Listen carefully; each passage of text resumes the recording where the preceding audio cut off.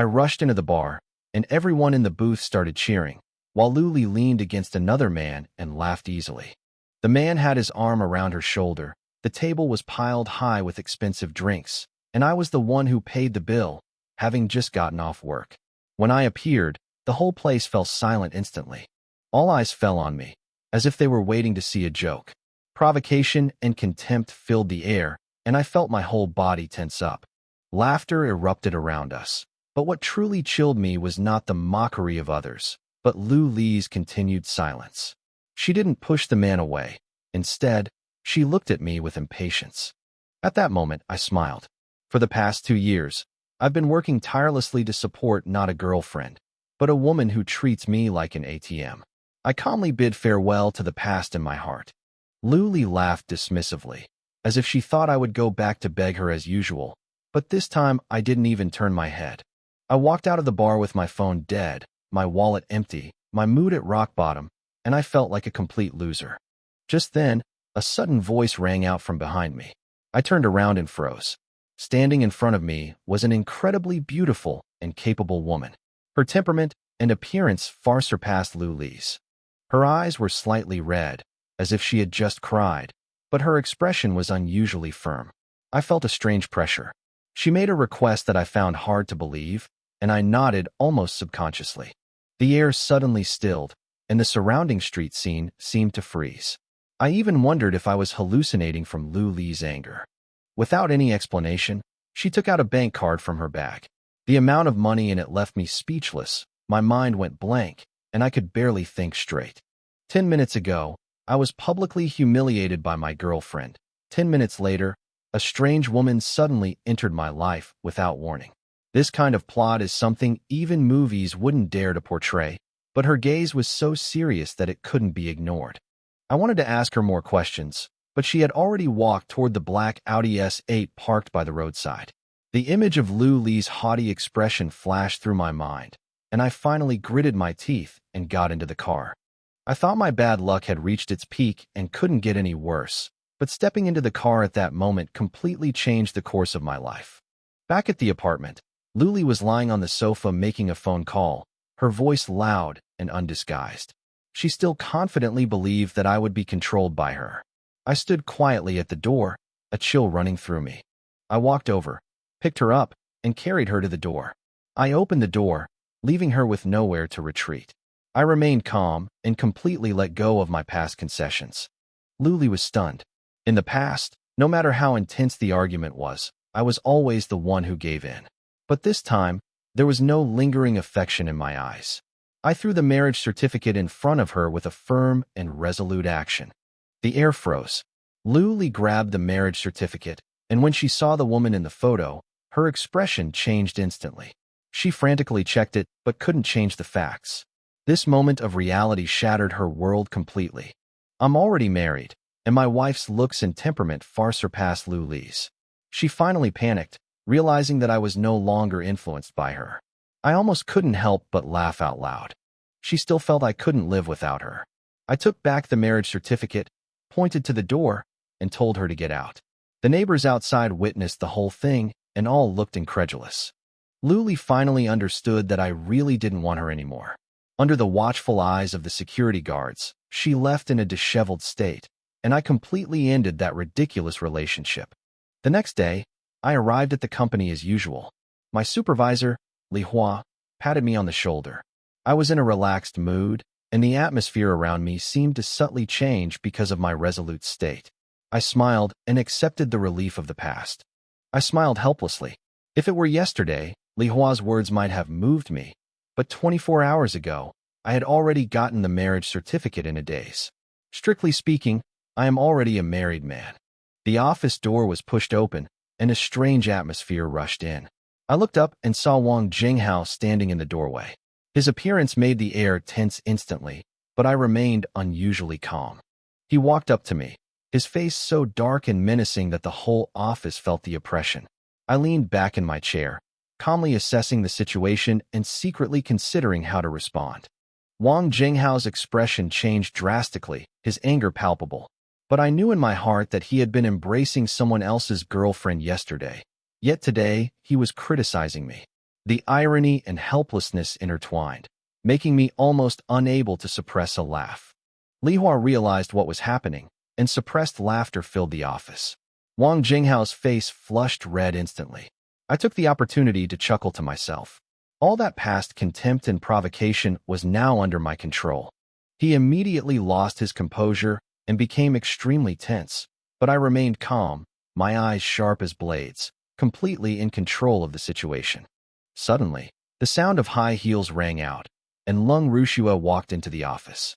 Wang Jinghao seemed to see a savior and was eager to blame me, but she did not hesitate and directly ordered me to pack my things. The decision to fire me was cold and decisive. Li Hua's expression changed instantly, but I remained unusually calm. Since being bound to the system, this job had long ceased to be important. I nodded in acceptance, and even the compensation was handled according to regulations. Wang Jinghao clearly hadn't expected my composure.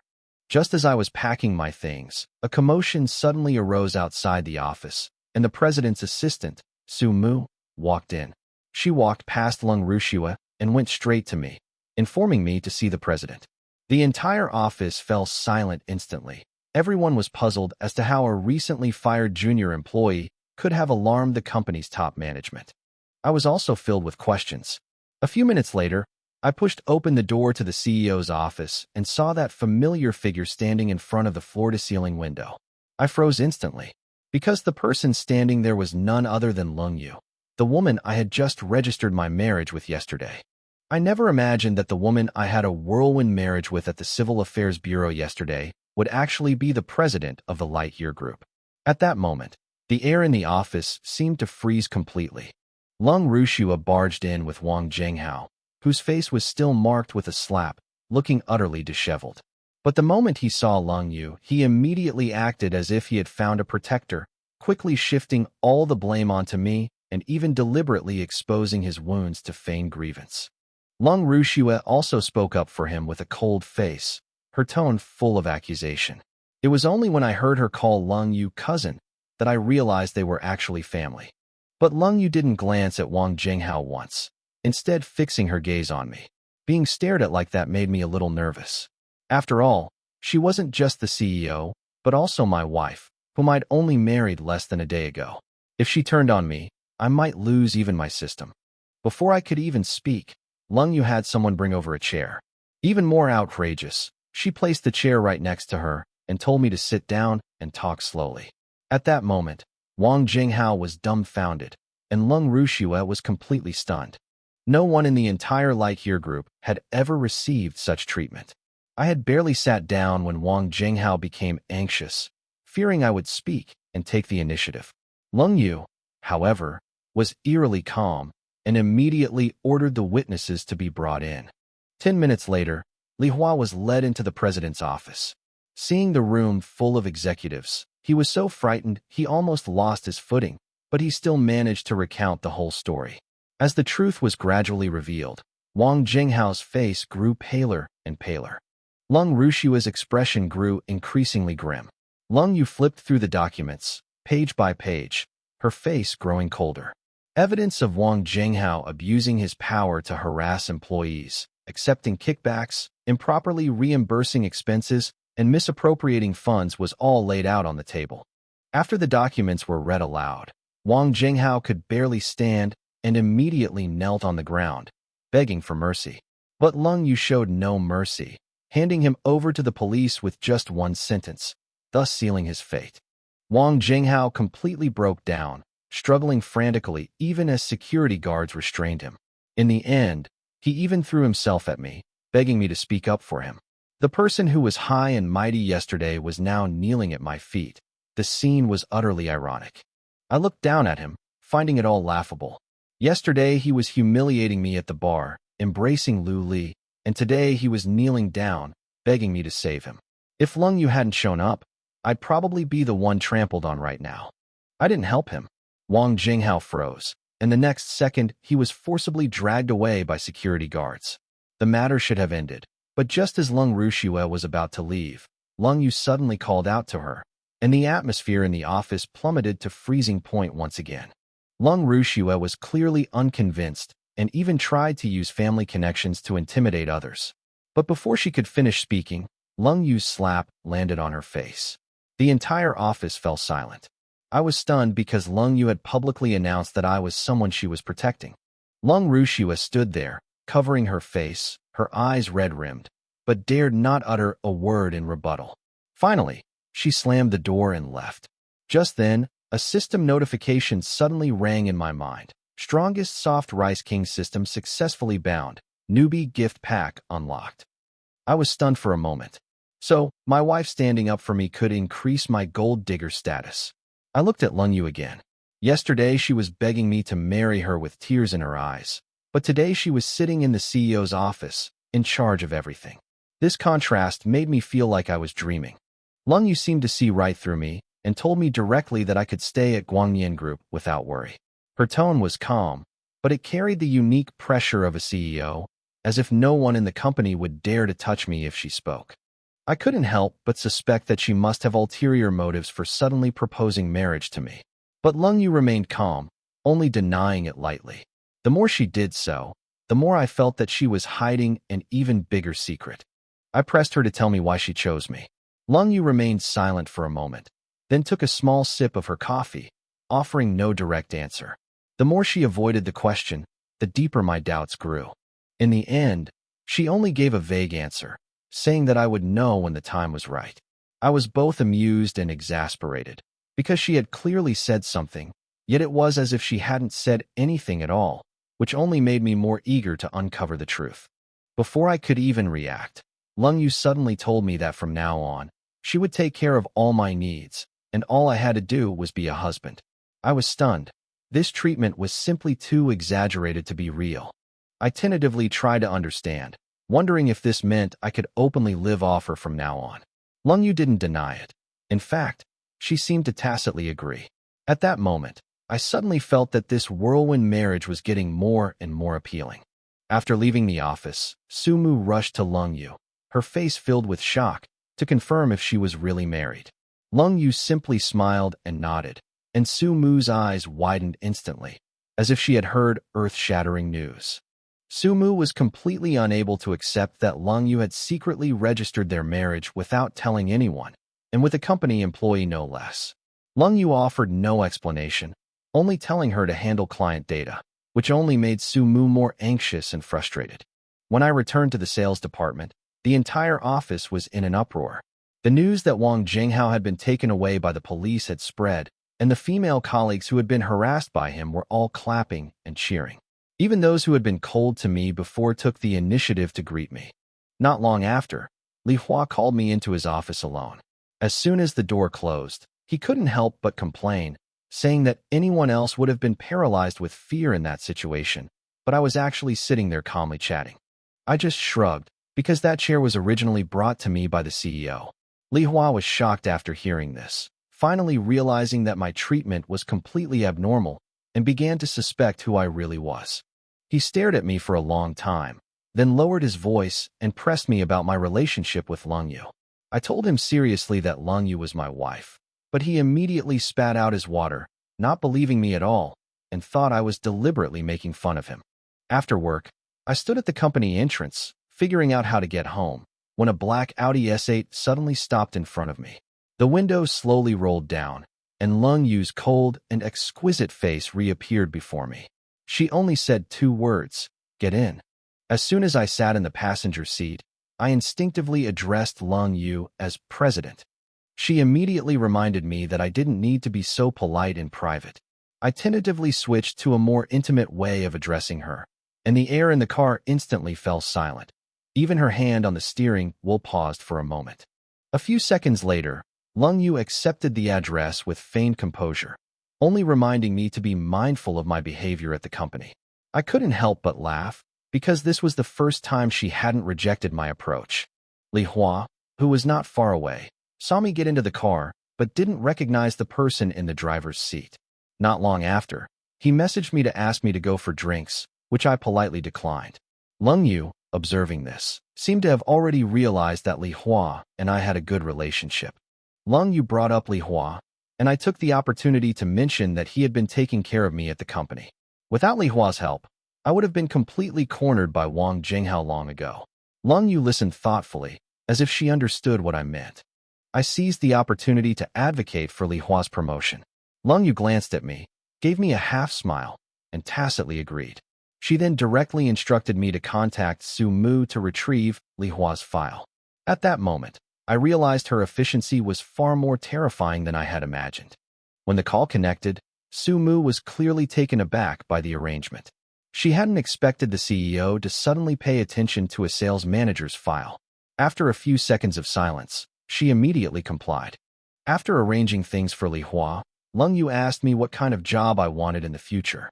I thought about it carefully and finally decided that I just wanted a relaxed job that didn't require me to be in the office every day and where I could still get paid. I thought she would refuse, but to my surprise, she agreed readily and even said she would arrange a suitable position for me. I almost burst out laughing. My life as a kept man was suddenly becoming more and more wonderful. Su Mu, sitting in the back row, listened the whole time, her expression so strange she couldn't hide it. The car stopped downstairs at the apartment building, and I was just about to go upstairs when Lung Yu suddenly insisted on coming with me to take a look. My heart inexplicably quickened. After all, this was the first time she had truly stepped into my life. As soon as we entered the back door of the apartment building, the uncle who sold fruit yesterday saw us again. He looked at Lung Yu, then at the Audi S8, and finally gave me a thumbs up, his face practically overflowing with envy. As the elevator ascended, several neighbors upstairs were chatting on their balconies. When they saw that I was next to a woman even more beautiful than Lu Li, their eyes widened, and their whispers echoed throughout the entire floor. Pushing open the door, the room was still somewhat messy, with Lu Li's belongings piled in the corner, instantly creating an awkward atmosphere. Lung Yu looked around and then directly asked me to move in with her. I initially wanted to be polite, but thinking of that luxurious villa, I honestly nodded in agreement. I didn't have much luggage, and I finished packing in less than half an hour. I deliberately put aside the cosmetics and miscellaneous items that Lu Li left behind, intending for her to come back and get them herself later, since that relationship was completely over. As soon as I came downstairs, Lung Yu received a work call. She casually tossed me the car keys and sat in the back to continue discussing business. The implication was clear. From that moment on, I had taken on the role of a temporary driver. I was just about to start the car when I suddenly heard a familiar voice behind me. I turned around and saw Lu Li, who had come back unexpectedly, as if she had returned specifically to confirm something. Lu Li stared intently at the Audi S8, her eyes filled with disbelief.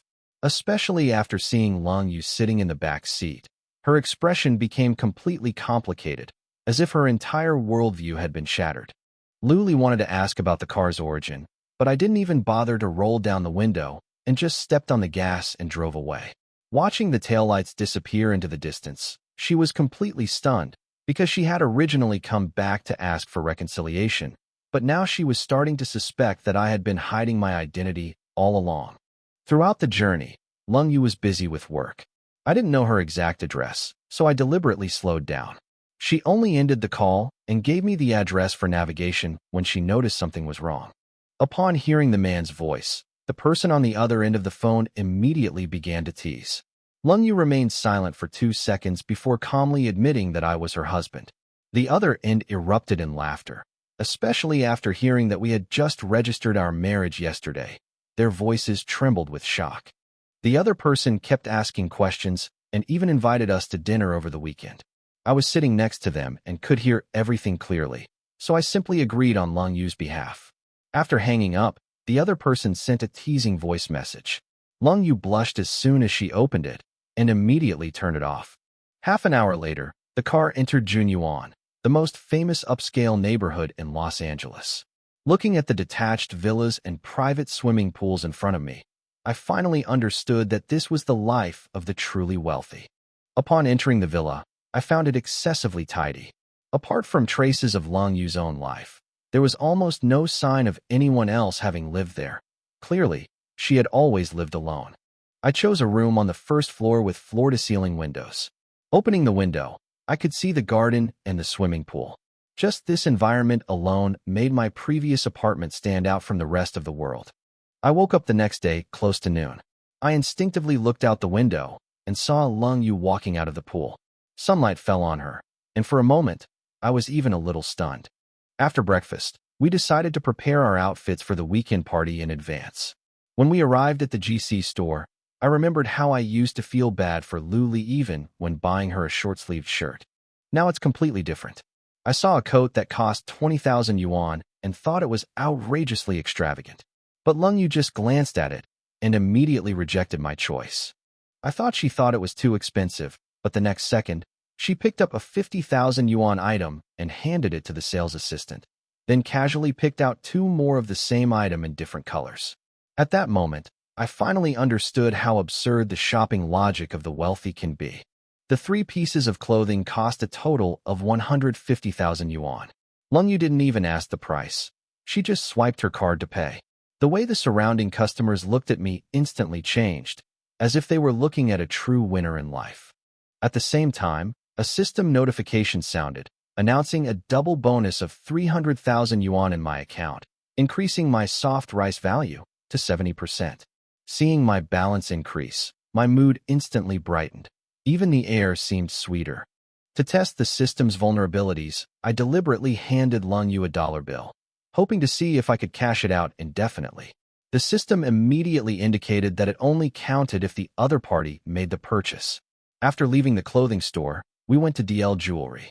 The staff greeted Lung Yu respectfully and led us directly to a VIP room.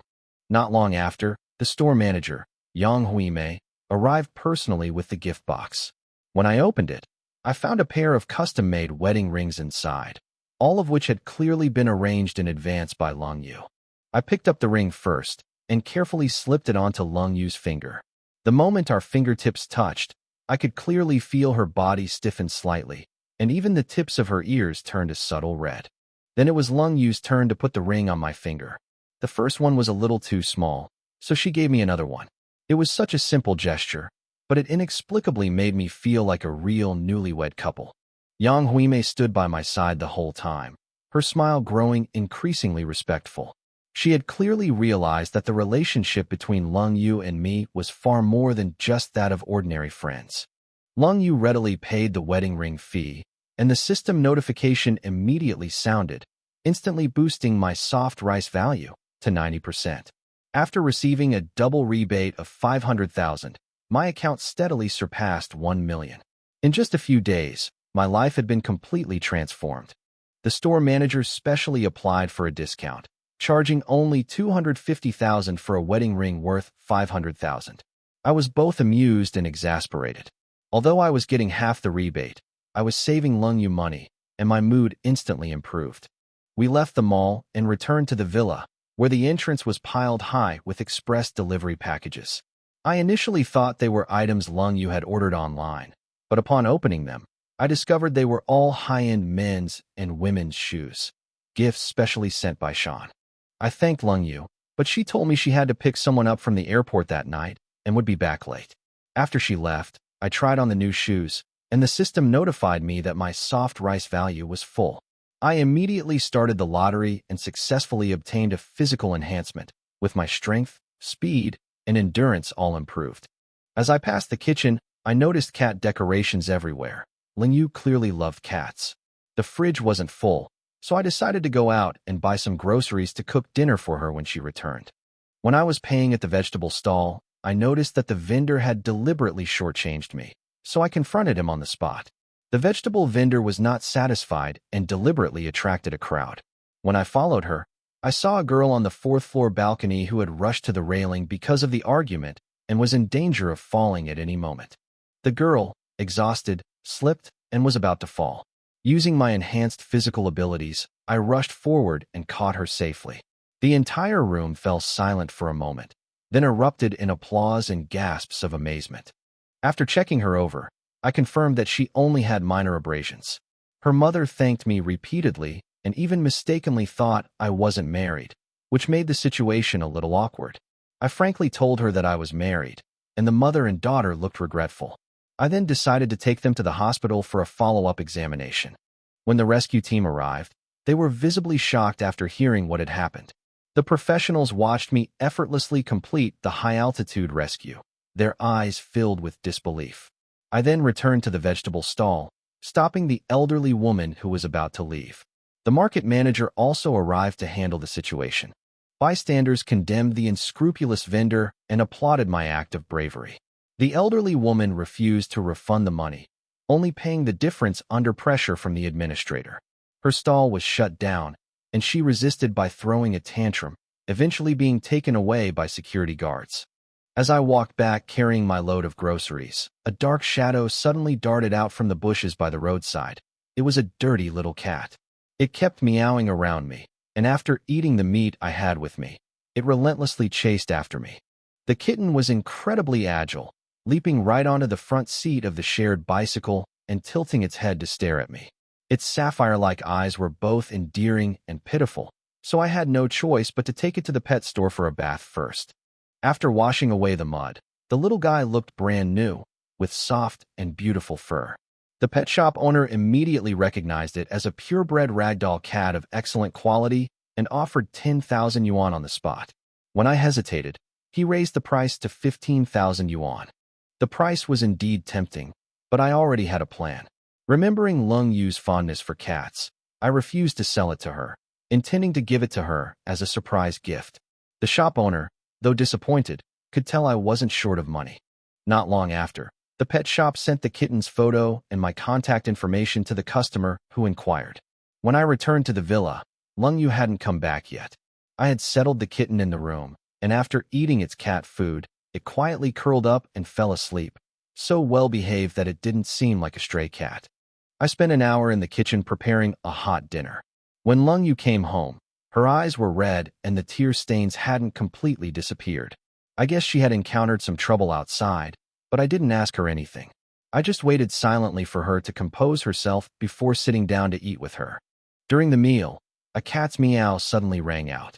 I took the opportunity to bring out the ragdoll cat, wanting to surprise Lung Yu, but she immediately backed away upon seeing the cat.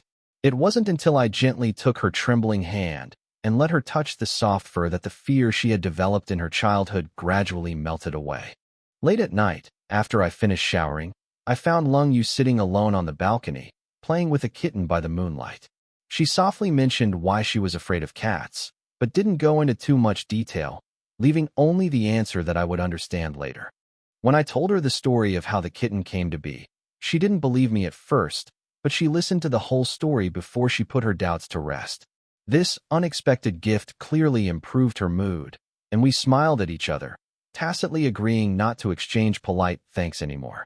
In her room on the second floor, the cold rain kept her tossing and turning, making it hard to fall asleep, but the warmth of home made her feel a long-lost comfort. On a weekend morning, she left early for her appointment, while I went back to my old apartment to process the lease termination, and on the way, I ran into Luli. When Luli saw me riding a shared bike, she immediately assumed the luxury bike wasn't mine, her tone full of contempt, and she even tried to use the opportunity to get back together with me. But when she saw the high-end clothes I was wearing, her eyes changed instantly, and she even reached out to verify their authenticity. I stopped her directly, but she deliberately fell and pretended to be injured, trying to gain sympathy. I saw through her trick immediately and reminded her that she had chosen the wrong place to stage an accident, as the neighbors were watching. Her plan failed on the spot. After we finished moving out, Luli demanded her belongings back. I coldly told her that I had already dealt with them, and she instantly flew into a rage, continuing to pressure me to get back together. But I've completely let go, and even if I'm single, I will never go back. Meanwhile, at the Walnut restaurant, Lung Yu and her daughter Wang Meishan were waiting for me in a private room on the second floor. When I arrived, Wang Nana was stunned by Lung Yu's appearance, and Wang Meishan kept praising me for my bravery in saving people. The atmosphere was unexpectedly relaxed. After we were seated, everyone ate and chatted. Lung Yu casually mentioned that we were childhood sweethearts, and my heart immediately tightened, fearing that I would be pressed for details. Fortunately, the topic quickly shifted to work collaboration, and the meal went surprisingly smoothly.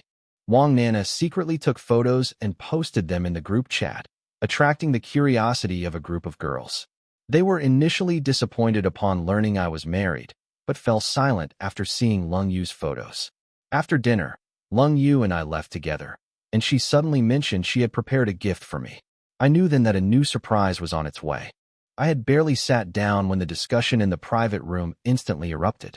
Everyone was talking about the Mercedes-Benz G-Class that had suddenly appeared in the company garage, speculating about which hidden tycoon had spent millions. Li Hua had just been promoted to manager, naturally becoming the focus of suspicion.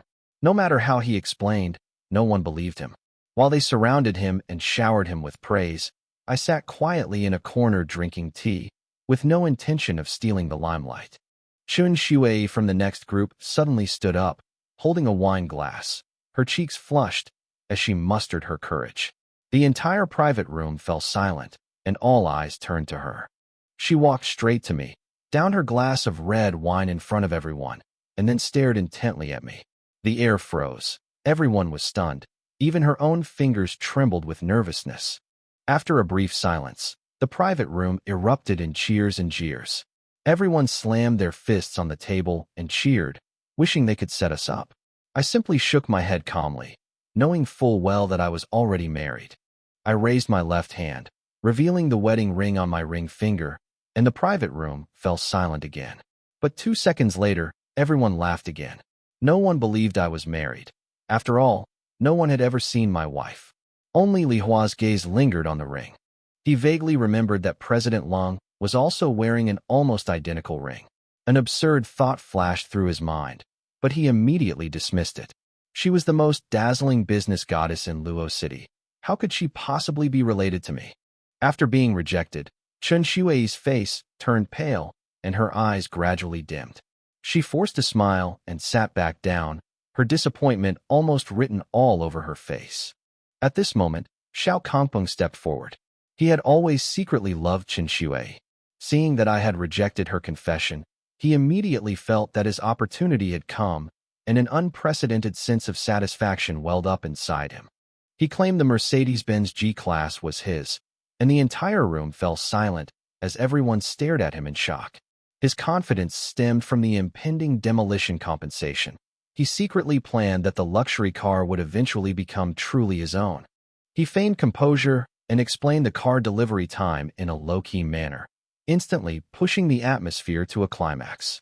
The crowd that had been surrounding Li Hua immediately turned around, showering him with praise and envy. In fact, the car wasn't his at all, it was borrowed. Even so, he remained calm because the compensation money from the demolition of his house was about to arrive, which would allow him to buy a real luxury car. Amidst the adulation of the crowd, he imagined himself as the center of attention. Chun Shui's gaze towards him changed slightly. Although she didn't like it, at least she was no longer indifferent. He seized the opportunity to suggest taking her home after the dinner, secretly delighted. The private room erupted in cheers again.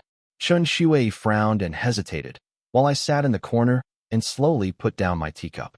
Only I knew who the real owner of the Mercedes-Benz G-Class was. Chun Shui mustered up her courage and confessed that she hoped I would be her boyfriend. The whole room fell silent instantly, and Li Hua and her colleagues cheered and tried to match us up. I calmly refused, raising my left hand to show my wedding ring, indicating that I was married. Most people thought I was making excuses, but Li Hua stared at the ring, his brows slightly furrowed, as if he recognized it.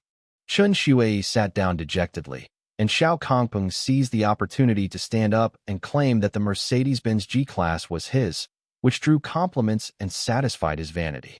He planned in his mind that the borrowed luxury car would make a good impression, and with the compensation money from the demolition of his house, he could cover up the truth even if it was exposed later. He took advantage of the adulation to invite Chun Shui to go home and look at the car after the party. The crowd saw through his thoughts and immediately started teasing and joking. He pretended to be serious, but he was secretly plotting something. Chun Shui turned away to keep her distance, clearly displeased. As the dinner was drawing to a close, I decided to leave early. Li Hua, Chun Shui, and others followed me downstairs. I casually joked that I had been transferred to the president's office as a secretary, which surprised and impressed everyone once again. Chun Shui was secretly disappointed, while Xiao Kangpeng and the others were secretly pleased. Someone pointed at the Mercedes-Benz G-Class and asked a question, at which point he froze. I drove up to the crowd, ready to leave. The entire room erupted in commotion. Only after the true owner of the luxury car was revealed did everyone realize it was me. Li Hua looked at the ring and suddenly understood, feeling both astonishment and respect as he pieced together the whole story. I jokingly teased Xiao Kongpeng about driving his supposedly beloved car to the company for a display, instantly exposing his lie. He lost face completely. Li Hua publicly rebuked him for his deception. Chen Shui distanced herself from him, and his colleagues mocked him. He left in a sorry state. After my colleagues learned the truth, they marveled at my hidden talent while making fun of Xiao Kongpeng. On my way back, I passed a snack stall and bought some late-night snacks for Lung Yu when suddenly a masked girl attacked me with her leg. I managed to block it thanks to my enhanced physique. The girl, enraged, was about to retaliate when she was surrounded by burly men. The bald leader coldly explained that they were there for the ragdoll cat. The girl quickly protested that she wasn't one of them, and I kicked the bald man to the ground. The henchman looked frightened upon seeing this, and the situation remained deadlocked. My underlings swarmed forward, but I quickly subdued them with my enhanced physique, handling the situation with ease. The masked girl was agile. Her moves aimed directly at the enemy's front teeth, causing screams of agony and chaos to erupt.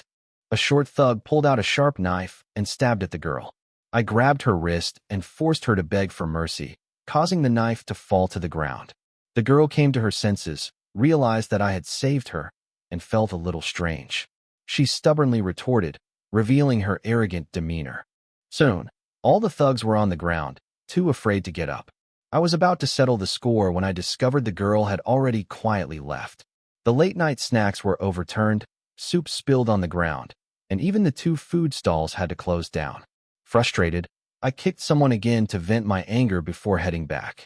Back at the villa, I saw Lung Yu wearing a white nightgown, lounging on the sofa, cuddling a kitten, her figure captivating. I was momentarily mesmerized. Noticing me, she pulled up her skirt, and I recounted my late return.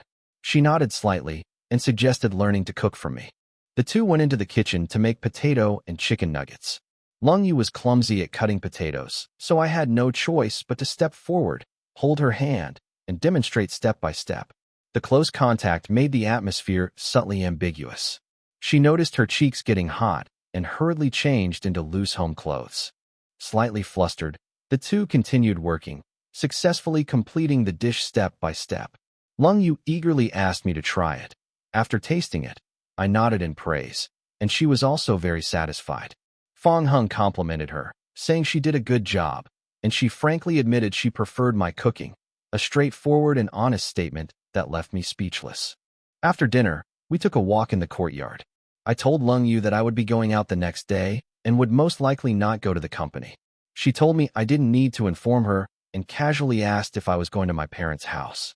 I simply agreed. A gentle breeze caressed my face in the night, and the atmosphere was quiet and warm. Our earlier casual conversation had led us to the heated swimming pool.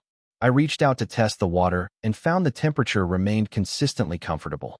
Lung Yu told me that the system controls the temperature 24/7, and since she loves swimming, she generously offered to let me use the pool anytime. I shook my head with a wry smile, saying I was too scared to go in the water now. I used to be a great swimmer, but something happened that instilled in me an inescapable fear of water.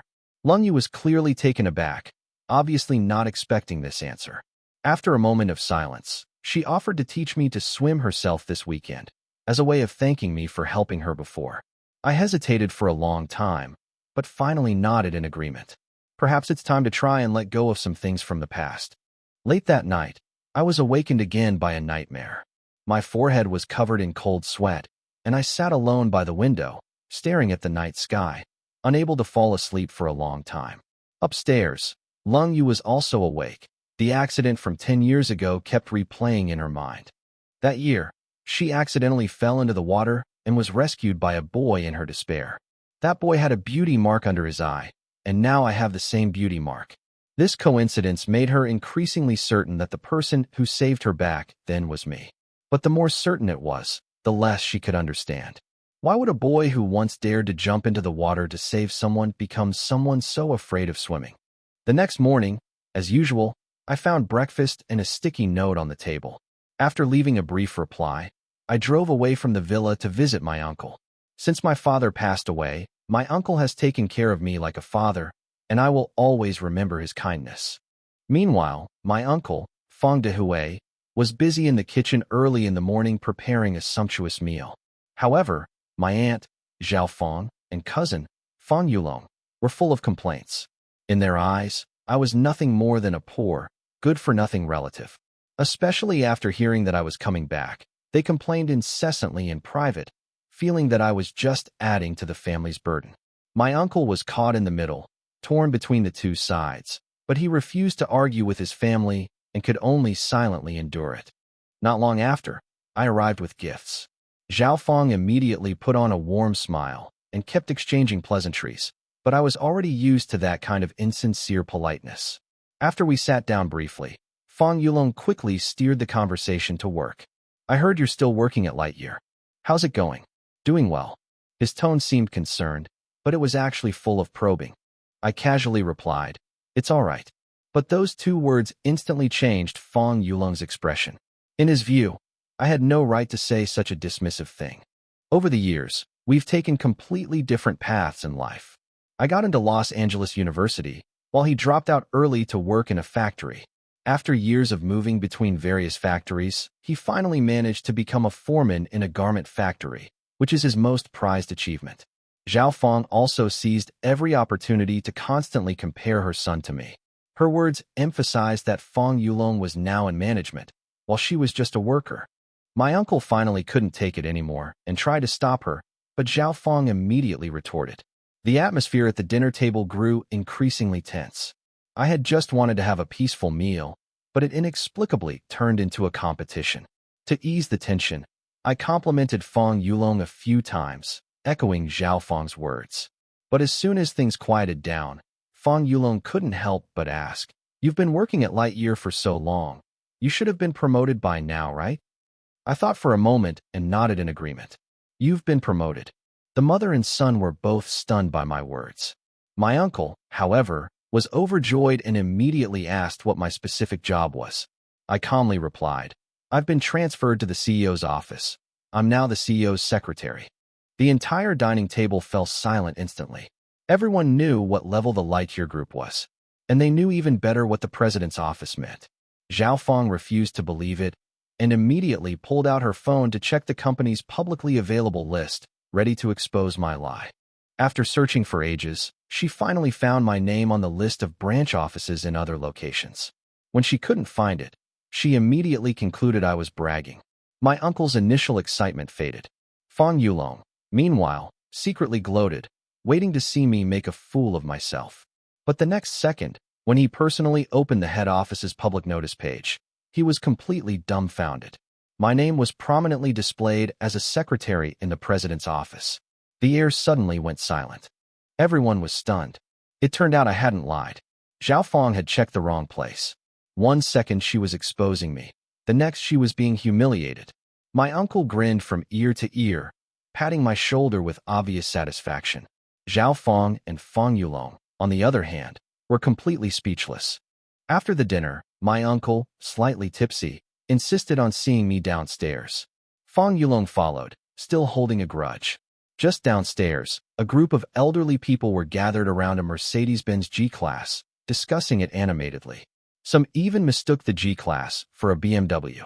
A young man nearby couldn't bear to watch any longer and offered to explain that the car was worth over 2 million yuan. Upon hearing the price, everyone took a few steps back in shock. Fong Yulong looked at the car with envy, yet still couldn't help mentioning his own Mercedes worth over 500,000 yuan. Just then, I smiled and waved my hand. No need to see me off, my car is just ahead. Everyone looked in the direction I was pointing. There it was, the Mercedes G-Class.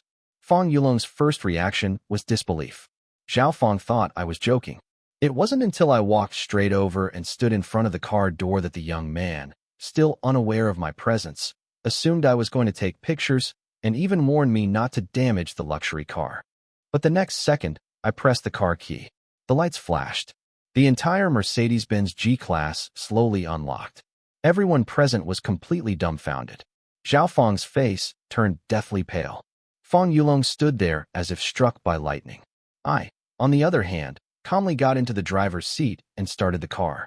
With a deep roar, the 2 million yuan Mercedes-Benz G-Class slowly drove out of the residential area. In the rearview mirror, I saw Feng Yulong standing there, dumbfounded. Back upstairs, Feng Yulong remained sullen. The 2 million yuan Mercedes-Benz G-Class was like a thorn in his heart, impossible to remove. Zhao Feng was equally resentful. The more they thought about it, the more something seemed amiss.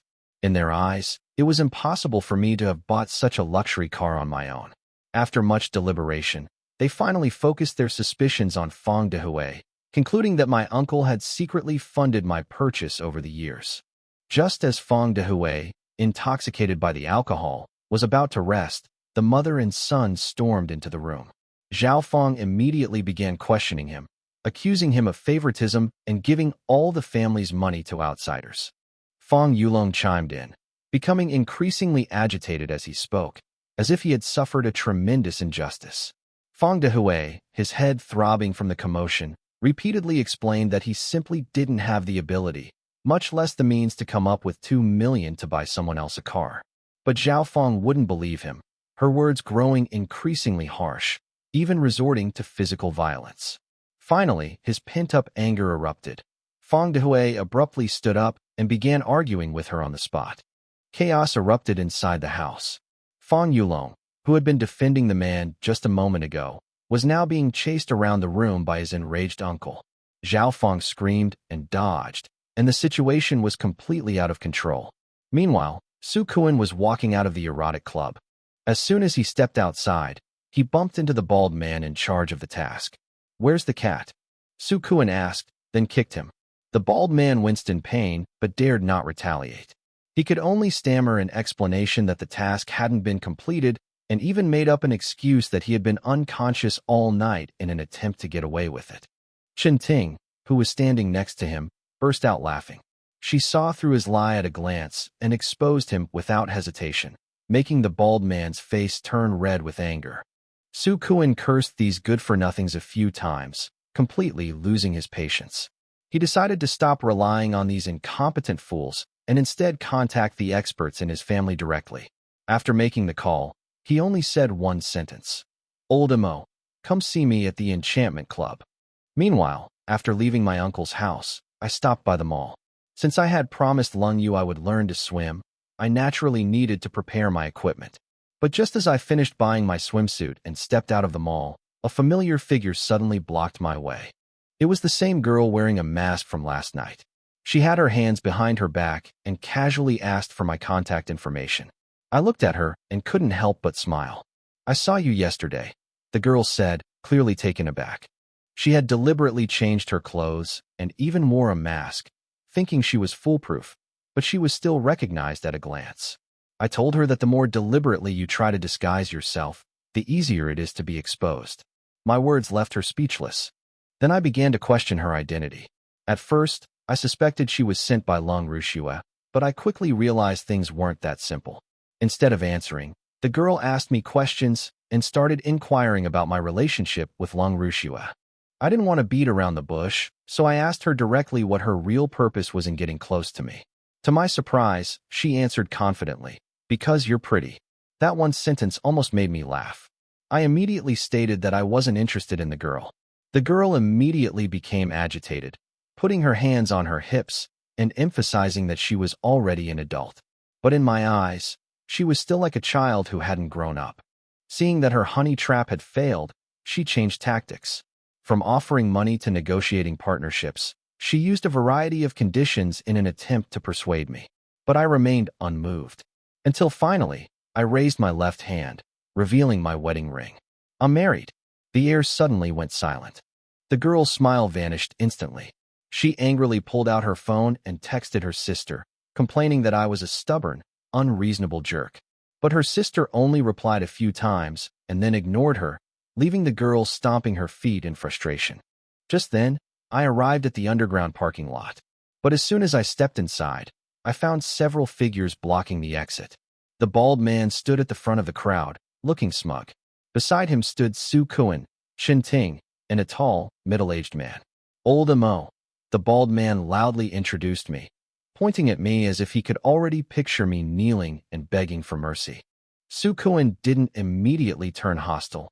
Instead, he patiently offered to buy the ragdoll cat. Chen Ting also chimed in, but my attitude remained consistent. Not for sale. Upon learning that the cat had already been given to Lung Yu, Su Kuan's expression gradually darkened. He had already spent too much time trying to acquire this cat. Now, after being repeatedly rejected, his patience had finally run out. The bald man immediately jumped out to fan the flames. Young Master Su, don't waste your breath on him. Let Old Mo handle it. Old Mo slowly loosened his joints, his face full of contempt. In his view, dealing with someone like me would only take a few seconds. Seeing the situation was turning against me, Chen Ting rushed forward and raised the price from 10 times to 20 times. But no matter how much she offered, I didn't waver in the slightest.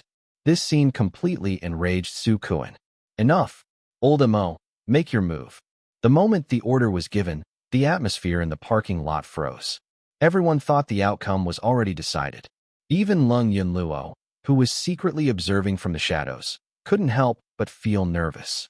The next second, Old Mo suddenly swung his fist and charged forward.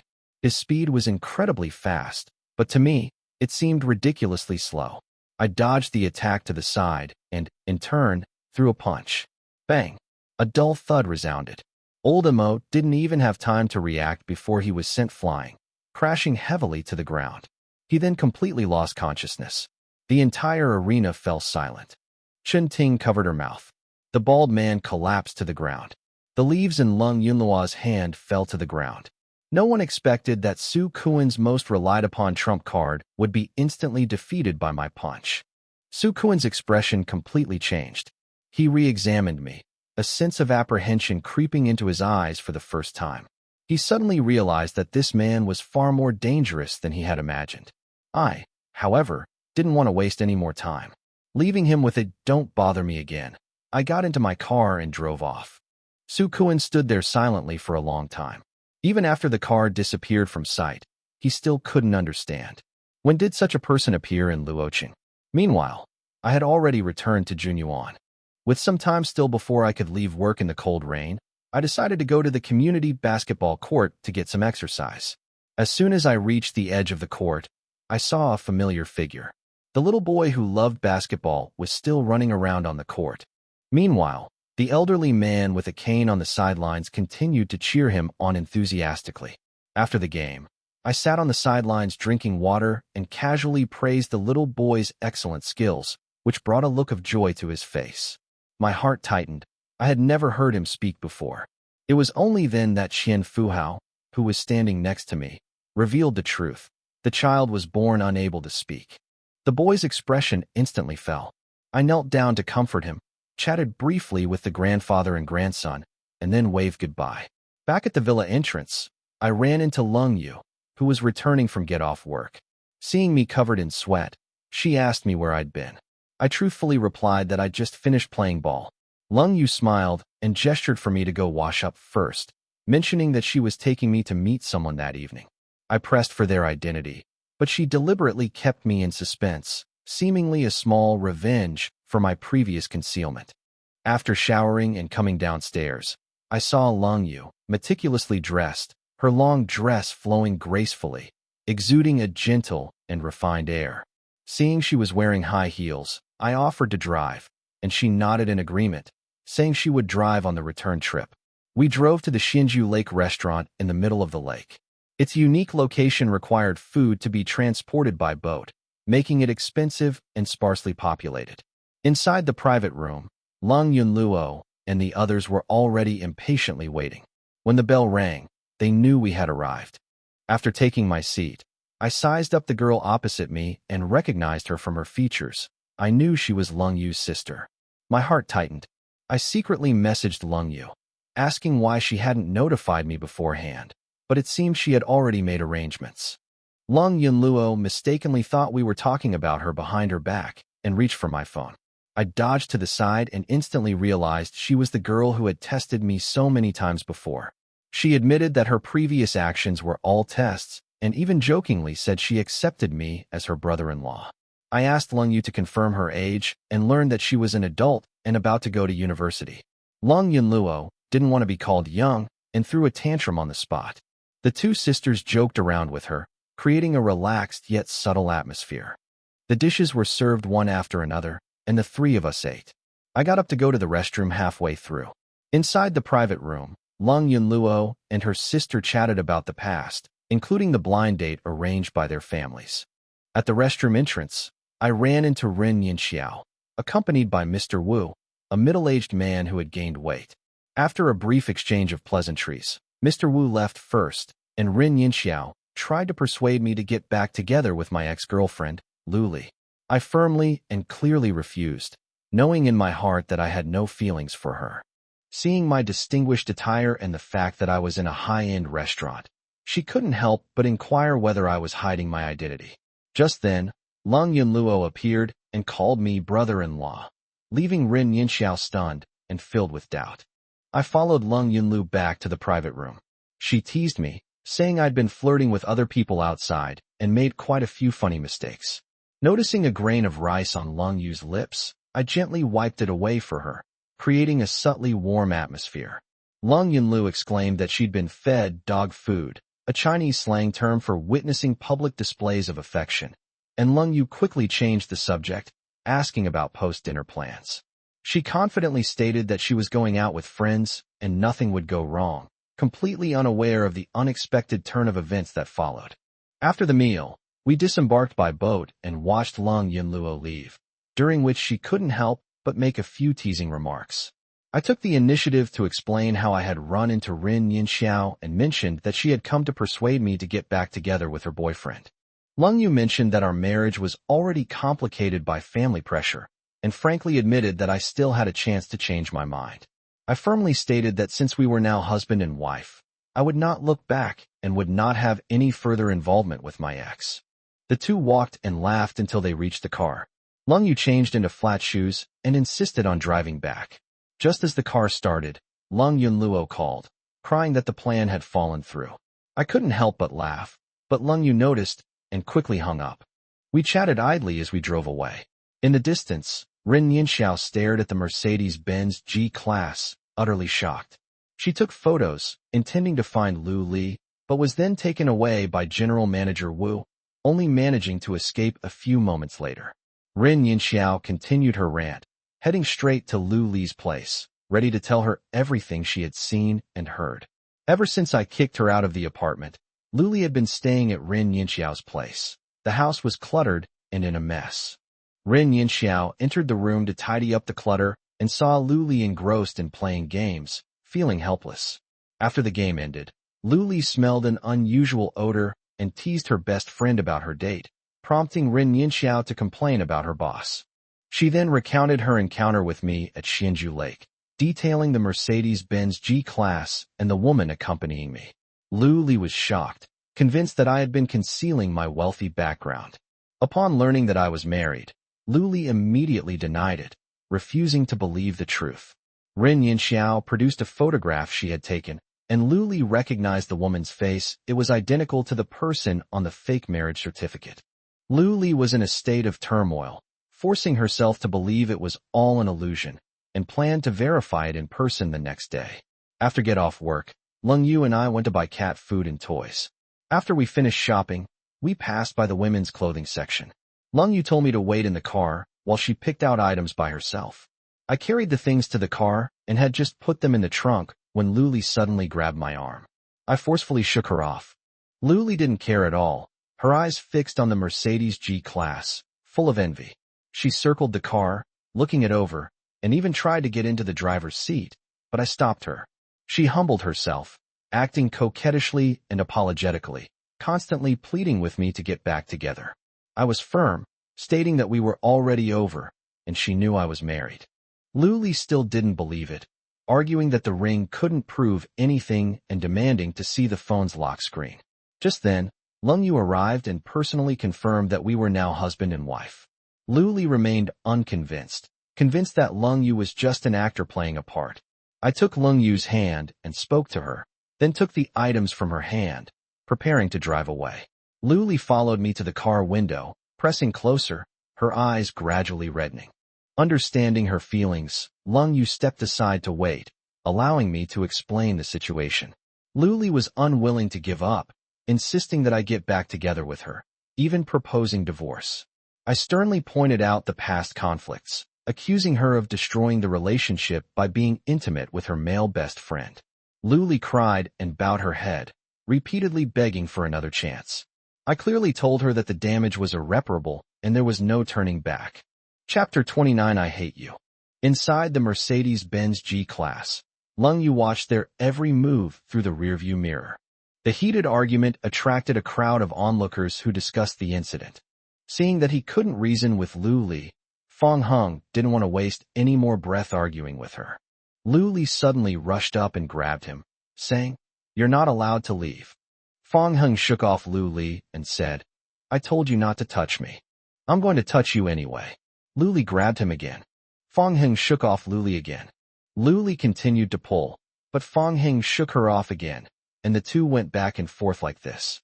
This continued for an unknown period of time until Lu Li burst into tears, her tears falling like beads from a broken string. "Fang Heng, please, I'm begging you. I've gotten used to your presence and can't live without you." Lu Li sobbed, feeling more humble than ever before. Fang Heng stood there stunned for a long time, took a deep breath, and finally ruthlessly shook off her hand. "It's pointless to talk about this now." These words, like a sharp blade, completely severed Lu Li's hopes. She collapsed to the ground, screaming hoarsely at Fang Heng's retreating figure. "Why won't you give me another chance? How could you be so heartless? Fang Heng, I hate you." Fang Heng stopped and turned his back to her, saying, "It doesn't matter what you want to do, just don't bother me in my life again." The words fell. In the afterglow of the setting sun, amidst the idle gossip, he left alone. On the way back, the car was completely silent. Fang Heng was about to speak when Lung Yu spoke first, asking, "What do you want to eat tonight?" "It will be all right." Back at the villa, Lung Yu entered the kitchen and began tying her apron. Fang Heng wanted to help, but she forcefully pushed him out of the kitchen. Lung Yu said, "Go take a shower first and calm down. I'll cook dinner by myself tonight." Fang Heng forced a smile. "Thank you for your hard work. Go quickly." Fang Heng entered the bathroom and let the shower head wash over his face. The feelings between him and Lu Li were genuine. What had just happened undoubtedly made him feel frustrated. After an unknown amount of time, Fang Heng finally emerged from the bathroom. Looking at the table full of food, he couldn't help but feel a little surprised. "How did you do it so fast and so much?" Lung Yu said, "Some of them are homemade, and some are takeout that just arrived. I don't know what else you like to eat besides potatoes, so I can only make more to suit your taste." Upon closer inspection, Fang Heng realized that at least half of the dishes on the table were related to potatoes. During a previous conversation, he mentioned that he liked to eat potatoes. Fang Heng sensed Lung Yu's thoughtfulness. "Thanks," Lung Yu said helplessly. "Have you forgotten our promise again?" Fang Heng gently patted his mouth and said, "My bad, I forgot again. The last dish happens to be chicken and potato. As punishment, you will personally supervise me to see if I have improved since last time." "Good." Fang Heng and Lung Yu entered the kitchen together and began to supervise her as instructed. All the ingredients were ready, so it was cooked quickly. Fang Heng picked up his chopsticks, took a small bite, and then nodded with great satisfaction. "Yes, there has been a significant improvement compared to last time. I feel like you're almost on par with me now. As you said before, I have made a lot of summaries. Even during the morning meeting today, I suddenly thought of the relevant ingredients and stopped to make a note." A group of company executives were having a meeting when Lung Yu, who was giving a speech, suddenly stopped to take notes. The group of people probably looked at each other in bewilderment, likely thinking that something serious had happened. Fang Heng imagined that scene and was speechless for a moment. After carrying the dishes out of the kitchen, the two sat facing each other at the dining table. Lung Yu rested her chin on her hand, pondered for a moment, and said, "Is something missing?" Fang Heng looked and saw that the bowls and chopsticks were all complete, and the spoons and everything else were also provided. "You don't need anything, do you?" "No," Something crucial is missing. During the conversation, Lung Yu got up and walked towards a cabinet. Upon opening the cabinet door, one is greeted by a dazzling array of wines displayed inside. Fong Hung was dazzled by the sight. He never imagined that Lung Yu had such a collection of fine wines. After some searching, Lung Yu finally took out a bottle of red wine. She placed the wine on the table and said, "This is exactly what's missing." As if they were telepathically connected, Fong Hung and Lung Yu thought of the same thing. Although I don't really like drinking, at times like this, I do crave a little. This looks like Lafite. What year is it from? It's from 1982. Most of the 1982 Lafite on the market now is fake, but don't worry, this one is absolutely genuine. None of these bottles of wine in the house were bought by Lung Yu. Most of them were gifts from business partners. She doesn't drink them regularly, but over time, she accumulated a whole cabinet full of them. Looks like I'm in for a treat today, but it's a shame I'm not much of a drinker, Fong Hung said. Sumu usually drinks for me at social events. I'm not very good at it either, but it's okay. I've still managed to learn a little bit. Teach me. That's the perfect opportunity. Yes, it generally involves 6 steps: settling the wine, pouring the wine, observing the wine, warming the wine, letting the wine breathe, and finally tasting the wine. Under Lung Yu's guidance, the two savored the 1982 Lafite and enjoyed a sumptuous meal. Belatedly, the two ate until very late and chatted about all sorts of random things. When Fong Hung woke up the next day, he was in his room, but ridiculously, he was sleeping on the floor.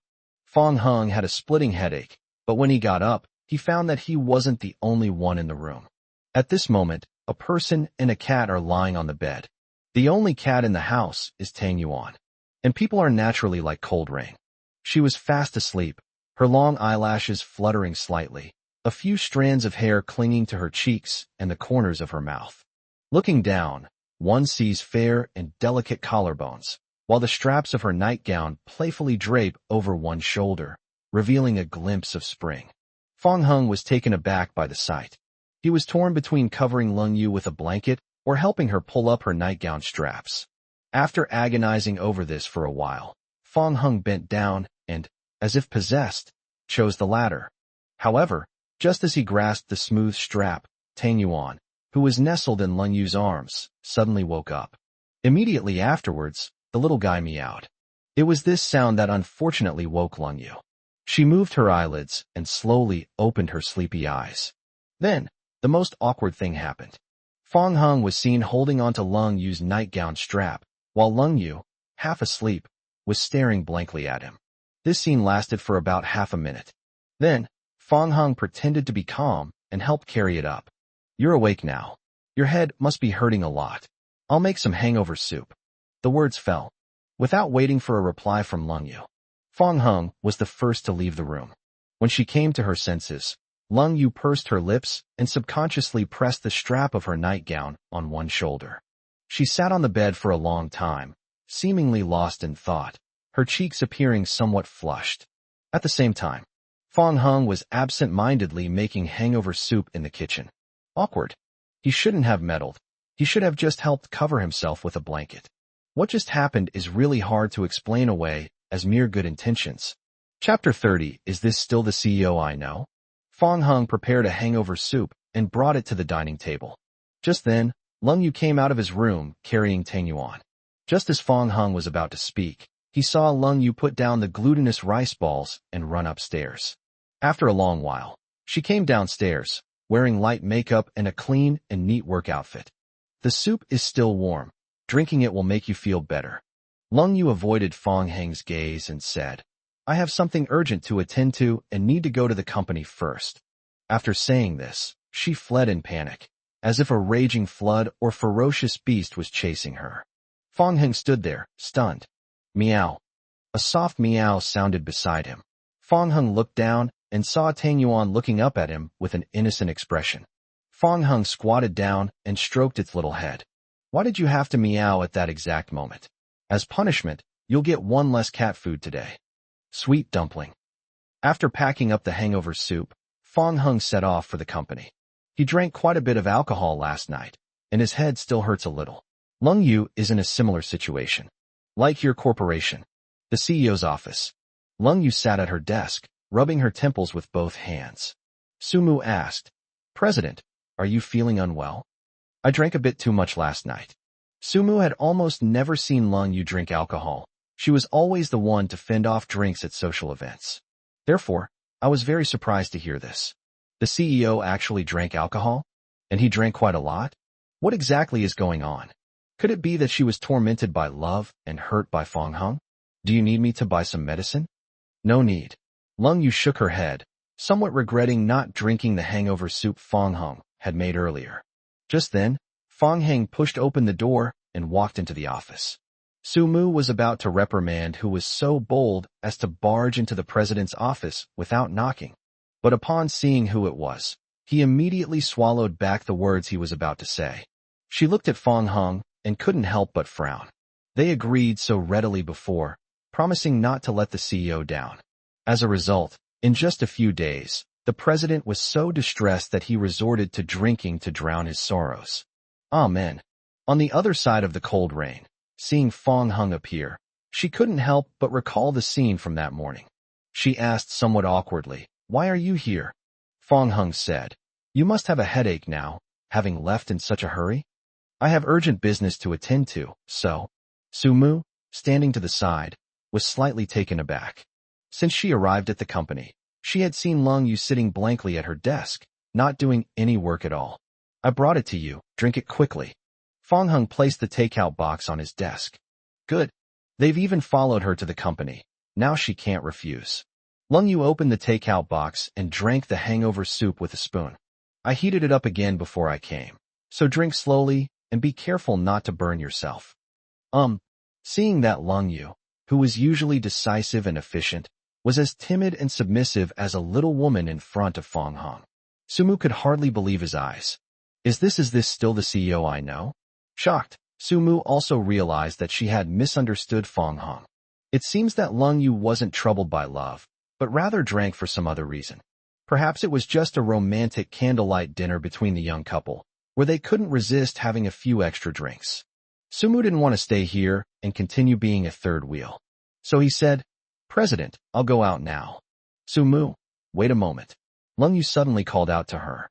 Just as Sumu was wondering, Fong Hung said, "You two should be discussing work, so I'll be leaving now."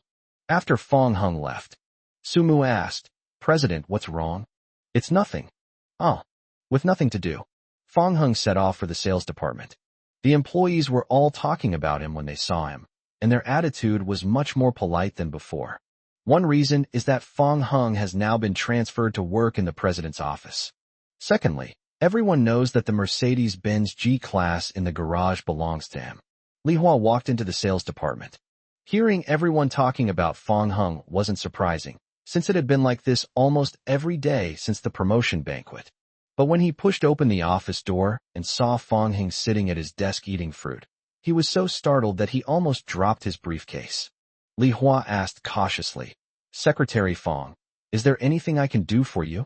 Fong Hung laughed and said, "Brotherly, it's one thing for them to be so polite to me, but why are you acting like this too?" Li Hua was flattered and said, "No, Secretary Fong, please don't call me that.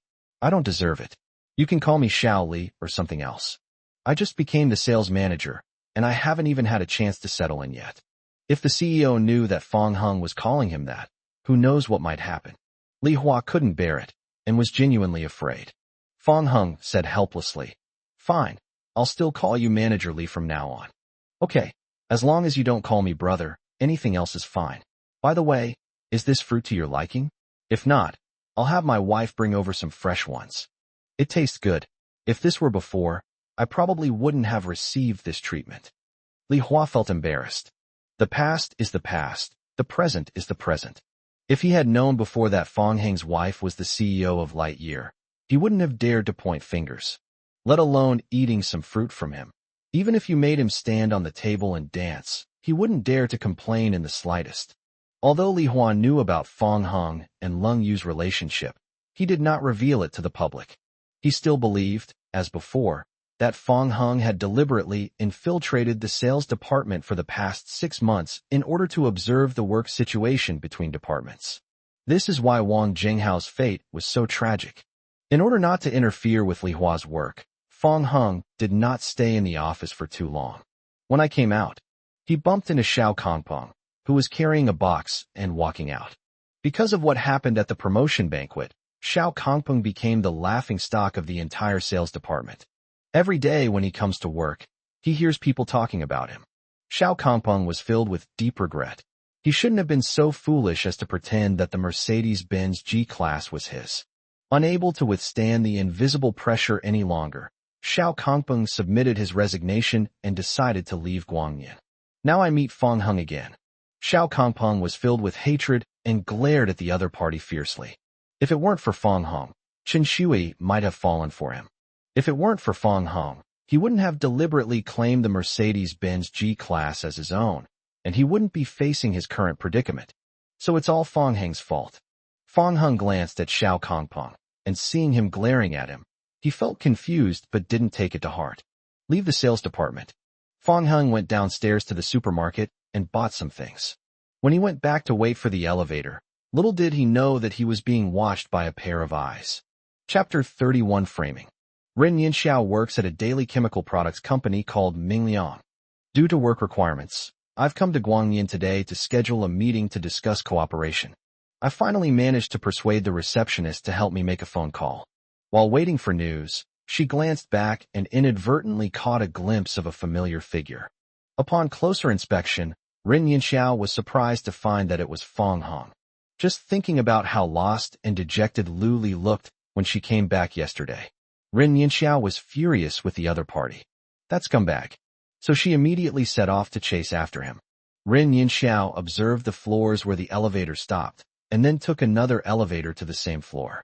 As soon as I stepped out of the elevator, she was startled when she saw the security guard standing at the door. The security guard scrutinized her and asked, "Who are you looking for?" Ren Yinxiao asked nervously, "I'm looking for Fong Hung. Is he on this floor?" The two security guards turned around and discussed it for a while. Only then did they lower their guard. "Oh, you're looking for Secretary Fong? Go inside and turn right. He's in the secretary's office." "Thanks." Following the instructions, Ren Yinxiao quickly found the secretary's office. She hesitated for a moment, then knocked on the door. Inside the secretary's office, Fong Hung was leisurely eating. Hearing someone knocking on the door, I couldn't help but feel a little puzzled. Is it going to be a cold rain? He got up and opened the door. They were somewhat surprised to see who had arrived. "How could it be you?" Ren Yinxiao confirmed that Fong Hung was the only person in the office and took the opportunity to go in. Fong Hung frowned. "Ren Yinxiao, what are you doing here?" "Of course I'm here to reason with you, Fong Hung. Thanks to you, my Lily cried her heart out last night and even threatened to commit suicide." Ren Yinxiao deliberately exaggerated. Luli did not attempt suicide last night. Although I was very sad when I got back, I quickly calmed down after her encouragement. Even before going to bed, she was happily playing games with the handsome guy she had introduced her to. Fong Hung chuckled. He knew Luli all too well what kind of person she was. To say that she attempted suicide because of a relationship is simply absurd. So what? What do you mean, so? Lily was so upset because of you, and you're still acting all nonchalant. You really are a scumbag. Ren Yinxiao said disdainfully. Come on, everyone looks like a jerk to you. What else could you be but a scumbag? You probably started seeing your current wife behind Lily's back before you even broke up with her, right? Fong Hung knew that reasoning with Ren Yinxiao was pointless. So I simply went along with her and did the opposite. Yes, you're right. I'm a scumbag. Luli was flirting with her male best friend, and when we first started dating, you, her best friend, confessed to me behind her back. There's nothing wrong with that. You two are the real good girls. Fong Hung, what do you mean? Are you trying to insult me and Lily in a roundabout way? Hey, don't talk nonsense. I'm clearly praising you. Is there anyone who compliments someone like that? Don't rush me. If you think you've done nothing wrong, why can't you accept what I'm saying? Fong Hung said sarcastically. Stop disgusting me. I don't need your praise. Look at you, always in such a hurry. You? Ren Yinxiao was furious with Fong Hung. You forced me to do this. The words fell. Ren Yinxiao ruffled her hair and unbuttoned her clothes. Fong Hung frowned and said, What are you doing? Trying to be a pervert? Ren Yinxiao smiled sinisterly. You're clearly trying to take advantage of me, Fong Hung. Just wait until your reputation is ruined and you're condemned by everyone. Immediately afterwards, Ren Yinxiao lunged at Fong Hung, simultaneously shouting for help in a contradictory manner. Help! I've been assaulted. Is there anyone who can help me? In this situation, Fong Hung was clearly the weaker party. He could only circle around the sofa, forced to avoid Ren Yinxiao. As a result, Ren Yinxiao wouldn't give up. Like a persistent leech, she kept chasing after him. Enraged, Fong Hung kicked her. Go to hell. Ren Yinxiao fell to the ground, saying incredulously, You actually dared to hit me. You surnamed Fong. I'll skin you alive. She said this and was about to get up and fight back. But upon hearing the hurried footsteps outside, Ren Yinxiao suddenly lay down again and deliberately disheveled her clothes. The next moment, Sumu pushed open the door, followed by 2 security guards. She saw Ren Yinxiao lying on the ground, her clothes disheveled, and her eyebrows furrowed instantly. Secretary Fong, what happened? Fong Hung said, I didn't do anything. She's just putting on an act for you. Ren Yinxiao, tears streaming down her face, cried out, Wah, don't believe him. I've been assaulted. Please help me. The 2 security guards looked at each other, clearly having believed Ren Yinxiao's words. After all, what girl would be willing to joke about her innocence? Sumu was unable to distinguish between truth and falsehood for a moment, and looked at Fong Hung, feeling caught in a dilemma. At this time, she received a phone call. President. The caller was Lung Yu. Bring everyone to my office, she said. Clear. Sumu was surprised that Lung Yu knew so quickly. However, as she suggested, they planned to bring Fong Hung and Ren Yinxiao along.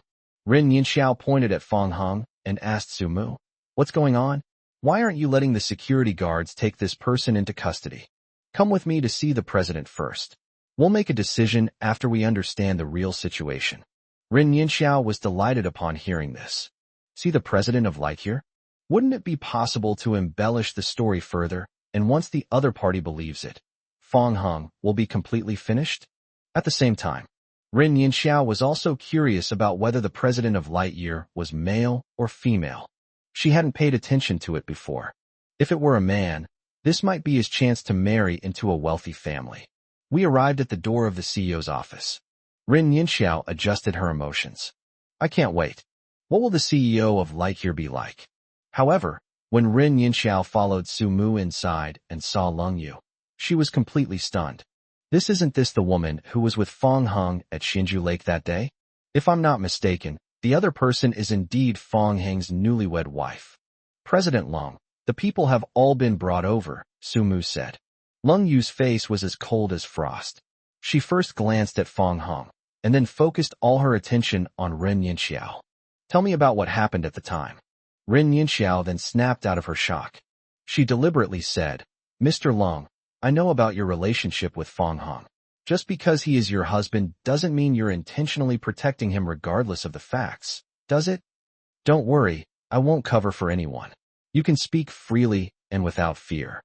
If you say that, then I'm relieved. Here's what happened. And so, Ren Yinxiao began to fabricate lies, attempting to bring Fong Hung to his doom. Chapter 32 How dare you frame my man? Seeing Ren Yinxiao crying and speaking as if it were the truth, Fong Hung couldn't help but mock her. Hee, with acting skills like yours, it's a real waste that you didn't apply to the acting department in college. Ren Yinxiao wiped away her tears and said, What do you mean by acting? What I said is clearly true. Do you dare to deny that you hit me? Fong Hung isn't stupid. Ren Yinxiao is trying to lead him into a trap. It's true that he kicked Ren Yinxiao. However, if he were to admit it now, Ren Yinxiao would immediately interrupt him and use the opportunity to solidify the fabricated lie on Fong Hung's behalf. This makes it even harder for him to defend himself. Fong Hung replied, Don't confuse the two. You were the one who forced yourself on me and tried to frame me for inappropriate behavior. I had no choice but to kick you. Ren Yinxiao suddenly cried louder and said, Would I risk my innocence just to frame you? Isn't that what you're doing right now? Fong Hung, you've really gone too far.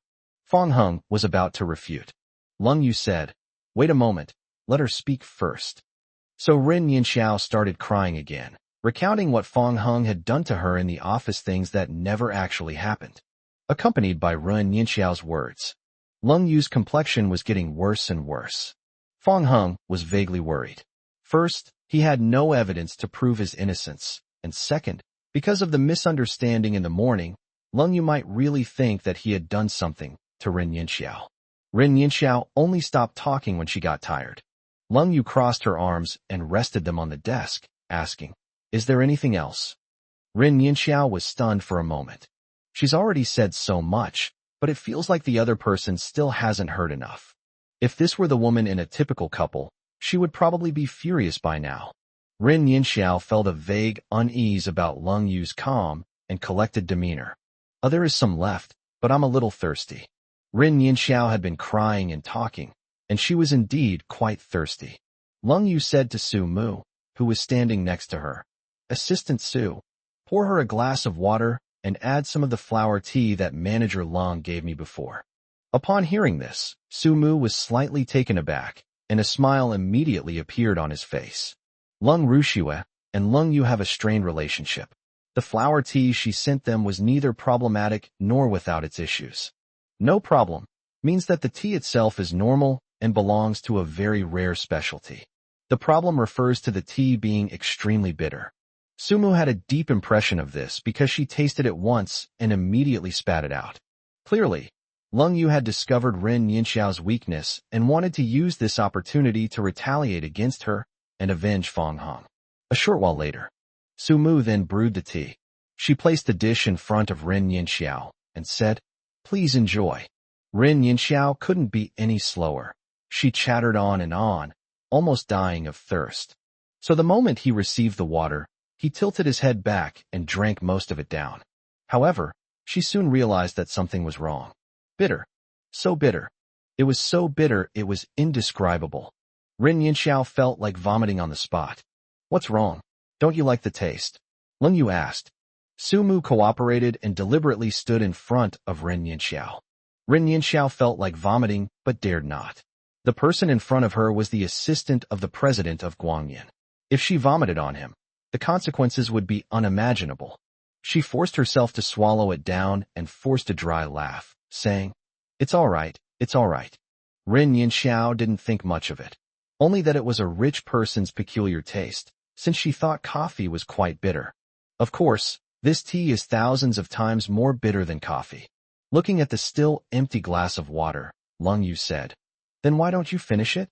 Do you dislike the flower tea in it?" No. Ren Yinxiao had no choice but to drink the rest in one gulp. Immediately, her expression contorted, as if she had eaten the sourest lemon in the world.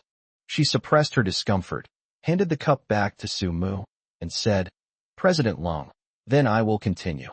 "Wait a minute. I'm a little curious why you're here in Lightyear. Are you here to discuss business?" "Yes, I am the General Manager's Secretary of Mingliang Daily Chemical Products Company. My name is Ren Yinxiao. I came to your company today to discuss business. I didn't expect this to happen." Lung Yu interrupted her, saying, "There's no need to say anything more. What I'm about to say is still related to your husband.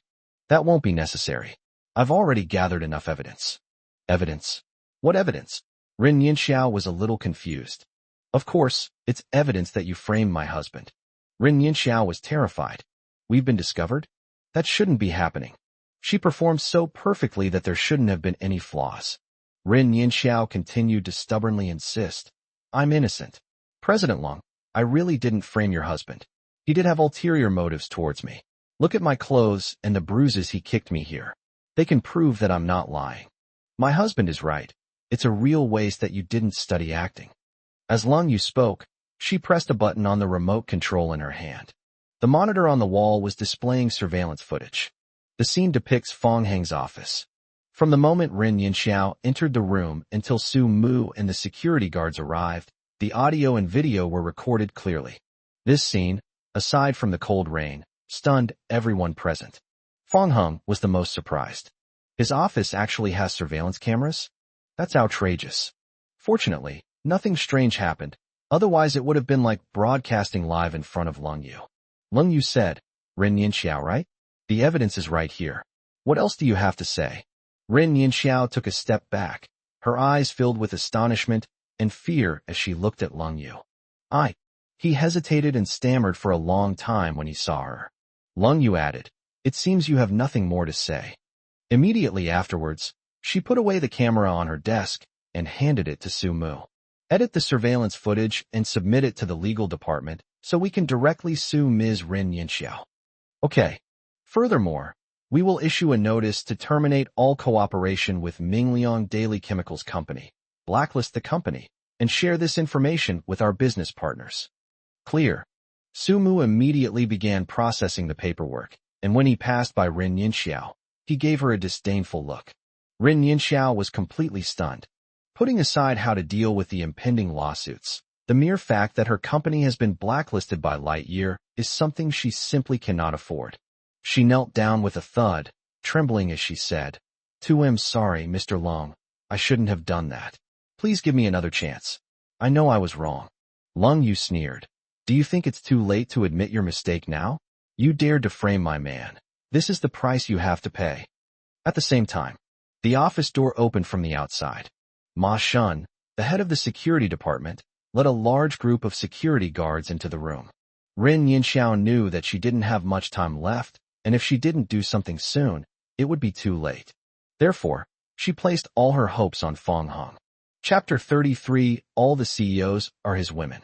Rin Yinxiao got up and rushed to Fong Hung. "Fong Hung, help me. If this continues, I might die." "Why should I help you?" Fong Hung sneered. "Even if he is innocent, he will still face criticism if there is no evidence." Rin Yinxiao was a vicious person. She didn't feel guilty for her mistake, but rather regretted that her plan was not careful enough and had given her a flaw. "I'm Lily's best friend. Please help me out of this relationship. Only you can save me. You can't hurt me, but when something happens, you expect me to help you. What do you take me for?" "I'm sorry, I was confused for a moment. If you can help me, I'll do anything for you in the future." "Come on, even a dog wouldn't believe what you're saying." Seeing Fong Heng's resolute attitude, Rin Yinxiao panicked completely. "Fong Hung, you can't do this. You really have to help me." Lung Yu said, "Take them away." Received. Ma Shun nodded in understanding.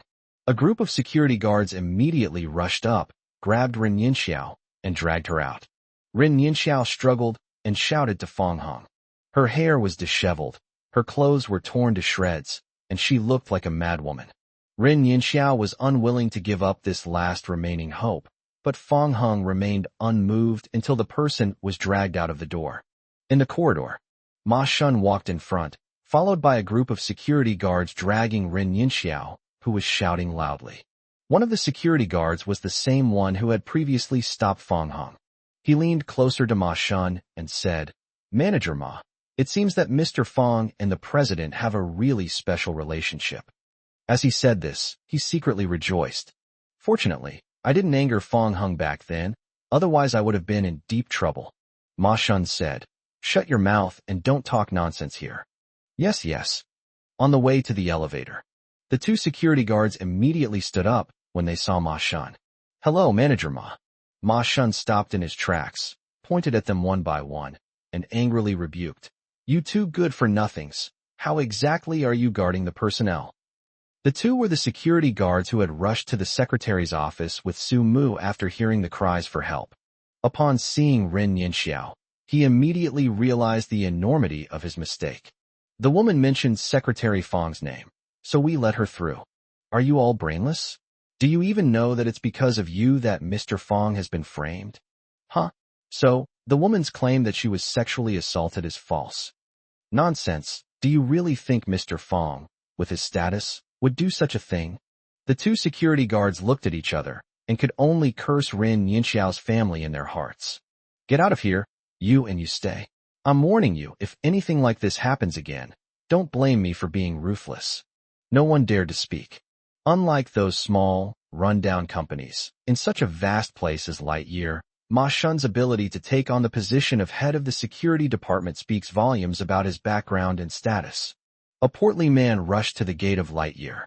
The man's name was Wu Dazhuang, and he was the general manager of Mingliang Daily Chemical Products Company. At that moment, he saw his secretary, Rin Yinxiao, being thrown out. He immediately rushed over and slapped Rin Yinxiao. This scene stunned Ma Shun and the others.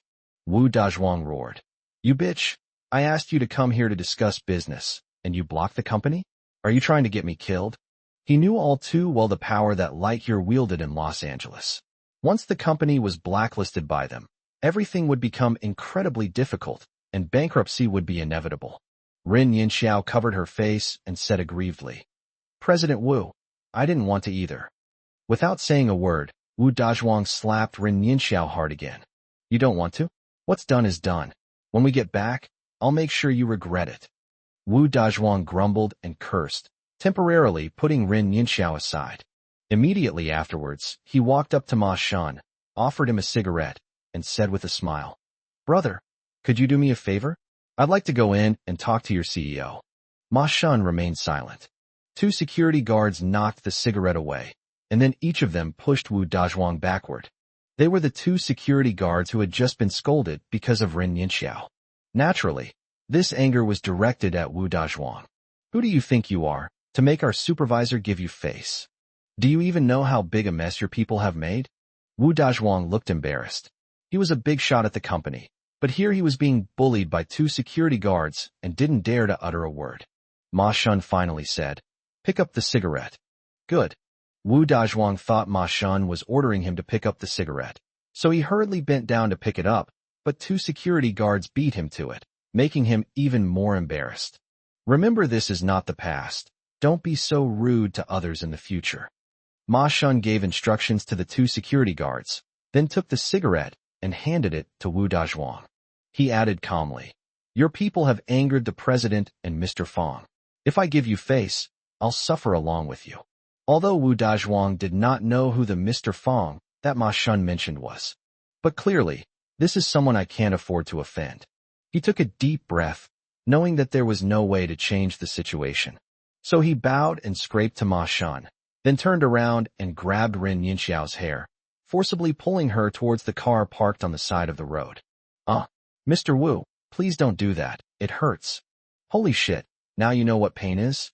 Why didn't you feel pain when you caused trouble? Rin Yinxiao was speechless. She never expected that Fong Hung was not only a rich young master, but also so powerful that even the CEO of Guangyin was his woman. On the other side, the CEO's office. Fong Hung asked curiously, When were security cameras installed in my office? It wasn't installed recently. If you mind, I'll have someone remove it right now. Never mind, let's keep it. If this had happened before, Fong Hung would definitely have demolished it. But after what just happened, he felt that keeping it was a good idea, otherwise some things really wouldn't be so clear. Don't worry, I'm the only one with access to the surveillance footage in this area. Although the statement itself seemed normal, Fong Hung still felt something was off. But there's really nothing to worry about. He usually just slacks off, so Lung Yu can watch whenever she wants, and it doesn't really matter. Fong Hung turned his attention to the herbal tea on his desk. By the way, what does this taste like? I saw Rin Yinxiao drink it just now, and she looked like she was in a lot of pain. Actually, it's fine. Maybe she just doesn't like the taste. Would you like to try some? Really? You're not kidding me, are you? He couldn't help but doubt the veracity of Lung Yu's words. Think back. When have I ever lied to you? Fong Hing thought about it carefully. During this period, Lung Yu had indeed never lied to him once. Okay, I'll try it and see what it tastes like. Okay, I'll make it for you myself. Chapter 34 Bad Woman. Lung Yu filled a glass with water and then put the flower tea in. After it was ready, she handed it to Fong Heng. Give. Fong Heng took the cup and asked, You're really not kidding me? Does this mean you don't trust me? No, it's not that. I just have a bad feeling. You'll know once you try it. Okay. Fong Heng finally couldn't resist his curiosity and took a sip of the brewed flower tea. As soon as it entered my mouth, a bitter taste filled the air. He immediately vomited. Holy crap. They've fallen for their trap. Why is it so bitter? Lung Yu suddenly laughed, her smile even brighter than before. Fong Heng, I didn't know you were so easy to fool. Fong Heng was speechless and even began to admire Rin Yinxiao. She actually gulped down all that bitter flower tea. No wonder her expression was so distorted earlier. Fong Heng said, You bad woman, I'm not being easily fooled. It's because I trust you. But from this moment on, the bridge of trust between us has started to crack. Lung Yu gradually suppressed her smile and said, Then what do I need to do to get back to normal? Unless you take a sip too. Okay, I'll drink it. Huh? You really want to drink it? Fong Hung was just saying it casually, but he didn't expect Lung Yu to actually agree. Of course, consider it punishment for me. I shouldn't have teased you. It's okay if you don't drink it. I'll drink it. As they spoke, Lung Yu took the water glass from Fong Hung and slowly brought it to her lips. Her thin, pink lips touched the rim of the cup, and Lung Yu tried to take a small sip. But after just one sip, her beautiful eyebrows furrowed tightly, and she choked, clutching her chest and coughing. It really is so bitter. Didn't you drink it before? Why do you seem a little surprised? Sumu tasted it for me before, and this is the first time I've ever experienced this flavor. Looking at it this way, it's a case of harming both oneself and others. Yes, I knew I shouldn't have teased you. We ended up suffering together. Ha ha.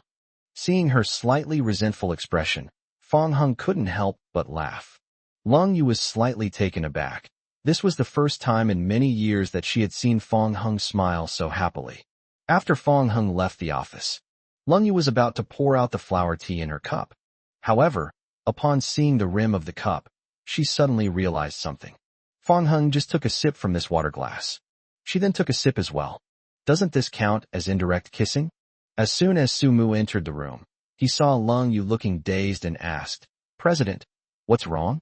When Lung Yu realized what was happening, it was as if she had been caught red-handed doing something wrong. She said, slightly flustered, "No, it's nothing." Sumu wisely refrained from asking any further questions, but his inner monologue was already playing out like an Oscar. She's been gone for so long. What exactly did this newlywed couple do in the office? Could it be? My God, this is insane. As Sumu thought about it, she subconsciously squeezed her legs together, and even her face turned red. Seeing this, Lung Yu, who had just composed herself, looked slightly puzzled and asked, "Assistant Su, what's wrong?" "Huh? 2M fine," Sumu said, shaking her head. Question mark. It's almost time to leave work. Fong Hung drove his Mercedes-Benz G-Class home ahead of time. Halfway there, a car suddenly darted out and forced him to stop. A man then got out of the car. The man was none other than Xiao Kongpeng, who had just left Lightyear. Xiao Kongpeng felt that pursuing Chen Shui was completely hopeless, and the more he thought about it, the angrier he became. So he hired someone to deliberately ambush Fong Hung here. Fong Hung was furious when he discovered that the person who cut him off was Xiao Kongpeng. "Xiao Kongpeng, are you sick in the head?" Xiao Kongpeng said, "Fong Hung, you're the one who made me sick. If it weren't for you, Chen Shui would be my girlfriend now." Fong Hung was so angry he laughed. He said, "You're the one who can't even chase women, and you're blaming it on me? If Chen Shui didn't have feelings for you, would I have been chasing her for so long and still not been able to win her over? Look for the reasons within yourself. If you understand this, maybe you'll be the one Chen Shui confesses her feelings to at the promotion banquet that day." "Go to hell, you're just making sarcastic remarks. If I were as handsome and rich as you, would I have to go through all this trouble?" Fong Hung shrugged and said, "That's good then. To put it bluntly, it's your own problem. What's the point of coming to bother me if you don't want to improve yourself? I'd rather. You're handsome, aren't you? I'll beat you into a pig's head later and see if Chen Shui still likes you. Don't be like a clown. Get out of here. I don't have time to mess around with you." "Yeah, Fong Hung, do you still think I'm joking with you now?" As they were talking, a burly man with dark skin got out of the car. Xiao Kongpeng moved closer to him and said, "Brother He, this is the kid. I'm counting on you from now on." Sun He frequently fights in underground boxing matches and is somewhat well known in the Los Angeles underworld. Xiao Kongpeng valued these qualities and was convinced that the other party could teach Fong Hung a lesson. "Don't worry. Now that the money is in place, I'll handle things perfectly for you." Sun He stretched his limbs, glanced at Fong Hung, and completely disregarded him. In his opinion, someone like Fong Hung, with his delicate skin and fair complexion, was practically no different from a woman, except for being tall. Sun He said, "Kid, if you know what's good for you, just let me beat you up. That would be more efficient for everyone." "It is indeed efficient, but why can't you just obediently let me beat you up?" Fong Hung retorted. Sun He was stunned for a moment, a hint of surprise flashing in his eyes, followed by a fierce look. Okay, you're the first one who dares to be so arrogant in front of me. It seems that just giving you a beating isn't enough. I should tie you up and let my brothers play with you. They happen to like your type." Upon hearing this, Xiao Kangpeng immediately clapped his hands and cheered. Simply beating Fong Hung until his head was a pig's head wouldn't be enough to vent our anger. According to Sun He, Xiao Kangpeng thought the move was absolutely brilliant just by imagining it. Perhaps after this, Fong Hung will be completely crippled. Not to mention Chen Shui doesn't like him. I guess other women aren't interested in him either. 6. Brother He, how come I didn't think of that? I'll give you another 100,000 after it's done. It's a deal. Absolutely. Fong Hang sighed. I suddenly felt a chill. What weird stuff. He's a pure, straight man. These two really disgusted him. So before Sun He could rush over, Fong Hung took the initiative and attacked first. So fast. Noticing Fong Hang's movements, Sun He immediately perked up and prepared to defend himself. However, as soon as he raised his arm, Fong Hung pressed it down. No matter how hard he tried, he couldn't lift it. It was as if the weight pressing on his arm wasn't Fong Hang's hand, but a mountain. Chapter 35. Today is your last day. With a snap, Sun He was slapped on the left cheek first. It's one thing to pick a fight, but why be so disgusting? Fong Hung said coldly. Sun He was about to speak when Fong Hang slapped him hard across the right cheek again. What do you mean, me? You? Sun He wanted to say something more, but then he was slapped twice. This time, he got slapped on both sides of his face. What do you mean, you? Xiao Kangpeng was stunned. What the heck is going on? He paid someone to beat up Fong Hung, not the other way around. Brother He, why aren't you fighting back? Xiao Kangpeng asked. Sun He couldn't even speak, let alone retaliate. Based on his years of boxing experience, he knew he had met a master and was no match for him on his own. The only correct choice is to seize the opportunity to recruit talent. So Sun He lay down directly. Xiao Kangpeng was even more confused now. Damn, why are you lying on the ground? Did I spend all this money just to get you to stage an accident? Wouldn't it be cheaper and more professional to hire an elderly man? Seeing that Sun He was pretending to be dead and not resisting, Fong Hung turned his attention to Xiao Kangpeng. Realizing the danger, Xiao Kangpeng immediately and slowly retreated. However, before he could retreat more than a few steps, a car behind him blocked his way. What? Trying to run away? Xiao Kangpeng waved his hand and said with a dry laugh, No. Fong Hung, let's talk this out. Speak properly to your grandpa. Fong Hung punched Xiao Kangpeng directly in the face. Xiao Kangpeng felt like his nose was about to break, and blood was slowly flowing from his nose.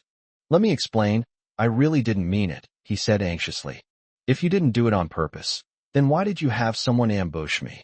Fong Hung asked with interest. Xiao Kangpeng's mind raced, and he said, I was just kidding you. You saw it yourself, the person I found can't fight at all. Fong Hung kicked Sun He, who was lying on the ground.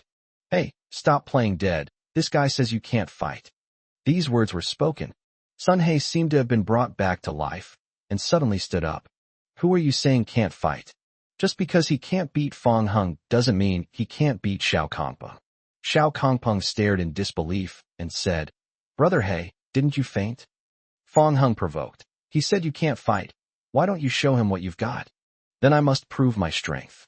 Sun He Chong and Xiao Kangpeng suddenly laughed, revealing a set of big white teeth. Xiao Kangpeng pressed his back against the car body and said uneasily, Brother He, what are you trying to do? I'm your employer. Isn't this inappropriate? There's nothing inappropriate about it. It's a perfect opportunity to prove my abilities to you. Don't do this. It's okay, just bear with it. The words fell. Sun He also punched Xiao Kangpeng directly in the face. A snap. Now his nose was truly broken, and the blood was flowing uncontrollably like a waterfall. TT. Hiss, Xiao Kangpeng groaned in pain. Fong Hung was amused. Watching dogs fight was indeed entertaining. The people Xiao Kangpeng hired were even more ruthless than he was. Fong Hung, always eager for drama, added, I feel like this isn't enough to fully prove your abilities. That's enough, that's enough. Xiao Kangpeng shouted. Using him to prove his strength? That's unacceptable. Enough with the nonsense. If this gentleman says it's not enough, then it's not enough. As Sun He spoke, he threw another punch without hesitation. With a bang, Xiao Kangpeng's head hit the car window with a dull thud. He slowly slumped to the ground, his consciousness already fading. Now you know how powerful I am, right? Sun He said to Xiao Kongpeng deliberately, while winking at the same time. Sun He did this to send a signal to Xiao Kongpeng, meaning that he had called for reinforcements, and that Xiao Kongpeng should just bear with it a little longer. Xiao Kongpeng couldn't understand any of this and thought Sun He was provoking him, which almost made him explode with anger. He cursed, "Fuck you. I'm definitely going to give you a bad review and file a complaint against you." Fong Hung joked, "Why are there so many bad reviews? How did you guys accept these orders? Are you the legendary DD Assault?" In the midst of conversation, a group of vehicles sped towards them, led by a Land Rover, followed by a series of Wuling Hongguang minivans. The tires screeched against the ground, and as one car after another came to a stop, Sun He's expression changed instantly. Now that everyone who's been asking for a ride is here, I can be frank. I'm not going to pretend anymore. Sun He pulled Xiao Kongpeng up with his hand and said, "Brother, you've worked hard. What I said earlier was just a delaying tactic." Xiao Kongpeng was a little confused, but he quickly came to his senses. "Damn, you should have told me sooner. I was terrified." Xiao Kongpeng's eyes welled up with tears. Seeing so many people had come, he suddenly felt a great sense of security. If I tell him, won't that kid just turn around and run away? That's true. Xiao Kongpeng understood that Sun He had no choice but to suffer, but as long as he could successfully take revenge on Fong Hung, it didn't matter. He glared at Fong Hung and said, "You're completely finished now." Fong Hung smiled slightly, showing no sign of panic. He had seen through Sun He's little tricks long ago, but he didn't expose him because he wanted to enjoy the show a little longer. At the same time, a large group of people walked towards the three of them. The leader was a bald man with faint shoe prints on his forehead. Sun He immediately greeted him with a smile, saying, "Boss, you're here. Hey, what happened to your face? Don't even mention it. I ran into a formidable guy while helping young Master Su. Even you are no match for him. Not only me, even Lao Mo is no match for that person. How is this possible?" Sun He was extremely shocked. Lao Mo was exceptionally skilled, and many experts had been defeated by him, both in the public and private circles. Even Lao Mo was no match for that person. So who exactly is this guy that the boss is talking about? The bald man said, "Nothing is impossible. Let's not talk about this anymore. Let's deal with the people you need to take care of first." "He's over there," Sun He said, pointing to Fong Heng's back. The bald man couldn't help but frown. "This looks kind of familiar." She returned to Fong Hung. "Kid, you're pretty skilled, but you can't outnumber us. Today is your last day." Sun He pointed at the bald man and his gang, swaggering around arrogantly. Xiao Kongpeng stepped forward, ready to flatter him, and asked, "Brother He, may I ask who this gentleman next to you is?" "This is my boss." Xiao Kongpeng immediately flattered him, saying, "Hello, boss." However, for some reason, he noticed that the bald man was staring blankly, as if he had seen something extraordinary, and didn't react for a long time. Chapter 36. Why haven't you apologized to Mr. Fong yet? Xiao Kongpeng didn't think too much about it. After all, a big shot is a big shot. If he could understand Xiao Kongpeng's words and actions, that would be terrible. He felt that with Sun Heyao's men arriving, Fong Hung was doomed. No matter how powerful Fong Hung is, he can't possibly fight against so many people alone. "Brother He, hurry up and do it. I've been putting up with this guy for too long." Xiao Kongpeng subconsciously touched the bridge of his nose, then immediately withdrew his hand in pain. "Don't worry, my boss is here. He'll definitely get this sorted out for you. But there are more people involved, and you know how it is with money," Sun He hinted. I understand. Don't worry, money is not a problem." Xiao Kongpeng has gone crazy. He can ask his old man to give him gold coins if he doesn't have any, but he's determined to deal with Fong Hung. Otherwise, he wouldn't be able to swallow this insult. He felt that life had no meaning. That's settled then. Sun He had just suffered a setback. Fong Hung had slapped him quite a few times, and he was definitely going to get his revenge. He then turned to Fong Hung and said, "Do you remember how many times you slapped me just now?" Fong Hung ignored Sun He and looked at the bald man instead. He never expected to run into the bald man here again. "Are you trying to persuade me to sell my cat again?" Fong Hung asked. "Cat? What kind of cat is it?" Sun He and Xiao Kongpeng were taken aback. They couldn't understand what Fong Heng meant by suddenly saying that. Xiao Kongpeng asked with a smile, Fong Heng, are you too scared and talking incoherently? However, no sooner had he said that than Xiao Kongpeng was slapped across the face, leaving him dazed and disoriented. He covered his face, looked blankly at the bald man, and said, Boss, why did you hit me? I'm the one who hired Blackie. Sun He continued, Yeah, boss, he's the one who hired me. This kid over there is the one we need to take care of. With a snap, the bald man also slapped Sun He. Sun He covered his face, completely bewildered. Boss, why did you hit me? The bald man shouted angrily, Shut up. You really want to kill me. Immediately afterwards, the bald man approached Fong Heng, bowing and scraping. Mr. Fong, you've misunderstood. We're not here today about cats. Even Lao Mo was no match for Fong Heng, so the bald man dared not provoke him. The key point is that Su Kuan has also issued an order that during this period, he should compete for the position of family head and must behave himself and not cause trouble. Therefore, the bald man was naturally very polite to Fong Heng, whom even Su Kuan was somewhat wary of. Fong Heng said, Since it has nothing to do with the cat, and your people are going to attack me, how do you plan to resolve this? Seeing this, Sun He and Xiao Kongpeng were completely dumbfounded. In an instant, Sun He understood that Fong Heng was probably the mysterious expert the bald man had mentioned who defeated Lao Mo. Xiao Kongpeng was shocked. What was going on? Wasn't this Sun He's boss? Why was he being so subservient to Fong Heng? At the same time, he had a bad feeling. The bald man said, Mr. Fong, leave it to me, and I guarantee you a satisfactory result. Then begin your performance. Fong Heng crossed his arms, ready to watch the show. Learn. The bald man turned around and immediately raised his hand to angrily slap Sun He. The sound was crackling, like firecrackers going off. You dare to provoke Mr. Fong? You're incredibly audacious. Sun He felt extremely wronged, but dared not utter a word. After all, Fong Heng's status is what it is. He provoked someone he shouldn't have today, and this is indeed the consequence he deserves. After the bald man finished smoking Sun He, he forcibly dragged him to Fong Heng's side. Why aren't you kneeling down and apologizing to Mr. Fong? Sun He knelt down on both knees and said tremblingly, Mr. Fong, I'm sorry, I was blind. I hope you will forgive my ignorance and not hold it against me, a dog. Their attitude is fairly sincere. So, how do we solve the remaining problem? Fong Heng nodded and looked at Xiao Kongpeng. Don't worry, Mr. Fong. I guarantee I'll make this kid realize his mistake. He dared to pay me to cause you trouble. He's clearly tired of living. Sun He got up, wanting to atone for his crime by doing good deeds. Xiao Kongpeng now seemed to have become a trophy.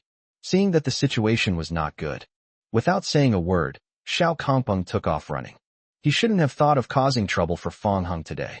Not only did they not gain any advantage, they also lost money and got beaten up. Guards, arrest him immediately. The group rushed up and captured Xiao Kongpeng. Run? You think you can escape? Sun He said.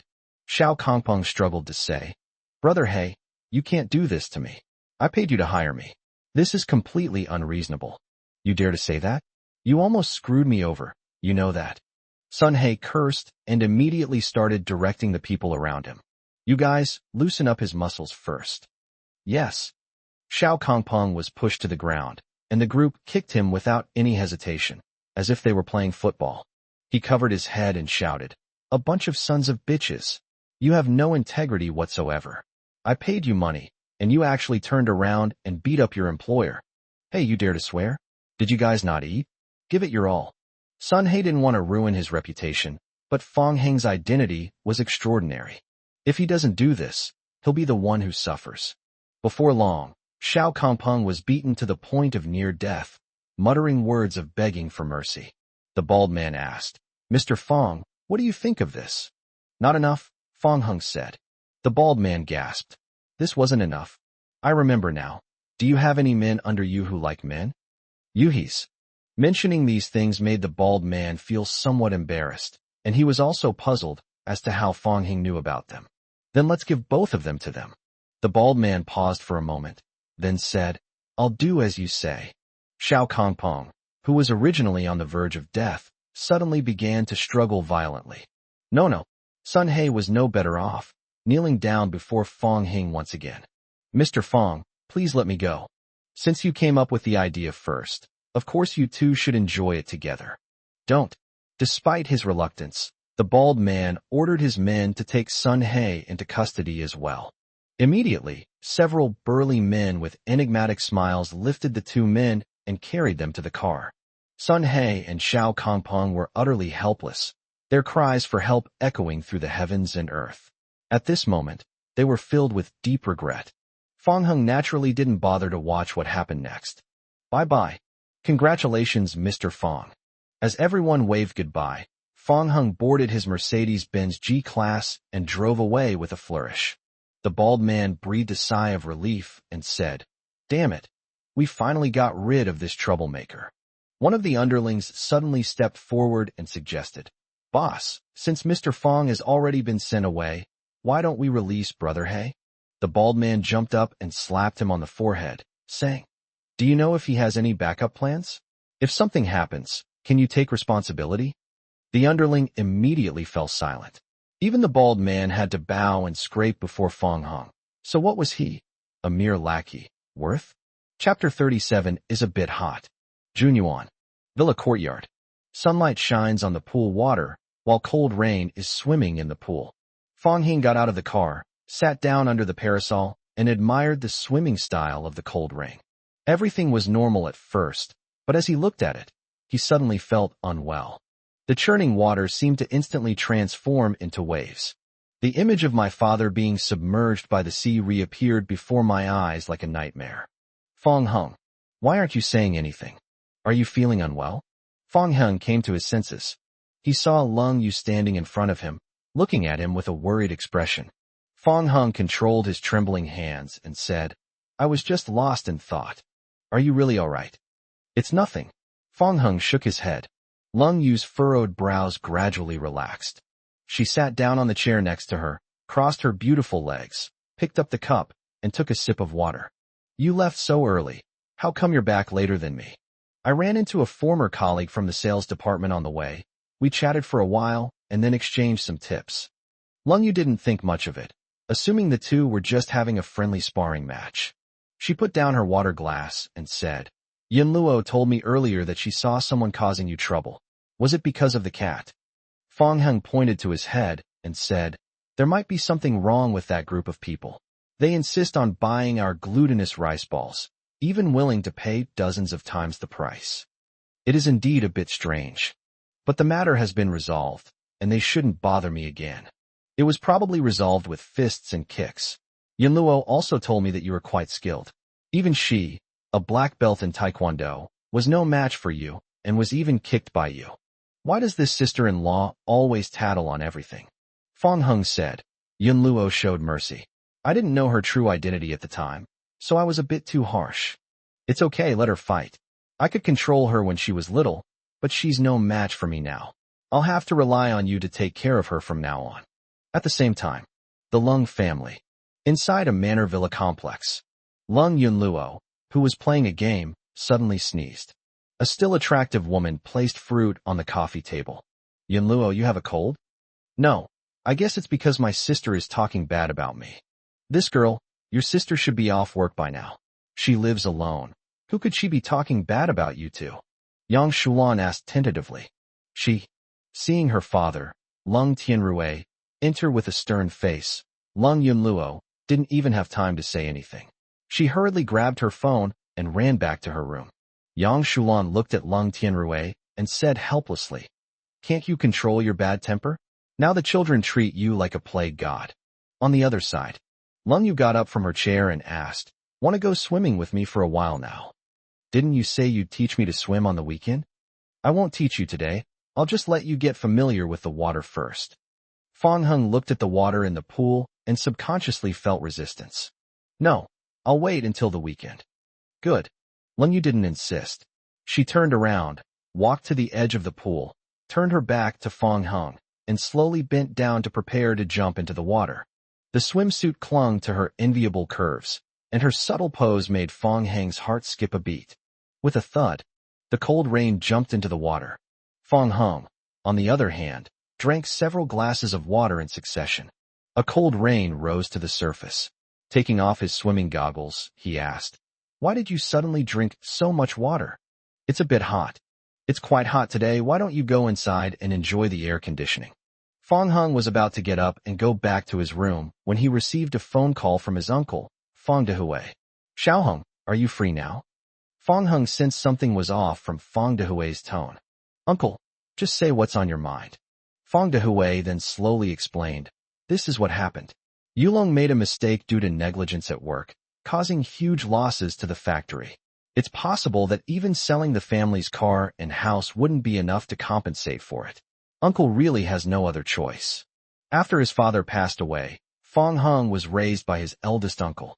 Now that the other party is in trouble, it is only natural that he would lend a helping hand. So Fong Hung said, "Send me the address, and I'll head over right away." "It's been sent. Don't rush, and be sure to drive slowly on the way," Fong Dehui instructed. No. Before ending the call, Fong Hung could still faintly hear Zhao Fong and Fong Yulong's voices. Just as Fong Hung was about to drive away, the cold rain resurfaced. "Something came up at home, and I need to take care of it. Don't wait for me to come back for dinner," Fong Hung said. Lung Yu said, "I'll wait for you. If you can't solve it, remember to call me." Fong Hung was slightly taken aback. This woman's simple words gave him a great sense of security. Good. Immediately afterwards, Fong Hung stepped on the gas and drove out of the courtyard. The main gate of Kongtai Garment Factory. Fong Dehui and his family of 3 waited anxiously. Fong Yulong asked, "Dad, can Fong Hung really help me?" Fong Dehui remained silent and continued smoking. "Xiao Hung works at Lightyear, where he comes into contact with many important people every day. He might actually be able to help us," Zhao Fong said. "Mom, do you even believe what you're saying? Now that things have come to this, what else can we do? It's all your fault, you son of a bitch. If this matter can't be resolved, your father and I are not going to live anymore," Zhao Fong said, crying as she spoke. Fong Dehui finally said, "If you want to die, die by yourself. Don't drag me down with you." Zhao Fong was stunned for a moment, then cried even louder. Crying wasn't enough. She even sat on the ground and started throwing a tantrum. "Do you think I really want to die? I'm only saying this to teach Yulong a lesson. Neither of you, father and son, gives me any peace of mind. I've had the worst luck in 8 lifetimes since I married into the Fong family." Fong Dehui had heard these words for countless years. His ears were practically calloused from hearing them. He simply ignored Zhao Fong and squatted down to continue smoking in silence. Not far away, the gatekeeper in the guardhouse couldn't stand it anymore and slammed the window shut while cursing. At this moment, seeing factory manager Han Kongtai and a beautiful woman walking towards him together, he hurriedly opened the remote-controlled iron gate. The high heels clicked on the ground, and a beautiful woman in a bodycon skirt walked ahead, her face full of displeasure. The elderly Han Kongtai followed closely behind, smiling and trying to please the other party, his facial muscles almost stiff. "President Shan, it's my fault for making the wrong choice in hiring. Please give our factory one last chance." Wang Meishan stopped and said coldly, "Director Han, this is our first time working together, and your people can make such a basic mistake. This makes me feel like I don't value you at all. How can I trust you to handle the rest of the orders?" "President Shan, you've misunderstood. Our entire factory really values this cooperation." "I didn't feel that way at all. If your factory really valued this cooperation, such a basic mistake wouldn't have happened." Chapter 38. This time there's hope. Wang Meishan owns the largest clothing company in Los Angeles, and originally had many clothing processing factories under her control. This time, we are looking for other garment factories to cooperate with because we have a lot of business. For the major garment factories in Los Angeles, this is a once-in-a-lifetime opportunity. Once they can climb the social ladder by partnering with Meishan Company, they can soar to new heights. Many garment factories racked their brains and pulled out all the stops to win the favor of Meishan Company. Han Kongtai finally broke through the encirclement and secured this cooperation, and was now fantasizing about the booming future of his garment factory. Then came the terrible news. Fong Yulong, the team leader in charge of the production line, made a mistake, which resulted in the first batch of clothing failing to meet the specified requirements. Upon receiving the clothing, Wang Meishan flew into a rage, went to the store, and demanded to terminate the cooperation and a huge sum of money in compensation. At this moment, facing the aggressive Wang Meishan, Han Kangtai was speechless. He was worried about how to quell Wang Meishan's anger. I turned my head and looked. The culprit behind this incident has been identified. Miss Shan, please wait a moment. After Han Kangtai finished speaking, he immediately set off towards Fang Yulong. They waited until they reached the three people. Fang Yulong recognized Han Kangtai at a glance, but before he could speak, Han grabbed his ear. When they saw an old man suddenly grab their son's ear, Fang Dehui and Zhao Fang realized what was happening and immediately became unhappy. Stop! Who are you? Why are you pulling my son's ear? If you don't let go, I'll get rough with you. Han Kangtai angrily said, I am the factory manager of this factory. Your son has caused such a big mess, and I can't even deal with him. Upon hearing this, the couple immediately fell silent. My son really did make a mess of things. Even if Han Kangtai were to pull Fang Yulong's ear, or even beat him up in front of everyone, they wouldn't dare say anything now. Mom and Dad, don't worry about me. This is all my own fault, Fang Yulong said. No matter what, Fang Yulong was their own flesh and blood, and it would be a lie to say that the two of them didn't feel heartbroken seeing him treated like this. But now that things have come to this, Fang Dehui and Zhao Fang have no choice but to reluctantly give up their love. Shut your mouth and come with me to apologize to Miss Shan. And so, Fang Yulong was dragged by the ear by Han Kangtai until he stood in front of Wang Meishan. Director Han, what do you mean by this? Han Kangtai released Fang Yulong, his expression changing from before, and smiled ingratiatingly again. President Shan, this is Fang Yulong, the team leader in charge of the assembly line at that time. Then, Han Kangtai scolded Fang Yulong. Why aren't you apologizing to President Shan right now? Faced with the imposing presence of Wang Meishan, Fang Yulong trembled with fear. Miss Shan, it was all my personal oversight. I am truly sorry. You may do as you please. Han Kangtai said. What's the use of just talking? Why not put it into practice? Fang Yulong understood and immediately bowed deeply to Wang Meishan. Han Kangtai followed suit and bowed as well. He thought this would appease Wang Meishan. Unexpectedly, Wang Meishan became even angrier, her face turning as cold as frost. Director Han, do you think this will work? Han Kangtai pleaded desperately. President Shan, our entire factory has been working tirelessly for this cooperation. Please give us a chance to make amends. Wang Meishan sneered. In my eyes, there's only one chance. It's yourselves who don't know how to cherish it. President Shan. Director Han, there's no need for further words. If you continue to pester me, I won't be polite. Hearing Wang Meishan say that, Han Kangtai shuddered in fright and swallowed back the words that were on the tip of his tongue. Meishan Company wields immense influence in Los Angeles and has numerous business partners. If they really anger the other party and they unite against them, it will be a question whether Kangtai Garment Factory can continue to operate. And so, the two could only watch helplessly as Wang Meishan walked away. Han Kangtai was so angry that his chest ached. Fang Yulong quickly helped him up, saying, Factory Director, I'm sorry, it's all my fault. What's the point of saying these things now? If you had been more careful back then, things wouldn't have turned out this way. You've wasted all the trust one placed in you. Han Kangtai interrupted Fang Yulong before he could say anything. Don't explain anymore. If Ms. Shan really investigates this matter, you will be responsible for compensating for all the losses incurred. Fang Yulong was shocked. As expected, it had finally arrived. Director Han, you know my family's financial situation. Even if I sold myself, I still couldn't afford to compensate them. That's something you should be thinking about. If you don't want to pay compensation, then you should try to salvage this partnership. Fang Dehui and Zhao Fang sighed. The couple had been watching from afar and realized that Wang Meishan must be the big boss their son had mentioned. Just then, Wang Meishan passed by. Zhao Fang said, Beautiful CEO, please give my son another chance. Wang Meishan ignored her completely and walked straight out.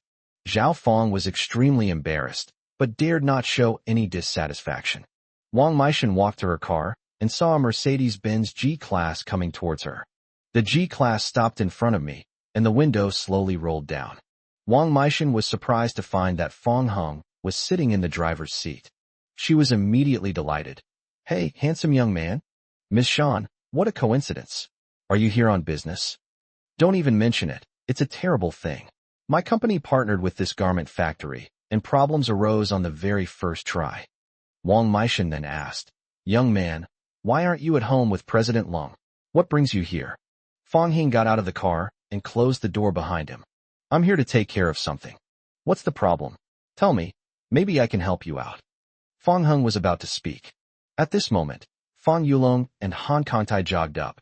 Upon reaching Wang Meishan, Fang Yulong immediately knelt down. "President Shan, I'm kneeling down to you, begging you to give our factory another chance."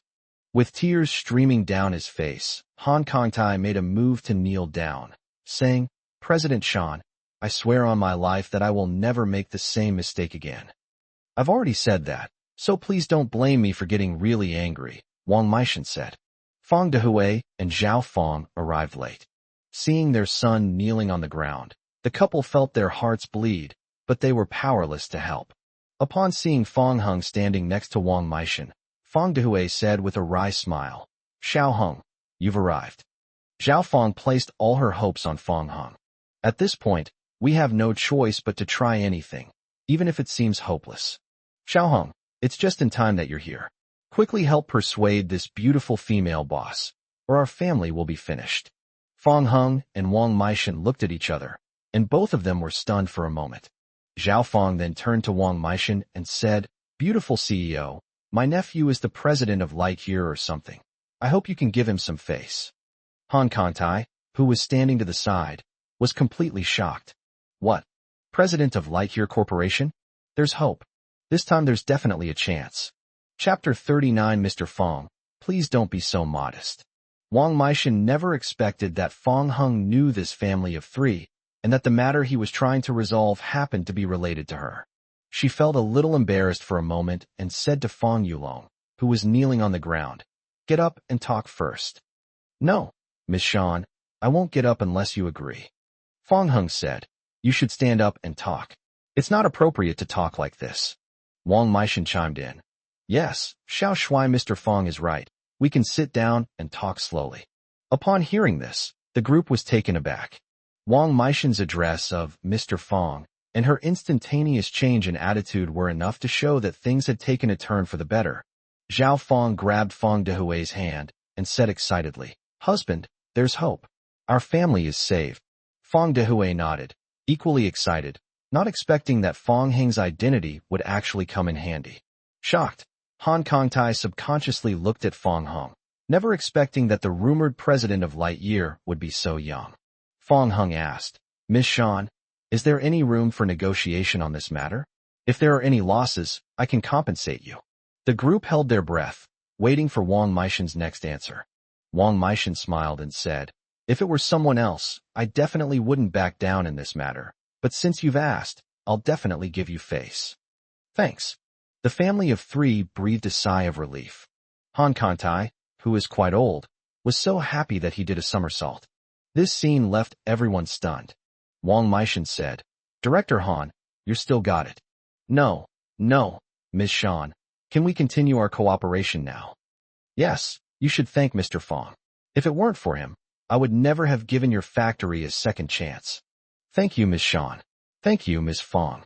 Han Kangtai bowed repeatedly to Wang Meishan and Fang Heng.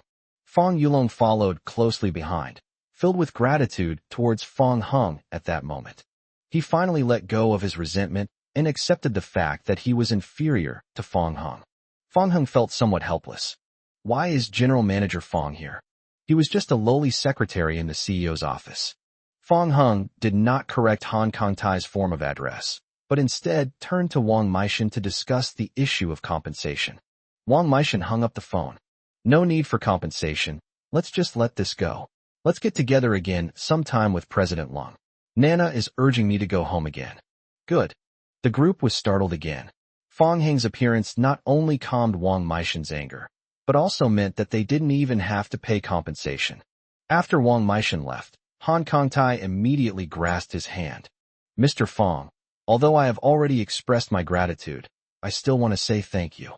If it weren't for you, our factory's cooperation with Ms. Shan would definitely have fallen through, and we would have had to pay a large sum of money in compensation.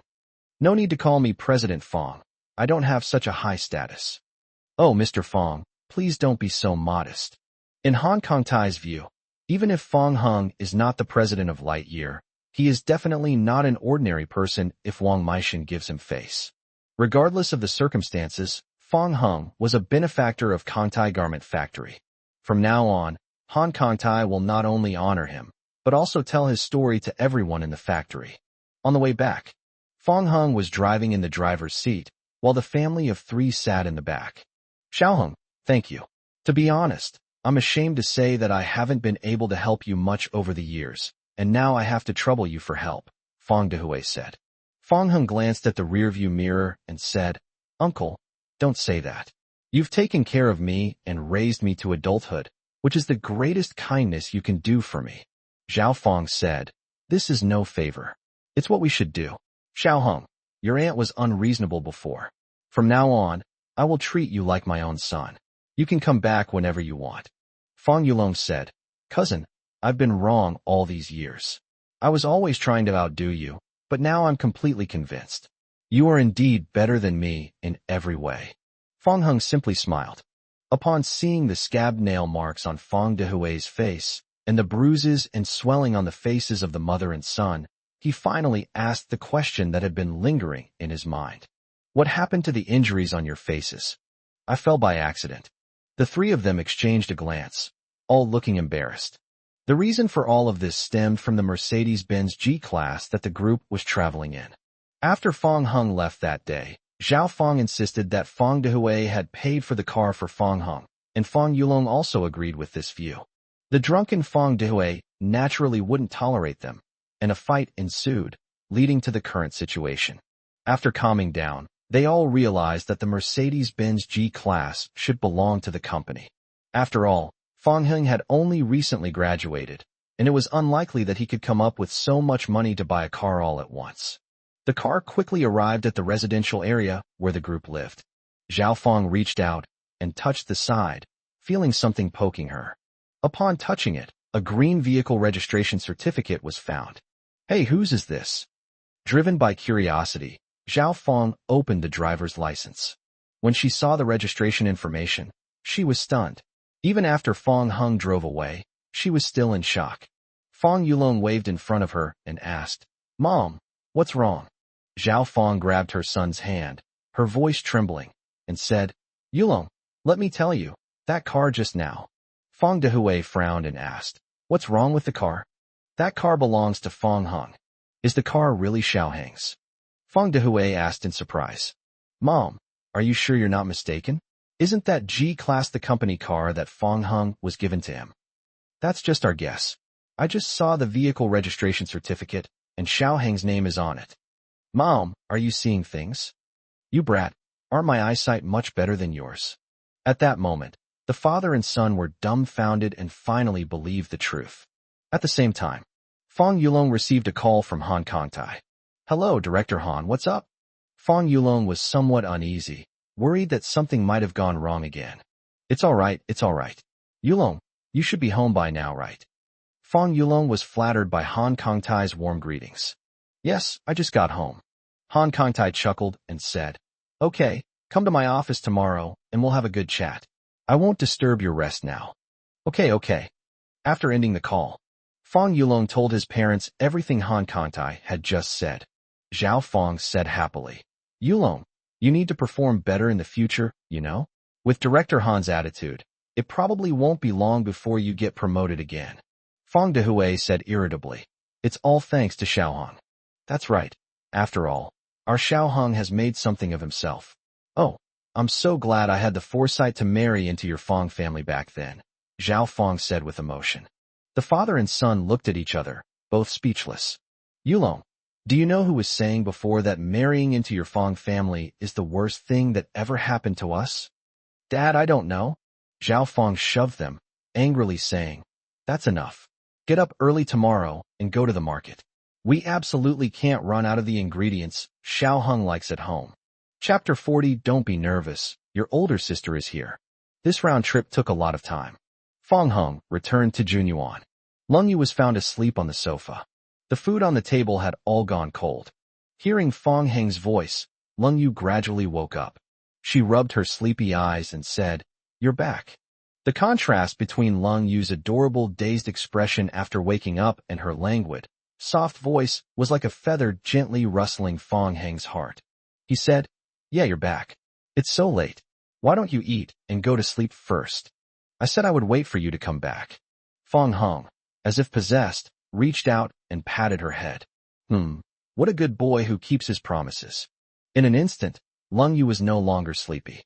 Since she grew up, no one except her mother, Yang Shulan, has dared to touch her head. Lung Yu's gaze toward Fong Hung gradually filled with disbelief. Fong Hung, however, acted as if nothing had happened and patted the dishes lightly, saying, "Are you hungry? I'll go heat up the food." Immediately afterwards, under the watchful eyes of the cold rain, he carried plate after plate of food into the kitchen, until the kitchen door is closed. Fong Heng then patted his chest and leaned against the wall, catching his breath. Clearly, his calm demeanor just now was all an act. In fact, he regretted it the moment his hand touched Lung Yu's head. But under those circumstances, he had no way out. Fortunately, Lung Yu was just surprised and didn't get angry or anything. If we had filmed that scene and sent it to the work group, the entire company must be absolutely stunned. After all, for the usually aloof and powerful CEO of Lightyear to be patted on the head like a child is practically a wonder of the world. In the living room, Lung Yu put one hand on her head and stared blankly at the tightly closed kitchen door. Only when Tang Yuan jumped into his arms did he manage to clear his jumbled thoughts. A hint of resentment crept into her expression as she murmured to herself, "What does Fong Hung take me for?" After heating up the food, Fong Hung and Lung Yu sat facing each other, eating with trepidation. Compared to usual, there was almost no conversation during this meal. The only sounds were the clinking of bowls and chopsticks. Fong Hung thought everything would be fine, but just before he entered the room, Lung Yu suddenly called out to him. "What's wrong?" Fong Hung turned around and asked. Lung Yu said seemingly casually, "There are only 2 days left until the weekend. Don't forget our promise." "Yes, I remember. I bought the swimsuit and everything else." The agreement naturally refers to learning to swim. However, the two had already talked once before Fong Hung left. Now that Lung Yu had brought it up again, it inexplicably made him feel uneasy. 2 days later, time flew by. Early morning. Fong Hung was still asleep when he felt someone pushing him. He thought he was dreaming, but when he woke up, he found Lung Yu standing in front of his bed. Fong Hung immediately came to his senses and asked, "What happened?" "Time to get up and keep our promise." Fong Hung was about to say that the water was still cold so early. However, the thought of the heating device in the pool made him swallow back the words he was about to say. Lung Yu's gaze swept across the blanket, pointing to something that looked different, and she asked curiously, "Did you hide something?" Fong Hung sat up abruptly, awkwardly saying, "No. That's never mind. I'll go change into my swimsuit first. You hurry up too." "Okay." After Lung Yu left the room, Fong Hung sighed, lifted the blanket, and glanced at the hidden item. I don't know whether I should say that Lung Yu is too naive, but thankfully she didn't press the matter further. Much later, Fong Hung changed into his swimsuit and came to the pool. Lung Yu swam to the shore and said, "You didn't take another nap after I left, did you?" Fong Hung scratched the back of his head and said, "I was a little sleepy, so I dozed off for a while." The real reason is that Fong Hung had been hiding things for a long time. I knew it. As Lung Yu spoke, she sat down on the shore, her calves and jade feet still soaking in the pool water. She turned to look at Fong Hung and said, "You go into the water first." Looking at the clear, shimmering water, Fong Hung felt that unease well up in his heart again. But having promised Lung Yu and decided to step out of the shadows of the past, this was the first step he had to overcome. Fong Hung first tested the water temperature, and sure enough, having a heating device made a difference. He could no longer feel the bone-chilling cold he used to experience when swimming in the morning. Holding onto the ladder beside him, he first dipped his feet into the pool, then his calves, thighs, and stomach. As he entered the pool, Fong Heng's heart rate increased, and his body tensed up even more. When the water reached his chest, he felt a strange sense of suffocation. Just then, a jade-like hand suddenly landed on his head, as if by magic, gradually calming his breathing. "Don't be nervous, your older sister is here," Lung Yu said. She was deliberately taking the opportunity to get back at Fong Hung for touching her head that night. Little did he know that this actually made Fong Hung, who was afraid of water, feel a sense of relief. Fong Hung said helplessly, "I knew you wouldn't let this go. Who told you to touch my head? I'm just giving them a taste of their own medicine." "Fine, you can touch me if you want, but it's not right for you to call yourself older sister. On our marriage certificate, I'm a few months older than you." Lung Yu didn't argue with Fong Hung anymore, but instead gave a soft hum. Fong Hung had never seen Lung Yu like this before, and he was charmed by her unexpected cuteness. At this moment, Lung Yu let go of her hand and said, "You should familiarize yourself with the water first, and see if you can find the feeling you used to have. I'll go get a drink of water and come right back." "Good." After the cold rain left, that uncomfortable feeling returned to my body. As Fong Hang's head submerged in the water, and he tried to swim forward using his hands and feet, the buzzing sound of the water filling his ears instantly awakened his memories. "Dad!" "Fong Hung, swim to shore quickly, don't worry about Dad." The boy's cries and the man being gradually submerged by the seawater seemed to transform into invisible seaweed, tightly binding Fong Hung and leaving him frozen in the pool without any movement. "Fong Hung, what's wrong?" Upon seeing this, Lung Yu's expression changed drastically, and she immediately jumped into the water to rescue him. However, the moment she touched Fong Hung, he seemed to cling to her tightly like an octopus. It took a lot of effort for Lung Yu to surface, and at the same time, she brought Fong Hung to a shallow area where he could land. Seeing that Fong Hung was reluctant to let go, Lung Yu was both surprised and ashamed, and had no choice but to push his heavy body away. "Fong Hung, you let me go." "Dad." Fong Hung murmured softly, which struck Lung Yu as if she had been struck by lightning. Feeling the hot tears flowing from her chest, she gradually stopped pushing. In that instant, she seemed to understand something. Lung Yu's eyes were filled with heartache. After hesitating for a moment, she took the initiative to put her arm around Fong Hung. Chapter 41, This Big Idiot. After an unknown amount of time, Fong Hung gradually calmed down and took the initiative to release Lung Yu. Sensing Fong Hang's change, Lung Yu released her grip on him and asked gently, "Are you feeling better?" Fong Hang nodded somewhat embarrassedly and said, "Yes, it's all over now." The two sat down on the edge of the pool. Throughout the entire time, Lung Yu's gaze remained fixed on Fong Hung. She finally said, "My uncle is." Fong Hung calmly said, "More than 10 years ago, he and I went swimming in the sea. Suddenly the tide came in, and he was swept away by the sea. He has not been heard from since." At first, Fong Hung was unwilling to believe that his father had died. After all, he was such a good swimmer, he would definitely have survived the waves. However, several years passed, and his father never returned, forcing him to accept this reality. After hearing this, Lung Yu suddenly fell silent. She finally understood why Fong Hung was reluctant to swim. Having experienced something like this, swimming now would be like reopening old wounds.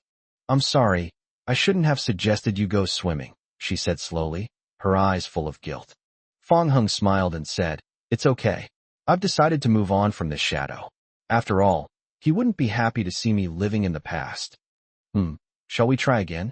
"Okay, but I'd appreciate it if you could give me some more guidance." And so, Fong Hung bravely went into the water again. Despite the discomfort, I feel inexplicably at ease every time I touch the cold rain.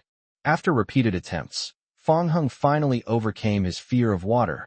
He rediscovered the feeling of those days, swimming freely in the pool with Lung Yu. Because they were so engrossed in swimming and hadn't eaten anything after waking up, the two of them didn't stop until they were almost exhausted. After a long while, the two lay on the shore, both panting heavily. She shielded her face from the scorching sun with her hand, and sunlight streamed through her fingers onto her beautiful face. She said happily, "I haven't had this much fun swimming in a long time." Fong Hung glanced at her sideways, his gaze shifting, unconsciously drawn to the rise and fall of her breasts.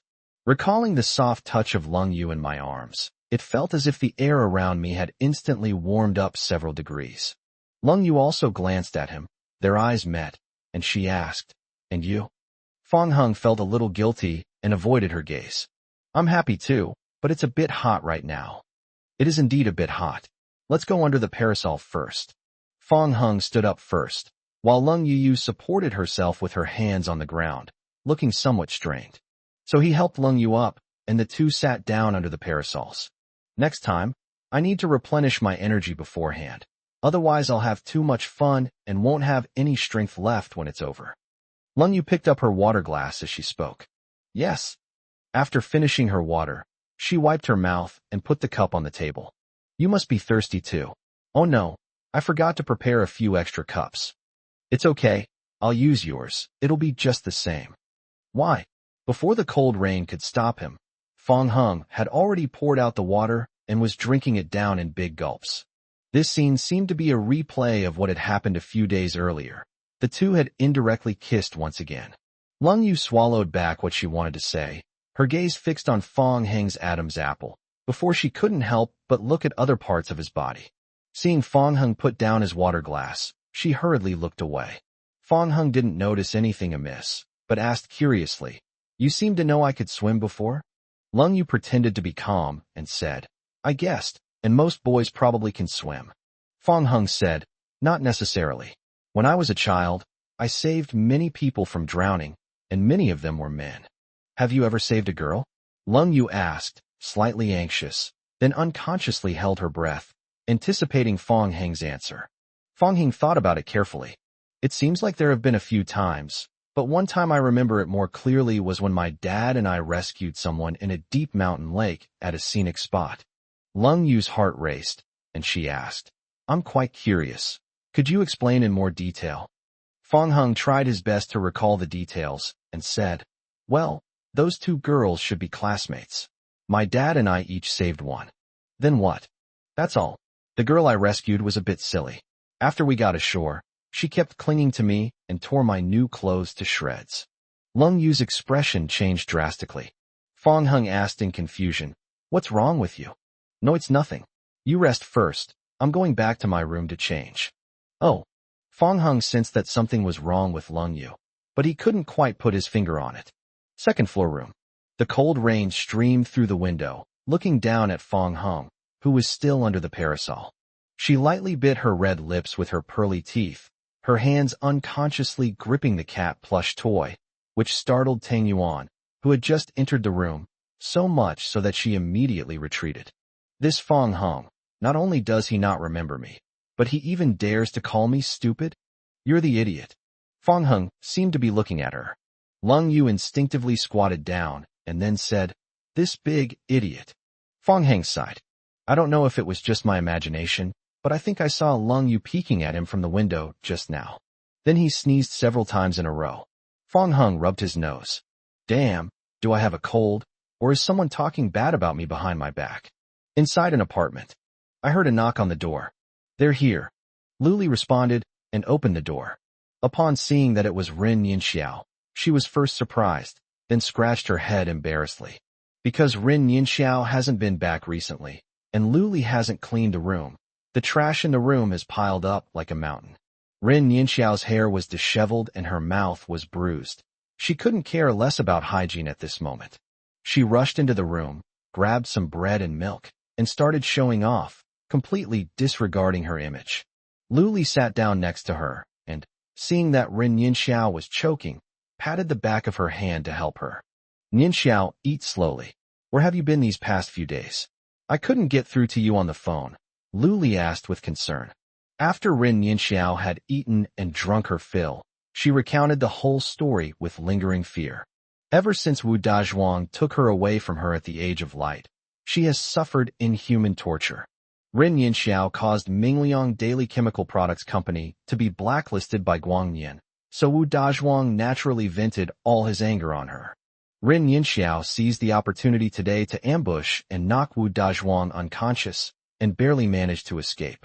However, Ren Yinxiao naturally omitted anything that was detrimental to her, such as framing Fang Heng.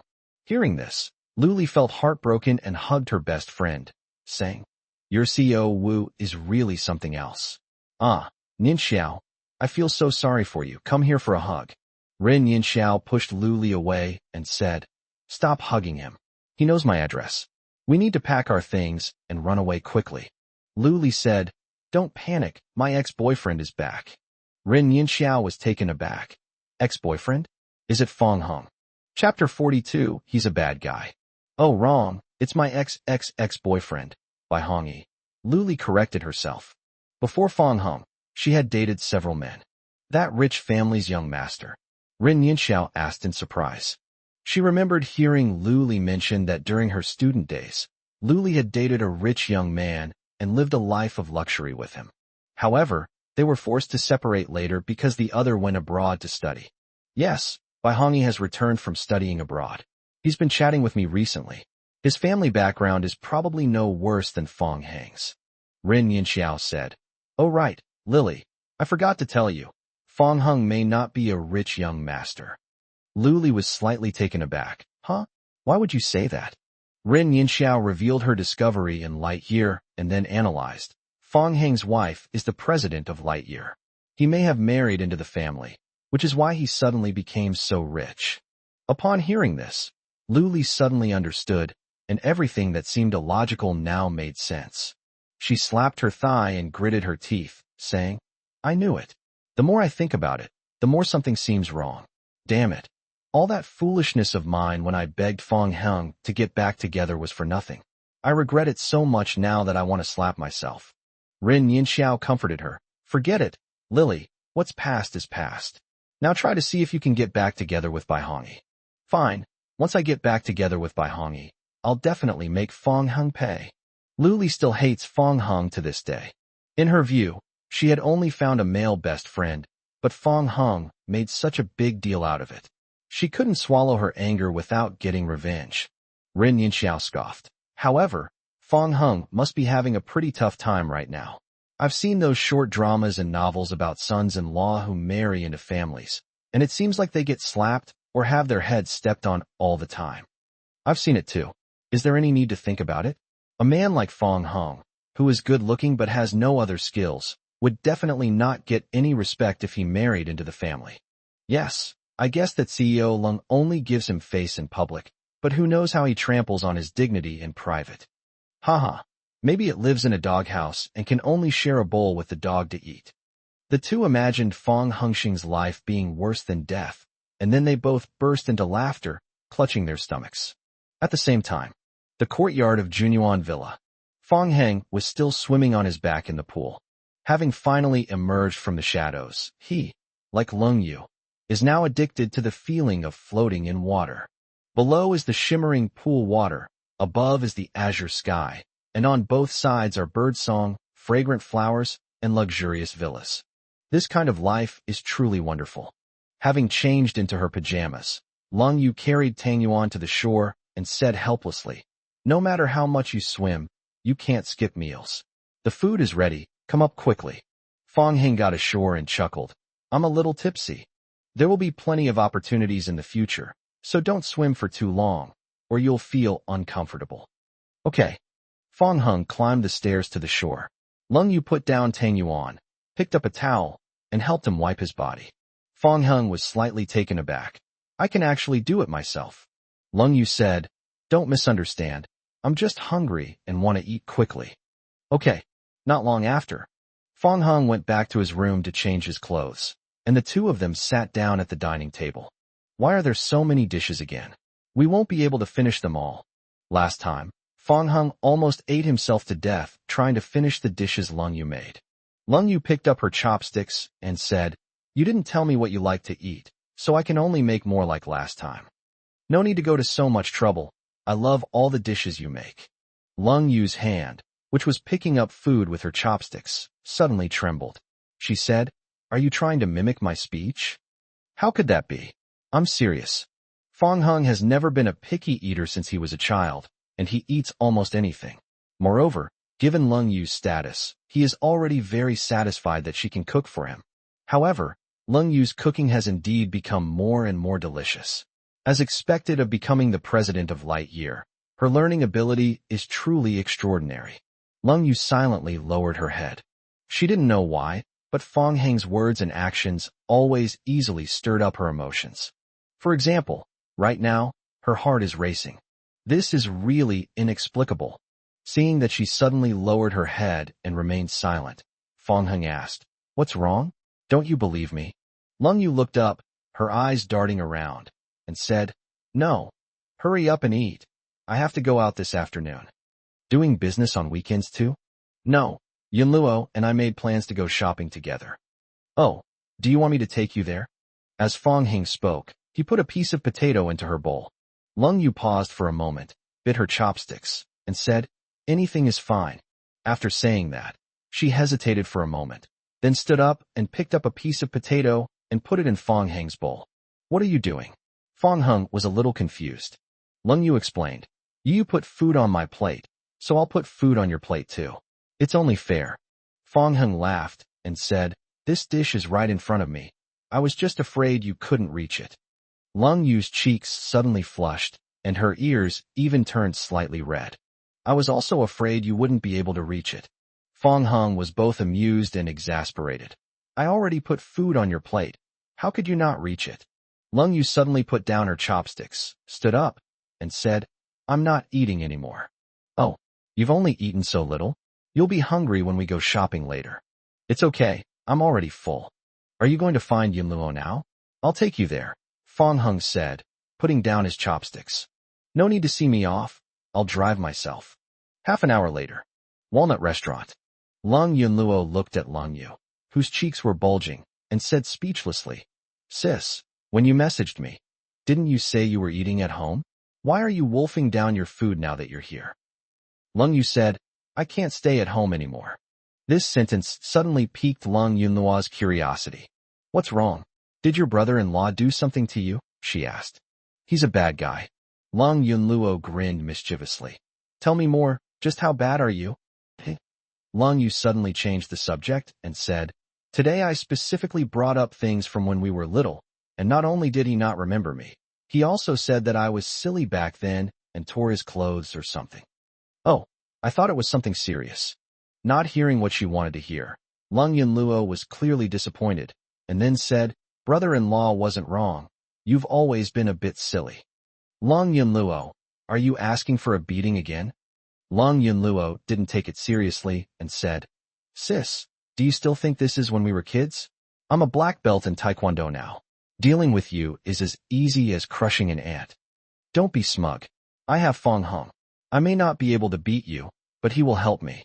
Upon hearing this, Lung Yunluo immediately backed down. After all, the two had fought before, and she was indeed no match for Fong Heng. Moreover, it seems that this brother-in-law hadn't even used his full strength at the time. "Sister, that's no fun. You have to rely on yourself." "No way. I'm a man, what's wrong with that?" Chapter 43, You Can't Lose Me. On Lu Li and Ren Yinxiao's side. Just as Ren Yinxiao finished eating and drinking, and washed up and changed her clothes, a loud knocking sound suddenly rang out at the door. This was followed by Wu Dazhuang's angry voice. "Ren Yinxiao, you filthy bitch, you dare hit me? Get out here right now." Ren Yinxiao shuddered in fright, the torment she had suffered these past few days still vivid in her mind. She hurriedly hid behind Lu Li, looking helpless, and said, "Lily, what should we do? Wu Dazhuang has really come looking for us. Don't panic, let me handle this birth." After comforting Ren Yinxiao, Lu Li slowly walked forward and said, "Listen up, everyone outside. I'm protecting Yinxiao. If you know what's good for you, get out of here right now, or you'll regret it." The words had barely left his mouth. A loud bang. It felt like the whole building shook. "You bitch, I don't care who you are.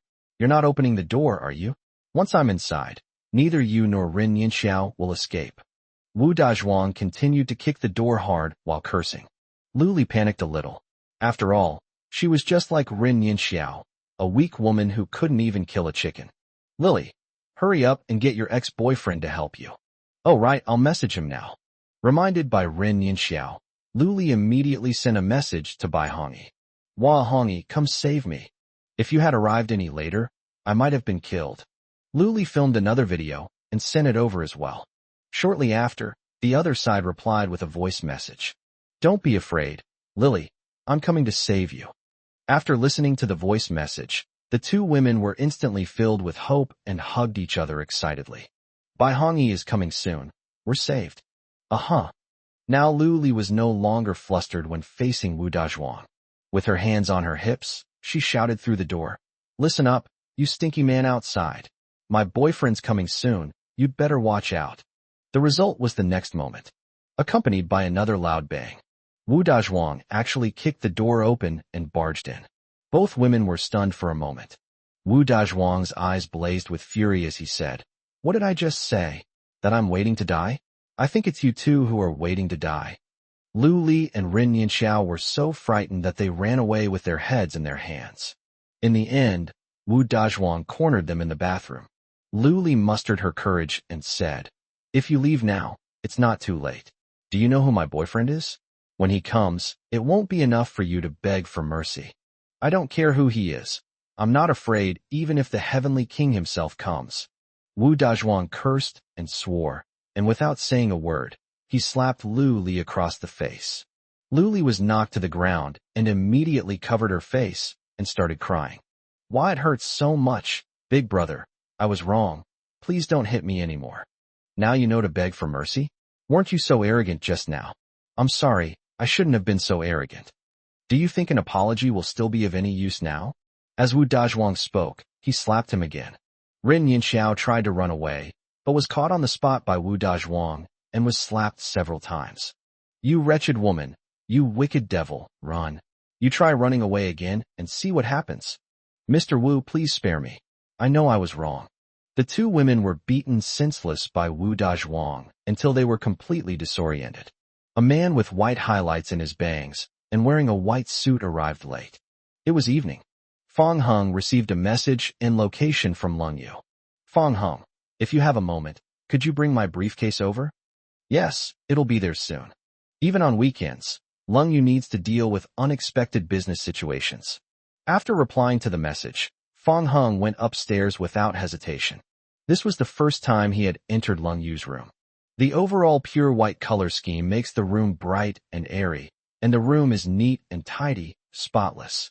Fang Heng found his briefcase and, before leaving the room, of course, patted Tang Yuan's head. And so, with Tang Yuan looking puzzled, Fang Heng closed the door, went downstairs, and then drove quickly to his destination. Commercial Street. Seeing the Mercedes-Benz G-Class speeding towards them, Leng Yunluo raised her eyebrows slightly.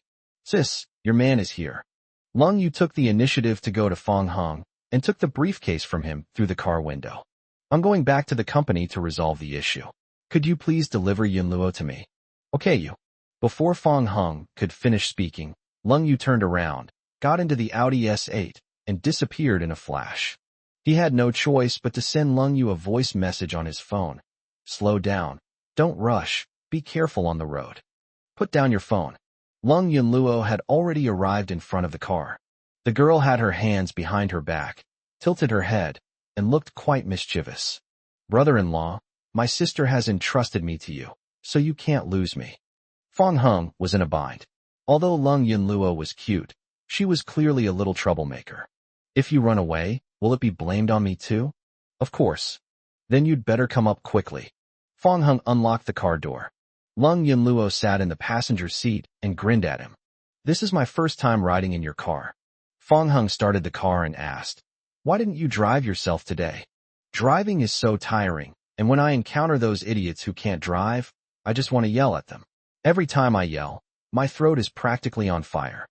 Fang Heng couldn't help but ask, Is it possible that the problem lies with you?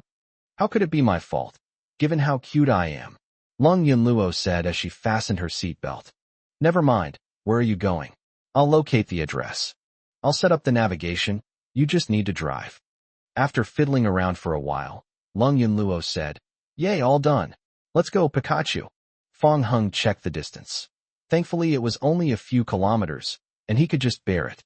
Along the way, Leng Yunluo was like someone with ADHD, looking around here and there. Brother-in-law, look, there's a beautiful woman. Brother-in-law, look, there's Ultraman. Wow. Brother-in-law, look, my sister is over there. This time she really didn't lie to you. Haha, you fell for it this time. We finally arrived at the address shown on the navigation. Fang Heng opened the car door and urged, "All right, get out of the car quickly. I have something to do." "No, I'm just here to buy something.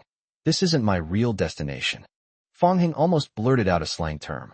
Lung Yunluo clasped her hands together and said, "Wait for me a moment. I'll be right back after I buy something. Besides, you promised my sister you wouldn't abandon me, right? Grandma, please go and come back quickly." Lung Yunluo gave an okay sign and then excitedly went to various stalls to buy things. When she returned, Fang Heng was covered in cobwebs. Fang Heng helped put the bags into the car and was about to complain when Lung Yunluo suddenly smiled and put a snack in his hand. "You're quite sensible. Don't get me wrong. I just asked you to hold it for me." Fang Heng was almost going crazy. Lung Yunluo chuckled and said, "I'm just teasing you. This is for you. Let me tell you, I'm not someone you can bully," Fang Heng said. "Oh, I understand." Lung Yunluo didn't mind and was about to enjoy her meal. Unexpectedly, the snacks in his hand were snatched away in the blink of an eye, and Fang Heng then tasted them all one by one. "It tastes good. I'm so grateful you bought so many for me," Fang Heng said as he ate. Lung Yunluo's smile completely vanished now. Chapter 44. I've already broken up with this person. Lung Yunluo stared in disbelief, then pouted. The way it looked so wronged made it seem like it would burst into tears if touched again. Fang Heng continued eating as he pleased, saying, "It smells so good. You're so good to your brother-in-law. Want a skewer?" Lung Yunluo's eyes were truly red with anger this time. Fang Heng pretended to be confused. "Oh, why are you crying? Is it because of this smell? Okay, then I won't give you any. You big jerk, I'm definitely going to tell my sister," Lung Yunluo said angrily. Just then, a voice suddenly came from behind them. "Oh my, isn't this Fang Heng?" Fang Heng looked and saw that the person who came was Lu Li, with a man in a white suit next to her. Upon seeing Lu Li, he lost all appetite and naturally ignored her. Lu Li's gaze shifted to Lung Yunluo, and after carefully examining her, she revealed a meaningful smile. "TSK, who is this? Could it be a new lover you found behind your wife's back? And why did you make her cry?" Lung Yunluo was furious, and upon seeing this, she directly cursed at Lu Li. "I'm your father." Her current appearance, coupled with her somewhat childish voice, made Fang Heng laugh. However, Lu Li and Bai Hongyi naturally didn't find it funny. Bai Hongyi said with dissatisfaction, "Whose little brat is this? She has no manners at all." Little did he know that a certain word in his sentence had just touched a nerve with Lung Yunluo. Lung Yunluo retorted angrily, "You're the one who's young. Your whole family is young. You?"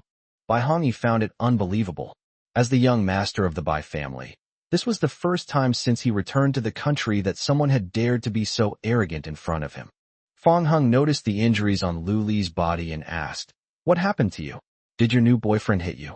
The injuries on Lu Li were not inflicted by Bai Hongyi, but rather by Wu Dazhuang, who broke down the door and attacked Bai Hongyi because he arrived too late to rescue her. Of course, Lu Li's best friend Ren Yinxiao also got beaten up along with her. When Bai Hongyi arrived, both women were almost knocked unconscious by Wu Dazhuang. Guilt, coupled with the promise made before he went abroad, caused Bai Hongyi to quickly rekindle his old feelings for Lu Li. The reason they are here now is because Lu Li has been pestering Bai Hongyi to buy expensive clothes. Unexpectedly, they ran into Fang Heng and Lung Yunluo. Lu Li retorted irritably, "What's it to you? Looks like you're admitting it. I have to say, you've got some skills when it comes to relationships. Just a few days ago you were crying and begging me to get back together, and now you've fallen for someone else. Stop being sarcastic. If you won't get back together with me, what's wrong with me dating someone else? Besides, Hongyi is my ex-boyfriend. When I was dating him, you weren't even a part of the picture. Oh my god, it seems this is the ex-husband. No, it should be the ex-boyfriend." Bai Hongyi was a little embarrassed. "Lily, didn't you just say that you waited for me all these years and haven't dated anyone since we broke up?" Lu Li then realized she had been exposed and hurriedly began to explain. "Hongyi, listen to me. You've always been the only one in my heart. It's that guy who keeps bothering me. You know I'm a girl, and I'm worried he might hurt me in a fit of anger." She started crying as she spoke. "And I've waited for you for so many years, and you've never contacted me. I thought you had forgotten me. So I'm sorry, you can hit me or scold me, but Lu Li, swear to God that the only person I've ever loved is you. Lu Li pointed at Fang Heng and said, of course, I've already broken up with him. He was the one who dumped me first. Fang Heng clapped his hands and said, Lu Li, you and Rin Yinxiao are truly best friends. It's such a pity you didn't study acting in college and entered the entertainment industry together. Lu Li, enraged and embarrassed, said, Fang Heng, don't go too far. Don't rush. The more anxious you are, the more it shows you're insecure. I just praised your acting skills. How come you messed up again? Lu Li knew that the more she said, the worse it would be for her, so she focused all her efforts on deceiving Bai Hongyi. Hongyi, ignore him, let's go. He's just trying to ruin our relationship. Lily, you don't need to explain so much. I'm willing to believe you.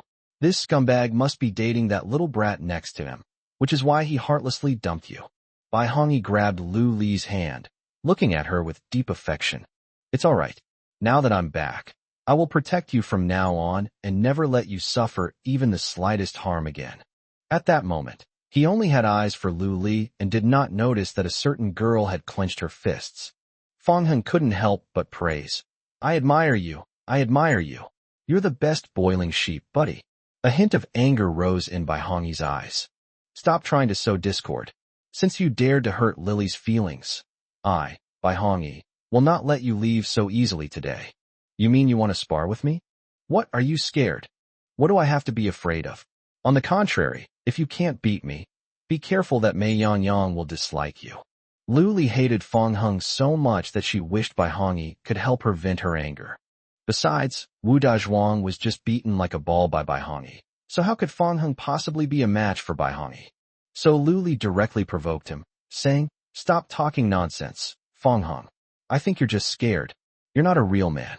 All you can do is bully a weak woman like me. Lung Yunluo suddenly stepped forward and stood in front of Fang Heng. Let me handle this first. You two have repeatedly crossed my line. Do you really think I'm easy to bully? What's wrong with calling you a little girl? Lu Li was puzzled, unaware that she had once again stepped into a minefield. Court death. Lung Yunluo flew into a rage and rushed to Lu Li, punching her in the chest. Lu Li didn't take it seriously at all. She was just a little girl. Hitting someone would probably be no different from tickling her. Even if she really got punched, how much would it hurt? The next moment, the intense pain made her feel as if her sternum was about to shatter. In just half a day, Lu Li had been beaten twice.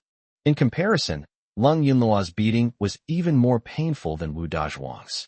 Lu Li immediately lost her arrogance and hurriedly hid behind Bai Hongyi, clutching her chest. Honey, she hit me so hard.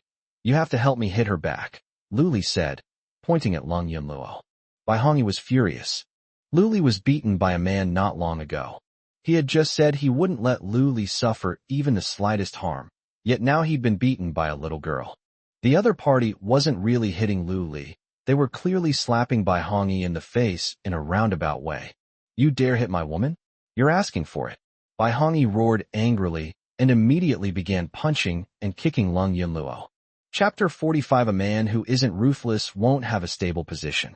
Bai Hongyi learned Taekwondo while studying abroad for self-defense. He is a red black belt master, second only to the highest rank of black belt. Bai Hongyi didn't take Lung Yunluo seriously, believing that she would collapse after a few moves. Unexpectedly, after a series of exchanges, Lung Yunluo was not only unharmed, but he found himself increasingly unable to hold his own. Being repeatedly defeated by a mere young girl undoubtedly infuriated Bai Hongyi, and at the same time, it exposed more of his weaknesses. Lung Yunluo seized the opportunity and kicked him in the knee. Bai Hongyi immediately knelt on one knee, as if he were bowing to Fang Heng opposite him. Bai Hongyi was very familiar with Lung Yunluo's every move. He realized that she had also learned Taekwondo and was a black belt, even surpassing his own skill level. Continuing to fight would only result in losses, so it was better to simply admit defeat. Seeing that Bai Hongyi was no longer resisting, Lung Yunluo made a move to deal with Lu Li. Lu Li was surprised that Bai Hongyi couldn't even beat a little girl. However, she quickly apologized, saying, Sister, eldest sister, I was wrong. Hearing Lu Li address her as elder sister, Lung Yunluo's mood improved somewhat. Be more careful next time, okay? If you dare to shout again, I'll beat you up every time I see you. Lung Yunluo waved her fist. Okay, okay, big sister, I'll remember. Luli couldn't help but feel a little annoyed. Women, including herself, generally disliked being called by exaggerated names, so why was this guy doing the opposite? Lung Yunluo gave a light snort, clapped her hands, and stepped aside. Seeing that Bai Hongyi was still kneeling, Fang Heng couldn't help but tease him. Rise, my dear subject. It's not New Year's yet. You won't get any lucky money if you keep kneeling. He stood up, annoyed, and said, What's your name? I lost to this little. The girl's gaze sharpened instantly. Bai Hongyi immediately changed his tune. I lost to this older sister, not to you. What's there to be proud of? That's right, Fang Heng. What's the point of hiding behind a woman? You'd better challenge Hongyi to a one-on-one fight. Luli realized that Lung Yunluo had also learned Taekwondo, which was why Bai Hongyi was no match for her. But she knew Fang Heng very well. Fang Heng had never attended a martial arts class, and he would definitely be instantly killed by Bai Hongyi. Then she whispered, Hongyi, Fang Heng is a weakling. You must help me teach him a lesson. Don't worry, I will definitely help you get revenge. Bai Hongyi believed Lu Li's words. Since Fang Heng is not a trained martial artist, the advantage naturally falls on his side. Bai Hongyi couldn't wait to deal with Fang Heng. If you're a man, don't be a coward. Come on, I'll let you have a free punch first, he said deliberately, trying to provoke him. Fang Heng was amused. He thought that even a tiger would call him Big Brother after he punched Bai Hongyi. Bai Hongyi had really gotten too big for his britches. Have you thought this through? You can't even beat her. Doing this is just asking for trouble. If you're scared, just say so. I won't make things difficult for you. Then so be it. Stand still and don't move. Come on, if I utter a sound, you win, Bai Hongyi said, puffing out his chest. Lung Yunluo knew Fang Heng's strength well and shook her head, saying, Sigh, good luck to him. Bai Hongyi thought Lung Yunluo was saying this to Fang Heng, so he became even more unscrupulous. Don't hold back, or you'll be the one in trouble after this punch. I won't show any mercy, he said contemptuously. All right, shut your stinking mouth. Bai Hongyi shut his mouth, already fantasizing about how he would humiliate Fang Heng after taking that punch. However, Fang Heng raised his hand and threw a punch as fast as the wind. Before anyone could see clearly, his fist had already smashed into Bai Hongyi's chest. First there was a crack sound, like the sound of bones breaking, followed by a bang. That's impressive, they really didn't say a word, Fang Heng said. Bai Hongyi remained silent, because his vision went black and he collapsed to the ground. Lung Yunluo sighed. This is exactly the result I expected. This guy is such an idiot, asking for a handicap. I've never seen such a shameless request. Luli was dumbfounded. She squatted down and shook the unconscious Bai Hongyi, but he didn't react at all. She looked up at Fang Heng in disbelief. That's not right. That's not right at all. Fang Heng used to be unable to hold on for long. So how come he has become so powerful now that he can even knock people out in an instant? Could it be that you were pretending on purpose back then? On the way back, Lung Yunluo ate her food with relish, her lips looking as if they were coated with lip balm. Seeing Fang Heng looking at her, she hurriedly hid the snacks in her arms, looking wary. You want to steal my food? Fang Heng chuckled and said, You don't want others to say you're young. So why do you still refer to yourself like that? Because this big sister sounds weird, and besides, I'm happy to do it, so what? It's none of your business, she said, revealing her little tiger teeth, looking both cute and fierce. Quite the double standard, huh? Lung Yunluo snorted softly, her little feet dangling under the seat, and she lowered her head to start rummaging for food again. You were a bit too rough with that punch. You knocked him out with just one punch. A man who isn't ruthless won't have a stable position, Fang Heng casually remarked. Lung Yunluo was slightly taken aback, then patted the car seat and laughed. Oh my god, that's such a weird way of saying it. It sounds both corny and cool. In the midst of conversation, Fang Heng delivered Lung Yunluo to her actual destination. She opened the car door and got out, mimicking the punching motion Fang Heng had just made. Brother-in-law, you were really fast just now. Can you teach me how to practice? I'm busy. You're such a cheapskate. Oh, by the way, here's a suggestion for you. It's related to my sister. What suggestion? Just don't go that fast in front of her. Lung Yunlu smiled mysteriously, then turned and ran. Question mark. Fang Heng was completely puzzled. When he realized it too late, Lung Yunluo had already run far away and even turned back to make a face at him. That brat. Lung Yu has to teach her a lesson later. Fang Heng returned to Junyuan. Several days later, the system notification sounded in my mind again. Congratulations, host, you have accumulated 100% of your soft rice value. Would you like to participate in the lottery? Fang Heng naturally chose yes. Congratulations, host, you have acquired the divine healer skill. Your soft rice points have been cleared. You can accumulate them again to continue your lottery draw. Divine healer skills? In other words, I will be able to see a doctor on my own in the future, and I won't have to worry about suddenly getting sick. Fang Heng was quite satisfied. With this skill, he could enjoy the good life even more unrestrainedly. If Lung Yu gets sick someday, we can also help her get a checkup, saving her a trip to the hospital. Chapter 46, I will definitely protect you. It was still early, and Fang Heng had nothing to do, so he played ball for a while as usual. He ran into the grandfather and grandson again on the basketball court. This time, however, the little boy wasn't very enthusiastic, and the old man who was acting as the cheerleader wasn't cheering as energetically as before. After the game ended, the little boy was still shooting hoops on his own, while Fang Heng went to the old man. Fang Heng wiped his sweat and asked, "What's wrong with you two today?" Qian Fuhao sighed deeply, his gaze towards his grandson filled with guilt. Xiaobao heard people talking about him at school today, saying he's mute sigh. It's all my fault as his grandfather. I don't have the ability to find someone to cure him. Qian Xiaobao was born mute, and from birth, Qian Fuhao hired many famous doctors to treat him. However, over the years, he has traveled all over the country and abroad, but no one has been able to cure him. As his grandson grew older, he changed from being lively to introverted, which Qian Fuhao found heartbreaking. Fang Heng thought of the divine doctor skill he had just acquired and decided to help the grandfather and grandson. Grandpa, if you don't mind, I might be able to cure your grandson. Really? Qian Fuhao raised his pale eyebrows and immediately perked up. Yes, I'll try my best. Upon hearing this, Qian Fuhao immediately called Qian Xiaobao over. After examining the patient, Fang Heng quickly diagnosed the problem based on the vast amount of medical knowledge that came to mind. He smiled and said, I have a solution, but I need silver needles or something, and I don't have any of those things on hand right now. It's okay, I have some at home.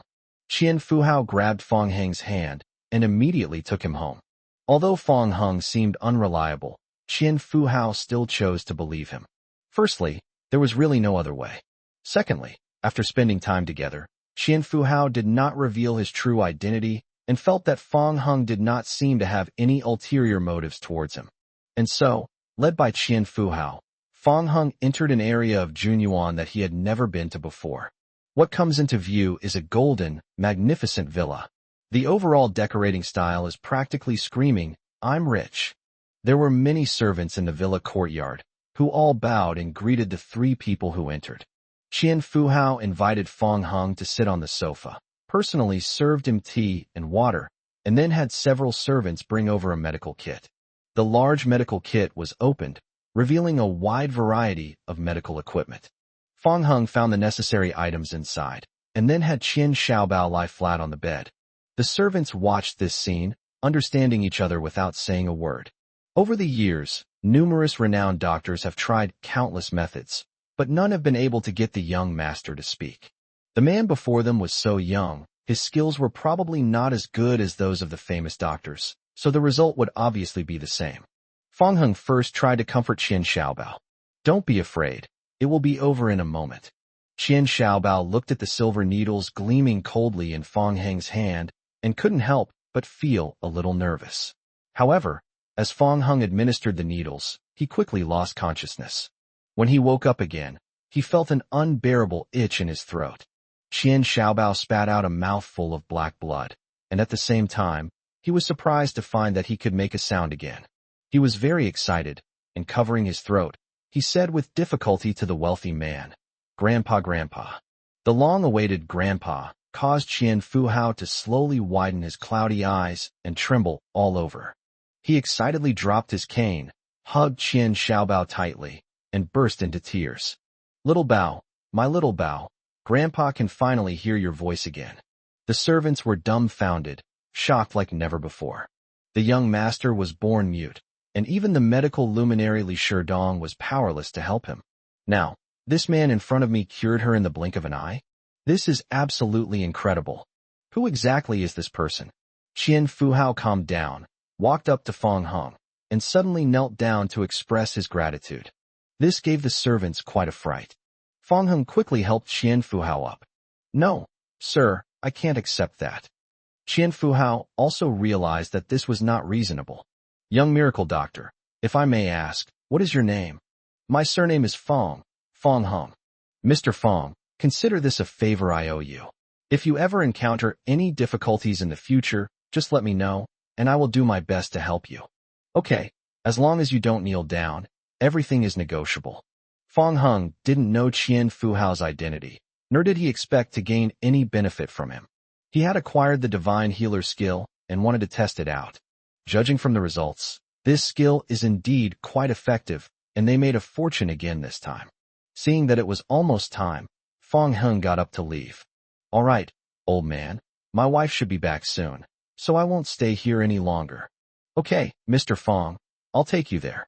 After arriving at the stadium, Grandpa, this is enough. Take care. Qian Fuhao, holding Qian Xiaobao's hand, stood there watching Fang Heng Yuan leave.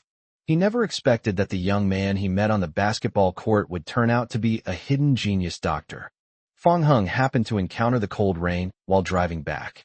Lung Yu glanced at the grandfather and grandson not far away, then turned her gaze to Fang Heng. You two know each other? Oh, you mean that grandfather and grandson? We met while playing basketball. Mr. Qian is the richest man in Los Angeles. Fang Heng asked in surprise. The richest man in Luo City? Lung Yu nodded. Yes, try not to have any conflict with him, otherwise it will be a bit tricky. It's okay, I don't have any conflicts with him. Fang Heng never expected that the old man would be the richest man in Luoqing. No wonder he could sense the aura of a superior from time to time. That's good, but even if a conflict breaks out, it's okay. I will definitely protect you, Lung Yu said with a firm look in her eyes. The two returned to the villa. They went swimming together in the pool again. After swimming until we were tired. Let's chat while we're in the shallow water. Lung Yu splashed water with her hands and said, Speaking of which, Yunluo complained to me again, saying that you stole her food. I ate quite a lot in one go, and I'm a bit full. You really stole her food? Lung Yu asked, slightly taken aback. She thought Lung Yunluo was just fooling around like before, but she didn't expect it to be for real this time. Yeah, it's because she deliberately teased me back then. Fang Heng explained the whole story, and Lung Yu covered her mouth and laughed after listening. Good job. Next time Yunluo bullies you, just go ahead and teach her a lesson. Okay. After resting, the two prepared to go ashore. Lung Yu lifted her beautiful leg, her jade-like feet stepping on the steps, and slowly walked up first. The water droplets slid slowly down the graceful curve, as if they weren't falling into the pool, but rather landing drop by drop on Fang Heng's heart. After Lung Yu got ashore, he noticed that Fang Heng hadn't followed him, but had instead returned to the deep water. He asked in confusion, Why aren't you coming up? I want to swim 2 more laps. I really can't do anything with you, so I'll be going now. After Lung Yu left, Fang Heng plunged into the water again. Even so, the scenes from just now still linger in my mind. This is terrible, absolutely terrible. Chapter 47 The Lost Clothes. On his way back to his room, Fang Heng encountered cold rain coming down from the 2nd floor. Lung Yu changed into her usual home clothes, as if something had happened. However, when Fang Heng asked her, Lung Yu hesitated and did not answer, then turned around and quickly went upstairs. When it was time to eat, Lung Yu still seemed absent-minded. Fang Heng said, If you have anything to say, just say it. Lung Yu put down her chopsticks, hesitating to speak. It wasn't that she didn't want to talk about it. It was just that the matter was too embarrassing. Because I'm missing a piece of my underwear. Lung Yu searched the entire room, but couldn't find it. Although she didn't want to believe that Fang Heng had taken it, there were only the 2 of them in the villa, and the key point was that Fang Heng had just entered her room earlier that day. Go ahead and say it. It's just the two of us. There's nothing to be embarrassed about. Seeing her hesitate, Fong Hung tried to persuade her again, then picked up the bowl and took a sip of soup. Lung Yu finally made up her mind and said, then I'll just say it directly. Okay, just say it. Finally, Lung Yu asked somewhat embarrassedly, did you touch my underwear? Upon hearing this, Fong Hung nearly choked on the soup he had just drunk. He put down his spoon and said, why would I touch your underwear? Lung Yu pursed her lips and said, but when I left this morning, there was clearly a piece of underwear on the bed, and when I came back it was gone. I searched for ages, but couldn't find it. Fong Hung tried hard to recall the scenes of entering Lung Yu's room. He vaguely remembered that when he first entered the room, there was nothing on the bed except for the dolls and the blanket. I really didn't touch it, and when I went to your room to get your briefcase, I remember there were no underwear on the bed. That's strange. Could a thief have broken into the house? That's unlikely. If a thief really broke in, they wouldn't just steal one piece of clothing. That's even stranger. Feeling the cold rain's gaze, Fong Hung felt something was off. Indeed, it's just the two of them at home. It's normal to instinctively suspect Lung Yu if she loses something. If his own things were lost, he would definitely unconsciously assume that Lung Yu took them. So, in order to prove his innocence, Fong Hung accompanied Lung Yu up to the second floor. Could you describe the color of that garment? Lung Yu said awkwardly. Pink, pink. Okay, I'll help you look for it. Fong Hung carefully searched through Lung Yu's room.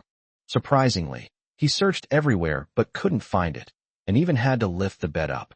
The fact that they couldn't find it for so long was making Fong Hung quite frustrated. Things don't just disappear without a trace. So where did it go? Or maybe we should just forget about it. No, this concerns my innocence. Let's not look for it anymore. I believe you didn't take it. I must find it. However, Fong Hung searched high and low for a long time, but Lung Yu's clothes were nowhere to be found. Just then, he inadvertently caught a glimpse of Tang Yuan slipping through the crack in the door. Lung Yu, do you think it's possible that this guy stole it? Fong Hung asked, pointing at Tang Yuan. Lung Yu shook her head. That's unlikely. Tang Yuan is just a cat. It's only possible because Tang Yuan is a cat. After all, in a cat's eyes, clothes are just clothes. Maybe it finds them fun and then snatches them away. With the mindset of better to kill the innocent than let the guilty go free, Fong Hung immediately began interrogating Tang Yuan. Confess, and you'll be treated leniently. Resist, and you'll be punished severely. Quickly tell me honestly, where did you hide the clothes? As if it could understand human speech, Tang Yuan turned around and ran away, even drifting like a race car when turning corners. Something's not right. This is very wrong. Fong Hung immediately set off to chase after him. Finally, Tang Yuan was successfully caught in the cat's den. They also found Lung Yu's lost pink underwear in its scratching bowl. Lung Yu looked helpless, holding Tang Yuan and scolding. You stinky Tang Yuan, are you starting to go astray? Tang Yuan seemed to know she had done something wrong, so she obediently nestled in her arms, occasionally stealing a glance at Fong Hung, looking all wronged. At this point, the criminal Tang Yuan was arrested on the spot, bringing the incident to a close. The two then went downstairs and could finally eat in peace. Fong Hung, I'm sorry, I shouldn't have doubted you. It's nothing. It's just the two of us at home. It's understandable that you suspect me. If my clothes were missing, I would definitely think that you took them. What could I do with your clothes? The more they talked, the more off things seemed. Fong Hung quickly changed the subject, saying, Ahem, let's eat first. The food is getting cold. Lung Yu bit her chopsticks, and the two finished their dinner in a slightly awkward atmosphere. Before going upstairs, Lung Yu suddenly remembered something. By the way, Fong Hung, Grandpa's birthday is coming up soon. You might want to come back to the family with me to celebrate with him. No problem. At the same time, on the other side, a magnificent villa in Junyuan. Qian Dashan led Li Sherdong, a leading figure in medicine, through the door. Seeing Qian Fuhao's beaming face, Qian Dashan was slightly taken aback. He hadn't seen his father so happy in a long time. Dad, I've invited Dr. Li.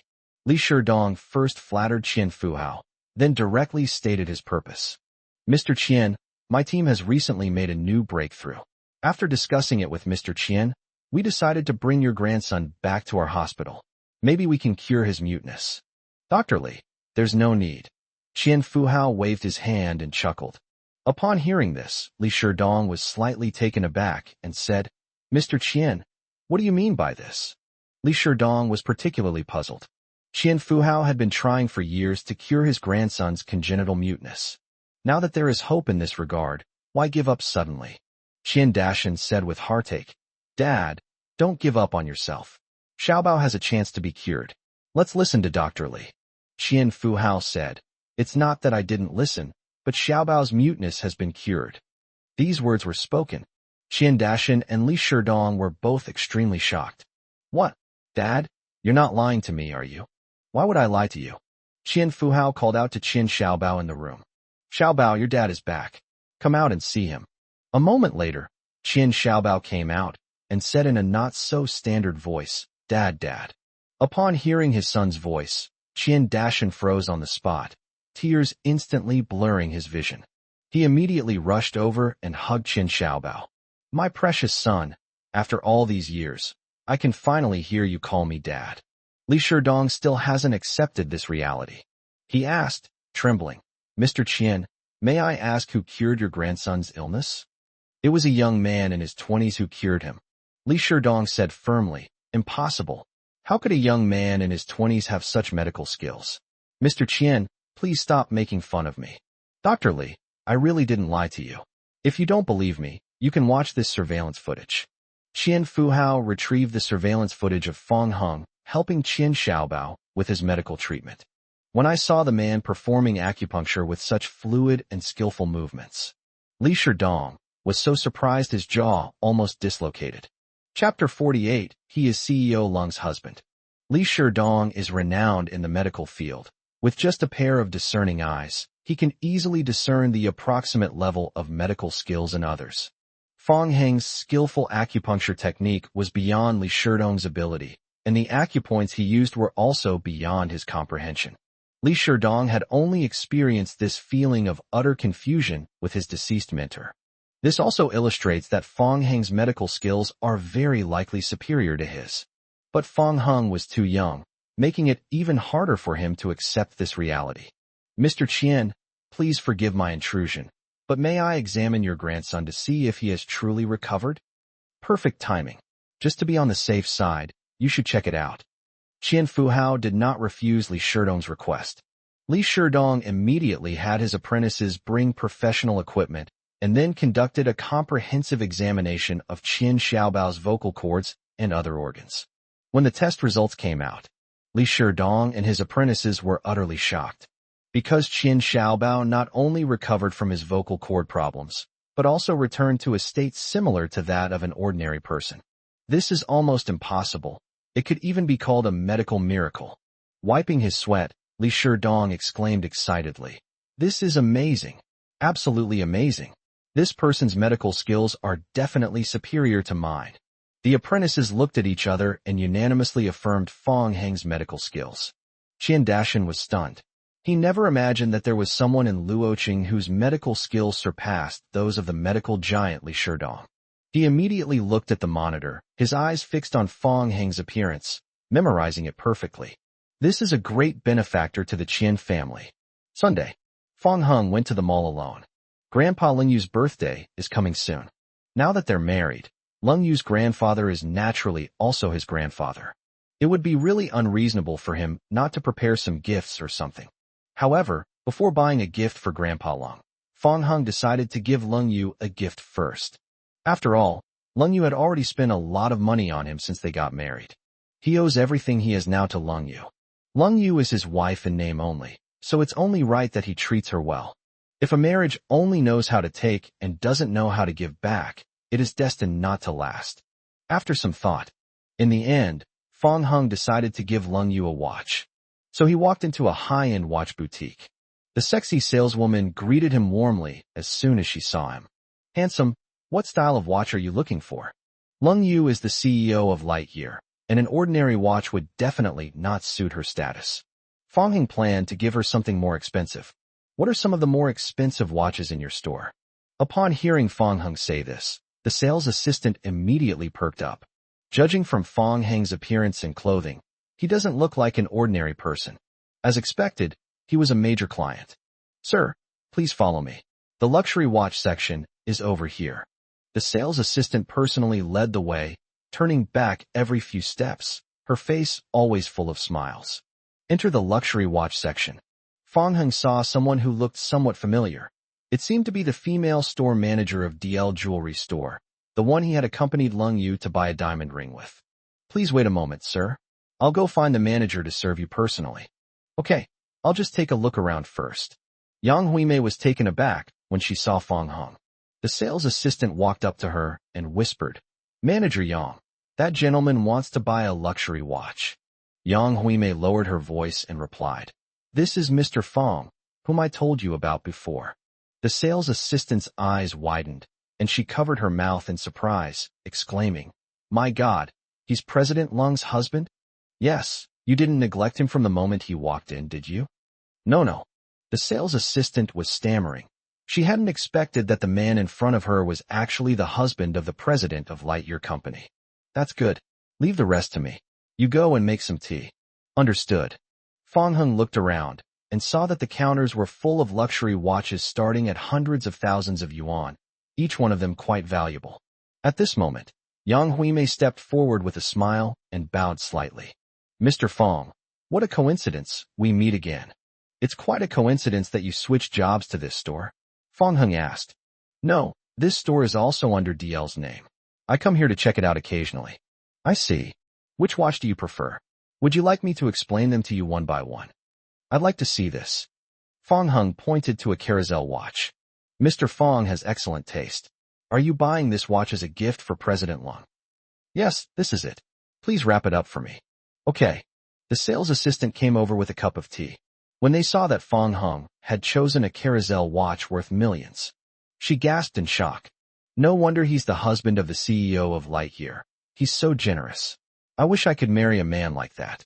At that moment, two beautiful women walked into the shop. One of the women was Chun Shui, who had recently confessed her feelings to Fong Hung at his promotion banquet, but was rejected. Accompanying Chun Shui was her best friend, Su Qingqing. Su Qingqing spotted Fong Hung at a glance and excitedly pushed Chun Shui, saying, Shui, look, there's a handsome guy over there. He's so handsome he's killing me. Don't make a fuss over nothing. Everyone looks handsome to you. Chun Shui didn't care. Since meeting Fong Hung, she had never seen a more handsome man. Chun Shui had no interest in seeing the so-called handsome guy her best friend had mentioned. However, when Chun Shui caught a glimpse of the other person out of the corner of her eye, she was immediately stunned. It was Fong Hung. No wonder my best friend was so excited. Su Qingqing said, woman, you're being infatuated, aren't you? You didn't want to believe me just now. Chun Shui said sadly. He is the Fong Hung I mentioned before. Oh, he's that male colleague you confessed to but failed to get. Su Qingqing had previously heard Chun Shui introduce Fong Hung, saying that he was much more handsome than male celebrities.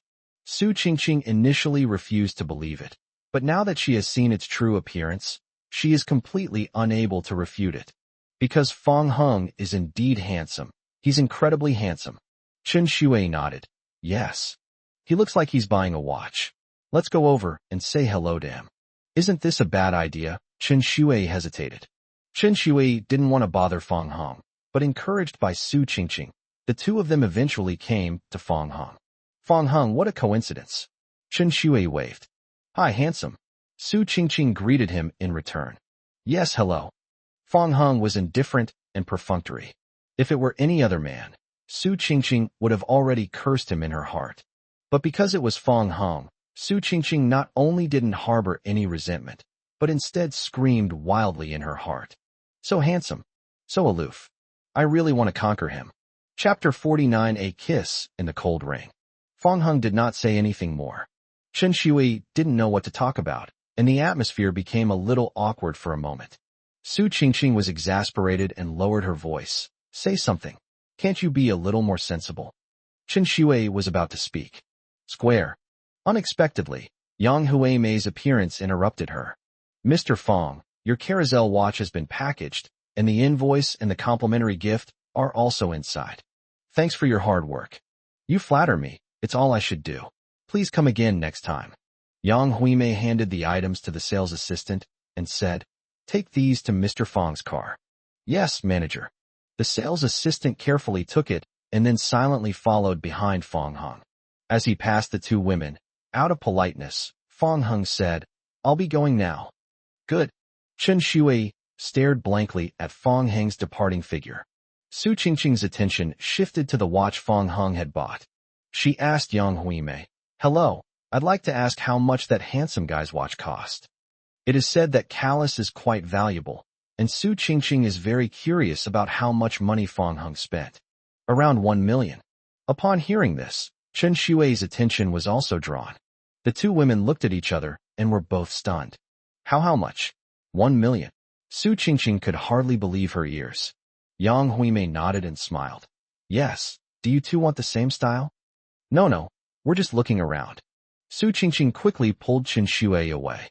Where could they possibly afford those luxury watches that cost millions? Fang Heng got into his Mercedes-Benz G-Class and left. Su Qingqing immediately flagged down a taxi. "Driver, please follow that G-Class ahead." Chen Shui complained. "Qingqing, what are you doing?" Su Qingqing tapped Chen Shui's head hard. "What else can I do?" "Of course, I'll help you. You little idiot. Chase after men." The two women followed Fang Heng all the way. Finally, we arrived at an antique shop. Fang Heng then engaged in some negotiations with the shop owner. He even spent another 1 million to buy an antique porcelain piece. Su Qingqing was stunned and whispered, "Shui, Fang Heng is too rich. He's already spent 2 million in just a short while. I don't know how long I'll have to work to earn this much money." Chen Shui never imagined that Fang Heng would be so rich. It wasn't until she discovered at the promotion banquet that the Mercedes-Benz G-Class belonged to Fang Heng that Chen Shui's perception of him was completely changed. In Chen Shui's view, Fang Heng has always intentionally kept a low profile and did not want to attract attention. On the other hand, Xiao Kongpeng, who was pursuing her, was putting on a show of wealth, even claiming that the Mercedes-Benz G-Class was his own. He was nothing but a clown. "If you marry him, you'll become a rich woman instantly. Why would you need to go to work?" Chen Shui said shyly. "Don't talk nonsense. There's no chance for us to get together yet." "Hey, they've left. Hurry and chase after them." The two women chased after him to the outside of the mall.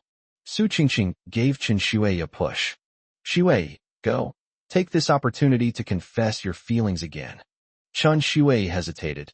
"To feel like it's definitely not going to work out again. I give up. How will we know the result if we don't try? If you're not going, then I'm going." How could you steal my man?" Chen Shui asked anxiously. "If you don't want me to take you away, then you'd better confess your feelings quickly." Under pressure from Su Qingqing, Chen Shui mustered her courage and prepared to confess her feelings to Fang Heng again. However, after taking only 2 steps, she froze on the spot. An Audi S8 came to a stop in sight. Fang Heng and Leng Yu, who got off the bus, chatted and laughed. Chen Shui was shocked. Of course, what shocked her the most was the sparkling wedding rings on their ring fingers. At this moment, Chen Shui realized that Fang Hengzhen was married, and the person he married was Leng Yu. "Who was that woman?" Su Qingqing asked, frowning. In terms of looks alone, she had never been inferior to anyone, but at this moment, a sense of inferiority suddenly rose in her heart. "Our company's president." "Huh? The legendary, decisive, stunningly beautiful CEO from Lightyear." Su Qingqing was stunned. This woman was clearly someone she couldn't afford to offend. "Qingqing, let's go." Chen Shui forced a smile, feeling tormented by every second she stayed. She considers herself a beauty because she attracts men's attention wherever she goes. But the appearance of Cold Rain made her feel deeply frustrated. The Cold Rain was so beautiful that she couldn't help but feel jealous. As the president of Lightyear, Leng Yu has a prestigious status, and more importantly, she is already married to Fang Heng. Now I'm completely out of luck. On the other side, Fang Heng didn't expect to run into Cold Rain when he went out to buy things. Taking advantage of this opportunity, the two went shopping and had something to eat together. It was late at night when I got home. Leng Yu went into the bathroom first. Fang Heng secretly took the Carousel watch he had bought from the car. Then he rummaged through his suitcase and found something unusual inside. After taking a shower, Leng Yu changed into her pajamas. Seeing Fong Heng sitting on the sofa watching TV, she picked up Tang Yuan and went over to sit down as well. Lung Yu took out a few liqueur-filled candies from her pocket and handed them to Fong Heng. Yan Luo gave these to me. I just ate a few, and they taste pretty good. Would you like to try some? Fong Heng tried one. It was sweet, but the alcohol flavor seemed to be slightly stronger than that of ordinary liqueur candies. Perfect timing. I'll give you a gift too. What gift? You'll know once you open it up. Fong Heng deliberately kept everyone in suspense, and he even changed the original packaging. You call me a bad woman, but you're a bad man too. You just like to keep us in suspense. Fong Heng smiled. During a pause in conversation, Lung Yu opened the packaging. Caruso's watch? Do you like it? Fong Heng asked. Because I always got scolded for giving Lu Li gifts before. This scene seems familiar. Now he found himself unconsciously feeling nervous. Lung Yu was pleasantly surprised. I like it, but this style must be very expensive. I'm sorry to have troubled you. Hearing Lung Yu say that, his heart, which had been hanging in suspense, finally settled down. As long as you like it, that's fine. Here, let me put it on for you. Fong Heng took Lung Yu's soft, boneless hand and slowly put the watch on her fair wrist. Beautiful, Lung Yu exclaimed as she rotated her wrist. She often receives expensive gifts, but she has never been as happy as she is now. Wait, there's something else. Fong Heng then took out a necklace from his pocket. This is so pretty. Did you buy it too? He shook his head. No, this was given to me by my dad. He said he would give it to his spouse after he gets married. Are you going to give it to me? Of course, we're both married. Fong Heng leaned closer to Lung Yu, preparing to put the necklace on her fair neck. The two were so close that Lung Yu could even see his own reflection through Fong Heng's eyes. Lung Yu couldn't help but feel a little nervous, and her breathing became somewhat rapid. The man's breath tickled her face, yet it also felt like a feather gently caressing her. For some reason, Lung Yu suddenly felt an impulse. As time passed, this impulse grew stronger and stronger, causing her to slowly and inexplicably move closer to Fong Heng. However, Lung Yu did not get her wish. Instead, due to her lack of experience, she bumped into Fong Heng's nose. What's wrong with you? Fong Heng was a little annoyed. He had just helped Lung Yu put on the necklace when she bumped into him for no reason. Lung Yu covered the tip of her nose, her chest pounding as if a deer had run inside her. To cover up her embarrassment, she picked up Tang Yuan and silently tried to leave. Why aren't you saying anything? Don't you like it? Faced with Fong Heng's persistent questioning, Lung Yu had already reached the stairwell. She suddenly stopped in her tracks, struggling with her inner conflict. Finally, Lung Yu put down the glutinous rice balls and turned back to walk quickly toward Fong Heng. Before Fong Heng could even speak, Lung Yu pushed him down, his back pressed against the sofa. Immediately afterwards, Lung Yu straddled his lap and leaned down to kiss him. Chapter 50. Do you like me? Fong Heng's mind went blank, his eyes widened, and he was completely stunned. By the time she realized what was happening, Lung Yu had already retreated several meters away, her eyes darting around, and her cheeks flushed slightly. Good night. The words fell. She picked up the glutinous rice balls and fled in panic, nearly tripping and falling while climbing the stairs because she was in such a hurry. Fong Heng was startled and stood up, saying, "Slow down. No, it's nothing." The cold rain quickly disappeared from where it was, but it left behind the glutinous rice balls and a cat slipper. Fong Heng walked over and picked up the cat slippers. Tang Yuan raised her head and meowed at him. Don't panic, I'll take you up. Fong Heng picked up Tang Yuan and walked upstairs. Second floor room. Lung Yu leaned against the door, her heart pounding violently, as if another fawn had entered her chest. She covered her burning cheeks with her hands, recalling what she had just done, wishing she could dig a hole in the floor and disappear into it. Knock knock. The sudden knocking startled Lung Yu. She quickly braced herself against the door with both hands, fearing that Fong Heng would push it open and enter at any moment. It's me. Outside the door. Fong Heng held a cat slipper in one hand and a glutinous rice ball in the other. Before long, the sound of cold rain came from inside the house. 2M, already asleep. Fong Heng didn't even know how to complain. I left the glutinous rice balls and slippers by the door, he said, straightening up again. Oh, I'll bring them in when I wake up. Okay. Lung Yu pressed herself against the door until she heard the footsteps disappear, then quickly opened the door and scooped the cat and slippers inside. She locked the door, dropped the glutinous rice balls, and threw herself onto the bed, covering herself with the blanket. I don't know how much time passed. Lung Yu slowly lifted the blanket, lay on her side on the bed, and looked at the glutinous rice balls that had suddenly appeared. Tangyuan, what should I do? I don't even have the courage to walk out the door tomorrow. Could I be possessed by a ghost? Why would I suddenly do that kind of thing to him? It's all Yunluo's fault. There must be something wrong with the liqueur candy Yunluo gave me. Only after Tangyuan fell into a deep sleep did Lingyu stop talking to herself. She subconsciously touched her lips, and her heart, which had finally calmed down, suddenly raced again. The room downstairs. Fang Heng tossed and turned in bed, unable to sleep. The image of Lung Yu's shy demeanor lingered in my mind. He couldn't figure out why Lung Yu had suddenly kissed him. Are you teasing me? You like me? To prepare for emergencies, we need to conduct drills in advance. Fang Heng thought about it for a long time and first ruled out the possibility that Lung Yu liked him. After all, the two had only known each other for a short time, and Lung Yu was only with him to appease her family's pressure to get married. But no matter what, he was looking forward to seeing Lung Yu tomorrow. Fang Heng didn't know what time he went to sleep. He woke up the next day after 10 o'clock. He glanced at the garage, and, sure enough, the Audi S8 was gone. When I arrived at the dining table, it was empty. This was the first time that Lung Yu hadn't left him breakfast or a sticky note after he overslept. Fang Heng was even a little unaccustomed to it for a while. He packed everything up and drove off to work. Arrived at the company, Fang Heng encountered Chen Shuai in the elevator. Chen Shuai became quite unnatural upon seeing him. Hello, Secretary Fang. Fang Heng nodded. Chen Shuai's attitude had suddenly changed, most likely because she knew about his relationship with Lung Yu. Upon reaching the designated floor, Fang Heng got off the elevator first, and Chen Shuai's expression immediately turned dejected. As she recalled the scene she had witnessed yesterday, Fang Heng and Lung Yu chatting and laughing together, her heart ached even more. Before I knew it, the elevator had returned to the first floor. Two employees walked in and, seeing Chen Shuai motionless, couldn't help but give her strange looks. Chen Shuai composed herself and pressed the button to go to the floor she wanted to go to again. Since Fang Heng has already married a woman who is better than him in every way, then it's time to let go.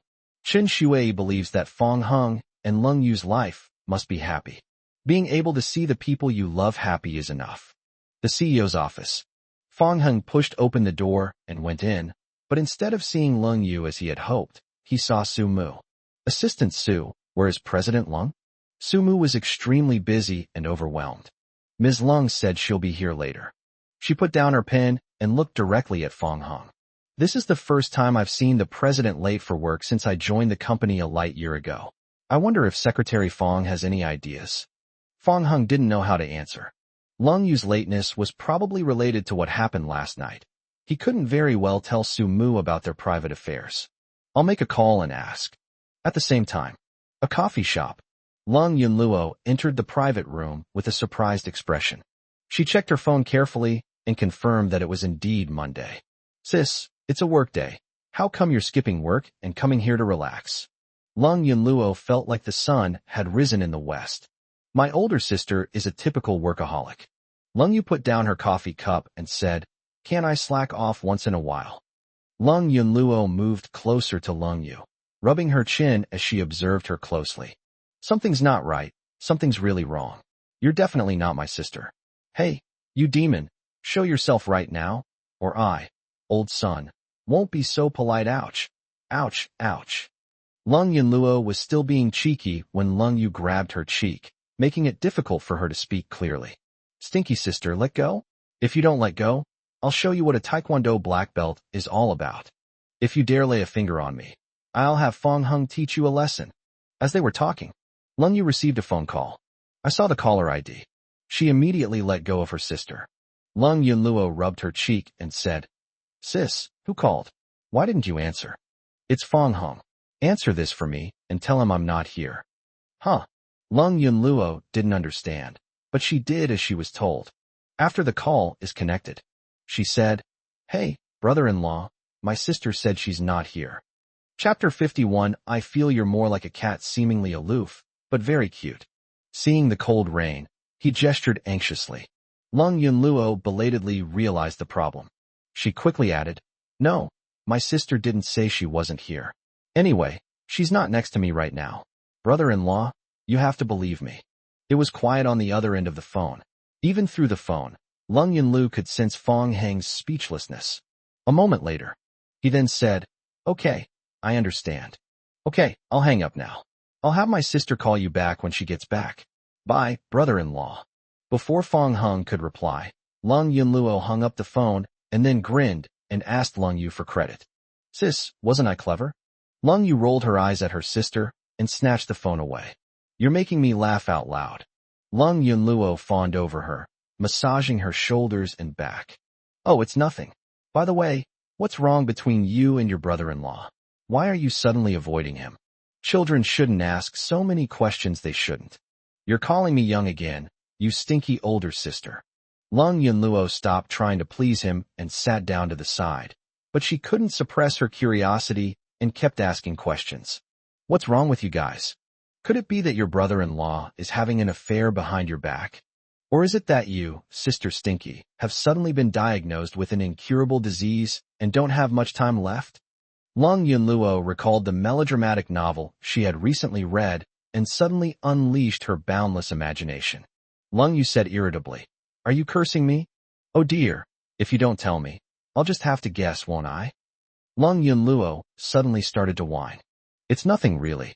Even after a night had passed, Lung Yu, reflecting on her actions, still wanted to find a hole to hide in.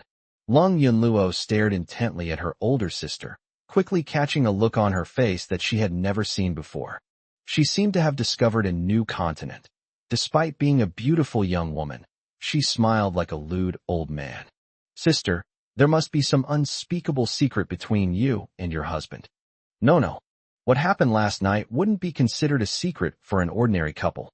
But Lung Yu and Fong Heng are not an ordinary couple, so their relationship is rather delicate. "You're still saying no? You're getting shy.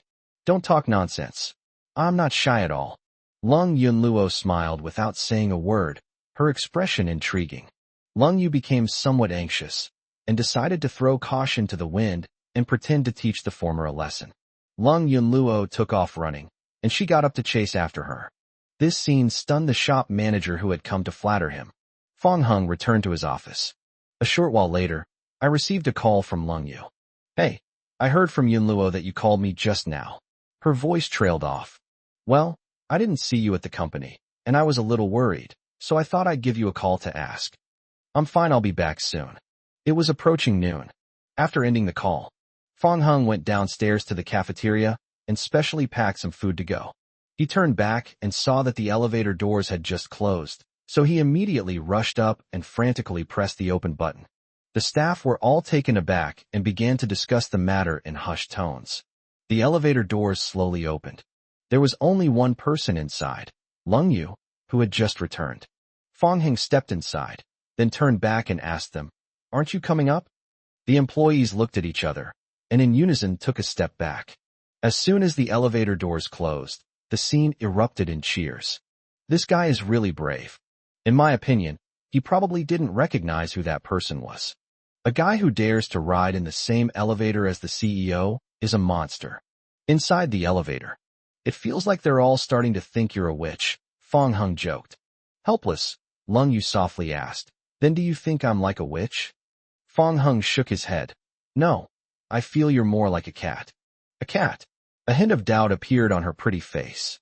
"Yes, she seems aloof on the surface, but she's actually quite cute underneath." Lung Yu suddenly didn't know how to respond, and her fingers unconsciously twirled around the ends of her hair. The elevator doors slowly opened. Lung Yu lowered her jade-like hand, her expression becoming as cold and aloof as ever. Outside the elevator, Lung Rushue frowned. I don't know if it was just her imagination. Just now, I seemed to see Lung Yu, who is usually aloof and arrogant, like a shy girl in puberty. "Are you coming up or not?" Lung Yu asked coldly. Lung Rushue entered the elevator. Then their gaze fell on Fong Heng. "Cold rain. Grandpa's birthday is in a few days. I'm sure you'll bring this person with you, right? I don't need you to teach me how to do it. As expected of President Lung, you're as arrogant as ever. I wonder if you dare to make a bet with me. For Lung Rushue, the cold rain was like an insurmountable mountain. Whenever the two meet, she is always blinded by hatred. Lung Rushue's deliberate provocation at this moment was naturally because she had ulterior motives. Lung Rushue, why are you still as childish as you were when you were a child after all these years? Lung Yu's words were direct and to the point, but they also deeply wounded Lung Rushue's pride. If you're scared, then forget it. Still using reverse psychology? So, are you going to gamble or not? Lung Rushue was furious and embarrassed. She felt as if she were naked in front of Lung Yu, and every move she made could be seen through on the spot. What do you want to bet? Lung Yu, if I'm not mistaken, you two are secretly dating, right? I bet you wouldn't dare bring him to Grandpa's birthday banquet. Lung Rushue pointed at Fang Heng and said. Lung Yu chuckled, and Fang Heng also shook his head with a smile. What are you laughing at? It's nothing, just laughing at your stupidity, Lung Yu said. I may be stupid, but do you dare to accept the challenge?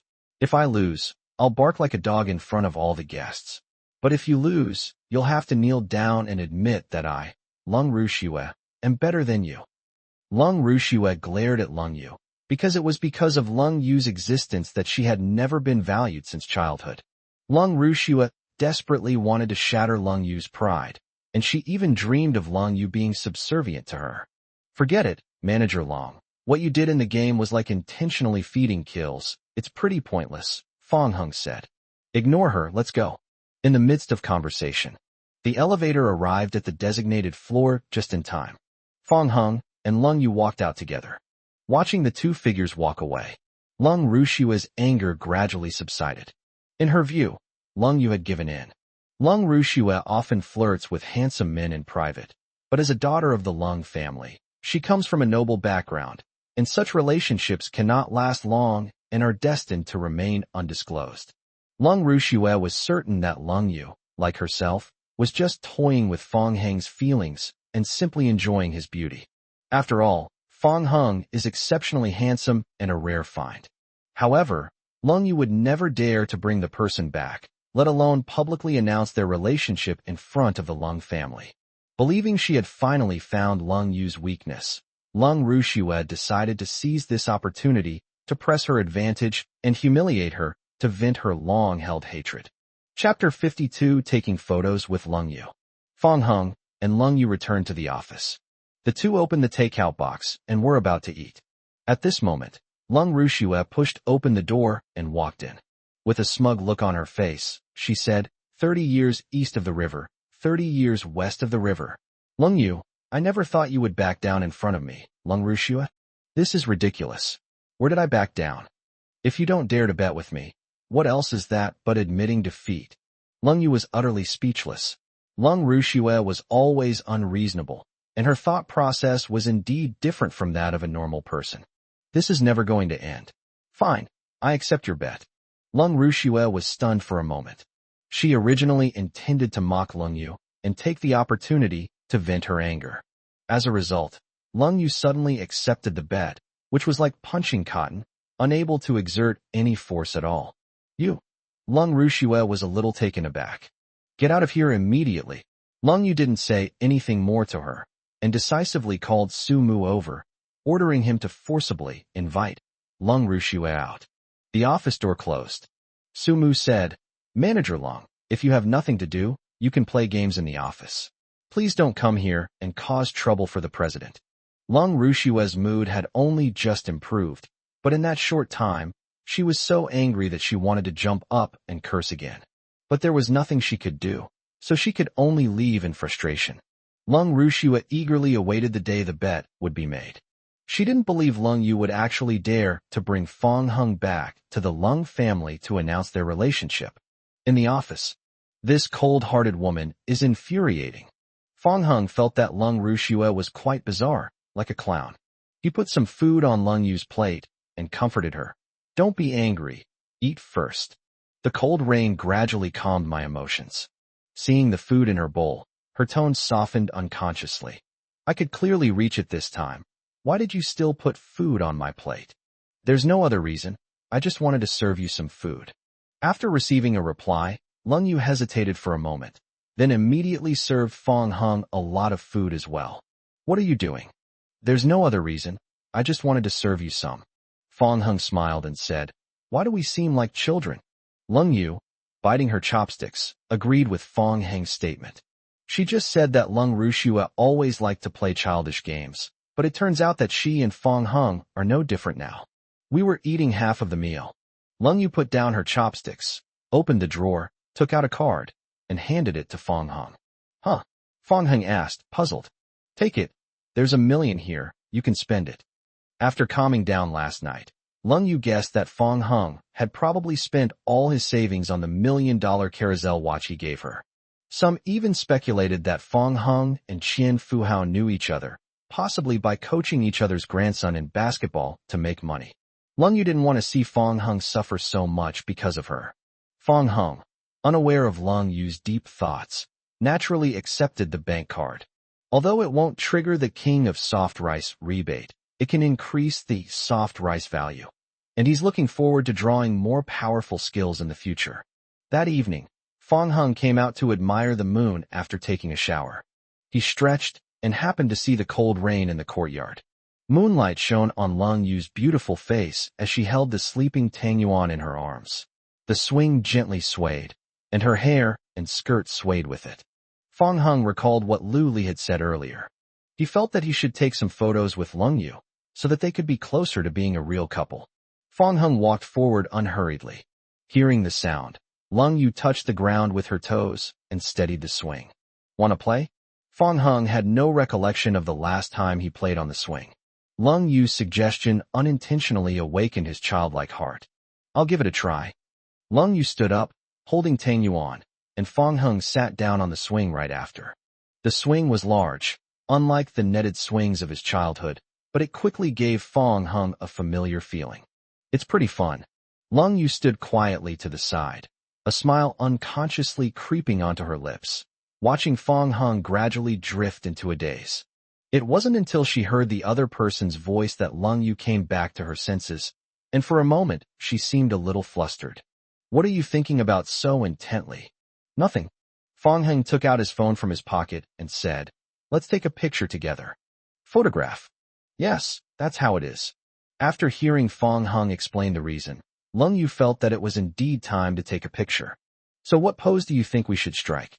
Fong Hung thought for a moment, got up from the swing, gestured for Lung Yu to sit down, then went around behind her and rested his chin on her shoulder. How about this one? Looking at the image in the camera, Lung Yu shook her head, clearly not satisfied. They're not close enough. They don't feel like a couple, but more like siblings. There's no reason for them to look like siblings. If they're going to look like siblings, it's more like brother and sister. Lung Yu patted the person next to her and said, How about this? You sit on the swing too. Fong Hung circled back and sat down in the cold rain. Then what?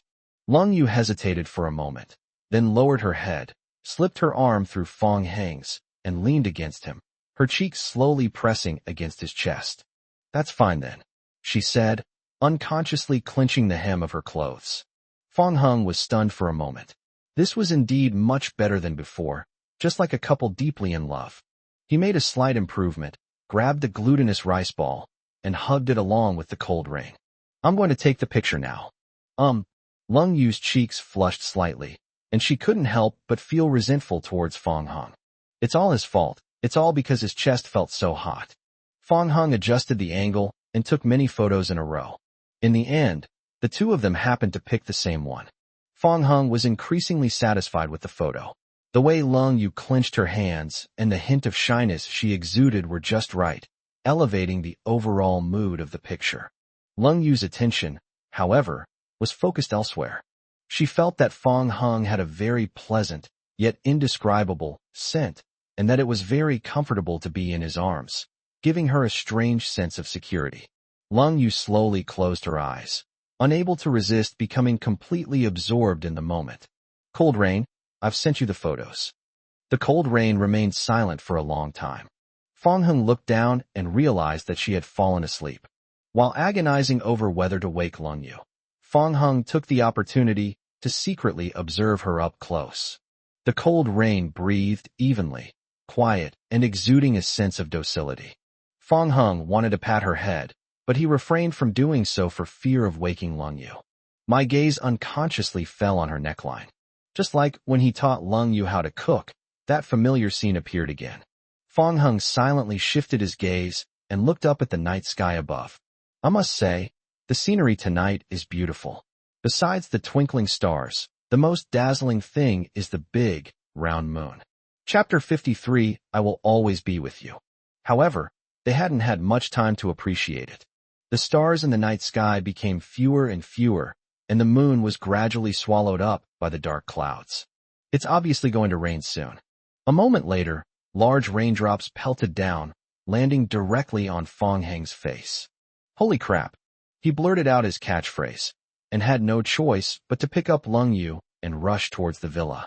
Lung Yu naturally woke up as well, but she was still somewhat dazed in her half-awake state. That time and that moment are exactly like this moment. The Fong Hung before me seems to have become that boy he once was. She said with a hint of guilt, Fong Hung, thank you. Fortunately, Fong Hung acted quickly enough that neither of them got much rain. He put down the cold rain and said, There's nothing to thank me for. Have you forgotten our agreement again? Lung Yu certainly hadn't forgotten their promise. Her thank you was precisely to make up for the regret from back then. Because she was so frightened by the drowning incident, she only realized after Fong Hung rescued her that she had forgotten to thank him. That's why I've always remembered Fong Hung all these years. Later, when Lung Yu heard his name at the company, she remembered it clearly. At that moment, her heart skipped a beat. However, Fong Hung still hadn't recognized her after all these days, which left Lung Yu feeling somewhat helpless. Is Fong Hung simply forgetful, or has she changed too much? The rain grew louder and louder, interspersed with occasional thunder. Lung Yu said softly, I'm a little sleepy. You were sleeping soundly just now. Have you been too tired lately? Actually, I've been a bit tired all the time. Fong Hung could understand that it was inevitable that Lung Yu, as the president of such a large company as Lightyear, would be tired, as she worked hard every day and even had to work overtime on weekends. You can tell me later, and I'll try to help you relieve your fatigue. Fong Hung had mastered the skills of a divine healer, which was a piece of cake for him. Actually, I think the method you just used was very good. What you meant earlier, you mean sleeping with someone. Fong Hung realized he hadn't phrased it correctly and quickly corrected himself. It's just that you're sleeping and I'm sitting next to you? Yes. You can do this anytime you're tired. I'll always be there for you. Real. Lung Yu blurted out almost without thinking, then stammered as if trying to explain. It's true. Fong Hung nodded. She then seemed less awkward, but biting her lip, unsure of what to say, so all that remained was the sound of the pouring rain. Gradually, Lung Yu realized that something was wrong. She looked around and found that Tang Yuan was not around her. Fong Hung, have you seen Tang Yuan? He was so focused on embracing Lung Yu to avoid the rain that he didn't notice where Tang Yuan went. Could it be afraid of thunder and hide upstairs? I'll go look for it. I'll go with you.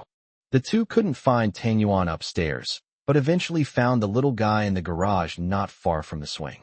As soon as Tang Yuan saw them, it started meowing incessantly, clearly complaining. Fong Hung and Lung Yu felt somewhat awkward. The situation was reminiscent of parents returning home but leaving their child outside. The glutinous rice balls were soaked by the rain. After carrying it back to the villa, the two of them bathed it together and chatted at the same time. Fong Hung, tomorrow is Grandpa's birthday. We need to get up early to buy a gift. I'm already prepared. Lung Yu was somewhat surprised by this. Looks like we can all sleep in a little longer. Yes.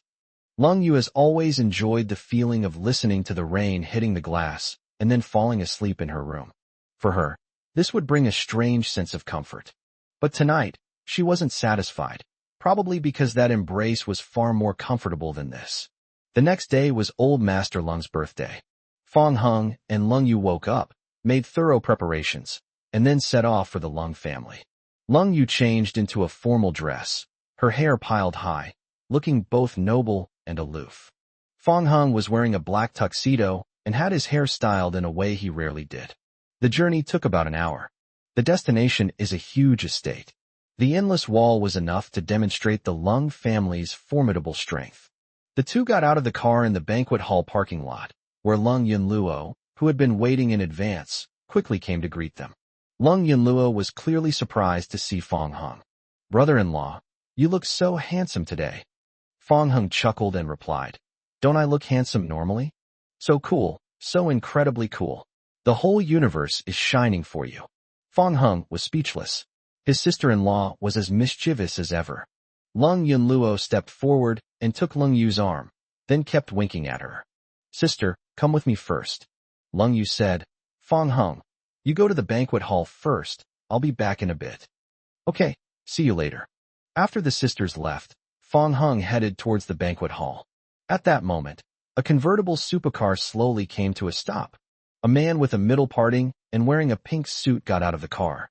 The man was the second young master of the Su family. He had come to offer his congratulations on behalf of the Su family upon hearing of old Master Lung's birthday. Su Kuan got out of the car and spotted a familiar figure. He looked closely and was surprised to find that it was Fong Hung. The scene of Qian Hung dominating Lao Mo is still vivid in my mind. During this time, Su Kuan also realized that Chun Ting was nothing more than a plaything to him. To offend a mysterious master of unknown origin for a toy that can be discarded at any time is clearly a losing proposition. Su Kuan knew that having more friends was better than having more enemies. Besides, he and Fong Hung didn't have any deep-seated hatred. It was just a minor conflict over a cat. Compared to the conflicts and disputes I've encountered before, this is hardly a big deal. So he took the initiative to walk towards Fong Hung and greeted him with a smile. "Hi, Mr. Fong. What a coincidence." Fong Hung couldn't recall for a moment who the middle-parted man in front of him was. "Who are you?" "My name is Su Kuan. Do you remember the cat incident?" "I remember now, it's you. You've chased me all the way here. Aren't you going to let this go?" Su Kuan came up and put his arm around Fong Hung's shoulder, saying, "You've misunderstood, Mr. Fong. I'm here today only on behalf of my family to wish old Master Lung a happy birthday." Fong Hung then lowered his guard and pushed Su Kuan's hand away. "We don't seem to know each other very well. What do you mean by that?"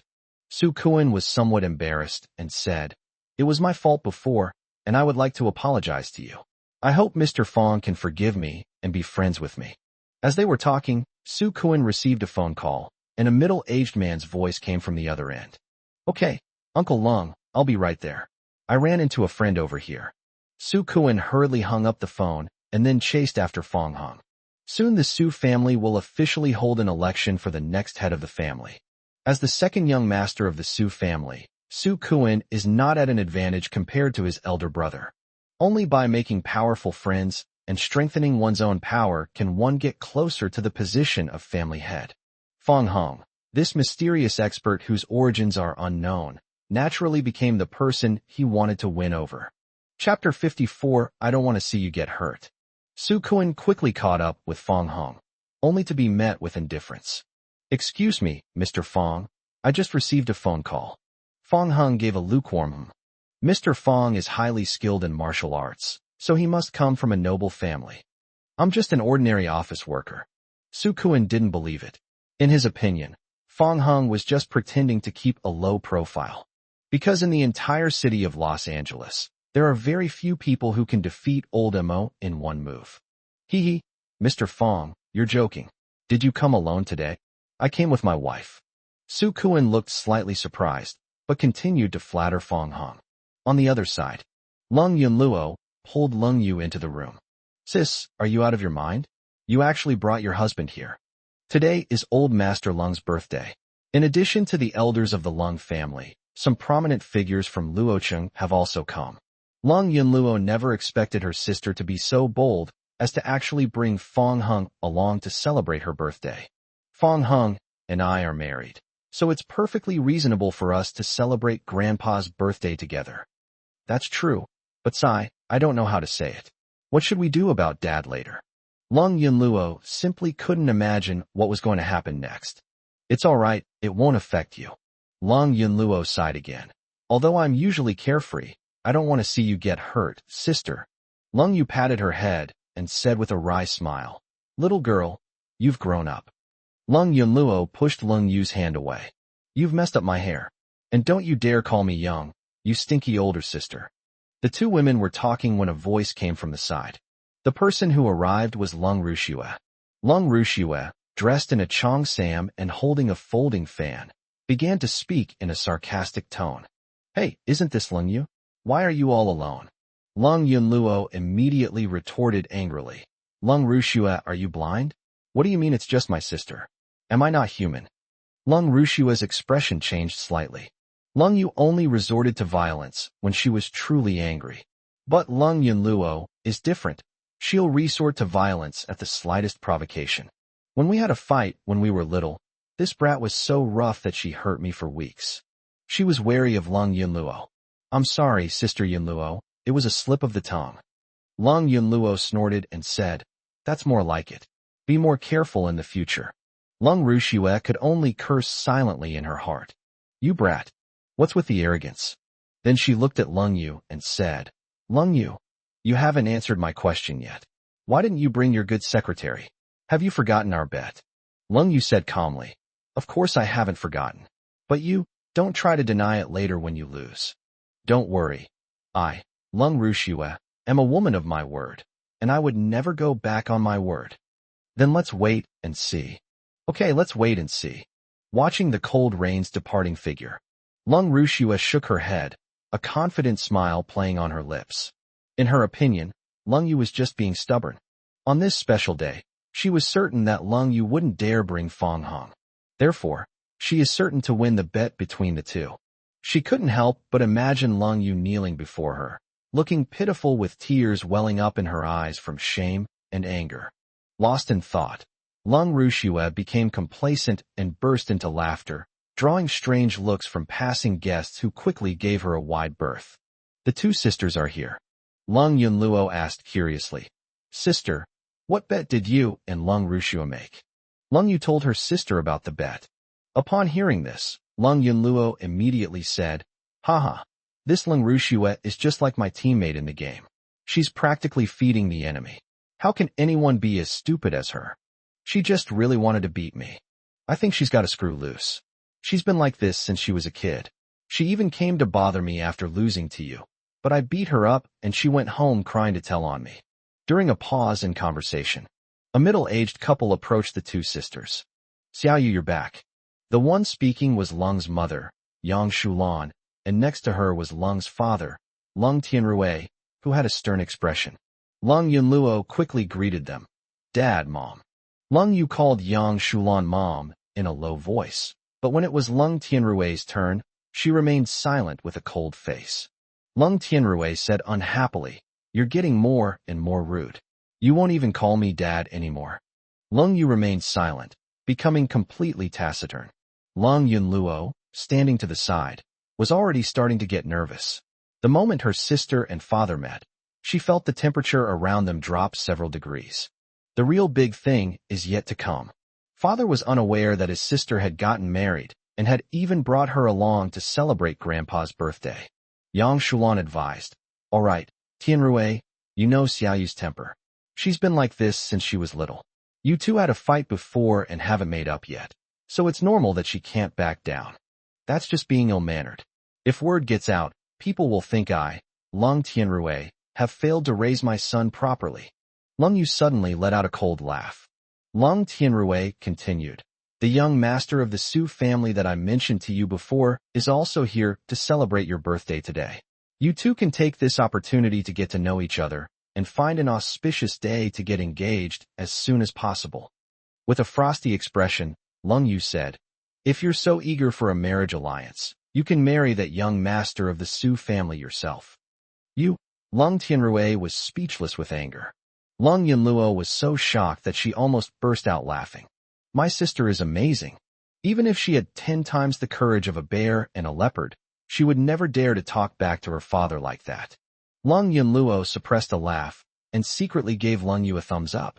Even with Yang Shulan's intercession, Lung Tianrui's face darkened, and he prepared to reprimand Lung Yu. It wasn't until she saw Su Kuan walking towards her in a pink suit that she managed to suppress her rage. Su Kuan was feeling somewhat annoyed. He regretted having clashed with Fong Hung earlier because he had spent so much effort trying to please him but hadn't achieved anything. "Young Master Su, you've arrived." Seeing Lung Tianrui and Yang Shulan greet him with smiles, he immediately smiled back and greeted them as well. "Hello, Uncle Lung. Hello, Aunt Yang." After some pleasantries, Su Kuan's attention was drawn to the pair of sisters not far away.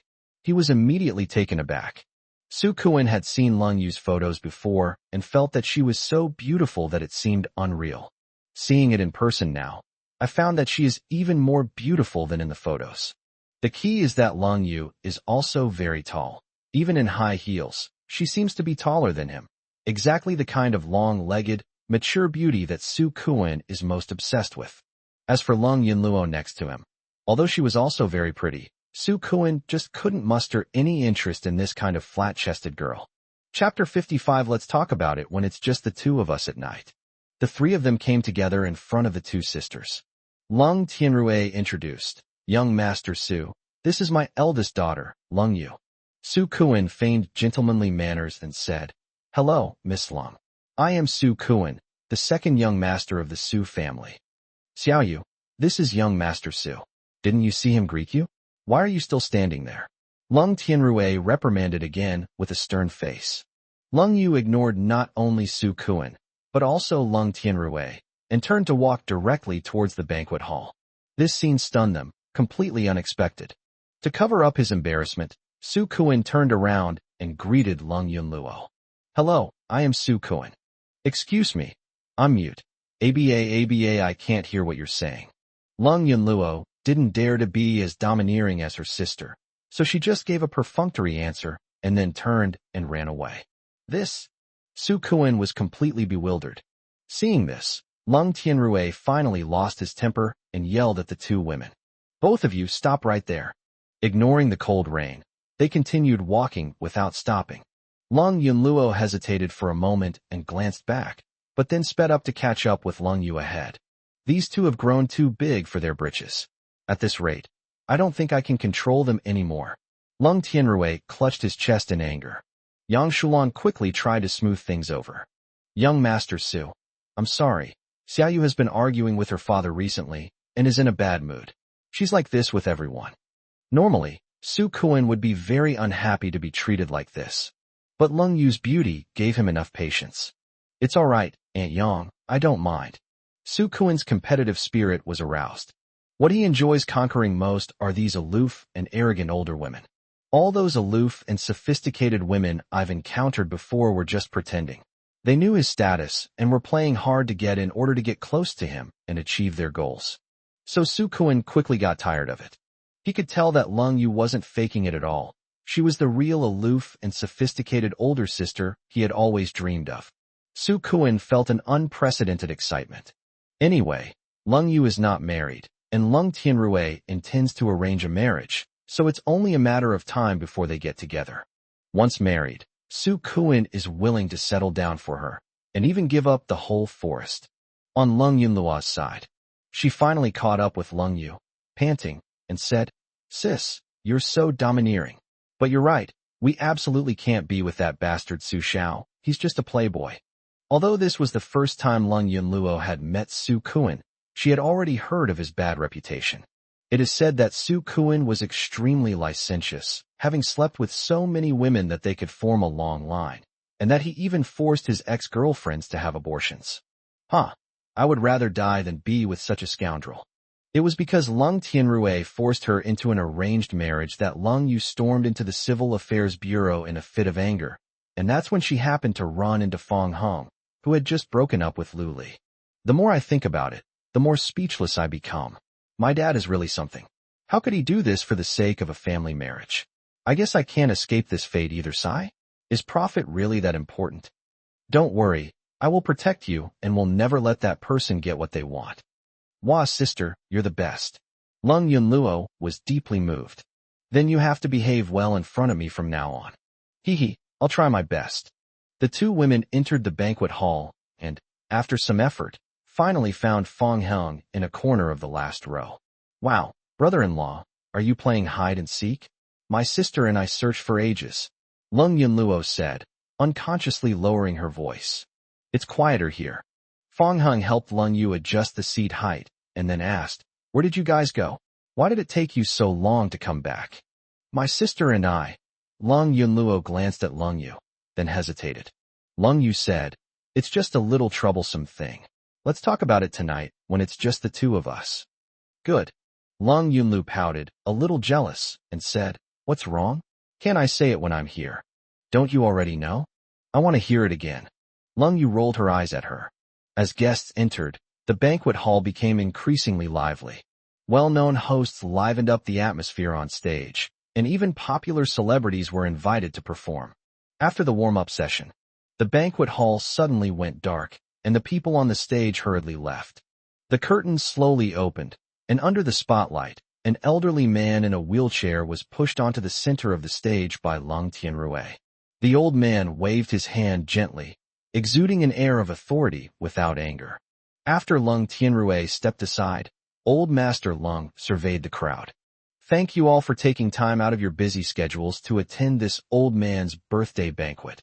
Then, led by the host, compliments were exchanged throughout the room.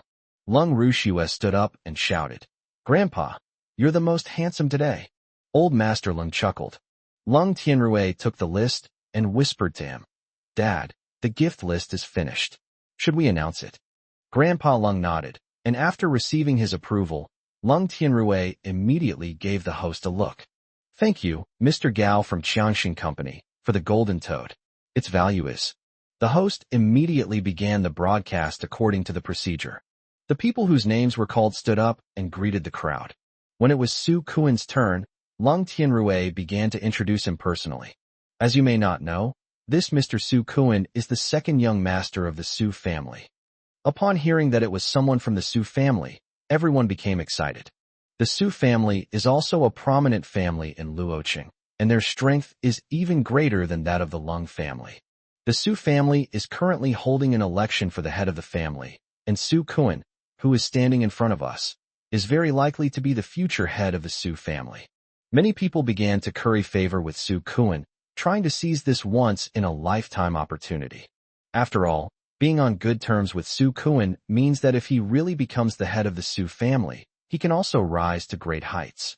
If the Su family elects him as the head of the family, they will be doomed sooner or later. In a corner of the banquet hall, Lung Yunluo scoffed.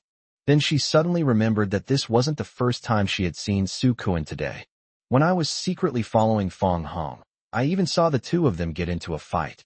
"Hey, brother-in-law, why did Su Kuan have a conflict with you back then?" Upon hearing this, Lung Yu also looked at Fong Hong. "You know him?" Fong Hong said, "He's the one who harassed me when I wanted to buy Tang Yuan, sweet rice balls. The woman next to him even offered 20 times the price." Lung Yu frowned, her disgust for Su Kuan growing even stronger. "I see. No wonder we were ambushed together back then. I was wondering why you kept talking about cats and stuff." "Fong Hong, are you alright?" Lung Yu asked with concern. Without, Lung Yunluo gently waved her small fist and said, "Sister, you have no idea how awesome your brother-in-law is. He's practically a one-punch man. Those people can't do anything to him." Lung Yu was relieved to learn that Fong Hong was alright. On stage, after Su Kuan was introduced, Lung Tianrui became puzzled. "Fong Hong, may I ask who this Mr. Fong Hong is?" Chapter 56. You two are both incredibly domineering. Lung Tianrui discovered that someone had given him porcelain antiques worth millions on the gift list. However, only the two characters, Fong Hong, were written, and nothing else was written. Lung Tianrui had no recollection of this name, and was momentarily at a loss as to how to introduce him. "It's me." Fong Hong stood up helplessly. He thought it didn't matter whether he filled out the form or not, so he just filled in his name casually. "I never imagined that giving a gift would be so complicated for such a large family." Lung Tianrui smiled slightly and said, "Okay, thank you, Mr. Fong, for sending me porcelain antiques worth millions." Everyone was slightly taken aback. It wasn't just because of the value of the gift, but more so because of Fong Hong's appearance. They found this unfamiliar man to be incredibly handsome, far surpassing even the popular male stars invited to warm up the atmosphere that day. Lung Yunluo exclaimed softly, "Wow, brother-in-law, you're so generous." Lung Yu was also somewhat surprised. She had thought that Fong Hung would at most give a gift worth a few $100,000, but it turned out that he had spent over $1 million. The card I just gave Fong Hung was probably used to buy this gift. She said resentfully, "Why don't you keep some money for yourself? I still have money in my card." Then Lung Tianrui's voice came from the stage again. "Mr. Fong, please forgive my intrusion, but it seems you have never had any dealings with the Lung family before. May I ask which esteemed member of the Lung family introduced you to come and offer birthday wishes to my father?" As Lung Tianrui spoke, he noticed the two sisters next to Fong Hung. A hint of doubt arose in his mind. Could this Mr. Fong possibly know my daughter? Su Kuan felt he had seized the opportunity and immediately said, "Hee, Uncle Lung. Actually, besides that important person, I also know Mr. Fong. Let's just call us friends." Su Kuan's move was naturally aimed at winning over Fong Hung.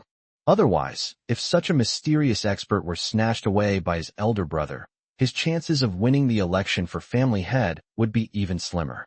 The scene immediately erupted in discussion. Everyone was surprised that Fong Hung was Su Kuan's friend. They couldn't help but look at him with newfound respect. Many people even started to compliment them.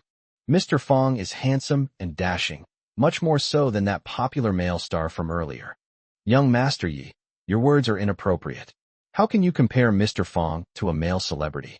Doesn't that lower Mr. Fong's status? My mistake was that I said something wrong. I hope Mr. Fong will forgive me. Directly below the stage, that popular male star almost fainted from anger. I'm just here to warm things up. What did I do to deserve this? Of course, no one was more distressed than Lung Rushua, who had a bet with Lung Yu. She was stunned, never expecting that Lung Yu would actually dare to bring Fong Hung to the Lung family. Lung Rushua was terrified and kept praying that the cold rain would cover up her relationship with Fong Hung. Otherwise, if he loses the bet, he'll have to bark like a dog in front of all the guests. This is not just a loss of face for her, but also for the entire Lung family. A corner of the banquet hall. Lung Yunluo asked quietly, "Brother-in-law, you and that Su Kuan have actually become friends?" Su Kuan was clearly shamelessly trying to curry favor with him, and Fong Hung felt it necessary to step in and explain. Just then, Old Master Lung became very interested in Fong Hung. Firstly, Fong Hung had never met him before, yet he presented a gift worth millions on their first meeting. Secondly, Su Kuan's friendship with him suggests that he is not an ordinary person. So Old Master Lung personally extended the invitation. "Mr. Fong, would you please come to the front of the stage?" Fong Hung was about to get up and go on stage when he noticed Lung Yu tugging at his clothes. "Fine." Seeing Fong Hung leave, Lung Yu's pretty face showed worry. Lung Yunluo said, "Sigh, sister, you really shouldn't have brought your brother-in-law along." Lung Yu remained silent. Su Kuan then noticed that Fong Hung was actually standing next to those two sisters. He too felt a hint of doubt. Fong Hung sighed. They quickly walked to the stage. "Mr. Fong, this way please." Lung Tianrui offered to accompany him and lead the way. Seeing this scene, Lung Yunluo rubbed her forehead. If father finds out Fong Hung and his sister's identities later, he will probably be furious and fly into a rage. Old Master Lung said, "Mr. Fong, including myself, everyone is very curious about you. Would you like to say something?" "Good." Fong Hung took the microphone and faced the crowd solemnly. "Su Kuan, don't try to establish a connection with us. It will cause misunderstandings. We are not friends." These words were spoken. The scene erupted in uproar. No one expected that Fong Hung's first words upon stepping onto the stage would be to distance himself from Su Kuan. Who is Su Kuan? He is the second young master of the Su family, and is very likely the head of the Su family. Countless people want to get in touch with him, but don't have the chance. However, Fong Hung showed Su Kuan absolutely no mercy in front of everyone, which was truly unbelievable. "Mr. Fong, it's my fault. I thought we were already friends." Su Kuan was furious and embarrassed, not expecting Fong Hung to refuse to give him face. But facing Fong Hung, whose origins were unknown, he still dared not lose his temper rashly for the sake of the position of family head. This scene shocked everyone present. Su Kuan, who used to be arrogant and domineering, was actually quite polite in the face of Fong Hung's ruthless treatment. Just who exactly is this Fong Hung? Fong Hung added, "Su Kuan, I'm not someone who's willing to be friends with just anyone. Many people gasped in shock. Matt, that's insane. Utterly arrogant. Everyone in Los Angeles knows that Su Kuan has a promiscuous private life, but because of his status as the second young master of the Su family, everyone pretends not to know. Fong Hung had only shown no mercy to Su Kuan earlier, but this time it was no less than slapping him in the face. Everyone agreed that Fong Hung must have a powerful background, otherwise how could he not even take Su Kuan seriously? Okay. Su Kuan's face turned red, and he wanted to curse, but he swallowed it back. Lung Yunluo was also stunned. Wow, sis, you two are both so domineering.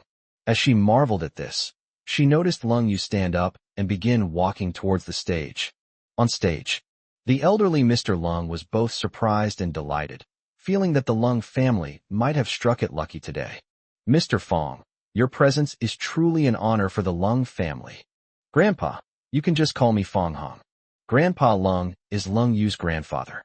The two got married, so he is now also Fong Heng's grandfather. The word grandpa startled old Master Lung, and even Lung Tianrui, who was standing next to him, was taken aback, immediately feeling a bad premonition.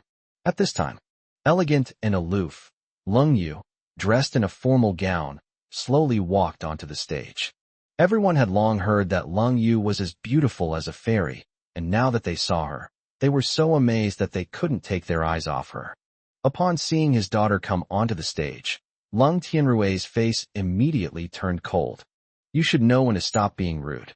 It's one thing to disrespect me, but today is your grandfather's birthday. Why didn't you even bring him a gift? Chapter 57, We Got Married. Off stage, Lung Rushua held her breath, feeling extremely uncomfortable, her eyes fixed on Lung Yu on the stage. What exactly does this woman want to achieve by going on stage? No, she wouldn't dare. She absolutely dares not announce her relationship with Fong Hung. However, the next moment, Lung Yu said calmly, the gift Fong Hung gave contained my feelings for Grandpa. These words were spoken. For Lung Rushua, it was like a taut string suddenly snapping, and her whole body began to tremble violently. Many people were taken aback. Lung Yu's words indirectly implied that she and Fong Hung had come together. Furthermore, the two have a special relationship.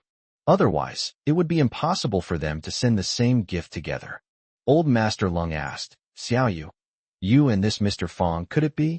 Yes, Fong Hung and I are together, Lung Yu said calmly. A gasp of surprise immediately erupted from the crowd. Everyone was astonished to learn that Lung Yu was already taken, and by someone of great importance, Fong Hung. Lung Tianrui was slightly taken aback, unsure whether to be happy or sad. Although Fong Hung has an extraordinary background, the fact that his daughter is dating him means that the Lung family's plan to marry into the Su family is going to fall through. When Grandpa Lung realized what was happening, he was overjoyed, and his eyes narrowed into slits. Good. At your age, it's time to find a partner. Grandpa is very satisfied with this Mr. Fong. Su Kuan, on the other hand, felt as if he had eaten something wrong and was feeling unwell. Not only had he just been humiliated by Fong Hong, but the woman he had his eye on was already Fong Heng's. As the second young master of the Su family, when have I ever suffered such humiliation? Su Kuan felt extremely aggrieved, but unable to vent his anger, which only fueled his frustration. Lung Rushua met Lung Yu's gaze. She knew she had lost. If she broke her promise, she would never be able to hold her head high in front of Lung Yu again. Lung Rushua clenched her clothes tightly with both hands, her knuckles turning white. Even though she was 100 times unwilling, she could only close her eyes and begin to fulfill the bet. Then a strange thing happened. Suddenly, the sound of dogs barking rang out in the huge banquet hall. Woof! Woof woof! Woof woof woof! Everyone was startled, thinking that a vicious dog had broken into the banquet hall. Lung Tianrui angrily shouted at the person in charge below the stage. How do you do things? How could you let the dog in? If these VIPs get hurt, can you take responsibility? The man was also completely bewildered. That's impossible. Then explain what's going on, Lung Tianrui demanded. Suddenly someone shouted from not far away. Captain, no dog broke in. It's a person, someone is barking like a dog. Soon, following the sound, everyone found Lung Rushua barking like a dog. The guests next to Lung Rushua had already moved 3 meters away, fearing that she might have some strange illness. Old Master Lung patted the armrest of his wheelchair and said unhappily, "Rushua, what's wrong with you?" Lung Rushua's eyes reddened, and her voice choked as she said, "Grandpa, I've been learning voice acting recently, and I was practicing just now, which is why I made a dog-like barking sound." "Can't you practice in private? What kind of behavior is this in public? If you continue like this, get out of the venue." Old Master Lung was furious. Today was his birthday banquet, and his granddaughter barking like a dog in front of so many people was a disgrace to him and the entire Lung family. "I'm sorry, Grandpa. I know I was wrong," Lung Rushua said, feeling aggrieved. "If you know you're wrong, shut your mouth." On stage, Fong Hung and Lung Yu exchanged a glance, showing no sympathy whatsoever for Lung Rushua's plight.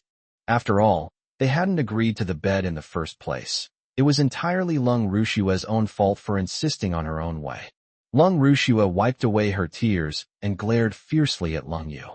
Her hatred for Lung Yu intensified, believing that Lung Yu was insane and determined not to let her win, which was why she was willing to take such a risk.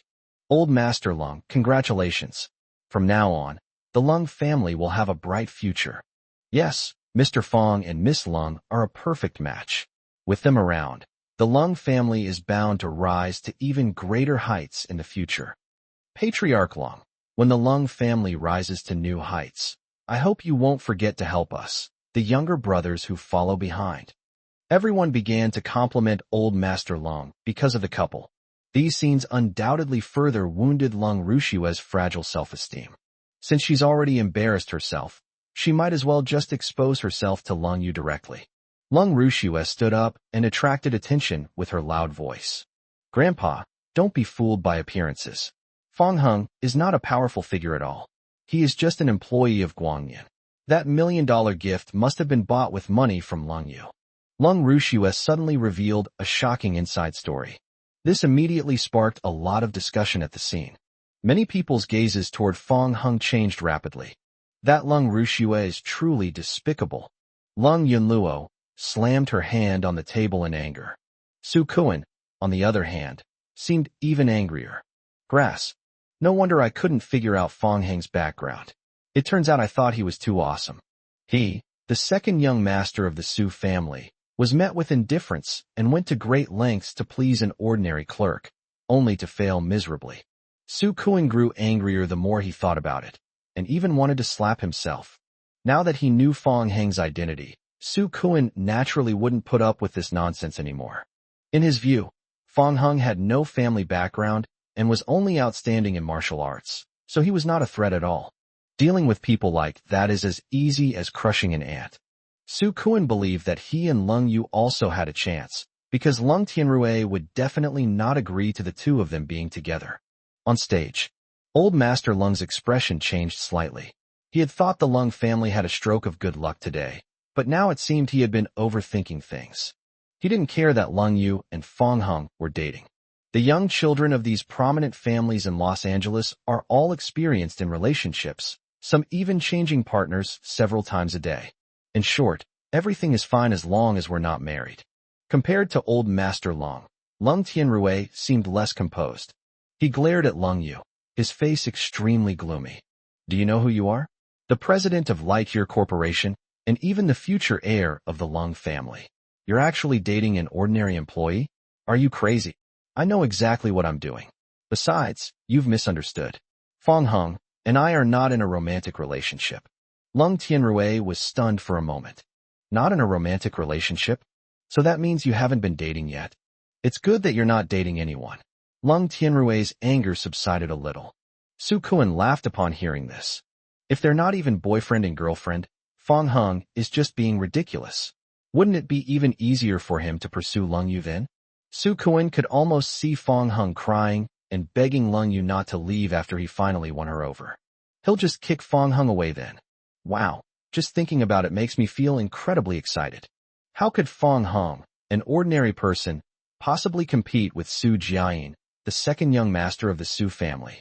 However, just as Su Kuan was having wild fantasies, Lung Yu publicly took Fong Hang's hand and announced their relationship. The reason why Fong Hung and I are not in a romantic relationship is because we are married, and we are legally husband and wife.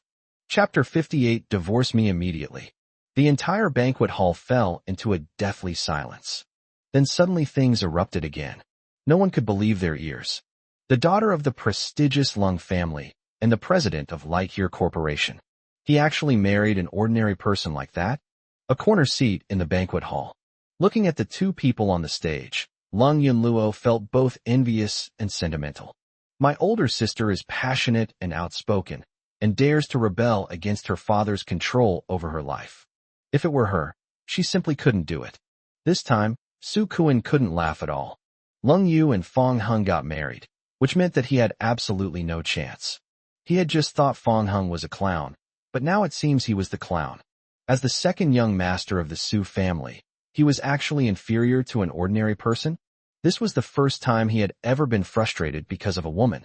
On the other side, Lung Tianrui's mind went blank. He clutched his chest, nearly fainting from anger. He roared, "Divorce. Get a divorce right now." Lung Yu said calmly, "I can't get a divorce. Even if I did, do you think those families would still consider a marriage alliance because of their reputation?" Lung Tianrui took a step back, deflated like a punctured balloon. He knew all too well that every family, including the Lung family, valued face. No matter how outstanding their daughter is, now that she's married, those families would never agree to another marriage alliance. Lung Tianrui was heartbroken, and at this moment he suddenly gave a bitter smile. He felt as if his daughter, whom he had raised with great care, had been tricked away with a cup of milk tea by a young, blonde-haired punk riding a ghost fire. Fong Hung is that blonde guy. Grandpa Lung was also quite astonished. He cast a disappointed look at Lung Yu, never expecting that his most beloved granddaughter would do something so absurd. He knew that what was done, and there was no point in saying anything now. As for Lung Rushua, although she hadn't won against Lung Yu, seeing this scene made her feel a little better. Seeing that many people around her had started discussing that Fong Hung was a gigolo, Lung Rushua slowly raised a smile. "Ah, Cold Rain, how do you feel when your beloved man is being criticized? Are you very sad? Since you won't let me have an easy time, then you won't have an easy time either." However, as Lung Rushua listened, she felt something was increasingly wrong, and her smile became somewhat stiff. Holy crap, this guy is really something else. He's probably the biggest gigolo in Los Angeles. That's right. Marrying the CEO of Lightyear means you've reached the pinnacle of life. I can't even imagine how comfortable this guy's life is. It's a pity. If I had his looks, I would also go and date a rich girl. Lung Rushua said unhappily. Can't you guys have some self-respect? Do you think it's honorable to be a kept man? A person next to him immediately retorted angrily. What do you know? If I can just enjoy it, why should I bother to work hard? Lung Rushua was momentarily stunned by the rebuttal, feeling that something was amiss, yet it also seemed to make some sense. The entire banquet hall was in chaos. Suddenly it became noisy outside. The banquet hall doors opened, and the sight of the man being escorted in caused an uproar. Oh my God! It turns out to be Qian Dashan, the son of the richest man in Los Angeles. Qian Dashan is the only son of Qian Fuhao. Now that Qian Fuhao is old and retired, his business has been handed over to Qian Dashan to manage. In other words, Qian Dashan represents Qian Fuhao. The fact that Qian Dashan is here now is equivalent to the richest man in Los Angeles personally visiting. Grandpa Lung hurriedly wheeled himself in his wheelchair to greet him with a smile. If it weren't for his disability in both legs, he probably would have stood up and rushed over. Lung Tianrui realized what was happening and quickly went to push the wheelchair. The two arrived in front of Qian Dashan. Old Master Lung said nervously, "Welcome, young Master Qian. It is my greatest honor that you have come to celebrate my birthday." Qian Dashan chuckled and took the initiative to shake Old Master Lung's wrinkled hand. "Patriarch Lung, it's your birthday, so as a junior, I naturally had to come and pay my respects. However, I'm a little late, and I hope you won't mind." Grandpa Lung was flattered and said, No, I wouldn't dare. I am already extremely grateful that young Master Qian has honored me with his presence." While Qian Dashan and Old Master Lung were talking, a group of men in suits carried gifts into the banquet hall. On the stage, one after another, Valuable gifts were displayed. They were piled up to a height of several meters. The crowd below the stage was stunned. As expected of the son of the richest man, he instantly exudes an air of grandeur. Qian Dashan's trip to offer birthday wishes was naturally because of Fang Heng. If it weren't for Fang Heng, his son Qian Xiaobao's congenital muteness would never have been cured. Qian Dashan then spotted Fang Heng not far away. Amidst the puzzled gazes of the crowd, he quickly walked up to Fang Heng. Qian Dashan first greeted Leng Yu, who was standing next to Fang Heng, saying, "Mrs. Fang. Greetings, Mr. Qian. Lightyear Corporation and the Qian Group have always had a cooperative relationship." This wasn't the first time Leng Yu and Qian Dashan had met. However, Leng Yu was somewhat surprised that Qian Dashan addressed her as Madame Fang. Qian Dashan then turned to Fang Heng and said, "Mr. Fang, may I have a word with you in private?" "Can." Fang Heng nodded. Although he didn't know Qian Dashan, he realized that the other party was probably related to that cheerleader old man, Qian Fuao. "You and Yunluo wait for me. I'll be back in a bit." Fang Heng released Leng Yu's hand, which he had been holding tightly. Then, under everyone's watchful eyes, he and Qian Dashan walked out of the banquet hall together. As he passed by old Master Long, Qian Dashan paused briefly and said, "Patriarch Long, I have some matters to attend to, so I'll take my leave now." Okay, take care." Seeing Qian Dashan being so polite to Fang Hengke, old Master Lung was clearly shocked, and Lung Tianrui had the same reaction. The audience erupted in cheers again. Young Master Qian actually knows that Fang Heng? Yes, young Master Qian seems to respect him quite a bit. Holy crap, could it be that Fang Heng is playing dumb to fool others, and is actually some kind of powerful figure? Su Kuan frowned, also feeling very surprised. Although the Su family is powerful, Qian Dashan represents the wealthy Qian family, and this richest man in Los Angeles is not someone to be trifled with. Fortunately, I didn't make any sarcastic remarks about Fang Heng. If Fang Heng had a close relationship with Qian Dashan, I would have gotten myself into trouble. Grandpa Lung looked at his granddaughter and asked, "Ru Shui, are you sure you're not lying? Is Fang Heng really an employee of Lightyear?" "Tu didn't lie, Grandpa. You can check." When Lung Tianrui saw the two sisters walking towards him, he immediately turned serious and began to question Lung Yu. "Just who is this man you're looking for?" Lung Yu ignored Lung Tianrui's words and pulled Lung Yunluo away from the banquet hall. The crowd exchanged bewildered glances, and because of Qian Dashan's attitude towards Fang Heng, they began to question whether he was truly a gigolo.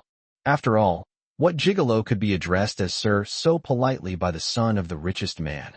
Chapter 59 Is Fang Heng a miracle doctor? Outside the banquet hall, Fang Heng and Qian Dashan went to a secluded place together. Qian Dashan immediately bowed to Fang Heng. "Dr. Fang, I am deeply grateful for your great kindness. You may use me, Qian Dashan, whenever you need me in the future." Just now, in front of everyone, Qian Dashan did not dare to reveal his true feelings. Over the years, he had met too many strange and extraordinary people. Some highly accomplished people deliberately keep a low profile, not wanting too many people to know about them and disturb their peace and quiet. He once angered a wise man by being too flamboyant, a scene that remains vivid in his memory. So ever since then, whenever Qian Dashan encounters a wise person, he always observes their words and expressions first. In Qian Dashan's view, Fang Heng was probably not a person who liked to show off. Otherwise, with such medical skills, he would have been famous throughout the land, instead of staying in this small city of Luoyang. "You're the old man's?" "I am Qian Fuhao's son, Qian Dashan, and also the father of Qian Xiaobao, whose congenital muteness you cured." "Oh, I see. Is there something you need?" "It's nothing." Fang Heng was speechless. He thought Qian Dashan had secretly come to see him for something important, but it turned out to be just a self-introduction. "Okay, that's settled then. When you get back, please give my regards to the old man and tell him to bring Xiaobao to play basketball when he has time." "I will definitely bring it." Watching Fang Heng's departing figure, Qian Dashan wiped the fine sweat from his forehead. As expected, a master is a master. He didn't take the son of the richest man seriously at all. If it were anyone else, they'd probably come in early in the morning and cling to their leg, refusing to let go. Fang Heng returned to the banquet hall entrance. I happened to run into the two sisters who were coming out. Fang Heng said, "Hey, why are you guys out here? It's uncomfortable to stay inside." Lung Yu really didn't want to be in the same place as Lung Tianrui. "Perfect timing. Why don't you show me around? I feel like there are a lot of fun places in the Lung family estate." Fang Heng could tell that Lung Yu and Lung Tianrui had a very strained relationship. The reason why Lung Yu's eyes were red when she returned home was probably due to Lung Tianrui's masterpiece. Lung Yunluo eagerly said, Me too. Don't leave me behind, or I'll be too bored all by myself." "I know, you little tag-along," Lung Yu said helplessly. Lung Yunluo said with a dissatisfaction, "Sister, you can call me a tag-along, but you can't call me a little tag-along." Fang Heng smiled and shook his head. Lung Yunluo asked curiously, "By the way, brother-in-law, what is your relationship with Qian Dashan? He's the son of the richest man in Luoqing." "It's nothing. I just often play basketball with his son." "I see. I thought you two were on good terms. But I can give you some advice," Lung Yunluo said mysteriously at the end. "What suggestion?" "Besides playing basketball, you can also learn to sing and dance. You're so handsome. You can definitely pick up a lot of pretty girls by making videos and posting them online." "That's enough. Are you still testing me?" Lung Yu gently tapped Lung Yunluo's head and said, "Stop coming up with bad ideas." Lung Yunluo stuck out her tongue and grinned mischievously. Hee sis, I did this all for you. Get out of here. I've never asked you to do that." On the other side, Lung Ruxue overheard their conversation and immediately ran back to the banquet hall. Because he was in such a hurry, he didn't stop in time and almost knocked over Grandpa Lung's wheelchair. Old Master Lung was so angry that his beard almost stood on end. He said, "What are you doing, acting so recklessly?" Lung Ruxue looked apologetic and then revealed her discovery. "Grandpa, I heard it with my own ears. Fang Heng and young Master Qian have no relationship. He just plays basketball with his son." Lung Tianrui said, "Dad, I remember now. Young Master Qian also has a house in Xiaoyu's neighborhood, which is close to the school. I heard that his son, Qian Xiaobao, often stays there." "So, Fang Heng only knows his child, and that's it?" "Most likely, but I noticed that young Master Qian was quite polite to Fang Heng just now. Young Master Qian's son is mute, so it's normal for young Master Qian to treat him politely. But what's the use? When it comes to real interests, all of that is just empty talk." Old Master Lung sighed repeatedly. Yes. After some discussion, the hope that had been ignited in Lung Tianrui's heart was extinguished once again. They had to accept the fact that their daughter had married an ordinary man. Offstage, everyone realized they had been misled by appearances and had overestimated Fang Heng. Su Kuan's tightly furrowed brows finally relaxed. After all this fuss, it turns out Fang Heng is still just the same ordinary Fang Heng and doesn't really have any deep relationship with Qian Dashan. Why be a coward then? Su Kuan had previously thought Fang Heng was too awesome, which made him timid and hesitant. Now he realized how pathetic he had been. He decided that he would never tolerate it again, and he had to get back at Fang Heng for all the anger he had suffered. At this moment, someone mentioned that Qian Xiaobao's congenital muteness had been cured. The banquet hall was instantly filled with a cacophony of opinions. Lung Tianrui suddenly remembered. "Dad, I forgot to tell you, young Master Qian's son's congenital muteness has been cured." "Is this really true?" Old Master Lung was astonished. Qian Xiaobao's congenital muteness was something that even the renowned Dr. Li couldn't cure. Now that someone has cured Qian Xiaobao, doesn't that mean that person's medical skills are even superior to those of the medical giant Li Shidong? It's absolutely true. If I had just mentioned it to young Master Qian earlier and found that miracle doctor, you might have had a chance to stand up again. It's hard to say. I've had this illness for quite a few years. I'll find some time to ask young Master Qian. We should give it a try. Since that miracle doctor could cure Qian Xiaobao's congenital muteness, he has a good chance of curing you too. Old Master Lung acquiesced.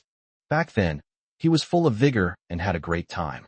Those old ladies were attracted not only to his status and position, but also to him as a person. But ever since he fell ill and was confined to a wheelchair, no old lady has taken a liking to him anymore. In public, the old man pretended to be strong, but in private he was often depressed. More than anyone else, he He wanted to get rid of his wheelchair and stand upright again. As Lung Tianrui pushed old Master Lung off the stage, a thought suddenly popped into his mind. Dad, do you think it's possible that Fong Hung is the miracle doctor who cured Qian Xiaobao, which is why Qian Dashan came to the Lung family to celebrate your birthday, and why he was so polite to him just now? What you said seems to make some sense. After chapter 60, I no longer have you as my daughter. Lung Rushua stood to the side, speechless. In her opinion, Lung Tianrui simply couldn't accept Lung Yu marrying Fong Hung, and he had become somewhat obsessed. Uncle, have you been watching too many TV dramas? If Fong Hung were really a miracle doctor, he wouldn't be working at Light Years Hospital. Besides, where would you find a miracle doctor so young? In my opinion, the reason why young Master Qian came to wish Grandpa a happy birthday is probably because our Guangnian group and his businesses are becoming increasingly close. Lung Rushua's words left the father and son speechless. Indeed, how could Fong Hung, an ordinary employee, possibly be that miracle doctor? Led by the two women, Fong Hung strolled around the Lung family manor for a long time. It has everything, even an amusement park and a zoo, which completely refreshed Fong Hang's understanding. Fong Hang used to think that having money meant you could just buy things. It wasn't until he stepped into a truly wealthy family that he realized how superficial he had been. Seeing that Lung Yu had slowed down, Fong Hung reached out his arm to her. Your feet must be sore from walking in high heels for so long. Holding onto me should make them feel a little better. Lung Yu was surprised by Fong Hang's thoughtfulness. She hesitated for a moment, but finally took Fong Hang's arm. Fong Hung was stunned for a moment. He could clearly feel the softness coming from his arm. It is indeed a bit better. The cold rain made things a little better, but Fong Hung still felt unwell. Not to mention that there were many people around. There was Lung Yunluo right next to her. He was afraid that some things would be exposed. As they walked, Lung Yunluo suddenly stopped and pouted. Sister, I'm wearing high heels too. You have your husband if you're tired, but I don't have a man. Lung Yu said, then you can help me up. Lung Yunluo actually went and took Lung Yu's arm in arm with her. However, this is a bit strange, and it's not very comfortable to have cold rain in the middle. In the end, the three of them had no choice but to sit down and rest on a nearby bench. The bench has various interfaces and even wireless charging. Lung Yunluo was lying on the bench scrolling through her phone, her high heels casually tossed aside. Fong Hang's attention was entirely focused on Lung Yu's hand that was linked with his arm. He was a little puzzled. They had already sat down to rest, yet Lung Yu still hadn't let go. Could it be that you've forgotten? Fong Hung wanted to remind Lung Yu, but he also had his own selfish motives. Just as she was hesitating, Lung Yu took the initiative to let go of his arm. Then, Lung Yu opened the zipper of her handbag, took out a card, and handed it over. There's $1 million in there too. Don't be silly and spend it all on gifts this time. Save it for yourself. It seems Lung Yu misunderstood. No wonder she said those things in the banquet hall earlier. However, Fong Hung accepted it quite naturally. There's nothing to be ashamed of about living off a woman. Fong Hung originally had $5 million, but spent $2 million on gifts. Unexpectedly, Lung Yu gave him another $2 million. In other words, after the round trip, he still has $5 million in his hands. Although the Soft Rice King rebate was not triggered, a considerable amount of soft rice value was still obtained. Fong Hung glanced at it and saw that it had reached 60%, so he estimated that he would be able to participate in the lottery again soon. After putting the card away, Fong Hung suddenly noticed something. Lung Yu, who had let go of his hand, naturally took his arm again. Before I could think too much, I heard Lung Yunluo's voice. Brother-in-law, I'm so envious of you. I wish I were a handsome guy so I could find a rich woman like my sister and start living off her like crazy. It's not so easy to live off a woman. Fong Hung felt that he had just taken advantage of the right timing, location, and people. After all, most rich and beautiful women are not like Lung Yu. Lung Yu rolled her eyes at Lung Yunluo. Don't I give you enough pocket money normally? Lung Yunluo chuckled. It's not about the money. I just want to enjoy the feeling of being a kept man. Then you have no chance. Lung Yunluo suddenly teased Fong Hung. Hey, brother-in-law, do you know any men who want to live off women? Introduce one to me. Lung Yu glared at her. Where am I supposed to find this for you? Fong Hung said. Never mind, I was just kidding. Lung Yunluo doesn't like gigolos, but she has no aversion to Fong Hong. On the contrary, she likes this brother-in-law very much. She knew that Fong Hong had saved her older sister's life when they were children. A precious life is priceless. Besides, his older sister has plenty of money, so it's only natural for her to repay his kindness by supporting Fong Hong. Even putting that aside, Lung Yunluo had a strange intuition that Fong Hong wasn't an ordinary person. The three of them didn't finish exploring the Lung family's house until evening. Fong Hong and Lung Yu were originally planning to return to Junyuan. But after Lung Yunluo's persistent pleading and the appearance of her mother, Yang Shulan, she had no choice but to go home with her. Once inside, Yang Shulan bustled around, pouring water and serving fruit to Fong Hong. Unlike Lung Tianrui, who forced Lung Yu into a marriage for the sake of his family's interests, Yang Shulan was just a woman who only wanted her daughter to be happy. Unfortunately, she had never had a say in this family, so she couldn't stop Lung Tianrui. Yang Shulan still liked Fong Hong very much. After all, he was the person her daughter had personally chosen. Although he's a bit ordinary-looking, he's good-looking, and compared to Su Kuan, he's infinitely better. Lung Yunluo raised an eyebrow. Mom, how is it? Are you satisfied with your brother-in-law? Yang Shulan smiled kindly. Satisfied, very satisfied. He's tall and handsome, much more eye-catching than your father was back then. Lung Yunluo stood with one foot on the stool, holding a canned drink, looking completely carefree. She waved her hand and said, My dad is a piece of trash. I've seen his photos when he was young. With that kind of looks, he'd be no match for my brother-in-law, okay? However, after these words were spoken, none of them responded. Lung Yunluo was slightly taken aback. Hey, what's wrong? Why aren't you guys saying anything? Yang Shulan smiled and gestured for her to look behind her. Lung Yunluo turned around and realized that her father was standing in front of her. She was so startled that she dropped the canned drink in her hand and immediately pulled her foot back from the stool. In just a short while, she transformed from a carefree and outgoing person into a quiet and well-behaved girl. Daddy back. Lung Tianrui said with a stern face. Why are you calling me dad? Aren't I a nobody? Lung Yunluo blushed with embarrassment, then lowered her head and pretended to be mute. Lung Tianrui didn't continue to make things difficult for her, but instead focused his attention on Lung Yu. Who allowed you in? Get out right now. From now on, I'll pretend I don't have a daughter like you. Lung Tianrui's face was gloomy. He simply couldn't accept that his daughter was marrying an ordinary person. I drank quite a bit of alcohol at the banquet, and now I'm a little drunk. Lung Yu stood up, her face icy. I couldn't ask for more. So you've got it all figured out. I bet you've gotten too big for your britches. Otherwise, you would have already decided to disown me as your father, wouldn't you? Chapter 61 Powerful Protection of His Wife. Yang Shulan looked embarrassed and stepped forward to smooth things over, trying to ease the conflict. Tianrui, don't be like this. It was my idea. Our Xiaoyu finally managed to come back. After she finished speaking, she came up and tried to pull Lung Tianrui away, worried that the father and daughter would start fighting. Shut your mouth. It's none of your business how I discipline my daughter.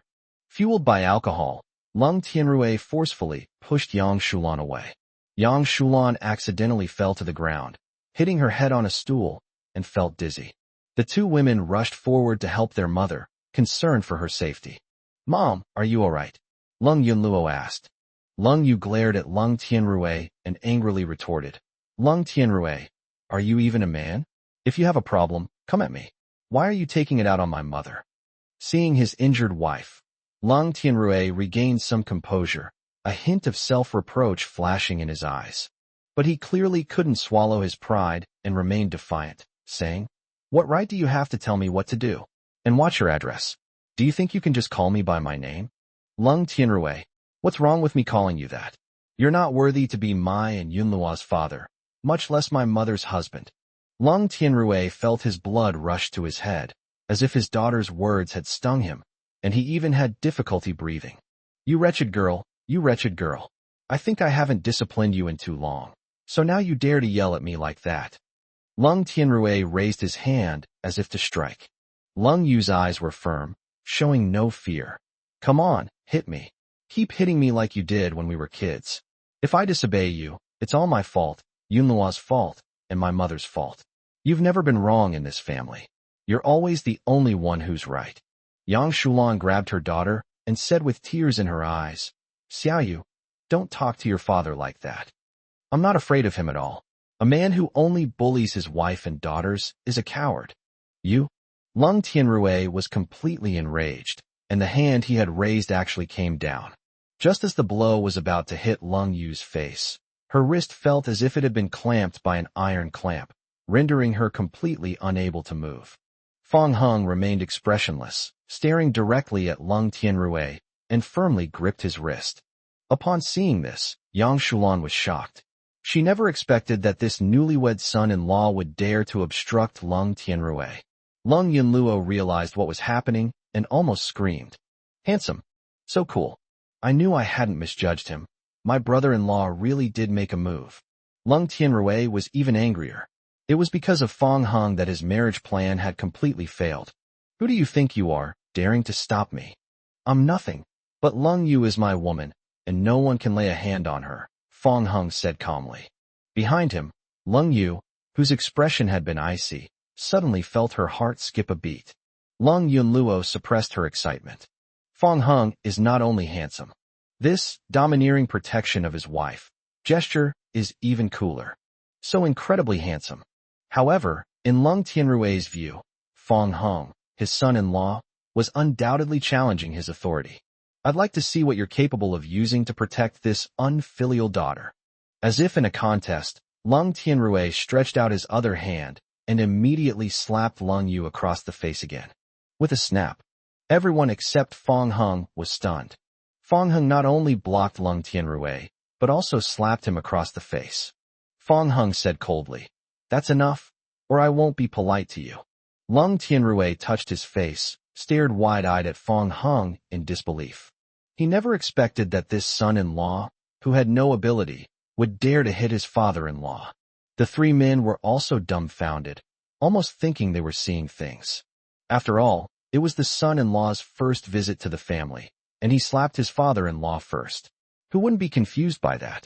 Lung Tianrui was completely sobered up by that slap. Fine, you're young, I'm no match for you. But if you dare to hit your father-in-law, you'll be on the front page of Luo City tomorrow, and see if the spittle can drown you. Fang Heng chuckled. You're hurting the enemy 1,000, but also losing 800 of your own. You don't think you can stay out of it, and that no one will gossip about you behind your back, do you? Only after Fang Heng said that did Lung Tianrui realize the problem. When family scandals are aired in public, many people are not only indignant, but also simply gossiping. If it were really made public, he would inevitably be ridiculed wherever he went. Thinking of this, Lung Tianrui had no choice but to swallow his anger, snorted coldly, and turned to go upstairs. After he left, the three of them began to pant heavily, because the tense scene they had just witnessed had caused them to unconsciously hold their breath. Lung Yunluo gave Fang Heng a thumbs up, almost touching his forehead. Brother-in-law, this is amazing. You're incredible. You're absolutely amazing. Lung Yunluo never dreamed that Fang Heng would dare to hit Lung Tianrui, and what's more, Lung Tianrui eventually backed down. In this family, Lung Tianrui has always been domineering. Apart from his older sister Lung Yu, neither she nor Yang Shulan dared to disobey Lung Tianrui's wishes. The older sister was merely resisting Lung Tianrui, but Fang Heng was even more audacious, directly striking Lung Tianrui. For a moment, Lung Yunluo admired the couple immensely. Lung Yu hadn't expected that Fang Heng would take such a risk for her. Her mind was in turmoil, and she suddenly had an urge to hug Fang Heng. But with her mother and sister present, she felt a little embarrassed, so she only went to hold Fang Heng's hand. Fang Heng is checking Yang Shulan's head for any injuries. Feeling the cold rain touching him, he took her hand and said to Yang Shulan, Auntie, you just bumped your head, it should be fine.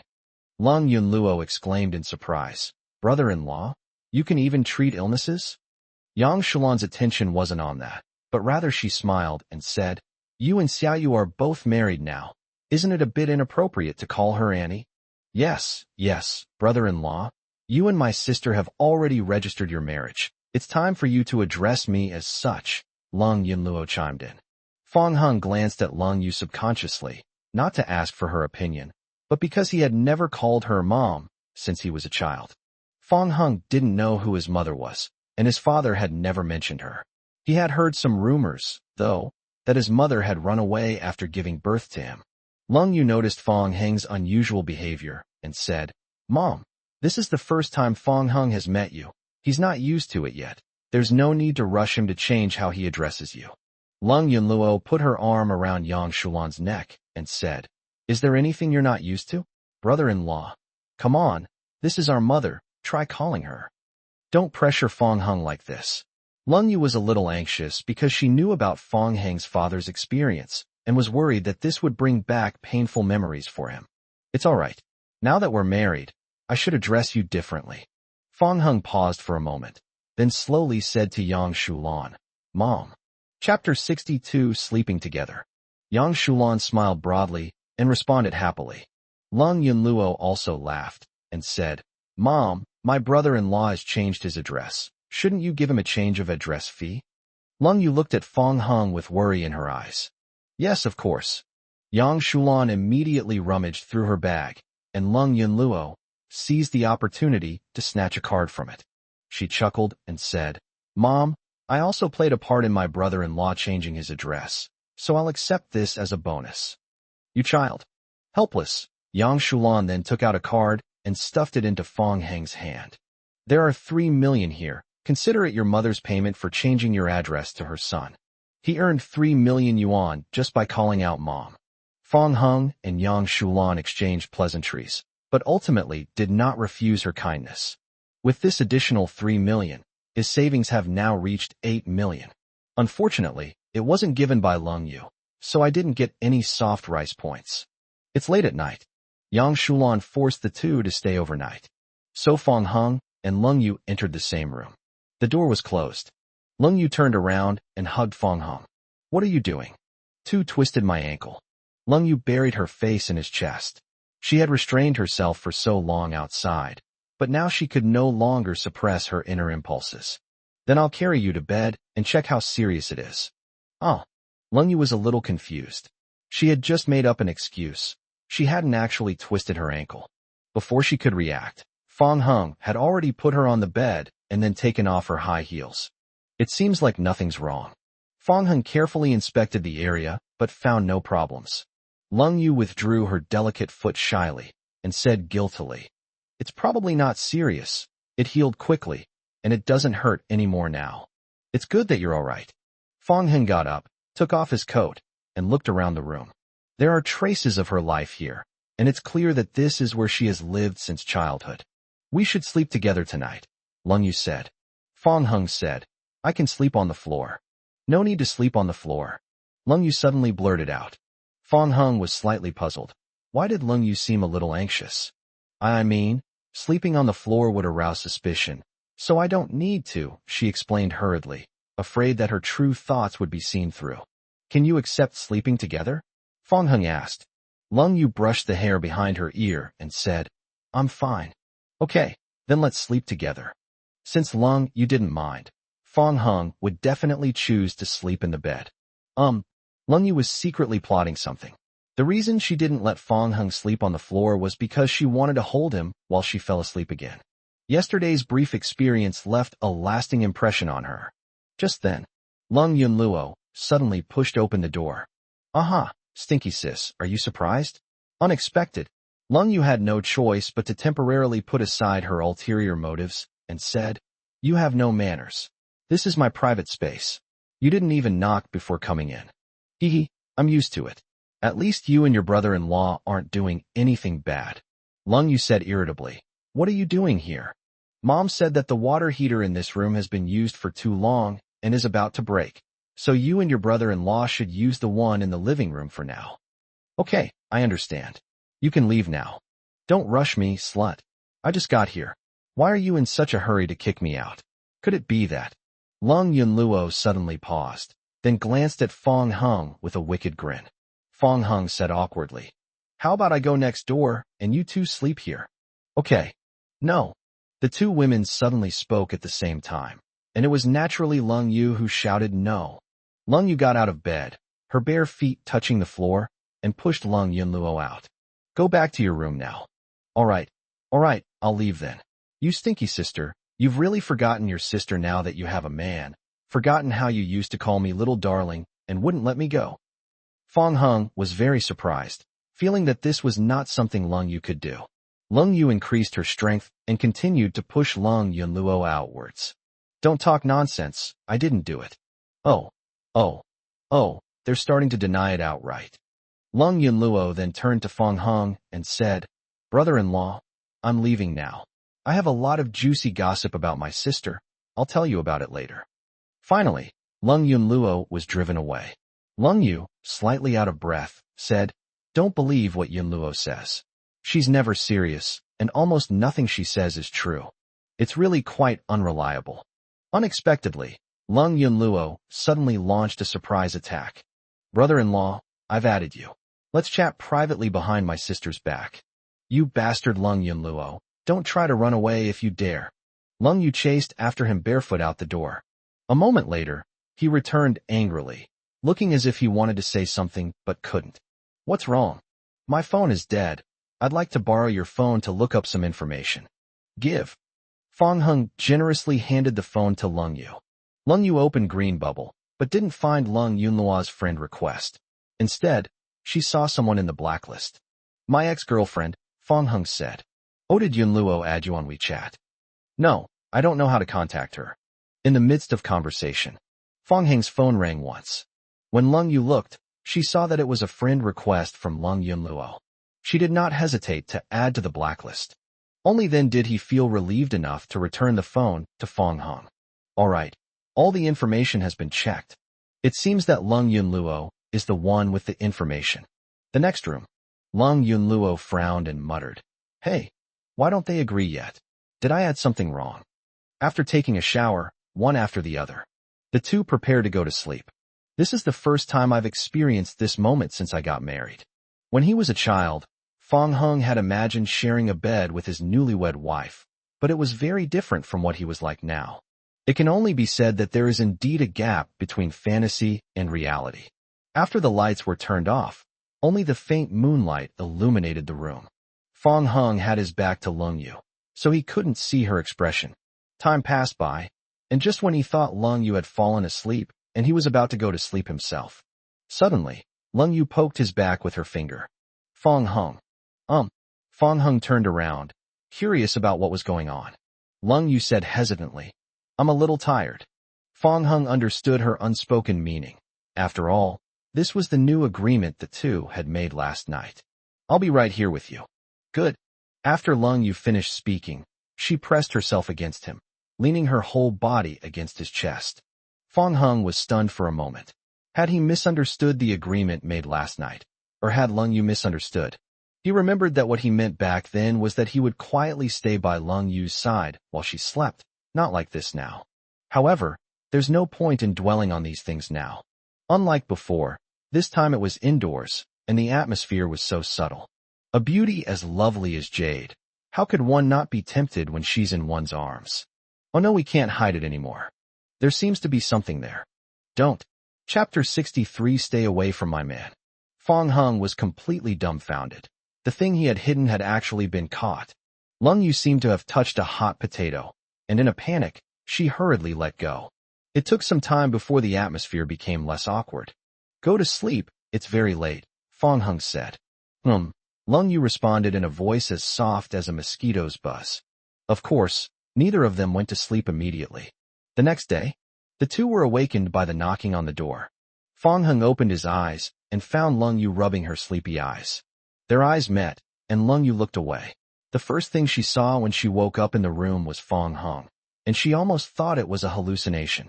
Fong Hung rubbed his slightly numb arm and got out of bed. Lung Yu sat up and silently pulled up the straps of her nightgown. Open the door. Lung Yunluo suddenly jumped out. Hey, good morning, you two. You actually locked the door this time.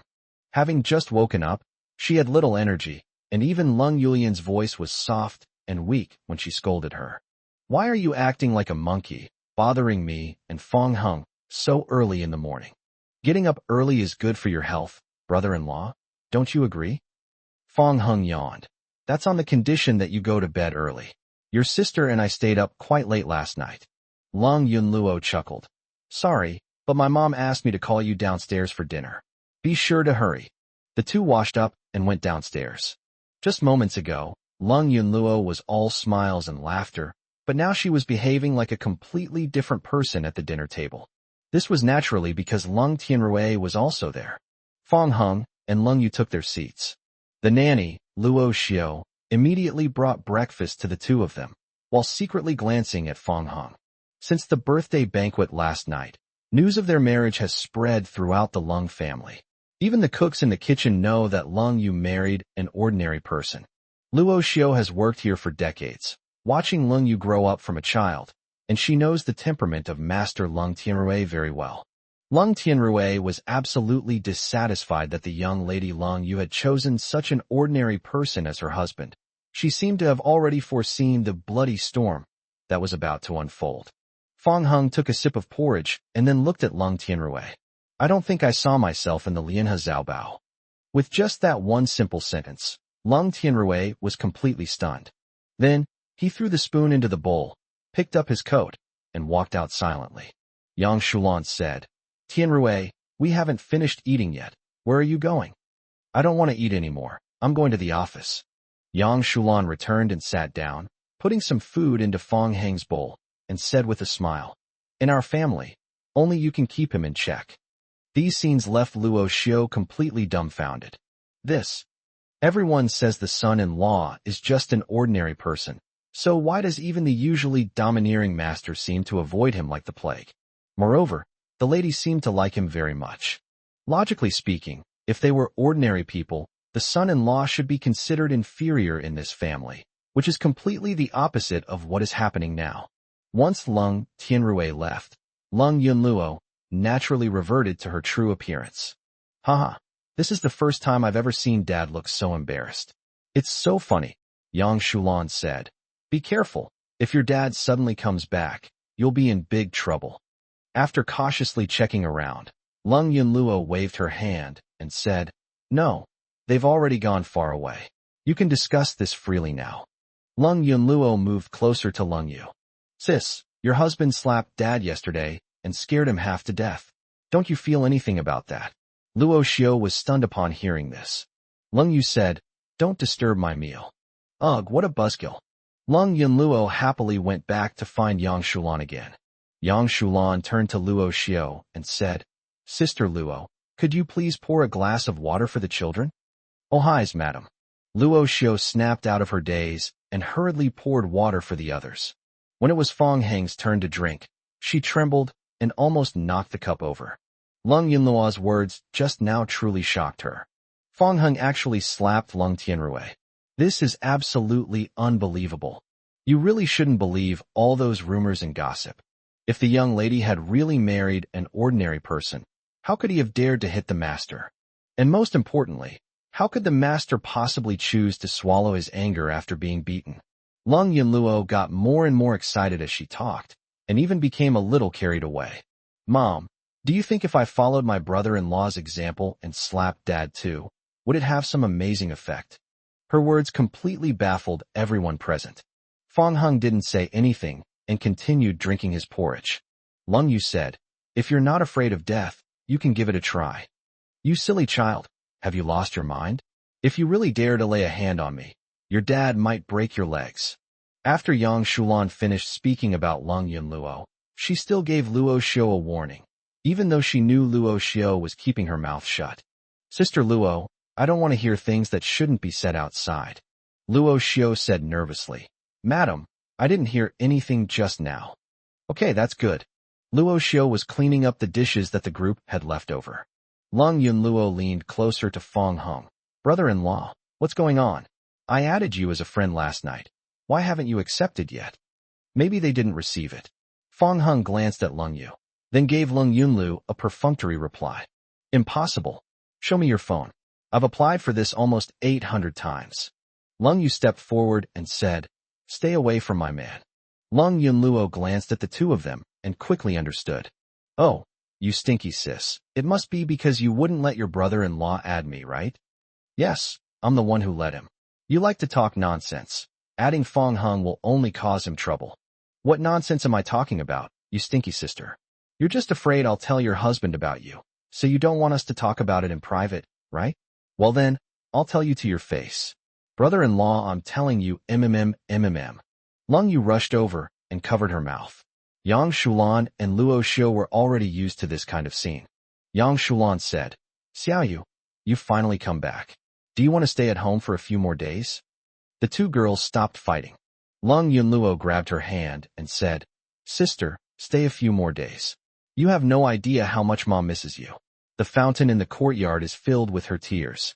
You child, you're never serious. And you even say the fountain is full of my tears. Do you think I'm some water god from ancient mythology? Okay, those are all my tears. Boo-hoo sister, look how sad I am crying. Nung.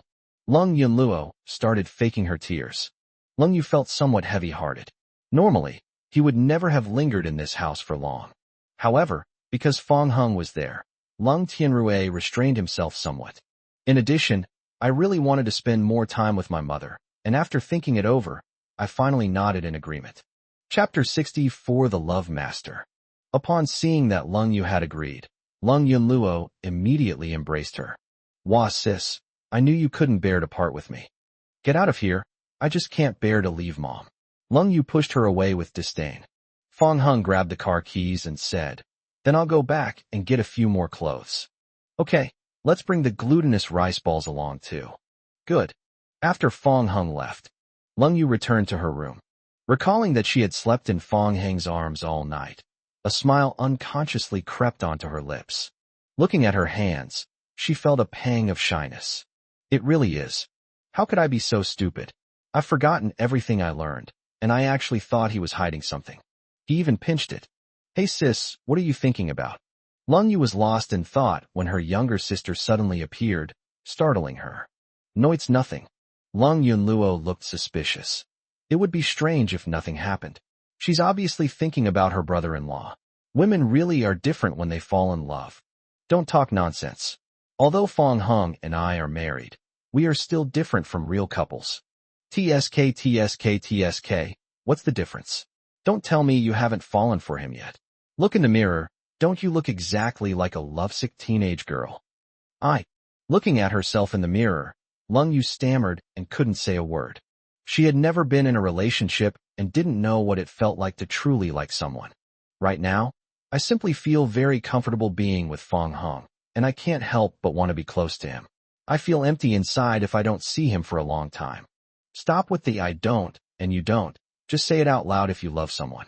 Anyway, you and your brother-in-law are already married. What's there to be afraid of?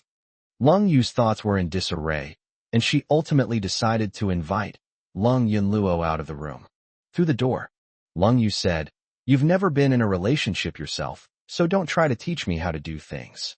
Lung Yunlu banged on the door. You stinky sis, how dare you question me? I may have never been in a relationship, but that doesn't stop me from being a dating guru. Junyuan. After packing his things, Fong Hung put the glutinous rice balls in a cat-shaped bag and prepared to return to the Lung family. After getting into the Mercedes-Benz G-Class and turning on my phone, I discovered that in addition to the message from Lung Yu, there was also a text message from a stranger.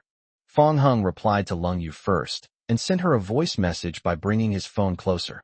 I'll be back soon, and I've brought all of Tang Yuan's things with me. Then, Fong Hung opened the text message and found that there was only one paragraph. Su Kuan and Bai Hongyi are teaming up against you, handsome. You absolutely, positively, must be careful. Fong Hung didn't know who sent the text message, nor could he confirm whether it was true. He was naturally not afraid of Su Kuan and Bai Hongyi at all. We drove away from Junyuan. On the way to the Lung family's house. As we turned onto a secluded section of road, we saw a convertible supercar lying across the middle of the road.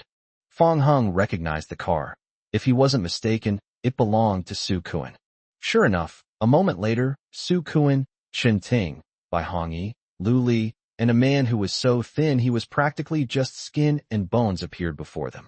Fong Hung slowly brought the car to a stop. It turned out that the text message was true. These people were a bunch of scoundrels and had really joined forces to deal with him. However, Fong Hung was somewhat surprised that someone would tip him off.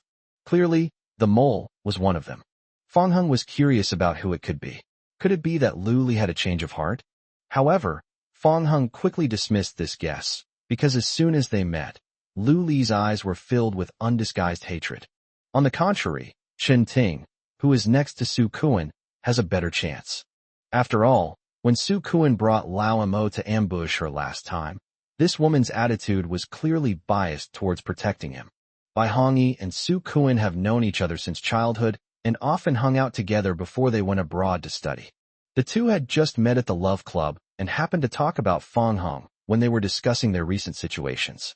They never expected that Fang Heng would be their common enemy.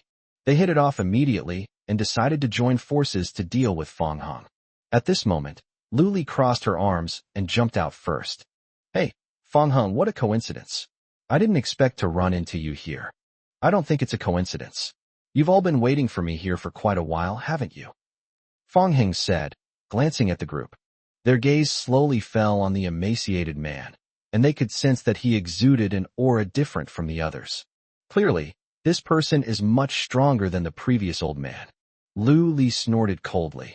You figured it out, but it's too late. You can't escape now. Chen Ting felt both anxious and helpless looking at Fang Heng, who appeared alone. I gave him a heads up beforehand. How come he wasn't prepared at all? Su Kuan specially invited Lao Mo's master from the Su family. Fang Heng is probably really finished now. Chapter 65, I Really Dare. However, Fang Heng remained as calm as a still well, his heart unmoved. Run? You're overthinking it. Why would I run? Bai Hongyi really couldn't stand it. It's already this late. Fang Heng remained completely calm and composed. He's clearly just an ordinary person with slightly more strength. What are you pretending for? I'll beat you so badly you'll be begging for mercy. Let's see you pretend to be calm again. Fang Heng, do you think we'll all just stand here obediently and let you hit us like last time? That's hard to say, but you were pretty tough last time. I punched you, and you didn't utter a sound. Su Kuan looked at Bai Hongyi, feeling somewhat taken aback. Young Master Bai, you're awesome. This guy took down old Mo in one move. And you took his punch, and you're still okay. Bai Hongyi looked embarrassed. He wasn't unharmed. He had just been punched by Fang Heng and immediately fainted, which is why he didn't utter a sound. Bai Hongyi knew that Fang Heng's words were mocking him, and in front of so many people, it undoubtedly made him even more embarrassed. Young Master Su, stop talking nonsense and just have your men take care of him. Su Kuan said unhurriedly. Don't rush. Everything is under my control. Getting rid of someone is like making love in bed. You have to take it step by step. It's no fun if you go straight to the point. Over the years, Su Kuan has dealt with many people who offended him, and in the past, he would just beat them up right away. Later, I got more and more bored and realized that the most interesting, satisfying, and exhilarating thing to do was to first break down the opponent's mental defenses and then beat them up. What young Master Su says is true. I didn't expect you to have such unique insights in this area. I'll teach you slowly later. Su Kuan patted Bai Hongyi on the shoulder, then strode over to Fang Heng. He held a walnut in his hand and circled around Fang Heng, looking him over. You shouldn't have offended me, did you? Did you think I, Su Kuan, was a coward who was scared after being wronged once and wouldn't dare to lay a hand on you again? Oh, Fang Heng raised an eyebrow. Isn't that right? Su Kuan paused for a moment and said, I did this to avoid any negative impact on my election as family head. Otherwise, I would never have allowed you to be so arrogant for so long. Fang Heng laughed and said, to put it bluntly, you're still a coward, aren't you? If you weren't a coward, you would have attacked me long ago. Foolishness. This is not cowardice on my part, but strategy. I will never risk a move that will backfire before I have figured out where I came from. Stop talking nonsense. If you're a coward, you're a coward. You? Su Kuan realized that he himself was about to break down before Fang Heng could. Those who had been taught a lesson before were wary of his status as the young master of the Su family. If he were to truly lose his temper, they would be terrified even with just a few words. However, Fang Heng was not afraid of him at all, so this trick naturally had no effect. Su Kuan gripped the walnut tightly, his brows furrowed. Even old Master Lung treats me with respect. How dare you, a son-in-law of the Lung family, disregard me, Su Kuan? Why should I care about you? Fang Heng retorted. This one sentence completely stumped Su Kuan. The people over there also looked incredulous. The Su family has immense influence in Luoqing. Even if Su Kuan doesn't become the head of the Su family, they are still someone you can't afford to offend. They didn't know where Fang Heng got the confidence to disregard Su Kuan, the second young master of the Su family. Lu Li said, "Young Master Su, don't talk to him anymore. This guy is so stubborn. He probably thinks he's awesome because he became the son-in-law of the Lung family. He doesn't know how terrifying your strength really is." Su Kuan felt that Lu Li's words made some sense. Since Fang Heng was unyielding, he could only resort to the old methods. It's a shame we didn't see Fang Heng break through the defenses first. It was quite disappointing. "Fishbone, come out. It seems we still need you to solve this problem." The words fell. The emaciated man slowly walked forward from behind. Su Kuan said disdainfully, "Fang Heng, let me introduce you to UCI, the true trump card of my Su family. How about it? Are you scared? As your name suggests, you're as skinny as a fishbone." "Su Kuan, I'm really worried that I'll smash your bones apart with one punch." Fishbone said unhappily, "Kid, don't be so arrogant. Today I'm going to teach you a lesson on behalf of my disciple." Since being defeated by Fang Heng in one move, Lao Mo has been bettered ever since. Even if Su Kuan didn't teach Fang Heng a lesson, UCI was still planning to avenge his apprentice Lao Mo. Seeing Fang Heng still boasting so arrogantly, Su Kuan found it rather amusing. "Hilarious, Fang Heng. You don't actually think you're invincible in Luo City with your mediocre skills, do you?" Bai Hongyi chimed in. "If you know what's good for you, you'll apologize and maybe you'll suffer less. After all, this infamous fishbone won't deliberately let you punch him like I did before." Lu Li took Bai Hongyi's arm, eagerly anticipating the show. "That's right, Fang Heng. If you kneel down and beg me, maybe I'll take pity on you and call your wife so she can come and take you to the hospital quickly." Chun Ting glared at Lu Li, intensifying her hostility towards her. What a load of rubbish. That ex-girlfriend was a complete jerk. Chun Ting couldn't help but advise Fang Heng, saying, "Handsome, why don't you just give in? Getting beaten up less is better than anything else." Fang Heng was unimpressed and looked down at the crowd from his high position. "I did nothing wrong. Even if I was wrong, you think you can make me back down? Huh, you're not worthy." Su Kuan couldn't stand Fang Heng's continued pretense any longer. He gave Fang Heng the middle finger and cursed, "Damn it, you're really asking for it. Fishbone, just come up here and kill him." Su Kuan's cursing stopped abruptly, because Fang Heng was holding his fingers. Su Kuan asked somewhat uneasily, "What do you want to do? You guess? You dare?" Su Kuan, of course, guessed what Fang Heng was going to do, and immediately glared at him and began to threaten him. "I really dare to do it." Chapter 66. Can you spare me? Fang Heng directly bent Su Kuan's fingers. "Ah, my hand, my hand." Su Kuan's fingers bent so hard they almost touched the back of his hand, and he screamed in pain like a pig being slaughtered. The three people watching this scene were taken aback. They all wore expressions of discomfort. Even though they didn't experience it firsthand, they seemed to understand Su Kuan's pain. Only UCI reacted and immediately rushed towards Fang Heng. Fishbone was surprised that Fang Heng was so bold, daring to take the initiative to harm Su Kuan even with a master like him in charge. "You audacious brat, how dare you harm my young master? Prepare to die." Upon seeing the fishbone, Su Kuan, enduring the pain, gritted his teeth and said, "Fang Heng, you're finished." "Oh, is that so?" As he spoke, Fang Heng exerted a slight force. Click. Su Kuan's finger was now completely severed, with only the skin and flesh connecting it.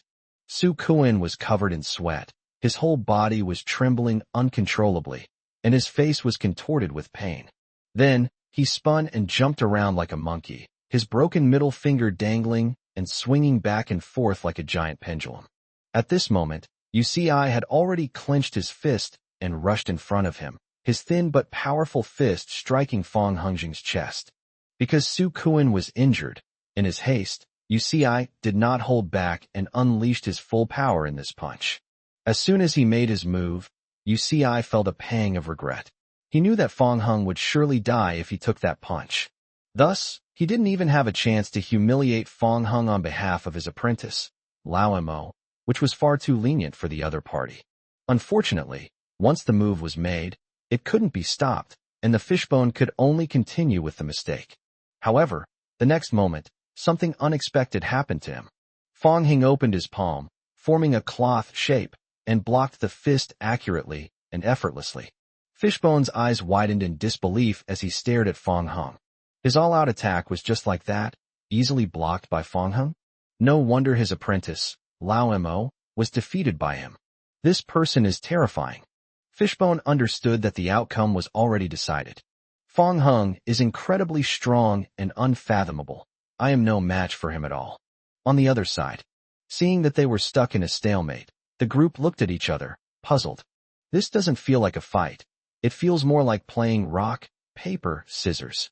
The pain of his severed finger caused Su Kuan to break out in a cold sweat.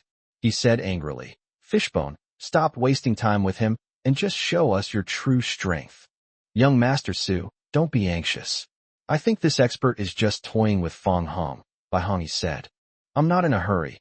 You old man." Su Kuan couldn't help but curse, but he was in so much pain that he couldn't speak properly. Although Lu Li sensed something was amiss, she remained convinced that Fong Hung was no match for UCI. After all, he was a master personally invited by Su Kuan.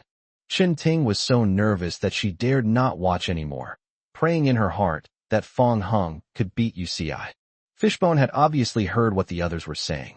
He wasn't teasing Fong Hung. He was saying that Fong Hung had grabbed his fist, and he couldn't move at all. In other words, they were completely outmatched. "Who are you?" Fishbone was shocked. He never imagined that Fong Hung, at such a young age, would possess such strength. Fong Hung said calmly, "Who I am is not important. What's important is that you shouldn't have come to provoke me." As soon as he finished speaking, with a serious expression, Fong Hung exerted his strength and twisted Yuxi's arm into a pretzel shape. Even though the fishbone had an unusually high pain tolerance, it still made him wince in pain. Su Kuan noticed the problem and immediately shouted at UCI to hurry up. "You fucking retaliate already. Stop letting him have his way. Still hiding your strength? What time is it? Are you crazy?" Bai Hongyi frowned. Lu Li paced anxiously in circles. "He's not a tortoise. How can he be so patient? Ugh, this expert is driving me crazy." Chen Ting finally dared to open her eyes and steal a glance. "It's good to hide your strength. It would be best if you could keep doing that and let Fong Hung win in the end." Just when everyone thought that Fishbone was hiding his strength, Fong Hung then slammed his fist heavily into Yuxi's chest. Suddenly, Yuci shuddered, and a series of crisp sounds rang out from his body. That was clearly the sound of bones breaking. Then the fishbone fell straight to the ground, and the bone, which was covered by skin, was visibly dislocated. It's like a stack of models falling apart. It was only then that the group realized what was happening. It turns out that Fishbone wasn't hiding his strength at all. He was simply no match for Fong Hung. Chen Ting was overjoyed, not expecting Fong Hung to be so capable, but on the surface she still looked sad and pretended to be very regretful. Bai Hongyi slapped his thigh hard and said, "This is bad, young Master Su. What kind of person are you looking for?" Lu Li said speechlessly, "Not only is he old, but he's also as thin as a stick. I never thought he would be a good match from the start." The two men began to kick him while he was down, while Su Kuan remained stunned, as if he had forgotten the pain of losing his finger. Fishbone is Old Mo's master, and his strength is several times greater than the latter's. Now, even Fishbone is no match for Fong Hung. So just how powerful is Fong Hung? Before he could even be shocked, Fong Hung grabbed his hair and dragged him to the side of the three men. Fong Hung said coldly, "Stand still, everyone." Even the powerful Fishbone couldn't do anything to Fong Hung, so these four people were naturally no match for him. Faced with Fong Hung's sudden change in expression, they all began to feel uneasy. Su Kuan said, "Leave a way out for others, so you can meet again in the future. Fong Hung, I advise you not to go too far." "Don't go too far? Fine, I'll give in." Fong Hung slapped Su Kuan hard across the face. Su Kuan's face was distorted from the slaps. He was dizzy and disoriented, and finally collapsed to the ground, swaying unsteadily. Seeing that Su Kuan still had some consciousness left, Fong Hung, thoughtfully, gave him another kick. At this point, Su Kuan finally lost consciousness. The group of people were stunned by what they saw and unconsciously swallowed hard. Then Fong Hung came to Bai Hongyi. Now it's your turn. Is there anything you'd like to say? Bai Hongyi rubbed his hands together and chuckled dryly, pointing at Su Kuan, who was lying motionless on the ground. Brother Fong, I just came here to join in the fun. This guy dragged me along. I have no grudge against you, don't you think? Do you think I'd believe your nonsense? Fong Heng's voice was icy cold, like a biting wind blowing into Bai Hongyi's sleeve. Bai Hongyi said tremblingly, Then can you be gentler? Gently? Okay, I'll satisfy you. Fong Hung raised his hand and, with a snap, knocked out one of Bai Hongyi's teeth. To be fair, he slapped him again, knocking him unconscious as well. Then Fong Hung came to Lu Li. Before he could even speak, Lu Li began begging for mercy. Fong Hung, please spare me for the sake of our past relationship. Chapter 67. I don't want him to get hurt in any way. Fong Hing thought for a moment and decided to deal with Lu Li one last time. So he walked towards Chen Ting first. But Lu Li thought that Fong Hung had let her go because he was soft-hearted. Fong Hung, I knew you still had me in your heart. As Lu Li breathed a sigh of relief, she looked at Chen Ting with schadenfreude. What makes you think you can compare to me? Fong Hung is my ex-boyfriend. Chen Ting was speechless, surprised that Fong Hung would actually let Lu Li go. However, Fong Hung never intended to let Lu Li go. He felt it wasn't appropriate to deal with Lu Li in the end, especially since Lu Li was acting so arrogantly, so he turned back and stood in front of her again. Lu Li was stunned for a moment. Fong Hung, what are you doing? I've thought about it and decided that I should deal with you first. Huh?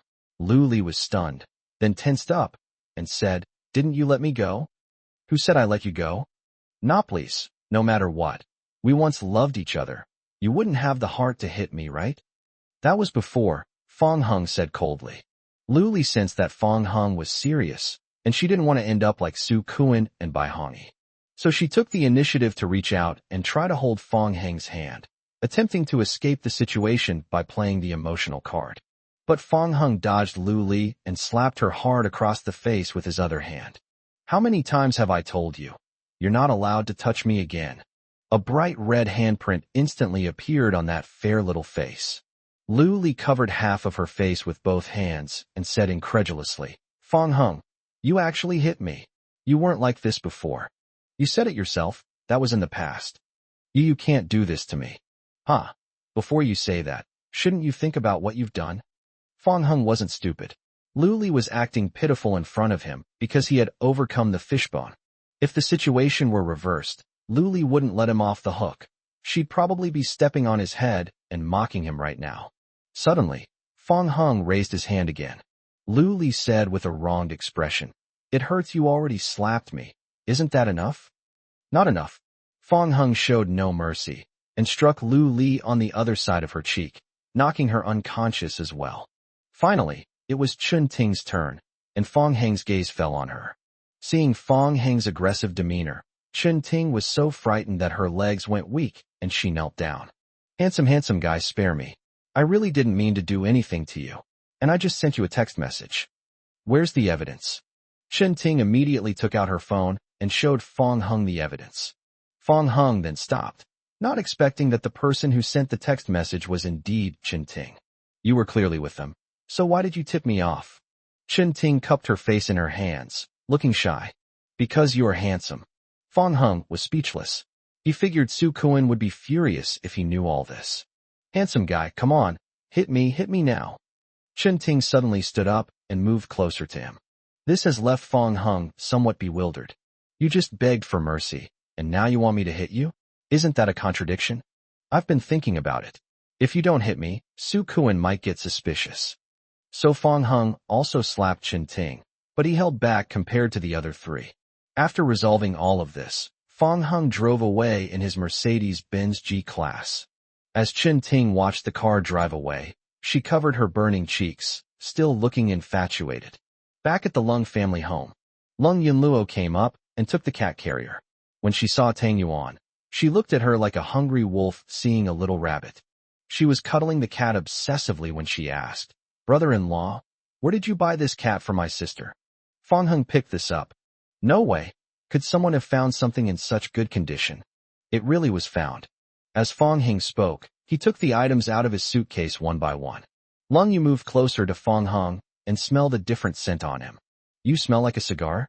Fong Hung sniffed the clothes and indeed smelled a faint cigar scent, which he guessed came from Su Kuan and the others. Lung Yunluo curiously came up and sniffed it, then exclaimed in surprise. There really is. Brother-in-law, so you smoke? I have some cigarettes here, do you want some? I don't smoke. You must have run into someone you know on your way back. No wonder you were a little later than expected. Wow. Sis, how much do you care about your husband? You're timing his return like a clock, aren't you? Lung Yu glared at Lung Yunluo. We ran into Su Kuan, Fong Hung said. Su Kuan? He didn't make things difficult for you, did he? Lung Yu asked with concern. Lung Yunluo said. Sis, do you even need to think about it? That scumbag is definitely starting to deliberately cause trouble for your husband because of you. Lung Yu frowned her beautiful eyebrows. I'll call the Su family right now and tell them to keep a close eye on Su Kuan. Actually, I can handle him myself. Brother-in-law, Su Kuan is not easy to deal with. Why don't you listen to my sister? Don't worry, I wouldn't say that if I wasn't sure.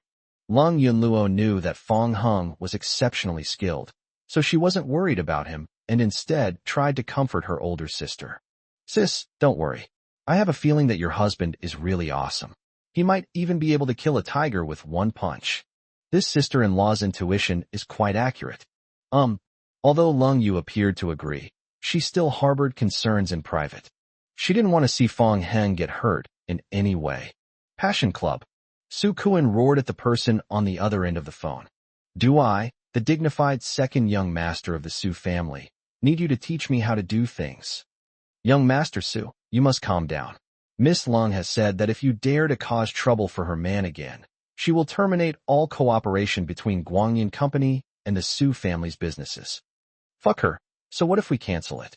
What am I afraid of? A small act of impatience can ruin a great plan. I hope young Master Su will be extremely cautious. If this matter reaches the master's ears, it will definitely be a huge disadvantage for your election as head of the family. Grasp. Su Kuan was so angry that he smashed his phone. For the sake of a mere family headship, he endured again and again, becoming an ancient tortoise. Not only did he suffer a loss at Fong Heng's hands, but now Lung Yu is threatening him indirectly. Are these two ganging up on him? Su Kuan was so angry that he scratched his ears and cheeks, and his eyes were practically spitting fire. Seeing this, the doctor in the white coat seemed to sense danger and hurriedly left the room. Su Kuan scanned the people in the room and finally found someone he felt a connection with. This person caught my eye, Lu Li. So Su Kuan vented his anger on Lu Li. It's all your fault, you bitch. Didn't you say Fong Hung was just a bit strong? Why couldn't even the most powerful expert in my Su family do anything to him? Chapter 68. Are you jealous? Lu Li was somewhat bewildered by the scolding. She was Bai Hongyi's woman. Su Kuan didn't give her any face at all. Young Master Su, I wasn't lying. But that guy you hired, what's his name, Fishbone? Is he really a master? I suspect he's faking it. He couldn't even beat Fong Hung. Holy crap, do you think I don't know whether he's a pro or not? Su Kuan cursed loudly. UCI was the Su family's most treasured expert, and there were very few people in the entire Luo city who could rival him. Lu Li muttered under her breath. Anyway, I have a feeling that there's something wrong with the person you invited. What did you say? Say it again if you dare. Su Kuan pointed at Lu Li's nose and cursed. Lu Li was also annoyed and started arguing with him. Bai Hongyi came to help mediate the fight, but was scolded by Su Kuan and didn't dare to talk back. Ultimately, the two were kicked out of the erotic club. Lu Li became increasingly angry, feeling that today was the worst day ever. Bai Hongyi kept comforting him from the side. Lu Li was not only not appeased, but became even more upset. Bai Hongyi, are you even a man? I was being verbally abused by Su Kuan, and you didn't even dare to lift a finger. Bai Hongyi looked troubled. Su Kuan and I are brothers, and the Su family is more powerful than the Bai family. What do you think I can do? You're just making excuses. Fong Hung isn't as powerful as you. He even dared to hit Su Kuan. To be honest, if I were still Fong Heng's woman, he would never let me suffer like this. Bai Hongyi's face immediately darkened. Lu Li, what do you mean? You think Fong Hung is better than me? Then go find him. Lu Li then realized she had said the wrong thing and quickly apologized to Bai Hongyi with a smile. However, Bai Hongyi ignored Lu Li and simply left her there before driving away. On the other side, Fang Heng and Leng Yu arrived at Guangyan Company. When President's assistant Su Mu saw Leng Yu, he greeted her respectfully, but when it was Fang Heng's turn, he gave him a perfunctory greeting.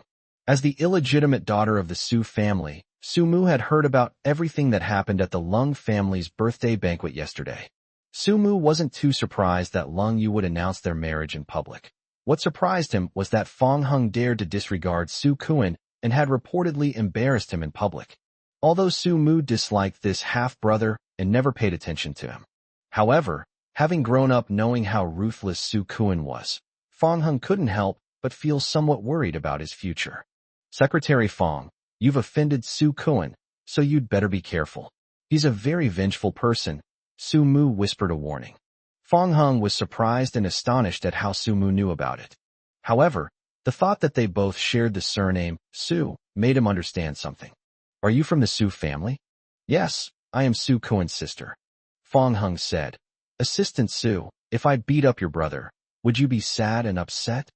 His life or death has nothing to do with me. I'm just reminding you to be wary of Su Kuan. That's all. Because she was born out of wedlock, Su Mu was never valued in the Su family, and Su Kuan naturally never gave her a second glance. The brother and sister had no feelings for each other and were like strangers. It seems that beating up Su Kuan won't provoke your hostility towards me. Su Mu stood there, stunned, his face filled with astonishment.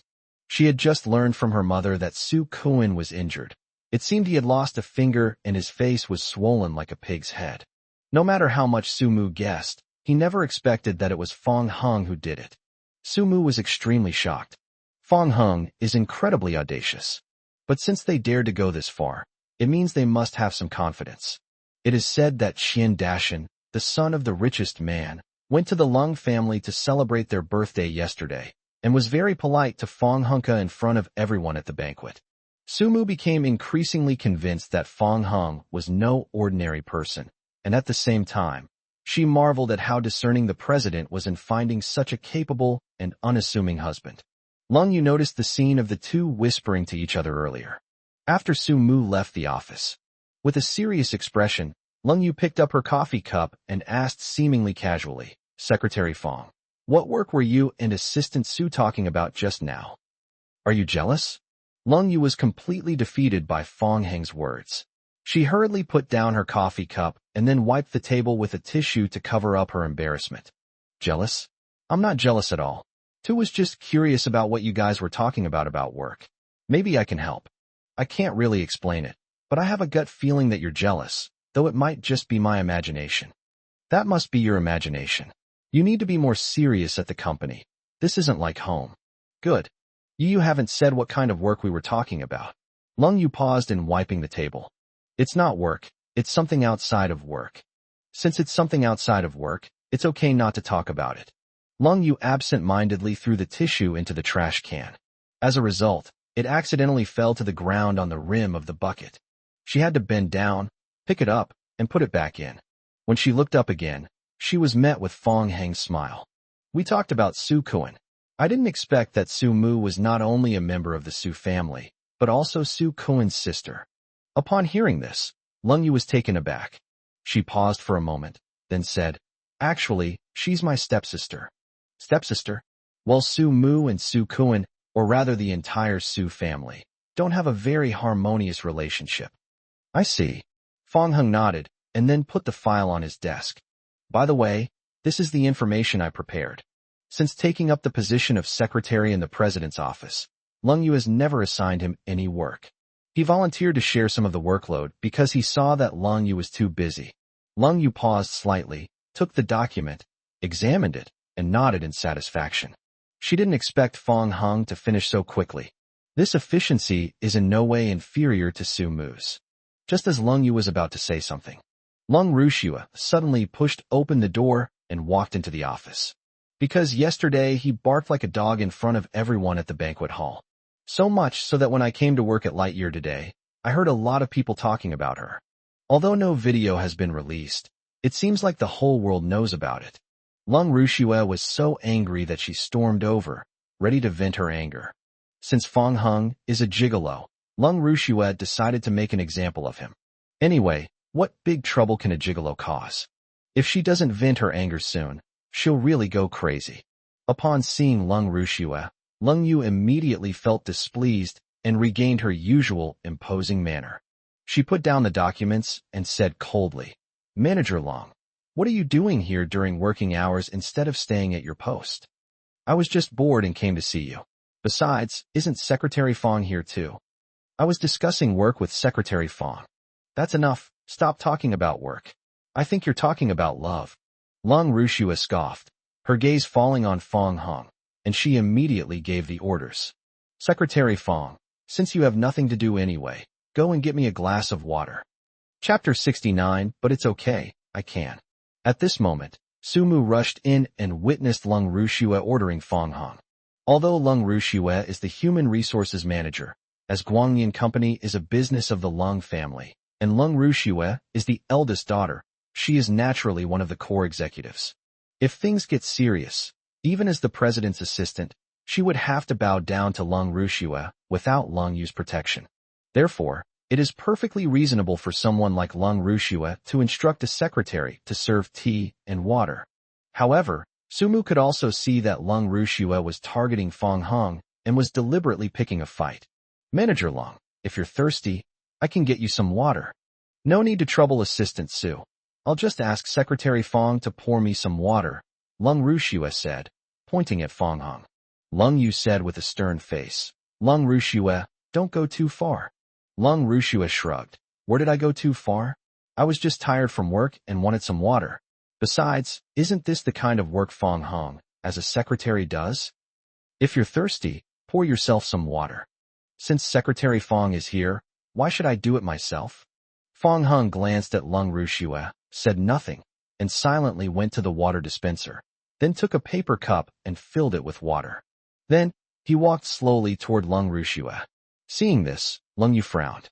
Lung Rushue laughed, surprised that Fong Hung was actually so obedient. She suddenly had a good idea, to focus her attention on Fong Hung from now on. "If I, Lung Rushue, can't cure Lung Yu, can I at least cure you, Fong Hung?" Anyway, Fong Hung is Lung Yu's sweetheart, so this can be considered a form of revenge against Lung Yu. Lung Rushue became happier and happier as she thought about it, her mouth almost crooked from smiling. She was about to go and get the water that Fong Hung was bringing. However, when he reached out his hand, Fong Hung suddenly dodged it. Lung Rushue's smile faded slightly as she asked, "Secretary Fong, what do you mean?" Fong Hung said, "Manager Lung, be careful. Give it to me. I didn't expect you to be so kind." Lung Rushue was surprised that Fong Hung would worry about her. After speaking, she reached out to take his hand again, but Fong Hung avoided her once more. "Are you kidding me?" Lung Rushue was displeased, feeling that Fong Hung was making fun of her. "I told you to be careful. What's there to be careful about? I'm a grown man, not a 3-year-old. Give me the water." Lung Rushue was somewhat exasperated, and this time she directly reached out to snatch it. It's clear that the same result as before has been achieved. This time, however, after avoiding her, Fong Hung simply picked up the water and drank it by himself. This whole thing left the two women stunned. They never expected Fong Hung to be playing tricks on Lung Rushue like a monkey. The victim, Lung Rushue, was naturally furious. "Fong Hung, you really dare to play me?" Fong Hung looked down at her with a playful expression and said, "You said you're not a 3-year-old anymore. If you want water, go get it yourself. Why are you reaching out to grab mine?" Lung Rushue was furious and embarrassed. "Do you really think I'm just a human resources manager? I'm a core senior executive of the company, and my father is a director of the company. How dare you, a mere secretary, be so insolent in front of me?" Fong Hung laughed, unconcerned, and said, "So what? If you're so great, why don't you fire me?" "You?" Lung Rushue was furious. If it were anyone else, she would have fired them on the spot and would never have put up with any of this. But Fong Hung was, after all, Lung Yu's husband. Lung Rushue still remembered that when Wang Jinghao was about to force Fong Hung to resign, Lung Yu was furious and slapped her hard across the face. She was afraid of Lung Yu and dared not fire Fong Hung. But that did not mean she would let the matter rest. Lung Rushua walked to the water dispenser, filled a glass with water, and then returned to Fong Hung. Why didn't you do this earlier? You have hands and feet. Why do you need me to pour water for you? Fong Hung, I didn't drink this myself, but it's for you. Then the conversation shifted. Enraged, Lung Rushua splashed water directly onto Fong Hung's face. Fong Hung reacted quickly, managing to block the water splashed on his face, but he inevitably got soaked in the water, which quickly drenched his clothes. Lung Rushua threw down the paper cup and said arrogantly, "Do you really think I, Lung Rushua, am easy to bully? This is the price you pay for messing with me." Fong Hung shook the water off his hands, squinted his eyes, and anger gradually welled up in his expression. "You think I wouldn't dare to touch you?" Sumu was a little nervous. The last time he saw Fong Hung lose his temper was when he was beating up the former HR manager, Wang Zhenghao. Lung Rushua didn't take Fong Hung seriously at all, nor did she think he would dare to do anything to her. In terms of status and position, she is the true eldest daughter of the Lung family. It's one thing for Lung Yu to beat her up, but what right does Fong Hung, a son-in-law of the Lung family, have to dare to hit Lung Rushua? Come on, try touching me. Fong Hung dared to hit Lung Tianrui. So who was this Lung Rushua? He naturally wouldn't tolerate her. Just as Fong Hung was about to make a move, Lung Yu unexpectedly stepped forward and stopped him with a smile. "Fong Hung, it's best for a man not to lay a hand on a woman." Immediately afterwards, Lung Yu glared at Lung Rushua with a frosty expression and kicked her hard. "But it's okay. I can do it, because I'm a woman." Caught off guard, Lung Rushua was kicked to the ground and fell face first into the mud. She braced herself on the ground with both hands, her chest heaving, and screamed like a madwoman. "Lung Yu, this is the second time you've hit me for him. This time, I, Lung Rushua, will not let this go. Lung Rushua, this is your own fault. If you dare to provoke my man again, not only the second time, but even the third or the 100th time, I will beat you without hesitation." "Well said. I'll beat you without hesitation. I'll remember this. I'll repay this humiliation 100-fold in the future." During a lull in the argument, a middle-aged man with a stern face pushed open the door and walked in. The person who arrived was Lung Tianrui. Sumu immediately perked up. Lung Tianrui is the vice chairman of Guangnian Company, a figure second only to the chairman. Nowadays, old Master Lung hardly gets involved in affairs, and another vice chairman has been away for a long time without returning. Although Lung Tianrui is the vice chairman, his power is so great that he is practically the #1 person in the Lightyear company. "Hello, Chairman." Sumu greeted him immediately. Lung Tianrui glanced at Sumu, nodded slightly, and then his gaze fell on Lung Rushua on the ground. "Rushua, what's wrong? Get up quickly." As he spoke, Lung Tianrui immediately went to help Lung Rushua up. Lung Rushua pushed him away. "Isn't this all thanks to your daughter? You're all family. What's the point of pretending to care about me?" "This." Lung Rushua struggled to her feet and spat at Lung Tianrui again. "Birds of a feather flock together. Stop your hypocrisy and just wait. The day my dad finds my brother, I will make sure your family suffers." Chapter 70, A Restless Heart. After Lung Rushua left, Lung Tianrui immediately flew into a rage. "Have you forgotten my admonition after so long?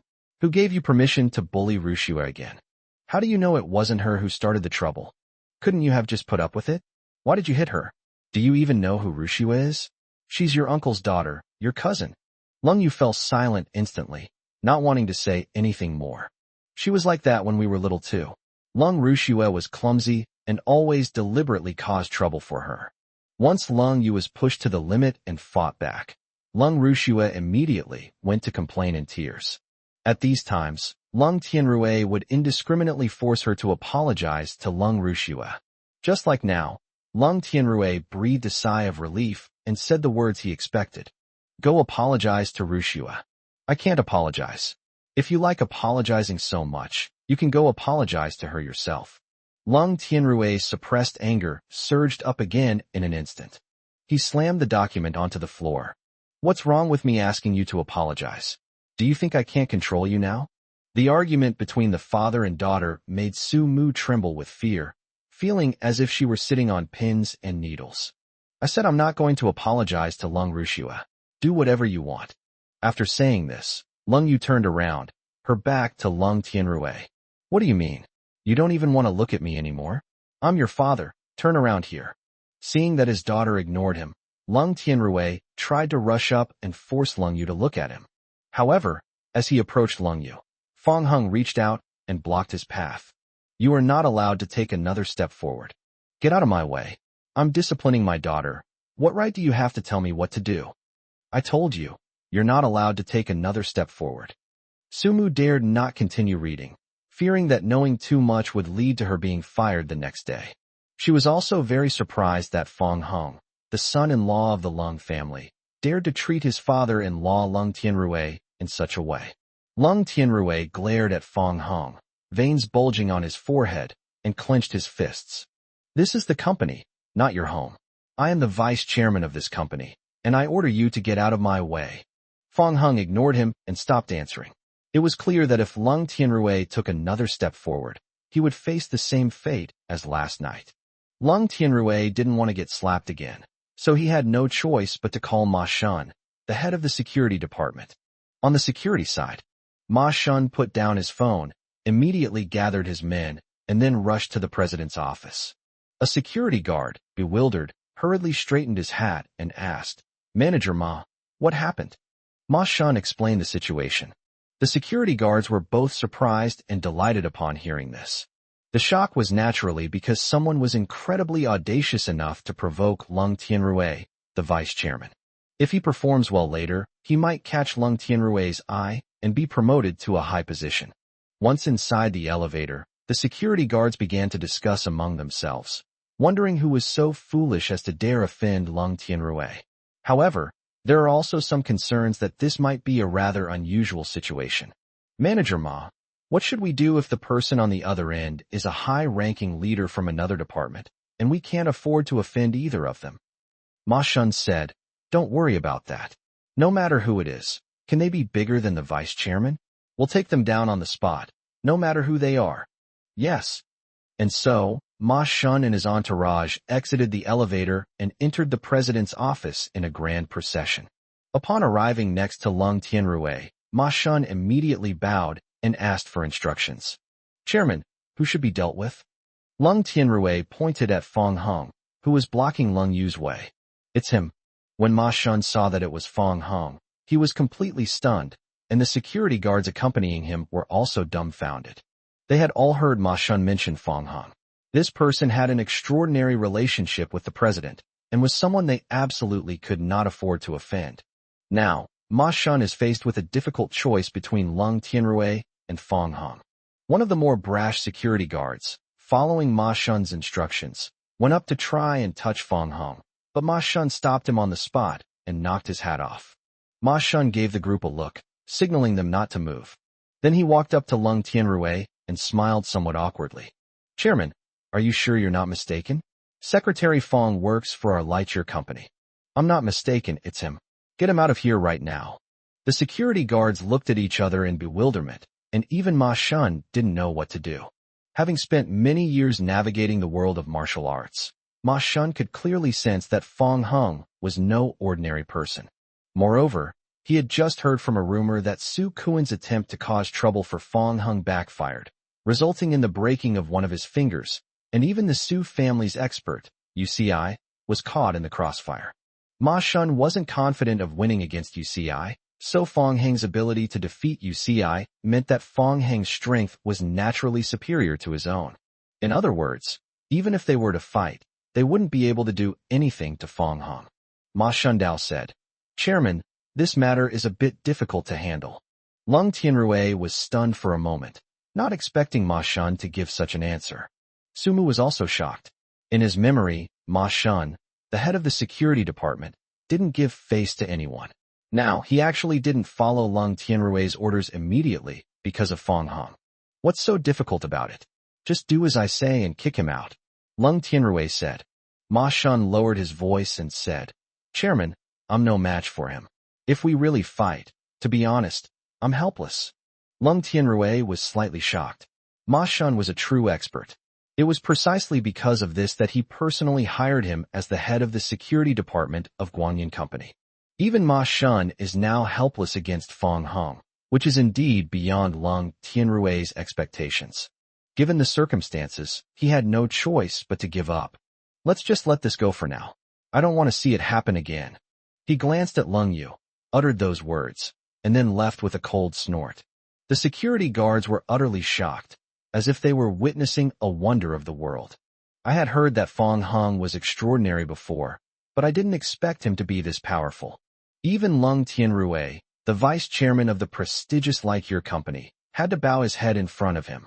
Mr. Lung, Secretary Fang, since there's nothing else, I'll take my leave now. Ma Shun clasped his hands in greeting and greeted Lung Yu and Fang Heng in turn. Then he gave the security guards a wink, and the group quickly left the area. Sumu also took this opportunity to escape with them. Now only the couple remained in the office. Fang Heng noticed Lung Yu's sadness and unconsciously placed a hand on her beautiful face to gently comfort her. Don't be sad. As long as I'm here, that man will never be able to hurt you again. Lung Yu nodded.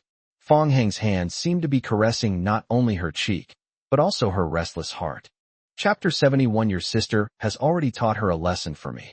After a while, Lung Yu realized that Fang Heng's clothes were wet. The faintly visible muscle lines made it impossible for her to control her gaze. Lung Yu pursed her lips, feeling a little guilty, and said, I'll have Sumu go down and buy you a new outfit right away. No need for that trouble. I'll just drive back and change it. All right then, be careful on your way. No. After Fang Heng left, Lung Yu washed her face, looked in the mirror, and began to mutter to herself. When did you become like this? It's just an abs. After calming down, Lung Yu walked to the French windows. Below, the traffic is heavy. Only when she saw that familiar Mercedes-Benz G-Class did her eyebrows slowly relax. The Lung family. Lung Yunluo, who was petting a cat, immediately exclaimed in surprise upon seeing Fang Hong. Wow, brother-in-law, did you just come back from a water fight? If it were a water fight, I would have been soaked by now. I was splashed with water by someone. Who dares to throw water on my brother-in-law, Lung Yunluo, and get himself killed? Cold as snow. Upon hearing this, Lung Yunluo immediately rolled up his sleeves and said, I wondered who it was, but it's that brat Lung Rushue. Just you wait, brother-in-law. I'll avenge you right now. Little brat. Lung Rushue is Lung Yu's older cousin, while Lung Yunluo is not even as old as Lung Yu. It's unclear who the real younger sister is. However, Fang Heng had already gotten used to it. No need. Your sister has already taught her a lesson for me. Lung Yunluo chuckled. I knew it. If you were being bullied, my sister definitely wouldn't stand idly by. Fang Heng chatted with Lung Yunluo for a few minutes, then went upstairs to change his clothes and went out again. To his surprise, just as he was about to leave the Lung family's gate, he encountered Su Kuan, whose face was swollen like a pig's head. With his hands wrapped in thick bandages, Su Kuan, supported by Chun Ting, arrived in front of Fang Heng. It seems you still haven't learned your lesson, and you still dare to come and jump around in front of me. Upon seeing Fang Heng, Su Kuan was so angry he almost ground his teeth to powder. You are indeed awesome when it comes to fighting. I, Su Kuan, admit that I am no match for you. But this is no longer an era where force can decide everything. So what? So just wait and see how I make you the target of everyone in the Lung family. Abandoning force, do you think you, a mere son-in-law of the Lung family, are worthy to fight me? Su Kuan came here to use his status as the second young master of the Su family to put pressure on old Master Lung and achieve his goal of taking revenge on Fang Heng indirectly. After all, Su Kuan had never suffered such a great injustice in his life. If he doesn't teach Fang Heng a lesson to vent his anger, he's afraid he won't be able to sleep well tonight. Fang Heng naturally saw through Su Kuan's purpose. He wasn't afraid at all. Instead, he teased the other person. Su Kuan, I'm suddenly curious about something about you. What is it? Su Kuan's curiosity was piqued. Are you still mentally immature like someone in school? If you're really worried, let me take a look at you, so you don't have to make another trip to the hospital. What are you saying? It's all nonsense. I can't understand a word you say. Su Kuan was completely bewildered. Chen Ting, who was standing nearby, kindly help translate. Young Master Su, Fong Heng's general meaning is that you are immature. He is indirectly scolding you. Su Kuan then realized what was happening and, in a fit of embarrassment and anger, vented his frustration on Chen Ting, saying, "Do you think I couldn't tell? Do I need you to explain it to me?" Chen Ting pursed her lips and didn't say anything more. Su Kuan glared at Fong Heng again and said, "Humph, all you do is talk. When you see old Master Lung later, I'll see if you can still be so arrogant." A pause in conversation. Grandpa Lung, being pushed in a wheelchair by his caregiver, came into view. "Fong Heng, you're finished." Su Kuan was overjoyed and left Chen Ting behind, walking towards old Master Lung on his own. Meanwhile, old Master Lung was talking with Qian Dashan, the son of the richest man, trying to get information about the miracle doctor from him. After all, he also longed to recover from his old illness, get rid of his wheelchair, stand up, and regain his former glory. "Young Master Qian, are you really unaware of the miracle doctor who cured your son's muteness?" Qian Dashan feigned ignorance and said, "Patriarch Long, I have never met that divine doctor, nor do I know who he is. I will ask my father for you later." All right. Thank you for your trouble, young Master Qian." At this moment, Su Kuan came in front of the two. "Old Master Long." Su Kuan first greeted Grandpa Long, and was quite surprised to find Qian Dashan there as well. He then immediately greeted him in return. "Greetings, Mr. Qian." Qian Dashan nodded and said, "I have a vague impression of you. You're the youngest son of the Su family head. Su something." Old Master Lung introduced, "Young Master Qian, this is Su Kuan, the second young master of the Su family." "Oh, right, Su Kuan, I remember now." Su Kuan never expected that Qian Dashan, the son of the richest man, would recognize him. He tried to curry favor with the other party. If he could really befriend Qian Dashan, his chances of winning the election for family head would increase by at least 20%. "Young Master Qian, may I ask where you met me?" Old Master Lung was somewhat curious about this. "Young Master Qian, tell me. I'd also like to know how you met young Master Su." Qian Dashan chuckled. On the entertainment section's headlines, this young Master Su is described as dashing and charming, with a constant stream of women around him. Those editors love to make articles about him. Su Kuan was instantly embarrassed. Old Master Lung suddenly fell silent, then deliberately changed the subject. "Young Master Su, what are your injuries?" Old Master Lung, "As you can see, my face is swollen like a pig's head, and my fingers are broken. The injury is not just ordinary." "Oh dear, indeed." Old Master Lung couldn't help but feel sorry for Su Kuan. Qian Dashan said, "I wonder who injured young Master Su. Perhaps I can lend you a hand." Although he knew Qian Dashan was just being polite, Su Kuan was still flattered. "Thank you for your kind words, young Master Qian. I am very grateful, but I won't trouble you to help. That person is just a petty scoundrel. I can handle him myself." "Oh, okay." Qian Dashan gave Su Kuan a perfunctory response. At the same time, he looked closely and spotted a familiar figure not far away. Without hesitation, Qian Dashan abandoned the two men and strode quickly toward the figure. Grandpa Lung and Su Kuan were completely dumbfounded. "Quickly, keep up with young Master Qian." Grandpa Lung ordered the nanny to push him to chase after Qian Dashan. Su Kuan realized what was happening and limped after them. The reason Qian Dashan left without saying a word was because he saw Fong Heng. "Mr. Fong." Qian Dashan immediately greeted Fong Heng in a proactive and polite manner. Fong Heng replied indifferently. This undoubtedly stunned Chen Ting, who was in the middle of a crush. "What's going on? Qian Dashan is the son of the richest man in China.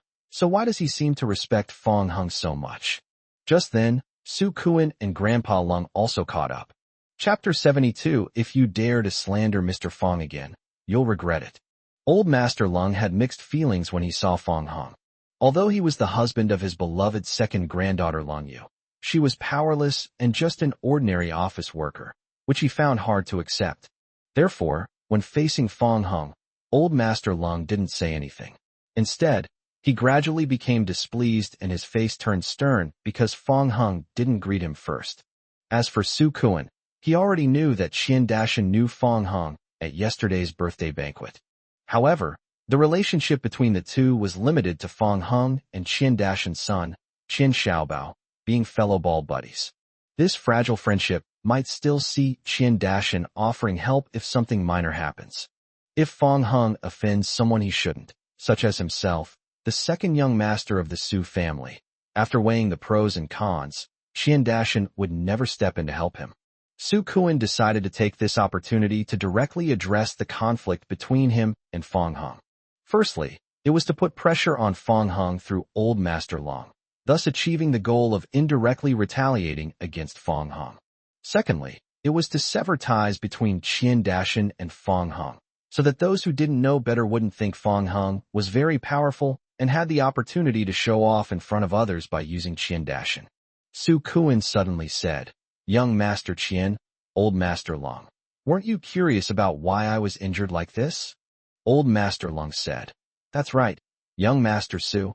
You still haven't said who beat you up like this. Just tell me the name of that audacious madman, and I can solve your problem without you having to take action yourself. To be honest, I'm also very curious about who this person is, that they dare to disregard the Su family's name and attack young Master Su so ruthlessly," Qian Dashan said.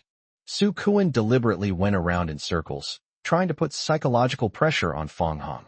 "Actually, that person is in the Lung family's house." "Really?"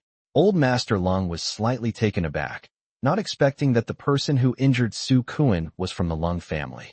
"Grandpa Lung, of course it's true. You might even be able to see him now." Grandpa Lung ignored Fang Heng and looked around, but found no one suspicious.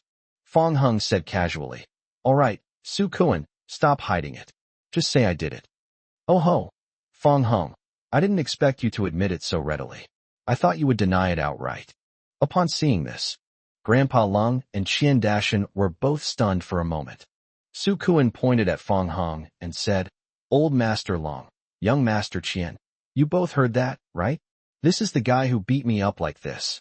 No matter how much Old Master Lung guessed, he never expected that the person who injured Su Kuan would be Fang Heng, the son-in-law who had just married his second granddaughter Lung Yu. Despite having no feeling in his legs, Old Master Lung felt a chill throughout his body at that moment. Su Kuan is the second young master of the Su family, regardless of whether he will be able to become the head of the family in the future. Given the current dire situation, Su Changjing, the current head of the Su family, would certainly not let it go easily once he learned of it. Old Master Lung could already imagine the scene where Su Changjing would fly into a rage because of this matter, leading to the gradual estrangement between the Lung and Su families. "Old Master Lung, Fang Heng is the Lung family's son-in-law. You must stand up for this junior. Look at me. I've been beaten so badly. There's not a single part of my body that's unscathed." While playing the victim, Su Kuan didn't forget to bring up his father, Su Changjing, to put pressure on Old Master Lung. "My dad doesn't know about this yet. If he did, he'd be heartbroken. He's always cherished me the most since I was a child." Old Master Lung's face was ashen, his hand gripping the armrest of his wheelchair, his gaze slowly falling on Fang Heng. This person is probably going to plunge the Lung family into utter ruin. Grandpa Lung didn't rush to get angry. Instead, he prepared to ask for the reason first. "Fang Heng, why did you hit young Master Su?" "He hired people to beat me up, but they couldn't beat me, so I beat them up. It's that simple." Old Master Lung knew Su Kuan's character well, and also expected that Fang Heng wouldn't have made the first move. However, given the unequal social status, even if it wasn't Fang Heng's fault, it could only be considered his fault. Old Master Lung was about to have Fang Heng apologize to Su Kuan first. Unexpectedly, Qian Dashan, who had been silent for a long time, suddenly spoke. "Young Master Su, if your skills are inferior, what is the purpose of coming here to put pressure on Patriarch Lung?" Upon hearing this, Old Master Lung immediately swallowed back the words he was about to say, vaguely realizing something. Su Kuan was slightly taken aback and said, "Young Master Qian, although I started the trouble, look, Fang Heng beat me up like this. Since you were the one who acted like a jerk first, then you have only yourself to blame." Su Kuan hadn't expected Qian Dashan to side with Fang Heng, so he had no choice but to bite the bullet and continue talking. "It is indeed my own fault, but Fang Heng went too far. I suspect he has violent tendencies. I've heard your son often plays with him. Young Master Qian, I suggest you sever ties with Fong Hung. What if he suddenly goes berserk and hurts your son? Stop spouting such nonsense. Qian Dashan was furious. Fong Hung had cured his son's muteness, making him a great benefactor to their entire family. He would only listen to Su Kuan's nonsense and try to distance himself from Fong Hung if he had lost his mind. Su Kuan was completely dumbfounded. Qian Dashan had only been biased towards Fong Hung before, but now it seemed like he was protecting Fong Hung. This was something he never expected, and he realized that the relationship between the two was definitely not as weak as he had guessed. Su Kuan had no choice but to bring up his family background in an attempt to get Qian Dashan to weigh the pros and cons. Young Master Qian, I don't quite understand why you're standing up for Fong Hung. I'm a member of the Su family. So what if you're from the Su family? Even if your father, Su Changjing, came, he'd have to bow down to me. If you dare to slander Mr. Fong again, I'll make sure your Su family suffers the consequences. Qian Dashan made his intentions clear, indicating that he was going to protect Fong Hung. Su Kuan was struck dumb, realizing he had gotten himself into serious trouble. Fong Hung was indeed no ordinary person. He opened his mouth, wanting to say something more. Qian Dashan roared angrily, "Get out! I don't want to see you again." Su Kuan was extremely embarrassed, his face turning a deep purplish red. But he dared not disobey Qian Dashan's words. As the son of the richest man in Luocheng, Qian Dashan would have to be humble and respectful even if his father, Su Changjing, came. What was he to him? And so, looking utterly embarrassed, Su Kuan had no choice but to leave with a dumbfounded Chen Ting. Chen Ting's mind went blank. She hadn't expected that Fong Hung was not only handsome, but even the son of the richest man, Qian Dashan, would protect him. Oh my God! This man is just too charming. Grandpa Lung was utterly shocked and remained in shock for a long time.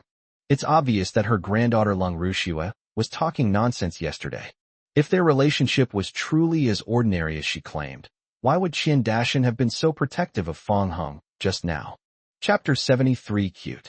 Old Master Lung immediately realized that the Lung family had truly struck gold this time, and their rise to prominence was just around the corner.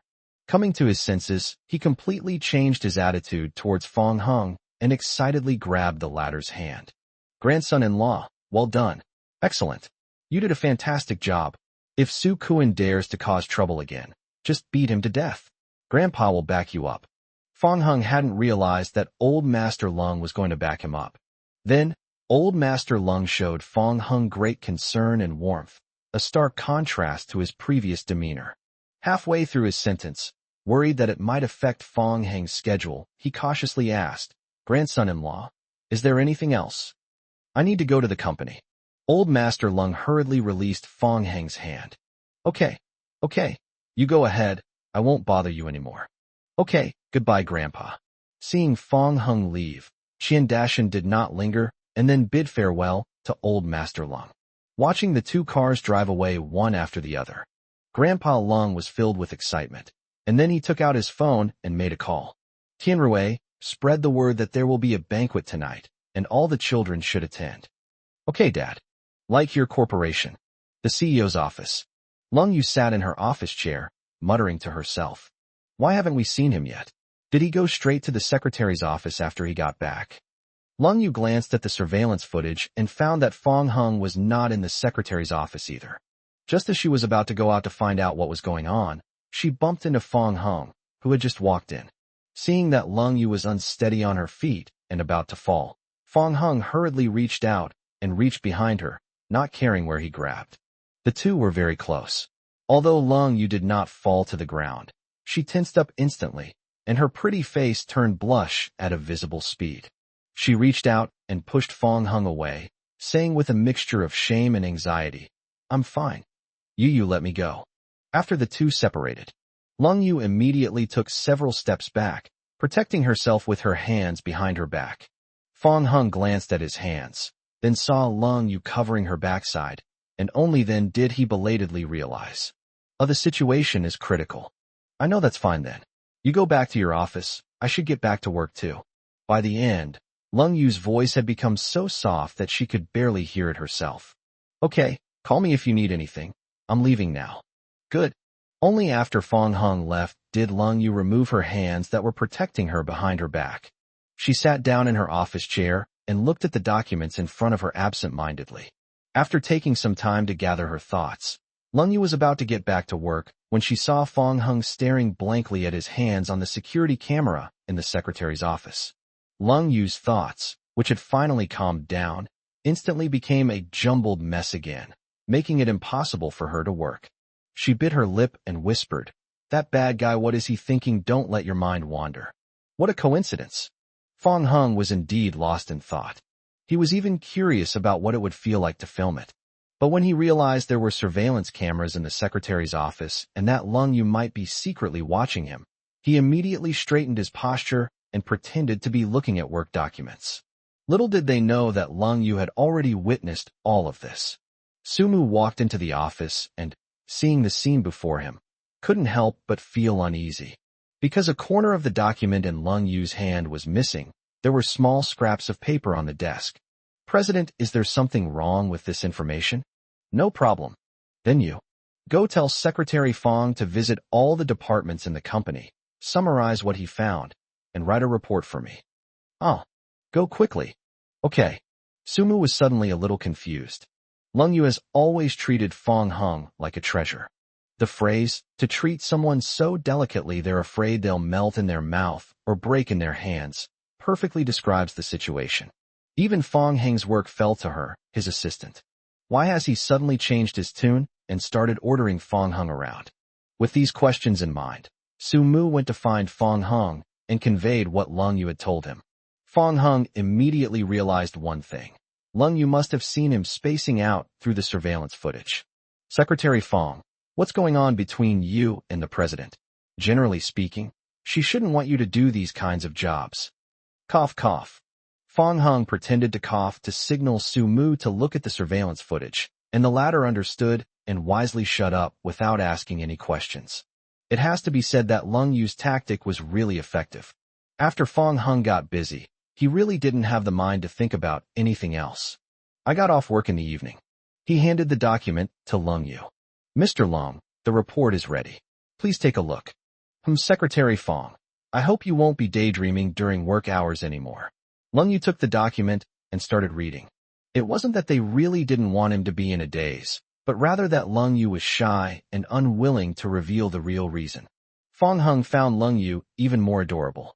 On the surface, she is a noble, aloof, and decisive career woman. Behind the scenes, she is a gentle, meticulous, and considerate woman who can also be shy at times. These are all huge, endearing contrasts. Fong Hung couldn't help but exclaim, "Adorable." After reading the report, Lung Yu was amazed by Fong Hang's efficiency and even felt that letting him slack off was a waste of talent. She hadn't heard clearly the two words Fong Hung said, but after putting down the report, she asked, "What did you just say?" "I said you're cute," Fong Hung repeated. His words were like a giant wave crashing in, leaving Lung Yu feeling dizzy and disoriented. "This is at the company, and during working hours. What are you saying?" "What work hours? We've already left work, my dear CEO." Fong Hung gestured for her to check the time. Lung Yu stared blankly at the carousel watch on her wrist. "Oh, it's time to go home." Even as she sat in the passenger seat on the way back to the Lung family home, Lung Yu was still reeling from Fong Hang's compliment on her cuteness. Seeing that Lung Yu was staring blankly in his direction, Fong Hung couldn't help but feel a little puzzled. He touched his face and asked, "Is there something on my face?" Lung Yu then came to her senses and said, "No, I was checking the rearview mirror to see if there were any cars behind you." Fong Hung smiled and said, "I thought you were looking at me." Narcissistic. Lung Yu paused briefly, then continued, "But you have the right to be narcissistic. You are indeed very handsome." Fong Hung was somewhat taken aback. If I remember correctly, this seems to be the first time Lung Yu has complimented him on his good looks to his face. Having heard similar comments so many times since childhood, Fong Hung felt nothing when others praised his good looks. Only Lung Yu's affirmation at this moment gave him an unprecedented sense of satisfaction. Chapter 74. You are the most beautiful woman I have ever seen. Fong Hung couldn't help but praise Lung Yu as well. "Actually, I think you're very beautiful too." "Real?" "Of course it's true. You're so beautiful. Why do you seem a little insecure? Lung Yu said shyly. Everyone has different tastes, and I don't know yours. After thinking about it carefully, I think you are the most beautiful woman I have ever seen. Fong Hung doesn't often praise people, but these words came from the bottom of his heart. Lung Yu is indeed beautiful, especially her gorgeous legs. The shock of their first meeting near the Civil Affairs Bureau, solely due to her beauty, still lingers in Fong Heng's mind. Lung Yu used to be very confident in her appearance. Strangely enough, this confidence gradually disappeared after she married Fong Hung. She herself was completely baffled. It was only after Fong Heng's words that her anxiety vanished, and she finally regained her full confidence. Thanks. Fong Hung said helplessly. You're saying thank you again, forgetting our agreement. Tell me, how do you want me to punish you tonight? Then, without thinking, I blurted out, it's my problem. You can punish me however you want. Fong Heng suddenly felt that the conversation between the two was strange. Lung Yu was slow to realize what was happening, and then fell silent. The atmosphere inside the car instantly became subtle, until it was broken by the urgent ringing of a cell phone. Fong Hung didn't even need to guess.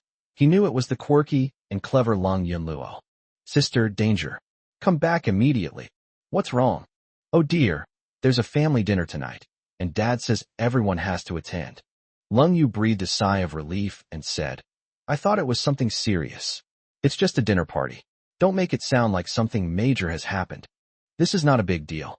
My brother-in-law just beat up our dad last night. What if he gets into a fight at the dinner party tonight and beats up Grandpa too? Lung Yu looked at Fong Hung and suddenly laughed. Fong Hung was extremely embarrassed. He took the phone and said, You, Lung Yunluo, you've been talking bad about me behind my back, haven't you? I'll beat you up when I get back. Oh, my brother-in-law is here. Then it's all right. See you at the banquet. After saying that, Lung Yunluo hung up the phone. Lung Yu said, That brat deserves a beating. She talks badly about you in front of me, and then talks badly about me in front of you. She's just stirring up trouble. Indeed, after the banquet, you can help me deal with her. There's something I haven't forgotten from last time. What's up? She told me not to be too fast in front of you. Huh? What does that mean? Well, it's hard to describe in a short time. Real couples would understand immediately. Unfortunately, Fong Hung and Lung Yu are not yet a real couple. I still don't understand. What can't be too fast? Lung Yu asked innocently. Fong Hung was surprised that Lung Yu didn't understand the meaning immediately. This made him too embarrassed to continue. Finally, upon returning to the Lung family home, Lung Yu suddenly realized the truth. Too fast means. She gritted her teeth and said, I get it, that brat. She really has no restraint. Right? It's not really my place to handle this, so you'll have to deal with her. Don't worry. I'll seal her mouth with tape and see if she dares to talk nonsense again. Lung Yu got out of the car and stormed inside, starting to search for Lung Yunluo. However, after searching around, it was discovered that Lung Yunluo and Yang Shulan were not at home, apparently having already gone to a banquet. So, Fong Hung and Lung Yu changed their clothes and headed to the banquet hall. Not long after, the two saw Lung Yunluo outside the banquet hall. Here I am, sister, brother-in-law. Lung Yunluo waved and greeted them with a smile, but when she saw that Lung Yu looked hostile, she turned and ran, cleverly hiding behind Yang Shulan. Mom, help! My sister has gone mad. Yang Shulan said helplessly. These two kids, if they keep making a fuss when they get home, people will come and they'll gossip if they see them. Lung Yu stopped and stared at Lung Yunluo. Lung Yunluo, wait until we get home after the banquet and see how I deal with you. Wah, Mom, look how scary my sister is. I want to sleep at my classmate's house tonight. Just then, Lung Tianrui pushed old Master Lung, who was sitting in a wheelchair, as he appeared. Grandpa Lung chuckled. Yunluo, which classmate's house are you going to? A boy or a girl? Lung Yunluo immediately reverted to her obedient self in public, even speaking in a soft and gentle voice. This female classmate is the youngest granddaughter of the Wang family head. I've been playing with her since we were little. You've met her before, Grandpa. Oh, I remember now. That girl was small and thin. Lung Tianrui said coldly. No, is it not allowed? Is there no room at home? Do you want to stay at your classmate's house? Lung Yunluo pouted and could only say, oh. After Lung Tianrui pushed Old Master Lung into the banquet hall. Then his children followed closely behind. After everyone took their seats, Fong Hung discovered that the Lung family was large, with the most children and the older ones being Lung Ruxue and the two sisters. Next to Lung Ruxue sat a taciturn middle-aged woman who looked unwell. She was presumably her mother. Because of what happened that morning, their eyes met, and Lung Ruxue immediately felt hostile. Ruxue, hasn't your father come back yet? Faced with Old Master Lung's question, Lung Ruxue had no choice but to temporarily suppress her hostility towards Fong Hung. Yes, Grandpa, my dad is still looking for my brother, but we've got some news. I'm sure we'll be able to find him this time. A light suddenly appeared in Old Master Lung's eyes. Is the information accurate? Precise. All right. When your brother Juanhao comes back, Grandpa will definitely make it up to him. After all, it was all Grandpa's fault back then. Grandpa, it's not your fault. Mom and Dad and I know you didn't mean it. Grandpa Lung sighed, and despite saying that, he still felt deeply guilty. If he hadn't lost Lung Juanhao 20 years ago, none of these things would have happened. Fortunately, there has been news of Lung Juanhao recently, and his son Lung Bowen has also personally gone to look for him. After a long silence, Old Master Lung finally looked at Fong Hung. The thought that the Lung family had found such a treasure as Fong Hung immediately pulled him out of his grief. Grandpa Lung waved his hand and said, "Grandson-in-law, this is your first time attending our Lung family banquet, isn't it? Come, sit next to Grandpa tonight." When Old Master Lung said this, everyone was slightly taken aback. Many people didn't even realize who this grandson-in-law was referring to. It wasn't until they saw Fong Hung get up that they realized what was going on. "Dad, what's wrong?" Lung Tianrui asked in a low voice. Grandpa Lung said, "Tianrui, don't worry about that. Go get Fong Hung a chair and let him sit next to me. I'm very happy today and want to talk to this good son-in-law more." Chapter 75, You Need to Be Well Fed to Have Energy. Lung Tianrui could hardly believe his ears. According to family hierarchy, he is the father-in-law, yet he has to move a chair for his son-in-law? However, considering that Fong Hung had even hit him, and that it was at Old Master Lung's request, Lung Tianrui felt inexplicably relieved. After Lung Tianrui brought over a chair, Fong Hung sat down next to Old Master Lung. Grandpa Lung immediately grabbed his hand and began to shower him with concern, just like he had in the morning. The group looked at each other, puzzled and somewhat surprised. "Grandpa, what are you doing? Why are you suddenly being so nice to Fong Hung? You child, you can't say anything right. Fong Hung and Xiaoyu are married, so he's also a member of our Lung family. Isn't it only right that I treat him well?" Old Master Lung began to reprimand Lung Ruxue. Lung Ruxue didn't understand, and was even a little jealous, thinking that Old Master Lung might have gone crazy. From childhood to adulthood, even she, her own granddaughter, had never received such treatment. Fong Hung is just the son-in-law of the Lung family, with no power or influence. Why does Old Master Lung treat him better than himself? Lung Tianrui, who had just sat down, was also puzzled and couldn't understand why Old Master Lung's attitude towards Fong Hung had changed so drastically. The two sisters are on this side. Lung Yunluo asked quietly, "Sister, has Grandpa ever cared for us like this since we were little?" Lung Yu shook her head and replied, "Probably not." In the eyes of Lung's children, Old Master Lung has always been a traditional elder who keeps his love hidden in his heart and is not good at expressing his emotions. However, the scene before their eyes at this moment undoubtedly refreshed their understanding of Old Master Lung. Lung Yunluo suddenly had a strange thought. Why is Grandpa suddenly so concerned about my brother-in-law? Could it be that my brother-in-law has already beaten him up in private? Upon hearing this, Yang Shulan patted her daughter under the table and scolded her in a low voice. "Shut your mouth. There are so many people here. Don't talk nonsense." On the other side, Grandpa Lung smiled and said, "Grandson-in-law, my Xiaoyu hasn't bullied you, has she?" Fong Hung said, "Grandpa, Xiaoyu has always been very good to me." That's good. If you have any difficulties in the future, just let me know. This is your new home, and we're all family now." "I see." Old Master Lung looked at Lung Tianrui and Yang Shulan, and suddenly his old face hardened again. "And you too, as the father-in-law and mother-in-law, you must treat Xiao Hong well. You must not bully your son-in-law, and you must not lay a hand on him, understand? The couple exchanged a glance. Okay, Dad, I understand, Yang Shulan said. I understand now. Lung Tianrui was somewhat speechless. It's already a miracle that Fong Hung hasn't laid a hand on him again. How could he possibly dare to lay a hand on Fong Hung? Then, Old Master Lung gave instructions to the others.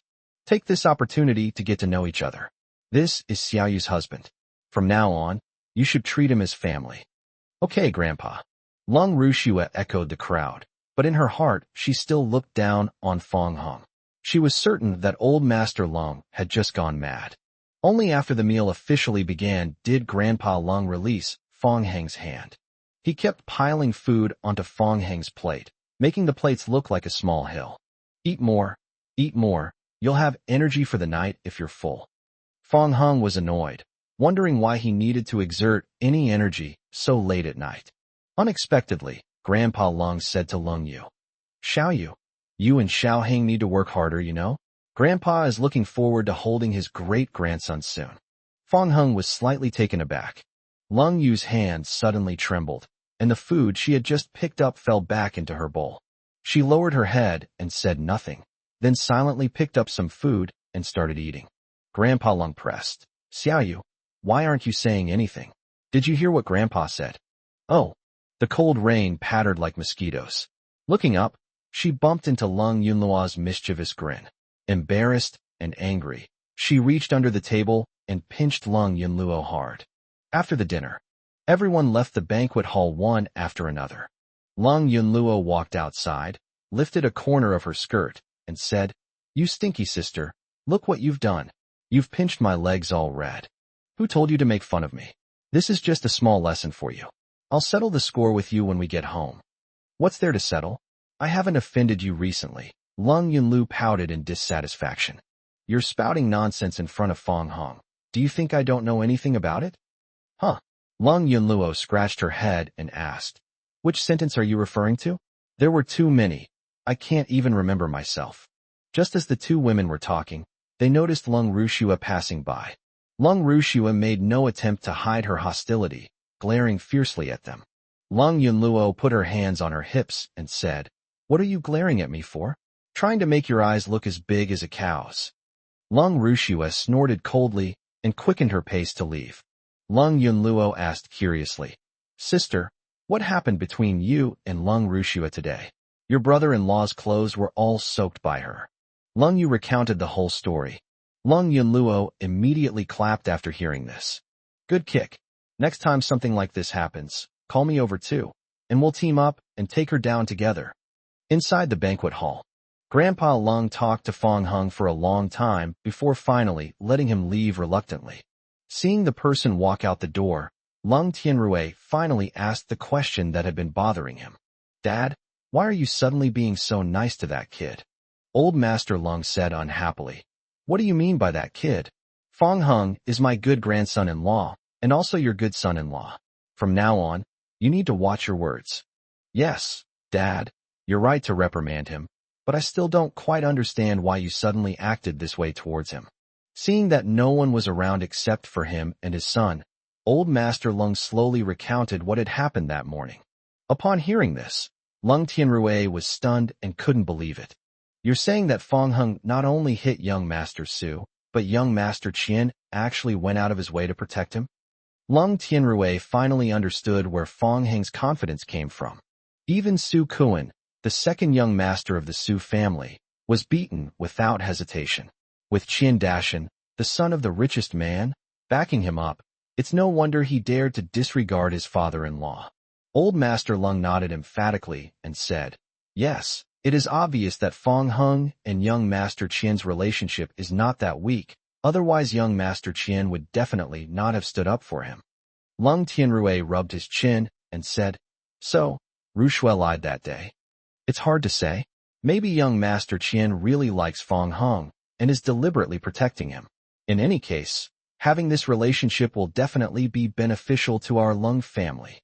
Really, Lung Tianrui's recent bad mood was completely relieved at this moment. Since Fong Hung can be on good terms with Qian Dashan, It means that he is not as bad as imagined. Lung Tianrui could barely accept that his daughter was marrying him. Chapter 76. I'm married and have a wife. Fang Heng and his sisters, along with their mother-in-law Yang Shulan, had just returned home. As soon as the door closed, Lung Yu turned around and grabbed her younger sister's cheek. Lung Yunluo spoke with a lisp, saying, "Mom, you need to discipline your eldest daughter. I have a headache. You two can do whatever you want, just don't bother me." Yang Shulan ignored the two women and focused her attention on Fang Heng, gently asking, "Xiaoheng, would you like some tea?" "Yes, thank you, Mom." "You're already calling me Mom. Why say thank you?" Yang Shulan smiled and went to make tea.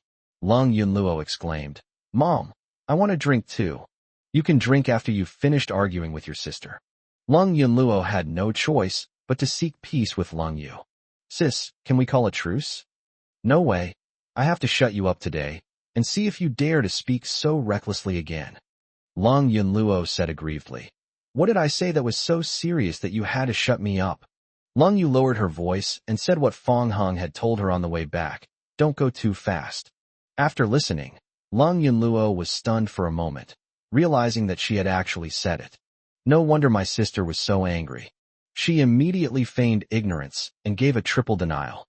"It wasn't me. Don't talk nonsense. Sis, I'm a law-abiding citizen. Do you think denying it will make a difference?" Knowing she couldn't escape this calamity, Lung Yunluo turned to Fang Heng for help. "Wah, brother-in-law, help me. I know I was wrong. Please control your wife." Fang Heng ignored her and took the tea that Yang Shulan offered, savoring it carefully. "It tastes pretty good. I'm glad you like it. I'll pack some for you later, and you can take it to the office and make a drink from it." "Thank you, Mom." "You silly child, you're saying thank you again." While the two sisters were engaged in a fierce battle, Fang Heng and Yang Shulan were on a very harmonious side. When Lung Tianrui entered and saw this jarring scene, he couldn't help but be stunned. Upon seeing Lung Tianrui return, Lung Yu finally let go of his hand. Lung Yunluo fled to the sofa, obediently sat down, rubbed her cheek, and muttered a complaint about Fang Heng in a low voice. "You stinky brother-in-law, he actually didn't help me." The atmosphere suddenly became oppressive. Yang Shulan stood up and said, "Tianrui, would you like some tea?" Lung Tianrui sat down opposite Fang Heng. Lung Yu was originally going back to her room, but worried that Lung Tianrui would lash out at Fang Heng, so she quietly sat down next to Fang Heng. "Mom." Lung Yunluo raised her hand and called out to Yang Shulan, but when she noticed Lung Tianrui looking at her, she immediately lowered her voice. "To want a drink too." Yang Shulan brewed a whole pot of tea and poured it for everyone in turn. Lung Tianrui slowly picked up his teacup, his gaze falling on Fang Heng. Seeing that he seemed hesitant to speak, Fang Heng took the initiative to ask, "Is there anything you want to tell me?" No. Lung Tianrui was somewhat startled and accidentally spilled his tea, which landed on his pants. He put down his teacup, stood up, and saw that it was all wet. Yang Shulan asked, "Tianrui, are you all right?" Lung Tianrui looked embarrassed and said, "It's okay. I'll go change my clothes." No sooner had Lung Tianrui left than Lung Yunluo turned around and couldn't help but laugh. "Haha, sis, did you see that? The look on Dad's face just now cracked me up." Unexpectedly, Lung Tianrui made a surprise return, suddenly reappearing in front of them the next moment. "Yunluo, what's making you so happy?" Lung Yunluo's face turned pale instantly, and she nervously clasped her hands, not daring to make a sound. Yang Shulan smiled and helped to get out of the predicament. "Tianrui, why are you down here again? Where did you put your clothes? Let's go. I'll go find it for you." Yang Shulan got up and walked halfway with Lung Tianrui, then turned back to give the others some instructions. "It's getting late.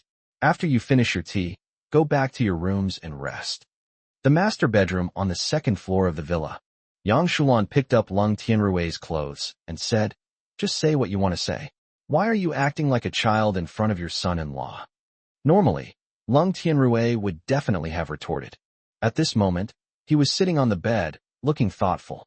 Seeing this, Yang Shulan shook her head helplessly and said nothing more. On the other side, after they finished showering, the two lay down on the same bed again. Fang Heng was about to say something when Lung Yu suddenly interrupted him. Wait a moment. Immediately afterwards, she got out of bed barefoot, locked the door, and then hurriedly went back to crawl under the covers. 2M afraid Yun Luo will come and bother us again. Lung Yu explained, half her face hidden under the blanket, but realized halfway through that she was trying to cover something up, which made her voice even less confident. Seeing that Fong Hung didn't think much of it, she breathed a sigh of relief and then secretly pondered how to bring it up tonight. Using the same excuse as last night would be far too easy to expose their true intentions. Just when Lung Yu was feeling down, Fong Hang's unintentional concern gave her an opportunity. Are you tired today? Tired. The words had barely left his mouth. Lung Yu threw herself directly into Fong Hang's arms, the action being executed in one swift motion. Fong Hung was stunned for a moment. Did Lung Yu think of him as a human-shaped body pillow? Lung Yu's heart was pounding as she realized she had been too reckless, and her current actions seemed to have created even more flaws. She lay on Fong Hang's chest, too afraid to move. Fell asleep so quickly? Seeing that Lung Yu hadn't moved, Fong Hung assumed she was too tired and had fallen asleep. Fong Hung helped Lung Yu smooth her long hair. As a man, he naturally didn't mind this way of sleeping. After all, falling asleep while holding a super beautiful woman who is soft and smells wonderful is definitely much more comfortable than having nothing in your arms. Fong Hung wasn't particularly sleepy. Instead, he checked his phone and saw a message from Qin Feixiang, his class monitor from university. Hey, campus heartthrob, we're having a class reunion next week. Want to join us? Okay, send me the address later. Fong Hung replied with difficulty, typing with his left hand. Qin Feixiang and Fong Hung were roommates who shared a bunk bed. Qin Feixiang had helped him a lot in the past, so since it was a class reunion organized by Qin Feixiang, he naturally couldn't refuse. You and Luli should both be coming, right? I'll definitely go. As for her, I don't know.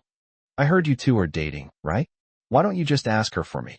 Fong Hung felt that typing with one hand was too strenuous, so he simply put the phone to his mouth and sent a voice message. I can't ask. We broke up. I'm married now. Upon hearing the word wife, Lung Yu, who was pretending to be asleep, felt an indescribable and wonderful feeling instantly fill his heart. The jade-like hands that were tightly embracing Fong Hung unconsciously tightened their grip a little. Fong Hung noticed Lung Yu's change and asked, "You're awake?" Chapter 77, Curious Cold Ring. I fell asleep without even realizing it. Lung Yu pretended to have just woken up and even yawned. Are you chatting with someone? She asked groggily. My college roommate invited me to a class reunion. Do you want to come along? What specific day? Lung Yu planned to go, hoping to learn some stories about Fong Hung from his classmates. It will probably be next week, but the specific time and place have not yet been determined. Okay, let me know when it's finalized. I'll adjust my schedule. If I really can't get away, then it's okay if you can come when you have time, or if you can't come at all. Work is the priority. Good. After Fong Hung finished chatting with Qin Feixiang, he put down his phone and prepared to go to sleep. Their eyes met, but before they could stay in each other's sight for more than a few seconds, Lung Yu instinctively looked away. Her attention fell on Fong Hang's Adam's apple, and she said, "Can I touch this?" Oh, that's certainly possible. Fong Hung never expected Lung Yu to suddenly make such a request. Lung Yu hesitated for a moment, then slowly extended her delicate hand. How amazing it can even hide. Lung Yu was like a curious child. Seeing that she didn't seem to want to stop, Fong Hung had no choice but to grab her fair wrist. Okay, go to sleep early. Lung Yu sensed that Fong Hung was acting strangely. Even his voice seemed to have become much lower. She nodded, settled down, and finally fell asleep soundly in Fong Hang's arms. The following day, Lung Yu recalled Fong Hang's unusual behavior last night. So I opened my browser and searched for it. As a result, after typing just a few words, the search suggestions were triggered.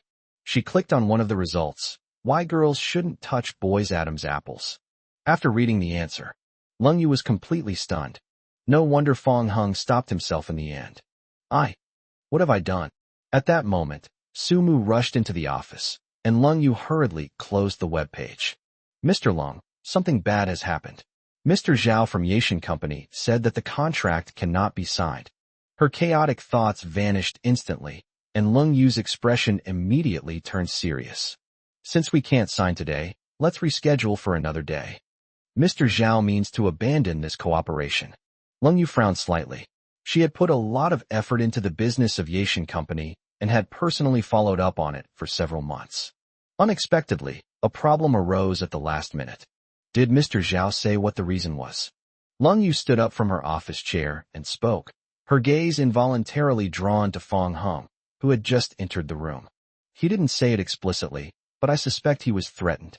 Business battles are full of intrigue and backstabbing, and Zhao Xingha's stammering during the phone call just now gave Su Mu this intuition.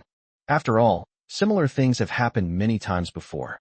Lung Yu looked at Su Mu again and said coldly, "Immediately send someone to investigate and see who is so bold as to threaten Lightyear Company's business partners in Luo City." Understood. Su Mu set off to leave, passing Fong Hung, nodding to him in greeting, and then quickly left the office. Is the cooperation with Yashin Company important? Fong Hung asked, having overheard their conversation. Yes, if we can't sign a contract with Yashin Company, then everything will have to start all over again, which means that several months of hard work will be wasted. I see. Lung Yu was about to speak to Fong Hung again when she saw that he had already left the office. Outside the office, Fong Hung took out his phone and silently made a call. Since leaving the Lung family after his setback, Su Kuan was so angry that he couldn't sleep all night, and he smashed everything in his house that he could break. He never expected that Qian Dashan would actually stand up for Fong Hung. These past few days, the anger that Fong Hung had been venting had almost driven Su Kuan crazy. After much deliberation, he finally set his sights on Lung Yu. Since Fong Hung and Lung Yu are husband and wife, secretly making things difficult for Lung Yu is, in a way, a form of revenge against Fong Hung. The key is that they use underhanded tricks, which are difficult to detect and almost impossible to find fault with. Even if they were discovered, Qian Dashan would stand up for Fong Hung. But would he stand up for Lung Yu? Su Kuan refused to believe it. After some investigation, it was learned that Lung Yu had gone to great lengths and was about to sign a project agreement with Yashin Company. So he went to Yashin Company and used his father Su Changjing to put pressure on Zhao Xingha, forcing him to give up the cooperation. At this time, Zhao Xingha stared at Su Kuan, who was sitting in his office chair with his female secretary in his arms, and didn't dare to even breathe loudly. As he ate the fruit his female secretary fed him, Su Kuan glanced up at Zhao Xingha. "Mr. Zhao, you voluntarily gave up the cooperation. I didn't threaten you, right?" Zhao Xingha wiped the sweat from his forehead and said with a forced smile, of course, it was all my own choice."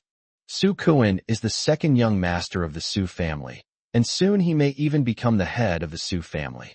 Compared to the Lung family behind Lightyear Corporation, this arrogant and domineering man in front of him was clearly someone Zhao Xingha couldn't afford to offend, so he had no choice but to voluntarily comply. "All right. Thank you for your hospitality, Mr. Zhao. I won't disturb your work any longer. Just pretend I was never here. I think you understand." "I understand. I must understand. Who is young Master Su? I don't know him at all, and I've never seen him before. They're pretty savvy." Su Kuan patted the female secretary, and seeing that she still didn't get up, he directly reached out and lifted her chin. "What? You want to come with me too?" Young Master Su, too, didn't. The female secretary said nervously. Saying one thing and meaning another, coincidentally, that's exactly what I like about you. Seeing that his female secretary was quite attractive, Su Kuan grabbed her and prepared to leave. The female secretary had heard of Su Kuan's bad reputation. She had only been groped a little earlier, but if she really went with Su Kuan, she didn't know what kind of treatment she would suffer. So he hurriedly asked Zhao Xingha for help. "Uncle Zhao, help me."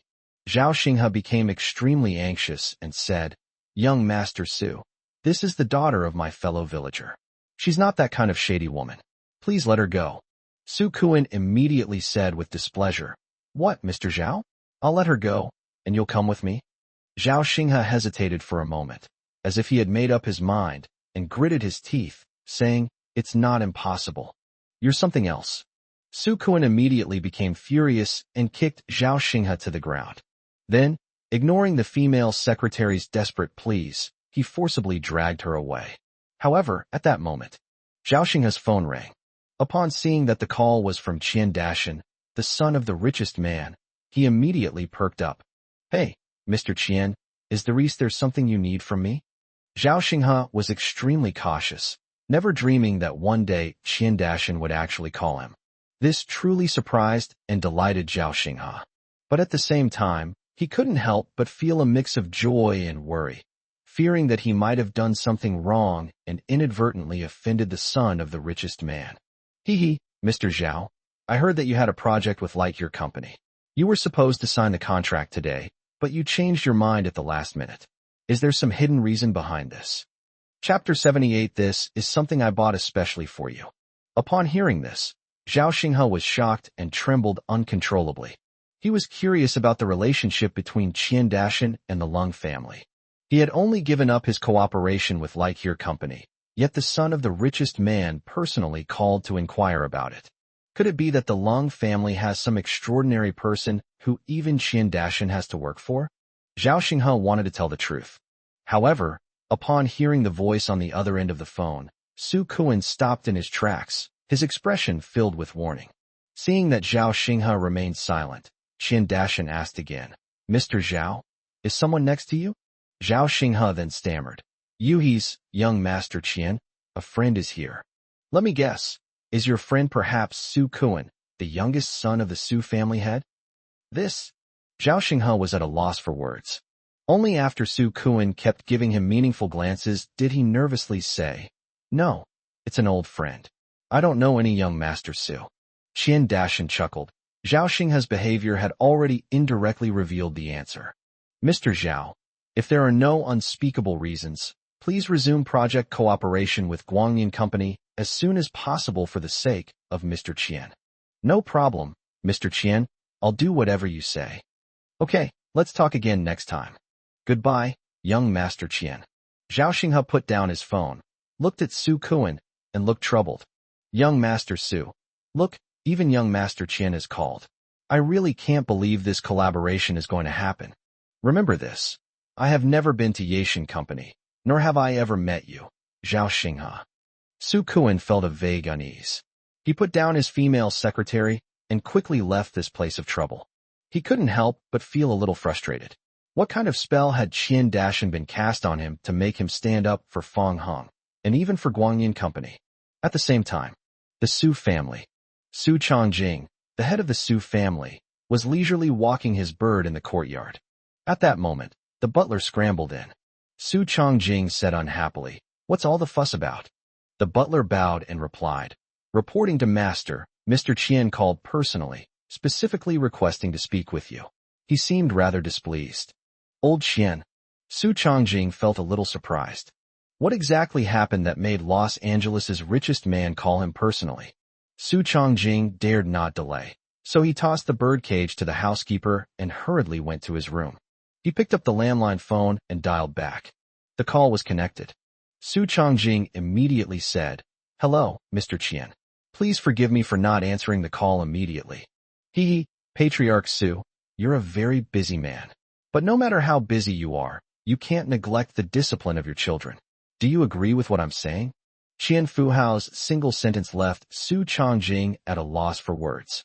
Su Chongjing understood that the other party had come to demand an explanation, and that one of their sons must have been reckless and caused trouble again. Mr. Qian, you're right. You should keep an eye on your youngest son when you have time. If he causes trouble again, don't blame me for being ruthless. Su Chongjing was terrified. Yes. When that unfilial son comes back, I will definitely break his legs and then bring him to apologize in person. No need. Remember my advice. I will always remember this. After ending the call, enraged, Su Chongjing yelled at the butler who had just entered. Tell that unfilial son to get back here right now. Yes, sir. Su Kuan received a call from the housekeeper and soon returned to the Su family home. Dad. Without thinking twice, Su Chongjing grabbed Su Kuan and started hitting and kicking him. Dad, I think you're the real dad. You unfilial son. Of all people to offend, you dare to go and offend old Qian. I'll break your legs today. Su Kuan was so dizzy from the beating that his head was buzzing. He carried the burden of his father's loving guidance. and when he came to his senses, he was deeply moved. Mr. Qian? That must be Qian Dashan's father, Qian Fuhao, the richest man in Luoqing.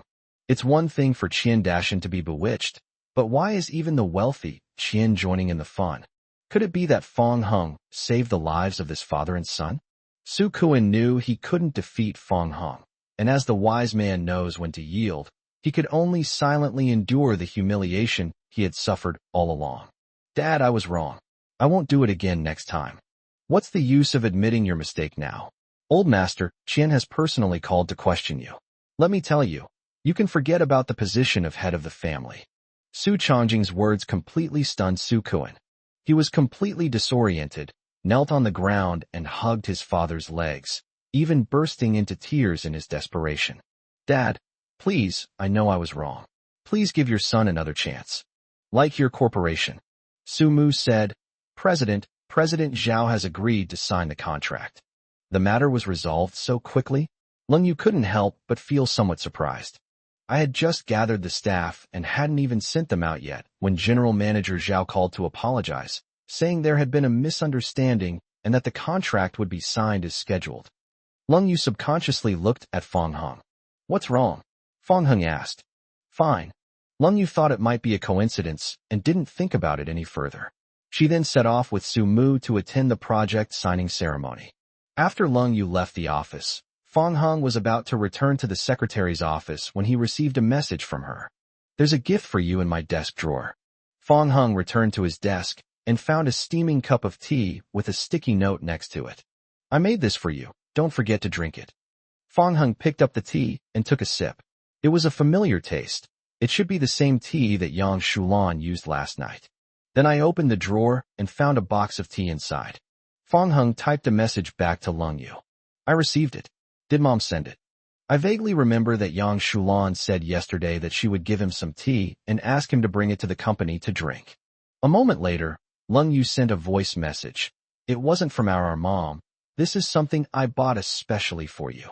Her voice sounded unnatural, tinged with a hint of resentment. Fong Hung held the phone to his mouth and replied with a voice message. Thank you for your thoughtfulness. I really like it. Leng Yu didn't send any more voice messages, but just replied with a humph emoji. Fong Hing put down his phone, and out of the corner of his eye, he caught a glimpse of the mirror on his desk. Only then did he realize that he had been smiling so happily without even realizing it. Suddenly, a system notification sounded in my mind. Congratulations, host, you have accumulated 100% of your soft rice value. Would you like to participate in the lottery? Fong Hung didn't pay much attention to the system. In addition, it automatically enabled a notification to avoid being disturbed when small amounts of soft rice points are acquired. I never imagined that little by little, it would reach 100% so quickly. He naturally chose, yes, without hesitation. Chapter 79 Yuhing Company. Congratulations, host, on acquiring 51% equity in Gengchen Company. Your soft rice points have been cleared. You can accumulate them again to continue your lottery draw. This reward was beyond Fong Heng's expectations. It wasn't skills, but company shares. Gengchen Company is a leading enterprise in Los Angeles, stronger than Lightyear Company, and can even rival the businesses under Qian Fuhao's name. Holding just 1% of the shares in Gengchen Company is enough for an ordinary person to squander for a lifetime. Fong Hung, however, held a full 51% of the shares. Lu Weiwei waited at the designated location and, following the former chairman's last instructions, met with the new chairman. What she didn't expect was that the mysterious former chairman behind the scenes would actually transfer all the shares. This foreshadows the end of her days of borrowing power at Gengchen Company. Lu Weiwei silently prayed that the new chairman would not purge the old officials, and that he would at least leave her a minor official position in the company. Otherwise, it would be too embarrassing for her, who had nominally served as the chairman of Gengchen Company for several years, to be kicked out all at once. Not long after, a man got out of a Mercedes-Benz G-Class and came into view. Lu Weiwei was momentarily stunned. Good heavens, what did this guy eat to grow up like this? How can he be so ridiculously handsome?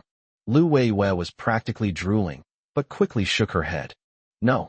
I'm here to do serious business today. How can I be infatuated with girls at a time like this? Well, I'll take one more look. It shouldn't interfere with my work. As Lu Weiwei watched, she realized that the man had come up in front of her. Are you Ms. Lu Weiwei, the one who called me? Lu Weiwei slowly widened her eyes and said, You are Mr. Fong. No, I should say the newly appointed Chairman Fong? Upon receiving Fong Heng's affirmation, Lu Weiwei's mind went completely blank. She hadn't expected the new chairman to be so young, at least 40 years younger than she had imagined. Lu Weiwei swallowed hard and immediately handed the file bag to Fong Heng, saying, Hello, Chairman Fong. This is what the former chairman asked me to give you. Please take a look. Fong Heng took it and glanced at it briefly before raising his doubts. Miss Lu, if I remember correctly, you seem to be the chairman of Gengchen, right? Lu Weiwei waved her hand and said, No. I am just the nominal chairman. In other words, a mascot. The real chairman is the one who transferred the shares to you. Fong Heng suddenly realized what was going on, and then he suddenly had an idea. Are you interested in continuing as the chairman of Gengchen? Chairman Fong, do you mean to stay behind the scenes and strategize, just like the former chairman, while I continue to be a figurehead in public? Just keep it the same as before. No problem, but Mr. Fong, forgive my bluntness, but do people from your large family all like to be secretive? Lu Weiwei couldn't help but voice her question. As far as she knew, the former chairman came from a prestigious family. In order to avoid attracting too much attention, he has always kept a low profile. Pretty much, you can understand it that way, Fong Heng replied dismissively. He simply wanted to find someone to manage the company, so he could slack off without any worries. Lu Weiwei had no idea what Fong Heng was thinking. She only felt that the added layer of mystery made him even more handsome and captivating. By the way, I should be able to change the company's name, right? Fong Heng asked. Lu Weiwei was taken aback for a moment, then said, Of course you can. As the largest shareholder, according to the company's articles of association, you have supreme power in Gengchen and can do whatever you want. Let me think about what name I should change it to. Okay. Fong Heng thought about it for a while and felt it was like coming up with a name in a game. When it really mattered, he couldn't think of a good one. Upon opening his phone and seeing the photo of him and Lung Yu on the lock screen, Fong Heng suddenly had a great idea. All right then, from now on, Gengchen will be renamed Yuheng. Yuheng? Yes, change it to Yuheng Company. Fong Heng took one character from each of his and Lung Yu's names. Okay, I'll get on it right away. Is there anything else I need to do? That's all for now. I'll contact you again if I think of anything else. Understood.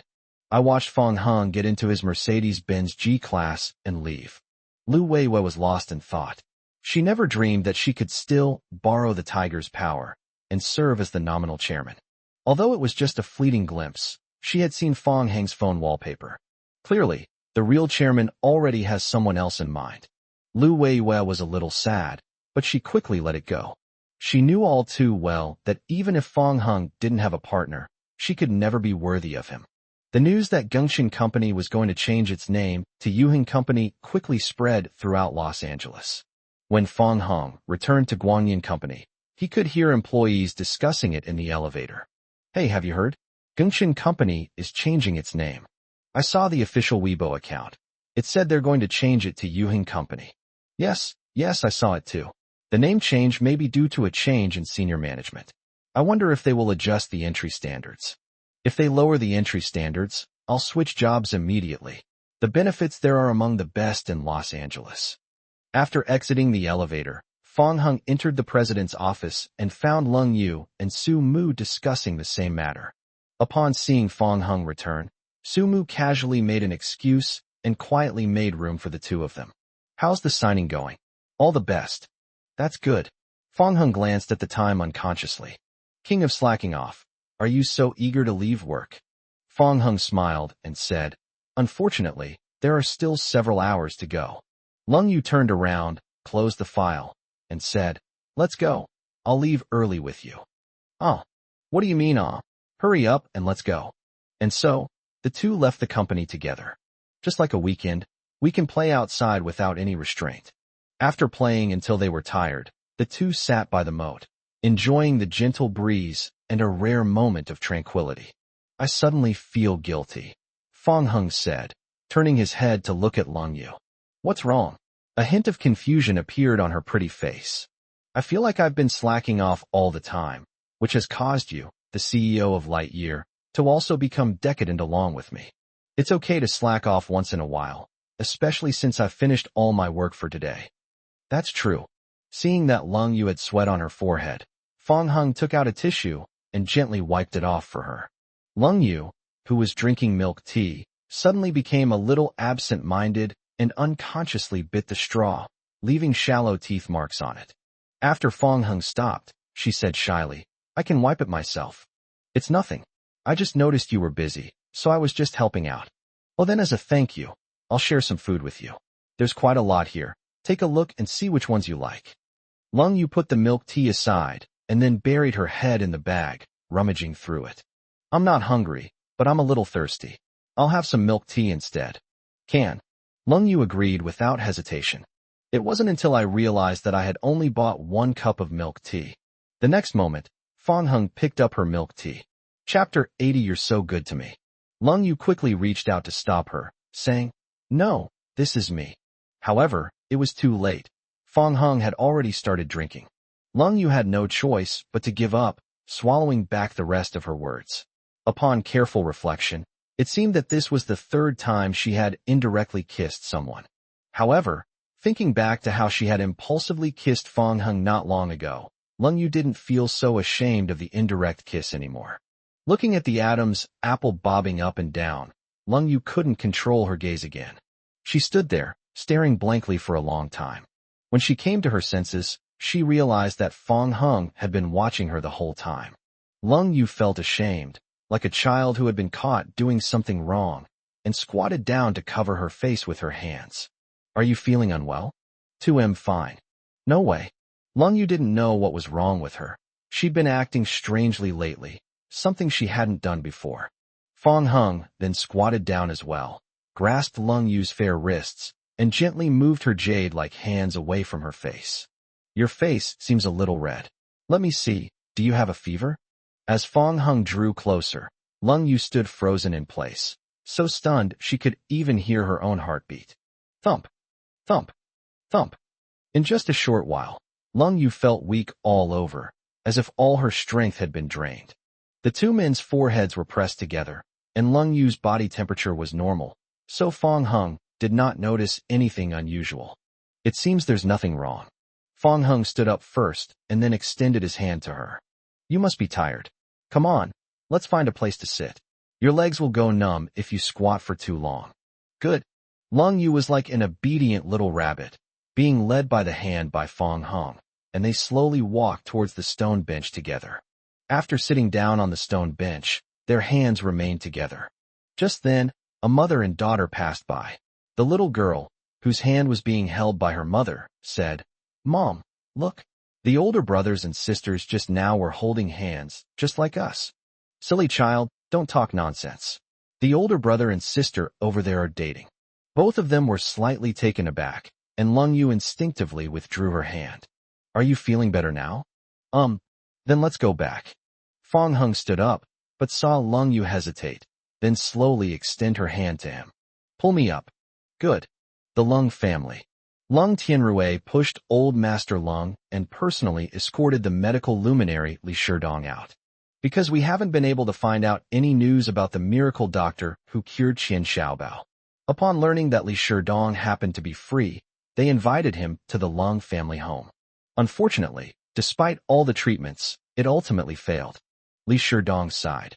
Alas, if it were that divine physician, perhaps he could have cured Patriarch Lung's legs. Grandpa Lung asked excitedly. "So, Dr. Li has met that other doctor?" "Yes, he is very young." The image of Fong Hung administering acupuncture is still vivid in Li Shidong's mind, and he is still deeply shocked when he recalls it. "I wonder if Dr. Li has any contact information? I would like to invite him to the Lung family." Li Shidong shook his head and said, "I don't know him at all." "I see.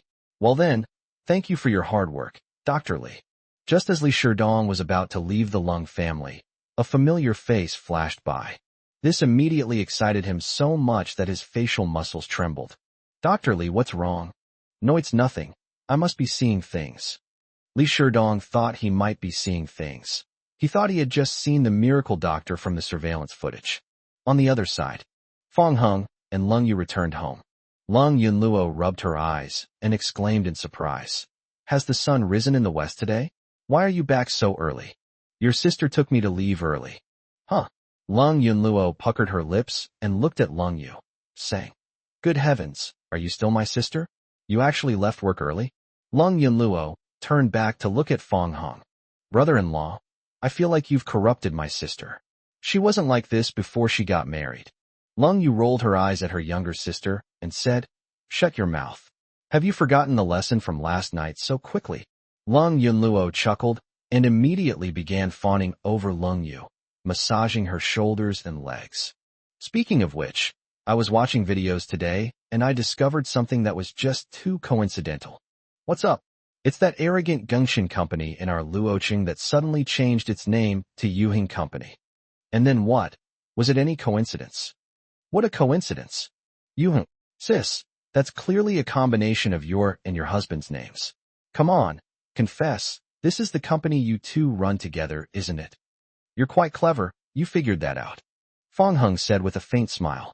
Lung Yunluo, with her flat chest puffed out, continued to tease. Of course. I'm the smartest person in the world. My brother-in-law has already admitted it, so don't try to hide it from me.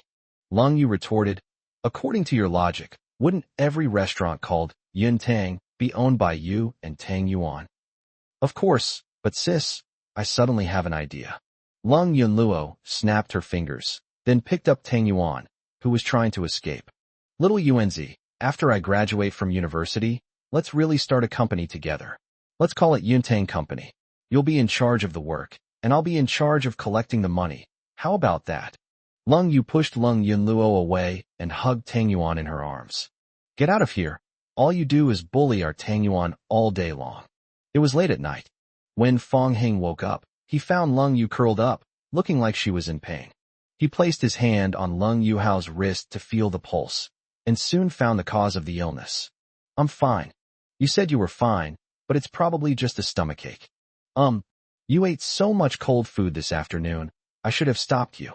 Next, Fong Hung had Lung Yu lie down, and then pressed the acupoints one by one.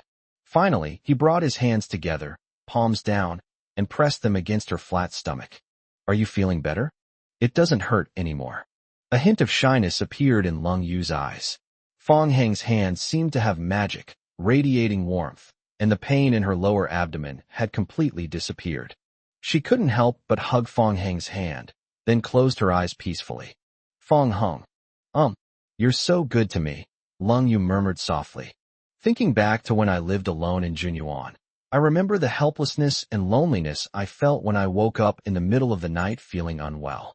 I feel so happy, as if I'm enveloped in honey. Chapter 81 Little Fool. Fong Hung, on the contrary, felt that Lung Yu had said the opposite. Without the cold rain, I wouldn't have everything I have now. Looking back on the past few days, Fong Hung was truly moved by Lung Yu's actions. Actually, you're better to me. Fong Hung was expecting a response from Lung Yu, but found that she was silent, replaced by the sound of even breathing. He chuckled to himself, realizing that Lung Yu must be too tired, since it was already past 1 o'clock. Suddenly, Fong Hung felt a pang of self-reproach. It's unknown how long Lung Yu silently endured the pain while she was unconscious. This woman is so silly. The next day, when Lung Yu woke up, she was met with Fong Heng's gaze. When did you wake up? 1 hour ago. Fong Hung also wanted to sleep a little longer, but Lung Yu was holding him too tightly, and he just couldn't fall asleep. Lung Yu immediately felt awkward upon hearing this. It's over. Since Fong Hung woke up an hour ago, doesn't that mean he's been watching her the whole time? What if I sleep in a messy position? Just thinking about it makes me feel so embarrassed. Next time, just call me directly. It's all right. Just consider it as a favor to Sleeping Beauty. By the way, there's something I feel I need to tell you frankly, Fong Hung said seriously. This was the first time Lung Yu had ever seen Fong Hung so serious. What's up? She couldn't help but let her mind wander, and she felt increasingly uneasy. If you feel unwell in the future, remember to tell me immediately.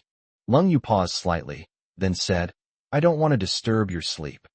Silly girl, is my sleep more important, or your safety? This, little fool, made Lung Yu start to avoid looking at Fong Hung. He noticed that Lung Yu was avoiding his gaze. Fong Hung simply cupped her delicate cheeks in his hands. Look at me. I need your affirmative answer. Fong Hung's sudden, domineering attitude really caught Lung Yu off guard. Okay, she said blankly. Don't say okay, say I understand, Fong Hung said with a serious expression. I see. Upon hearing this, Fong Hung released her and smiled slightly. Then let's agree on that. Even after the two went downstairs to have their meal, the scene from earlier still lingered in Lung Yu's mind. After finishing his breakfast, Lung Tianrui put down his chopsticks and looked at Fong Hung. When Fong Hung looked at him, Lung Tianrui avoided his gaze and then got up and left the house. After Lung Tianrui left, Lung Yunluo immediately put down her spoon and started groaning while clutching her stomach. Ouch, Mom, my stomach hurts. Why didn't it hurt when your dad was here? I was just holding back and not saying a word. Then just bear with it a little longer. After we finish eating, I'll take you to the hospital. Lung Yunluo leaned back and rolled around on the sofa. Wow, you're really my mom. Well, I think we shouldn't take me to the hospital. Let's just call the funeral home. Fong Hung said speechlessly. Your acting is too exaggerated. You must have caught a cold. It shouldn't be hurting this much. Xiao Hung, ignore this little drama queen, Yang Shulan said. Mom, what do you mean by leave me alone? Do you really want me to fend for myself? Lung Yunluo got up and moved closer to Fong Hung. Brother-in-law, you seem to know how to treat illnesses. Can you help me figure out what's wrong? I suspect I might have some incurable disease. Stretch out your hand. After Fong Hung finished taking her pulse, he said, she just caught a cold. I'll write down a prescription later. Just brew it and drink it, and she'll be fine. Hurry, hurry, write it quickly, we can't delay any longer. Urged by Lung Yunluo, Fong Hung wrote out the prescription. After the nanny Luo Xiu finished brewing the medicine, she brought it out. Not long after Lung Yunluo drank it, her symptoms gradually subsided. Amazing. Brother-in-law, you actually know medicine. That's incredible. I have a superficial understanding. Oh, don't be modest. In my opinion, you must be a miracle doctor. Even Li Shidong, the leading figure in Luoqing's medical field, wants to become your apprentice. Don't talk nonsense. If your grandfather hears this, he might hit you on the head with his cane, Yang Shulan said. Lung Yunluo was so frightened that she immediately covered her mouth. Yang Shulan sighed again. Speaking of which, your father invited Dr. Li yesterday, but unfortunately he was still helpless to treat your grandfather's leg injury. Why don't you let your brother-in-law give it a try? Don't be ridiculous, this is not child's play. Fong Hung said, Mom, I can give it a try. Yang Shulan was taken aback for a moment, then asked, Xiao Hung, are you sure? Okay, then we'll wait for your grandfather to come back. Lung Yunluo asked curiously, Mom, did Grandpa go out? Lung Yu, who had been silent all along, finally spoke up. Where did Grandpa go? Your cousin, Juanhao, has been found, so your dad and Grandpa are planning to fly there to pick him up. He probably won't be back until next week. Yang Shulan then looked at Fong Hung and said, Xiao Hung, when the person comes back, I will tell you as soon as possible. Don't push yourself. Your grandfather's leg injury has been going on for years, and it's actually quite normal that it can't be cured. Okay. Fong Hung's confident demeanor surprised Lung Yu. It seems there are still many things about Fong Hung that she doesn't know. Lung Yu was even more eager to attend the class reunion, where she was sure she could learn a lot about Fong Hung's past. Before we knew it, it was time for our class reunion. The location is Hatsune Miku KTV. Fong Hung rushed over as soon as he got off work. Upon arriving at Hatsune Miku KTV, they soon met Qin Feixiang, who was not tall and had a delicate appearance. When Qin Feixiang saw Fong Hung step out of the Mercedes-Benz G-Class, he was so surprised that his mouth was practically agape. Don't tell me you rented this car. It wasn't rented, my wife gave it to me. Holy crap, looks like he's hooked up with a rich and beautiful girl. Introduce me to one later. Anyone interested in a 38-year-old with 2 kids? Screw you. What I want is a legal twin-tailed loli. The two were joking as they walked toward the private room when they ran into Lu Li. Unlike before, when she looked at Fong Hung with deep resentment, this time when they met, Lu Li no longer felt hatred towards him, but instead had a complicated expression on her face. Fong Hung remained expressionless, completely ignoring Lu Li.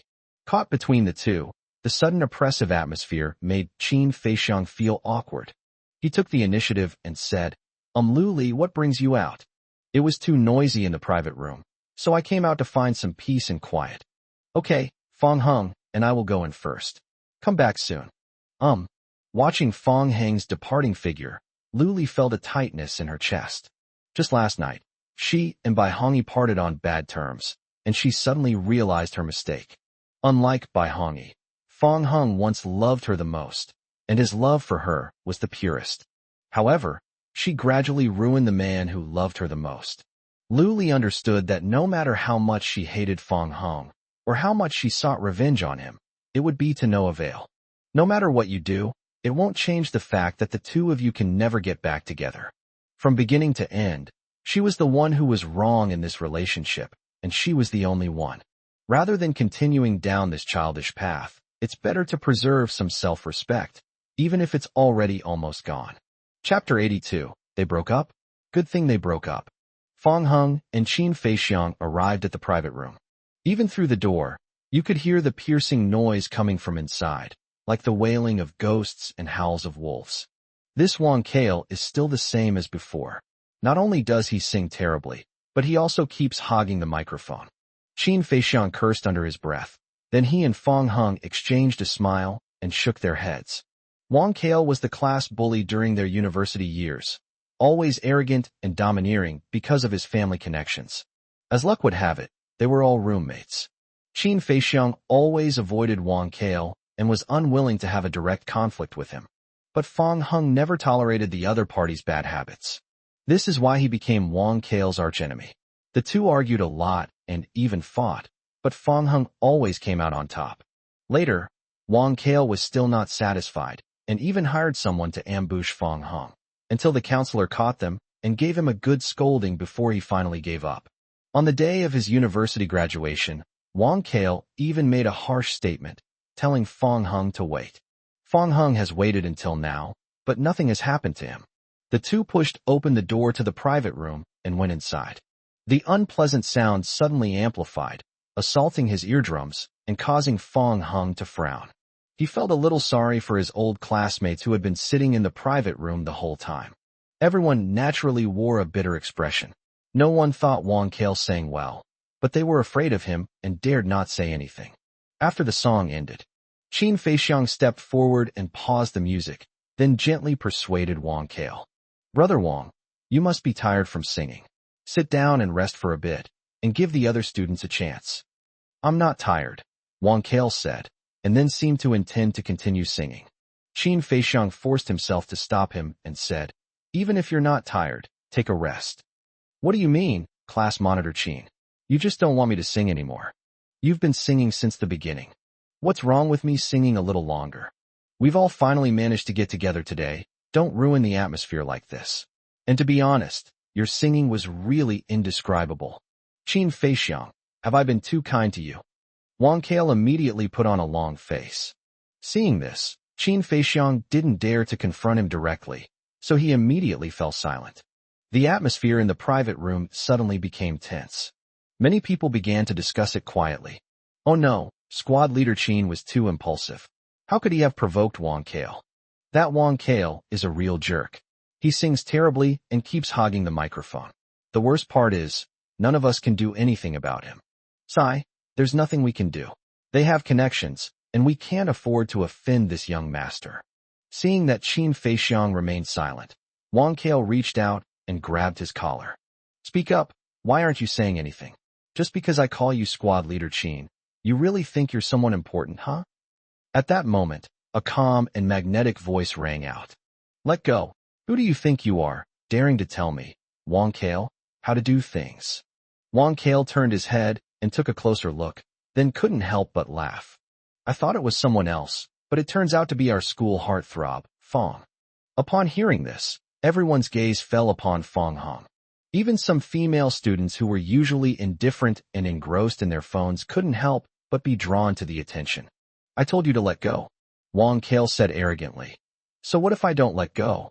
However, Fong Hung grabbed his arm, and with just a little force, the latter's expression immediately changed. Loose or not, Wang Kale felt as if he had been clamped in iron clamps. He cried out in pain and couldn't help but be surprised. "You little brat, are you looking for death?"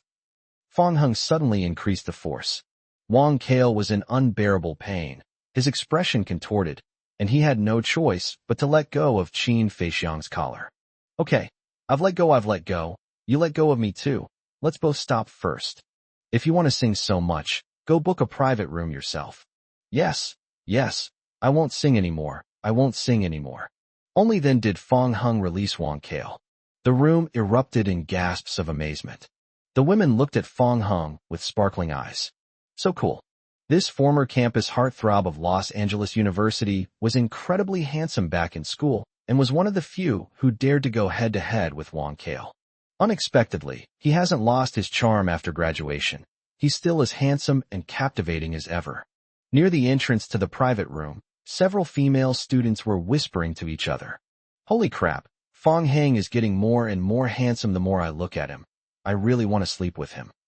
Great minds think alike. I actually started thinking about this back in my freshman year of college. It's just wishful thinking. He received love letters every day back then, but he never seemed to be moved by any of them. I heard that Fong Hung and Luli got together after graduation. Damn, why? Luli isn't that great either, is she? It seems they broke up not long ago. They broke up? That's a good thing. Sisters, how about we get Fong Hung drunk later and see who can win him over? Unfortunately, Luli just happened to push the door open and come in. Hearing their conversation, he laughed self-deprecatingly. Why didn't she cherish the man that other women dream of having? Being publicly humiliated undoubtedly made Wang Kale very unhappy. He was originally going to yell at Fong Hung, but when he saw Luli come back, he immediately turned around and became a sycophant. Wang Kale had been pursuing Lu Li since their university days. Although Wang Kale comes from a wealthy family, Lu Li is a complete looks-obsessed person. Her first requirement for a partner is that he must be handsome, so naturally, she looks down on Wang Kale, who is of average appearance. "Lily, why did you go out just now?" Lu Li said irritably. "You sing so badly, and you kept hogging the microphone. I couldn't stand it anymore, so I left. I'll go back and practice some more, and try to sing in a way that you'll like in the future." Wang Kale was extremely embarrassed. The reason he had been hogging the microphone was to attract Lu Li with his singing, but he had unexpectedly made things worse. Forget it. Even if you practice more, it probably won't sound much better. Despite Lu Li's hurtful words, Wang Kale still tried his best to please her. After Lu Li sat down, she stared blankly at a spot. Wang Kale followed the line of sight and found that it was Fong Hang's location. Wang Kale had certainly heard about their breakup. He was already very unhappy after being publicly humiliated. The thought that Fong Hung was Lu Li's ex-boyfriend made Wang Kale feel even more furious. So he deliberately raised his voice and said, "Lily, it's okay. It's over. Some people are good for nothing but being handsome. You'll definitely meet someone better in the future." Lu Li's face suddenly turned somewhat unpleasant. She no longer feels that she's met a better man than Fong Hung. Chapter 83. Do you think you're worthy to be compared to Fong Hung? Wang Kale's words undoubtedly attracted attention. Many people disagreed with his words. Some even defended Fong Hung and started making sarcastic remarks about Lu Li. "Come on, Fong Hang is so handsome. I think he can find a better woman." Exactly. Some people had princess syndrome back in school. It's normal that our school heartthrob couldn't stand her bad habits and broke up with her. Thinking about the mistakes she made in her relationship, coupled with being pointed at and gossiped about, Lu Li couldn't help but feel angry and embarrassed. She could only vent her anger on Wang Kale. "Wang Kale, you don't actually think you're the better man you're talking about, do you?" Wang Kale had intended to please Lu Li, but he was a little stunned by the situation. Tu didn't mean that. If that's not what you meant, what else could it be? Do you think you're worthy to be compared to Fong Hung? Wang Kale was a little hurt and said with dissatisfaction, "Although I am not as handsome as Fong Hung, in what other aspects am I inferior to him?" Lu Li sneered, no longer wanting to pay attention to Wang Kale. She only thought the other person was a clown who had bullied the weak and feared the strong back in school. Fong Hung even dared to beat up Su Kuan, the second young master of the Su family. Would Wong Kale dare to do that? He definitely wouldn't dare. He'd probably be scared to death if Su Kuan got angry. Seeing that Lu Li was ignoring him, Wong Kale continued talking to cover up his embarrassment. Besides, I work at Yuhing Company now, and I'm about to be promoted to head of the Human Resources Department. Who here is more capable than me? The crowd began to erupt in excitement. Isn't Yuhing Company the same Genshin company that recently changed its name? It was just changed last week. This is a leading enterprise in our city of Los Angeles. This company is incredibly powerful. It said that they not only went head-to-head with Shana Company, but they even held their own. Shana Company is owned by Qian, the richest man in Luoqing. Upon learning that Wong Kale worked at Yuhing Company, several people immediately came up to flatter him. Wow, Brother Wong, we're all struggling to get a job, and you've already become a supervisor. It's almost there, but it's not really happening yet. Seeing the group of people flattering him, Wong Kale's mood improved considerably. That's about right. By the way, Brother Wong, do you know anyone in Yuheng? Yeah, Brother Wong. With your abilities, you must have connections in Yuheng, right? Wong Kale, with his nostrils flared and legs crossed, said, Of course. If I didn't have connections in Yuheng, none of you could get in, so why should I? A female classmate came up and seized the opportunity, smiling as she started massaging Wong Kale's legs. Brother Wong, could you do me a favor? Someone else wants to join Yuheng too. No problem, I'll get you in through the back door. No interview or resume required. The female classmate laughed heartily and said, Oh, thank you, Brother Wong. You're so kind. Are you free after the party? I'd like to invite you to dinner alone. Wong Kale glanced at Lu Li, then coughed twice and said, Let's talk again on Green Bubble later. Then many more people started asking Wong Kale for help. The female classmate Wong Kale happily accepted everything, but when it came to the male classmate, he completely ignored him. Seeing this, Fong Hung silently took out his phone and sent a message to Lu Weiwei. Check on Wong Kale in the HR department. If there are any issues, deal with them directly. Also, I'll send you a list later and notify them to come for interviews at Yuheng. Those who meet the requirements will be selected based on merit. After graduation, everyone has to adapt to life, and it's understandable to want to join a company with better benefits and compensation. Fong Hung decided to give some of his old classmates a chance to join Yuheng. As for Wong Kale, he's no different from a parasite. Staying in Yuheng would only make him a menace. Lu Weiwei was very surprised to receive the message and immediately replied to Fong Hung with a text message. Understood, Chairman Fong, I received it. Wong Kale was unaware of all this, and, basking in the adulation of everyone around him, he became somewhat smug. He glanced at Fong Hung with disdain and said, Fong, the school heartthrob, if you beg me, I might be able to give you a chance to interview at Yuheng. As he said this, Wong Kale had already decided that if Fong Hung really asked him for help, he would definitely humiliate him severely. Humph, you little trash, daring to go against me. No need. You'd better pray for yourself, or you might get fired by Yuheng someday. Wong Kale was not surprised by Fong Hang's answer and burst into laughter. What a joke. You want to see me fired? You might as well pray the sun rises in the west tomorrow. Fong Hung smiled, but remained silent. Wong Kale snorted coldly, thinking that Fong Hung was just being sarcastic, and then started to flatter Lu Li. Lily, are you going to join Yuheng? No. Lu Li refused without even thinking. He didn't like Wong Kale, and naturally didn't want to owe him any favors. Lily. Wong Kale wanted to continue persuading Lu Li. Unexpectedly, at that moment, the door to the private room was suddenly kicked open from the outside with a bang. Immediately, a group of people barged in, clearly with ill intentions. The leader was a bald man with a sexy woman in his arms, followed by a group of henchmen wielding sticks. One of the henchmen came up and kicked over the fruit plate, saying, Damn it! Who's harassing my boss's woman? Get out here right now. Everyone was taken aback by this turn of events and looked at each other in bewilderment, unsure of what to do. The bald man tossed away his cigarette butt and said, I'll count to 3. If no one admits it by then, everyone in this private room will suffer. When the bald man counted to the last one, Wong Kale stood up nervously. Earlier, when he went to the restroom, he saw a sexy woman putting on makeup at the sink and couldn't help but flirt with her. I never expected this would cause so much trouble. The sexy woman recognized Wong Kale, pointed at him, and then said sweetly to the bald man, "Darling, this is the guy." The henchman immediately grabbed Wong Kale and brought him to the bald man. "It's you? You've got guts, daring to mess with my girl?" Wong Kale clasped his hands together and chuckled dryly. "Sorry, brother, it's my fault. Give me some face, we're having a class reunion right now." The bald man reached out and patted Wong Kale's face, saying, "What gang are you from?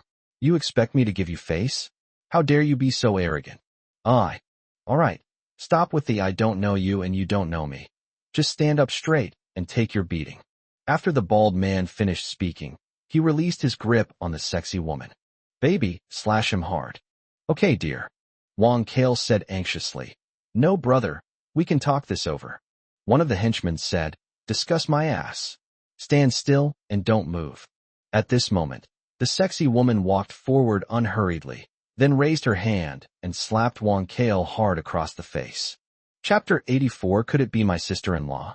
That slap was quite forceful, and because of his long nails, it scraped Wong Kale's face, causing it to bleed. "Don't you even know your place? Do you think you can just mess with me like that?" This was the first time Wong Kale had been slapped in the face, and by a woman no less. He couldn't help but feel angry and glared fiercely at the sexy woman.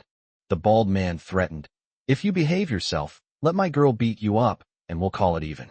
Otherwise, with so many of us, you know what the consequences will be."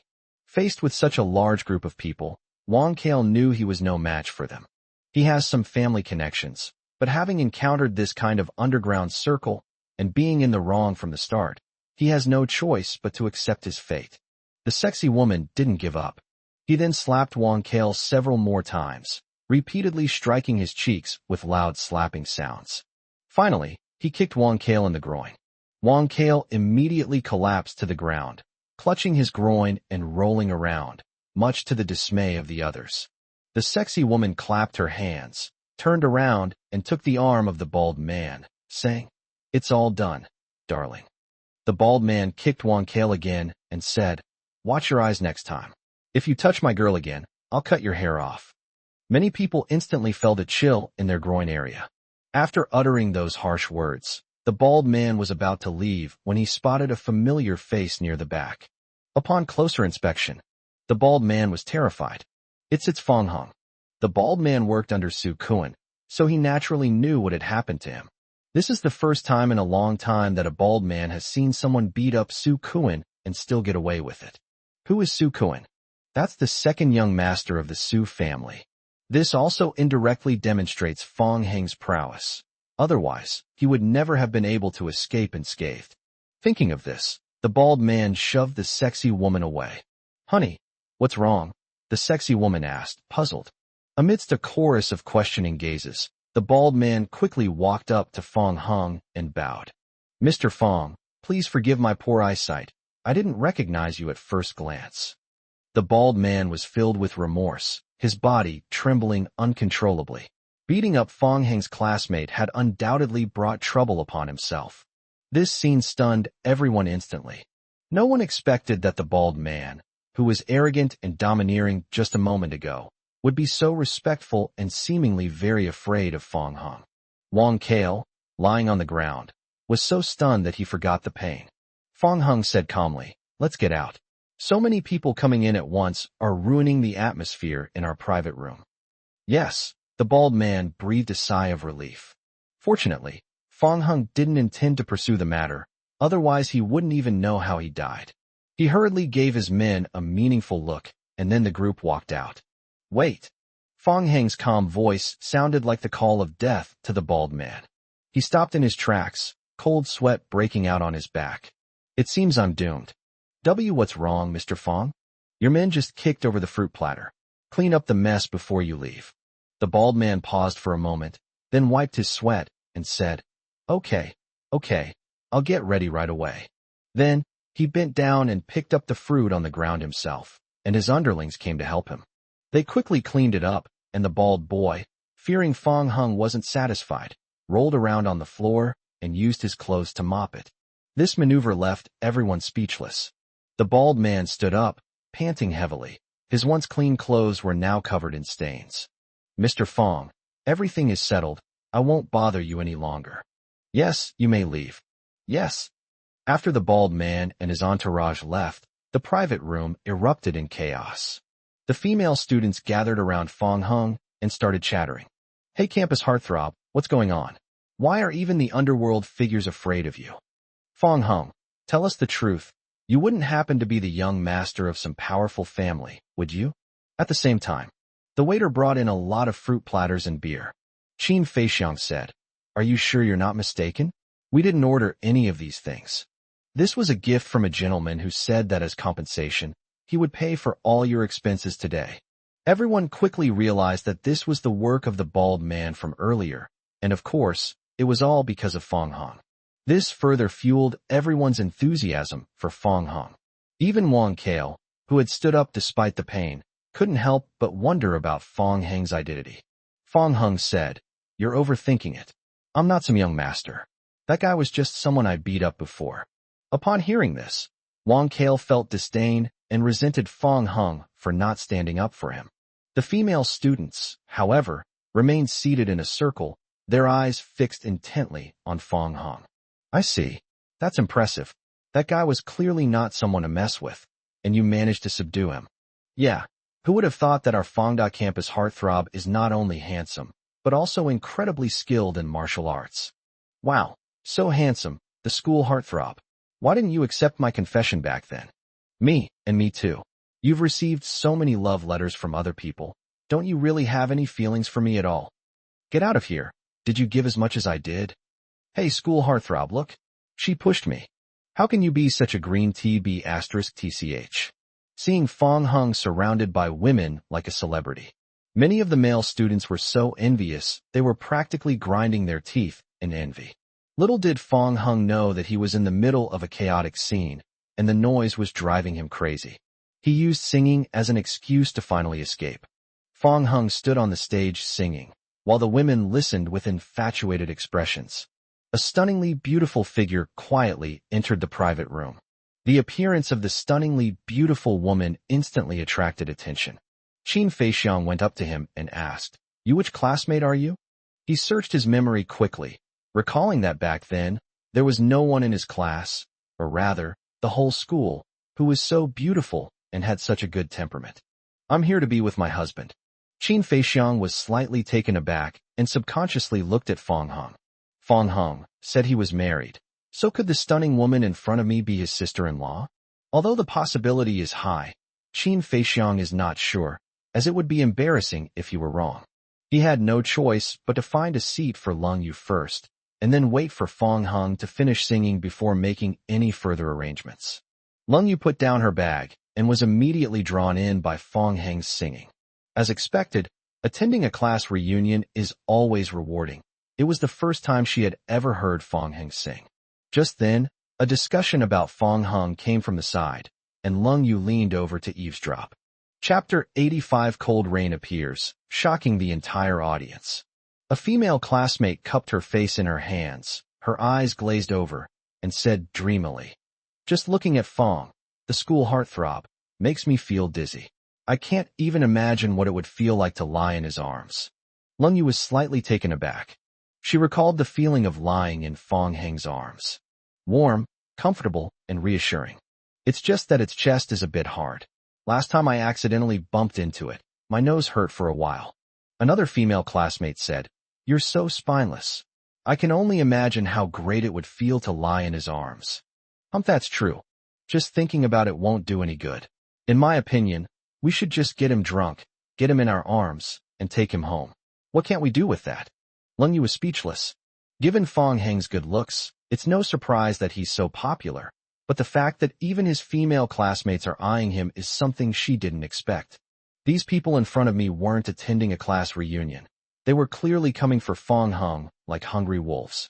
Soon the girls also noticed Lung Yu eavesdropping nearby. Hey, look at the girl next to you. She's really pretty. She doesn't seem to be in our class, does she? Holy crap, I love this woman's looks. She has a kind of ethereal, aloof charm. If I were as pretty as her, I could definitely win over the school heartthrob. Who can go and say hello to her? I'll do it. And so, a female classmate volunteered to greet Lung Yu first. After responding to her, Lung Yu waved to the other girls as well. Hello. The relationship between the group instantly became closer. They moved closer to Lung Yu, looking around and marveling at her. Beautiful. So beautiful.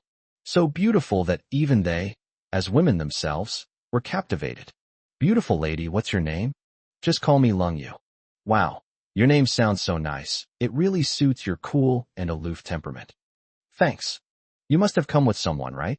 Lung Yu nodded, then deliberately steered the conversation toward Fong Hung. I overheard you guys talking about the school heartthrob. Who is he in your class?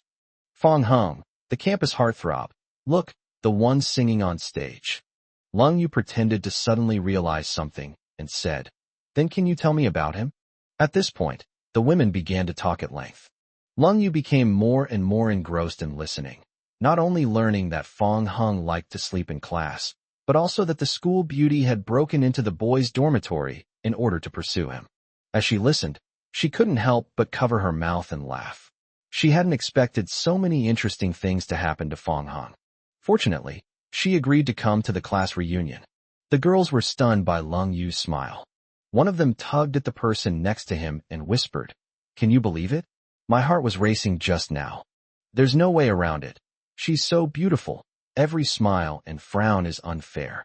Immediately afterwards, Lung Yu also learned that Fong Hung and Wang Kale were mortal enemies. Upon hearing that Wang Kale had even hired someone to ambush Fong Hung, Lung Yu frowned instantly, a hint of coldness flashing across her pretty face. She silently made a note of it, and then continued to ask other questions. The women told her everything, making Lung Yu's trip very rewarding. In the end, they looked at Lung Yu and simultaneously grinned mischievously. Do you also have a crush on the campus heartthrob? It's obvious, otherwise why would she ask so many questions? Haha, it seems that even a beauty as beautiful as an angel can't resist the charm of our Fongda campus heartthrob. Great minds think alike, sisters. Join us, and we'll get Fong Hung drunk later. I think with your looks, you have the best chance of winning him over. Lung Yu realized that her intentions were too obvious.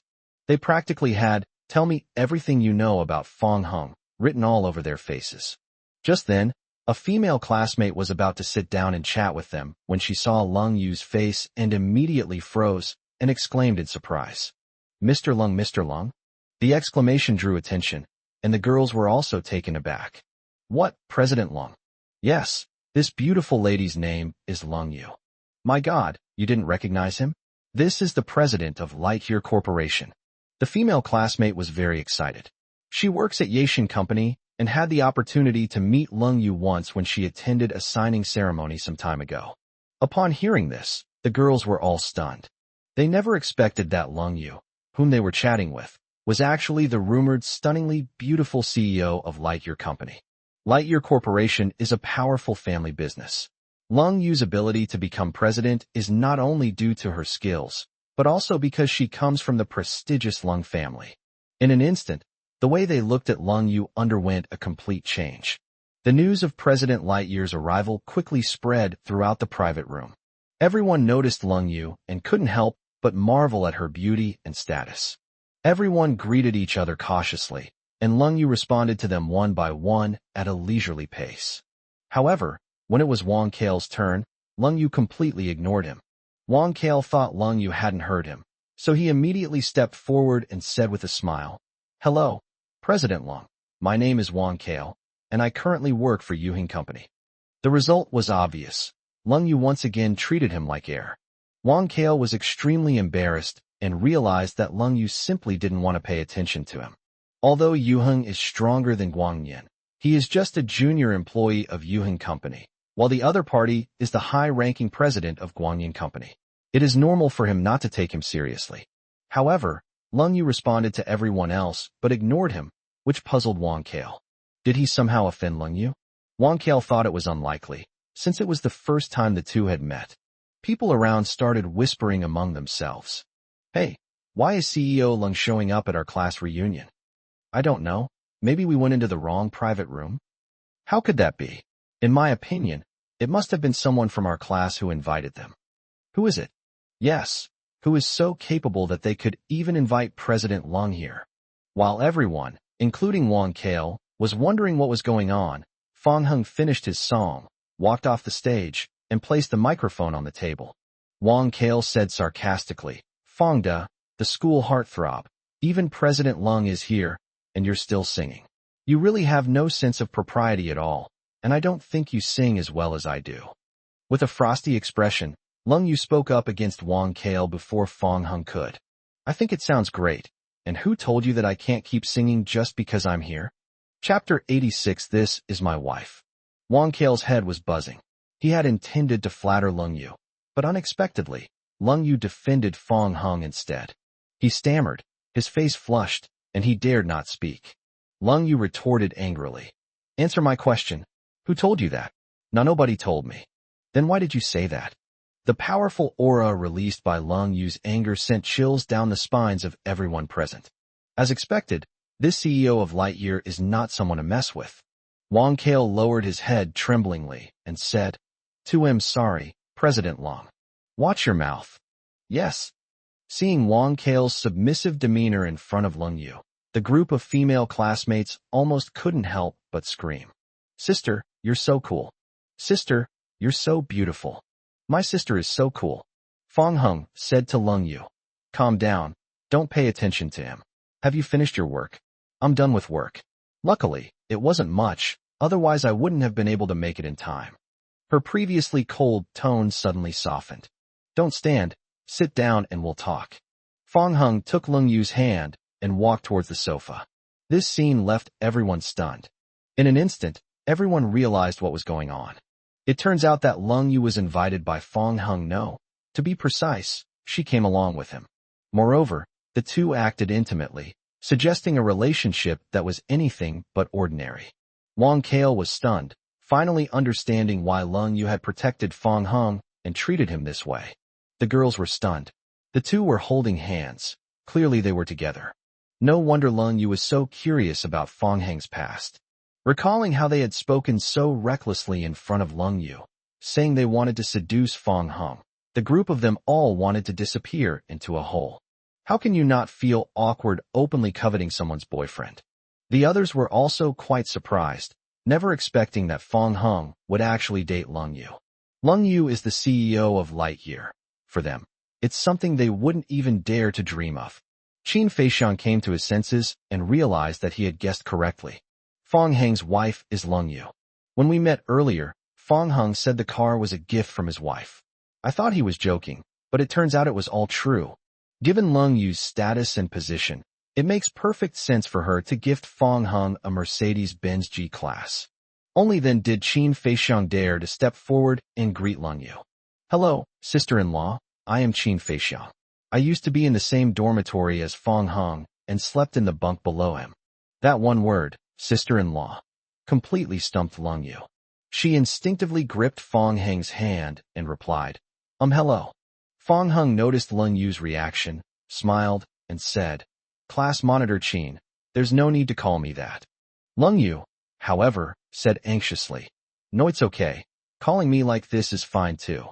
"Then I'll just call him that. Anyway, Fong Hung is older than me." A female classmate couldn't help but ask, "You're already calling her sister-in-law? Does that mean, Fong Hung, you've already married President Lung?" Fong Hung and Lung Yu exchanged a glance and said, "Yes, let me take this opportunity to formally introduce you. This is my wife, Lung Yu." These words were like a thunderclap, exploding directly in everyone's minds. They were utterly shocked, dumbfounded, their jaws nearly dislocated. If it's just dating, then it means Fong Hung is really something, managing to date a young lady from a prestigious family. But getting married changes everything. Fong Hung's success isn't just a matter of being awesome or not. He's reached a level that everyone has to admire. The male students were incredibly envious. A top-tier beauty like Lung Yu, with a privileged family background, would be the kind of woman any normal man would want to marry. The female students were all heartbroken. Fong Hung is already taken, and by such an outstanding woman as Lung Yu, which means their hopes are completely dashed. Period. Lung Yu said she had left something in the car, so Fong Hung went with her to retrieve it. After the two left the private room, the scene instantly erupted in chaos. The crowd chattered amongst themselves, creating a chaotic scene reminiscent of a bustling market. The two people seemed out of place. One is Lu Li. Seeing Fong Hung and Lung Yu inseparable, Lu Li felt a pang of heartache, for she had been the one by Fong Hang's side before. But what can be done? It's her fault for not knowing how to cherish it. She only regretted it after losing it. Lu Li's eyes reddened. She secretly wiped away a tear, then picked up her wine glass and drank it down one glass after another. The other one is Wang Kale. Wang Kale couldn't accept that one day she would be jealous of Fong Hung. Why can't he marry a top beauty like Lung Yu? Why can't he even win over Lu Li, who broke up with Fong Hung? Why? At this moment, seeing Lu Li drinking alone, Wang Kale couldn't help but step forward to persuade her. Lily, drink less. You can tell me if you're unhappy about anything. Lu Li, unable to bear it any longer, said, Why should I talk to you?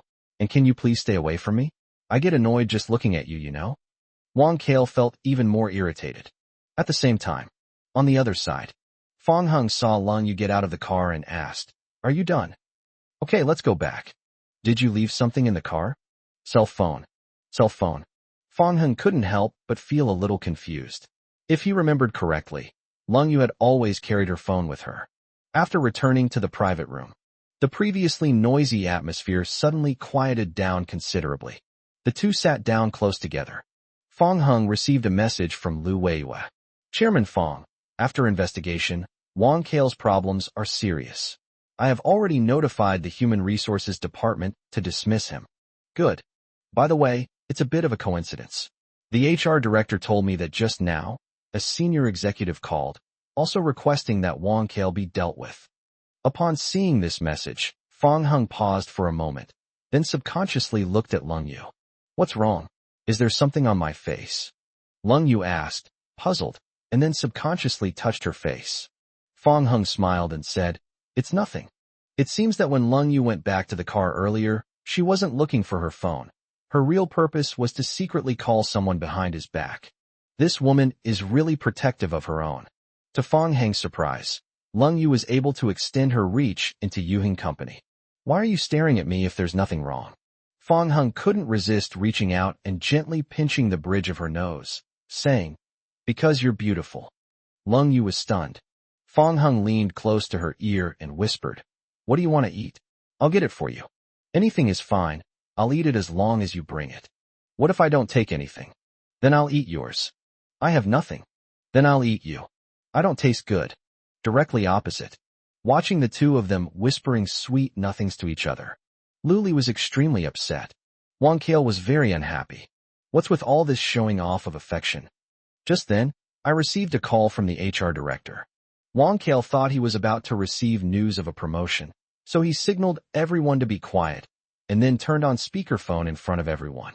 Unexpectedly, the HR director on the other end of the phone coldly said, Wang Kale, you're fired. Come to the company first thing tomorrow morning to complete the formalities. Chapter 87 I'll handle it. Wang Kale was dumbfounded and said, Wait, director, is there a mistake? Shouldn't I be getting a promotion? Promotion? Go wash up and go to bed. You can dream about anything. After the HR director finished speaking, he ended the call before Wang Kale could reply. Because the hands-free mode was on, everyone could hear it clearly. At this moment, Wang Kale was extremely embarrassed, his face turning as red as a monkey's bottom. He subconsciously looked at Fong Hung, vaguely remembering that just now this guy had cursed him to be fired. The coincidences are too great. Could it be that Fong Hung is behind this? The next moment, Wang Kale dismissed the idea. Fong Hang's greatest achievement was marrying Lung Yu.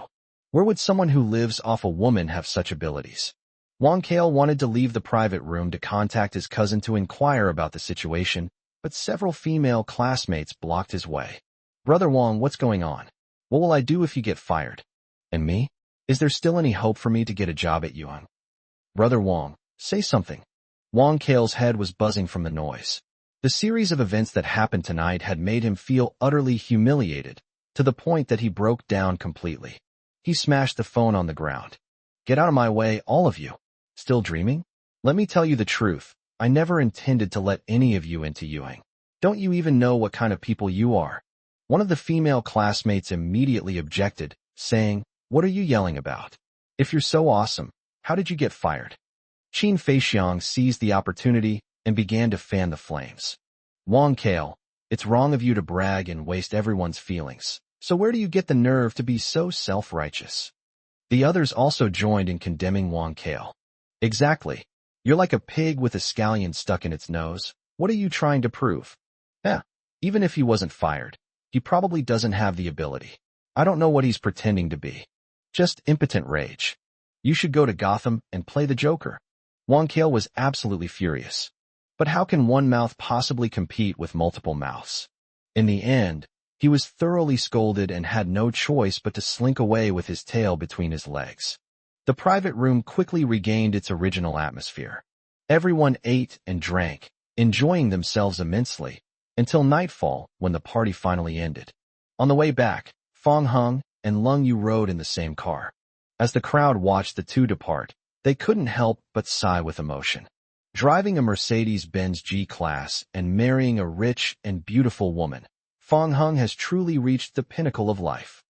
Does anyone know if Fong Hung has made a comeback, or if he's just living off a woman? Is that even a question? He's definitely a kept man. We've only been out of school for a short time. How could he turn things around so quickly? Sigh, I'm so envious. I wish I could be a kept man too. Yes, I can't even imagine how wonderful life would be if I married a wife like President Long. On the way back to the Lung family home, Fong Hung turned his head to look at Lung Yu, who was sitting in the passenger seat. What were you talking about with those female classmates when I was singing on stage? You seem to be having a lot of fun. They told me a lot about you, and a lot of it was quite interesting. I see. So it seems there's quite a bit of a dark past. Lung Yu smiled gently. Besides these, there are others. What else did you talk about? They were plotting to get you drunk so they could see who could win you over, and they even wanted to recruit me into their scheme. Fong Hung said helplessly.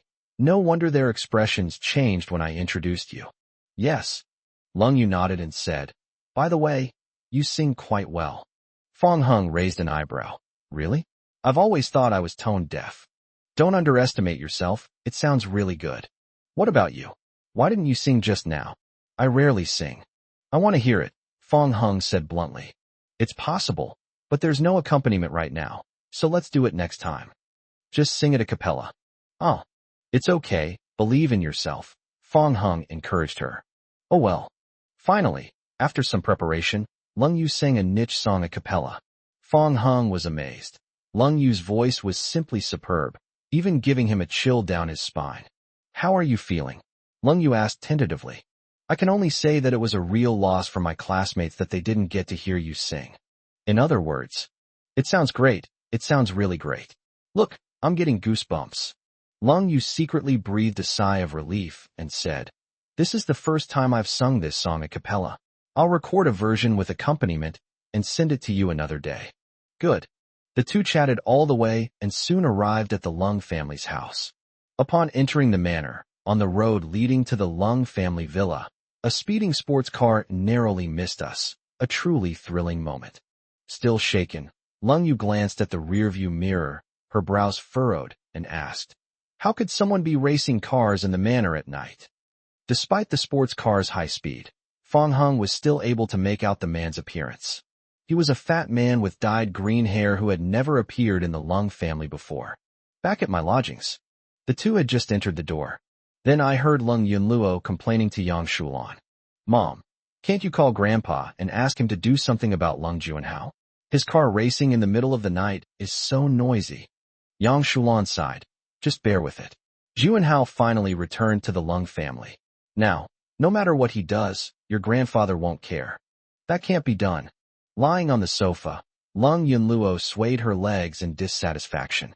Lung Yu asked, Mom, is Lung Juanhao back? The sound of sports cars roaring outside came again. Look, that's the one speeding outside, Yang Shulan said. It's so annoying. I'd rather not have come back, Lung Yunluo complained. Yang Shulan immediately scolded. Yunluo, don't talk nonsense. Your uncle will be unhappy if he hears you. If he's unhappy, he's unhappy. He doesn't even care about his own son, so why would he care about me? At this moment, Lung Tianrui came down from upstairs. Seeing this, Lung Yunluo immediately changed from lying down to sitting up, becoming a well-behaved child. Tianrui Juanhao this. Never mind, I'll try calling Bowen. Lung Yunluo said timidly. Dad, please call Uncle quickly, we can't take it anymore. Lung Tianrui nodded, then took out his phone. The call was connected. Lung Tianrui said politely, Brother, Juanhao has just returned. Please persuade him to stop speeding and get some rest. Lung Bowen, however, didn't take it seriously. It's nothing, just racing. Juanhao finally returned to the Lung family. It's normal for him to want to let loose a bit. It's the middle of the night, dark and slippery, and there are many people living in the manor. It could be very dangerous. All right, I have something to do, so I'll leave it at that. Lung Tianrui held the phone that had been hung up on, feeling utterly speechless. Unexpectedly, besides old Master Lung, even Lung Bowen indulged Lung Juanhao in this way. A short while later, the roar of the sports car filled the air once again. Fong Hung grabbed the car keys and said, I'll handle it. Chapter 88. Okay, I'll listen to you. The group realized that Fong Hung wanted to forcibly stop Lung Juanhao from continuing to speed. No, that's too dangerous. Lung Yu immediately grabbed Fong Hung's arm. Lung Yunluo also came up to stop Fong Hung, saying, Brother-in-law, why don't you bear with it? That guy's been going on for a long time. He should calm down soon. Yang Shulan chimed in. That's right, Xiao Hong. This could easily lead to an accident. It's okay, trust me, I won't do anything dangerous. After Fong Hung made several assurances, the mother and her two daughters reluctantly agreed, repeatedly reminding him to be careful. Just before boarding the train, for the first time ever, Lung Tianrui spoke up. Yub, careful. Fong Hung nodded, then drove away. The mother and her two daughters were stunned, clearly taken aback by Lung Tianrui's concern for Fong Hung. On the road to the manor, because Lung Juanhao was speeding everywhere, pedestrians had to walk in a state of constant fear. The noise of the sports car kept everyone awake, but they dared not speak out because of the fact that the other party was the eldest young master of the Lung family. Inside the sports car, sitting in the driver's seat, Lung Juanhao was operating the steering wheel with one hand. He was drunk at the moment, but he still took another sip of wine. As I put down the bottle, I noticed a Mercedes-Benz G-Class driving towards me. The Mercedes-Benz G-Class was going very fast, giving Lung Juanhao the illusion that the other car was also speeding. As the two cars drew closer, the Mercedes-Benz G-Class not only showed no intention of giving way, but even accelerated. This startled Lung Juanhao so much that he instantly sobered up. Madman! He cursed loudly, quickly turned the steering wheel, and then slammed on the brakes. The tires screeched as they rubbed against the ground. Just after Lung Juanhao stopped his car, the Mercedes-Benz G-Class also stopped. Immediately afterwards, a tall figure stepped down from above. Lung Juanhao got out of the car, about to start cursing, when he saw the man slowly pull out a thin, long, sharp blade from behind his back. In the dim moonlight, the sharp blade emanated a chilling aura. Lung Juanhao sensed something was wrong and, frightened, hid back in his car, intending to drive away. However, for some reason, the sports car suddenly wouldn't start, and he hurriedly called his father, Lung Bowen. Hey, my darling son, what's wrong? Dad, help me. Someone's trying to kill me. Lung Bowen exclaimed in astonishment. How could this be? This is the Lung family, heavily guarded. Besides, you are the eldest young master of the Lung family. Who would dare to be so bold? Lung Juanhao's teeth were chattering. I don't know either. A very tall and handsome man was coming towards me with a knife. During a pause in conversation, the person appeared silently in front of the car window and slowly raised the sharp blade in his hand. Startled, Lung Juanhao dropped his phone and instinctively closed his eyes. Big brother, please don't kill me. I am the eldest young master of the Lung family. I can give you any amount of money you want. The car was filled with a strong smell of urine. However, Lung Juanhao did not hear a response from the other party, nor did he feel the pain of being pierced by a sharp blade. On the contrary, the sports car suddenly shook a few times for some reason, followed by the sound of a tire puncturing. Lung Juanhao didn't understand what the person wanted to do, but he still didn't dare to open his eyes, and kept praying in his heart that he could see the sun tomorrow. He only recently learned that he was a rich young master, and he hasn't even started to enjoy life yet. He can't just die like this. As time passed, Lung Juanhao's fear lessened, replaced by doubt. A moment later, he heard the sound of a car driving away, and he squinted and peeked at it secretly. As it drove off, the Mercedes-Benz G-Class gradually disappeared into the distance. Only then did Lung Juanhao dare to open his eyes wide and begin to breathe heavily. He got out of the car, his pants were completely soaked, and yellow liquid was dripping down his trouser legs. Lung Juanhao felt that the sports car was shorter than usual, and upon closer inspection, he discovered that all 4 tires had been punctured. He was relieved to have escaped a terrible attack, but quickly realized that the man hadn't intended to harm him. Damn, if you just puncture a tire, why make such a fuss? Lung family villa. The cold rain made her feel like she was sitting on pins and needles, and the sound of brakes that had just pierced the sky made her very worried about Fong Heng's safety. No, I have to go and see. Lung Yu couldn't sit still any longer. Ignoring Yang Shulan's attempts to stop her, she got up and started to walk out. Just then, a familiar car sound rang out, and a Mercedes-Benz G-Class drove into the courtyard. Lung Yu was the first to rush forward. Are you all right? Fong Heng spread his arms, and then turned around. Look, I'm perfectly fine, aren't I? After carefully checking Fong Heng and confirming that he was all right, Lung Yu finally felt relieved. That scared me to death. The father and his 2 daughters breathed a sigh of relief. The group returned to the sofa and sat down.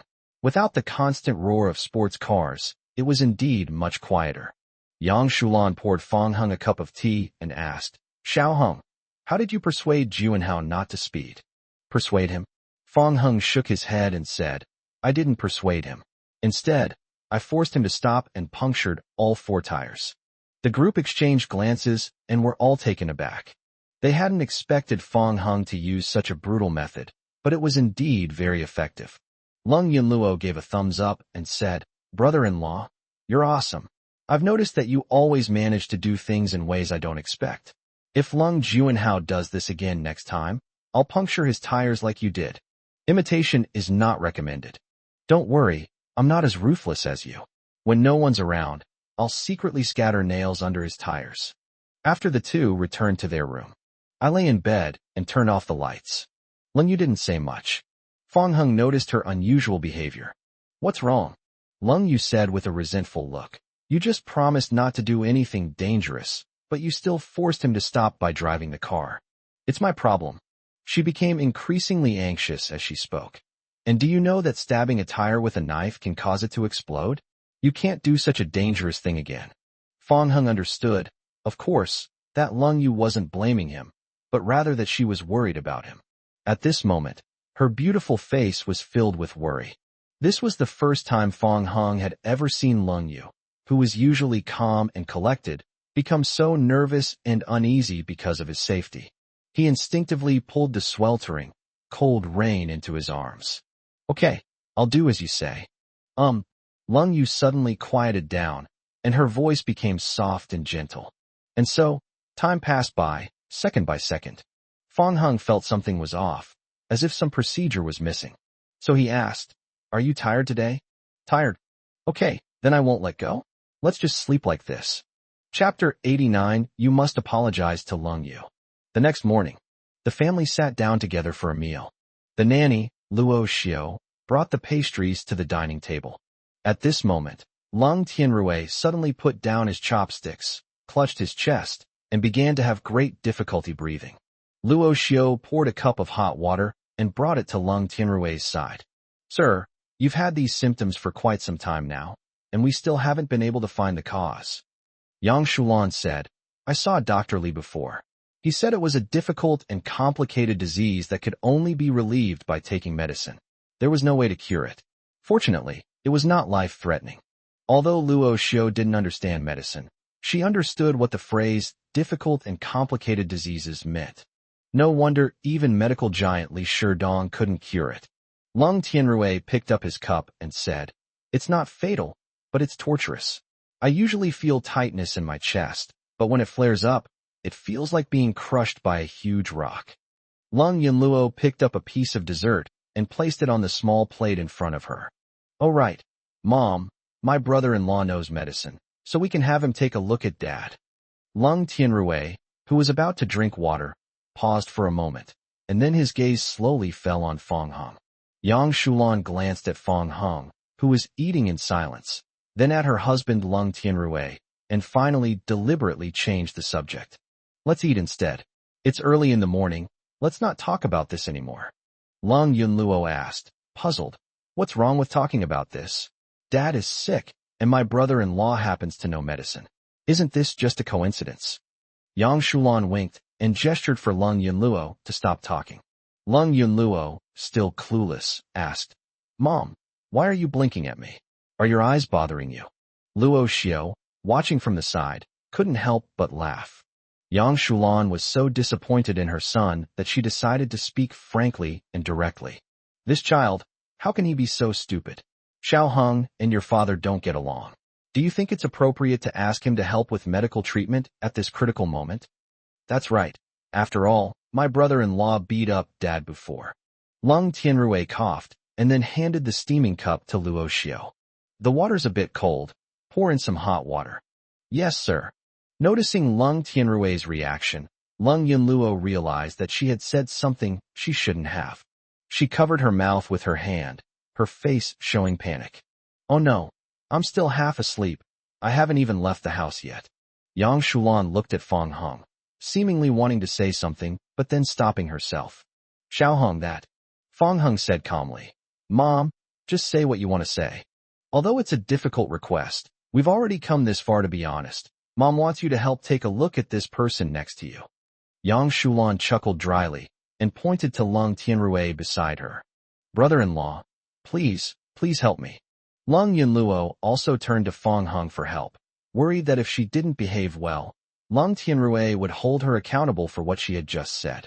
Fong Hung didn't rush to answer, but unconsciously looked towards Lung Yu on his right. Lung Yu remained silent, as if she hadn't heard anything, and even took the time to put a fried egg on Fong Hung's plate. Fearing that Fong Hung would refuse, Lung Yunluo moved her stool closer to him, then typed a message on her phone and held it up to him. Help, brother-in-law, I misspoke. If you don't help me, I'm probably going to die. Looking back on Tianrui's performance these past few days, it's been cold. In addition, there was the unexpected concern shown last night. In the end, Fong Hung looked at him expressionlessly, hesitating about what to say. Seeing this, Yang Shulan patted Lung Tianrui's leg under the table. Then, Lung Tianrui, slightly embarrassed, took the initiative to say, Mr. Fong, if you have time could you please take a look at my complicated illness? Yang Shulan covered her face, almost bursting out laughing. I wonder how other people's fathers-in-law and sons-in-law get along. Anyway, the sight of my own home is truly a rare sight. Fong Hung said, Okay, but there's a condition. What are the conditions? You must apologize to Lung Yu for what you did in the past. Lung Tianrui was stunned. Yang Shulan quickly pushed him. This is a great opportunity to repair family relationships. Lung Tianrui hesitated for a moment, then said, Xiao Yu, Dad has been reflecting on himself recently and has deeply realized his mistakes. I'm sorry, it was all Dad's fault before. Yang Shulan breathed a sigh of relief, then turned to her daughter and said, Xiao Yu, your father made a mistake, and it's only right that he apologizes. Whether you forgive him or not depends on your heart. Lung Yu stared directly at Lung Tianrui, her face turning cold. I agree to let Fong Hung help you with your medical treatment, but that doesn't mean I forgive you. The things you've done in this family over the years, the harm you've caused to me, Yunluo, and my mother, cannot be made up for with a simple I'm sorry. I understand. Lung Tianrui's words lacked their usual sharpness. From now on, let your dad make it up to our family through his actions. This result was within Yang Shulan's expectations. She smiled with relief. At least the family relationship had improved somewhat. Living under the same roof, we see each other all the time. Even if it can't be as warm and harmonious as other families, it's still much better than a lifeless gathering like this. Fong Hung took Lung Tianrui's pulse. Yang Shulan asked anxiously, How is it? Can it be cured? According to modern medicine, Lung Tianrui's illness is indeed a difficult and complicated disease. However, this is a minor issue for Fong Hung. It can be cured. Lift up your shirt and lie down on the sofa. Although he didn't know what Fong Hung was going to do, Lung Tianrui immediately did as he was told. Next, Fang Heng began to focus on administering acupuncture to Lung Tianrui. Before long, Lung Tianrui's back was covered with countless silver needles. Lung Yunluo chuckled. Haha sis, look at dad. He's like a hedgehog now. Lung Yu did not respond to Lung Yunluo. Her attention was entirely focused on Fang Heng. Fang Heng's earnestness exuded an invisible charm, so much so that Lung Yu stared at him, lost in thought. Sis, what are you daydreaming about? Lung Yunluo waved her hand in front of Lung Yu, and immediately understood when she followed her gaze. Lung Yu snapped out of her daze and asked, What's wrong? Lung Yunluo looked at him with disdain. Tisk tsk tsk. Your eyes are staring straight at your brother-in-law. You're practically drooling. Lung Yu slapped her on the butt and said, Shut up. You stinky sissy being a pervert. Directly opposite. Fang Heng timed it perfectly. Then quickly remove all the silver needles. All right. Yang Shulan was surprised by how quickly it happened, and then asked Lung Tianrui how he felt. Unexpectedly, Lung Tianrui said nothing, got up, and stumbled towards the bathroom. Chapter 90. Now you believe in your brother-in-law's abilities, right? Yang Shulan chased after them to check on the situation. I witnessed such a scene. Apart from Fang Heng, the others were also confused. Lung Yunluo suddenly had a strange thought. Oh no, sis, could it be that brother-in-law has made dad worse? Lung Yu rolled her eyes at her. Fang Heng walked over and said, Talking bad about me behind my back again. No, I was just praising you. Lung Yunluo hurriedly denied it, and then started flattering him. Sister, look at your man. He's an incredibly handsome and dashing doctor. Little sycophant. Lung Yunluo puffed out her cheeks in dissatisfaction, and then began to complain to Fang Heng. Brother-in-law, let me tell you, you have to control your woman. She just made a lewd gesture towards me. Fang Heng asked, puzzled. She just spanked me. Good for him, he deserved it. Wow, you're ganging up on me. Wah, I'm not playing with you guys anymore. A short while later, Yang Shulan helped Lung Tianrui out. He was pale, his face was bloodless, and he looked very weak. Lung Yunluo said nervously, Oh no, brother-in-law, you didn't really mess it up, did you? Fang Heng smiled, but remained silent. Lung Tianrui slowly walked up to the three of them, then said to Fang Heng with great gratitude, Thank you. Upon hearing this, the mother and her daughters were taken aback. Do you feel much better now?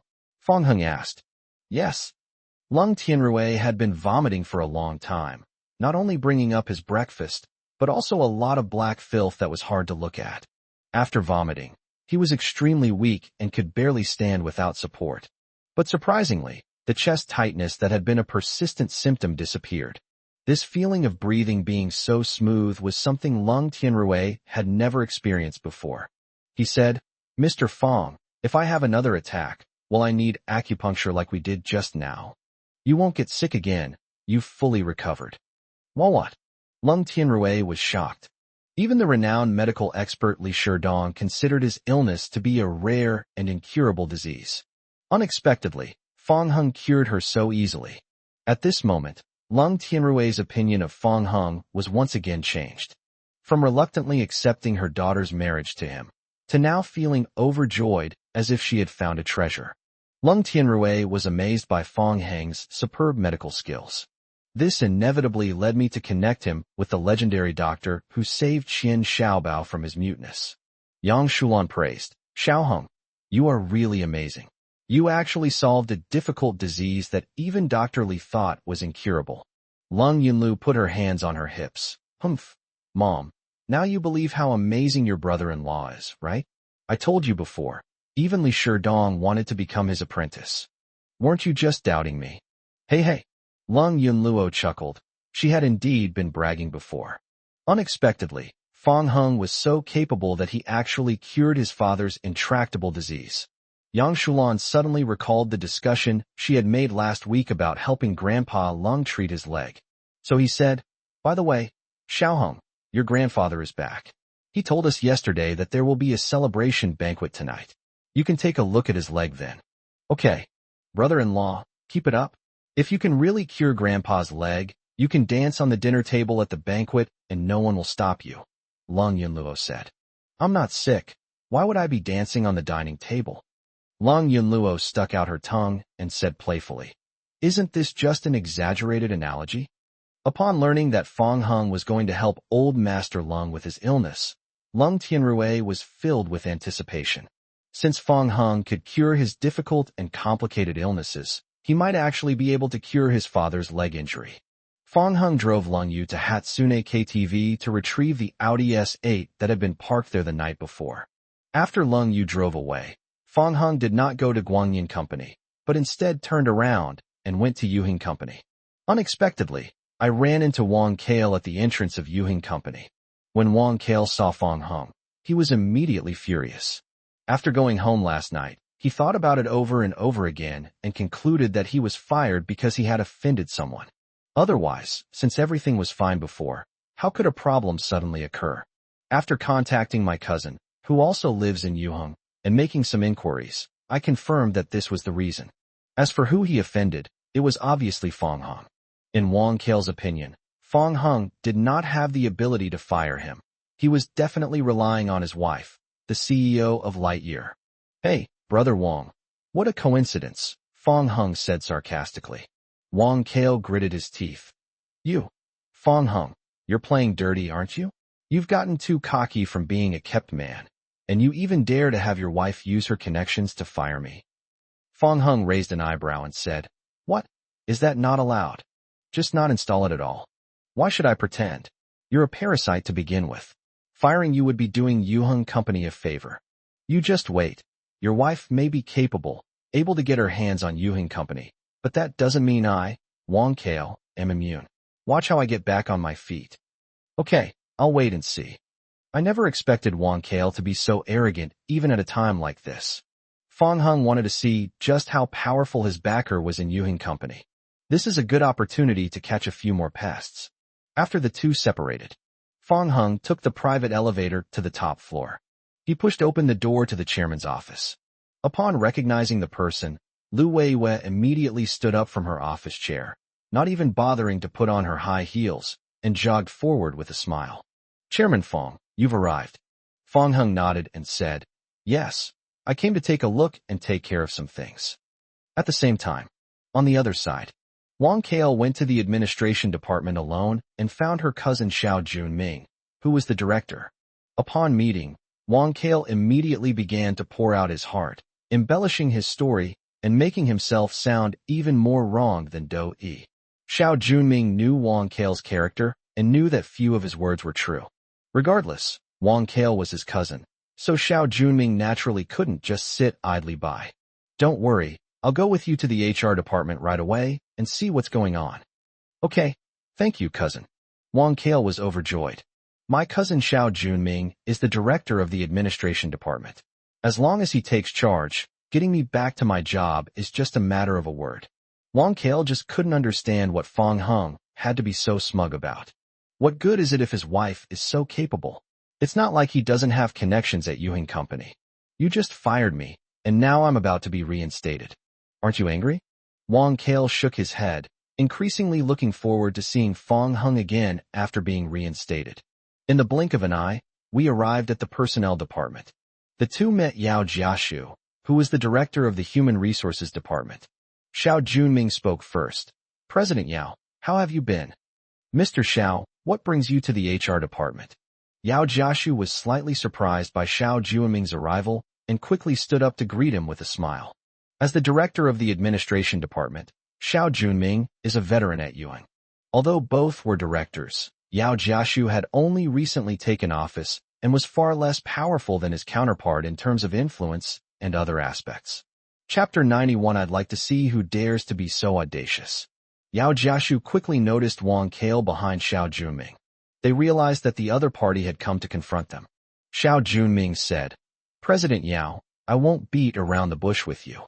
Wang Kale, whom you fired, is my cousin." Yao Jiashu was quite surprised. It turns out that Wang Kale and Xiao Junming, the director of the administration department, are related. Yao Jiashu hadn't yet secured his position as HR director, so naturally he didn't want to have any conflict with his more senior colleague, Xiao Junming. Therefore, he lowered his stance and said with a forced smile, "I'm sorry, Mr. Xiao. It's my fault. Xiao Junming chuckled. I understand. Mr. Yao, you are very busy, so it is normal for you to make mistakes occasionally. I hope you will do me a favor and withdraw the decision to dismiss my cousin. Wang Kale also spoke kindly, flattering Yao Jiashu. Yao Jiashu shook his head and said, President Xiao, everything else is negotiable, but I'm afraid I can't help with this matter. Wang Kale was taken aback, not expecting that even Xiao Junming's intervention would be ineffective.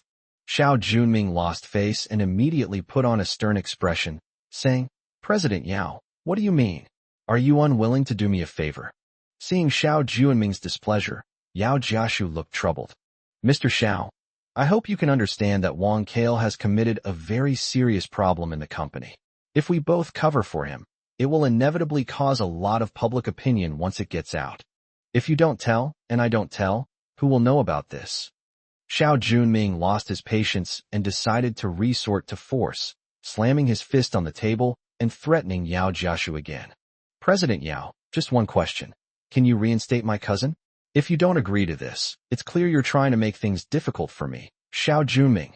Yao Jiashu felt at a loss. He had only hired Wang Kale, yet he had gotten himself into such big trouble. He didn't want to offend Xiao Junming, and even less did he want to offend those above him. Yao Jiashu pondered how to protect himself wisely. Fortunately, a voice came from outside at that moment, which relieved him. Director Xiao, what's wrong that's making you so angry? As soon as she finished speaking, a middle-aged woman with short hair and wearing a white shirt pushed open the door and entered. Wang Kale recognized the woman at a glance. She was none other than General Manager Fan Shumin. Upon seeing Fan Shumin, Xiao Junming immediately composed himself, greeted her with a smile. President Fan. Director Xiao, I heard your voice outside just now. What could possibly make things difficult for our Director Yao like this? Mr. Fan, this is what happened. This is my cousin, Wang Kale. Mr. Yao fired him for no reason, and I just wanted to come and reason with him. Oh, I see. Fan Shumin nodded. It's perfect that you're here, Mr. Fan. Please help me settle this matter. Fan Shumin said. No need. I asked Director Yao to handle the matter myself. Upon hearing this, Xiao Junming and Wang Kale were both very surprised. So it was you who instructed them? Mr. Fan, what are you doing? Fan Shumin glanced at Yao Jiashu, who quickly produced an investigation report. Look at this, it's all clearly recorded. Just the 2 points of accepting bribes and assaulting employees alone make it a dereliction of duty for us senior executives to keep Wang Kale at Yuang. Xiao Junming frowned after reading it. The 2 points Fan Shumin mentioned were not even the most serious problems Wang Kale had made. Xiao Junming was also quite helpless about this, but he could only bite the bullet and continue to plead for leniency. Mr. Fan, most of this information is probably untrue. My cousin has also promised to correct it. Besides, it's not appropriate to disrupt the peace that everyone has been maintaining for the sake of some outsiders, is it? Fan Shumin had not expected Xiao Junming to be so well informed. Indeed, last night she was at the request of Leng Yu, the president of Guangyin Company, to instruct HR Director Yao Jiashu to deal with Wang Kale.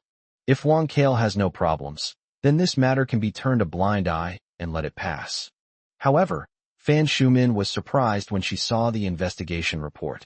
Wang Kale, a lowly employee, had done far more bad things than the department heads who had been dismissed earlier. Fan Shumin knew that even if no one demanded that Wang Kale be dealt with, this scourge could not be allowed to remain in Yuheng Company any longer. Otherwise, they'll definitely cause a huge mess in the future. Director Xiao, please correct your attitude. As senior executives of the company, we must prioritize Yuheng's interests above all else. Employees like Wang Kale, who harm the company's interests and damage its image, must not be protected by anyone. Fan Shumin's words were forceful and left Xiao Junming speechless for a moment, his face turning quite ugly. As an administrative director, he was naturally no match for General Manager Fan Shumin in a head-to-head confrontation. Moreover, Wang Kale has done so many bad things, and standing up for him would be tantamount to handing over leverage to others. Xiao Junming couldn't help but think of giving up, so he started to persuade Wang Kale. Cousin, how about we call it quits? I can introduce you to a better job. To everyone's surprise, Wang Kale not only refused, but also used emotional appeals to put pressure on Xiao Junming. Cousin, only you can help me. If even you don't help me, my mom will be very sad if she finds out. Xiao Junming lost his parents at a young age and grew up in Wang Kail's house. My aunt is the person who loves her most in the world. Without his aunt, he would have been homeless long ago, and he wouldn't have achieved what he has today. He understood the meaning behind Wang Kail's words. The current situation dictates one outcome. We have no choice but to help. Xiao Junming sighed and had no choice but to call his father-in-law, Lianhe. A short while later, a Mediterranean-looking, pot-bellied man wearing glasses pushed open the door and entered. Upon seeing the person who arrived, Wang Kail was both excited and full of confidence. Xiao Junming's father-in-law, Lianhe, is the current president of Yuhing Company. Aside from the people on the board of directors, he is arguably the most powerful person in the company. Even General Manager Fan Shumin had to bow down in front of him. The group of people greeted Lianhe warmly. Fan Shumin's expression immediately turned serious, and she said, "President Li." Lianhe's eyelids drooped, and he completely ignored Fan Shumin. After learning the situation from Xiao Junming, he snorted coldly and immediately began to attack Yao Jiashu, the HR director. "Director Yao, who gave you the authority to touch my people, Lianhe's people?" Lianhe exuded authority without anger. With just one sentence, he made Yao Jiashu uneasy. Wang Kail felt incredibly happy. Even President Yu Hong was protecting him, so his reinstatement was now a sure thing. Lianhe's arrival undoubtedly increased the pressure on Yao Jiashu. In this situation, it's impossible not to offend someone.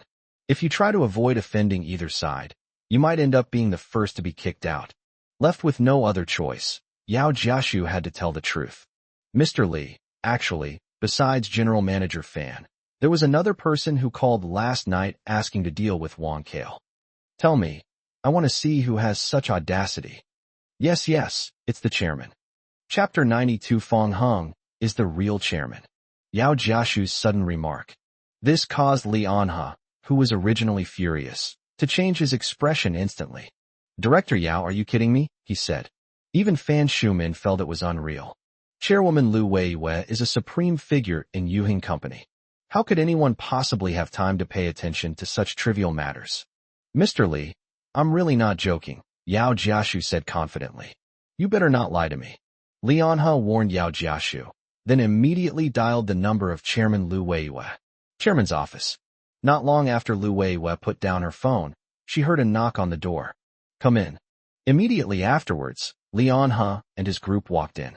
Wang Kail, who was at the very back, was trembling. "I never imagined that my dismissal would be related to Chairman Lu Weiyue." Fan Shumin was utterly shocked.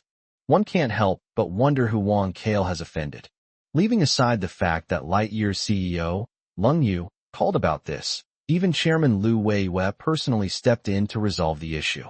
At this moment, Lu Weiyue looked calmly at Yao Jiashu and Fan Shumin. "Director Yao, General Manager Fan, this matter has nothing to do with you. Please leave now." "Yes, Chairman." The two spoke in unison and quickly left the office. Lu Weiyue turned her attention to the other three. "Mr. Li, what are your demands?" Lianhe became very humble when facing Lu Weiyue. "Chairman, to be honest, Wang Kail is a relative of my son-in-law Xiao Junming. He is young and doesn't know any better, so I hope you can be lenient with him." "Didn't you read the investigation report?" Lu Weiyue asked. "I've looked at them, but I don't think there are any big problems. It's normal for young people to make mistakes. The key is to recognize and correct them," Lianhe said casually. He didn't even glance at the investigation report about Wang Kail, and he didn't take it seriously at all. Xiao Junming said, "Chairman, after this incident, my cousin has realized the seriousness of the problem and promised me that he will never make the same mistake again." Wang Kail continued, nervously making a guarantee. "Chairman, please give me another chance. I want to continue to contribute to Yuhing until the last drop of blood in my body is shed." Lu Weiyue said, "It's no use begging me. The decision has been made, and I will not agree to withdraw the expulsion order." Seeing Lu Weiyue's resolute attitude, the three of them fell silent. Xiao Junming shook his head helplessly at Wang Kail, indicating that there was absolutely no hope now. With Lu Weiyue in the way, Even a god couldn't do anything about it. Wang Kale felt a chill run down his spine. The job itself isn't the most important thing. The main issue is that he just made a boastful statement. If he can't get back to his job, he'll lose face in front of Fong Heng in the future. Wang Kale gritted his teeth, abandoned all pretense of decency, and directly threatened Xiao Junming. Cousin, if I can't get back to my job, tell my mom that you're unwilling to help me. Xiao Junming's face was extremely grim. How could you do this? Anyway, you can do whatever you want. Wang Kale's shameless behavior was so outrageous that even Li Anhe could hardly stand it anymore. If it weren't for his son-in-law Xiao Junming's sake, he probably would have already slapped the other man across the face. Forced into a corner by Wang Kale, Xiao Junming had no choice but to go all out. He said to Lu Weiyue, "Chairman, if you do not agree to revoke the decision to dismiss my cousin, then I will have no choice but to leave Yuheng with him." "Director Xiao, are you threatening me? I really have no other choice, and to be honest, many companies have been trying to poach me all along." Li Anhe was very fond of his son-in-law Xiao Junming and knew that he had no other choice but to help him. "Chairman Lu, now that things have come to this, I'll put it out there. If my son-in-law resigns, then I, Li Anhe, might as well not take the position of president of Yuheng." Lu Weiyue gradually frowned. "President Li, are you even threatening me? Do you think it's worth it for a mere Wang Kale?" Li Anhe was certain that Lu Weiyue would not let him leave. That's why they dared to join forces with Xiao Junming to put pressure on the other side. There's no question of whether it's worth it or not. Chairman, you can decide for yourself. Seeing that the two were willing to threaten Lu Weiyue with resignation for their sake, Wang Kale was deeply moved. At the same time, I felt that this time there was definitely a chance. There was no reason for Lu Weiyue to abandon two veteran core figures just to fire him. Lu Weiyue was truly undecided for a moment.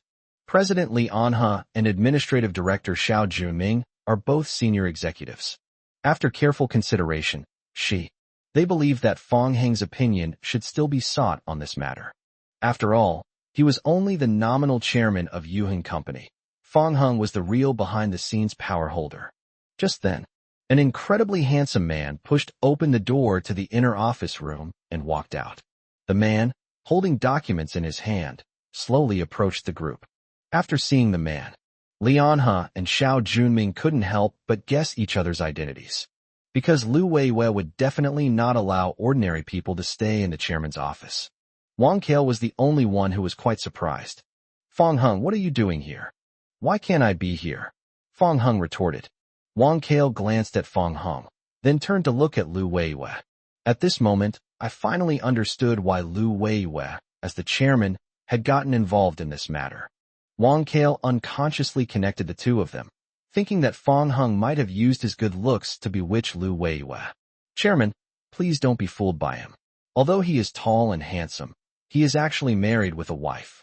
Xiao Junming and Li Anhe exchanged a glance. They felt they might have stumbled upon Lu Weiyue's secret, now that they have leverage over Lu Weiyue. In this way, not only is Wang Kale's reinstatement likely, but the two of them will also have more confidence when dealing with matters at the company in the future, just as each of them was harboring their own secrets. Lu Weiyue ignored them and silently walked up to Fong Heng. She asked with utmost respect, "Chairman Fong, what do you think should be done about this?" The address, Chairman Fong, completely stunned the three of them. In an instant, Xiao Junming and Li Anhe were filled with unease. They had actually heard rumors long ago that Lu Weiyue was the nominal chairperson. I initially thought it was just nonsense, but I never imagined it would actually be true. Clearly, the man in front of them, named Fong Heng, is the real chairman of Yuheng Company. Wang Kale said incredulously, "Chairman, are you mistaken? Fong Heng is just a gigolo. How could he be some kind of Chairman Fong?" Chapter 93 is coming soon, Mr. President. Wang Kale was someone Fong Heng personally requested to be dealt with. This indicates that there must have been a conflict between the two. At Yuheng Company, Chairman Fong Heng's enemy is naturally also Lu Weiyue's enemy. Lu Weiyue stared directly at Wang Kale, her face cold, and rebuked him angrily. "Shut your mouth. Are you kidding me? Do you think I don't know what's going on?" Lu Weiyue's confirmation of Fong Heng's identity shocked Wang Kale like never before. He stared blankly at Fong Heng, unable to accept what was happening before him. No, this can't be real. Fong Hung is just a gigolo who married an excellent wife. How could he possibly suddenly rise to become the chairman of Yuheng Company? Yuheng. Cold rain? Fong Hung. Wang Kale's eyes widened as he finally understood why the company had recently changed its name from Gengchen to Yuheng. He couldn't help but take a step back, his gaze towards Fong Hung instantly filled with fear. At that moment, Wang Kale knew he had lost. The boastful words just made are destined to never come true. He does have connections at Yuheng Company. My cousin, Xiao Junming, is the director of the administration department. Xiao Junming's father-in-law, Lian He, is also a president. But what's the point of that? Fong Hung is the chairman of Yuheng. He's an absolute tyrant in the company. Forget about all the managers and executives. Even if the entire board of directors joined forces, they probably couldn't do anything to him. Fong Hung glanced at Wang Kale. It seems I won't be able to see you reinstated. Wang Kale was extremely embarrassed. His hands trembled, and he didn't even dare to speak. Fong Hung then turned his attention to Xiao Junming and Lian He. The two bowed and scraped, hurriedly greeting him. Hello, Chairman Fong. Hello, Chairman. Fong Hung glanced at the information and looked at Lian He, whose face was full of scars. President Lian He? Chairman Fong, it is me. Lian He wiped his sweat. This chairman, who had always remained behind the scenes, made him feel as unfathomable as the bottom of the sea. Fong Hung turned to the next page of the document and then looked at Xiao Junming, who had a smirk on his face. Xiao Junming, director of the administration department? Chairman, it's me. Fong Hung slammed the document shut and handed it to Lu Weiyue, who was standing to the side. He said, all right, now that it's confirmed, you can leave with Wang Kale. Lian He and Xiao Junming were stunned. Their facial expressions changed at a speed visible to the naked eye. Chairman Fong, what you mean is... What? Isn't that clear enough? Fine, then I'll be blunt. Starting tomorrow, none of you need to come anymore. Upon hearing this, both of them turned deathly pale. This outcome was clearly unexpected and unacceptable to them. Chairman Fong, please. Chairman, no, please don't do this. Huh? You just said it yourselves. If the expulsion decision against Wang Kale isn't revoked, you'll have to leave Yuheng with him. Are you deliberately making fun of me? Seeing that Fong Hung was showing signs of getting angry, the two were so frightened their legs almost went weak. No. Chairman Fong, Lian He and Xiao Junming had no way to express their grievances. They were certain that Lu Weiyue would not fire them. That's why I dared to take such a big gamble for Wang Kale. Little did anyone expect that Fong Hung was the real chairman. This is tantamount to shooting oneself in the foot. Since that's not the case, then there's nothing more to say. Fong Hung turned and walked towards his desk, then waved to Lu Weiyue. See a visitor out. Yes, Chairman Fong. They were kicked out of Yuheng Company's gate after completing the formalities. The three of them looked dazed, as if they were still dreaming. Lian simply couldn't accept this fact. One moment he was the president of a leading company, and the next he was unemployed. He understood that all of this stemmed from Wang Kale. Finally unable to contain her anger, she turned around and began to hit and curse Wang Kale. Why did you have to provoke the chairman of all people? You jinx, you still want to get back to your job? I'll give you a damn. Your cousin and I are nothing now. Are you finally satisfied? On the other side, Lu Weiyue thought Fong Hung was incredibly handsome. When Lian He and Xiao Junming said they wanted to leave, they were simply told to leave without any intention of trying to persuade them to stay. Chairman Fong, you have great courage. If it were me, I really wouldn't be able to make this decision. Fong Hung Sai will not tolerate these people's bad habits. Besides, he had carefully reviewed the information. Lian He and Xiao Junming also did a lot of bad things in private. Yuheng Company is full of talented people, and there are plenty of people who are capable of taking on their positions. Suddenly, I felt my phone vibrate. Fong Hung opened it and took a look. I received a message from Lung Yu. You slacking off, King. It's lunchtime already. Where are you? Coming right away, Mr. President. Fong Hung replied to Lung Yu, then got up and put his phone in his pocket. All right, I'm leaving. Lu Weiyue was slightly taken aback. Okay, Chairman Fong, I'll see you off. I watched Fong Hung get into his Mercedes-Benz G-Class and leave. Lu Weiyue sighed. A smile unconsciously appeared on Fong Heng's face when he replied to the message. That's just too unfair. Sigh. I'm so envious of that woman. Like your corporation. With his green hair and beer belly, Lung Juanhao strolled around the floors with his hands behind his back, looking quite imposing. He had already ordered the dismissal of several employees simply because he didn't like the look of them. Just then, a man who was incredibly handsome appeared. It instantly stirred up Lung Juanhao's memories. Although Lung Juanhao didn't know who the other person was, he clearly remembered that it was the guy who punctured his sports car tires at the manor last night and scared him so much that he peed his pants. Stop right there. Lung Juanhao shouted, and, amidst the strange looks from the others, immediately ran towards the man with his obese body. Fong Heng heard the voice, turned around, and found that it was actually Lung Juanhao. Lung Juanhao ran up to Fong Heng, leaned against the wall with one hand, glared at him, and said breathlessly, I remember you, kid. What's wrong? Fong Heng asked. May I have your name? Get to the point. I'll ask you one last time, what's your name? Lung Juanhao said with a stern face. It's already lunchtime. Fong Heng wanted to go find Lung Yu as soon as possible. Naturally, he was too lazy to waste time with Lung Juanhao here. So he simply turned around and left. This scene stunned Lung Juanhao. Although he has not yet held a position in the company, his status and position are such that no one in the entire Lightyear company would dare to offend him rashly. Lung Juanhao couldn't understand where Fong Heng got the confidence to disregard him, the eldest young master of the Lung family. Chapter 94. He's Lung Yu's precious darling. Lung Juanhao felt he had to make Fong Heng realize how powerful he was. I'll also take revenge for last night. He pointed to Fong Heng Yuan's departing figure and asked the onlookers, Does anyone know who that person is? The employees looked at each other, and no one stepped forward to answer. Many of them, seeing that Lung Juanhao was an unfamiliar face, inquired about his identity. Lung Juanhao retorted angrily, Who am I? I'm the eldest young master of the Lung family, and this company will all belong to me in the future. Do you understand? Only then did everyone learn Lung Juanhao's identity, and their gazes towards him immediately changed. I'll count to 3. If no one tells me by then all of you can get out of the light years away. The employees were stunned. They never expected Lung Juanhao to be so unreasonable and domineering.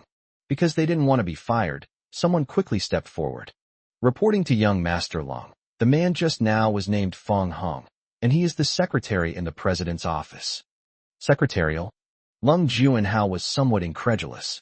Yes, secretary. After receiving confirmation, Lung Juanhao couldn't help but laugh out loud. It turns out he was just a lowly secretary after all that work. He thought he was something special. Lung Juanhao suddenly wanted to crack open Fong Heng's head to see if he was out of his mind, since he didn't even respect him, the future chairman of Lightyear. The CEO's office. Lung Juanhao muttered to himself, remembering that his cousin Lung Yu was the president. So he found the number his father, Lung Bowen, had given him and called the number directly. Hey, Xiao Yu, it's your brother Juanhao. Can you help me fire that guy Fong Heng from your office? There was no response on the other end of the phone. Lung Juanhao asked in confusion. Hey, cousin Xiao Yu, why aren't you saying anything? Can't you hear me? The call was abruptly disconnected the next moment. Lung Juanhao was completely confused. When he tried to call again, he found that he couldn't get through no matter what he tried. He couldn't help but feel a little annoyed. Could it be that he had entered the wrong number and been blocked? Lung Juanhao checked the number again carefully, and after confirming that there were no problems, he became even more frustrated.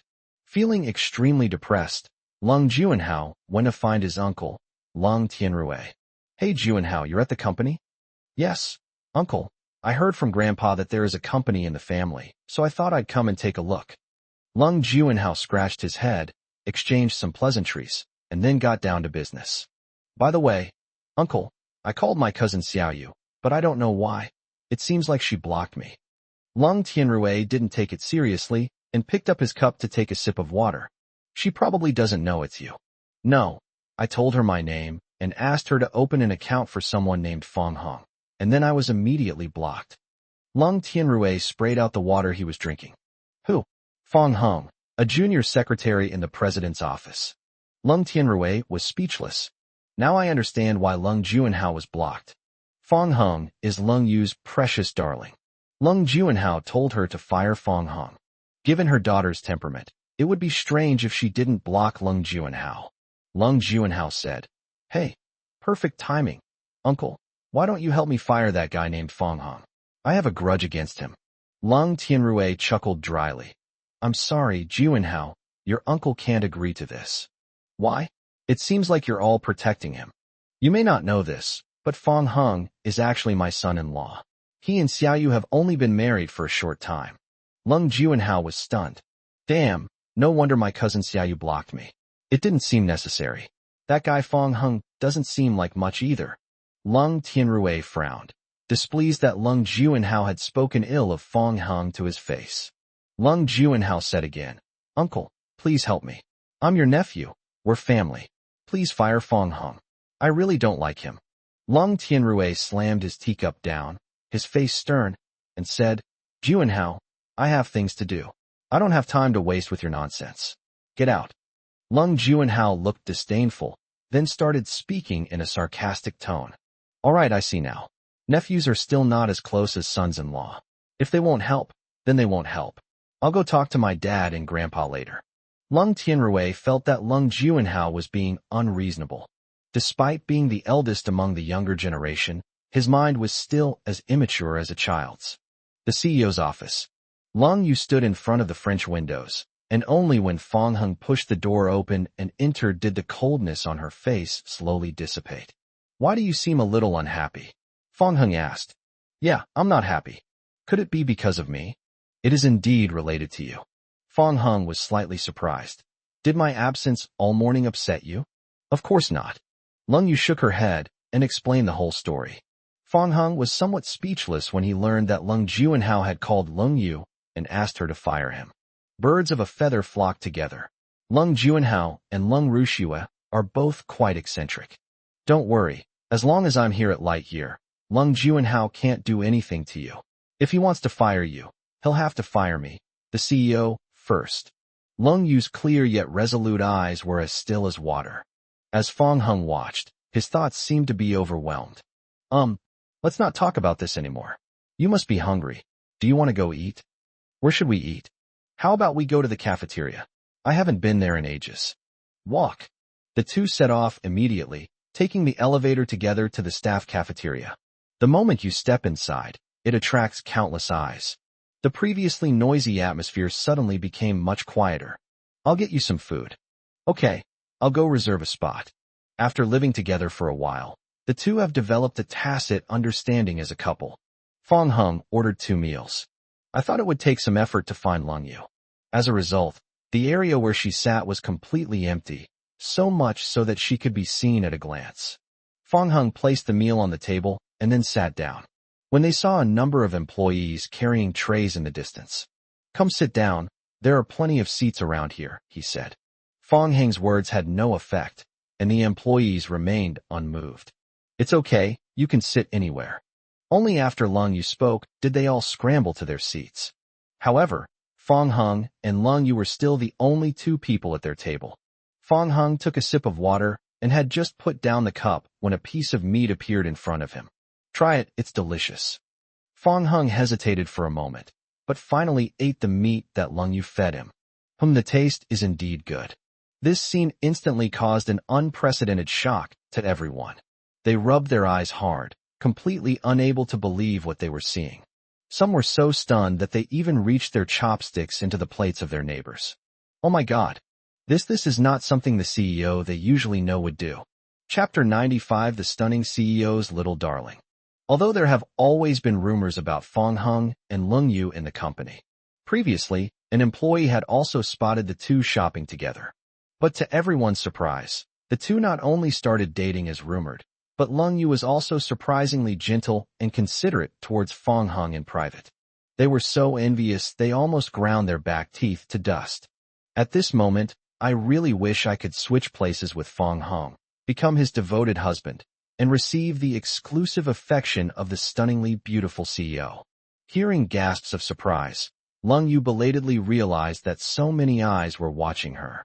She felt a little awkward, but still tried to remain calm. Fong Hung noticed her unusual behavior and said, "You're being too hasty. This isn't home. If people are watching, then people are watching. I want to eat this." Lung Yu pointed to the potatoes on Fong Heng's plate. "Isn't there some on your plate?" Reciprocity is key.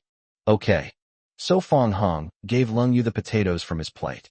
Lung Yu stared straight at him and repeated, "Reciprocity is key." Fong Heng then realized that Lung Yu wanted him to feed her. This is like a child's game of make-believe. However, Fong Heng still picked up a piece of potato with his chopsticks and slowly held it out to her. Lung Yu tucked her hair behind her ears, gently opened her mouth, bit into the potato, and slowly ate it. Such a scene. The scene seemed much quieter than before. However, a series of message notification sounds appeared inexplicably. Everyone was engrossed in typing, their fingers flying across the keyboard, practically sparking from their phones. The various work groups were buzzing with activity. Some people who didn't know the situation thought something serious had happened. In the blink of an eye, the number of messages reached 99 plus. Holy crap, just like the rumors said, Secretary Fong and President Lung are really together? Did you all see that just now? Feeding each other, it was like a famous scene from a sweet romance drama. To be honest, I'm totally smitten by these two. They completely outshine all the male and female leads in all the movies and TV dramas I've ever watched. After finishing their meal, the two left the staff canteen.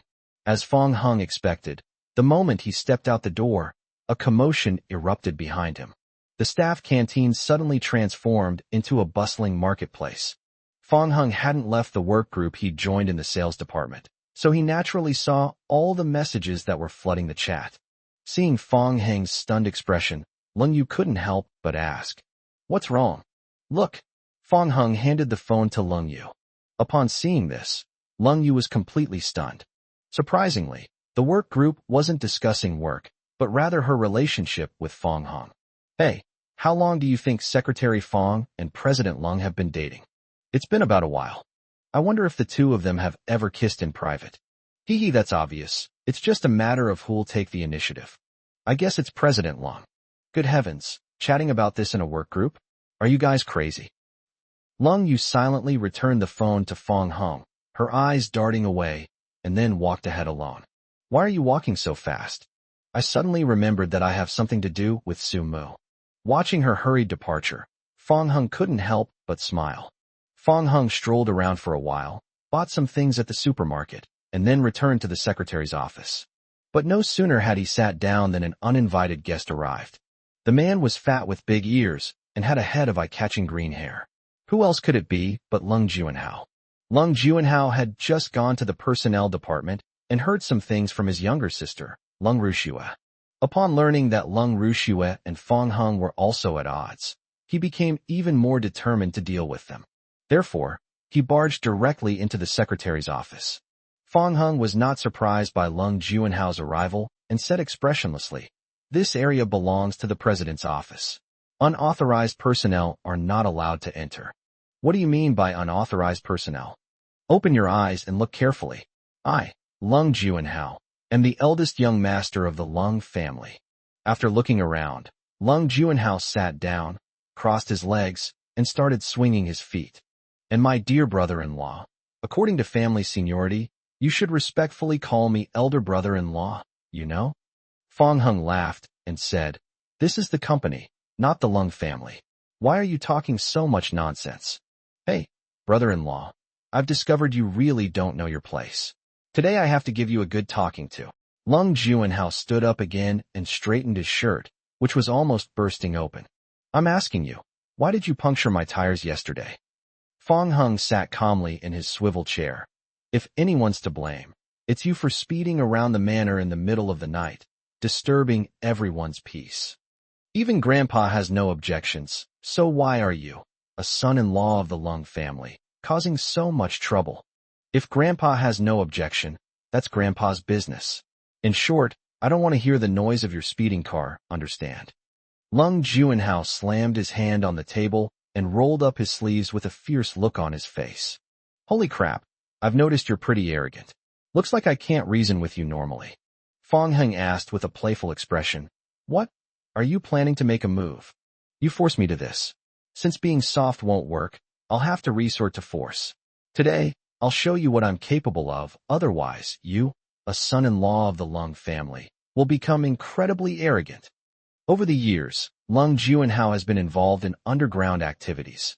Upon learning that he was the son of a wealthy family, he originally wanted to change his image and establish himself as a refined and cultured young master of the Lung family in front of others.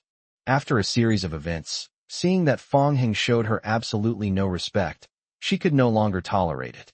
He immediately reverted to his old thuggish ways, believing that subduing people with fists was the simplest and most effective method. However, just as Lung Juanhao clenched his fists, preparing to attack Fong Heng, with a bang, the secretary's office door was suddenly pushed open from the outside. A group of people were standing outside the door.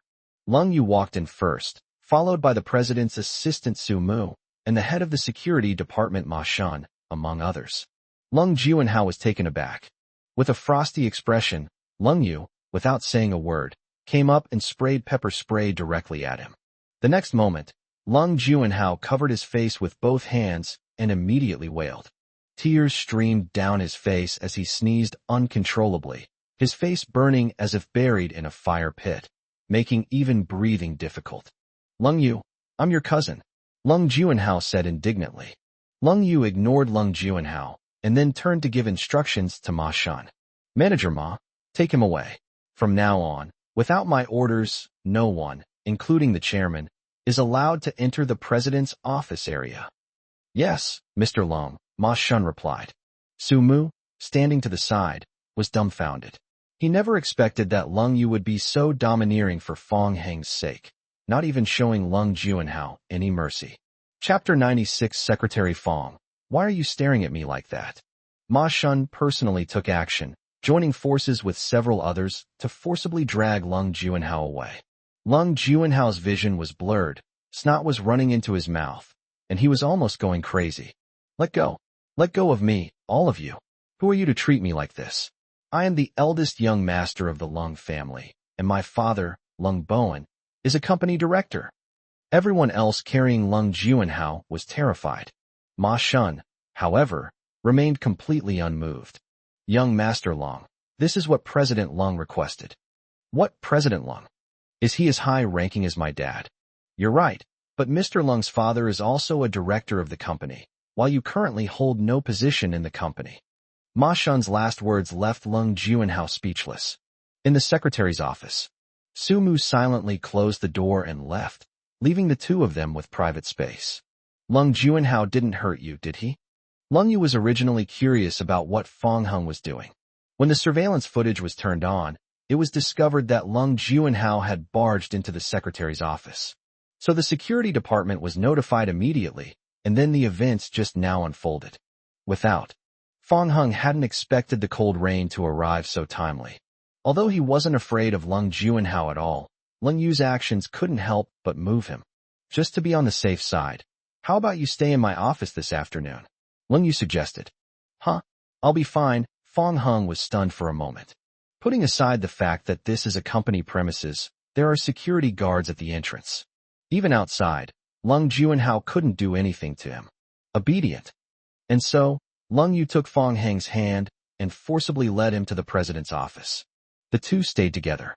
There was cold rain nearby. Fong Heng was too embarrassed to openly slack off anymore.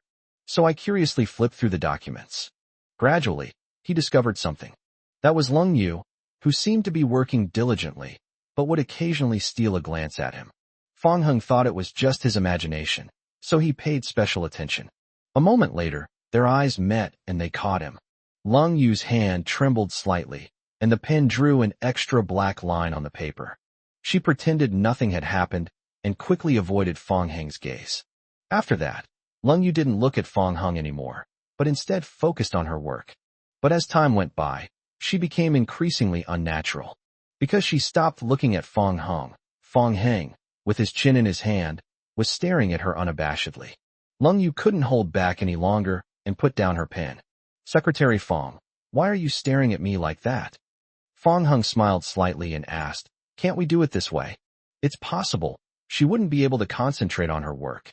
Okay, I won't look at you anymore. Let's get back to work. Fong Hung knew that this would distract Lung Yu, so he stopped teasing her. That's more like it. Despite saying that, once Fong Hung looked away and stopped looking at her, Lung Yu felt a void in her heart. For a time, she seemed even less able to concentrate on her work. The Lung family. Lung Bowen pushed the old man, who was in a wheelchair, for a walk in the garden. The two were chatting happily when they saw Lung Juanhao returning in a rage, and their smiles froze instantly. "Oh dear, my precious grandson, what's wrong with you?" Old Master Lung asked with concern. "Grandpa, are you not going to do anything about your good granddaughter?" Lung Bowen said. "Juanhao, tell me quickly, what exactly happened?" So Lung Jun recounted what had just happened, embellishing the story and expressing his dissatisfaction with Fong Hung and Lung Yu. As for anything that is unfavorable to oneself, it is naturally ignored. Upon hearing this, Lung Bowen was immediately furious. The son, Lung Juanhao, had been wandering outside for decades, which was already miserable enough, but when he returned to the Lung family, he was still bullied. For a moment, he felt like a complete failure, unable to even protect his own child as a father. Lung Bowen's face turned ashen. He said, "Dad, you have to take care of Tianrui's children." Old Master Lung fell silent. Lung Bowen continued. "Yesterday, Ru Shui reported that while I was away, Tianrui's family had been bullying her, and Xiao Yu had even hit her more than once." "What? Lung Yu actually hit my sister?" Lung Juanhao was both surprised and angry, as Lung Rushu had not revealed these things to him earlier. "Grandpa, Fong Hung and Lung Yu are becoming increasingly lawless. Aren't you going to do anything about it?" Old Master Lung was aware of the conflicts among the younger generation, but he always turned a blind eye. But now, at this critical juncture, the father and son are pressuring him, and he can no longer pretend to be confused. "Okay, I'll call Xiaoyu myself right now." Old Master Lung dialed Lung Yu's number, intending to confront her. "Grandpa, what's wrong?" Unexpectedly, Fong Heng's voice came from the other end of the phone. Upon hearing this, Old Master Lung fell silent. He immediately changed his tone and began to fawn over Fong Hung. "Oh, it's Xiao Hong. How are you doing at work? Are you not too tired?" This scene undoubtedly left the father and son standing nearby dumbfounded. After Grandpa Lung hung up the phone, "Dad, what are you doing?" Lung Bowen was very puzzled. Lung Juanhao was very dissatisfied. "Grandpa, are you getting senile?" Even if Fong Hung answered the phone, you could have scolded him. "Why are you showing concern instead?" "You don't know this, but Fong Hung and young Master Qian know each other," Old Master Lung said with difficulty. Lung Bowen was shocked by just that one sentence. "Well, what? That kid actually knows young Master Qian?" "Yes, we not only know each other, but our relationship is quite special." Lung Bowen was even more shocked. He never expected that Lung Tianrui's son-in-law would have such a close relationship with the son of the richest man. Lung Juanhao was completely confused. He had just returned and had no idea who this young Master Qian was. "Dad, who is this young Master Qian you're talking about?" Lung Bowen reminded him. "Juanhao, young Master Qian is the son of the richest man, Mr. Qian, Qian Dashan. Remember, never provoke him." Upon hearing this, Lung Juanhao was completely stunned. He finally understood why Fong Hung was so confident, daring to disregard even him, the eldest young master of the Lung family. "It turns out I knew the son of the richest man. There's really nothing we can do about him right now." Helpless, Lung Juanhao started to play the victim. "Grandpa, we can leave Fong Hung aside for now, but you have to take care of Lung Yu. Look at the state I've become." Okay. Grandpa will definitely give Xiao Yu a good scolding during the banquet." The CEO's office. When Lung Yu returned, she saw Fong Hung holding her phone, and a hint of doubt appeared on her pretty face. "Are you curious about what's on my phone?" "There really is some. Could there be some secret inside?" Fong Hung joked deliberately. "It's okay. Feel free to look around." Lung Yu directly revealed the lock screen password. "How come it's the same as my birthday?" Lung Yu said nervously. "Aw, it's your birthday? I didn't know. Maybe it's just a coincidence." Fong Hung felt this was too much of a coincidence. Chapter 97: The Secret of the Photo Album. Seeing that Fong Hung did not press further, Lung Yu secretly breathed a sigh of relief. But the next moment, she became a little nervous. It was only then that Lung Yu remembered that there really was a secret in the photo album. She had woken up earlier and secretly took many photos of Fong Hung sleeping. Fong Hung had no idea about any of this. He looked through Lung Yu's phone and noticed that there were very few apps on it, most of which were work-related. Just as Fong Hung was about to open the photo album, a fair, jade-like arm suddenly swept past him, and his hands were suddenly empty. He looked up and saw Lung Yu clutching her phone tightly to her chest. "You finished reading it so quickly," she said. Fong Hung looked puzzled. How did he finish reading it? And the phone was stolen by Lung Yu. Yes, it was stolen. Perfect timing. I need to make a phone call, she said, turning and leaving. Fong Hung was speechless. Lung Yu's guilty look made him even more curious about what was in the photo album. Don't panic. We know the password anyway. We'll have plenty of opportunities to look. Night falls. The Lung family home was brightly lit and decorated with lanterns and colorful decorations. Everyone gathered in the banquet hall to celebrate Lung Juanhao's return. After some pleasantries, Yang Shulan's words instantly attracted everyone's attention. "Dad, there's actually another piece of good news." "Oh, besides my precious grandson coming back, what other happy news is there?" Lung Tianrui said. "Dad, do you still remember my symptoms of chest tightness?" I remember. It's been there since I was a child. Dr. Li even examined you back then and said it wouldn't endanger your life." "Yes, my symptoms disappeared this morning." "You healed on your own?" Old Master Lung asked.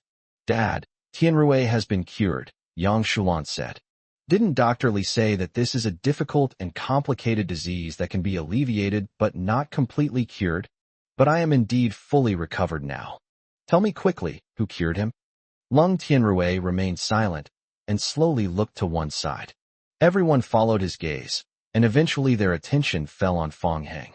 "Tianrui, could it be that Xiaoheng cured you?" Yang Shulan smiled and said, "Dad, you guessed right. It was Xiaoheng who cured him." "Xiaoheng actually knows medicine?" Old Master Lung was quite surprised. Lung Yunluo raised her hand, her cheeks bulging from the food, making her speech unclear. "Yes, Grandpa, I can vouch for it. My brother-in-law not only knows medicine, but he's very skilled at it." Good. Our Lung family truly produces many talented people.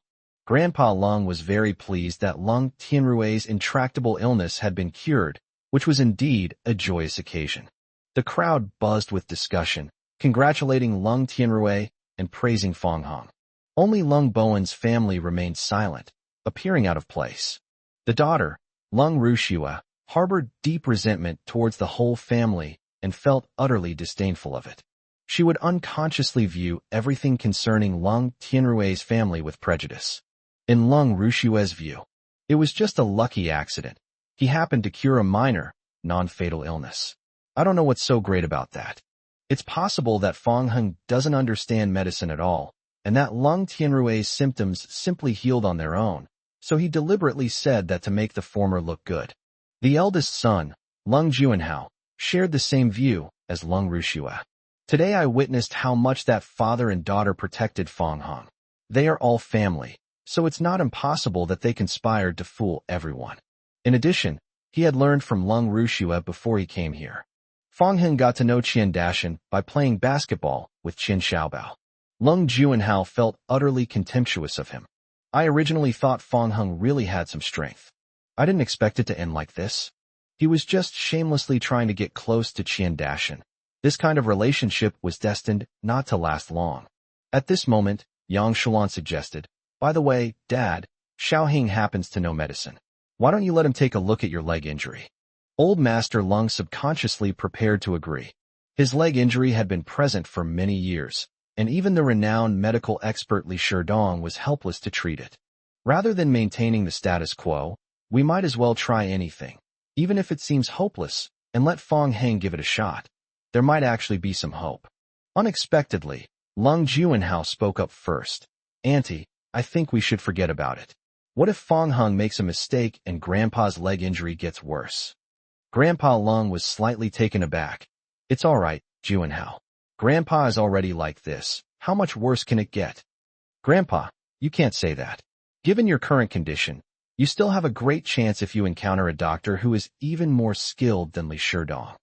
Lung Rushue echoed Lung Juanhao and also tried to persuade Old Master Lung. Yes, Grandpa, if we let Fong Hung run wild, and he messes things up, you may never have any hope of getting back up. Old Master Lung stroked his beard and fell into thought.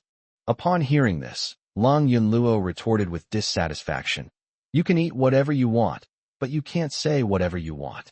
Why do you all think that my brother-in-law is definitely incapable of curing Grandpa?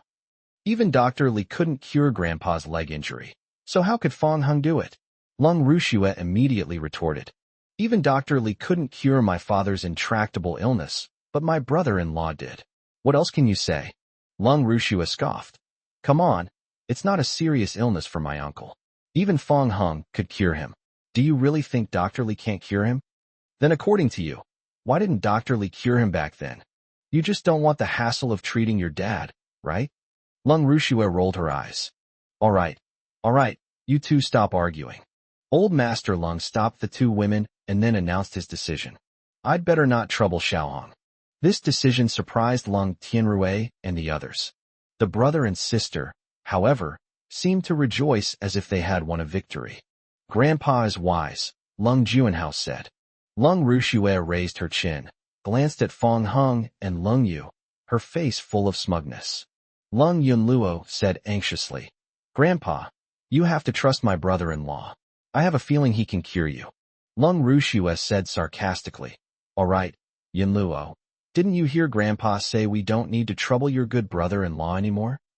Lung Yunluo was speechless and stomped her foot in anger. Lung Tianrui was unwilling to give up, so he got up and walked to Old Master Lung's side, quietly persuading him. Dad, I feel that Xiaoheng is the miracle doctor who cured Qian Xiaobao. I strongly suggest that you let him try it. Old Master Lung was taken aback. If Fong Hung really is the miracle doctor who cured Qian Xiaobao, there is a high probability that your leg injury can be cured. This hypothesis had been proposed before, but even now, Grandpa Lung felt that associating Fong Hung with that miracle doctor was still too far-fetched. Moreover, what the brother and sister said earlier made a lot of sense to him. What if his leg injury got worse if it wasn't healed? Therefore, Old Master Lung dared not take this risk. Lung Bowen was very close and naturally heard Lung Tianrui's words, so he couldn't help but laugh out loud.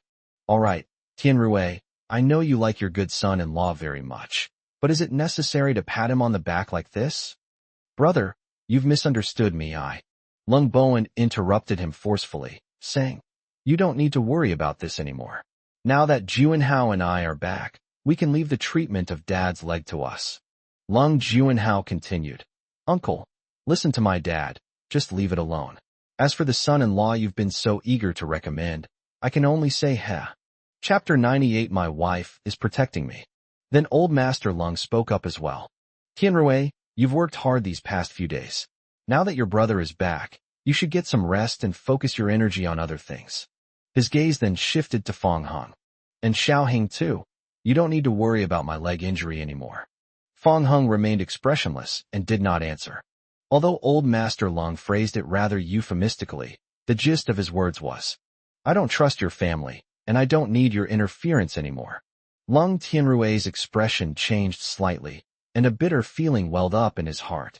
From a young age, regardless of right or wrong, his father always favored his eldest brother, Lung Bowen. Over the years, Lung Bowen has been away from home, and he has been taking care of Old Master Lung wholeheartedly. I thought I would receive more love, but now it seems nothing has changed. As expected, father still favors the eldest brother more. Lung Tianrui returned to his seat dejectedly. Lung Bowen's family continued to try to please Old Master Lung. Seeing that Old Master Lung was all smiles, Lung Tianrui tilted his head back and drank his wine in silence. Lung Yunlu muttered, Grandpa is really something.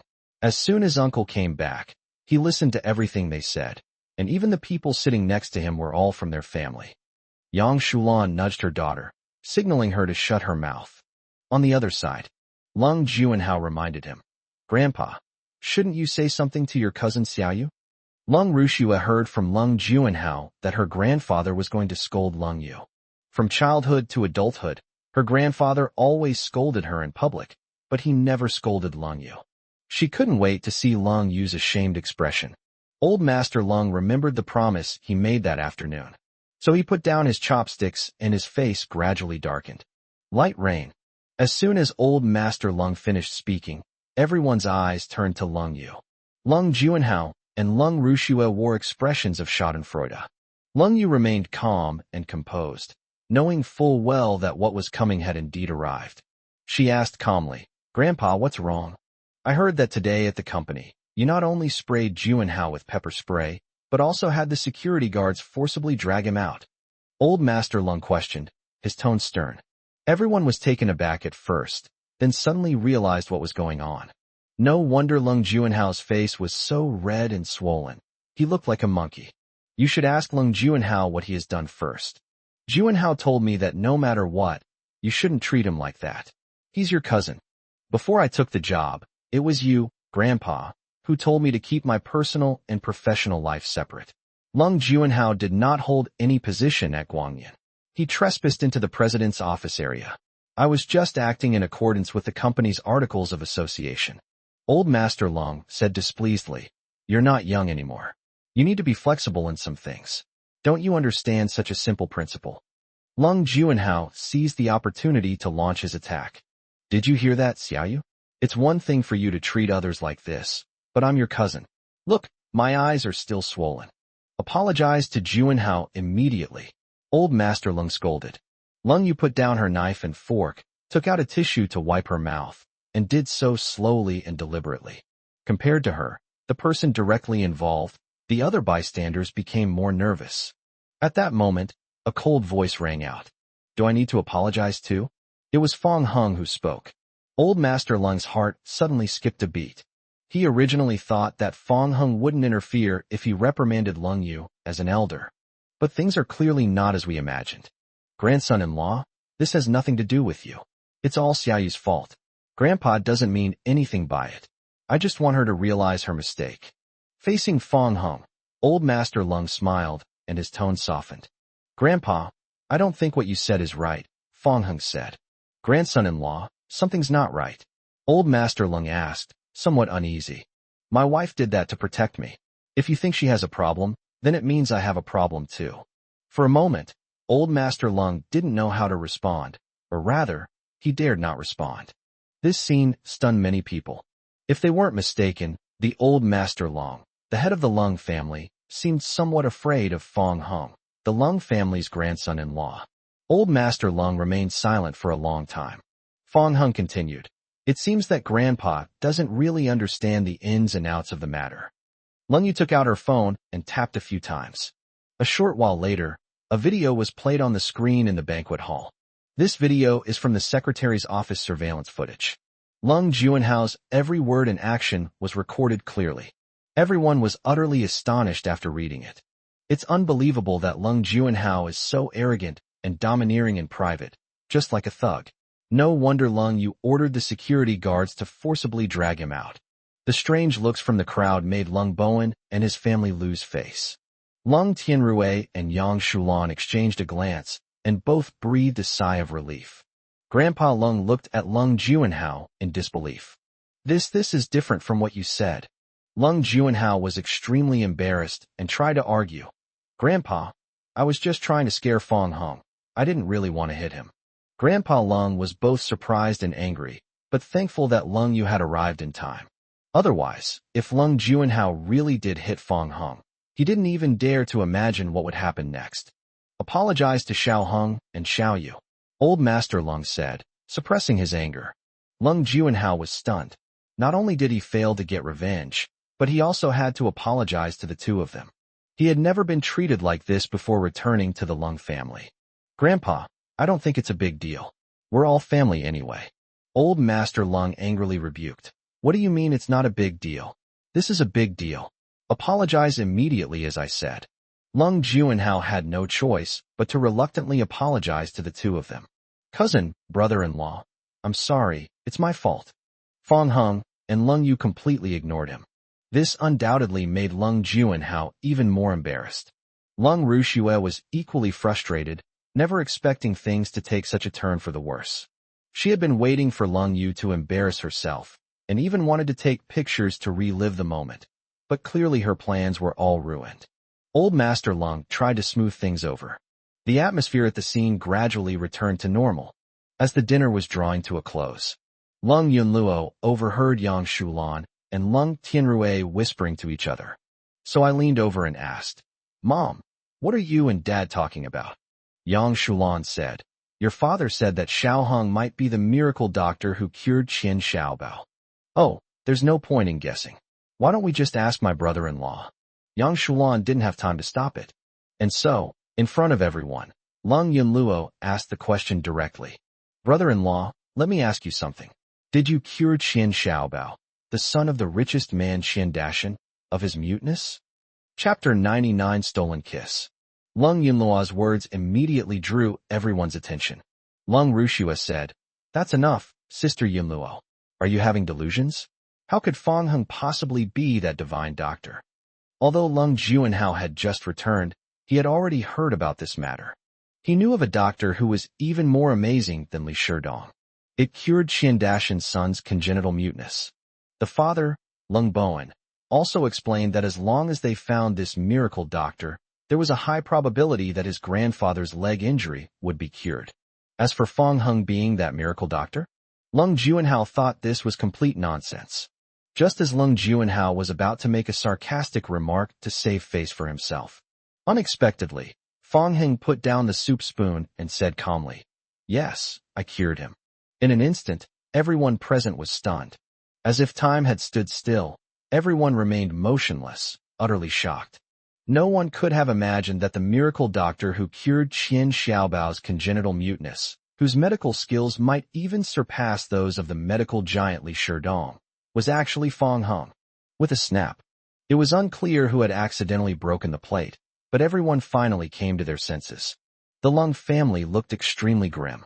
Lung Tianrui was extremely excited. He had actually guessed correctly. The miracle doctor he had been searching for so long was his son-in-law, Fang Heng. Old Master Lung trembled all over, and his palms even started to sweat. No wonder Qian Dashan and Fang Heng have such a close relationship.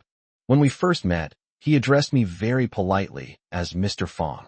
"Good son-in-law, come sit down next to your grandfather."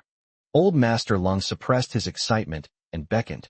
Since Fang Heng is that miracle doctor, it means that there is hope of getting rid of the disease that has plagued him for many years.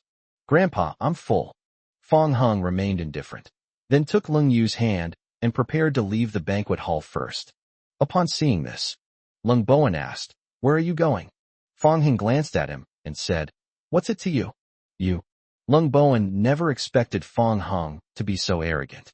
However, considering the other party's status, he had no choice but to swallow his anger. "Since you are the miracle doctor, take this opportunity to treat your grandfather's leg injury." Fang Heng sneered. "No thanks." Old Master Lung was taken aback. "Good son-in-law, why is that?" Fang Heng pointed at Lung Bowen and his son Lung Juanhao. "Isn't this all their responsibility? Even you, Grandpa, said I don't need to worry about it, so you should find someone else to handle it." The words fell. Without lingering, the two left directly. For a moment, everyone, including Old Master Lung, was speechless and extremely embarrassed. They looked at each other, unsure of what to do. This scene made Lung Yunluo feel relieved. "Oh dear, Brother Juanhao, Sister Rushua, if it weren't for your repeated dissuasion, my brother-in-law would probably be treating Grandpa by now, right?" Seeing the brother and sister blush and remain speechless, Lung Yunluo felt even more relieved. Lung Tianrui said, "Dad, I have something to do, so I'll head back now." Old Master Lung opened his mouth, overwhelmed with shame and regret for the decision he had just made. Lung Bowen stopped Lung Tianrui, unusually adopting a humble attitude. "Tianrui, I was wrong just now. I shouldn't have questioned you. Please go back and put in a good word for me, and see if we can get Fang Heng to treat Dad's leg. I'm sorry, brother, I don't get along with Xiao Hong. Even if I speak up, he might not agree. You'd better handle this yourself." When Lung Bowen saw that Lung Tianrui had rejected him, he turned his hopes to Yang Shulan. "Sister-in-law, could you please do me a favor and try to persuade your son-in-law?" "Brother, there's nothing I can do about this." Clinging to his last remaining hope, Lung Bowen finally looked at Lung Yunluo. Yunluo, do your uncle a favor and try to persuade your brother-in-law. Lung Yunluo snorted. I can't help. My brother-in-law was originally willing to help Grandpa treat his leg injury, but your family had to interfere. Lung Bowen was speechless, because Lung Yunluo was indeed right. If it weren't for their actions just now, the current situation wouldn't have occurred. Lung Bowen wanted to say something more, but the father and his two daughters had already left. Not only did they lose face, but they also failed to get the job done. Therefore, Lung Bowen transferred his anger to his daughter, Lung Rushua. Who told you to talk nonsense? Now look what's happened. You'll have to beg people for help later. Lung Rushua said aggrievedly. Dad, I didn't know Fong Hung was so capable, and my brother already said so. So why are you only blaming me? You're actually acting all wrong. Seeing his father scolding his sister, Lung Juanhao couldn't help but cover his mouth and chuckle. With a cold face, Lung Bowen began to reprimand Lung Juanhao. You still have the nerve to laugh? You think you're completely innocent. Lung Juanhao's smile vanished instantly. On the other side, Fong Hung and Lung Yu held hands. The two did not return to the Lung family villa. Instead, they strolled around the park within the estate. Fong Hung was the miracle doctor who cured Qian Xiaobao. Lung Yu was also quite surprised. He recalled Fong Hung blurting out "my wife" in the banquet hall. Lung Yu's thoughts suddenly became a jumbled mess, and she gradually drifted into a daze. Upon seeing this, Fong Hung freed his other hand and gently poked her soft cheek. What are you thinking about, so engrossed? Without. Fong Hung chuckled, noticing Lung Yu's panic. His smile startled Lung Yu again. The two then chatted. The cold rain responded with only a few words. All of this was because her attention was focused on Fong Hung's lips, leaving her no time to think about anything else. Lung Yu didn't know why, but she just couldn't help staring at it. She secretly made up her mind to find an opportunity to appreciate it carefully. It was late at night. Lung Yu realized that her opportunity had arrived.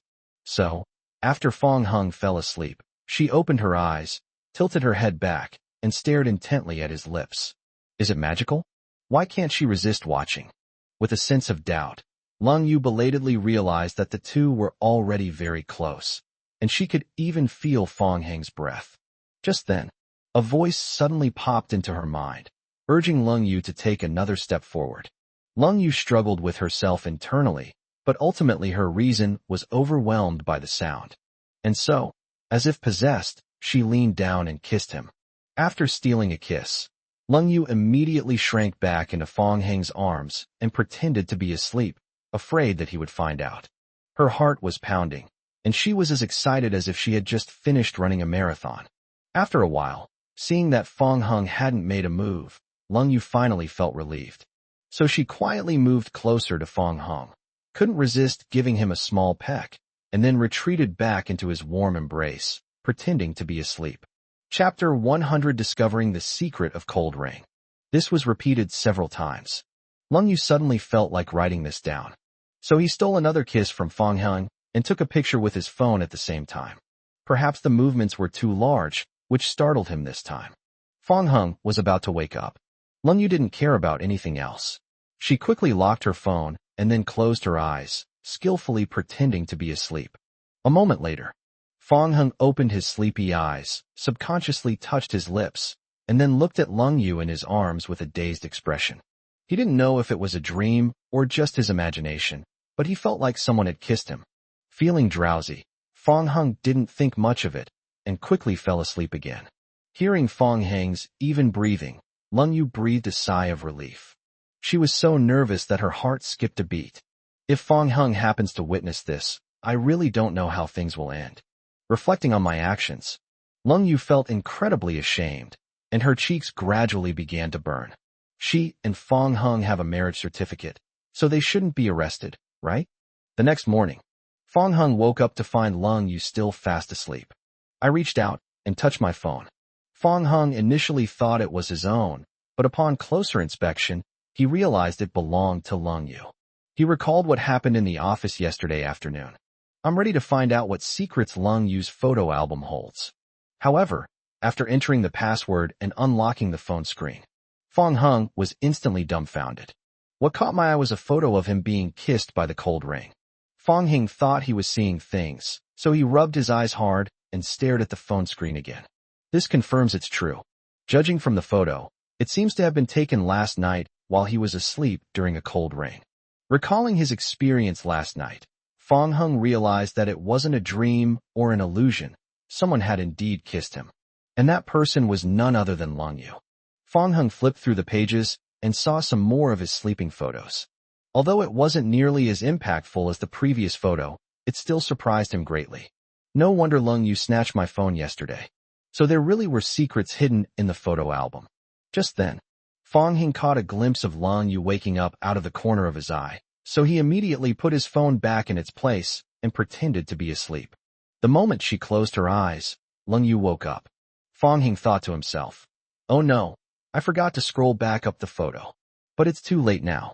Long Yu yawned, saw that Fong Hung was still asleep, stared at him blankly for a while, and then started looking for her phone on the bed. Finding her phone and unlocking the screen, Long Yu was momentarily stunned by the photo that appeared before her eyes. "Last night, before I locked my screen, it didn't seem to be this photo." Long Yu thought that she might have slipped and dropped her hand because she was in a hurry. She immediately saved all the photos to a private folder. That way, there's no need to worry about being discovered. Long Yu secretly admired her own cleverness and took the opportunity to secretly take a few more photos of Fong Hung sleeping. Fong Hung only woke up, coincidentally, after he had finished doing all of this. Even though she knew Fong Hung was being kept in the dark, Long Yu still felt a little guilty in front of him. "You're awake." Although everything seemed normal, for some reason, Long Yu felt like she had been discovered.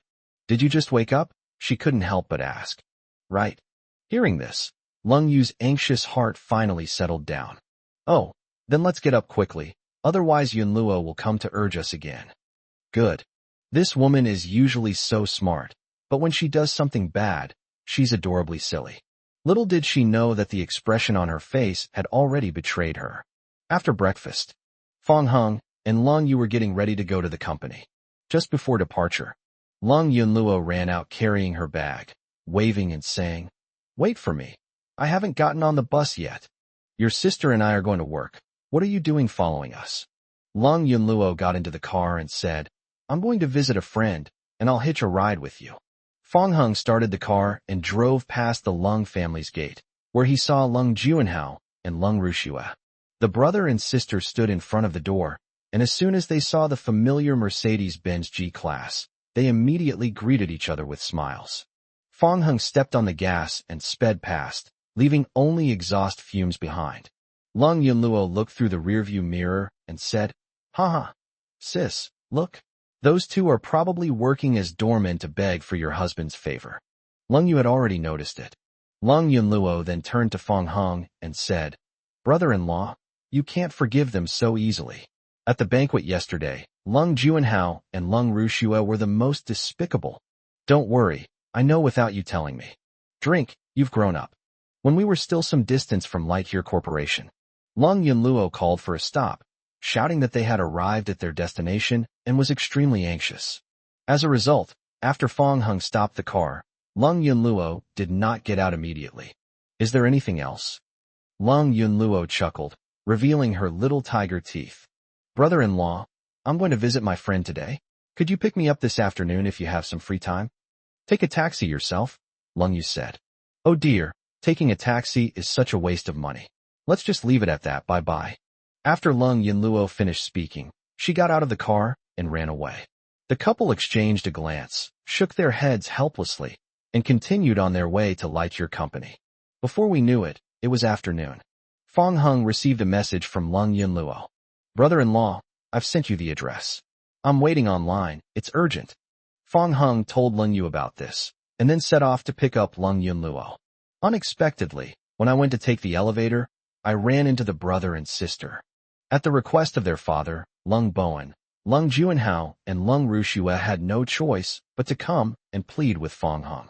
However, due to Lung Yu's previous orders, neither of them could enter the area of the president's office, so they had to stay at the elevator entrance. They've been waiting for most of the day, and they're getting really anxious. Seeing Fong Hung now, They were happier than if they had won the lottery, and they hurriedly went to greet him one after the other. Lung Juanhao chuckled. Good brother-in-law, we've finally been waiting for you. Lung Rushua chimed in. Yes, we've been waiting for almost a whole day. Fong Hung naturally knew why they had come. I told you to find someone else. Good brother-in-law, looking across the entire city of Los Angeles. I'm afraid no one but you can cure Grandpa's leg injury. Fong Hung, please help us. You are even more skilled than Li Shidong. We really can't find a better doctor than you. This has nothing to do with me. It's your business. Don't bother me anymore. After saying that, Fong Hung went straight to the elevator, leaving the two bewildered people standing there. Chapter 101 You Can't Do Anything to Betray My Sister. The Wong family. The two girls were standing at the gate. Lung Yunluo, with her flat chest puffed out, said, Nana, just wait, my brother-in-law will be here soon. He'll be so handsome he'll dazzle you. TCH, I think your brother-in-law's looks are definitely not as good as the guy who saved me before, Wong Nana said disdainfully. Lung Yunluo had mentioned earlier that her brother-in-law was very handsome, and that he was more attractive than any man she had ever met. Wong Nana was indignant. No matter how handsome he was, he couldn't possibly be more handsome than the young man who saved her back then. So the two women started to seriously make a bet. The reason why Lung Yunluo asked Fong Hung to pick him up was also for this reason. A short while later, the Mercedes-Benz G-Class came into view. Wong Nana squinted and looked out the car window, as if she saw a familiar face. Lung Yunluo went to greet her. After the car stopped beside him, he patted the car window and said, Brother-in-law, get out of the car. Why would I get off? You can just get on and leave. Just get off the bus when I tell you to.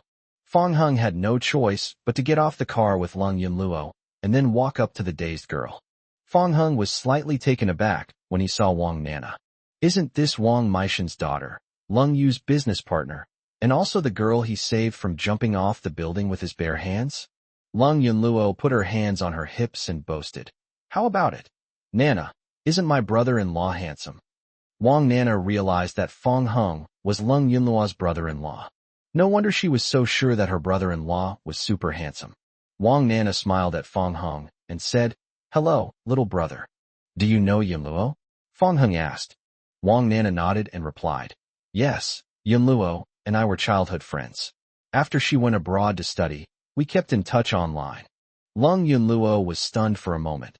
Then her beautiful eyes widened. What's going on? Nana, brother-in-law, you two actually know each other? Wong Nana said, Yes, he's the young man who saved me before. Damn, we were talking about the same person all along. This bet was for nothing. Fong Hung sensed something was amiss and tapped Lung Yunluo's little head. No wonder you asked me to pick you up. You were up to something, weren't you? Lung Yunluo covered her head and said, You stinky brother-in-law, you learned this from your stinky sister. At that very moment, Wong Maishan came out from inside. Hey, Mr. Fong, it's been a while since we last met. Yes, Ms. Shan. The last time Fong Hung met Wong Maishan was at the Kangtai garment factory, where she had helped him out. Seeing that the beautiful woman was so large and was chatting and laughing with Fong Hung, Lung Yunluo immediately became wary. Brother-in-law, you can't do anything to betray my sister. Fong Hung said speechlessly. This is President Shan. Your sister knows her too. Wong Nana was speechless and said, Yunluo, what nonsense are you talking about? This is my mother. Huh? Lung Yunluo was stunned. She looks so young. I thought she was your older sister. Wong Maishan paused for a moment, then covered her mouth and laughed. You must be Yunluo. It's been so many years since I last saw you. You've grown into a beautiful young woman. Hello, Auntie. Lung Yunluo's face turned as red as an apple. Her embarrassed expression made the others laugh. During a break from joking around, Wong Maishan received a phone call, and her expression instantly turned very serious. Wong Nana noticed and asked, Mom, what's wrong?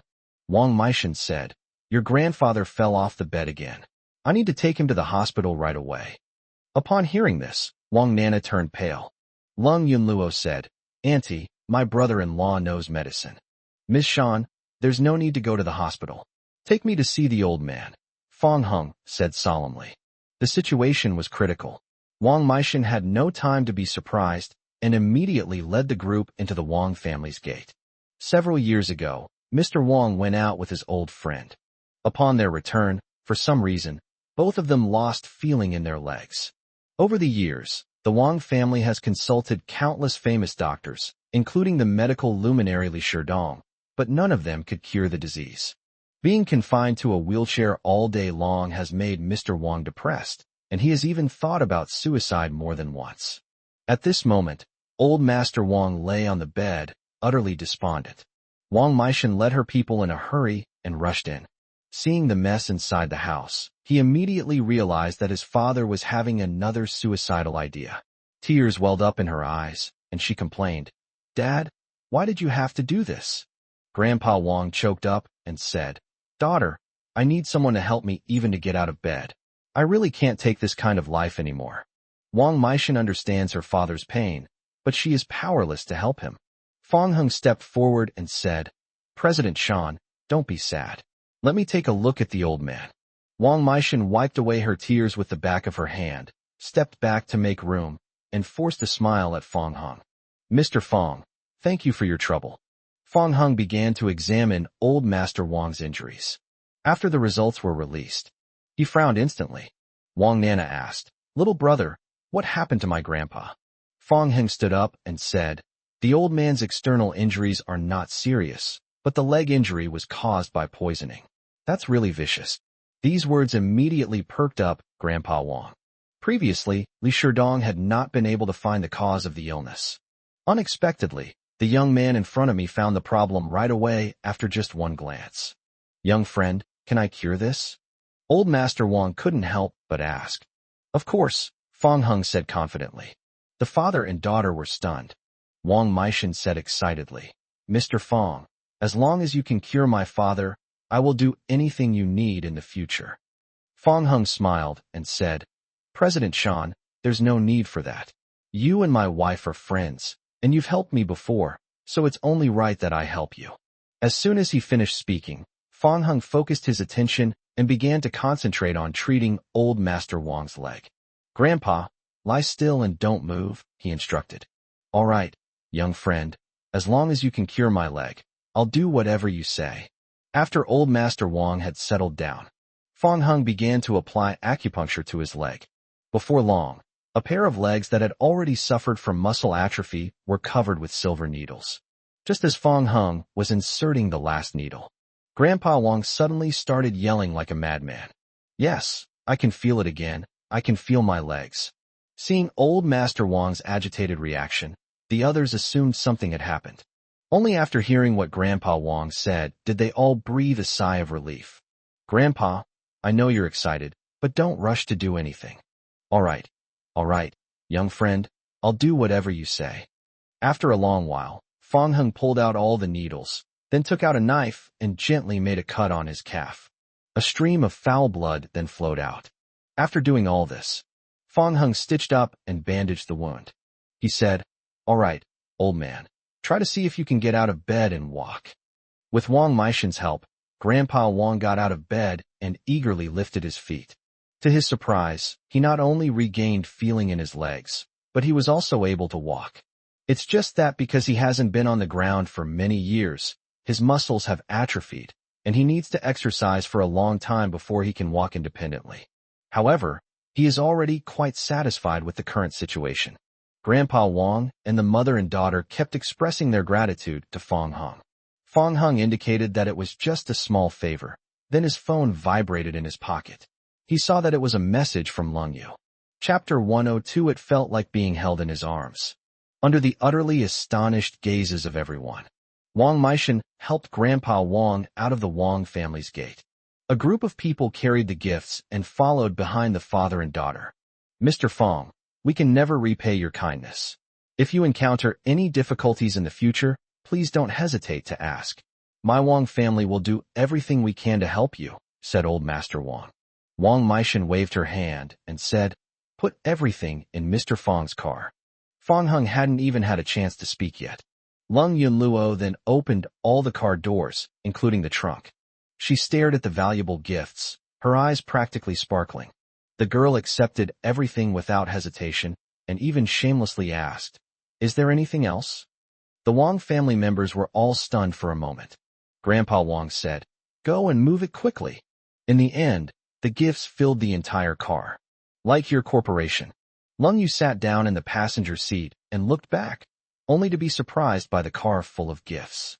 At this moment, Lung Yunluo was sitting in the middle of the gifts, even holding several items in her arms. Where did all these come from? Lung Yu asked.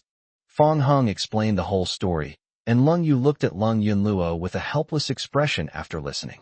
Sister, I deserve a lot of credit for receiving so many gifts, so I'll reluctantly accept some of them. You little money grubber, don't you usually take a lot out of me and Mom? Lung Yunluo chuckled. Who would complain about having too much good stuff? Lung Yu rolled her eyes at her. The group returned to the Lung family villa. The carload of gifts stunned Lung Tianrui and Yang Shulan. Not long after the things were moved in, Lung Bowen and his family, along with old Master Long, came to visit. Its purpose is self-evident. Good son-in-law, we've come to see you, and we've brought some gifts with us. After Grandpa Lung finished speaking, he gestured for Lung Bowen to open the gift box. Compared to the car full of goods just now, this group of people's gifts seem inexplicably meager. Even Lung Yunluo, a notorious penny pincher, remained unmoved. Fong Hung, if you agree to help Grandpa heal his leg, all of these will be yours, Lung Rushua said. Lung Juanhao continued. Each gift here is quite valuable. Fong Hung sneered, completely ignoring the others, and turned to go back to his room with Lung Yu. Lung Yunluo scoffed. The gifts my brother-in-law just received are worth far more than these.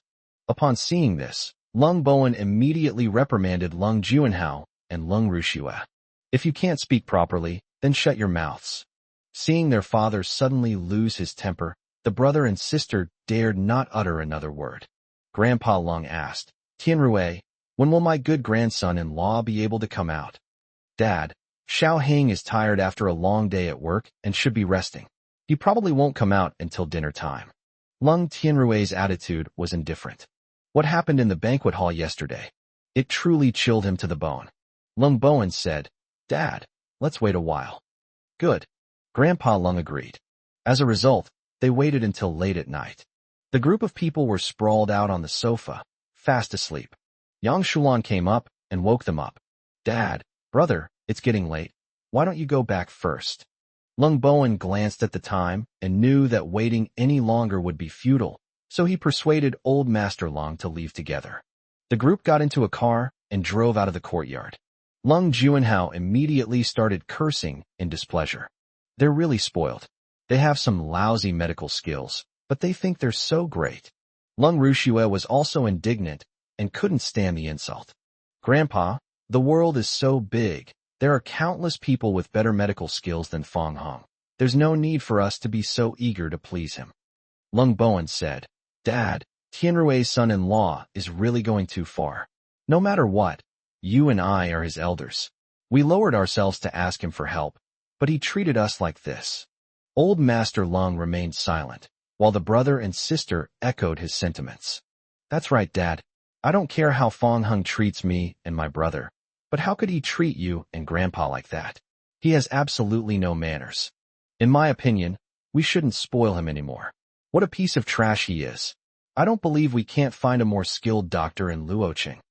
Lung Bowen added, It's a bit strange, but when I called young Master Qian today to ask if Fong Hung had cured his son's muteness, young Master Qian neither confirmed nor denied it. Doesn't this mean that Fong Hung might not be that miracle doctor? Lung Rushua wondered. What do you mean possible? I don't think it's possible at all. Otherwise, young Master Qian would definitely have admitted it. As for why he didn't deny it, it's probably because he knows Fong Hung is bragging in front of others and doesn't want to expose him, so he's saving face for him. The usually silent old man finally spoke.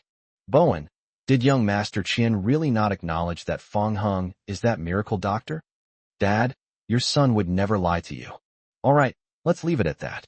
Lung Juanhao immediately perked up and asked, Grandpa, do you mean we don't need to ask Fong Hung anymore? Grandpa Lung nodded. Receiving affirmation made Lung Rushua feel light and refreshed. She already didn't get along with that couple, and having to beg them in a low voice was torture. Now she was finally free. Lung Juanhao was also overjoyed, even letting out a cheer.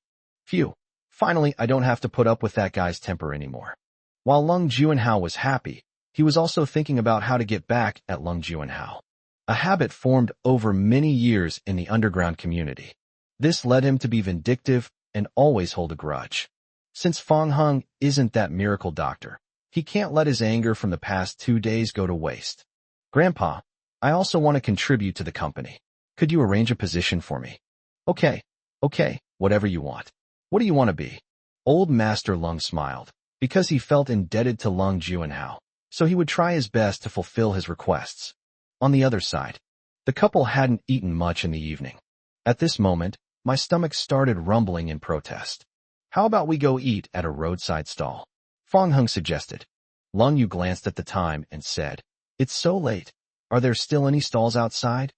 Believe me. And so, Fang Heng and Lung Yu secretly left the Lung family and drove to the city center. Upon arriving at their destination, Fang Heng parked the car, and he and Lung Yu got out one after the other. Lung Yu doesn't have the habit of staying up late, but she couldn't help feeling a bit curious about the scenery at dawn. Fang Heng said, I didn't lie to you, did I? Yes, there are more people than I expected. A cold wind blew in my face, and the cold rain hugged me tightly. Seeing this, Fang Heng took off his coat and draped it over Lung Yu, while also fixing her hair. You really don't have much experience. You should wear something thicker when you come out at times like this. No. Lung Yu suddenly felt awkward, draped in Fang Heng's clothes, as if she were being held in his arms. Chapter 103 hit his knee. Suddenly, Lung Yu realized something. The cold wind was always there, but I only had one coat. She felt warm after putting on her coat, but that also meant that Fang Heng would have to bear the chill of the cold wind for her. Lung Yu returned the coat to Fang Heng. She would rather get cold herself than let her man get cold. What's wrong? He asked. She said, It's a bit hot. Fang Heng naturally realized that Lung Yu was worried that he would catch a cold. It's okay, I'm not cold. Then I'm not cold. Then a very strange scene unfolded. The cold wind was still blowing, but neither of them was wearing their coats. Fang Heng felt this wasn't a solution, so he stopped and forced himself to put his coat on Lung Yu. Seeing her resistance, he immediately pretended to be serious. Be good. Lung Yu was stunned for a moment, and taking this opportunity, Fang Heng quickly helped her get dressed. The ill-fitting coat was surprisingly warm. Just now, when she put it on, Lung Yu felt as if she were being held in Fang Heng's arms. Now, wearing it, it felt like she was being held tightly, making it hard to breathe. The coat was filled with Fang Heng's pleasant scent, making Lung Yu feel dizzy for a moment. She took Fang Heng's arm and shrank her beautiful face behind her neckline. Will this make you warmer? Fang Heng smiled and said, It was quite late by the time the two finished eating. It would take about an hour to get back, so we turned around and went straight back to Junyuan. Having been away for a while, entering the villa felt a bit unfamiliar. Fang Heng's room is on the first floor, and Lung Yu's room is on the second floor. Standing at the top of the stairs, the two parted ways. Lung Yu said, Good night. Okay, good night. You should go to sleep early too. Fang Heng watched Lung Yu go upstairs, then went back to his room. I usually go to bed early at this time, which makes me very sleepy now. Actually, the bed I'm on is very soft and comfortable. But perhaps it was the emptiness in his arms that made Fang Heng uncomfortable, which is why he couldn't fall asleep for so long. Just as Fang Heng was looking at the ceiling, wondering if Lung Yu was asleep, my phone rang, and when I opened Green Bubble, I saw a message from her. Are you asleep? Fang Heng was about to type a reply when he saw that Lung Yu had retracted the message. He hesitated for a moment, then replied, No. The chat interface showed that the other party was typing, but it disappeared quickly. Lung Yu didn't reply for quite a while. Asleep? Fang Heng asked again in a message. There was still no movement from the other side, and Fang Heng figured that Lung Yu must have really fallen asleep. So I put down my phone and forced myself to fall asleep. However, at that moment, faint footsteps could be heard outside. The next moment, the door was suddenly pushed open from the outside. A cold rain appeared before me, and I was wearing a slip dress and cat slippers. Fang Heng was stunned. He didn't expect Lung Yu to come attack him directly without replying to his message. Her eyes darted away as she took out the coat that she had been hiding behind her back, but which was now completely exposed. I forgot to return it to you earlier. I came to deliver this. Just put it on the cabinet. I thought you were asleep. No. I was just about to go to sleep when I saw your reply and suddenly remembered that I hadn't returned my coat. Well, it's almost dawn. Get some rest. Then I'm leaving. Good. Lung Yu hesitated, bit her lip, put down her coat, and turned to leave the room. A moment later, suddenly, her cry of pain came from outside. Fong Hung immediately turned on the light, got out of bed, and went outside to check the situation. The living room was completely dark. Lung Yu sat by the stairs, hugging her knees with both hands. Fong Hung rushed over and asked with concern, "What's wrong?" "It was too dark. I accidentally bumped my knee." Fong Hung looked up at the lights and said, "That's strange. Aren't these lights voice-activated? Why aren't they turning on? I also feel strange. Everything was fine when I came back," Lung Yu said guiltily, while hiding her phone behind her back. "Can you stand up?" "Yes, but it will hurt a little." Fong Hing picked her up by the waist, and then returned to the room. He placed Lung Yu on the bed and observed the injury on her knee. "It's all right, nothing serious. I'll massage you first, then apply a towel to it. That will help you recover faster." After doing all this, Lung Yu pulled her legs back and then pressed down on her skirt with her hands. "I feel much better now, so I'm going back. The light is broken and the hallway is so dark, you can sleep here tonight," Fong Hung said. "All right then." Lung Yu hesitated for a moment. Fong Hung picked up the pillow and was about to leave when he felt something pull him back. Looking back, he saw Lung Yu pursing her lips, one hand clutching the hem of his clothes. "My knees are starting to hurt again." "Huh? Let me see." Fong Hing put down the pillow, sat down on the bed, and prepared to check again. She said, "It doesn't seem to hurt anymore. It feels like it comes in waves. Why don't you stay?" "Okay. If you feel unwell, just tell me immediately." "Good." Fong Hung lay down on the bed. With the lights off, only the faint moonlight remained in the room. The light shone on her stunning profile in the cold rain, creating a unique sense of haziness. "So sleepy. Go to sleep."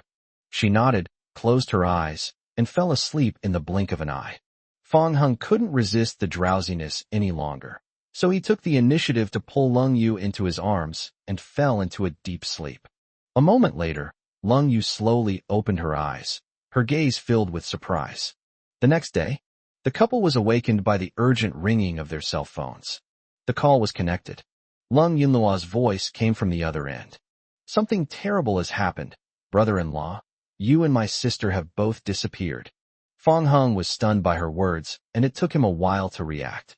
"If we disappear, will you still be able to reach us by phone?" "All right, where did you guys go?" "Your sister and I are here at Junyuan." Lung Yunluo asked in surprise. "Huh? Weren't you guys at home last night? Why did you suddenly run back to Junyuan?" "It's a long story. I'm too sleepy to talk about it now." "Why?" Before Lung Yunluo could finish speaking, Fong Hung hung up the phone. The two slept until noon before driving back to the Lung family home. The vehicle drove into the villa's courtyard. Fong Hung and Lung Yu got out of the car, and Lung Yunluo ran over with her arms outstretched. However, she stopped halfway through the run, her attention drawn to the injury on Lung Yu's knee. She stared in disbelief, her gaze shifting back and forth between the two of them before finally breaking into a wicked grin. "Sister, brother-in-law, I know why you suddenly went back in the middle of the night. It turns out you were still feeling awkward here, right? Question mark. Question mark. Chapter 104. If you want cold rain will come." The couple stood there stunned for quite a while. Only then did he realize the meaning behind Lung Yunluo's words. She then ran forward, smiling, and took Lung Yu's arm, before looking down at her reddened knees. "My dear sister, it shouldn't hurt, right?" After saying that, Lung Yunluo looked at Fong Hung again, raised an eyebrow, and gave him an "I understand" look. "Brother-in-law, you really don't know how to cherish a woman. I reckon I'll be able to become an aunt soon." "Shut up," Lung Yu said coquettishly, her face flushed with embarrassment, as she grabbed her younger sister's ear. Lung Yunluo cried out in pain. "Ouch, stinky sister, that hurts." On Monday, like your corporation, Lung Yu stepped out of the elevator and bumped into Su Mu, who was coming towards her. "President, something terrible has happened." Su Mu looked around and spoke cautiously. "What happened?"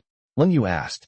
"Just now, The board of directors decided to appoint Lung Juanhao as vice president.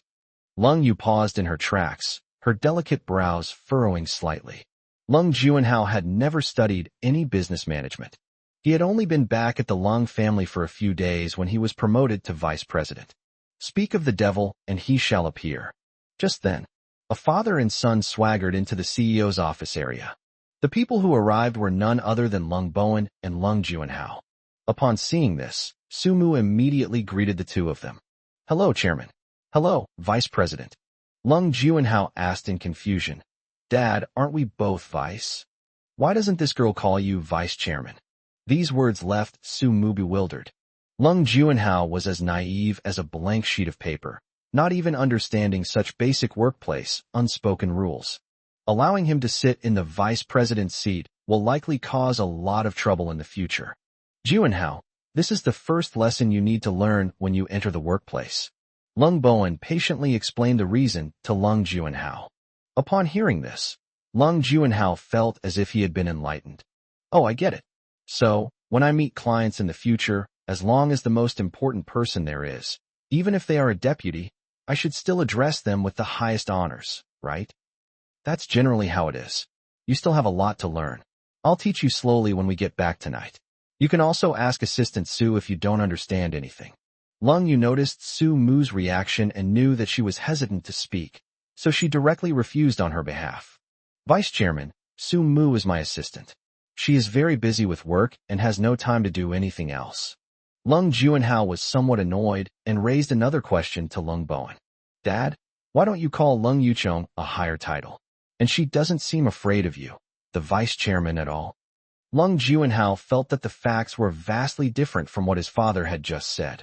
The intricacies here seemed even more complex than those in the underground world. But soon, he suddenly realized. Oh, I see. It's because my uncle is a vice chairman, just like you, that she has enough confidence. Lung Bowen sighed. Even though Lung Juanhao was his biological son, he was still speechless. Stop talking about this. Go see which office you like and pick one that's not currently in use to work in the future. Good. Lung Juanhao went to choose an office with great interest. Lung Bowen coughed lightly and turned his attention to Lung Yu. Xiao Yu, Juanhao is new here and doesn't know anything. I hope you can give him some guidance on work-related matters. Lung Juanhao, who had just turned back, overheard everything and immediately showed a look of disdain on his face. Dad, there's no need. I can manage on my own. Lung Bowen wanted to say something more, but Lung Juanhao pulled him along to choose an office. It was approaching noon. Fong Hung had leisurely spent the morning slacking off and was just about to head to the neighbors. Suddenly, Lung Yu pushed open the door and walked in. What a coincidence, I was just about to go find you. Lung Yu placed the food she was carrying on her desk. What should we call this, a telepathic connection? Fong Hung shook his head and joked. No, I think it should be if you want cold rain will come. In the midst of conversation, Lung Juanhao, dressed in a suit and leather shoes, strode in. Oh, Mr. Lung, you're here too. You're even having dinner with Secretary Fong. You're really considerate of your subordinates.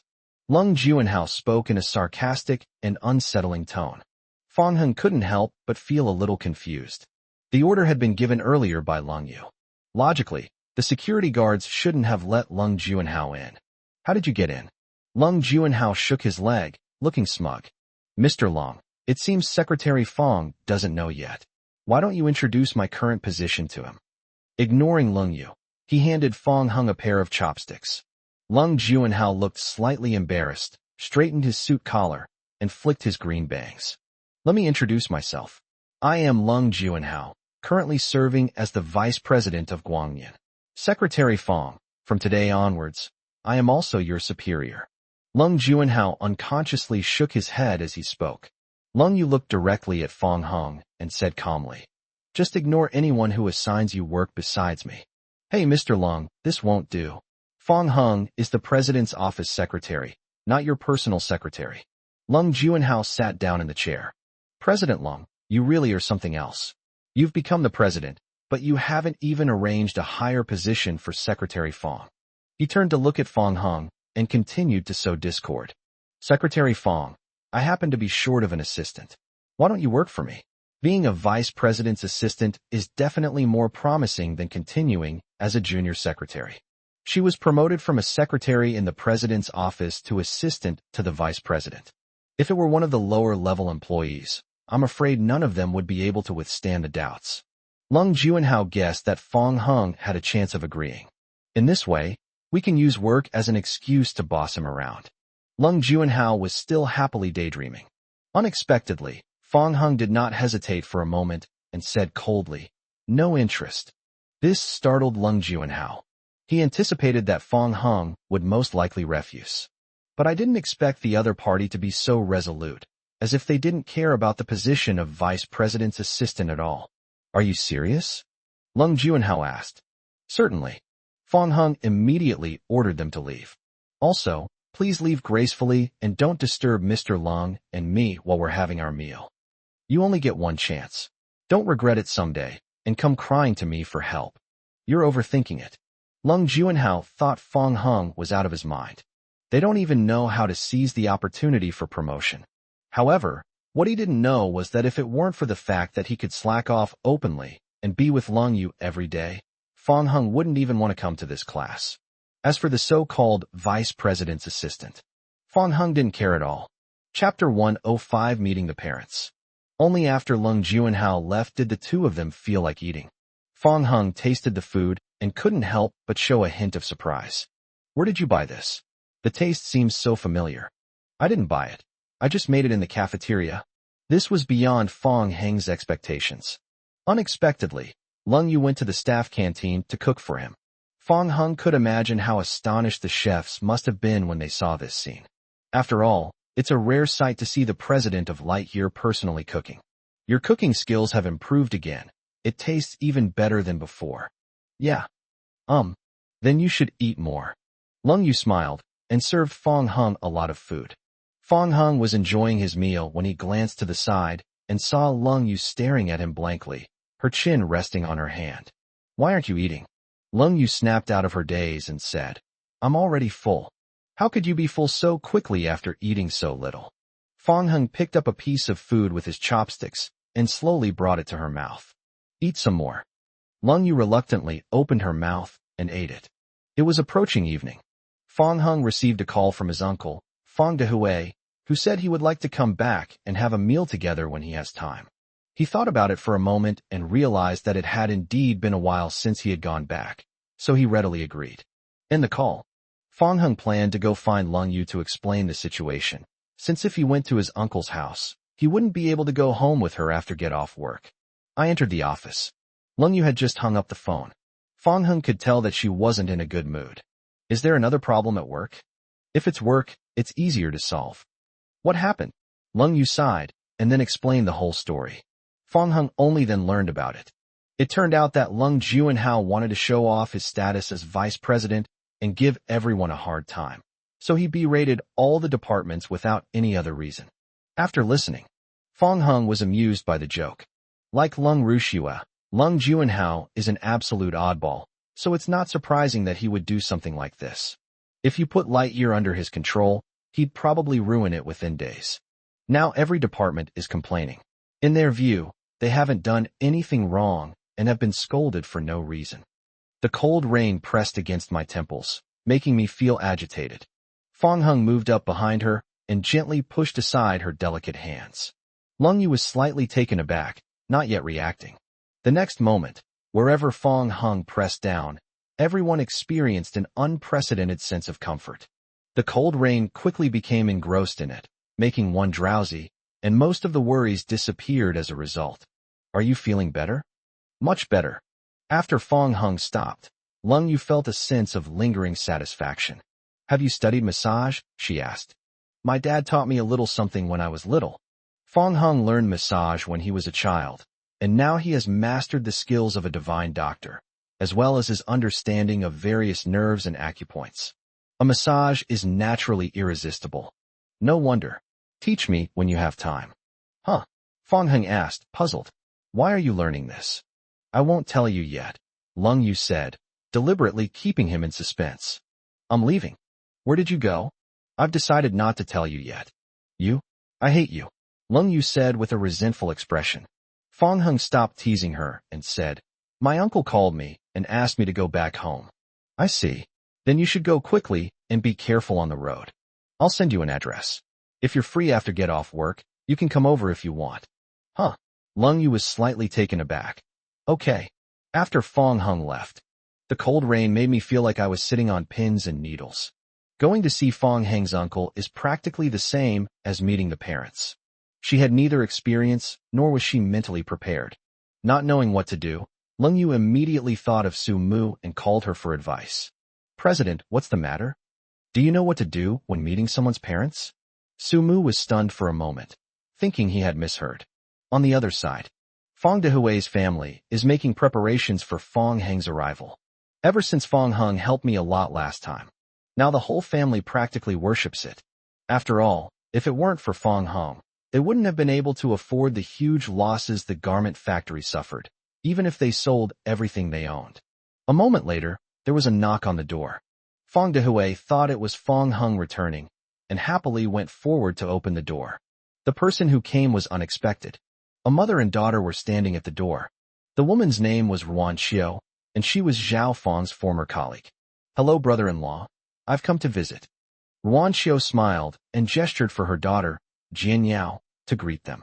Jian Yao was just over 20 years old, dressed in summer clothes, with her hair in a ponytail, exuding youthful energy. "Hello, Uncle Fong," she said timidly. Fong Dehui nodded, exchanged pleasantries, and then ushered the two into the house to sit down.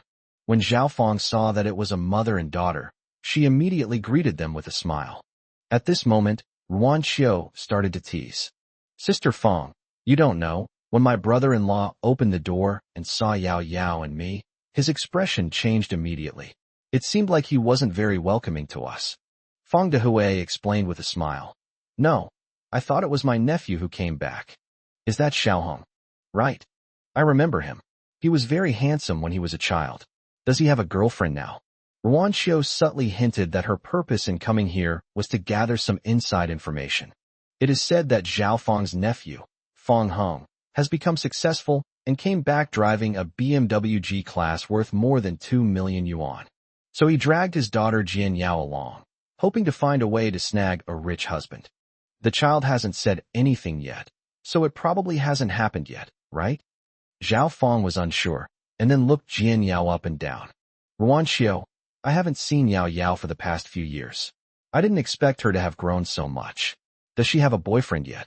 "No, this child is getting on in years. I want to advise her to find someone to marry soon, but she just won't listen to me." "Perfect timing, my son isn't married yet either." Yulong, come out and meet people." Zhao Yulong came out of the room when he heard the call. "Mom, what's wrong?" Zhao Fong smiled and introduced to Jian Yao. "This is my son, Yulong. What do you think?" "Yao Yao, why don't you talk to Yulong?" Ruan Xiao looked slightly embarrassed. She had her eye on Zhao Fong's nephew, not Zhao Fong's son. Jian Yao's expression changed drastically. She had only agreed to the blind date because her mother, Ruan Xiao, had told her that there was a handsome man there. However, upon seeing Fong Yulong, "Oh my God! If this is considered handsome, then all men in the world must be handsome." Jian Yao shook her head vigorously. "I even wanted to get up and leave immediately." "Mom, I was lying to you. I actually already have a boyfriend." "What boyfriend do you have? You stay at home all day and never go out. Do you think I don't know you?" Ruan Xiao bluntly exposed her. Zhao Fong could tell that Jian Yao didn't think much of her son, but she didn't take it to heart. "Yulong is ugly like his father, but it's okay. Xiaoheng is coming back today. He's handsome, and Yao Yao will definitely like him." After Zhao Fong said that, Fong Dehui felt that Fong Hung was indeed of age, and it was time for him to find a wife. So they suddenly got excited. If the two children hit it off, they can get engaged right away. "Forget it, I don't want to be in a relationship right now."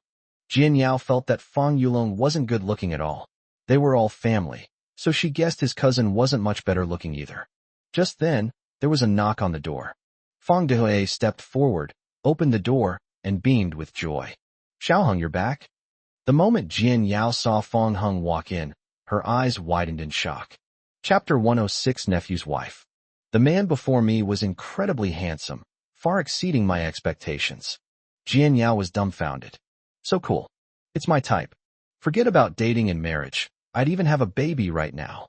Fong Heng sighed. I noticed two strangers at my uncle's house. A sense of doubt arose within me. Zhao Fong began by introducing Ruan Xiao. Xiao Hong, this is your aunt's former colleague. Hello, Auntie, Fong Heng said. Hey, hello. Ruan Xiao nodded in response and took the opportunity to introduce her daughter. Xiao Hong, this is my daughter, Jian Yao. Jian Yao stared intently at Fong Heng, swallowed hard, and waved shyly. Hello, brother Xiao Hong. Upon seeing this, Fong Dehui and Zhao Fong revealed intriguing smiles. They knew that Jian Yao was interested in Fong Heng. Ruan Xiao also liked Fong Heng very much. If I weren't older and hadn't experienced life's ups and downs, I'd probably be heart-pounding from the handsome young man in front of me. A wealthy and eligible bachelor like this, who is not only capable, but also handsome. If I can catch a fish, I can walk around the village with my head held high when I go home to visit relatives. Ruan Xiao and the couple began to look forward to Fong Heng's attitude towards Jian Yao. If they both like each other, the marriage is practically halfway done. Unexpectedly, Fong Heng simply nodded without saying a word. This caught Jian Yao somewhat off guard. That shouldn't be the case. She's a short video influencer known for her good looks, and even has hundreds of thousands of followers. Today, I made a point of showing my best side. Normally, those sycophants would rush to please him. Why does it not work on Fong Heng? The three of them did not expect Fong Heng to be so cold towards Jian Yao. After everyone took their seats, Ruan Xiao couldn't wait to start talking about Jian Yao's strengths. Fong Dehui and Zhao Fong echoed their agreement. Fong Heng understood their meaning, so he said bluntly, I'm already married. Those present were astonished by these words. Even Fong Yulong, who was playing games in his room, peeked out. Cousin, when did you get married? How come we didn't know? Fong Dehui and Zhao Fong were dumbfounded. Over the years, they had never heard of Fong Heng dating. So how did he jump straight to marriage? We got married not long ago, and I was thinking of finding a time to tell you. It seems like today is the perfect day. Xiao Hong, is this for real? Don't lie to your uncle. Fong Dehui asked. I'm not kidding you. Whose child is this? What does he look like? How tall is he? Where does he work? Zhao Fong asked in quick succession. Like me, she works in light years. If you have the chance, you'll be able to meet her soon, Fong Heng said. Fong Dehui and Zhao Fong exchanged a glance, unable to determine whether it was true or false for a moment. However, in the eyes of the mother and daughter, Fong Heng simply didn't want to be pressured to get married and deliberately fabricated the story that he had a wife. Otherwise, if you're married, there's no reason why even your closest family members wouldn't know. Ruan Xiao gave her daughter a wink, signaling her to take the initiative. Jian Yao didn't want to give up. She had never met a man as handsome as Fong Heng. If you get together, you can transform into a couples blogger. Even after getting married and having children, one can still become a maternal and infant blogger. Then she started live streaming e-commerce, and her career took off to new heights. So, during the rest of the cooking time, Jian Yao kept hovering around Fong Heng, constantly trying to find topics to talk about. Fong Heng was finding it unbearable, but he couldn't lash out. So he went downstairs to the supermarket to shop, which finally allowed him to shake off Jian Yao. It was not long after he left. Suddenly, there was a knock on the door. Jian Yao opened the door and was stunned to see the stunningly beautiful woman standing outside. The woman's looks and figure were unparalleled, and I, standing beside her, instantly paled in comparison. She felt that if a woman became a beauty blogger, she could easily become a multi-million follower internet celebrity. Yao Yao is Xiaoheng back? Fong Dehui asked. Upon hearing the name Xiao Hong, the woman breathed a sigh of relief, secretly glad she hadn't gone to the wrong door. A short while later, the couple came out of the kitchen. When Zhao Fong saw the woman carrying large and small bags at the door, looking somewhat uneasy, she couldn't help but have some questions. The same applies to Fong Dehui. Both men were stunned by the woman's beauty. They had thought that Ruan Xiao's daughter, Jian Yao, was beautiful enough. Unexpectedly, the woman before him was even more superior. Hey, who are you? Zhao Fong asked. Lung Yu stammered, trying to find Fong Heng's figure. Meeting her parents made her even more nervous than giving her first speech on stage. Although I did my homework before coming, I was so nervous that I completely forgot everything. At this moment, Fong Yulong, who was passing through the living room, saw that several people were gathered at the door. I couldn't resist joining in the fun. When he saw the woman's face clearly, he was so shocked that he dropped his phone. Mr. Lung, Mr. Lung. Seeing Fong Yulong's exaggerated reaction, the group, including Wan Xiao, exchanged bewildered glances. Zhao Fong asked, "What President Long? Yulong, do you know this girl?" "Mom, she's the CEO of Lightyear." Fong Yulong was extremely nervous, never expecting that the dignified CEO of Guangyin would appear in their old and dilapidated neighborhood. "President of Lightyear?" Fong Dehui asked. Zhao Fong reacted quickly. Fong Hung works at Lightyear Company, so this, General Manager Long, is his boss. Zhao Fong didn't care about anything else. She pushed Fong Dehui aside and made room to invite Lung Yu into the room. "Boss, please come in. Please come in quickly. We were blind and didn't recognize you at first glance." "Auntie, I can carry these things," Lung Yu said. No. How could I trouble you to do this? Please have a seat here." Zhao Fong served tea and water, not daring to be negligent in the slightest. Jian Yao had long heard that the president of Lightyear was as beautiful as an angel. Seeing it for myself today, I can confirm that its reputation is truly well-deserved. The group was all very cautious, because to them, the CEO of Lightyear was a big shot they absolutely could not afford to offend. Fong Yulong couldn't help but ask, "President Long, what brings you to our home?" Zhao Fong started talking about Fong Yulong. "This silly kid, do you even need to think about it? It must be because of your cousin. Xiao Hung is probably doing well at the company, which is why President Long came to visit him personally." Fong Dehui suddenly had a brilliant idea and waved Zhao Fong over to his side. "Xiao Hung just said he got married, and his wife is also light years old. Could this Xiao Lung be our niece-in-law?" Although Fong Dehui lowered his voice, everyone present could hear him clearly. Zhao Fong immediately covered his mouth, her heart pounding, and said, "You good for nothing. What nonsense are you spouting? What if you get it wrong? Aren't you afraid our Xiao Hung will get fired?" Fong Yulong was also still shaken and quickly signaled to Fong Dehui not to make wild guesses. If he accidentally offends Lung Yu, a single word from her will be enough to kill him at the garment factory. Jian Yao disagreed with what Fong Dehui said. Lung Yu comes from a distinguished family and is no ordinary person. Although Fong Hung is very handsome, it's clearly impossible for him to win the heart of such a beauty. Chapter 107, I'm Not Arrogant. At that very moment, footsteps could be heard outside the door. Zhao Fong peeked out and saw that Fong Hung had indeed returned. She immediately went outside and pulled him to the corner. Fong Hung asked, puzzled, "Auntie, what's wrong?" "Xiao Hung, don't be nervous. Listen to me. Your boss is here. You have to make sure you behave well, okay?" "What? Boss? What kind of boss?" Fong Hung entered the room. I spotted Lung Yu sitting on the sofa at a glance. He couldn't help but laugh. Lung Yu was the president of Lightyear, and indeed, his boss. However, Zhao Fong's mysterious behavior caught him off guard, preventing him from reacting immediately. Fong Hung stepped forward, sat down next to Lung Yu, and took her hand. This scene left them all dumbfounded.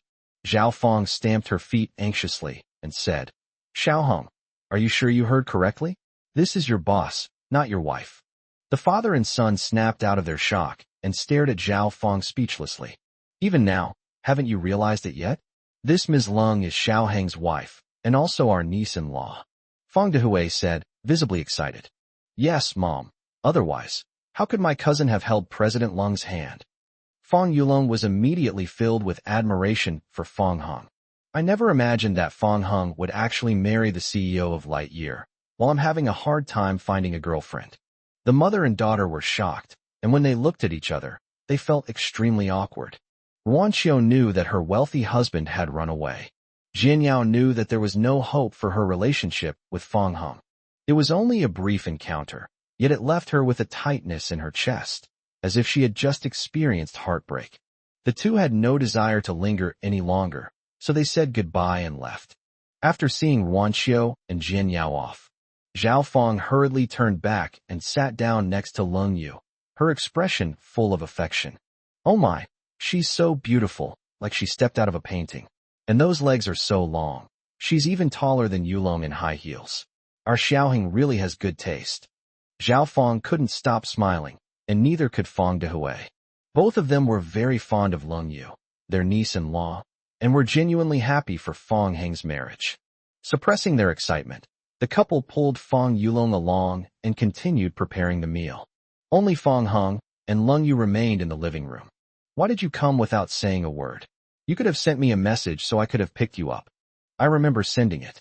When Lung Yu opened her phone, she realized she had forgotten to send a message. This was the first time Fong Heng had ever seen Lung Yu so nervous. He could even feel the fine sweat on her palms. Do you know what you look like right now? What does it look like? She asked curiously. It's like a kitten that's just arrived, Fong Heng said with a laugh. You're the kitten. Haha, I wasn't like this when I first went to your house. The cold rain remained silent. When Fong Heng went to the Lung family, he seemed completely at ease. Looking back now, I really am like a nervous kitten in an unfamiliar place, completely at a loss for what to do. Fong Heng was once again struck by Lung Yu's unexpectedly adorable side, and found her to be incredibly cute.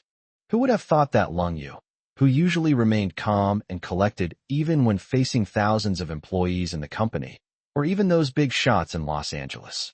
I actually became restless because of meeting the parents. A short while later, dinner is served. The group sat down at the dinner table. The empty bowl in front of Lung Yu suddenly became full. Auntie, that's enough to eat.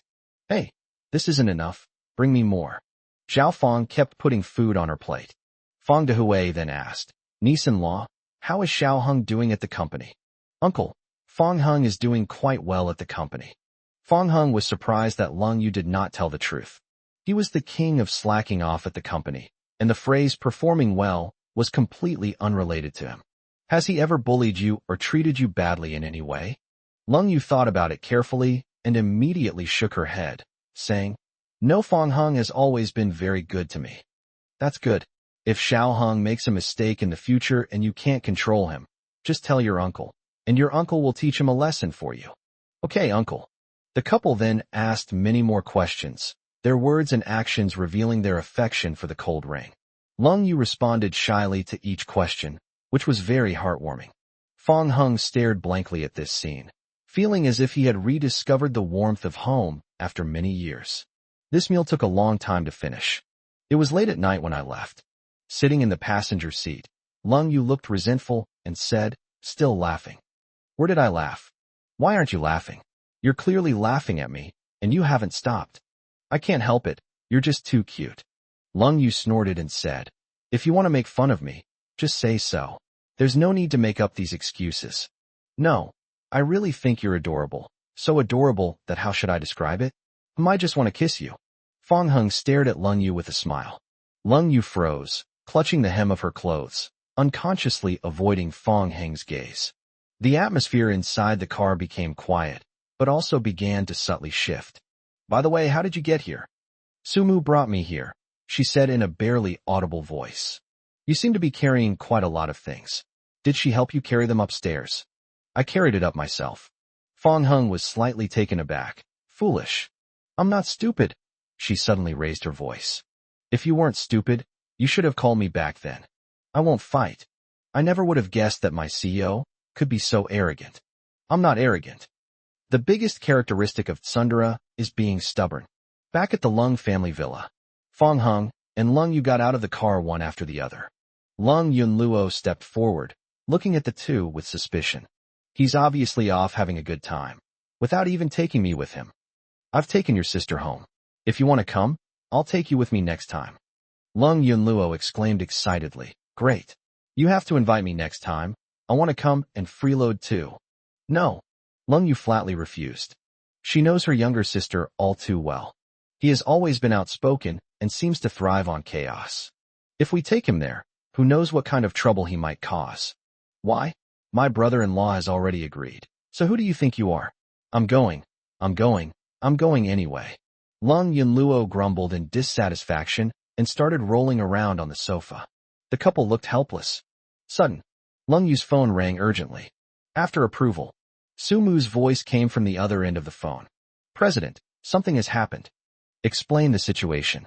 The vice president, Lung Juanhao, has gotten into trouble again. Chapter 108 Lung Juanhao removed from vice president position. Lung Yu immediately frowned. I later learned this from Sumu.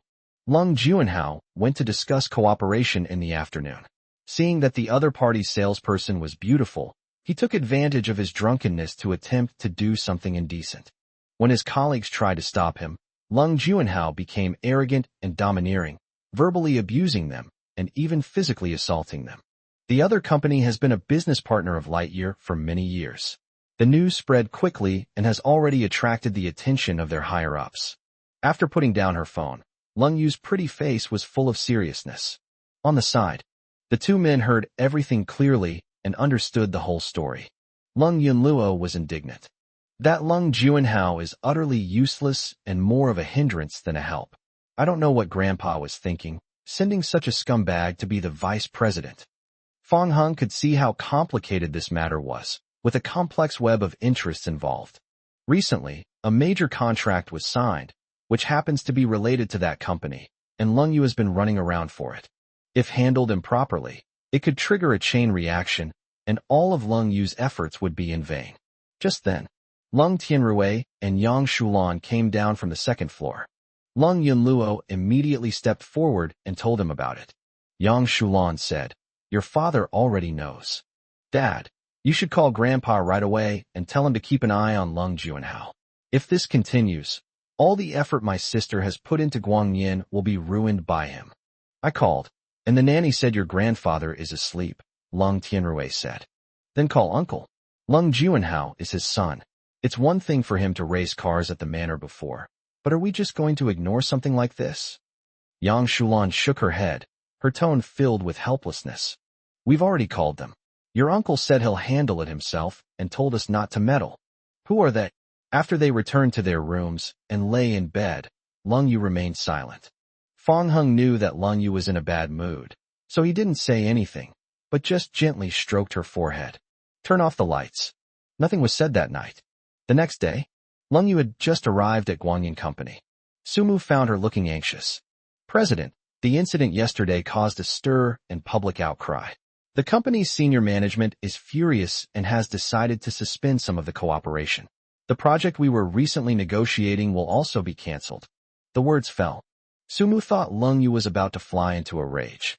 Unexpectedly, she appeared quite calm and simply said, "Okay, I understand." Sumu was stunned for a moment, then asked, "President, are you all right?" "It's all right, you go ahead and do your work." Lung Yu waved her hand. "Oh, okay." Sumu turned and left, glancing back every few steps with a look of confusion on his face, before quickly disappearing from sight.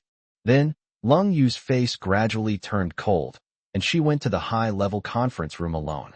High-level conference room. All the directors and core executives of Lightyear Corporation, including Mr. Lung, were present. Lung Yu pushed open the door and entered, instantly attracting attention. After she sat down, the female secretary came forward to pour her water. Sitting next to her were the brother and sister, Lung Rushue, the HR manager, and Lung Juanhao, the vice president. On the other side was Old Master Lung. Next to Old Master Lung were Lung Tianrui and Lung Bowen. Lung Rushue spoke first. "President Lung, what a grand gesture. We've all been waiting for you." Lung Yu glanced at the time and said, "Manager Lung, the meeting was scheduled for 9 o'clock. Is there a problem with me arriving at 8:59? Couldn't you have arrived earlier?" "Why should I arrive early?" "All right, Rushue, stop talking." Lung Bowen spoke up to stop him, and then began his opening remarks. "Now that everyone is present, I hereby declare the Lightyear Corporation Senior Management Meeting officially open." The opening remarks have ended. The audience erupted in enthusiastic applause. The meeting has officially begun. However, Lung Yu neither clapped nor listened to the content that she already knew. She only raised her eyebrows to pay attention when Lung Juanhao was mentioned. Grandpa Lung leaned closer to the microphone and spoke slowly. "Regarding the matter concerning Vice President Lung Juanhao last night, everyone is welcome to express their opinions. After the board of directors makes a resolution, a disciplinary announcement will be issued."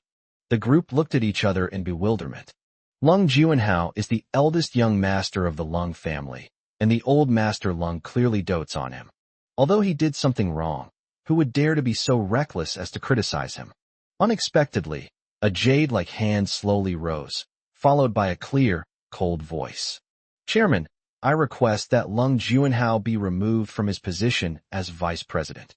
Everyone looked in the direction of the voice and saw the president, Lung Yu, whose face was as cold as ice. They were also deeply shocked by her words. None of them dared to express their opinions, but Lung Yu bypassed the proposal and directly demanded that Lung Juanhao be removed from his post. Lung Rushue glanced at Lung Yu and couldn't help but laugh at her words. To be so disrespectful to one's superiors and even demand things from one's grandfather is simply wishful thinking. Lung Juanhao, the person involved, remained as calm as a mountain. Before he came, Grandpa Lung had already informed him. No matter who it is or what the suggestion is, there will be no real punishment for him. It's all just a formality. This is, after all, a light year, and it's our own company. As the eldest son of the Lung family, with the protection of Old Master Lung, he can do whatever he wants. Grandpa Lung was surprised that Lung Yu would make such a request. He said in a consultative tone, Xiao Yu, Juanhao only made a small mistake. Is it really necessary to make such a big fuss? Lung Rushue rolled her eyes and chimed in. That's right. I think some people are just trying to take this opportunity to settle personal scores. Grandpa, you absolutely mustn't fall for her tricks. Lung Juanhao, shaking his leg, said, Lung Yu, this isn't very interesting. Are you that afraid I'll threaten your position in the company? Lung Yu completely ignored the brother and sister. Grandpa, this matter is of utmost importance. Public opinion has already begun to ferment, and the other company's senior management is furious. If it is not handled properly, it will bring incalculable losses to Guangyan. Lung Tianrui added, Dad, this is indeed no small matter. I hope you will be extremely cautious. Let me think about it. Old Master Lung fell into thought. Lung Juanhao said sarcastically, Uncle, it seems your whole family has been plotting this behind the scenes. You've only just come back and you're already trying to ostracize me, haven't you? Lung Bowen snorted coldly. It's just a small matter that can be resolved by paying some money. Why do you have to spread rumors and cause panic? Lung Tianrui said helplessly, Brother, I know you favor your son, but can't you see the public opinion? Let them make a fuss. What big waves can they stir up? As long as the other company doesn't pursue the matter, everything else is irrelevant. Old Master Lung stopped the two brothers from arguing. He then began asking questions of the crowd. You are all core members of Lightyear Corporation. What do you think is the best way to handle this matter? Everyone was exactly the same as before. They looked at each other, speechless. Seeing this, Lung Juanhao became even calmer. It's impossible for Lung Yu to bring him down on her own, especially since Old Master Lung is already biased towards him. Unexpectedly, the next moment, Old Master Lung looked serious and announced a result that left him speechless. I have decided to accept President Lung Yu's request and, effective immediately, remove Lung Juanhao from his position as Vice President. Chapter 109, Giving Up the Position of CEO of Lightyear. Grandpa Lung's decision was unexpected, and even Lung Yu was quite surprised. The brother and sister were completely stunned. Lung Juanhao realized what was happening and immediately stood up, trying to appeal to people's emotions. Grandpa, what are you doing? I'm your own grandson. Lung Rushue immediately followed suit, indirectly putting pressure on Old Master Lung. Grandpa, don't you know how hard my brother has suffered all these years? Lung Bowen asked in confusion. Dad, what's going on? Old Master Lung ignored them. All right, no need for further words. The matter is settled. He then turned his head and gave instructions to Lung Tianrui beside him. Tianrui, immediately issue a notice to the Public Relations Department to announce the punishment results to the public. Okay, Dad. Lung Tianrui breathed a sigh of relief. Grandfather.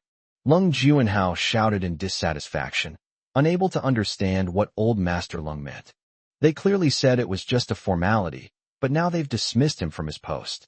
This result was unacceptable to Lung Juanhao. Old Master Lung shouted sternly, Shut up. If you don't want to attend the meeting, get out right now. Fine, I'll leave. Lung Juanhao was annoyed and simply turned and left. Grandpa, if you treat my brother like this, then I'm leaving too. After saying that, Lung Rushua followed Lung Juanhao and left the conference room together. At the same time, upon receiving the news, the Public Relations Department immediately wrote an article and released a public notice announcing the punishment of Lung Juanhao. This immediately sparked discussions across various departments of both companies. I thought that Old Master Lung would protect Lung Juanhao. Unexpectedly, he was actually dismissed from his post. Public opinion was quickly quelled. The meeting has ended. Lung Yu returned to the president's office. Sumu placed the documents on his desk. President, the other company probably knew about the news in advance. They called us before the penalty announcement was even released, saying that the project cooperation could be discussed again. It's surprising how smoothly things were resolved despite the cold rain. At this moment, Fang Heng also entered the office. It seems all the problems have been resolved. Lung Yu nodded and said, yes. Seeing the faint smile on her lips, Fang Heng was genuinely happy. The Lung family. Furious at being dismissed, Lung Juanhao started speeding around the manor again, making everyone walk on edge. When he saw that Grandpa Lung had called again, he hung up without hesitation. After a while, the phone rang again. This time it was his father, Lung Bowen, calling. Lung Juanhao had no choice but to stop the car and answer the phone. Dad, what's wrong? Come here. Your grandfather wants to see you. No. Grandpa Lung waited for him personally at the door of his house. Lung Juanhao got out of the car, and his face immediately fell upon seeing him. Grandpa Lung grabbed his hand and said with a smile, my precious grandson, are you still angry with your grandfather? Lung Juanhao shook off Old Master Lung's hand. How could I dare? You only care about your precious granddaughter, while I have no one to love or care for me. I was dismissed after only one day as vice president, and now I'm just a joke in other people's eyes. Grandpa Lung grabbed Lung Juanhao's hand again, giving him a strong boost of confidence. All right. Once things calm down in a few days, Grandpa will reinstate you. Lung Juanhao's eyes widened. Lung Bowen patted his son on the shoulder and said, Juanhao, what you did went a bit too far. Your grandfather had no choice but to put on a show for everyone without telling you. Lung Juanhao suddenly realized, grinned, and revealed a mouthful of yellow teeth. So everything Grandpa did just now was to protect me. Otherwise what? You're my only precious grandson. If I don't protect you, who will I protect? Lung Juanhao lowered his head and kissed Old Master Lung on the cheek. Grandpa, I love you.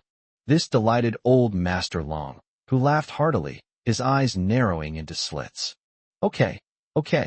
Oh dear, you've got my face covered in drool. By the way, Juanhao, remember not to tell anyone about this.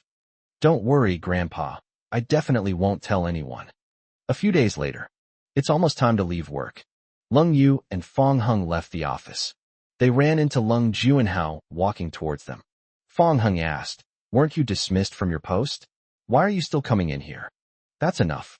I'm just temporarily relieved of my duties. I'll be back tomorrow. Do you really think I'm not coming back? Lung Juanhao shook his head, his chubby face full of smugness. The couple exchanged a glance, both feeling utterly bewildered. They had assumed that Old Master Lung, being discerning, would not protect Lung Juanhao. Looking back now, I realize I was overthinking it. Seeing the surprised looks on their faces, Lung Juanhao felt even more pleased. What's the use of demanding my dismissal? I still came back, didn't I? Lung Yu ignored Lung Juanhao and quickly left with Fang Heng. Back at the Lung family home, the two immediately went to find Old Master Lung. Old Master Lung smiled. Xiaoyu, Xiaoheng, you're here. With a serious expression, Lung Yu got straight to the point. Grandpa, are you planning to reinstate Lung Juanhao? Old Master Lung was slightly taken aback. He repeatedly told them not to reveal their reinstatement in advance. In the end, Lung Juanhao still couldn't keep his mouth shut. This made him feel somewhat embarrassed. We are all family. Juanhao has reflected deeply on his mistakes over the past few days and realized his errors. Let's give him another chance. Lung Yu didn't think Lung Juanhao had realized his mistake. Her arrogant demeanor just now will obviously cause her a lot of trouble after she is reinstated. The business alone is already stressful enough, and now there's another dragging us down. She didn't want things to continue like this. Lung Yu said solemnly. Grandpa, I'm telling you this. If you reinstate Lung Juanhao, the day he's reinstated will be the day I resign as president. Grandpa Lung looked slightly surprised. He said, Xiaoyu, why do you have to deliberately target Juanhao? He's your cousin. Can't you younger generation get along well? It's not that I'm targeting him, but if he causes trouble, all my previous efforts will be in vain. Grandpa, you like him and can indulge him, but could you please not let him ruin my planting results? I told you, Juanhao has realized his mistake. He is the eldest son of the Lung family and will succeed me as chairman of Guangyan in the future. In short, he is determined to join the company, and no one can stop him. Old Master Lung's face was gloomy, and he was already quite unhappy. All right, since that's the case, then I have nothing more to say. Lung Yu didn't want to say anything more. Before turning to leave, Fang Heng gave Old Master Lung a cold glance. Grandpa Lung didn't notice this scene. His attention was focused on Lung Yu instead. Grandpa Lung felt that what she said just now was just an angry outburst. Even if Lung Juanhao is reinstated tomorrow, Lung Yu will not truly give up her position as president of Lightyear. Chapter 110 Lung Yu resigns. The next day, Lightyear Corporation. High-level conference room. Under the watchful eyes of everyone, Old Master Lung signed and stamped the reinstatement application. Lung Juanhao picked up his reinstatement application, turned to face the crowd, and held it high. Haha. I, Lung Juanhao, am back again. Congratulations on the return of our vice president. The crowd was puzzled, but led by Old Master Lung. Enthusiastic applause rang out one after another. Lung Juanhao looked at Lung Yu with a provocative expression. Lung Rushue, on the other hand, launched a direct attack. Cold Rain, everyone is clapping. Why aren't you clapping? Are you unhappy that my brother is being reinstated? The Cold Rain fell silently. Amidst the puzzled gazes of the crowd, she walked slowly to Old Master Lung and then slammed her resignation letter on the table. Lung Tianrue was shocked when he saw it. Resignation letter? Upon hearing this, everyone looked at each other, and the entire high-level conference room instantly erupted in excitement. Lung Bowen and the brother and sister were both stunned. They didn't expect that because Lung Juanhao was reinstated, Lung Yu would directly resign. Old Master Lung frowned, not expecting Lung Yu to actually do it. He pushed the resignation letter aside and scolded. This is utter nonsense. Take it back immediately. Since Lung Tianrue apologized last time, there has been no communication between him and his daughter. But at this moment, he couldn't help but try to persuade his daughter. Listen to your grandfather. Don't be impulsive. Take back your resignation letter. Unmoved, Lung Yu picked up her resignation letter and slapped it in front of Old Master Lung once again. She said coldly, I've already said it. The day Lung Juanhao is reinstated will be the day I resign as president. Great. Today is truly a double celebration. Lung Juanhao was overjoyed and looked at Old Master Lung. Grandpa, now that there's no one in the CEO position, does that mean I, as the vice president, can be promoted directly to the CEO position? Lung Rushue, on the other hand, was sarcastic and unfriendly towards Lung Yu. My dear sister, don't be so sensitive. I advise you to think carefully before making a decision. If you leave Guangyan, you might not even be able to find a job. Lung Bowen glared fiercely at the brother and sister. Then he advised Lung Yu not to act impulsively. Lung Juanhao and Lung Rushue were slightly taken aback, not understanding why Lung Bowen would suddenly side with outsiders. The siblings were unaware of Lung Yu's importance, but Lung Bowen, as a company director, knew it all too well. Since Lung Yu joined the company, under her leadership, the company is thriving, with its performance soaring in the past year, increasing many times over compared to previous years. Even though she is the daughter of her younger brother, Lung Tianrue, Lung Bowen had to admit her excellence. At the same time, they cannot deny the fact that their own children are not as good as the other parties. Lung Yu is a business genius. Losing this woman would be a huge loss for Lightyears, or even the Lung family. After a long silence, the old man said, Xiaoyu, I'll ask you one last time. Are you sure you want to give up the position of CEO? Yes, as long as Lung Juanhao is here. From this day forward, I will never step into the gate of Lightyears again. Old Master Lung's face darkened, clearly displeased. He waved his hand and said, Then go ahead. Upon seeing this, The brother and sister exchanged a glance, secretly delighted. Lung Tianrui and Lung Bowen were dumbfounded. Lung Tianrui said anxiously, "Dad, you have to think this over carefully. This is no small matter, and Xiaoyu is your own granddaughter." Lung Bowen added, "Dad, Xiaoyu's abilities are obvious to all. I don't think you can be so hasty." Other core members spoke up, joining the two brothers in persuading Old Master Lung. Old Master Lung said unhappily, "All right, there's no need to persuade her anymore. It was her own decision, not my decision to force her to resign." This moment, the cold rain chilled my heart to the bone. I worked diligently and made contributions to the company. But in the end, she couldn't compare to Lung Juanhao, who only knew how to cause trouble.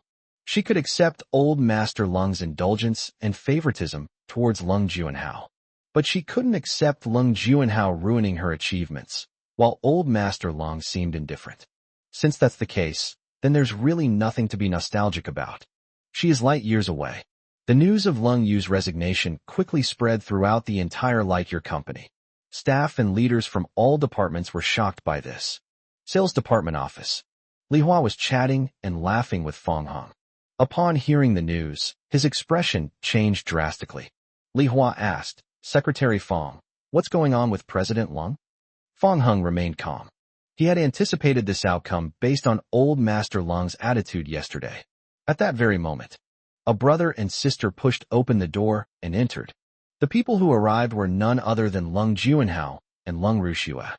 Li Hua hurriedly got up and greeted the two of them. "Good morning, Vice President." "Good morning, Manager Lung." Lung Juanhao said arrogantly, "Why bother with the title of Vice President? The former president is gone. In a few days, I will be the president. You can just call me President Lung from now on." Then, he turned his gaze to Fong Hung. "Oh dear, Secretary Fong, your wife has resigned. Now there's no one to protect you in Lightyear." Lung Rushua smiled and said, "But don't worry, my brother and I will definitely not use this as a pretext to fire you." The brother and sister had already secretly discussed it. She had suffered a lot of mistreatment from Fong Hung before. Now we definitely need to keep him at the company and use work as an excuse to torment him. Only after he had vented his anger would he kick him out. "Do you think I'd stay in this lousy place after my wife quit her job?" Upon hearing Fong Hang's words, the brother and sister were taken aback. "Are you resigning? This won't do. If Fong Hung leaves, their plans will be ruined." So Lung Juanhao said directly, "You are not allowed to resign. Even if you bring it up, I will not approve it." "That's ridiculous. I'm informing you, not making an application to you." Lung Rushua's attention fell on the nervous Li Hua beside her. She suddenly had an idea. "Fong Hung, if you dare to resign, I'll have Grandpa fire this guy named Li Hua." "Are you threatening me?" "Yes, it's a threat to you," Lung Juanhao said without any attempt to hide it. He heard from Lung Rushua that Fong Hung and Li Hua had a good relationship.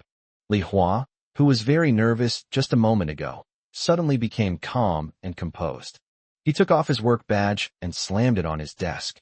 "If you think you can use me to threaten Mr. Fong, you'd better give up on that idea. I, Li Hua, choose to resign voluntarily." The brother and sister were completely stunned. "Manager Li, have you gone mad? You're not paying your car loan and mortgage, and you're abandoning your wife and kids. You'd better think this through. If you dare to leave Lightyear, I only need to say one word and you'll find it incredibly difficult to even get a job at any other well-known company in Los Angeles, let alone reach a management position." Lung Juanhao and Lung Rushua began to threaten Li Hua. Li Hua snorted coldly.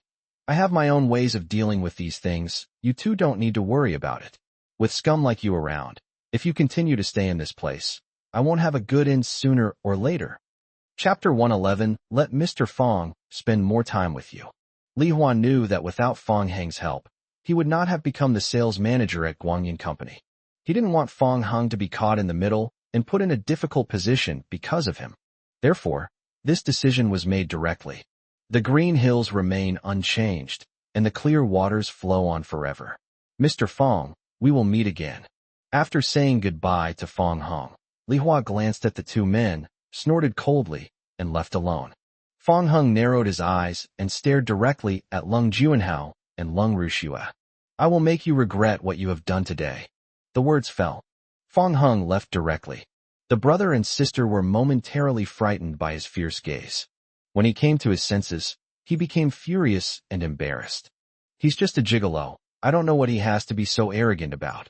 Yeah, besides being handsome and knowing Qian Dashan, the son of the richest man, what else does he have? He's such a charlatan. The more I think about it, the angrier I get. Lung Juanhao and Lung Rushua followed them to the president's office. They decided to take this opportunity to kick someone when they're down. Once you miss this opportunity, it's gone forever. When the two arrived at their destination, they saw the couple and Su Mu carrying things and walking out. Lung Juanhao said, "Assistant Su, from now on you will work for me. Lung Yu is no longer the president, so you no longer need to follow her orders." "That's right. Just put the things down and let them carry them themselves," Lung Rushua said. The three of them tacitly ignored Lung Juanhao and Lung Rushua and took the elevator together to leave. This feeling of being treated like air made Lung Juanhao very unhappy. He said angrily, "Assistant Su, do you want to quit your job?" Su Mu then coldly said, "I have already submitted my resignation." Lung Juanhao was stunned for a moment. By the time they realized what was happening, the elevator doors had already closed. He was so angry that he scratched his head and cheeks. He was clearly reinstated and was now serving as vice president again. However, I didn't feel like I had any power at all. Instead, he was met with various rebuttals from Lung Yu's former subordinates. When he threatened them, the other party said they would resign. It's like punching cotton. You have the strength but can't use it at all. Lung Juanhao grew angrier the more he thought about it and kicked a nearby pillar, intending to vent his anger on it. Unexpectedly, Lung Rushua stepped forward at that moment, resulting in her taking a solid kick. "Brother, what are you doing?" Lung Rushua bumped her head against the pillar, feeling dizzy and unable to help but complain. "Oops, I didn't mean to." Lung Juanhao rushed to help, but he tripped and fell face first into the mud. The news of Lung Yu's resignation was not limited to Lightyear Company. It quickly spread to the outside world. Fong Hung drove her back to the Lung family home. Lung Yu then received a call from Wang Meishan. "Mr. Lung, I heard you resigned?" "President Shan, you can just call me by my first name. I'm no longer the CEO of Lightyear." Old Master Lung is really confused. He doesn't know how to cherish you, a talented businesswoman. The cold rain did not answer.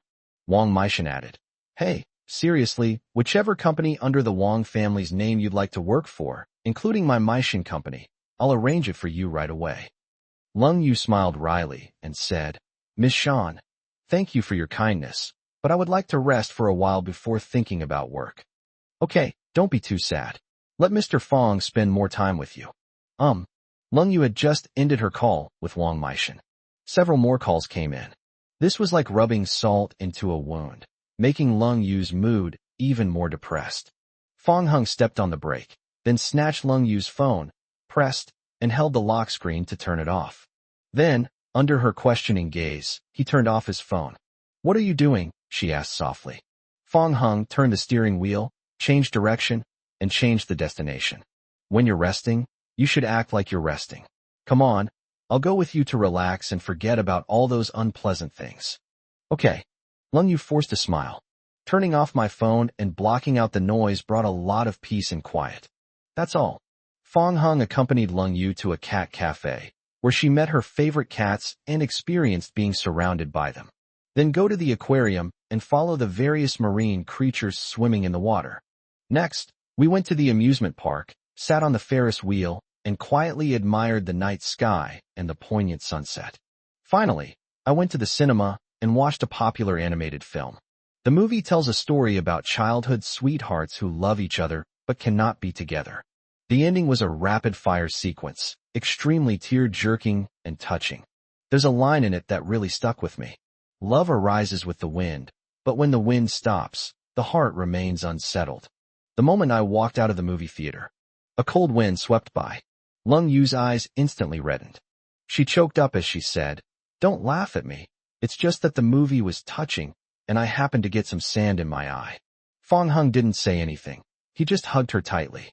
He knew perfectly well that it wasn't the movie that was touching, nor was it that he had sand in his eyes. These are all just excuses.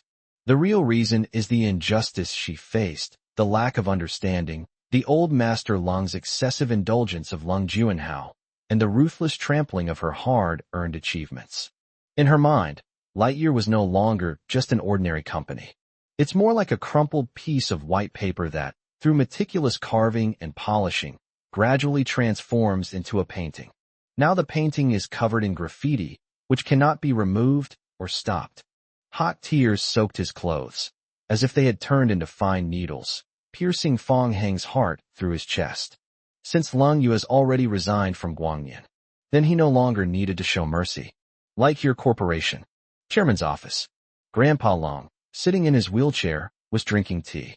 Behind him, Lung Juanhao massaged his shoulders and back, trying to please him. Grandpa, Lung Yu has already resigned, so you can just give me the CEO position.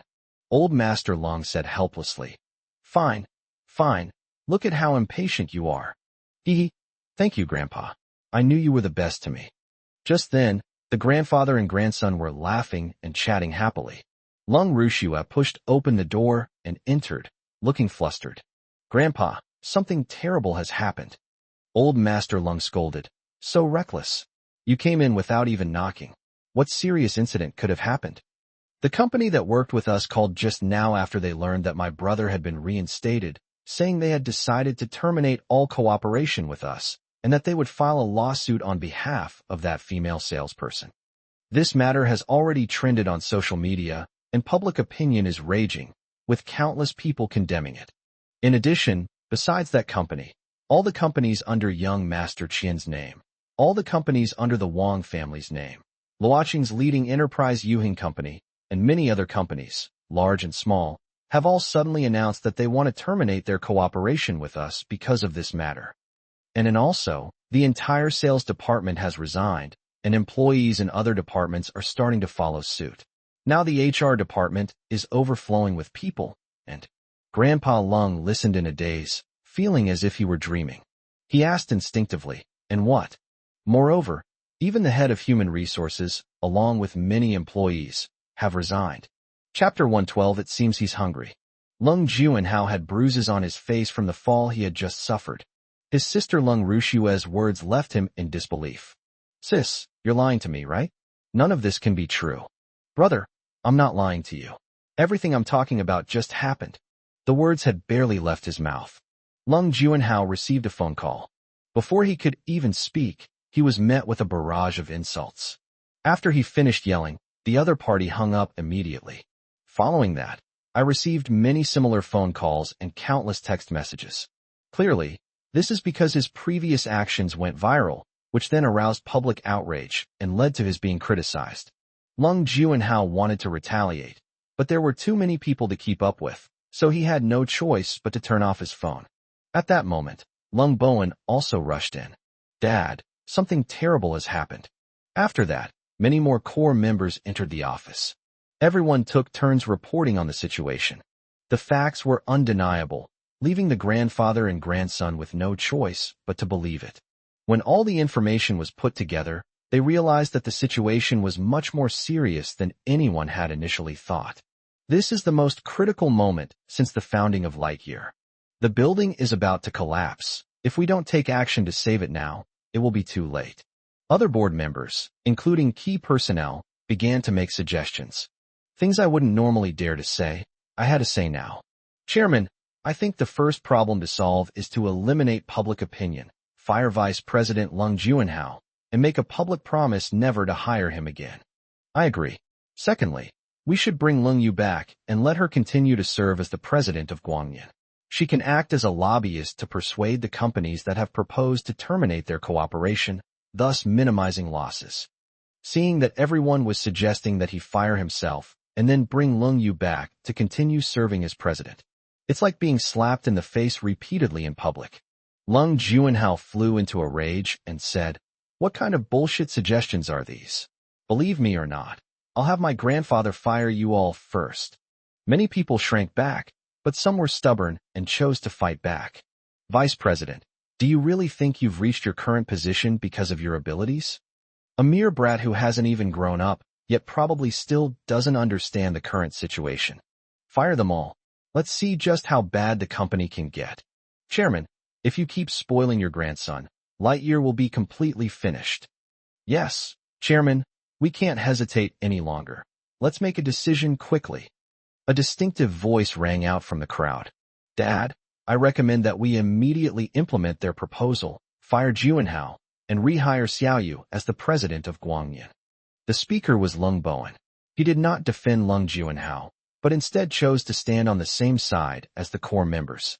Now that things have come to this, there is no other choice. Grandpa Lung is quite old. Lung Bowen had already identified himself as the head of the Lung family. If Lightyear Company, as the mainstay of the Lung family, were to collapse, the heavy burden would fall on the shoulders of every member of the Lung family. Even though Lung Juanhao is his own son, Lung Bowen absolutely cannot accept that the Lung family has fallen back to the level of a third-rate family because of him. Lung Juanhao's head buzzed. Unexpectedly, even her father stood on the opposite side at this time. He was at a loss and placed all his hopes on old Master Lung. Grandpa, you can't fire me. I've already suffered enough from being a homeless person all these years. What's wrong with wanting to contribute to the company? The crowd couldn't stand it anymore and began to look at them with disdain. Lung Juanhao contributes? Even a dog wouldn't believe that. The one who truly put in the effort was always Lung Yu. But in the end, he was forced to leave. Lung Bowen was furious and slapped Lung Juanhao across the face. Shut your mouth. What have you done? You've only made things worse. If it weren't for you, the company wouldn't be in this situation now. Lung Juanhao covered his face, looking aggrieved. At that moment, the female secretary rushed in. Chairman, the area downstairs is packed with reporters, and major TV stations are calling to interview you. Old Master Lung started to panic and had no choice but to make a decision. Okay, we'll do as you suggest. We'll immediately have the Public Relations Department issue a statement announcing the dismissal of Vice President Lung Juanhao and a permanent ban on his employment. At the entrance of the cinema, after Lung Yu calmed down, seeing that Fong Heng's chest was wet, she felt a little embarrassed. She sniffed, her voice nasal from crying. Take it off. I'll wash it for you when we get back. Okay. Fong Heng made a move to take off his shirt.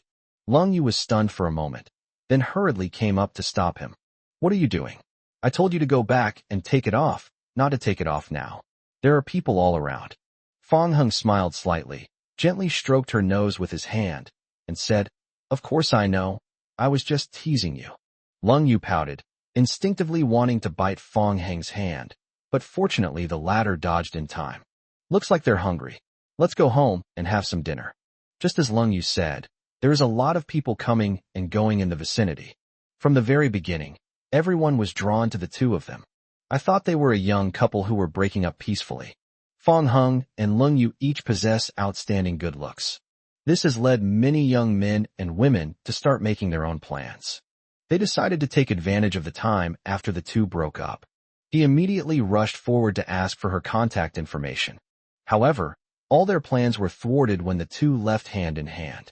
Back at the Lung family villa, I just got off the bus. Lung Yunluo and Yang Shulan hurriedly came to greet them. Both of them looked anxious. Lung Yunluo complained. You too, you stinky sister and brother-in-law, where did you go? You disappeared for an entire afternoon, scaring my parents and me half to death. Fong Heng looked at Lung Yu. I took your sister out to relax. We couldn't get through to the two kids on the phone. We were worried something had happened to you, Yang Shulan said. Lung Yu said, Fong Heng and I wanted some peace and quiet, so we turned off our phones. It's all right. Just remember to let me know in advance next time. In the midst of conversation, the group walked into the living room together. Lung Tianrui breathed a sigh of relief when he saw the two return. Lung Yunluo noticed that Lung Yu's eyes were still a little red. He pulled his older sister to sit down on the sofa. Then he transformed into a caring and considerate daughter and began to comfort her. Sis, there's nothing to be sad about.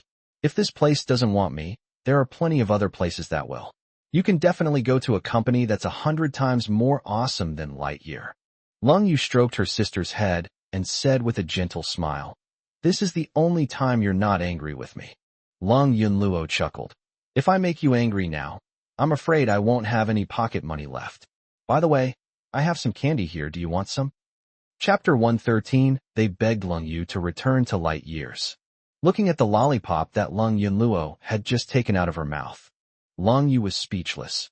You've already licked it, and you're still asking me if I want to eat it? I still have some that haven't been demolished yet. When I'm unhappy, eating something sweet might make me feel better. Lung Yunluo opened the packaging and then fed the candy to Lung Yu. Yang Shulan looked pleased, having just praised her for being sensible. Unexpectedly, Lung Yunlu smiled mysteriously at Fong Hung and beckoned him with her small hand. Brother-in-law, one candy costs 100 yuan. Hurry up and pay for your wife. Fong Hung, ? Lung Yu slapped Lung Yunluo's hand away and said, Why don't you just go and rob it? After some joking around, the topic then returned to Lightyear Corporation. Sis, that was so satisfying. Now that you've quit, the company is a complete mess. I bet Grandpa is kicking himself. Lung Tianrui, who had been silent all along, finally spoke up. I'm too lazy to care anymore. Let your uncle's family do whatever they want from now on. Yang Shulan said, Tianrui, you're so old. Why are you acting like a child? Cold Rain had no idea what had happened. I checked my phone and quickly learned about the current state of Light Years. She never expected that such a big change would happen in just one afternoon. Originally at its peak, far ahead of its competitors, it is now like a candle flickering in the wind, and it may soon be overtaken by a large margin. Lung Yu couldn't help but feel a little strange. The rumors of Lung Juanhao's alleged misconduct should not have led to such serious consequences. I have a feeling that someone is doing something behind my back. However, she had already left Light Years away, so none of this had anything to do with her anymore. Just then, a car drove into the courtyard. Yang Shulan originally intended to get up to greet him, but after seeing who it was, she silently sat back down on the sofa. A short while later, Lung Bowen's family, including Old Master Lung, entered the villa. Tianrui, Dad and I have come to see you, your sister-in-law, and the children. They came here with only one purpose. I just wanted to persuade Lung Yu to return to Lightyear. The situation has now escalated to a serious point and is completely out of control. The others remained indifferent, as if they hadn't heard anything, except for Lung Yunluo, who spoke. Why aren't you busy celebrating Lung Juanhao's reinstatement? What are you doing at our house? Sister Yunluo, my brother has been fired by Grandpa, Lung Rushua said with a forced smile. She had been gloating that morning, celebrating Lung Yu's departure from Guangyan Company. But in the blink of an eye, they came begging him to come back. Lung Rushua herself felt like a clown. She wanted to say something more, but Lung Yunluo stopped her. Hey, wait a minute. I suddenly have something I want to do. Just as the group was wondering what Lung Yunluo was up to, the next moment, she tapped the phone screen. The entire living room began to resonate with the song, Good Days. This scene stunned everyone. After realizing what had happened, Fong Hing almost burst out laughing. This sister-in-law really knows how to stir things up. As for the group of people on the other side, Old Master Lung's face immediately fell. Lung Bowen's family was furious, but dared not speak out. In the end, it was Yang Shulan who turned off the music and pulled Lung Yunluo behind her, and only then did the expressions on the faces of those people gradually improve. Old Master Lung coughed lightly, and his gaze fell on Lung Yu. Xiao Yu, I've already fired Juanhao and given the order that he will never be hired again. Lung Bowen chimed in. That's right, Xiao Yu. Your grandfather even said that he wouldn't let Juanhao into the gates of Guangyan. Now that you're back in Guangyan, you don't have to worry about him causing trouble anymore. Lung Yu's expression was indifferent. I've already resigned. Why would I want to go back? The father and son were taken aback. Old Master Lung said anxiously, Didn't you say that you would be willing to go back as long as Juanhao was no longer in the company? You misunderstood. What I said was that as long as Lung Juanhao is here, I will never step into the Lightyear gate. But that doesn't mean that if he's gone, I will definitely return to the company. This don't you plan to go back? Lung Bowen asked. Right. Grandpa Lung gave Lung Bowen a look. Lung Bowen immediately pulled his son in front of him. The slap mark on Lung Juanhao's face was particularly noticeable.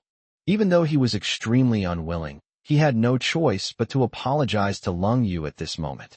Yes, it was my fault. I hope you won't hold it against me. Lung Yu completely ignored Lung Juanhao. Seeing that the effect was not ideal, Lung Bowen came up and kicked him directly. You brat, show some sincerity. Does this look like an apology? Lung Juanhao was displeased, but he could only lower his head to Lung Yu and continue. I'm sorry, little Yu. It's all my fault. I apologize here and beg you to go back to the company. Lung Yu still ignored Lung Juanhao. Lung Bowen knew that this was not just a problem for his son alone. So he glared at his daughter again. Lung Rushue immediately stepped forward, her smile forced and insincere. Little Yu, I apologize for what I did. I hope you can forgive my rudeness and come back to the company. Following Lung Rushue, Lung Bowen and Old Master Lung also bowed their heads and persuaded Lung Yu to return to serve as the company's president. However, Lung Yu remained unmoved. Because her heart had turned completely cold. There's no need to persuade me anymore. No matter who speaks up, I can never go back to light years away. With a determined look in her eyes, she left those words behind and turned to leave. Stop. Bowen and I are your elders. We've already humbled ourselves and begged you like this. What more do you want? Old Master Lung angrily rebuked him and then tried to use family ties to blackmail him. As a member of the Lung family, this is your duty. Do you want to just stand by and watch the Lung family's business be destroyed? Lung Yu stopped in her tracks, her voice filled with chill. So what if they're elders? Who said I have to agree to your requests? Grandpa, you caused all of this. What does it have to do with me? Besides, Lightyear was doing just fine when I didn't resign. These words left Old Master Lung speechless, his face turning red. Lung Yu went straight back to her room. A somber atmosphere filled the living room. Seeing that Fong Hung was about to leave, Old Master Lung. He quickly forced a smile and said, Good son-in-law, please help your grandfather persuade Xiaoyu. Guangyan really needs her right now. Fong Hung sneered. Grandpa, since you've made this choice, you have to bear the consequences. I won't speak up for you, but I can give you a suggestion. What suggestion? Fong Hung pointed at Lung Juanhao and Lung Rushue. You can ask those two brilliant strategists to solve the problem. The brother and sister, of course, knew that Fong Hung was mocking them. But at this moment, the two of them could only endure it. If they could really help, Grandpa wouldn't have come to ask Xiaoyu for help. Fong Hung shrugged. Then there's nothing I can do. Seeing Fong Hung leave, Old Master Lung had no choice but to place his hopes on Lung Yunluo, Lung Tianrui, and Yang Shulan. Unsurprisingly, none of the three agreed to help and instead made excuses to leave. In the end, Grandpa Lung and his entourage were left standing in the living room, looking at each other, unsure of what to do. Chapter 114, Why is it still biting? Early morning. All was quiet, and the room was pitch black. A cold rain startled me awake from my dream. He stared blankly at the ceiling, recalling every moment spent in the light years. She regretted not taking another look at the office before leaving. Just as Lung Yu was silently grieving alone, a hand suddenly touched her head. Lung Yu's body tensed, and she covered her chest with her hand, still shaken. You startled me. You haven't slept at all. No, I just woke up too. It seems I woke you up.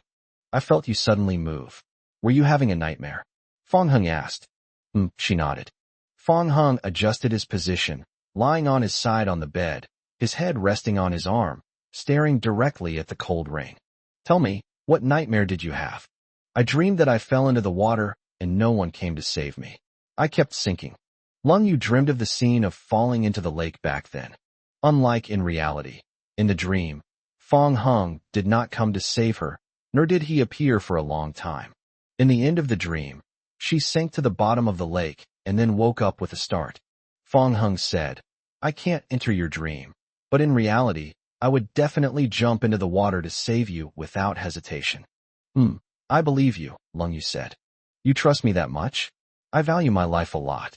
If things go wrong and I'm not confident, I might back out at the last minute. Fong Hung teased her deliberately. I firmly believe that you will save me. If someone else said that, it might make Lung Yu suspicious. Only Fong Hung was someone Lung Yu trusted unconditionally. Because Fong Hung really did save her. This big idiot still hasn't recognized me. You have a good eye for people. Fong Hung smiled and slowly moved his hand down to stroke her soft cheek. Speaking of which, you look a bit like a girl I saved before. Lung Yu was slightly taken aback and couldn't help but feel nervous. Is that so? Did he recognize me? But you can swim, and that girl is a bit silly, so you two obviously can't be the same person. Lung Yu's expression changed instantly. Fong Hung recalled. I remember telling you that after I pulled her ashore, she clung to me tightly and wouldn't let go, even tearing my newly bought clothes to shreds. However, before he could finish speaking, Lung Yu suddenly opened her mouth and bit his finger with a whoosh. Fong Hung immediately pulled his hand back in pain, and a look of surprise gradually appeared on his face. Are you a puppy or something? Why are you biting people? Lung Yu turned around, her back to him, and said angrily, Yes, I'm like a puppy. I'll bite you. That big idiot called me stupid again. You're the stupid one. You're the dumbest jerk in the world. Why aren't you saying anything? Fong Hung hadn't figured out what to say yet. Asleep? Fong Hung remained silent for a long time. Lung Yu thought he had fallen asleep, so she quickly turned her body back to normal. You weren't asleep either, so why are you ignoring me? Are you angry? She suddenly panicked, hesitated for a moment, and then stretched out her delicate hand in front of Fong Hung. If you're angry, as compensation, I'll let you take a bite. Then I won't stand on ceremony. Fong Hung, who had been silent all along, finally spoke. Lung Yu was slightly taken aback and quickly withdrew her hand. No, you're really going to bite me? He raised an eyebrow and said, Otherwise what? Oh well. She reached out her hand again. Fong Hung took a bite out of the fair wrist. Lung Yu winced in pain and pulled her hand back, using her other hand to cover her fair wrist, which bore the teeth marks. Her beautiful eyes, staring at Fong Hung, were filled with disbelief. Didn't you tell me to bite it? What did I do? Fong Hung feigned innocence. Lung Yu forced a smile. It's nothing. She remembered this grudge. A night passed. The online outcry against Lung Juanhao has ended. However, due to the termination of cooperation by major companies and the resignation of employees, the entire Lightyear company was paralyzed. Lunchtime at the Lung family villa. At the dinner table, Lung Yunluo put down her phone, stood up, and shook her soda. Let's pop the champagne. Yang Shulan said, Stop playing, or you'll make a mess everywhere. Lung Yunluo stuck out her tongue and smiled, turning her attention to Lung Yu. Sis, since you're not planning to go back to Lightyear, which company are you going to work for next? Is it the one you and your husband started? Xiaoyu, you and Xiaoheng started a company? Yang Shulan was taken aback, her gaze shifting back and forth between the couple. Lung Yu said speechlessly, No, it's a company called Yuhong. Because my name and Fong Heng's name are on it. This brat joked that it's owned by us. You brat, you're always talking nonsense. Yang Shulan glared at Lung Yunluo, then began to inquire about Lung Yu's whereabouts. Lung Yu and Fong Hung exchanged a glance. Mom, I plan to rest for a few days and take Fong Hung sightseeing. I'm not in a hurry to talk about work. Yang Shulan slapped her forehead and laughed. Look at my brain. Right? I just resigned. I should relax a bit. Lung Yunluo raised her hand and said, Sister, I want to go too. I want to go too. Yang Shulan pressed down Lung Yunluo's arm and scolded. Your sister and brother-in-law went on their honeymoon. What are you doing there? These words were spoken. The three of them were taken aback. Yes, I really shouldn't be a third wheel on our honeymoon, Lung Yunluo said, covering her mouth with her hand. Fong Hung and Lung Yu were somewhat embarrassed. Lunch is over. The two prepared to leave. Just before getting on the bus, the little drama queen Lung Yunluo grabbed Lung Yu's hand and began to stage a scene of deep farewell. Wah, sister, I'll miss you and brother-in-law so much, she said, wiping away non-existent tears. Fong Hung said, Your sister and I are just playing around near Luocheng. It's not like we're not coming back tonight. Oh, so you guys didn't go on vacation? I'll tone it down then. I'm overacting like this. In the midst of conversation, Lung Yunluo noticed the faint teeth marks on Lung Yuhao's wrist. Seeing that her older sister instinctively hid her hands behind her back, Lung Yunluo immediately revealed a wicked smile. Sis, what are you hiding? I've seen everything. Lung Yu pretended not to hear, turned around and got into the passenger seat, then signaled Fong Hung to drive. The vehicle sped away from the courtyard. Sis, remember to bring me something when you come back. Lung Yunluo chased after her, yelling, and then accidentally tripped and fell flat on her face. On the other side, the gate of the Lung family. Old Master Lung and the brother and sister were waiting there. A short while later, the Mercedes-Benz G-Class came into view. Take advantage of the brief pause when the car stops. Lung Juanhao pushed old Master Lung, and the three of them rushed forward. Grandpa Lung said with a forced smile, Xiaoyu, a whole night has passed. You should be calm now, right? Promise Grandpa you'll go back to the company, okay? Following her prepared script, Lung Rushua said, Little Yu, my brother, my grandfather, and I have been waiting here all morning just to see you. Yes, little cousin Xiaoyu. Look how worried Grandpa is. His hair has turned white overnight. Guangyan really can't live without you. Please forgive us and hurry back to the company. Lung Juanhao chimed in, but almost forgot his lines halfway through. Lung Yu said expressionlessly, Hasn't Grandpa's hair always been white? Chapter 115 Because you are also a beautiful scene. Lung Juanhao felt a little awkward for a moment. He just wanted to make old Master Lung sound more pitiful on purpose. Unexpectedly, Lung Yu seized on this point. I made it very clear last night. No matter how much you beg me, it's no use. I will not go back to light years. After Lung Yu finished speaking, she turned to the gatekeeper and ordered him to open the gate. Second, miss, The security guard looked troubled. Lung Juanhao just gave the order that the door must not be opened under any circumstances. Upon seeing this, Fang Hing got out of the car directly. Then he forcibly pressed the door open button. He returned to the car, ignored the three men's desperate pleas, closed the windows, and drove away, watching the car's taillights disappear into the distance. Lung Juanhao was furious and threw the cigarette he had just taken out of his pocket, along with the lighter, on the ground. Damn it! These two are as stubborn as mules. Asking them to do something is harder than climbing to heaven. I don't think it's going to work out, Lung Rushua said. Even Grandpa Lung felt there was no hope. I've watched Lung Yu grow up over the years. He knew his second granddaughter's temperament all too well. Once she's made up her mind about something, almost no one can dissuade her. Old Master Lung felt nothing but deep regret. He shouldn't have been so blinded by greed and insisted on making Lung Juanhao the vice president. Now look what's happened. The once thriving company has been completely ruined. First stop. Fang Heng and Lung Yu went to the recording studio. Because on the way back from a classmate reunion, Lung Yu sang a niche song a cappella in the car. I promised to record a song with accompaniment for Fang Heng. So he decided to take this opportunity to fulfill his promise. After Lung Yu finished recording her song, Fang Heng, in return, also recorded one of his best songs for her. Afterwards, the two recorded a song together. After leaving the recording studio, the staff clapped and applauded. Wow, they all sang very well. Thanks. The staff member handed me a business card. I'm actually also working part-time as a talent scout. Both of you have amazing voices and looks. If you debut, you'll definitely gain a lot of fans.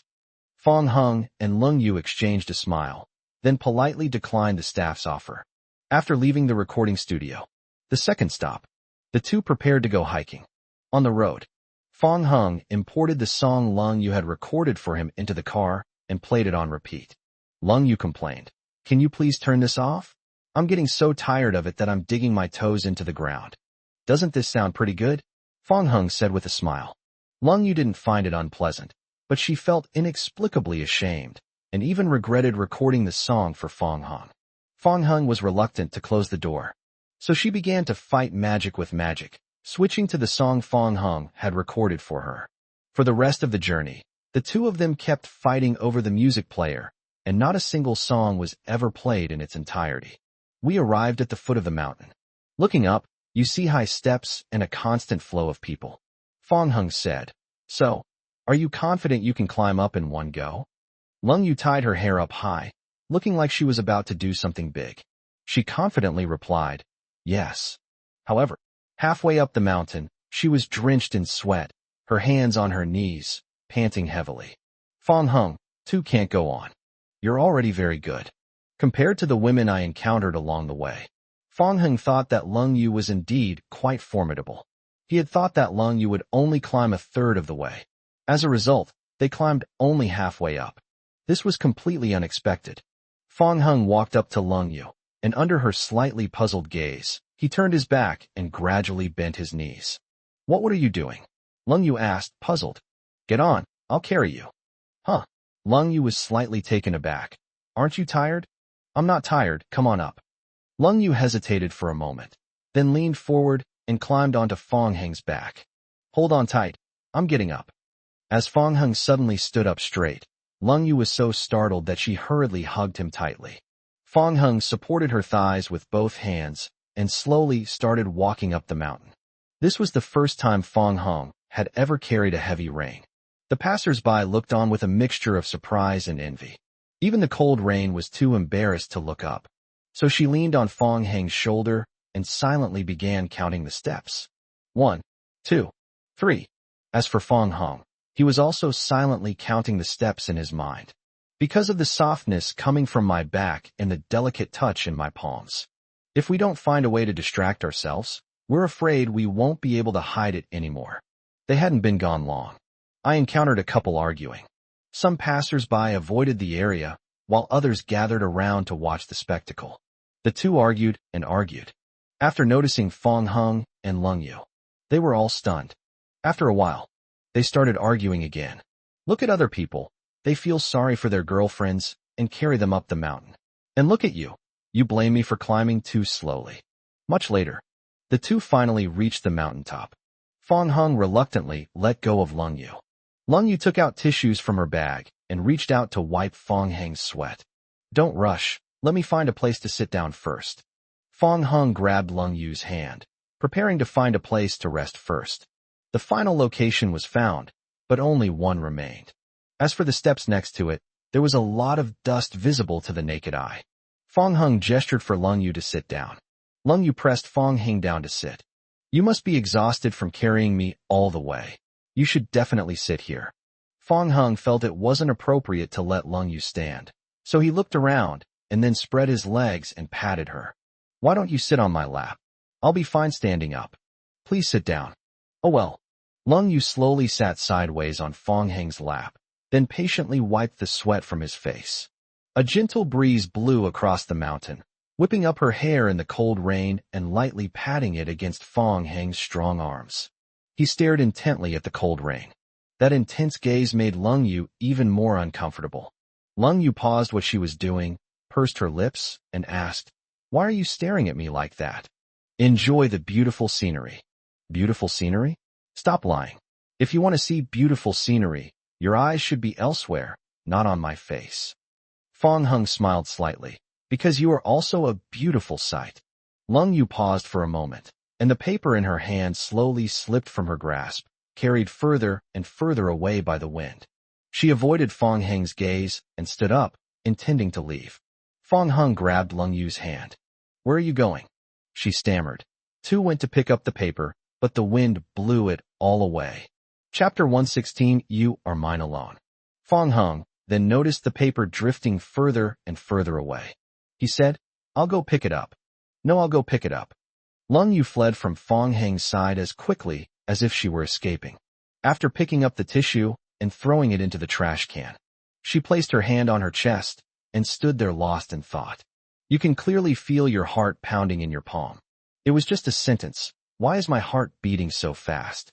Just then, I felt a warm breath near my ear and heard a man's magnetic whisper. Why did you suddenly stop standing here? Lung Yu trembled all over and turned around in a panic, only to bump her head on Fong Hung's chin. She clutched her head in pain and squatted down, tears welling up in her eyes. Fong Hung rubbed his chin, then squatted down and gently pushed aside her hands, stroking the area where she had been hit to relieve the pain. Does it still hurt? The pain had completely disappeared, but Lung Yu hesitated to stand up. She was somewhat afraid to meet Fong Hung's gaze. Ever since that night when I stole a kiss from Fong Hung, I feel like he's changed. As for what has changed, I can't quite put my finger on the cold rain. For a long time, Fong Hung asked gently, Now, it shouldn't hurt anymore, right? Lung Yu's legs were almost numb from squatting, and she knew that this couldn't go on. She had no choice but to raise her head, her eyes darting around, and said guiltily, It doesn't hurt anymore. Fong Hung stood up straight first, then reached out and pulled Lung Yu to her feet. It's my fault. I shouldn't have gotten so close to you. Lung Yu shook her head and hurriedly said, No, it's my fault. I was too rash. Fong Hung smiled and didn't argue with her about admitting his mistake. Instead, he said, You should be rested enough. Let's continue on our way. There are still many beautiful sights waiting for us. Good. Next, the two visited many scenic spots in the mountains and took photos to commemorate the occasion. Fang Heng sometimes photographs landscapes, and sometimes he photographs cold rain. After taking another photo, Fang Heng handed his phone to Leng Yu for a look. Just as Leng Yu was about to offer her praise, she saw Fang Heng extend his hand to her. "Let me see the photos you took too." Feeling awkward and embarrassed, and remembering that the photos were already hidden in a private folder, she slowly handed her phone to Fang Heng. Fang Heng skillfully entered the password. I opened the photo album and took a look. Leng Yu took a lot of photos, and they were all very good. However, all these photos have one striking feature. He appears in every single one of them.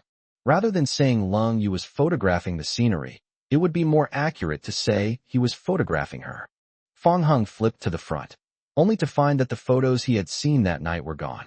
He subconsciously assumed that Leng Yu had deleted it. However, he quickly realized that Leng Yu probably hid the photos because she was afraid he would see them. Leng Yu stared intently at her phone screen. Although the previous photos have all been hidden, but she had been so focused on taking pictures of Fang Heng that she had completely forgotten to take pictures of others, which made her feel a little embarrassed. A message box popped up at the top of the phone. Leng Yu snatched the phone back from Fang Heng's hand. "Let me see what Yunluo sent me." A voice message from Leng Yunluo came through my phone. "Hey sis, where are you and your husband?" "We're on the mountain," Leng Yu replied. "Did you bring umbrellas?" "Without. That's terrible. If it rains, you'll all be soaked to the bone." Fang Heng and Leng Yu didn't take Leng Yunluo's words seriously.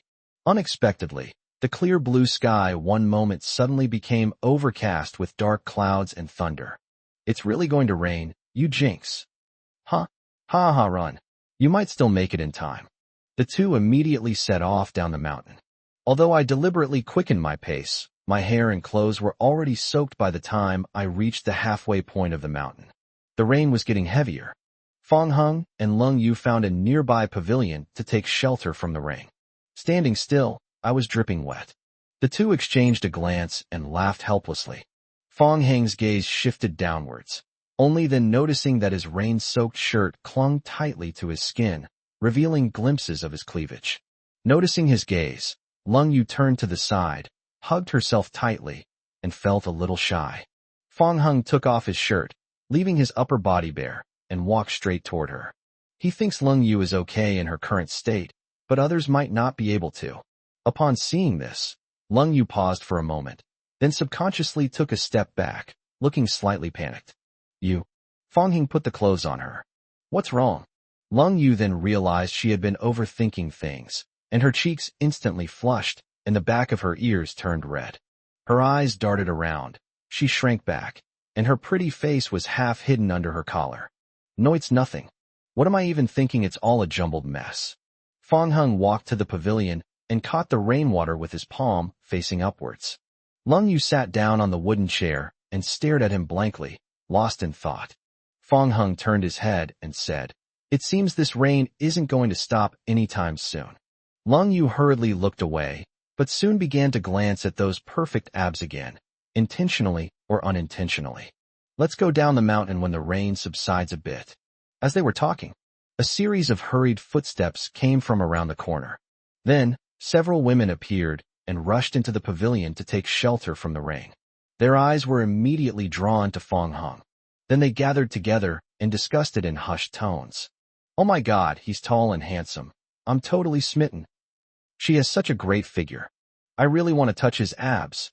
There's a woman over there. I wonder if she knows him. Hey, go ask him.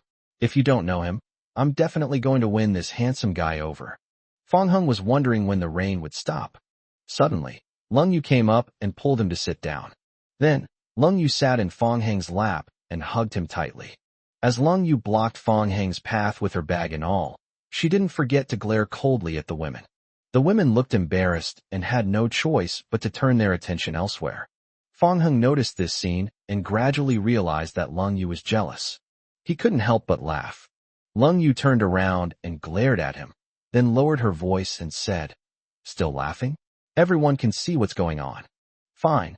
What do you mean it's nothing? We're married, which means you're mine alone. We can't let anyone else see this, understand?" "Okay, I understand." Fang Heng patted Leng Yu's head. Chapter 117, This is the Gift. Just as Fong Hung had guessed, the rain showed no signs of stopping.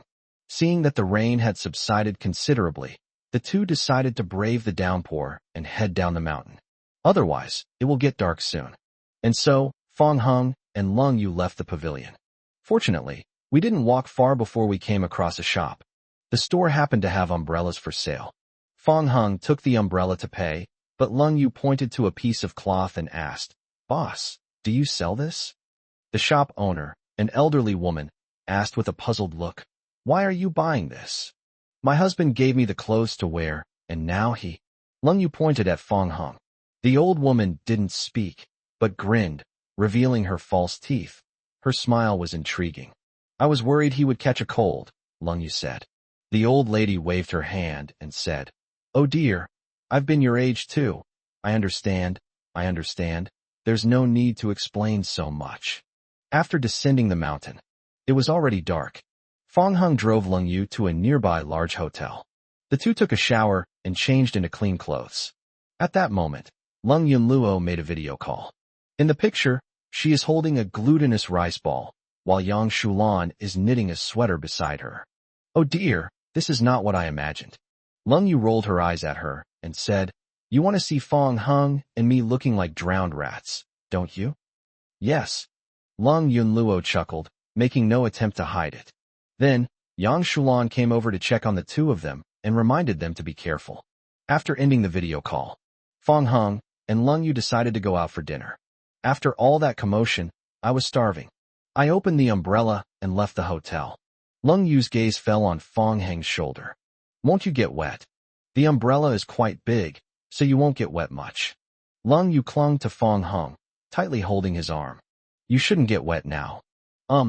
Two soft mounds pressed against his arm, instantly throwing Fong Hung's thoughts into disarray.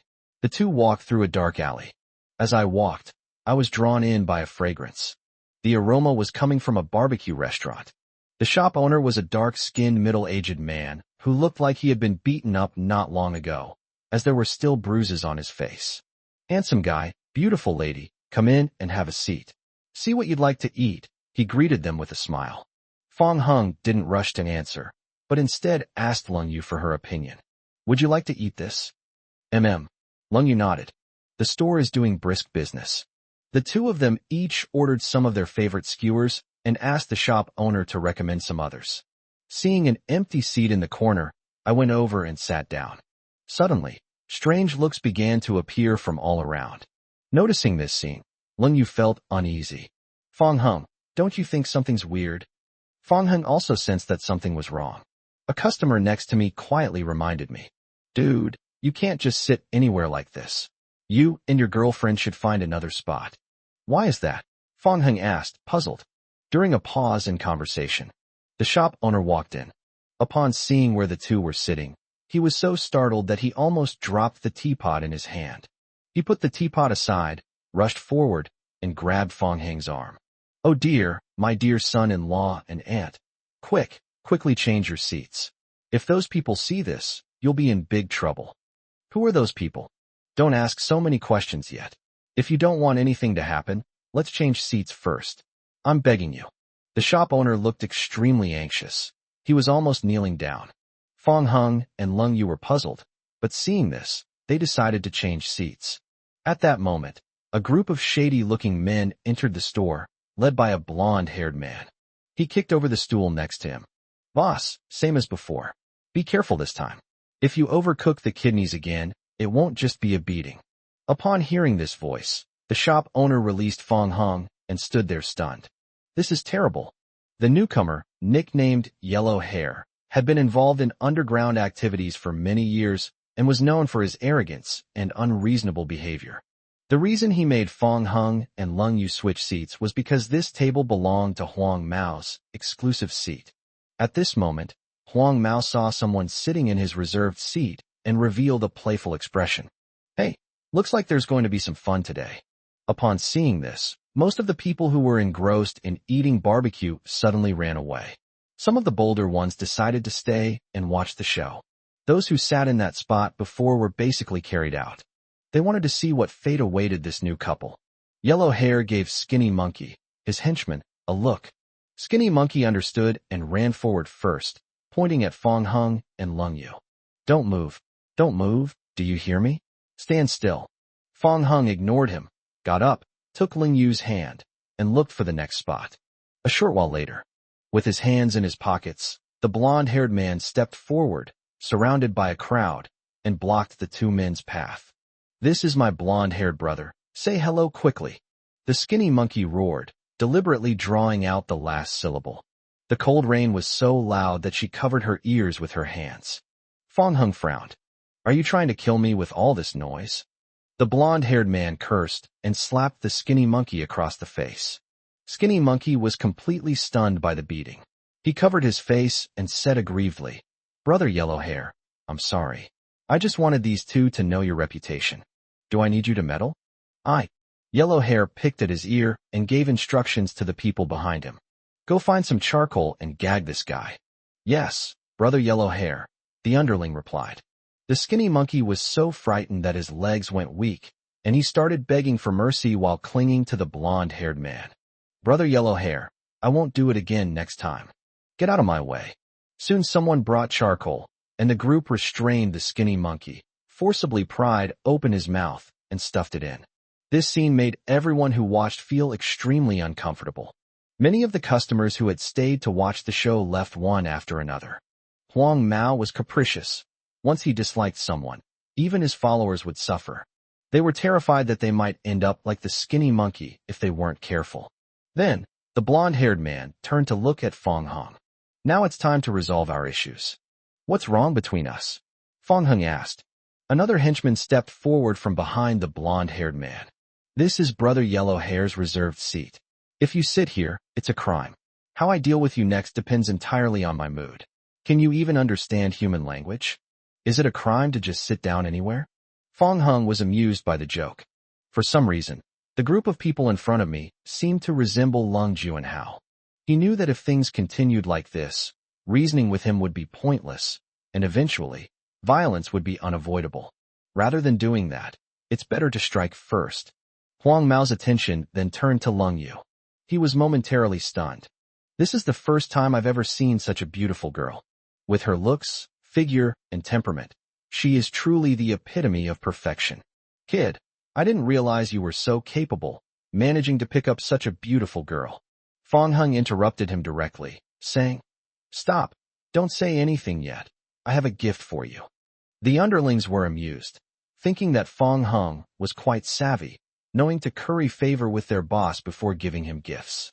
The blonde-haired man asked curiously, What is that? Fong Hung held out his fist in front of Huang Mao. This. What's inside? There's nothing there.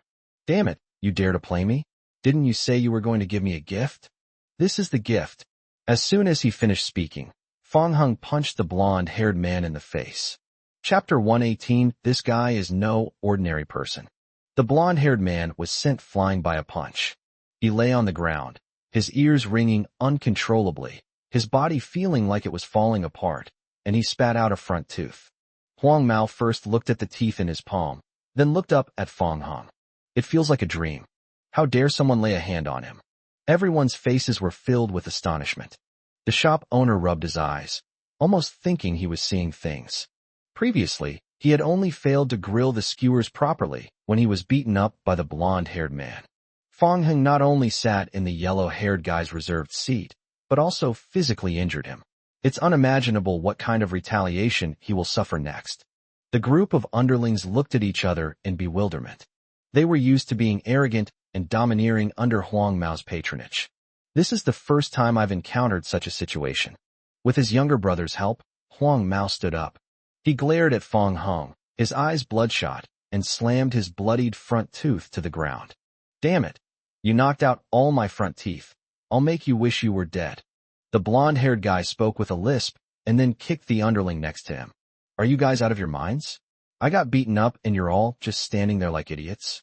The underlings realized what was happening and grabbed whatever they could find, closing in on Fong Hung. Yellow Hair lit a cigarette and began to give orders.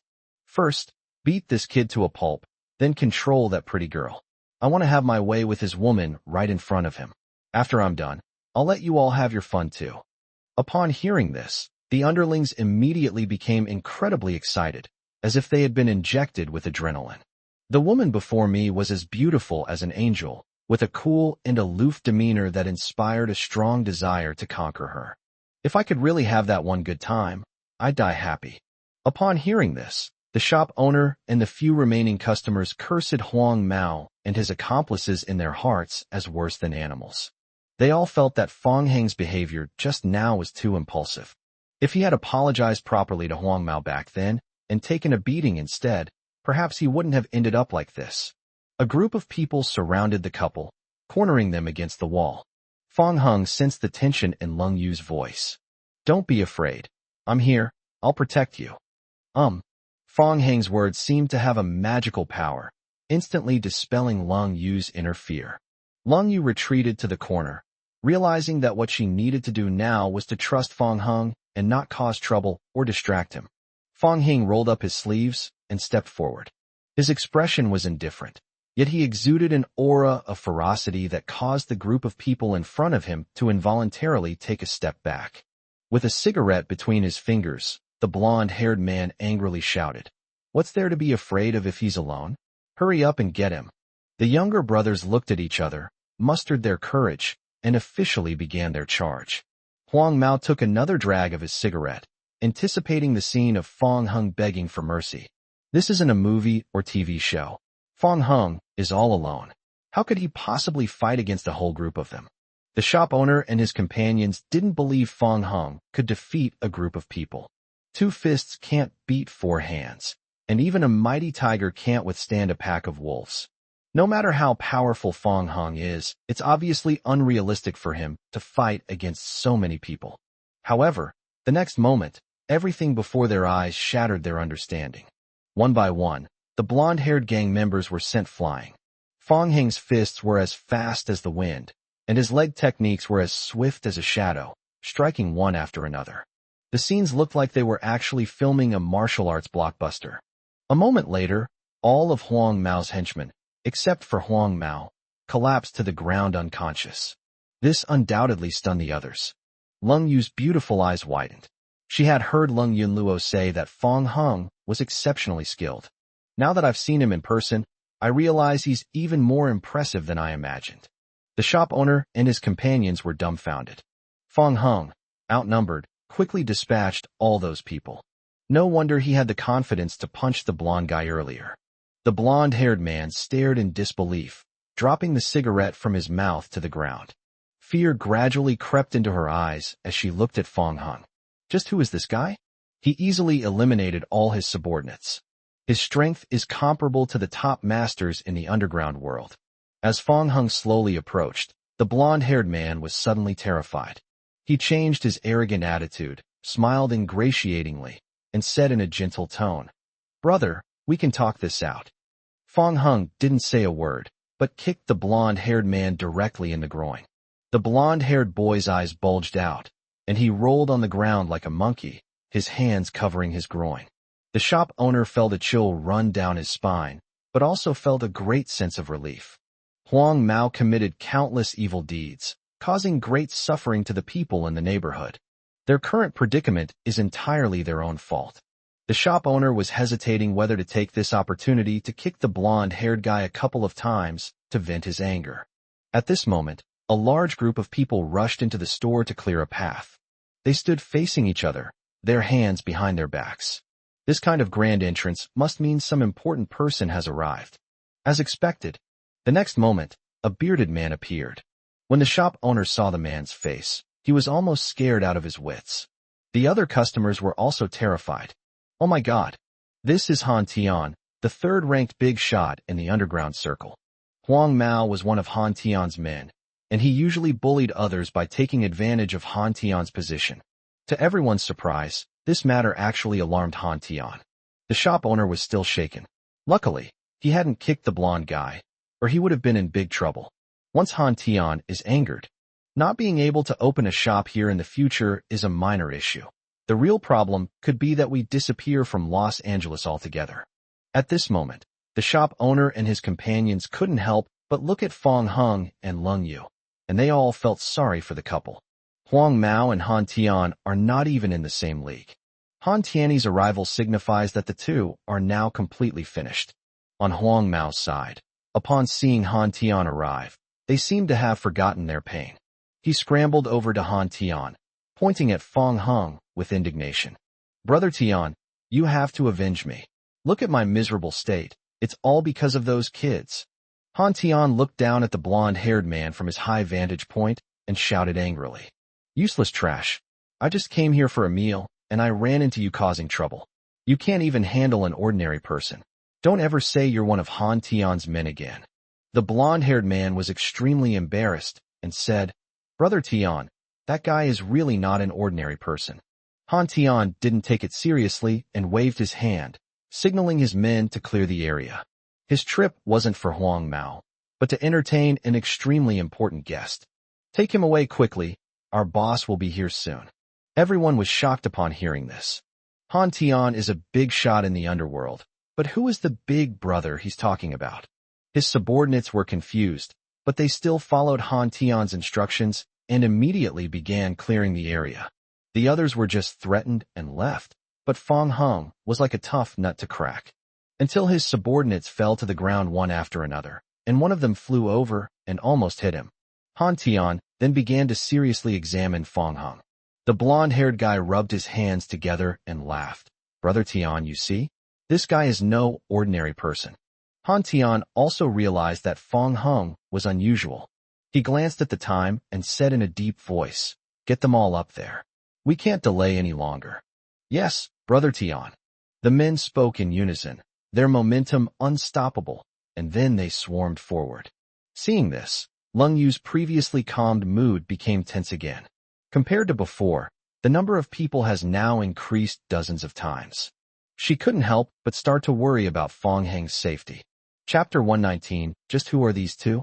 Just as everyone was rubbing their hands together, preparing to attack Fang Heng, one of his men ran up to Han Tian and quietly reported the situation. Han Tian frowned and raised his hand, saying, "Stop, don't touch that kid yet. Arrange the tables and chairs neatly. I'm going to pick up my brother."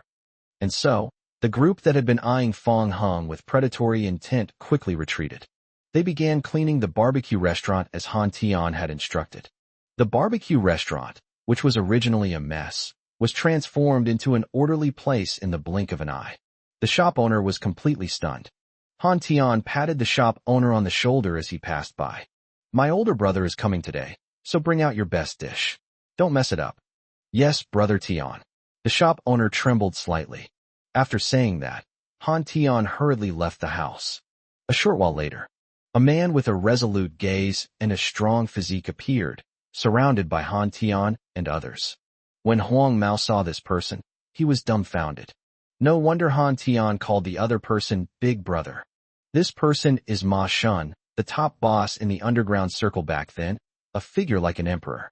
Back then, Han Tiandu was just a small henchman by his side. However, with Ma Shun's retirement over the years, many people have only heard of him but never seen him. At this moment, some of his subordinates whispered among themselves. "Who is this person? Such a powerful aura. I don't know him. Even Brother Tian is supporting him, so he must be someone special." Huang Mao immediately introduced Ma Shun's identity. Upon hearing this, the group was taken aback, and the news quickly spread, shocking everyone present. Ma Shun entered the store. His subordinates stared at him intently, their expressions filled with admiration. This former top boss was someone they had to look up to. Han Tiandao said, "Brother, do you want to say something to the brothers?" Ma Shun glanced at everyone, intending to say something. But then I saw the two people in the corner. He was slightly taken aback at first, then decisively abandoned Han Tian. Amidst the puzzled gazes of the crowd, he quickly walked up to Fang Heng and Lung Yu. Ma Shun clasped his hands in a respectful gesture and said, "Mr. Fang, President Lung, what a coincidence that you two are here as well." Han Tian and the others were all dumbfounded. Unexpectedly, Ma Shun knew the two people in front of him. Shocked, Huang Mao suddenly had a bad feeling. We're doomed. No wonder Fang Heng is such a good fighter. It turns out he offended someone he shouldn't have. How terrifying must this person's background be, that even Ma Shun has to respectfully address as Mr. Fang? On the couple's side, Ma Shun's appearance was unexpected. Manager Ma, are all these your people? Lung Yu asked. Ma Shun awkwardly touched his nose and said, President Lung, these are my former subordinates, but I can still manage them without any problem. Lung Yu's face was as cold as frost. Then you really should do something about them. Seeing that Fong Hung and Lung Yu both looked unhappy, Ma Shun suddenly realized something. He turned around and questioned loudly, his aura sending chills down one's spine. Who is so foolish as to dare offend President Lung and Mr. Fong? Han Tian snapped out of his daze and immediately ordered his men to grab the yellow-haired man who was trying to escape and drag him to Ma Shun. Brother, it must be related to this kid. Ma Shun glared at the blonde-haired man and asked, Speak. What exactly did you do? The blonde-haired man was so frightened that he immediately knelt down. Although Ma Shun had retired from the underground world, he was still more than capable of dealing with one of Ma Shun's small fry. Huang Mao stammered, not daring to reveal what he had done. Upon seeing this, the shop owner immediately stepped forward to complain, recounting all the bad things Huang Mao had done so far, as well as the whole story of what had just happened. Han Tian's expression gradually turned sour as he listened. Ma Xuanz's face darkened, and he flew into a rage when he heard that Huang Mao was going to mess with Lung Yu. He slapped Han Tian across the face and roared, Is this how you manage your subordinates? Han Tian immediately straightened up and said, I'm sorry, brother, it's my fault for being incompetent. Do I need to teach you how to handle this? No need. Han Tian was so frightened that he broke out in a cold sweat. He still hasn't forgotten the ruthlessness of Ma Shun's methods back then. He felt nothing but respect and fear towards this older brother. Han Tian immediately issued orders to his subordinates, his voice booming like thunder. Arrest Huang Mao and everyone involved in this matter. I will personally handle it tonight. The blonde-haired man was terrified. Han Tian rarely makes a move, but once he does, no one who has experienced his torment can survive. He had already foreseen his own end. Nah, please don't, Brother Tian. I know I was wrong. What's the use of realizing your mistake now? You offended someone you shouldn't have, and this is what happens to you. Han Tian snorted coldly, and then gave orders to his subordinates. Get them away quickly, don't leave a single one behind. Yes, the subordinate replied. After Huang Mao and his gang were taken away, Ma Shunchong expressed his apologies to Fong Hung and Lung Yu. He knelt on one knee, bowed his head, and said, I'm sorry, Mr. Fong. Upon seeing this, Han Tian, along with everyone inside and outside the shop, knelt down and spoke in unison. I'm sorry, Mr. Fong. Ma Shun faced the cold rain again. I'm sorry, Mr. Lung.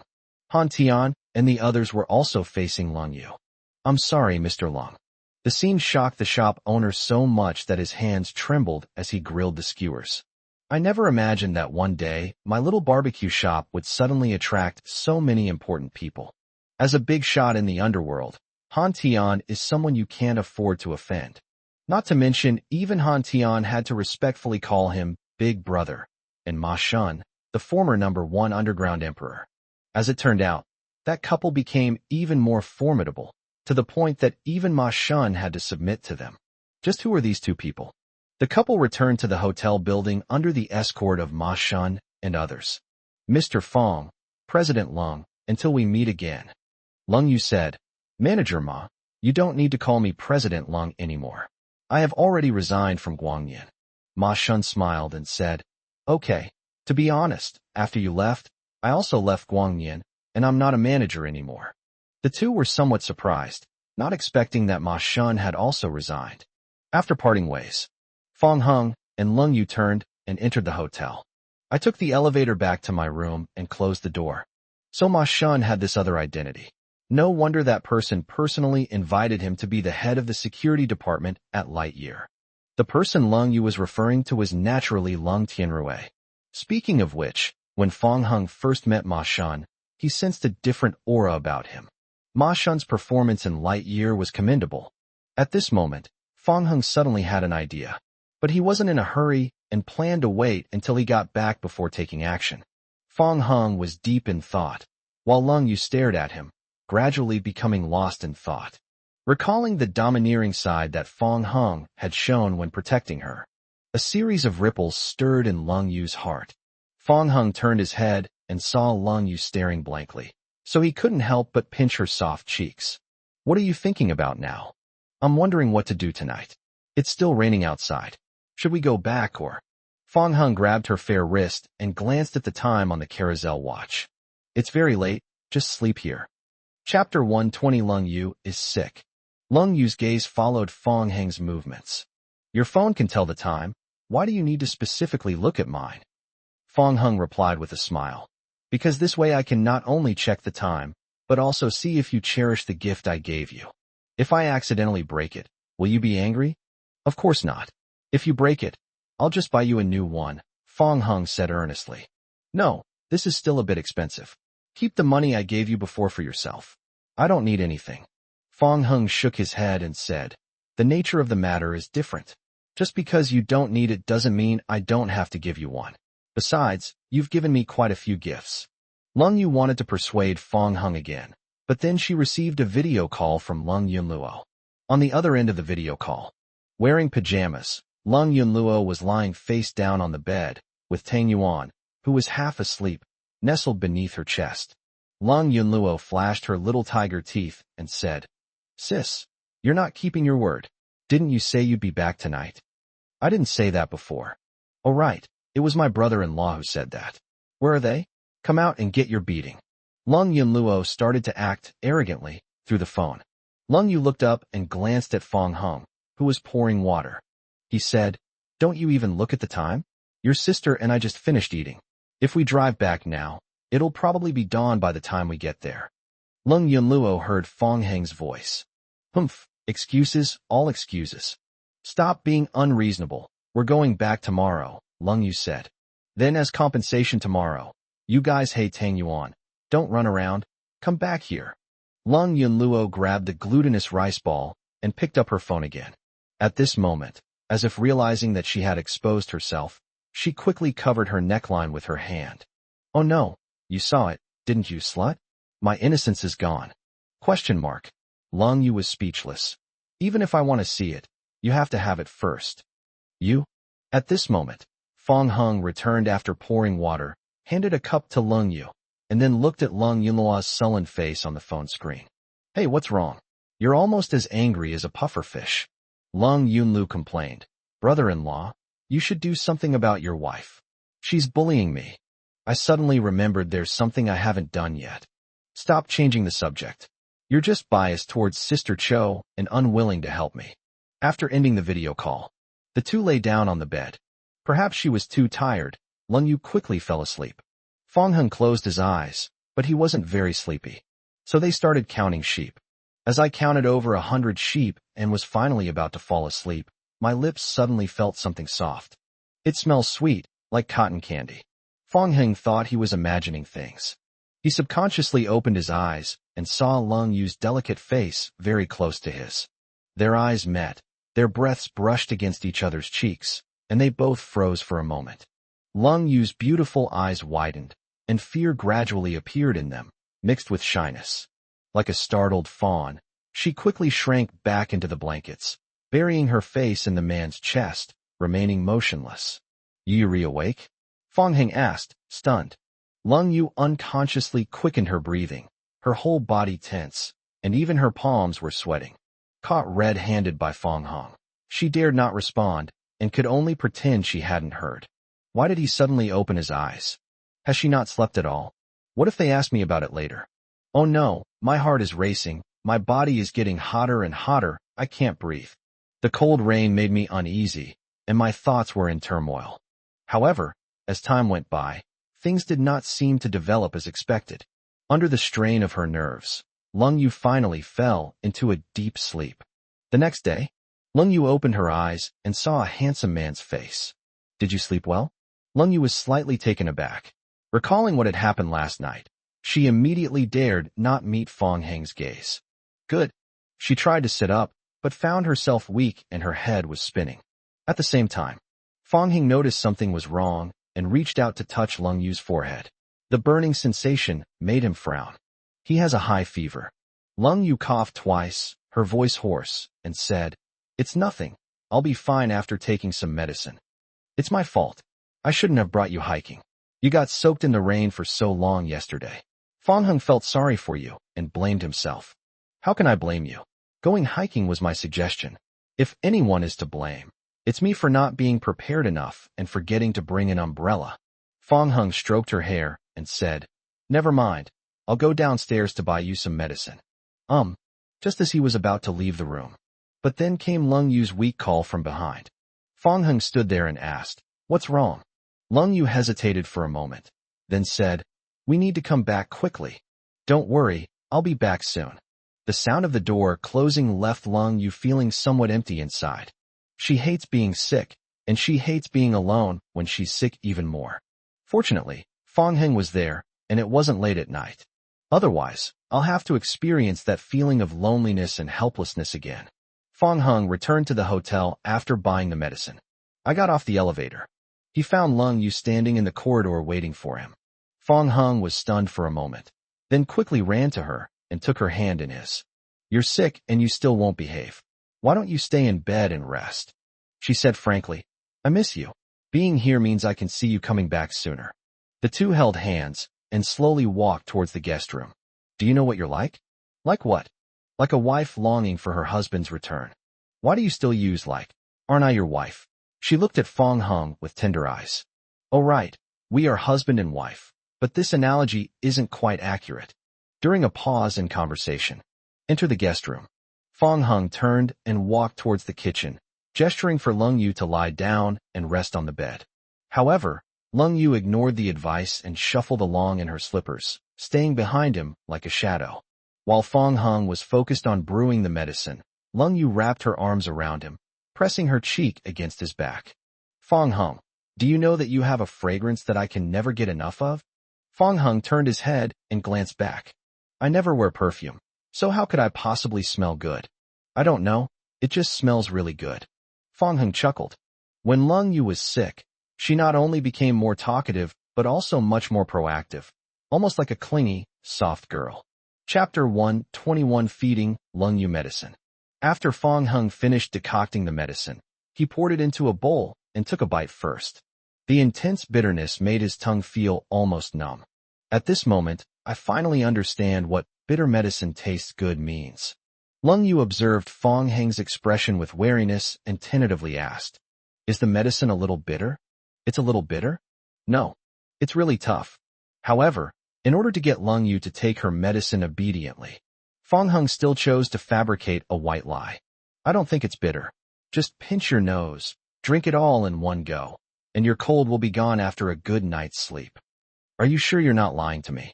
Lung Yu asked, feeling slightly uneasy. No. When have I ever lied to you? I feel like you're lying to me right now. Fang Heng didn't expect his acting skills to be so bad. Lung Yu saw right through him. If you don't believe me, try it for yourself and you'll see.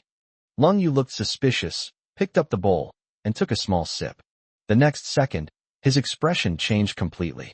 She swallowed the medicine with difficulty, her expression resentful, and punched Fang Heng's chest. You scoundrel, you lied to me. This is much more bitter than the herbal tea I drank before. Her soft fist struck, but it felt weak and painless. Seeing that his plan had been exposed, Fang Heng looked slightly embarrassed and scratched the back of his head. There's no other way. Good medicine tastes bitter. Be good. Drink it while it's hot. Lung Yu bit her lip, clearly unwilling. This is too bitter. Fang Heng knew she wasn't the kind of person who was pretentious. I just tasted it myself, and this medicine is indeed exceptionally bitter. He thought for a moment, and then had an idea. Here, let me feed you. As Fang Heng spoke, he picked up the bowl, scooped up the medicine with a spoon, blew on it to cool it down, and handed it to Lung Yu. After a slight hesitation, Lung Yu opened her mouth and drank it down. But then her eyebrows furrowed, and she almost vomited. No, this will make it even more bitter. I'll just pinch my nose and try to drink it all in one go. Keep it up, Fang Heng encouraged. And so, Lung Yu held the bowl in one hand, pinched her nose with the other, tilted her head back, and drank it all in one gulp. The medicine in the bowl was rapidly decreasing. In a short time, more than half of them were gone. But it didn't last long before the cold rain couldn't hold on any longer. She put the bowl back on the table and said, I'm sorry, I really can't drink anymore. Only half left, let's keep pushing. Lung Yu shook her head, her pretty face full of resistance. Fang Heng knew he couldn't persuade her anymore, and Lung Yu had done her best. If it were Lung Yunluo, she probably would have taken one bite, and then put down her bowl and run away. Now that things have come to this, it seems we have no choice but to resort to unconventional methods. Fang Heng picked up the bowl and took a sip. You caught a cold too? What? Before Lung Yu could finish speaking, Fang Heng pulled her into his arms.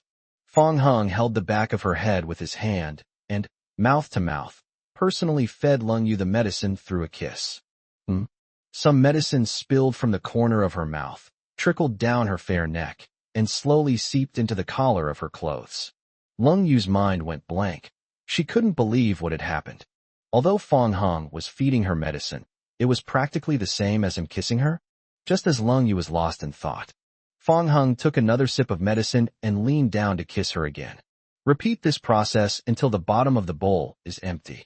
Isn't it less bitter this way? He asked, putting down his bowl. Lung Yu's face was as red as a ripe apple, almost dripping blood. She stammered and remained silent for a long time. Her whole body was limp and powerless, and she could only barely stand by leaning on Fang Heng. Fang Heng scooped Lung Yu up in his arms and placed her on the bed. He then gently stroked her forehead, speaking softly. Go to sleep, and you'll be better after a good night's sleep. Lung Yu's pretty face was half hidden under the blanket, her eyes sparkling, and she nodded vigorously. At this moment, her heart was pounding. She didn't want to sleep. She just wanted to look at Fang Heng a few more times. However, as the drug took effect, her consciousness was gradually swallowed by drowsiness, and Lung Yu uncontrollably fell asleep. She had a wonderful dream this time. I dreamed of a super comfortable pillow. Hugging a pillow, Lung Yu slept soundly in her dreams.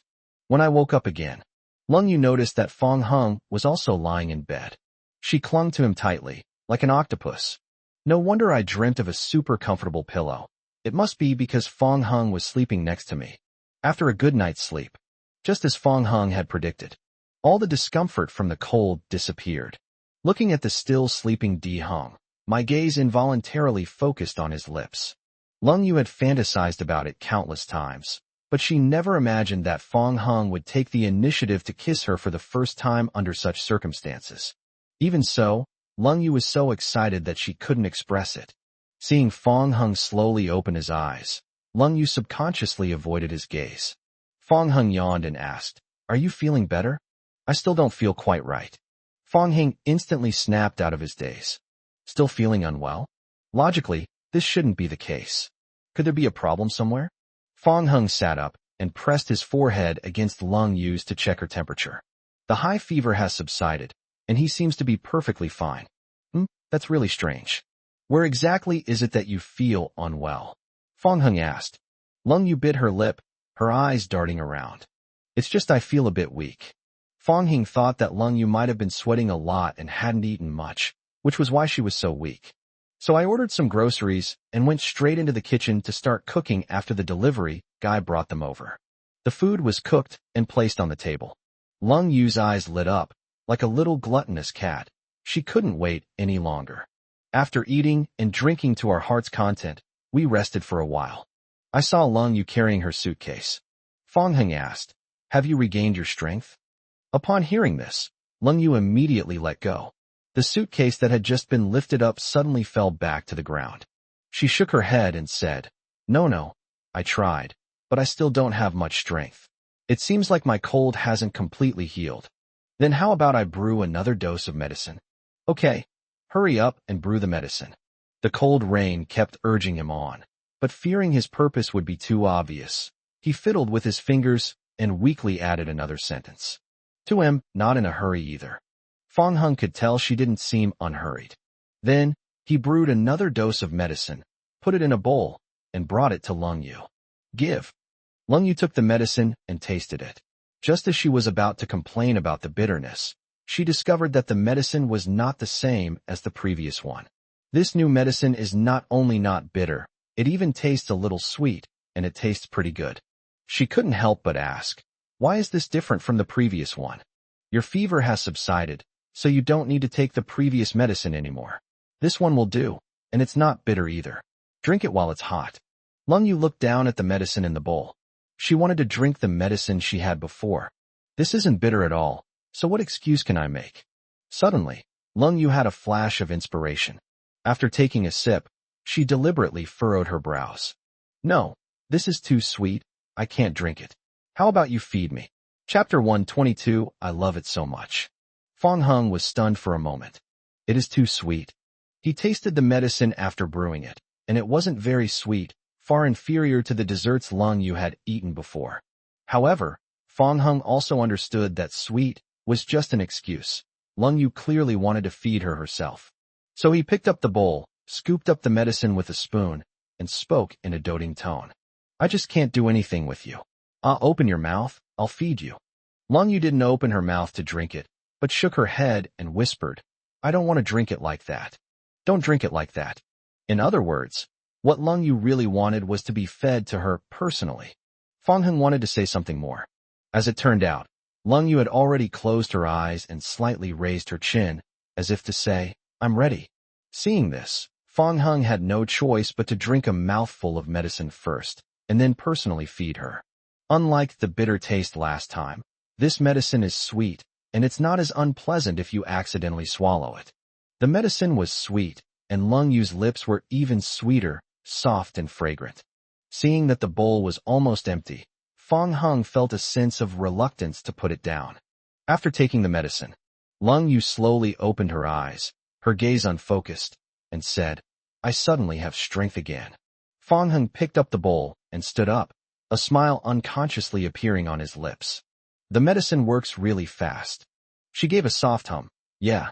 Fong Hung had mastered the skills of a divine healer, and he understood the speed at which the medicine took effect better than anyone else. This woman is a little liar. Fong Hung and Lung Yu checked out of their hotel room, bought a lot of things, and then officially embarked on their return journey. Around noon, the two arrived at the Lung family's residence.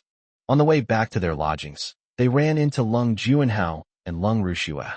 Seeing the disdainful expressions on the brother and sister's faces, Lung Yu knew they had given up on asking her to return to light years away. That's good, so she won't be harassed anymore, since she really doesn't plan to go back.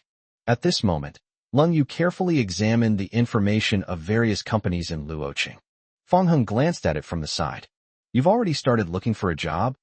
Prepare in advance. She looked up, a smile spreading across her face. Besides, I need to earn money to support my family. If I don't work, you'll go hungry. It's okay, I'll pick up trash and eat it when I'm hungry. Fong Hung joked, and the two smiled at each other, creating a sweet and joyful atmosphere in the car. Back at my lodgings, the Mercedes-Benz G-Class stopped in the courtyard. The three of them were having lunch. Upon seeing the couple return, the three of them quickly got up to greet them. Lung Yunluo was the most eager, rushing over to the two of them, even losing one of her slippers in the process. Sister, brother-in-law, my gift, hurry, hurry, hurry. She was incredibly impatient. I didn't bring you a gift, Lung Yu said. Fong Hung handed the things he brought back to Yang Shulan, and Lung Tianrui then took them from Yang Shulan. Lung Yunluo stepped forward to help, her face full of hope, and said, Sister, you must be lying to me, right? Fong Hung said, Your sister didn't lie to you. I don't believe it. However, when the trunk was completely emptied and she still hadn't seen her gift, Lung Yunluo realized it might be real. She pouted, stomped her foot, and looked dissatisfied. Sister, brother-in-law, you both brought gifts for our parents. Why didn't you bring me one? Your sister said you haven't been very obedient lately, so she's not buying you any gifts. What did I do wrong? I'm the most well-behaved child in the world. Anyway, no gift. I'm going to start throwing a tantrum. If it weren't for Lung Tianrui, Lung Yunluo would probably be rolling on the ground by now. Seeing that it was about time, Fong Hung and Lung Yu stopped teasing her and took the gift out of the back seat of the car and handed it to her. Lung Yunluo immediately beamed with joy, jumping and skipping around on the spot. Lung Tianrui said in a deep voice, Go put your shoes on. Okay. She immediately became obedient again, as docile as a rabbit. The three people couldn't help but laugh at this scene. Afternoon. At Lung Yunluo's insistence, Fong Hung and Lung Yu drove her to various tourist attractions. Afterwards, he went back to Junyuan and went swimming. But as they swam, it turned into a water fight. Both sisters were exhausted and laid down by the pool to catch their breath and rest. Fong Hung acted as if nothing had happened, and even took the time to pour them a glass of water. Fong Hung sat down in the recliner, his gaze involuntarily drawn to the cold rain. Even Lung Yunluo didn't notice her quietly approaching from behind, and was startled by her sudden appearance. "Brother-in-law, I'm practically drooling. Is my sister really that beautiful? Prettier than you?" Lung Yunlu pouted. "Humph, you've learned from that stinky sister too. Just you wait." Then, she ran to Lung Yu's side, pointed at Fong Hung, and began to complain. "Sis, I'll let you in on a secret. Your husband says I'm prettier than you." Lung Yu glanced at Fong Hung, then looked away, smiling but saying nothing. Even if it's true, brother-in-law shouldn't say that. He's obviously asking for a beating. Go and teach him a lesson. Lung Yu remained silent, still smiling. In the end, Lung Yunluo couldn't continue acting. "Why, you're all bullying me. I'm really not playing with you guys anymore this time." Late at night, Fong Hung felt a chill run through his body. He opened his eyes and saw that Ming Ming was holding Ling Yu in his arms and was covered with a blanket. But I still felt cold for no reason. He clearly had a cold too. So Fong Hung let go of Lung Yu, helped her lift the straps of her nightgown, and tiptoed out of the room. Despite feeling unwell, I started brewing medicine in the kitchen. Inside the room, Lung Yu turned over. I instinctively touched one side and felt it was empty, so I immediately opened my eyes. She sat up, looked around the room, and called out to Fong Hung. Receiving no response, she opened the door and went out of the room, only to find that the living room light was on. Upon entering the kitchen, I saw Fong Hung sitting in a chair, looking drowsy. "Are you sick?" The appearance of cold rain cheered Fong Hung up a bit. He replied, "No, I'm just hungry and want to cook something to eat." Lung Yu glanced at the pot of medicine, said nothing, and the gentleness on her face gradually faded. Then she bent down, her pretty face slowly approaching Fong Hung. "What are you trying to do?" Fong Hung asked, puzzled.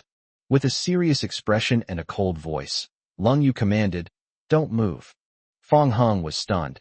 It was the first time he had ever seen Lung Yu treat him this way. She seemed a little angry. The next moment, their foreheads touched. Feeling the intense heat emanating from Fong Hung, she immediately frowned. Lung Yu stood up, her expression icy. Fong Hung knew she was truly angry this time, so he reached out and stroked her beautiful face, smiling. "It's a small problem. Don't worry about me." Lung Yu grabbed Fong Hung's hand and bit it without any mercy. "Ouch, be gentle. This is just to teach you a lesson. Don't hide your illness from me next time." No. At this moment, Lung Yu was unusually domineering, while Fong Hung seemed to have truly become a pampered little husband. Chapter 123 Cold Rain feeds Fong Hung medicine. After the medicine is decocted, Lung Yu was the first to take a bite. Sure enough, it's the same familiar recipe and the same familiar taste. Even though it wasn't her first time drinking it, the bitterness still had a huge impact on her taste buds. Seeing Lung Yu return to him with the bowl in her hand, Fong Hung reached out to take it, saying, "Give it to me." Lung Yu did not hand him the bowl. Fong Hung couldn't help but show a puzzled expression. "You fed me before, now it's my turn to feed you," Lung Yu said. "I can drink it myself." Lung Yu emphasized, repeating, "I'll feed you." "Okay, then a spoon will do. There are no spoons at home." "What's that?" Fong Hung pointed to the spoon in the cupboard. "You're seeing things." Before Fong Hung could say anything more, Lung Yu sat down on his lap, frowned, drank the medicine, and kissed him directly. Yesterday's scene was repeated, with the same mouth-to-mouth method of feeding medicine. However, this time the roles were reversed, and it was Lung Yu who was feeding the medicine. Fong Hung suppressed the bitterness and swallowed again.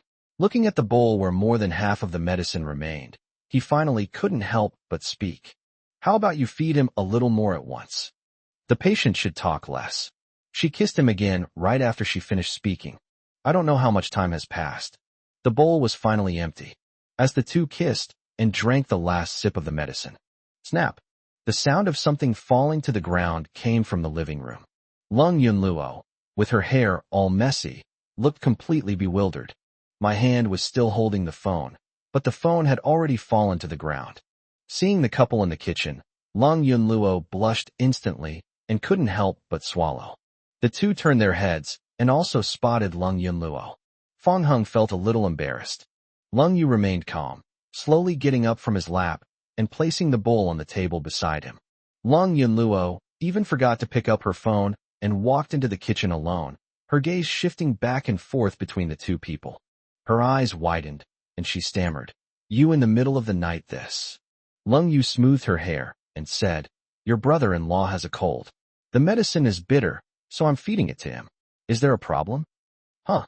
Lung Yunluo looked skeptical. "Sis, if you're going to make something up, at least come up with a better reason.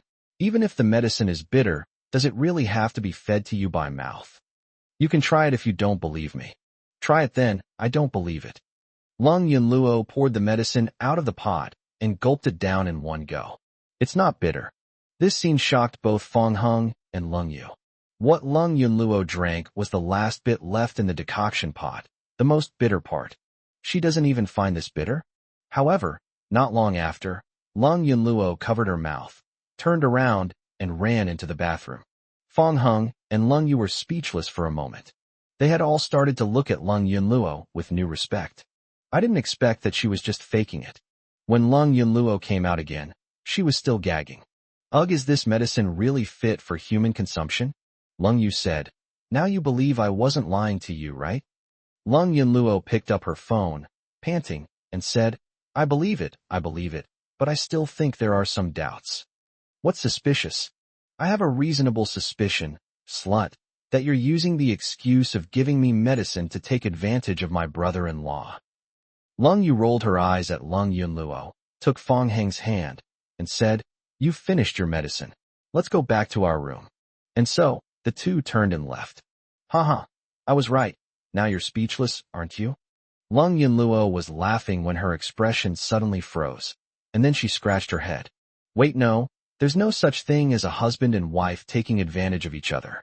Oh no, I've been fed dog food, a Chinese slang term for witnessing public displays of affection, without even realizing it, and I was even laughing like an idiot." Wah! The following day, at the dinner table, Yang Shulan noticed the clear teeth marks on Fang Heng's hand and his slightly swollen lips. "Xiaoheng, what's wrong with you?" She had just opened her mouth when she realized what was going on, and then immediately smiled and waved.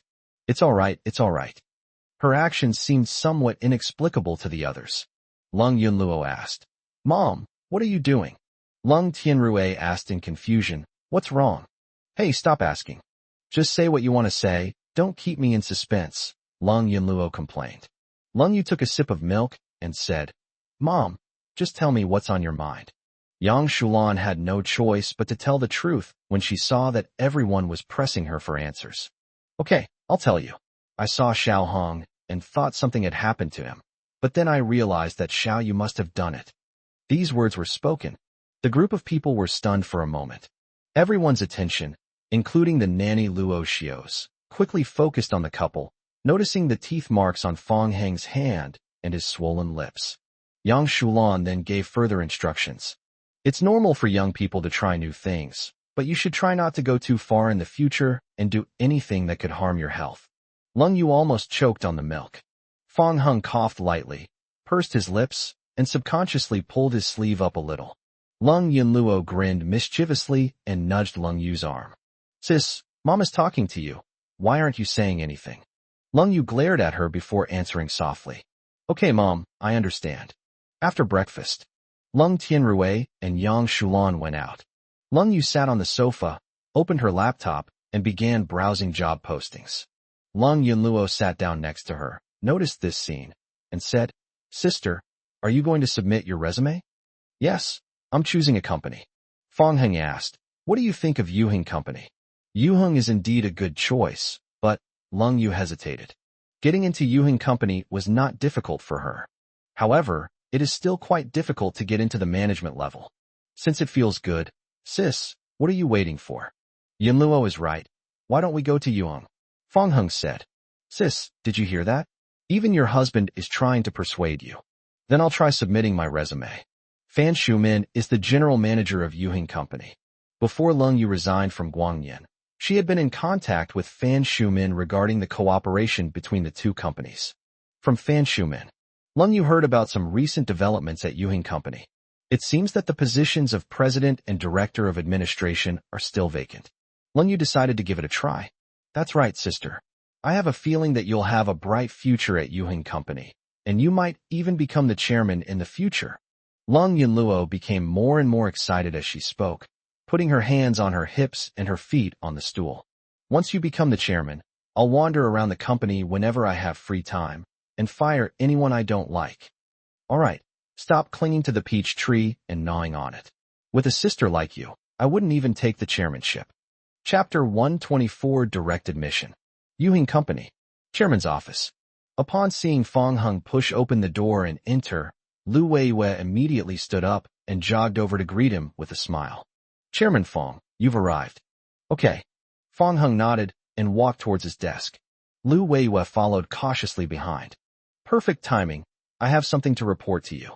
What's up? Lu Weiwei pointed to the documents on the desk.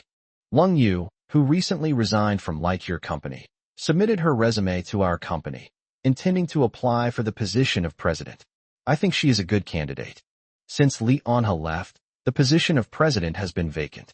Lu Weiwei searched for a long time, but couldn't find a suitable candidate.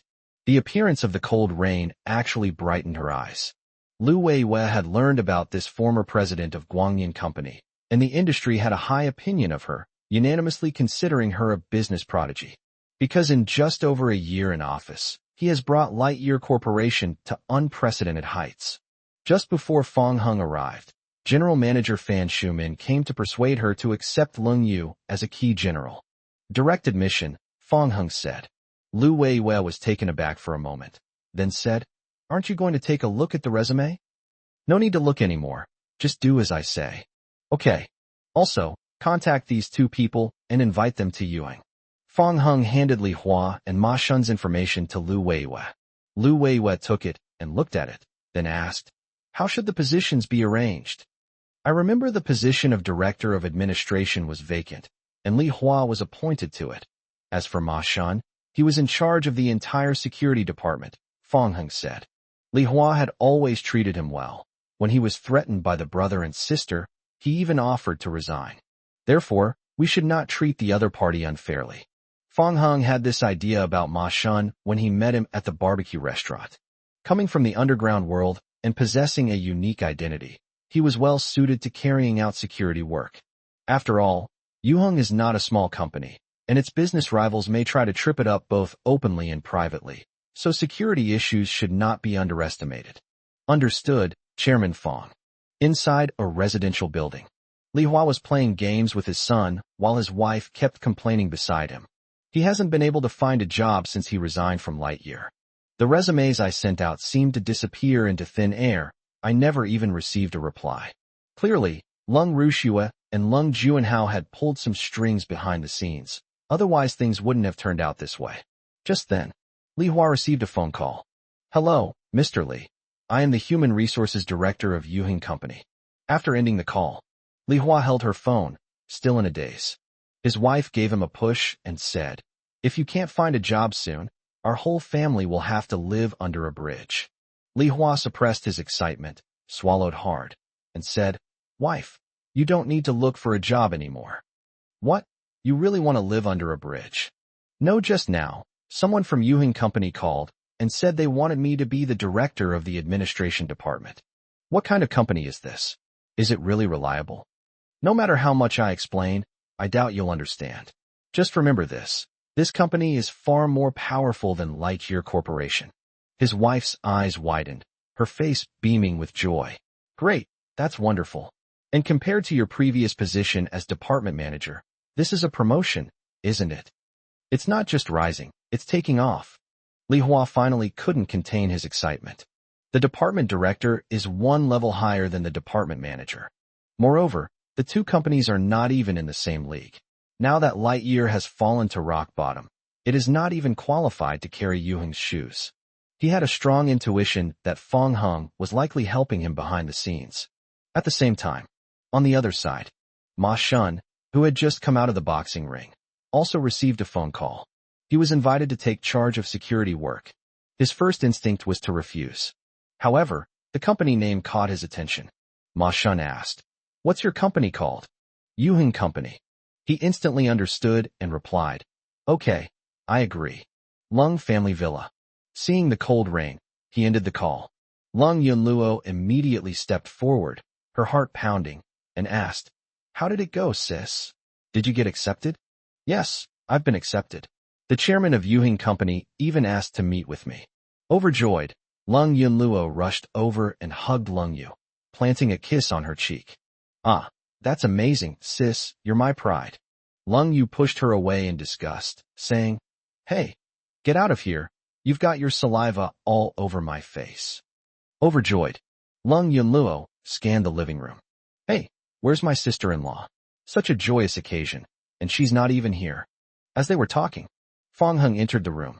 Lung Yunluo raised her head and puffed out her chest, saying, "You stinky brother-in-law, you've been chasing girls behind my sister's back again, haven't you? Can't you think of anything else besides picking up girls? So you went to flirt with girls." Lung Yu stepped forward and took Fang Heng's hand. "Ignore this girl. Perfect timing. I have some good news for you." "What good news?"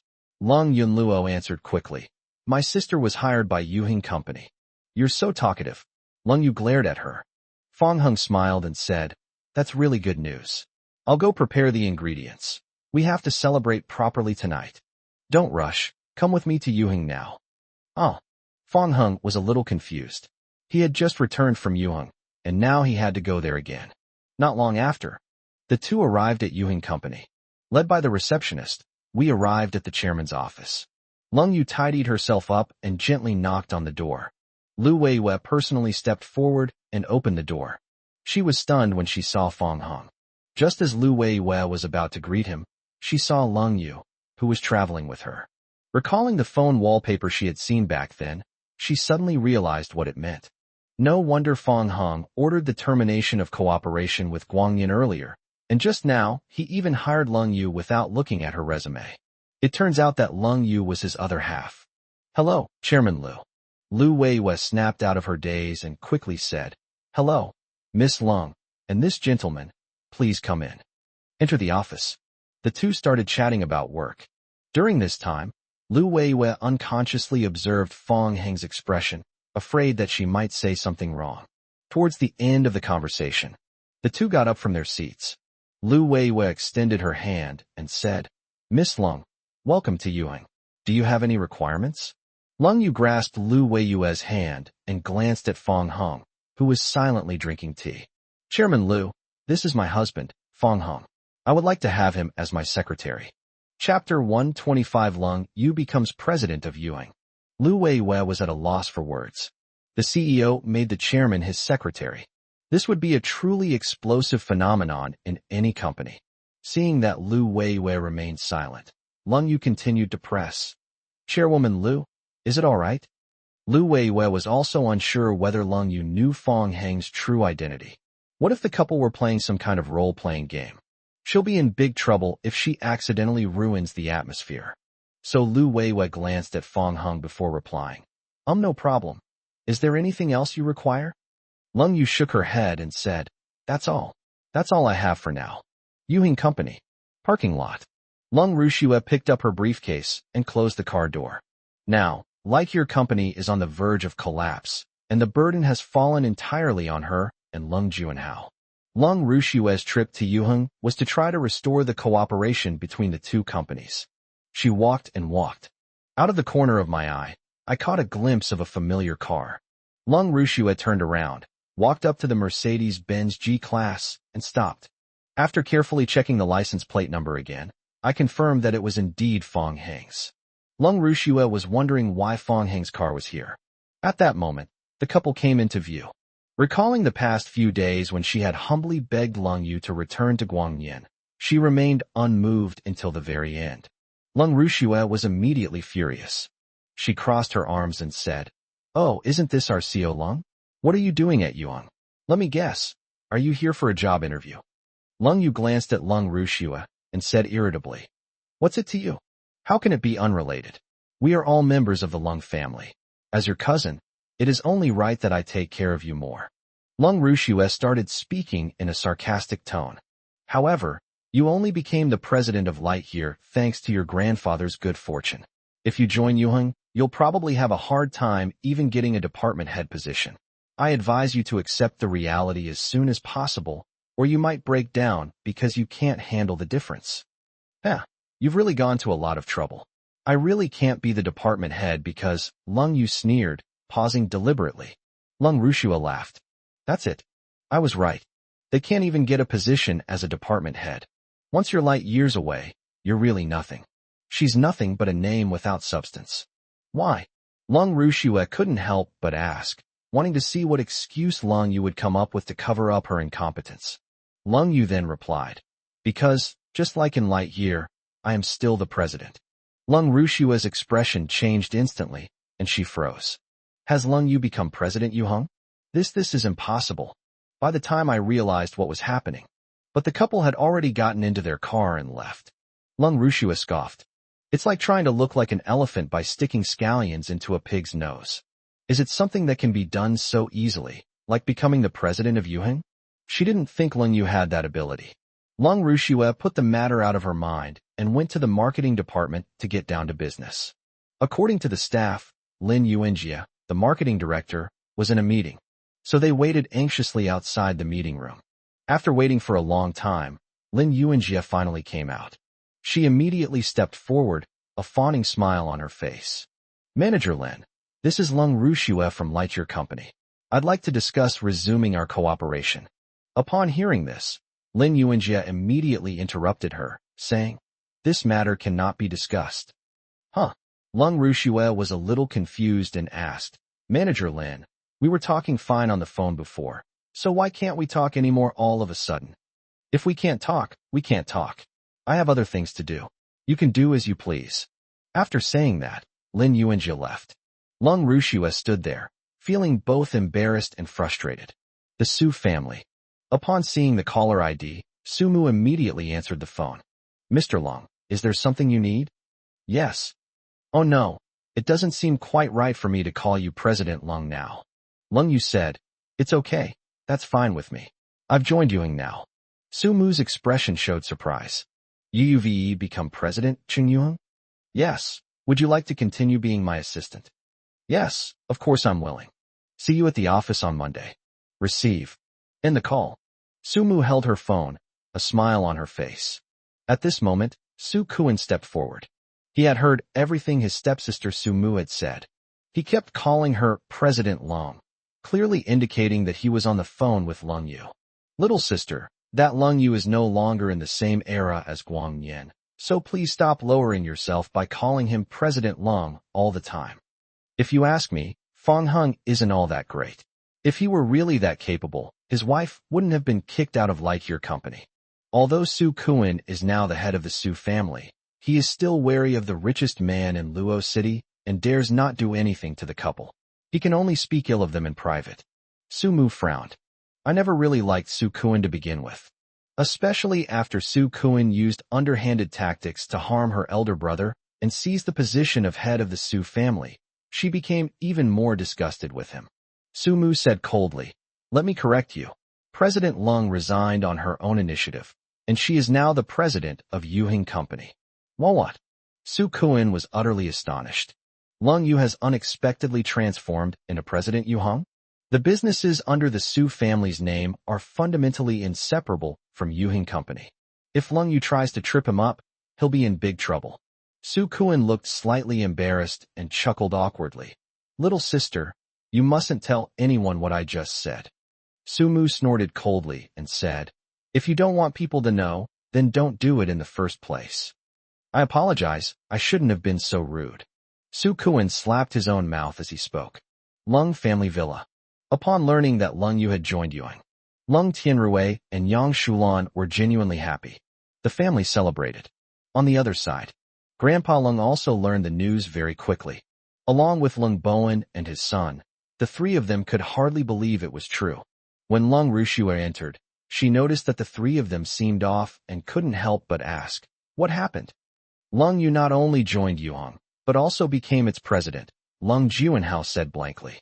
Brother, stop teasing me. Why would I tease you? Look at Yuhing Company's official Weibo account. It says it all clearly there. Lung Juanhao handed over the phone. Lung Rushue was stunned after reading it. No wonder I ran into that couple at Yuhing Company earlier. It turns out that Lung Yu wasn't lying. Everything was true. Compared to Lung Bowen's family, old Master Lung, while surprised, felt overjoyed. Yuhing Company is a leading enterprise in Luoqing. After the second granddaughter, Lung Yu, joins the company, she will definitely be of great help to the Lung family. He immediately said, Ru Shui, take this opportunity to go find Xiao Yu and ask her to help restore the cooperation between Yu Heng and Guang Yan. Lung Rushue couldn't help but show a troubled expression. Grandpa, I'm afraid this won't work. Chapter 126, isn't it, because you're here to protect me? Thinking back to those sarcastic remarks I made in the Yuheng Company parking lot, Lung Rushue understood that, given Lung Yu's temper, even if she knelt down and begged her now, it probably wouldn't end well. What's wrong with that? Old Master Lung asked, puzzled. Lung Bowen and Lung Juanhao also began to press for answers. Left with no other choice, Lung Rushue had to tell the whole story. This is what happened. After the three of them finished listening, there was a moment of silence. Then, Old Master Lung was the first to fly into a rage, his beard bristling with anger. What can I say about you, kid? You've squandered such a great opportunity. Lung Bowen then became displeased, put on a stern face, and reprimanded him sternly. Are you just being sarcastic or what? Why did you say those things? Even Lung Juanhao began to complain about Lung Rushue. Sis, don't blame Grandpa and Dad for scolding you. It was really your fault. If you hadn't talked nonsense, this matter might have actually had a chance. That's right. Once we resume cooperation with Yuheng, other companies might follow suit and resume cooperation with Guangyin as well, Lung Bowen added. Grandpa Lung sighed, knowing that it was pointless to go looking for Lung Yu now. So, just like the father and son, they vented their dissatisfaction on Lung Rushue, each taking turns to say something. Lung Rushue remained silent, feeling deeply wronged, and her eyes gradually reddened. Lung Bowen retorted angrily, Cry? Does crying make things better? The next day, Yuheng Company, the CEO's office. Fong Heng looked directly at Lung Yu and said, I'm going back to Junyuan. Lung Yu smiled gently and reached out to straighten his tie. You slacking off, King. You'd better come back early, or Chairman Liu will find out and fire you right away. Fong Heng stroked her cheek, his fingers slowly moving closer to the corner of her mouth. Don't panic. I'm here to protect me. Lung Yu opened her mouth to bite down, but seeing him stop, she gave up and snorted. This isn't light years away. I can't protect you. I trust you. I just can't do anything with you. Go on now. After Fong Heng left, Sumu walked into the office carrying the documents. She was still getting used to the place when she first arrived. I noticed the lingering smile on Lung Yu's lips. Sumu was taken aback. I rarely saw Lung Yuxiao before, but I've been seeing her more often lately. It seems this started happening after she and Fong Heng. On the other side, the main gate of Yuheng Company, I saw the familiar Mercedes-Benz G-Class drive by. Luli was stunned for a moment. Ren Yinxiao, her best friend, also noticed this scene. Hey, why is Fong Heng here in Yuheng? After Lung Yu resigned from Guangyin, she joined Yuheng as president. Fong Heng should have joined the company with her. Ren Yinxiao exclaimed in surprise. Lily, you've actually been keeping an eye on that gigolo? Luli couldn't help but feel a little embarrassed. Now that she understands how good Fong Heng was to her, she is filled with regret. Luli didn't want to pay attention to Fong Heng's life anymore, but she couldn't control herself whenever she thought about the past. Wang Kale, watching the subtle changes in Lu Li's expression, felt a pang of jealousy. Even after breaking up for so long, she still misses Fong Heng. He has tried so hard since his student days, but he still can't win Lu Li's heart. Fong Heng is probably an insurmountable chasm for me in this lifetime. Fong Heng is not a gigolo, Wang Kale said in a low voice. Upon hearing this, both women turned their attention to him. The three of them gathered here because they happened to meet. Ren Yinxiao was puzzled. If someone who lives off a woman all day long isn't considered a gigolo, then there are no gigolos in this world. Luli was displeased and subconsciously defended Fong Heng. Yinxiao, don't say that anymore. Even if you want to be a kept man, You have to have something special. Some people can't even be kept men if they want to.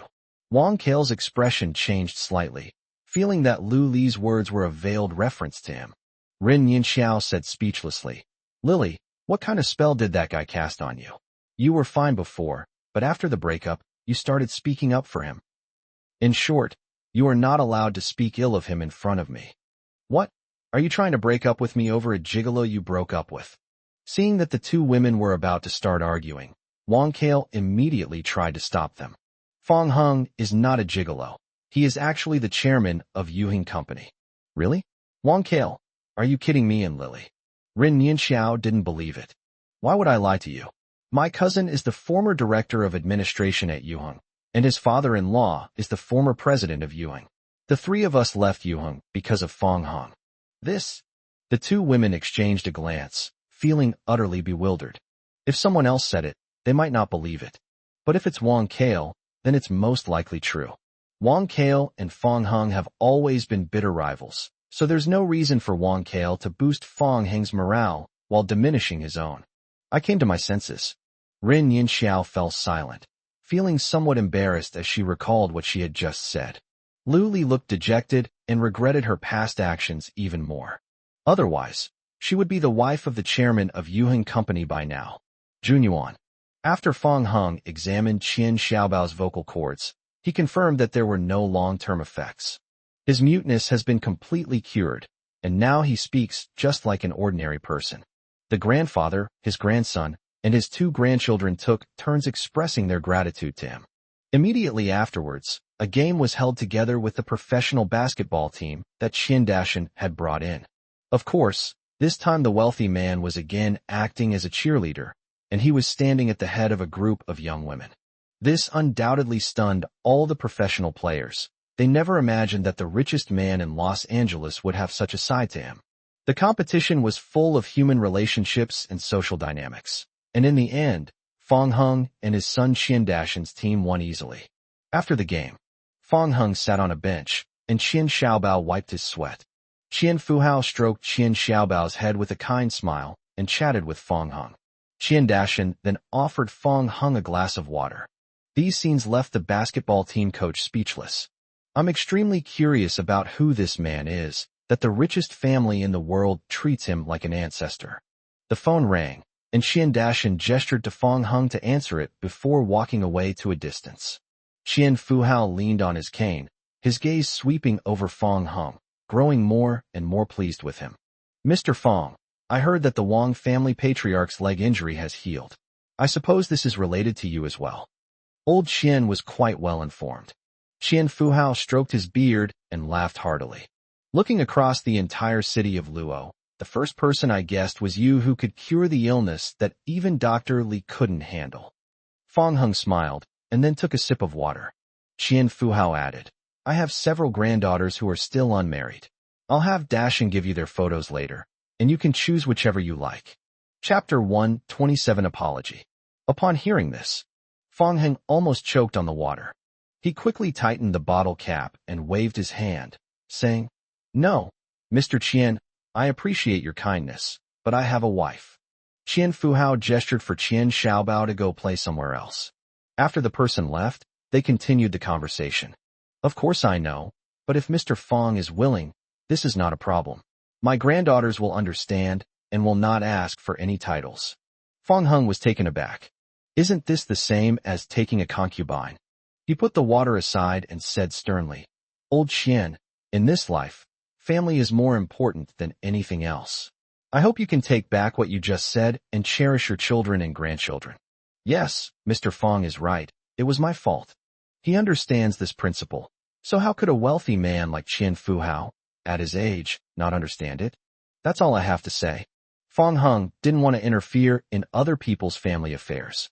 Just then, Qian Dashan walked over holding his phone. His face looked unwell. Clearly something had happened. Qian Fuhao asked, Dashan, what's wrong? Qian Dashan said, Dad, it's Lu Weiyue. Our Shana company just signed a project, and this woman insists that we stole it from her. Lu Weiyue's aggressive voice came from the other end of the phone. I negotiated for so long, and in the blink of an eye, I've signed a contract with Shanha. Isn't this robbery? Hurry up and let that old man answer the phone. This troublesome girl. Qian Fuhao looked helpless. Yuhing Company was formerly known as Gengchen Company. Over the years, it has had many conflicts of interest with the companies under its name. Over time, he and Lu Weiwei developed a grudge. Even during the previous business association meeting, this girl pointed her finger at him and cursed him in public. She was incredibly fierce. Just as Qian Fuhao was about to take the phone, Fang Heng said, "Young Master Qian, give me the phone." The father and son exchanged a glance, and although they didn't understand, they immediately did as Fang Heng said. Fang Heng took the phone and just said hello. Then, as if she had swallowed gunpowder, she said, "What are you hey for, you old geezer? If you don't give me back the project, this is never over." "It's me." Fang Heng never expected that Lu Weiwei, who was so docile in front of him, would transform into a fierce woman with explosive combat power in front of others. When Lu Weiwei heard the voice on the other end of the phone, she felt that it sounded strangely familiar. She tentatively asked, "Chairman Fang?" "Yes, I'm right here with Mr. Qian. You don't need to worry about this. Leave it to me." Boom. Lu Weiwei felt as if the sky was about to fall. The person who answered the phone was actually Fang Heng. "I'm sorry, Chairman Fang, I didn't know it was you. What I said just now was definitely not about you. I was talking about that old man Qian Dashan. No, I meant Qian Fuhao. Lu Weiwei explained incoherently. "It's nothing. I'm hanging up." Holding the phone that had been hung up on, Lu Weiwei breathed a sigh of relief, but she was still shaken. Although it was a misunderstanding, she had just spoken rudely. What if she upset Fang Heng? Feeling lost and confused, Lu Weiwei headed to the president's office. "Chairman Lu, is something the matter?" The sudden appearance of Lu Weiwei left Lung Yu somewhat puzzled. "It's nothing. I was just looking around." Lu Weiwei didn't know how to bring it up. If she asked Lung Yu to plead on her behalf, it would only make Fang Heng more unhappy, and then things would be completely ruined. In the end, she really just glanced at it and left. On the other side, Junyuan. Seeing Lu Weiyue's attitude towards Fang Heng, they instantly understood. Qian Dashan couldn't help but ask, "Mr. Fang, you are the chairman of Yuhing Group?" The father and son were shocked to receive Fang Heng's affirmation. They had heard rumors before that Lu Weiwei was only the nominal chairman of Yuhing Company, while the real chairman was always behind the scenes. Unexpectedly, the rumor turned out to be true, and the real chairman was none other than their benefactor, Fang Heng. "Mr. Qian, about the cooperation we just discussed." "Mr. Fang, there's no need to say anything more. It's all our fault." Qian Fuhao interrupted Fang Heng, and then immediately gave instructions to his son, Qian Dashan. "Immediately transfer that newly signed project to Yuhing Company." Fang Heng hadn't expected that before he could even finish speaking, Qian Fuhao would already have his solution. That's good, it saves a lot of time. Fang Heng felt his phone vibrate in his pocket. He opened it, and saw that it was a message from Lung Yu. "You slacking off, King, come back quickly. Chairman Lu just came by." "Okay, I'll go back now." Fang Heng stood up and said, "I have other things to do here." Okay, Mr. Fang, take care." The father and son watched Fang Heng Yuan leave. This only made me more curious about his identity. "Dad, Mr. Fang is so young, yet he not only possesses top-notch medical skills, but he is also the chairman of Yuhing Company. Which top family do you think he comes from?" Qian Fuhao shook his head and said, "I don't know. Everything about him is too mysterious, and there's no way to find out anything." Yuhing Company. The CEO's office. Lung Yu was discussing work matters with Su Mu. At that moment, a heavily made-up woman suddenly pushed open the door and entered. "Who are you?" "Mr. Long, this is Vice President Xia Xinwei." Su Mu had a deep impression of Xia Xinwei. When she entered the CEO's office area in the morning, she was verbally humiliated when she asked for directions because it was her first day of work and she was unfamiliar with the area. "Hello, Mr. Long. I'm Xia Xinwei. We'll be colleagues from now on." Xia Xinwei crossed her arms, her attitude exuding arrogance. Her purpose in coming here was to see what kind of background this suddenly appointed president had. Xia Xinwei had coveted the CEO position for a long time, enduring year after year, and finally outlasted Lian He. She thought she could take over, but Lung Yu interfered and dashed her hopes. This made Xia Xinwei very dissatisfied, and she was seething with anger. Leng Yu said, "So it's Vice President Xia. Next time, if you need anything, please knock first." "Oh, it's only been 1 day since you took office, and you're already in such a hurry to give me a hard time." Leng Yu frowned, sensing Xia Xinwei's hostility. "Please leave immediately, and do not disturb my work. Work can be done anytime. We'll be working together from now on. So how can we not get to know each other first?" After Xia Xinwei finished speaking, she noticed Su Mu standing to the side. She was taken aback at first, then burst out laughing. "It's you, the brainless little fool who can't even tell east from west this morning." Leng Yu's face immediately turned frosty. Su Mu was someone she had brought with her, and Xia Xinwei's actions were undoubtedly a provocation. Xia Xinwei said, "President Leng, this isn't your assistant, is it? I suggest you find someone else. She's not very bright." "Apologize," Leng Yu said coldly. "Apologize? What a joke. I didn't say anything wrong. I was just trying to give you some advice. Why don't you appreciate it?" Xia Xinwei rolled her eyes, unconvinced. The next moment, a glass of water was splashed all over her face. Chapter 128 My Chairman. Xia Xinwei's entire face was wet, and water kept dripping from her chin. She wiped her face with her hand and looked incredulously at Leng Yu, who was standing opposite her and had just put down her empty water glass. "You dare to splash water on me?" Xia Xinwei was furious. Looking in the mirror, she saw that her makeup was all messed up, and her face looked like a clown's. Leng Yu glared at her, releasing a powerful aura that seemed to cause the room temperature to drop suddenly. "I'll say it one more time. Please get out immediately." Su Mu, who was trembling to the side, was stunned.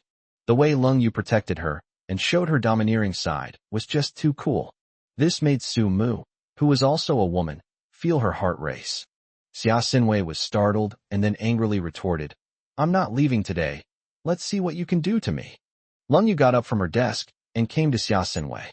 It was only then that Xia Xinwei realized how high the cold rain was.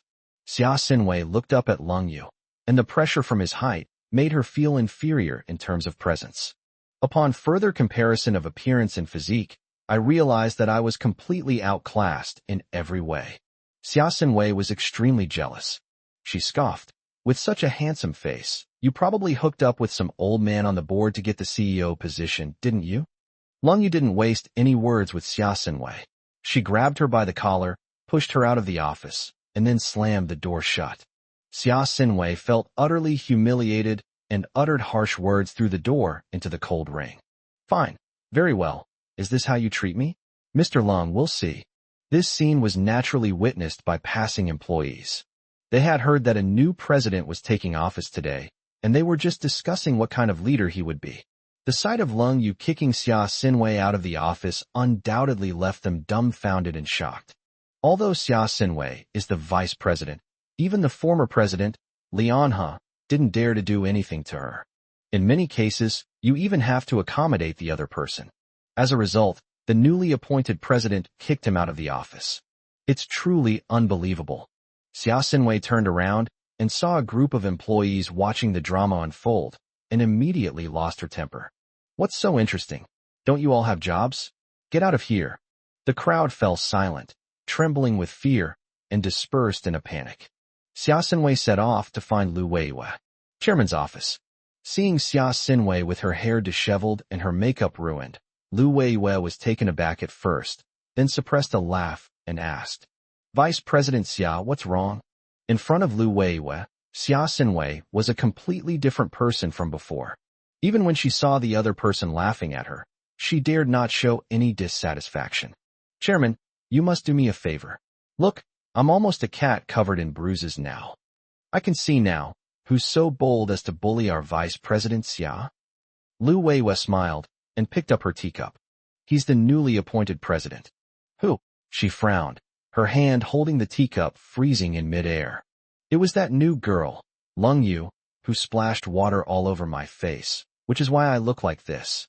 Lu Weiwei put down her teacup, her face grave, and said, "Vice President Xia, although I don't know what happened, I'll give you a piece of advice. Don't provoke that new President Leng again. Otherwise, even the person behind you might not be able to protect you." "Chairman, what does this mean?" Xia Xinwei was stunned for a moment. Could it be that, just as she had guessed, Lung Yu really had someone from the board of directors behind her? Now that I've said this, I advise you to take care of yourself. I got off work in the evening. Lung Yu and Fong Heng took the elevator downstairs. I happened to run into Ma Shun and Li Hua in the lobby. Mr. Fong, President Lung. Hello, Secretary Fong. Hello, President Lung. The two men took the initiative to greet the couple and started chatting with them.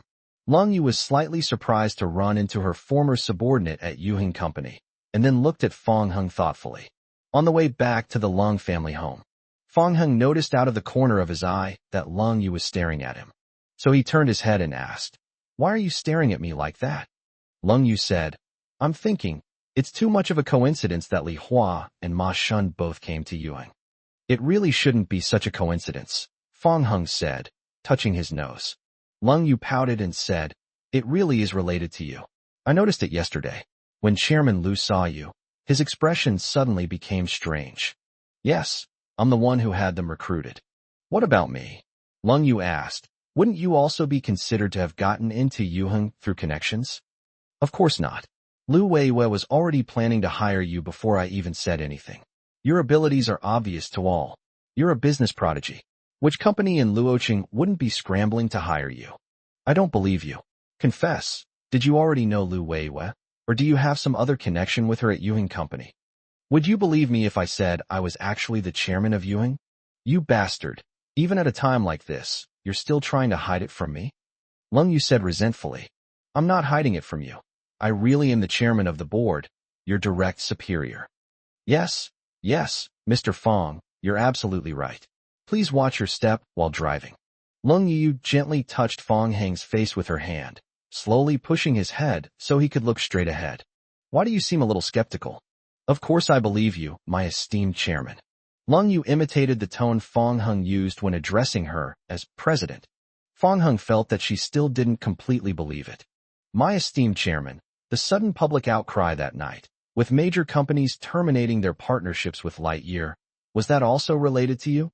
Lung Yu immediately sensed something was amiss and subconsciously connected it to Fong Heng. After all, Fong Heng and Qian Dashan had a close relationship, and for the son of that richest man, dealing with Guangyin was a piece of cake. Who knows? Fong Heng smiled mysteriously. Lung Yu reached out and gently tugged Fong Heng's ear, saying, "It's obviously you're doing. If Grandpa and the others find out, aren't you afraid they'll get angry and cause you trouble? Dare to make my woman cry?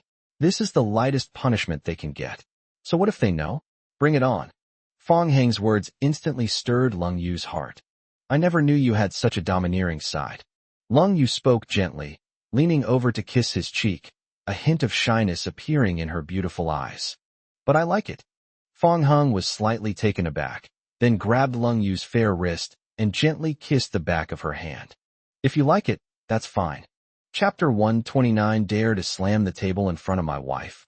Late at night, a middle-aged man threw Xia Xinwei onto the bed and then pounced on her impatiently. Xia Xinwei covered herself with her hands to stop the man from going any further and said in a sweet voice, "Chairman Cheng, there's something I want to tell you." The man addressed as Chairman Cheng is named Cheng Xuani. He is a shareholder of Yuheng Company and also a member of the board of directors, serving as the vice chairman.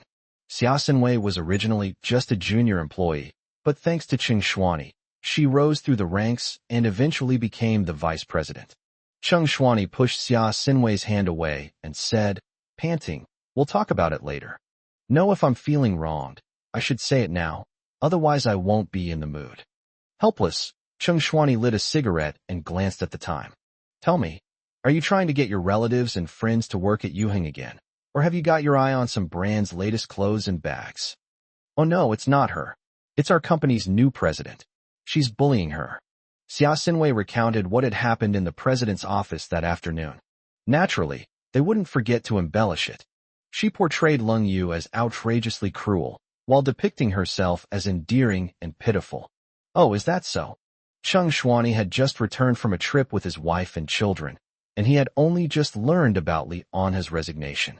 "Yes, Chairman Cheng, you must avenge me. Otherwise, with that Lung guy around, I don't want to stay at Yuheng any longer. She's just a mere president. I'll teach her a lesson for you when we get to work tomorrow. Xia Xinwei drew circles on his chest with her finger and said, You have to be careful. That woman Lu Weiwei warned me not to mess with the guy surnamed Lung. He seems to have some influence. What's there to be afraid of? Lu Weiwei is just a mascot. There's no need to pay her any attention. You're the vice chairman. Of course you don't need to be afraid. She's just a nobody. With just one word from Lu Weiwei, she'll have no choice but to get out of here. Cheng Shuani kissed Xia Xinwei and said, Don't panic. As long as I'm here, no one can touch you. Well, since you say so, then I'm relieved. You little rascal, trying to trick me. Let's hurry up and continue, or my wife will call if we drag this out any longer. The following day, Yuhing Company, the CEO's office. Sumu reported his work to Lung Yu, while Fong Hong, bored, was about to leave. At that moment, a heavily made-up woman pushed open the door and walked in. Behind the woman followed a thin, bespectacled, bald middle-aged man. The man was none other than Cheng Shuani, who had secretly explored the mysteries of life with Xia Xinwei last night. As soon as Xia Xinwei entered, she noticed Fong Hang's outstanding looks and couldn't help but start making plans in her mind. He's so handsome. I had never seen it before. Presumably a new employee, this is a way to pass the time when feeling lonely. Xia Xinwei's appearance made Lung Yu realize that she was most likely there to cause trouble.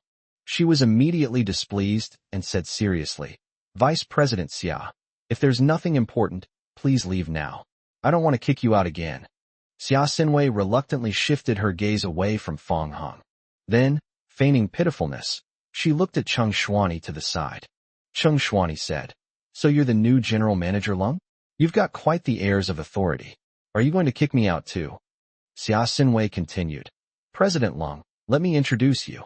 This is Cheng Shuani, Vice Chairman Cheng. I heard he's from the board of directors. Lung Yu couldn't help but frown slightly. Sumu felt at a loss. It's unexpected that Xia Xinwei has this background. After all, this isn't light years away, and Yuheng isn't a business owned by the Lung family. Things got out of control and suddenly became tricky. Sumu felt a pang of guilt, believing that it was all his fault that Lung Yu had been implicated. Cheng Shuani didn't rush to lash out, but instead looked at Sumu and Fong Hong. You two go out first.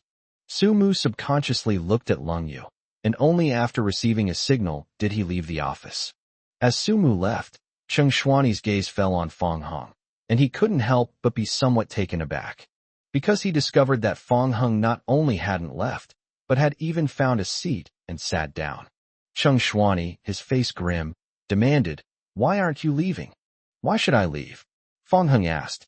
Cheng Shuani felt that Fong Hong was like a newborn calf that was not afraid of tigers. He opened his mouth as if to get angry, but Xia Xinwei stopped him. Fine, Mr. Cheng, if he doesn't want to leave, he doesn't have to. Xia Xinwei's actions were driven by ulterior motives. Firstly, she wanted to speak on Fong Hang's behalf, which would make it easier to win him over later. Secondly, she would feel even more relieved if Lung Yu embarrassed herself in front of her subordinates. With Xia Xinwei's persuasion, Cheng Shuani ignored Fong Hong and then turned his attention to Lung Yu. President Lung, I heard everything from Vice President Xia about what happened yesterday. She just wanted to build a good relationship with you. So why did you throw water on her and then kick her out of the office in front of everyone? Lung Yu glanced at Xia Xinwei and found it utterly ridiculous. The other party's words and actions yesterday did not seem like they wanted to build a good relationship with her. Vice Chairman Cheng, the version you heard is clearly vastly different from what actually happened, Lung Yu said. I don't care what the truth is, it's definitely your fault. I order you to apologize to Vice President Xia immediately. Why should I apologize? Cheng Shuani slammed his hand on the table, knocking the pen to the ground, displaying an extremely arrogant attitude. As a shareholder of Yuheng and a member of the board of directors, if you want to stay at Yuheng, do as I say. Xia Xinwei watched the show quietly from the sidelines. They'd love for things to escalate further. In this way, as long as Lung Yu is fired, she will have another chance to rise to power. Xia Xinwei was having a sweet dream when she was suddenly stunned. In view, Fong Hing got up from his seat, walked to Cheng Shuani, and took his hand. What do you want to do? Cheng Shuani asked, puzzled. Since you like slamming the table so much, one slam isn't enough. You have to slam it a few times, and with a lot of force. That's more satisfying and more impressive. As Fong Hung spoke, he grabbed Qing Shuani's hand and helped him slap it hard on the desk. If someone dares to bang on the table and challenge others in the face of cold rain, then we're determined to help them bang on the table as much as they want. And so, the office was filled with the sound of tables being slammed, interspersed with Qing Shuani's howls. Stop, stop. Don't you want to quit? I'm the vice chairman. The intense pain in his palm made Qing Shuani grimace and his speech become slurred. He tried to resist, but he couldn't at all. The man in front of him was young, but he was surprisingly strong. Stop? Stop what? Give it a few more pats. That's how you truly demonstrate your authority as vice chairman. Fong Hung remained expressionless and continued to increase the force. This scene completely stunned Xia Xinwei. Qing Shuani is the vice chairman. So what's wrong with this new handsome young man? Does he have a death wish?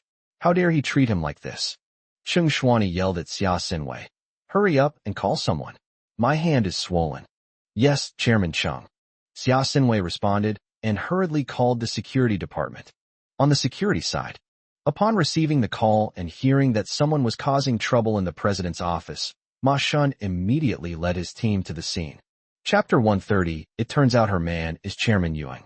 Ma Shun understood that his invitation to Yuheng must have been due to the favor shown to him by that couple.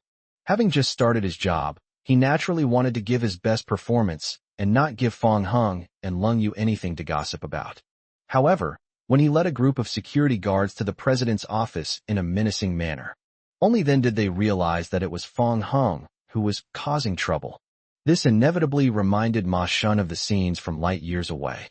Indeed, who else besides Fong Hung could have such courage?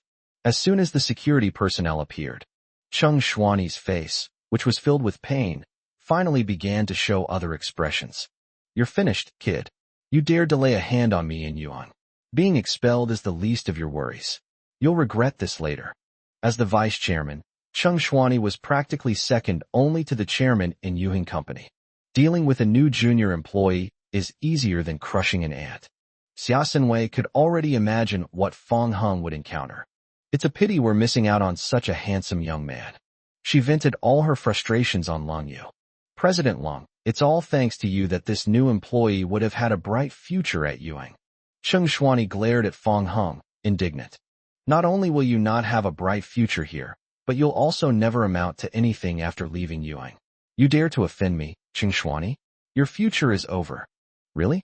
You're that good? Fong Hung said casually, then continued to slap the table for him. Qing Shuani's expression suddenly twisted again. He angrily yelled at Ma Shun and the others. Are all the people in your security department incompetent? I'm in this state. Why aren't you coming up to help me? The security guards rolled up their sleeves, eager to step forward and help Qing Shuani out of the predicament. Ma Shun gestured for them all to leave. One of the security guards asked, puzzled, Manager Ma, this is the vice chairman. Are you sure you want to do this? Ma Shun glanced at him impatiently, which made the security guard shudder. Do as I say. All of you get out immediately. Yes. The security guards dared not disobey orders. The new security manager in front of me had a completely different aura compared to the previous leaders. Just being stared at by him makes me feel uneasy. Seeing that Ma Shunren had left the office, Qing Shuani and Xia Xinwei were completely confused. Qing Shuani couldn't hold back his anger and started ranting. Damn it, Manager Ma, right? Are you new here and don't you recognize me? I'm the vice chairman. Why don't you hurry up and come help? What are you dawdling about? Ma Shun said with a sinister look. I only obey Mr. Fong and President Lung's orders. I don't care who you are. If you dare to bark like a dog again, I'll make sure you can't speak anymore. Qing Shuani and Xia Xinwei were both intimidated by Ma Shun's imposing manner. I had a feeling that the other person was not a good person, and the aura they exuded was inexplicably frightening. Well, I didn't expect you two to be in cahoots. You're really going to rebel. Qing Shuani unconsciously lowered his voice and then turned to give Xia Xinwei instructions. Vice President Xia, quickly contact Lu Weiwei and have her come over to handle this personally. I want to see just how arrogant these people really are. With Ma Shun present, Xia Xinwei was terrified and hurriedly called Lu Weiwei. Hey, Chairman Lu, something terrible has happened. What's wrong? Lu Weiwei asked. There's no time to explain. In short, please come to the president's office immediately. In the call, Lu Weiwei looked puzzled, but dared not delay. Fang Heng and Leng Yu were both in the president's office. If anything unexpected happens, we will face consequences we cannot afford. So Lu Weiwei immediately set off for the president's office. The arrival of Lu Weiwei brought a sigh of relief to both Cheng Shuani and Xia Xinwei. If they can't control Ma Shun, how could Lu Weiwei, as the chairman of Yuheng Company, not be able to keep Ma Shun in check? At this moment, Xia Xinwei seized the opportunity and immediately began to embellish the story. Chairman Lu, look, President Leng hired someone to beat up Vice Chairman Cheng and even bribed this new security manager, Manager Ma. Cheng Shuani continued. Lu Weiwei, look at how you've managed the company. They're all turning the world upside down. They don't even respect me, the vice chairman. Lu Weiwei carefully observed the situation at the scene. Seeing that Fang Heng and Leng Yu were both all right, he breathed a sigh of relief. At the same time, she realized that Xia Xinwei hadn't listened to what she said yesterday and had still managed to seduce Cheng Shuani into coming to cause trouble for Leng Yu. Leng Yu is Fang Heng's woman, and Fang Heng is the real chairman of Yuheng Company. The two of them doing this are tantamount to deliberately walking into the line of fire. Lu Weiwei ignored the two of them and walked straight up to Fang Heng, nodding and greeting him. Chairman Fang, I'm sorry, it's my fault. Lu Weiwei's attitude towards Fang Heng, including her address of him as Chairman Fang, stunned everyone present. Cheng Shuani questioned, Lu Weiwei, are you kidding me? How could this kid possibly be the real Chairman Yuheng behind you? Xia Xinwei chuckled dryly. Yes, Chairman Lu, are you sure you haven't mistaken someone for someone else? Isn't this the new junior employee? Lu Weiwei rebuked sharply. Vice Chairman Cheng, Vice President Xia, do you think I wouldn't know whether it's true or not? These words left the group completely dumbfounded. Cheng Shuani never expected that the person in charge of Yuheng, who had been strategizing behind the scenes, would be so young. Xia Xinwei was so surprised that her mouth was almost big enough to fit an ostrich egg. No wonder Fang Heng wasn't afraid of Cheng Shuani at all. It turns out he was the real chairman. I still thought of him as a new employee, hoping to get him to kill my loneliness.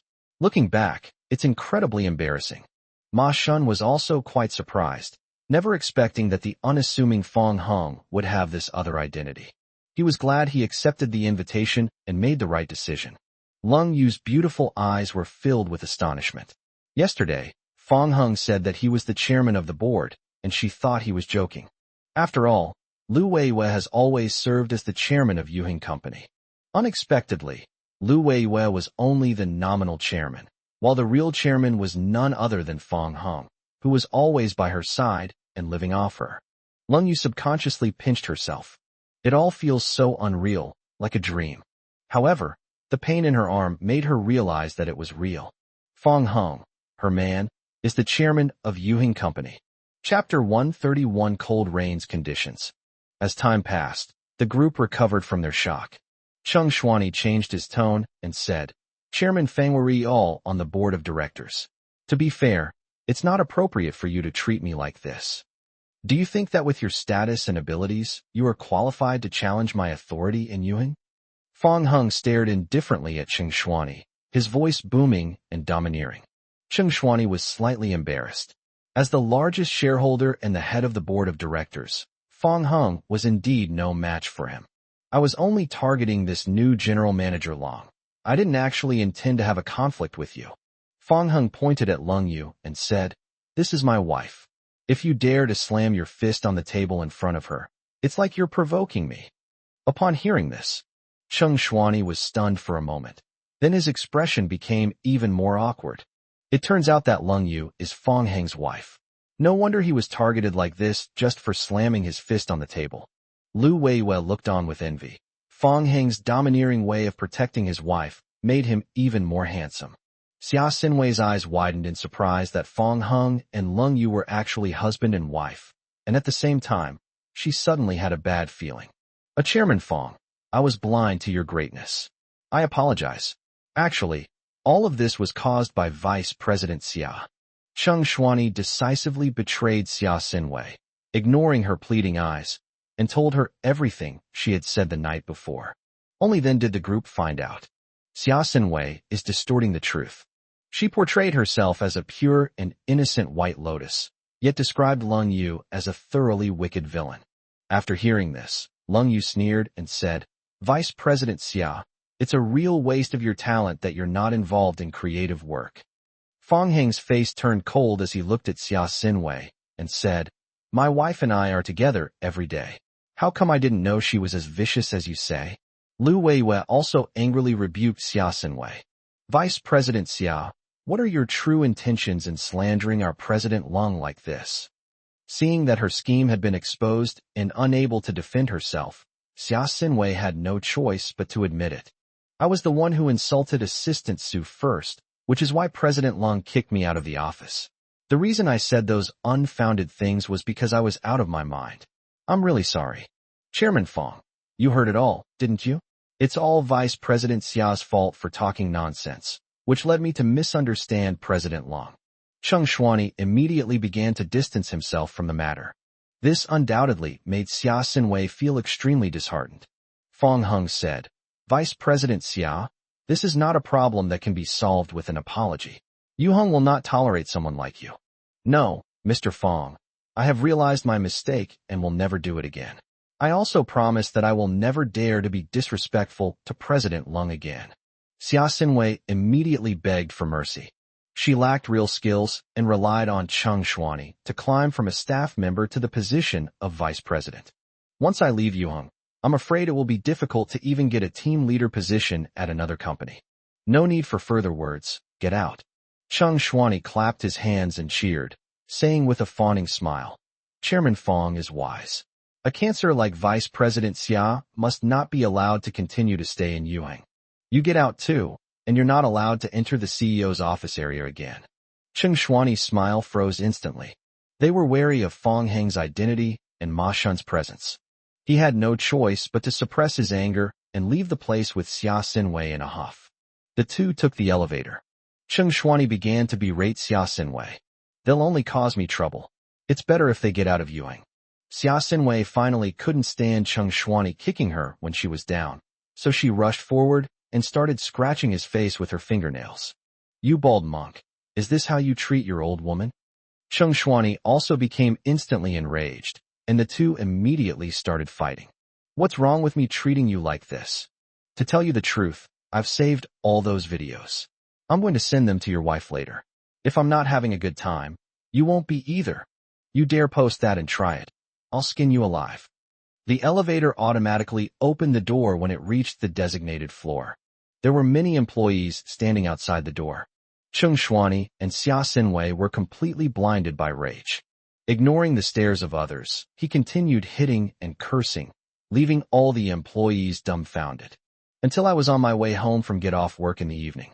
Fang Heng could still see Leng Yu's pouting lips. "You've kept it well hidden, my esteemed chairman." Fang Heng was somewhat embarrassed and didn't know how to answer. Then, Leng Yu stretched out her jade-like hand, palm up, fingers together, and slowly brought it to Fang Heng's lips. "What are you doing?" Fang Heng asked. "You, the chairman of Yuheng Company, actually came here to live off me? Hand over all the money I gave you before." Fang Heng lowered his head and kissed Leng Yu's hand, saying, "I have no money, but you can take my life. You re so bad."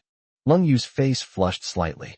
Thinking back to the day of their wedding, when she tried to bribe Fang Heng into registering their marriage, she felt incredibly ashamed. The chairman of Yuheng Company is worth hundreds of millions of yuan. That amount of money is nothing to him.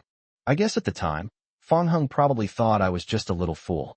She couldn't help but ask, "You're not short of money, so why would you agree to marry me for that 100,000 yuan?" "Of course we're short of them. How could we not be short of them?" Fang Heng was penniless when he first broke up with Lu Li. Leng Yu suddenly appeared, took out a bank card, and said that the money would belong to him after the wedding. Why not take it? The best part is, she's stunningly beautiful, and her legs are so long. No man could refuse. "I don't need you, don't even think about living off me anymore." Leng Yu thought that marrying Fang Heng made her feel like a big bad wolf who had successfully tricked a little lamb. Now it seems that Fang Heng is the big bad wolf, and I am more like the little lamb that has fallen into the trap. Upon hearing this, Fong Hung immediately stepped on the brakes. Are you saying we can't let men live off women anymore? This won't do. The system is desperately waiting for help. No soft rice value means no reward. He grabbed Lung Yu's hand and said, No, I actually have a peculiar habit, which is that I like to live off women, so you'll still have to continue supporting me in the future. Huh? Lung Yu puffed out her cheeks and said resentfully, You're the chairman of Yuheng, and even I'm working for you. Yet you expect me to support you? You're the best. I knew you would say yes. Looking at Fong Hung, who was so close to her, Lung Yu's attention gradually fell on his lips. She pursed her lips and said slowly, I can agree to that, but on one condition. What are the conditions? Fong Hung asked. Kiss me. That condition is far too simple. Fong Hung took Lung Yu's hand and gently kissed it. Is this enough? Of course not enough. Lung Yu shook her head. Fong Hung then moved closer to Lung Yu and gently placed a kiss on her cheek. And now, Lung Yu unconsciously clasped his hands, his eyes darted around, and his voice was barely audible. What I want is a kiss like the one I gave you when I fed you the medicine last time. Speak louder, I can't hear you clearly. Never mind, this will do. How can you just let it go? Fong Hung asked with a smile. Okay, I've already agreed.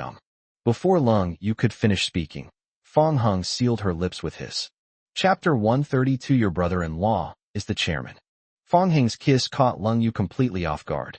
Her beautiful eyes widened, and her hands unconsciously gripped the hem of her skirt. Fong Hung was so close, his breath so hot. It was as if it were the blazing sun hanging high in the sky. Her body began to heat up, and she gradually lost her strength. Lung Yu slowly closed her eyes, completely immersed in the moment. Beep.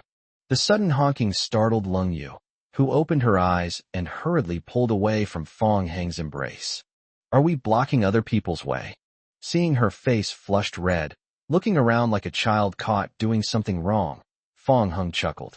No, I deliberately parked the car on the side of the road. Through the car window, Lung Yu could see her location and the car in front of her that was driving away, the culprit that had just honked and interrupted their sweet moment. Lung Yu stomped her foot in dissatisfaction. How annoying. They're not blocking the road. Why are they honking their horns like that? Lung family villa. Lung Yunluo swaggered into the room. Seeing her older sister touching her lips and staring blankly, she couldn't help but want to tease her. Drink, Lung Yunluo suddenly shouted. Startled, Lung Yu dropped her phone onto the bed. Lung Yunluo chuckled. You naughty sister, what mischief are you secretly plotting now? Lung Yu glared at her and was about to pick up her phone when Lung Yunluo beat her to it. Let me see if there are any secrets on the phone. You have 3 numbers to pay me back. Wow, all these are photos of my brother-in-law. 3. This was taken while hiking, right? You're not taking pictures of the scenery. You're clearly taking pictures of your brother-in-law. 2. I think you should film something else, so I can broaden my horizons. Lung Yunluo raised an eyebrow. 1. Lung Yu gritted her teeth and immediately took action. Oh dear, I was wrong, my apology, my lady. Please spare my life. At the same time, in the living room, Fong Hung is studying the system. On the system panel, the progress of the soft rice value was clearly marked as 100%. However, it froze, just like a computer crashing. No wonder there's been no movement lately. What's going on? He's slacking off at work, and now the system started slacking off too? If this thing could materialize, Fong Hung would really like to pat it hard. Close the system panel. Fong Hung returned to his room. The 2 girls were playing around, the bed was a mess, and Tang Yuan was wagging its tail and watching the show. Fong Hung's appearance distracted Lung Yu, allowing Lung Yunluo to escape. Lung Yunluo hid behind Fong Hung and said, Second senior brother, there's a demoness over there. Why don't we subdue her together? Fong Hung decisively grabbed her and dragged her in front of Lung Yu. Let go, second senior brother. You actually associate with a demoness. I misjudged you. Lung Yunlu shouted. Fong Hung flicked her forehead and said, Call me second senior brother? Lung Yu grabbed her cheek and said, Call me a witch? Why, you've teamed up to bully me again. When mom and dad get back, I'll tell them and make them give you 2 a good beating.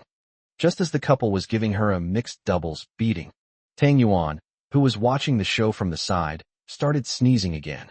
The three noticed this and began to worry about Tang Yuan's condition. Lung Yu stepped forward and picked up Tang Yuan. Lung Yunluo urged, "Brother-in-law, aren't you a miracle doctor? Quickly take a look at Tang Yuan. I treat people, not pets." As the saying goes, every profession has its own secrets, and Fang Heng felt that Tang Yuan had a respiratory infection. But just to be on the safe side, I decided to take it to the nearest veterinary hospital. Lung Yu originally wanted to go along, but when Lung Yunluo mentioned there would be a banquet, she had to give up. After Fang Heng drove away, Lung Yu turned around to prepare to tidy up the room. Lung Yunluo followed and took her arm. "Sis, how does it feel to be back at your own Yuhing company these past 2 days?" Lung Yu gently stroked her head, a faint smile appearing on his lips. Unexpectedly, Lung Yunluo actually guessed correctly by accident. Yuheng Company. Fang Heng clearly used the names of the two people in the name, and even deliberately put the character Rain first. This belated realization of surprise made Lung Yu's heart, which had finally calmed down, start to flutter again. Even though Fang Heng had just left, she couldn't wait to see him again. "Hey sis, why are you just laughing and not saying anything? Also, when are you going to become the chairman? I'm still waiting to get a position after graduation." "Your brother-in-law is the chairman of the board." Lung Yunluo was stunned for a moment, clearly not believing that these words would come from her own sister. She reached out and touched Lung Yu's forehead, saying, "Sis, you don't have a fever either, so how come you've learned to brag? You think I'm like you, always talking nonsense? I'm telling the truth." "Oh yes, it's all true. My brother-in-law is the chairman, you are the chairman's wife, and I am the chairman's sister-in-law. It seems I don't even need to wait until graduation. I'll go there tomorrow. I don't need to be assigned a high position. My brother-in-law can just let me sit in the chairman's seat." Pet clinic. After a series of examinations, Tang Yuan's condition was just as Fang Heng had guessed, a respiratory infection. The shop owner is a woman in her 20s. She handed the glutinous rice balls and the prescribed medicine to Fang Heng, revealing a sweet smile. "Hey handsome, let's exchange contact information. You can ask me directly if your cat is ever unwell in the future." Since what happened last time, Fang Heng has become somewhat wary. The pet shop owner sold his information, which resulted in him being harassed by Su Kuan's people making phone calls in the middle of the night. "You wouldn't give my information to people who want to buy cats, would you?" Xia Ying paused for a moment, then explained, "Of course not. Please rest assured. I only provide veterinary care for pets and do not engage in any cat trading or similar businesses." Hearing this, Fang Heng added the green bubble and then turned and walked out of the pet clinic. Xia Ying watched Fang Heng get into his Mercedes-Benz G-Class and drive away. At this moment, I finally couldn't contain my excitement. She jumped up on the spot and immediately sent a message to her best friend. "Holy crap, a super handsome guy just came into the store. My heart is still pounding." "Come on, you infatuated girl, haven't been with a man in ages. Every guy is handsome in your eyes," her best friend replied.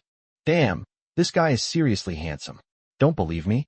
I'll go check the security camera footage and show you." Xia Ying took a picture of Fang Heng from the surveillance footage. A short while later, my best friend replied to the message. "Hello, could you please provide my husband's contact information? Thank you." Dream on. "What do you mean your husband? This is my husband." Chapter 133 Dares to Target Her Man? The Lung Family. Banquet Hall. Old Master Lung scanned the crowd. "Everyone's here, let's start eating." Lung Rushiwe's gaze remained fixed on Lung Yu. "Grandpa, someone is missing," she said, raising her hand. "Who else hasn't arrived yet?"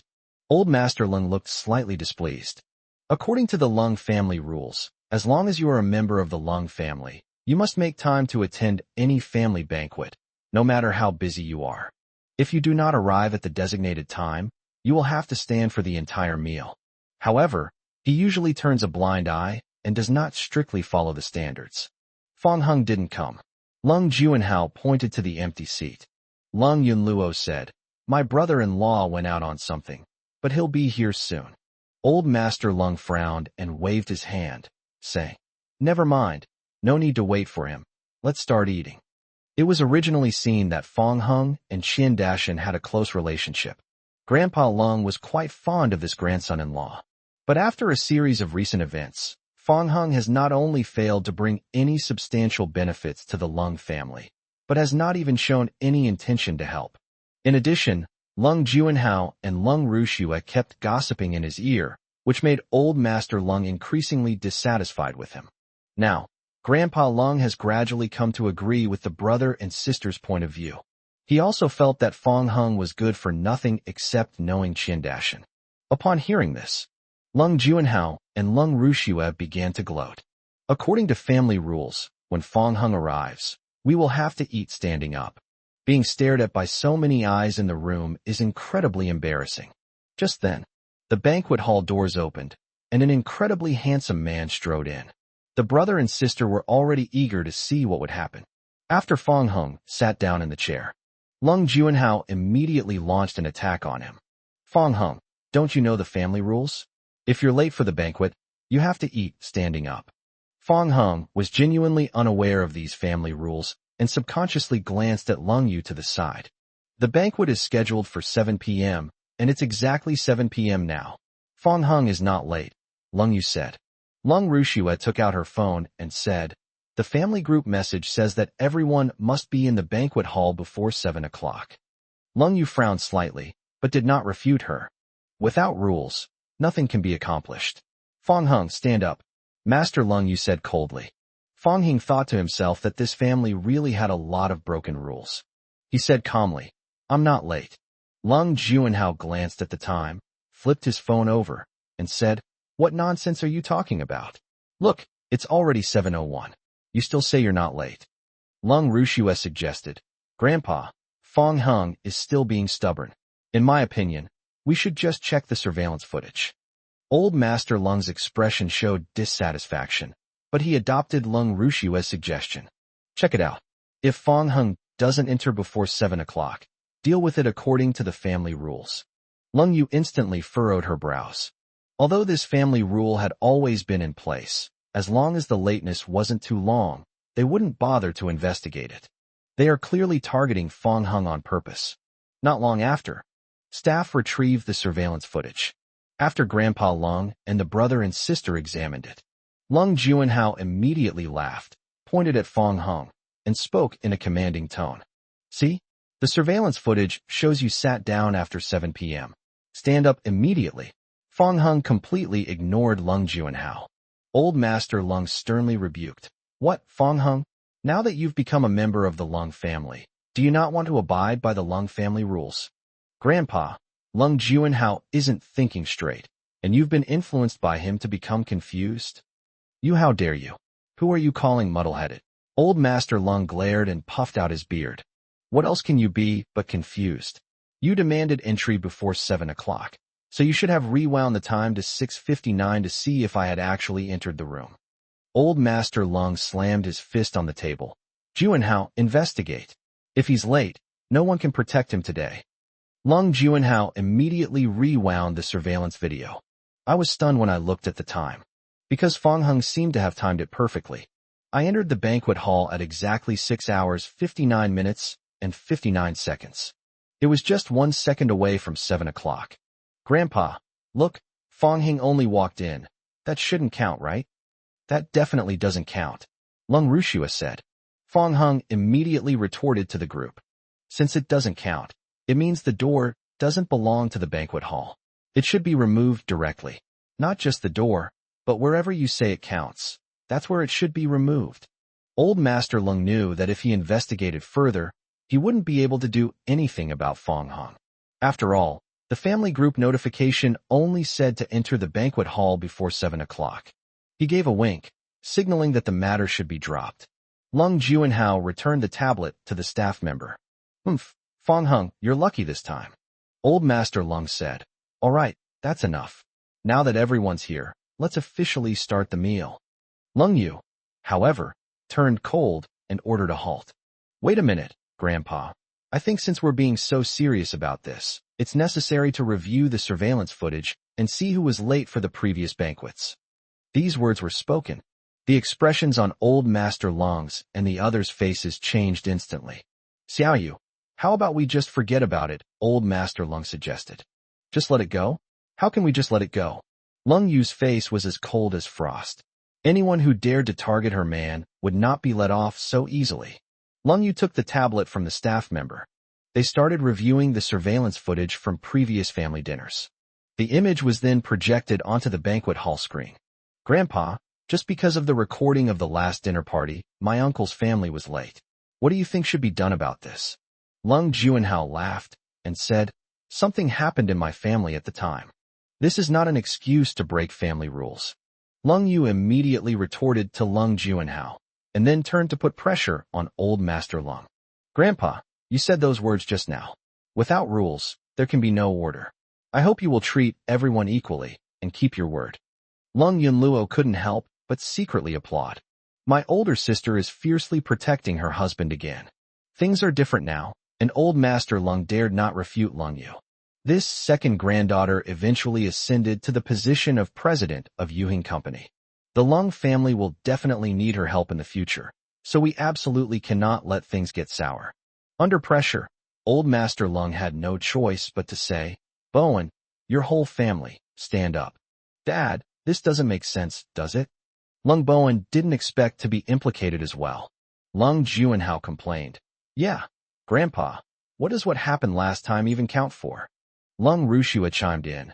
That's right, Grandpa, that's all in the past. Lung Yunluo rolled her eyes and said, so, according to you, if someone violates the family rules, as long as it's not dealt with on the spot, you can't do anything about it afterwards? Old Master Lung understood that showing favoritism towards a few people at this point would lead to trouble. Then, in a stern voice, he said, stop talking nonsense and stand up now. And so, under the watchful eyes of everyone, Lung Bowen and his family reluctantly stood up. Old Master Lung smiled and tried to please Lung Yu. Xiao Yu, is this all right now? It's about time to eat. Everyone's hungry. No, Grandpa, one person is still missing. Lung Yu looked directly at old Master Lung. Who's missing? You're missing because you also broke the family rules. Chapter 134 anyway, it's not me. Everyone was taken aback. The surveillance footage on the screen showed Grandpa Lung and Lung Bowen's family appearing together, which indeed indicated that they were late. But they didn't expect that Lung Yu would dare to include old Master Lung in the list. Grandpa Lung was a little confused. Although it is not explicitly written in the family rules, as the head of the family, in order to maintain his authority, he tacitly agrees that the family rules do not need to be followed. No one has dared to raise any objections to this so far. The situation at this moment was completely unexpected. Lung Rushua said, Lung Yu, what do you mean? Grandpa is the head of the family. If the head of the family can get away with anything if he makes a mistake, then what's the point of these so-called family rules? Lung Yu asked. Lung Bowen immediately glared at Lung Rushua, signaling her to shut up. Now that Lung Yu has a different status, she can't be provoked casually. Old Master Lung seemed slightly embarrassed and spoke in a gentle tone. Xiao Yu, Grandpa broke the family rules, and of course he should be punished. But given my current condition, how about we wait until my leg is better before punishing him? Lung Yu remained silent. Seeing that the atmosphere was getting increasingly awkward, Yang Shulan quickly stepped in to smooth things over. This brought the matter to a close. Everyone began to eat. Only Lung Bowen's family remained standing. A constant stream of gazes fell upon them. This made Lung Juanhao feel embarrassed to eat and drink excessively. Lung Rushua was also too reserved, so she put down her chopsticks after only a few bites. Despite his advanced age, Lung Bowen still felt unwell. To ease the awkwardness, he took the initiative to start a conversation and mentioned his recent discoveries. Dad, I heard that Grandpa Wang's leg injury has healed. Upon hearing this, Grandpa Lung immediately put down his soup spoon. Is the news reliable? I haven't personally confirmed it yet, but the news is most likely true. Quickly send someone to verify the truth. If it is true, immediately find out who cured old Master Wang. Grandpa Lung suppressed his excitement. He and Grandpa Wang had the same experience. If someone can heal another person's leg injury, then they must also be able to heal his leg injury. Lung Juanhao patted his chest and said, Grandpa, leave it to me. I'll go to the Wang family tomorrow and invite old Master Wang to our house. All right, my precious grandson, I'll leave this to you. Old Master Lung was filled with hope and looked forward to the day he could stand up again and his appetite improved considerably. Lung Yunluo ate a chicken leg, her cheeks bulging out like a hamster that had hidden away grain. No need to ask anymore. It was actually my brother-in-law who cured old Master Wang's illness. What? Everyone present, including old Master Long, was shocked. They frantically searched for Fong Hung. Only then did they realize that the couple had already left the banquet hall. Old Master Long turned to look at his second son, Lung Tianrui. Quick, Tianrui, call my good grandson-in-law and ask him to come over for a chat. This scene made Lung Juanhao slightly unhappy. Grandpa, why do you believe everything people say? Have you forgotten the lessons we learned before? Lung Rushua chimed in. Yes, last time Fong Hung claimed to be a miracle doctor who cured Qian Xiaobao. But what happened? My dad asked young Master Qian, and it turned out that it wasn't true. She glanced at Lung Yunluo as she spoke. Grandpa, don't be fooled by that little girl. She never tells the truth. Lung Yunluo almost exploded, saying, Lung Rushua, who are you calling little? Lung Rushua shrank her neck, pretending not to hear. The siblings' words reminded old Master Lung of what had happened a few days ago. In addition, there was an impression of Lung Yunluo. This little granddaughter has indeed loved talking nonsense since she was a child. Old Master Lung gradually began to feel that it didn't seem real. So he stopped Lung Tianrui, who was about to call Fong Hung. Forget it, no need to fight. Lung Juanhao patted the back of old Master Lung's hand and said, That's right, Grandpa. Don't let them make a fool of you anymore. TCH, if you don't believe me, fine, but don't come back begging my brother-in-law to heal Grandpa's leg, Lung Yunluo said. Lung Rushua said disdainfully, Come on, let's wait until your brother-in-law has that ability before we talk about it. Even if Fong Hung really is that miracle doctor, we can't possibly ask him for help again. Lung Juanhao scoffed, not believing that Fong Hung had healed old Master Wang's leg injury. With a stern expression, old Master Lung began to reprimand Lung Yunluo. You better watch yourself from now on. Fong Hung knows a little about medicine, but that doesn't mean he's capable. You're asking him to treat my leg? Do you really not want me to be able to stand up again? That's right, stop giving bad advice. Aren't you just trying to harm Grandpa? That night, Fong Hung was taking a shower in the bathroom. The phone on the table kept beeping with message notifications. I noticed this scene. Lung Yu, who was making the bed, put down the blanket and couldn't help but pick up her phone to take a look. Hey handsome, are you there? Is Tang Yuan feeling better? Lung Yu was slightly taken aback. She opened the profile and glanced at it, which showed that the person was female. Fong Henglu rarely adds people to his group. So who could this other person be, and how would they know about Tang Yuan? Lung Yu gently tapped the phone screen and quickly typed out a line of text. He went to take a shower. She was about to send it, but then she thought about it and deleted it. A short while later, another message came from the other end. Hey, I saw you were typing. Why did it suddenly stop? Since you've already seen it, I'll just get straight to the point. There's a party tonight. Are you interested in joining? There are lots of pretty girls out there. With your looks, you're sure to be very popular. Upon seeing these messages, Lung Yu bit her lip and unconsciously tightened her grip on her phone.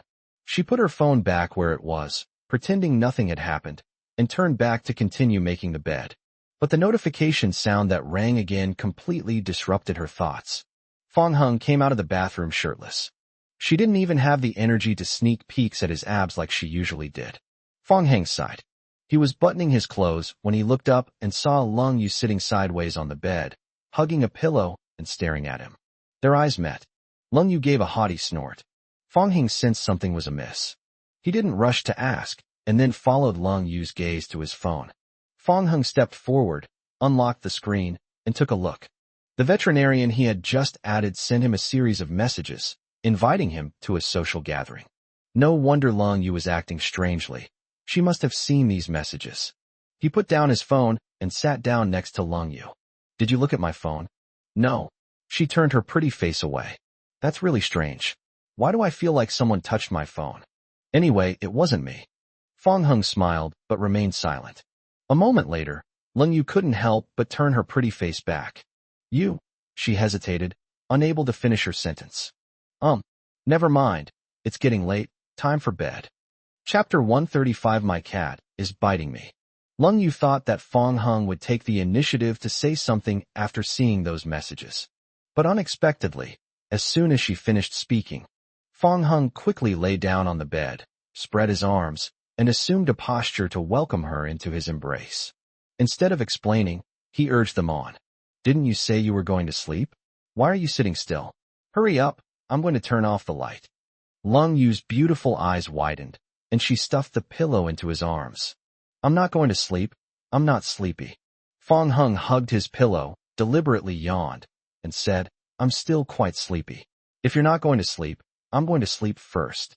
After saying that, he closed his eyes and pretended to fall asleep. This caught Lung Yu off guard. I came to my senses. Lung Yu slowly clenched her teeth, as if she had made a decision. Immediately afterwards, she ripped the pillow out of Fong Hung's arms, straddled him, and grabbed his neck with her delicate hand. Explain. Huh? What did you say? Fong Hung pretended to be dumbfounded. Who messaged you? And why does she know about Tang Yuan? He said with a smile. Didn't you say you didn't look at my phone? I might as well just strangle you. Lung Yu touched him very gently, afraid of really hurting Fong Hung. Fong Hung stopped teasing Lung Yu and placed his hands on the smooth back of her hands. It's the vet I just took Tang Yuan to see. After Fong Hung explained it to me, Lung Yu suddenly understood. I was so blinded by my own emotions. How could I not have realized that? Lung Yu silently let go of Fong Hung's hand, lifted her leg off him, and lay down on the bed with her back to him, trying to hide her embarrassment. Then it's all right. She was like a wild cat that was baring its teeth and claws one moment, but in the blink of an eye, she turned into a gentle and obedient house cat. Fong Hung leaned close to Lung Yu and hugged her from behind, resting his chin on her shoulder. He then opened his phone and held it up in front of the two of them. What should I say in response? They're asking you, not me. Lung Yu was absent-minded, and her pretty face unconsciously hid under Fong Hung's arm. There are so many pretty girls. Should I go take a look and see if what you're saying is true? Lung Yu instantly perked up, turned her head, and looked at Fong Hung incredulously. The next moment, without hesitation, he bit the arm in front of him. So Fong Hung typed a reply. I can't go, my cat is biting me. The other side replied instantly. Handsome, you finally replied. Hey, wasn't the cat you brought today very well behaved? It didn't seem like it would bite. Fong Hung glanced at the sullen Lung Yu and continued typing a reply. The other cat in the house. Who's your cat? Lung Yu pouted. Who else could it be but you, my cute little kitten who likes to bite? Fong Hung hugged Lung Yu tightly and couldn't help but take a deep sniff. Lung Yu said he smelled nice, but Fong Hung didn't seem to notice anything. On the contrary, Lung Yu smells really good, and it's so soft and cozy to hold.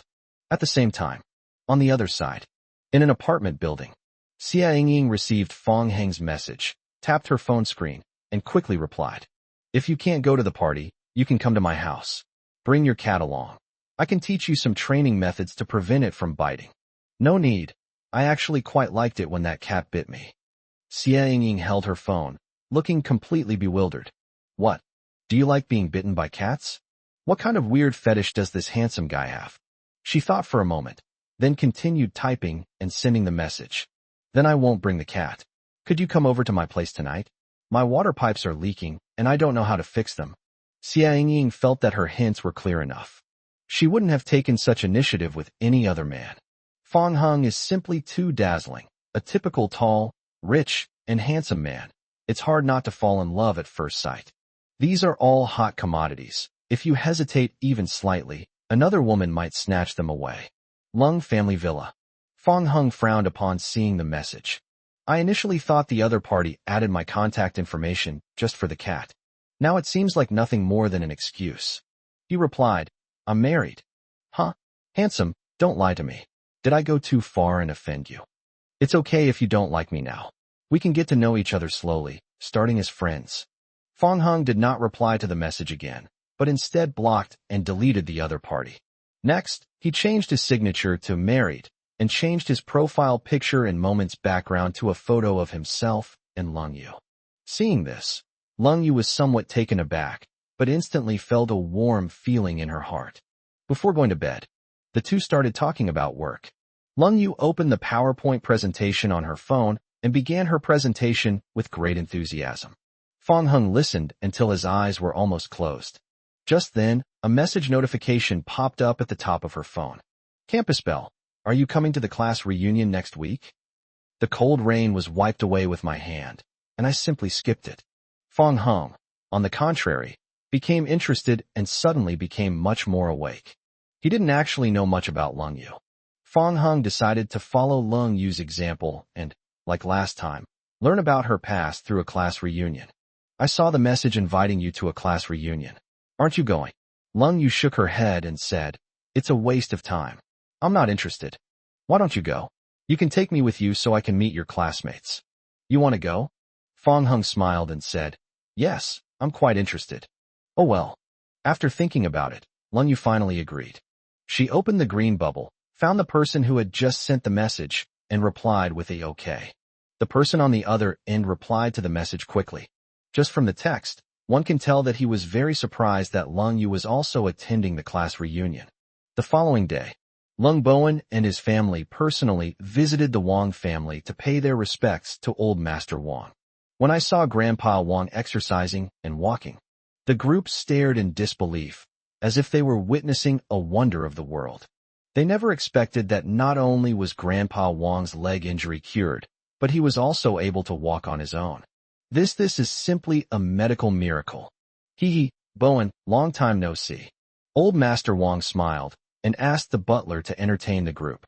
Lung Bowen immediately said, Old Wong, there's no need for hospitality. Please come to my house. My father would like to catch up with you. All right, it's been a long time since I've seen Old Man Lung. I should go find him for tea and a chat.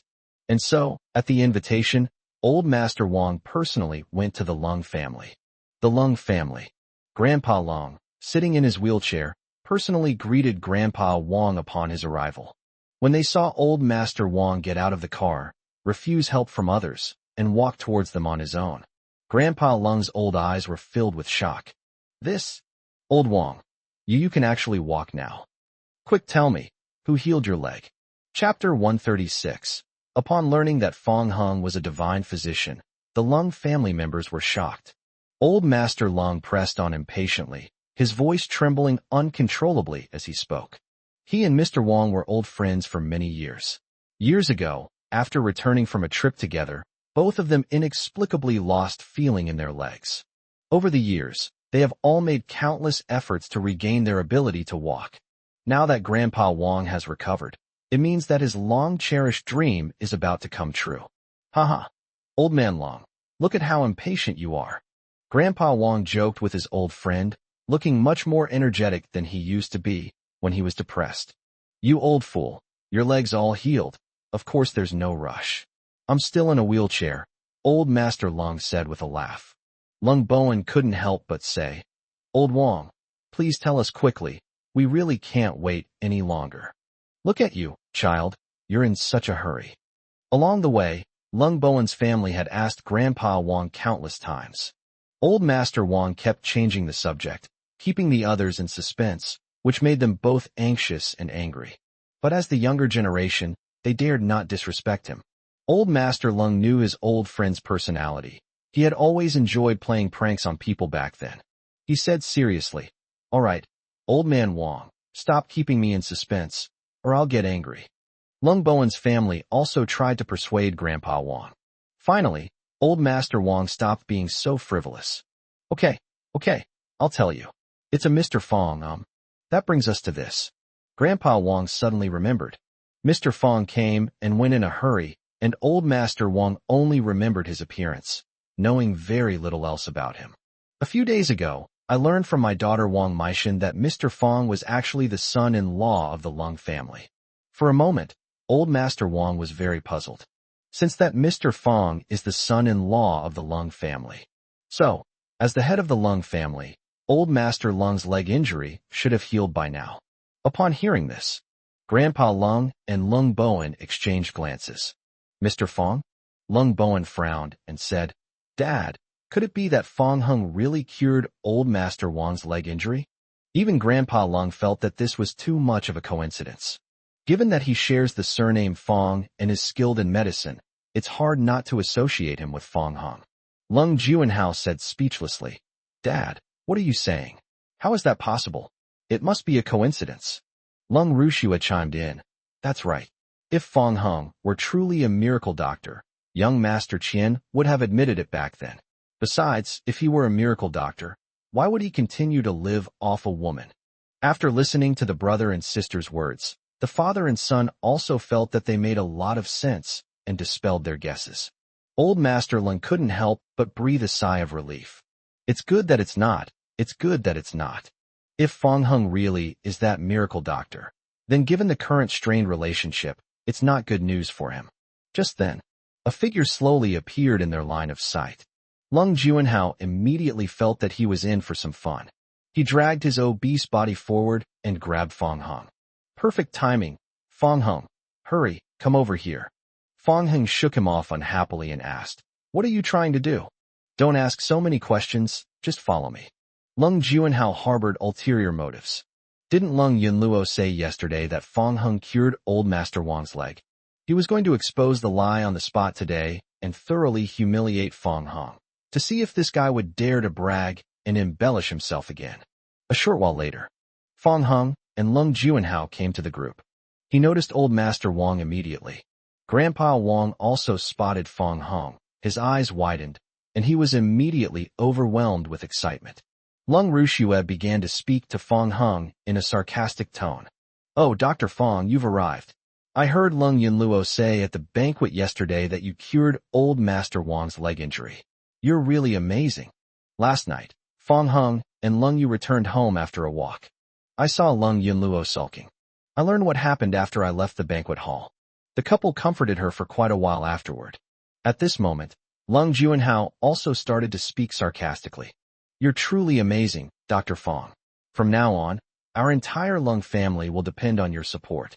However, whether you actually cured old Master Wang's leg still needs to be verified. Fortunately, the person involved is here today. As Lung Juanhao spoke, he walked to old Master Wang's side and pointed at Fong Hung. Old Wang, this is my brother-in-law, Fong Hung. He claims to have cured your leg. Take this opportunity to prove whether the miracle doctor who cured your leg is really him. The words fell. Lung Juanhao could almost see Fong Hung being rejected by old Master Wang and then feeling ashamed in front of everyone. Lung Rushua crossed her arms, ready to watch the show. Old Master Lung glanced at Fong Hung and said irritably, Shameless. You always like to pat yourself on the back, but you don't realize that you're the one who's disgracing the entire Lung family. Lung Bowen disliked Fong Hung and naturally looked forward to what would happen next. He noticed that old Master Wang was standing there, motionless for a long time. So he waved his hand and asked, Old Wang, what's wrong? It wasn't until Lung Bowen called out to him that Grandpa Wang came back to his senses. Without saying a word, he took long, aged steps and rushed quickly to Fong Hung. A pair of wrinkled hands grabbed Fong Hung's arm, their expressions filled with surprise and gratitude. Mr. Fong, it's been many days since I last saw you. It's all thanks to you that I was able to walk again. Fong Hung smiled and said, Grandpa, it was nothing. It's nothing to mention. On the other side, old Master Lung and the others witnessed this scene. They looked at each other in disbelief. What's going on? Did Fong Hung really cure old Master Wang's leg injury? Lung Juanhao unconsciously swallowed. He stepped forward and gently patted old Master Wang, saying, Old Master Wang, are you sure you haven't mistaken me for someone else? Old Master Wang slapped Lung Juanhao's hand away and reprimanded him sternly. What do you mean you've mistaken me for someone else? Stop talking nonsense. Mr. Fong is my great benefactor. It's thanks to him that my leg injury was able to heal. This received further affirmation from Mr. Wang. The group was completely dumbfounded. Chapter 137, Seeking Another Expert. Until this moment, Grandpa Lung and the others completely changed their understanding of Fong Hung. It turns out that Fong Hung was the miracle doctor they had been searching for all along. Besides old Master Wang's leg injury, it is clear that Qian Xiaobao's congenital muteness was indeed treated by Fong Hung. However, they were blinded by prejudice and never truly believed that this was the truth. After the initial shock, facing Fong Hung, the group felt extremely uneasy. Old Master Lung forced himself to say, A good son-in-law, Can you help me treat my leg injury? Fong Hung said coldly. Grandpa, you should find someone else. I don't have that ability. Old Master Lung's face instantly turned red. Good son-in-law, I didn't mean that at the time. Old Master Lung tried to argue. Do you think I'm as stupid as you? Grandpa Lung was speechless after being rebuked, and he looked at Lung Bowen's family, frantically giving them meaningful glances. Lung Bowen said with a fawning smile, Xiao Hung, give me some face and calm down first. Why should I give you face? Lung Bowen was embarrassed and didn't know how to answer. He quickly gave the brother and sister a meaningful look. Lung Juanhao chuckled dryly and stepped forward, but before he could even utter a word, Fong Hung, with a stern face, said, Get out of here. On the other side, Lung Rushua was also scolded even before she had done anything. You get out too. Seeing this, the group was at a loss. Fong Hung didn't want to waste time on them, so he turned and left. Old Master Wang pointed at Old Master Lung and the others, looking at them with a disappointed expression. Old Man Lung, I know what's going on now. Judging from your and your kid's attitude just now, if I were Mr. Fong, I wouldn't treat your leg injury either. Old Master Lung said. I was confused, but I never expected Fong Hung to be such a miracle doctor. Even if he's not a miracle doctor, he's still your Lung family's son-in-law. Is it reasonable for you to treat him like that? What a waste. What a waste. If Mr. Fong were my son-in-law, I would treat him like an ancestor. Forget it. I'm not in the mood to have tea and chat with you anymore. You'd better take care of yourself. Old Master Wang snorted coldly and immediately turned to chase after Fong Hung. The words still seemed to echo in their ears, making them feel utterly ashamed. It was evening. Lung family villa. The nanny, Luo Xiao, brought the food to the table. The family was preparing to eat. At this time, Old Master Lung and the others entered the room. Luo Xiao hurriedly greeted each of them. The others simply ignored them. Lung Bowen pushed Old Master Lung forward and said, Tianrui, your family is still eating. Lung Tianrui replied indifferently. Lung Yunluo then said, Uncle, you've already seen it all. Isn't it redundant to ask again? Yes, Yunluo, you're right. Lung Bowen smiled apologetically. In the past, he would never have had to put up with this kind of treatment. Times have changed. Lung Yu has become the president of Yuhing Company, and Fong Hung is a legendary doctor whom even Qian Dashan respects. With these two powerful figures in charge, he has to think twice before doing anything.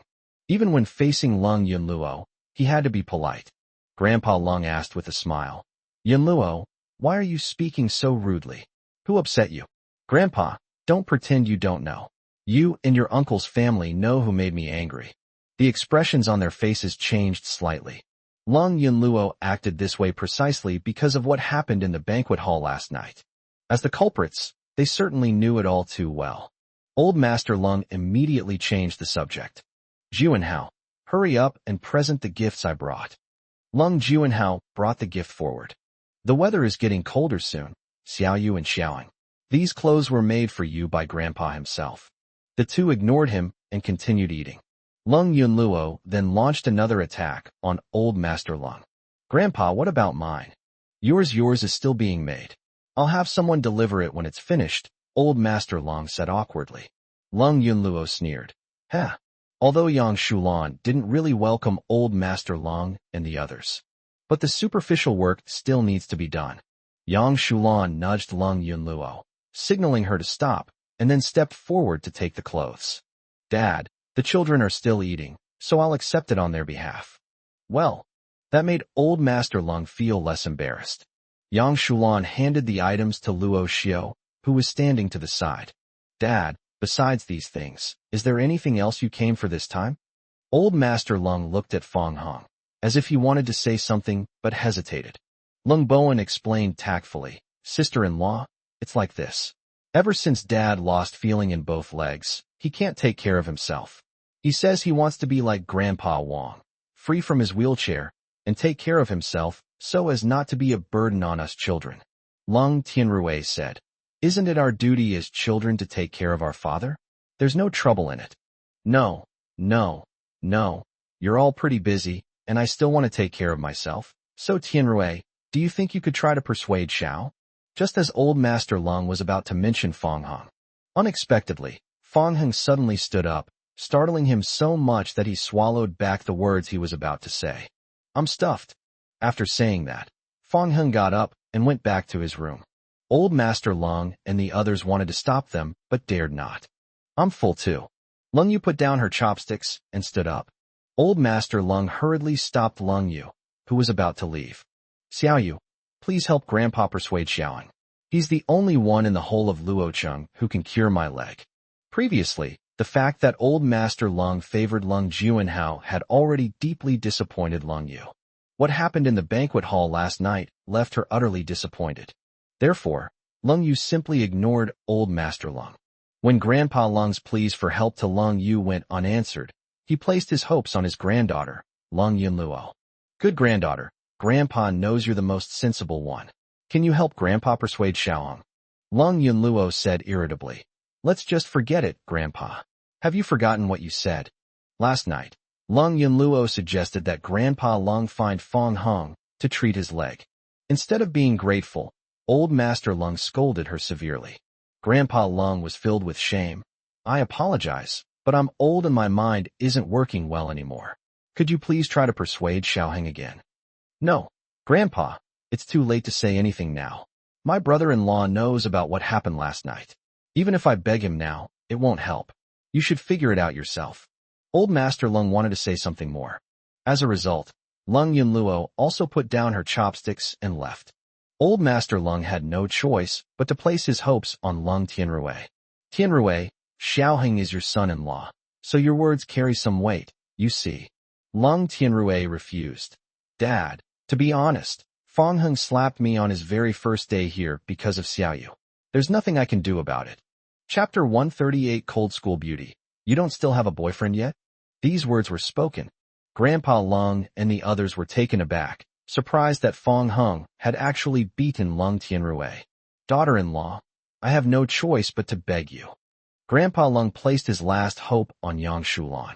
Yang Shulan waved her hand repeatedly and said, Dad, I really can't help with this. Xiaoheng and Xiaoyu have the same temper, and it's not something I can do just by offering advice. Old Master Lung fell silent. Being rejected by Lung Tianrui's family one after another felt like a scene from just a few days ago. However, back then it was his son Lung Bowen who asked for help, but now it's him. Grandpa Lung was filled with remorse. If he hadn't given up a few days ago, Fong Heng might have already forgiven him. No, if he had believed Fong Heng from the beginning, he would definitely be able to walk on the ground like Grandpa Wong now. Ultimately, the current situation is entirely of our own making. It wasn't just Old Master Lung who regretted his actions. At this moment, Lung Juanhao and Lung Rushua also realized how clownish their past actions had been. Instead of targeting Fong Heng, we should choose to build a good relationship with him. Now, not only has Grandpa's leg injury healed, but the two of them have probably already risen to prominence thanks to Fong Heng. The next few days, Old Master Lung and others insisted on visiting Fong Heng, trying to move him with their sincerity. But Fong Heng remained unmoved and ignored the group. That day, the group waited anxiously, but Fong Heng never appeared. Grandpa Lung spoke gently and kindly, and couldn't help but ask about Lung Yunluo. My dear granddaughter, isn't Xiaoheng here today? Lung Yunluo replied. My sister and brother-in-law went to the provincial capital. At the same time, as Lung Yunluo had said, the couple were on their way to the provincial capital. Lung Yu's alma mater is the top university in the provincial capital, so the class reunion was held in the provincial capital. Arrive at your destination. It was still early. After checking into the hotel, Fong Heng and Lung Yu went to visit nearby attractions. The two first went to the ancient town, and then went boating on the lake. They didn't return to the hotel until they were completely exhausted from playing. Underground parking garage. The Mercedes-Benz G-Class came to a slow stop. Lung Yu observed a black, unlicensed car behind him through the rearview mirror. She said, Fong Heng, don't you think that black car has been following us? Fong Heng had noticed it halfway there. He couldn't help but wonder who was following him. You stay in the car, I'll go ask. Lung Yu instinctively grabbed Fong Heng's hand, shook her head, and said, No, what if there's danger? Fong Heng smiled slightly and patted Lung Yu's hand. Don't worry, so many people couldn't do anything to me before, so even if that car is full of people, they can't do anything to me.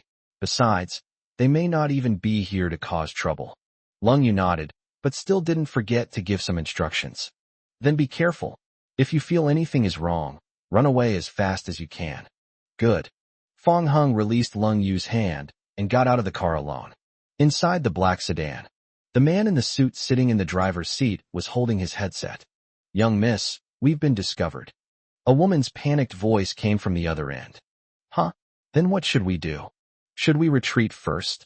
The man in the suit asked tentatively. Okay, retreat quickly. Clear. Upon receiving the instruction, the man in the suit immediately turned the car around. Fong Heng sighed. Seeing that the black sedan was trying to escape, he stood in the middle of the road, preparing to force it to stop. This scene instantly made Lung Yu extremely anxious. She rolled down the car window and shouted, No! Fong Hung, get out of the way! Fong Hung subconsciously turned his head to look at Lung Yu.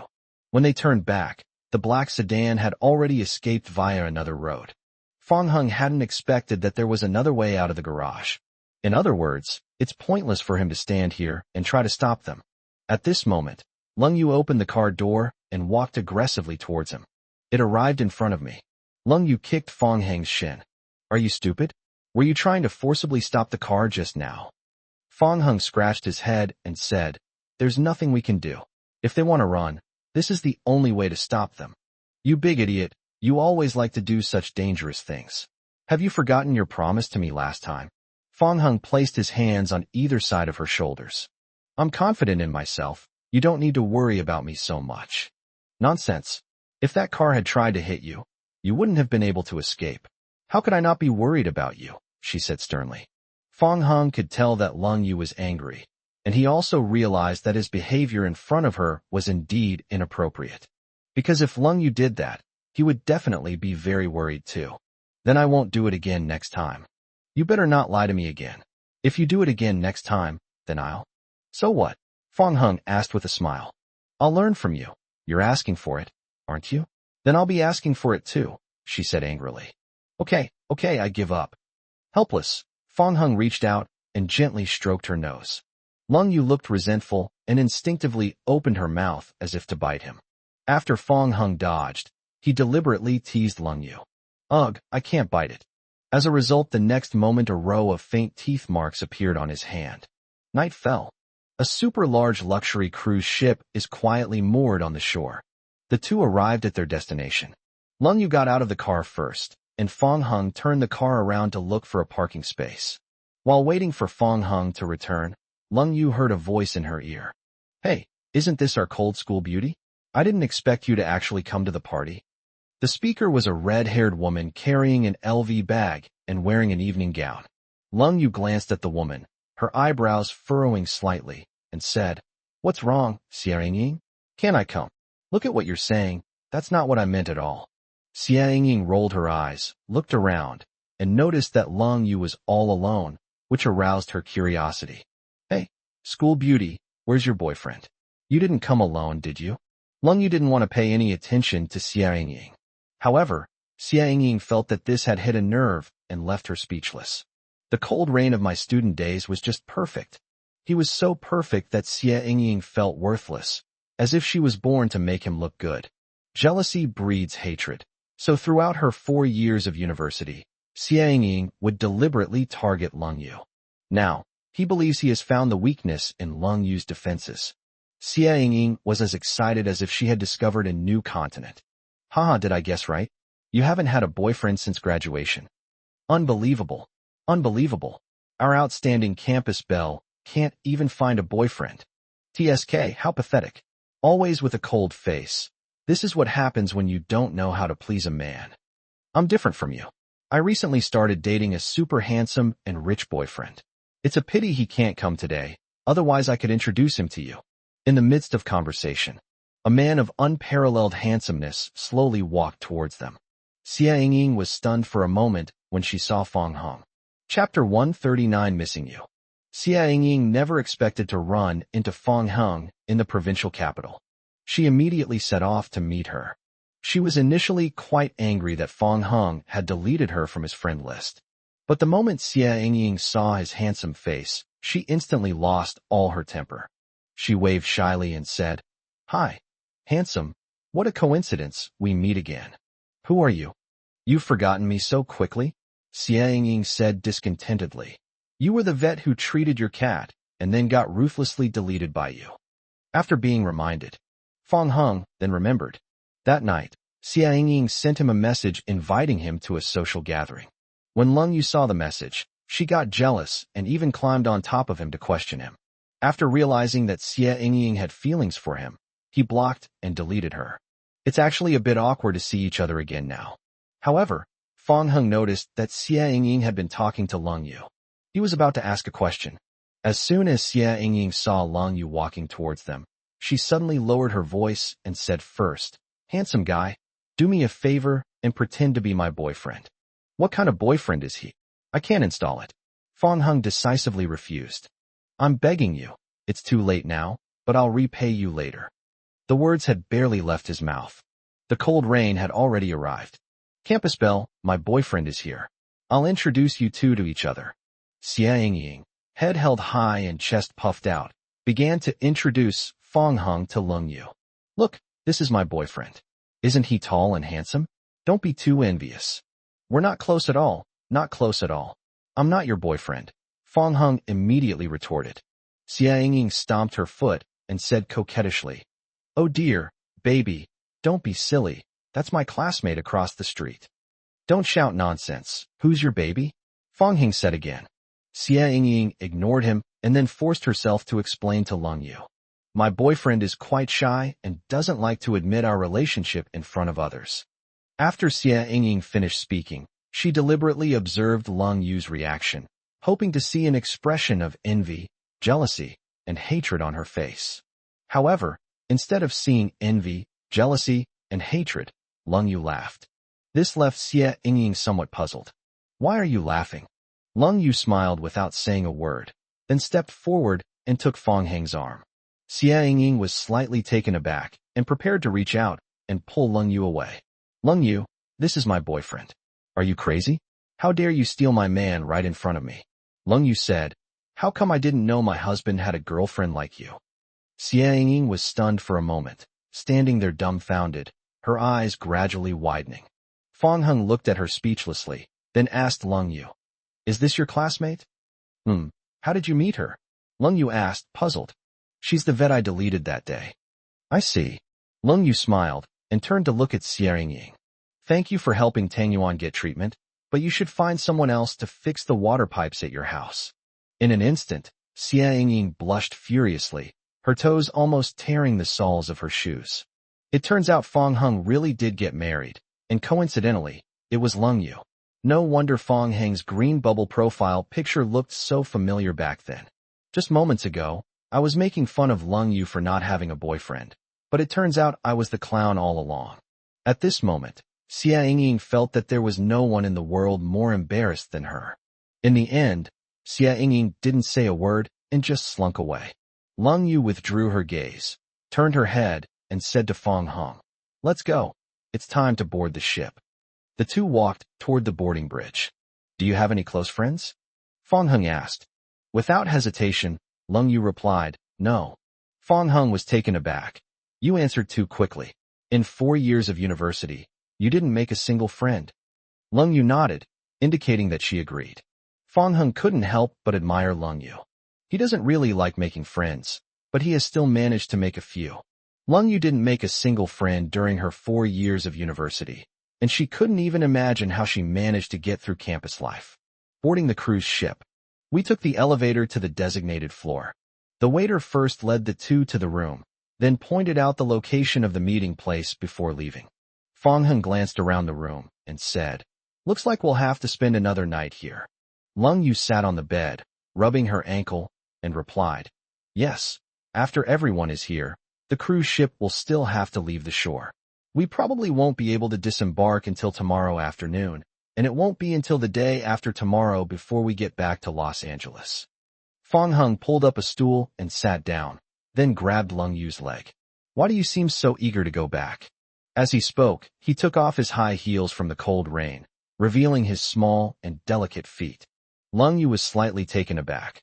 I could have gotten so much work done in these 2 days. Fong Hung massaged her feet and said, My dear CEO, I now understand why Yun Luo calls you a workaholic. Wouldn't it be better to rest more? My dear chairman, if everyone slacks off like you, the company will go bankrupt sooner or later. It's good that it went bankrupt, so I can slack off every day. Lung Yu reached out and tapped Fong Heng's forehead. I'm curious what else you think about besides slacking off every day. Of course, it's still about slacking off. No wonder he's the king of slacking off.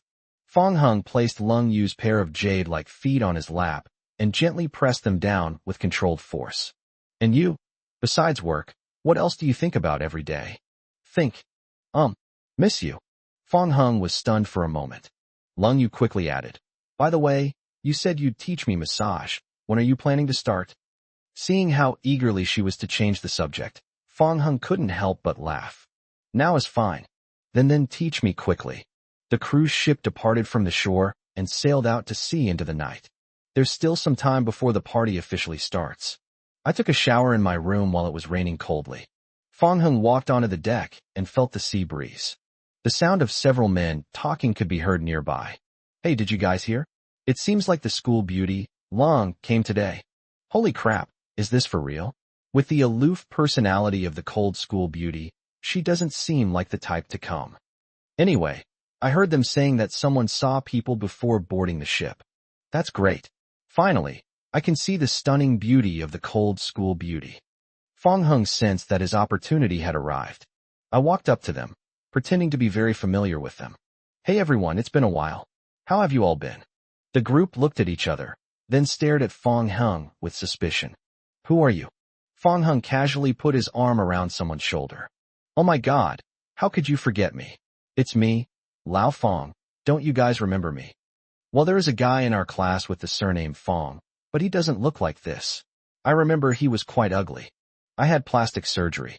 He's not that tall. I wore a lot of height-increasing insoles today. Chapter 140 The Cold School Beauty married a kept man. After Fong Heng's persuasive words, the group actually started to believe that he was the classmate surnamed Fong from their class. Seeing that they had lowered their guard, Fong Hung then took the opportunity to mention Lung Yu. Once the topic of cold rain came up, the group talked on and on. Upon hearing this, many more people joined in, each contributing their own thoughts, including quite a few female students. However, when they saw Fong Hung, they were all wondering which classmate he was. Before Fong Hung could even speak, the men who had initially been fooled by him immediately began to explain. From the mouth of a group of people, Fong Hung also learned a lot about Lung Yu's past. 2 of them left a deep impression on Fong Hung. One reason is that Lung Yu has an aloof personality. She hardly interacts with anyone at school and rarely speaks, which led to rumors that she was mute. Secondly, because she is outstanding in every aspect, she is loved by many girls in addition to boys, and some girls even compete with her for attention. One thing after another about Lung Yu made Fong Hung feel that the trip was worthwhile. As they chatted, the conversation shifted, and everyone began to speculate about what kind of man Lung Yu would marry in the future. While many people were hugging peach trees and eating them like crazy, a female student stood up. You don't need to guess anymore. I have a friend in Los Angeles who said that the school beauty Lung is already married. My friend also said that she married a gigolo who was ugly, short, and fat, and who would often harass the school beauty. These words were spoken. The scene immediately erupted in chaos. In their hearts, Lung Yu was like a white moonlight. How could I marry such a despicable person? Everyone was indignant and heartbroken. Fong Hung was stunned. Who was spreading such nonsense? It's true that he lives off women, but none of the others are true. Everyone wailed and lamented, unable to accept this fact. Fortunately, the female classmate changed her story and said she was just joking. The matter finally came to an end. Just then, a man in a suit and tie with a buzz cut came into view. Everyone's attention was immediately drawn. Many women who had been secretly glancing at Fong Hung turned around and rushed forward to surround him. They cheered and screamed like they were at a fan meeting. Young Master Lin. Young Master Lin, please take me away. Young Master Lin, I want to have your babies. The man referred to as young Master Lin is named Lin Tianze, the eldest son of the Lin family in the provincial capital. This class reunion was funded by Lin Tianze. Lin Tianze gestured for silence, scanned the crowd, and began to speak. Due to time constraints, we were unable to charter the entire cruise ship. We hope you will understand. The women responded enthusiastically to Lin Tianze. The men felt ashamed of themselves in front of Lin Tianze. Lin Tianze's gaze lingered on Fang Heng. Hey bro, you're not in our class, are you? A man said, young Master Lin. This is the only student in our class with the surname Fang. Lin Tianze chuckled. As the class monitor, I know every student in the class better than anyone else. This guy is obviously not from our class. Young Master Lin has a good eye. Actually, I came here with my wife. Welcome, welcome. All guests are welcome. The party is about to begin. Let's have a couple of drinks later, and let everyone see which girl in our class is lucky enough to have found such a handsome guy like you. Lin Tianze exchanged a few simple polite words, and then left. The men who had been initially fooled all stared at Fang Heng. Damn, bro, that's not fair. I knew you weren't Lao Fang. Tell me, who's your wife? Fang Heng felt his phone vibrate in his pocket. It was clearly a message from Lung Yu. See you at the venue later. I'm going back to my room now. Back in the room. Lung Yu stared at Fang Heng suspiciously. Where did you go? I was bored, so I went to the deck to get some fresh air and chatted with your classmates for a while. You. Lung Yu guessed that Fang Heng had come to inquire about her at school, but she didn't expect him to act so quickly. What's wrong with me? Fang Heng asked with a smile. How much have you found out about me? Not a lot, but not a few either. What I find most outrageous is that they said you were mute. How quiet were you when you were in school? Lung Yu was surprised that Fang Heng even knew this. She sat down on the bed like a wilted eggplant. Fine, since you already know, then laugh all you want. Fang Heng sat down next to her and took Lung Yu's hand in his. Why are you laughing at me? The more I learn about you, the more I find you more real and adorable. Real? Of course it's true. Lung Yu seemed slightly surprised. She never used to care about what others thought of her. Fang Heng's appearance was an exception. Therefore, in front of Fang Heng, she would intentionally conceal some past events that she felt would affect her image. If there's a chance, I can tell you some things about me that no one else knows. Great. Fang Heng immediately became interested. Lung Yu pouted and said, in exchange, you'll have to tell me something about yourself that I don't know about. Then I have no idea what else you don't know. If you just tell me, won't I be able to tell what I know and what I don't know? Goodness, this is too unfair to me. So, are you going to agree or not? She asked in a rare, coquettish tone. Yes, of course I agree. The party officially began. People entered the venue one after another. Many people are secretly hoping that the same person will appear. Finally, the doors to the venue opened once again. The figure that haunted my dreams appeared. Lung Yu, with her hair pulled up high, wearing an elegant long dress and high heels, entered the venue at a leisurely pace. All eyes instantly turned to Lung Yu. Beautiful. So beautiful. So beautiful, like the most dazzling star. All other objects pale in comparison. Lin Tianze straightened his tie, took a step forward, and prepared to personally greet him. However, he hadn't taken more than a few steps when he froze on the spot. The others stared wide-eyed in disbelief. Within sight, Lung Yu stopped in her tracks, turned her head to look back, and revealed a faint smile. This scene brought an unprecedented shock to everyone. This was the first time they had ever seen Lung Yu smile like that. This smile is like a jar of fine wine. One can easily become intoxicated by it without even realizing it. The next moment, something even more astonishing happened. A man of unparalleled handsomeness appeared, and Lung Yu took the initiative to link her arm with his. Chapter 141: The Strange Woman. Many people quickly recognized Fang Heng. Isn't that the handsome guy who was pretending to be our classmate on the deck? Yeah, what's his relationship with the cold school beauty? Wow, I remember he said he came with his wife. Could it be that the school beauty is his wife? Is that even a question? It's obviously true, otherwise why would they be so intimate? Everyone was astonished to learn that Lung Yu was already taken.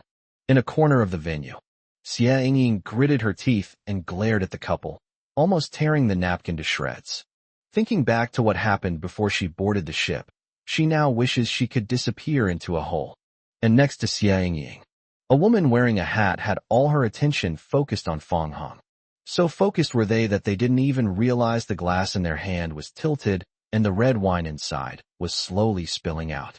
Xiang Ying said, "Hey, big sister, you spilled your wine." The woman snapped out of her daze and said hesitantly, "Oh, thank you." Seeing that others were also looking at her, the woman lowered the brim of her hat and quickly left the spot. On the other side, Lin Tianzi put on a smile again and stood there to greet the two. He said with a smile, "It's really beyond my expectations that the school beauty, Long, could attend this class reunion." Lin Tianzi faced Fong Hung and extended his hand. "Of course, what surprised me the most was this guy. I never thought you would actually steal away the #1 beauty of our school back then." Fong Hung grasped Lin Tianzi's hand and said, "It's a pleasure to meet you, young Master Lin. Brother, you are so capable. May I ask how to address you?" His surname is Fong. His given name is Hung, Fong Hung. "Oh." Lin Tianzi was slightly surprised. "Are you perhaps from our provincial capital?" Fong Hung shook his head and said, "I'm from Luoqing." "Oh."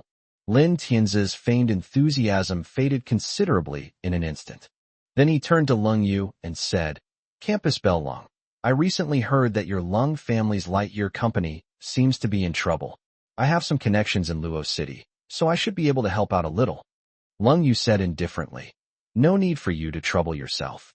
Lin Tianzi had expected Lung Yu's reply, so he had no choice but to turn his attention back to Fong Hung. "Brother Fong, this might be a trivial matter in your eyes, which is why you don't bother to take action.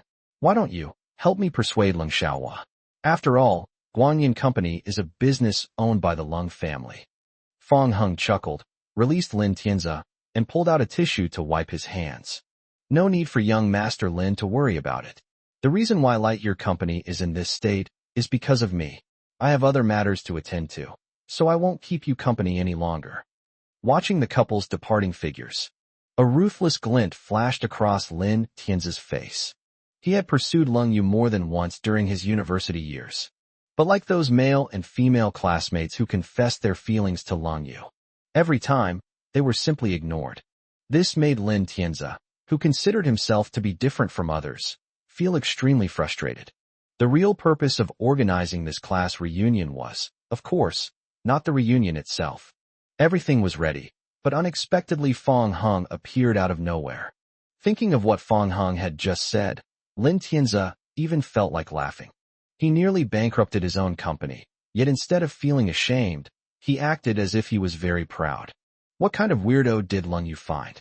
Lin Tianzi beckoned the bodyguards at the gate over and said in a low voice, "Find someone from Luo City to investigate the background of that guy from earlier." "Yes, young Master Lin." They left the venue. Slightly tipsy from drinking, the two went up to the deck. The cruise ship is not far from the coastline.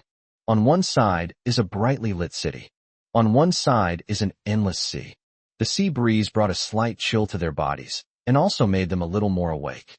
"Are you feeling a little cold?" Fong Hung asked, already starting to unbutton his shirt. Lung Yu's cheeks flushed as she looked up at him and said, "If you're going to give me your coat, we might as well go straight back to our room.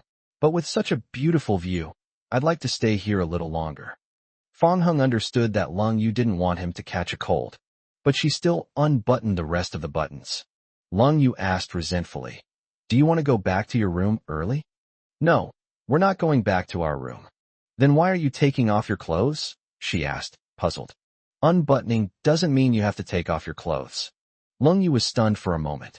Immediately afterwards, Fong Hung pulled her into his arms from behind, his large clothes also covering her shoulders and arms. The man's hot chest and still warm clothes instantly dispelled the chill I had felt earlier. Fong Hung wrapped his arms around Lung Yu, leaned close to her ear, and asked gently, "Are you not cold now?" "Not only is it no longer cold, it's even a little warm." "Then I'll let go of your hand." "No." Lung Yu quickly stopped Fong Hung, covering his large hands with her own, and said, "I think this is fine as it is." "Good." Not far away, seeing Fong Hung and Lung Yu whispering sweet nothings to each other, the group was both envious and surprised. It turns out that Lung Yu has another side. At this moment, She is completely unlike the aloof and arrogant #1 school beauty of yesteryear. Lin Tianzi frowned, feeling increasingly uncomfortable as he looked, so he simply turned and left. At the edge of the crowd, a woman wearing a hat noticed this scene, grinned, and let out a silly, idiotic laugh, which gradually attracted strange looks from many people. When the woman realized she was attracting attention, and even the couple turned to look at her, she immediately lowered her hat brim and turned to leave. Unexpectedly, because he wasn't looking where he was going, he crashed headfirst into the wall with a thud. The woman clutched her head in pain, and her hat slipped off and fell to the ground. She hurriedly picked up her hat and tried to run, but in her haste, she forgot to pick it up. So she had to bite the bullet and turn back, pick up the hat again, and run away once more. The group watched the woman's retreating figure in silence. This person doesn't seem to be in our class, does he? She's quite good looking, but she seems a bit dull. Yeah, why is she running? Nobody's chasing her. On the couple's side, Lung Yu asked curiously, what happened over there? Someone bumped into a wall while walking. Fong Hung happened to notice her and felt that the woman wearing the hat was a bit strange. He had seen her several times before at the venue. The woman seemed to want to avoid attention, but didn't seem to realize that her strange behavior itself was quite eye-catching. Chapter 142 That Boy Saved Me. After returning to the room from the deck, Fong Hung only had time to wash his face before he came out and found Lung Yu asleep in bed. She slept peacefully, curled up, looking just like a kitten. Fong Hung helped Lung Yu take off her shoes, covered her with a blanket, and leaned down to leave a kiss on her forehead. He traveled for so long today, and then went shopping and boating, so he's actually quite sleepy and tired now. However, Fong Hung was not in a hurry to go to sleep. Instead, he went downstairs to buy some things. It's late at night. It was drizzling outside. The atmosphere on the cruise ship remained lively. After shopping, I took the elevator to the designated floor, where the doors opened automatically, revealing a completely different scene from before. Upon closer inspection, Fong Hung discovered that he had applied an extra layer. He pressed the button again, preparing to go back downstairs. Just then, first, a man in a suit rushed up and blocked the elevator doors that were about to close. Then, a woman with a wound on her forehead appeared at the elevator entrance, surrounded by a group of men in suits. Their eyes met. Fong Hung recognized the other person as the suspicious woman who had been wearing a hat earlier. The woman was stunned for a moment when she saw Fong Hung, then shoved aside the nearest man in a suit and rushed into the elevator. Everyone was completely bewildered. The woman reached out and grabbed Fong Hung's arm. Her expression panicked, and pointed to a group of men in suits outside the elevator. "Handsome brother, please save me. These people are trying to kidnap me." This left everyone even more confused. "Young miss, no one is kidnapping you here." "Pa, what young lady? With this handsome young man protecting me, you bunch of thugs better get lost." "Yes." After bowing, the group of men in suits quickly turned and left. The woman said, "Handsome brother, thank goodness you're here. Otherwise I would have been kidnapped by those bad guys." Fong Hung felt like his intelligence was being rubbed into the ground. As the elevator doors closed, he pushed the woman away and said, "Stay away from me. I'm afraid I'll get infected." The woman stood there, openly scrutinizing Fong Hung. "So tall, so handsome," the woman exclaimed, resting her chin on her hand. "She seems like a not-so-bright, infatuated girl." Fong Hung ignored the other party.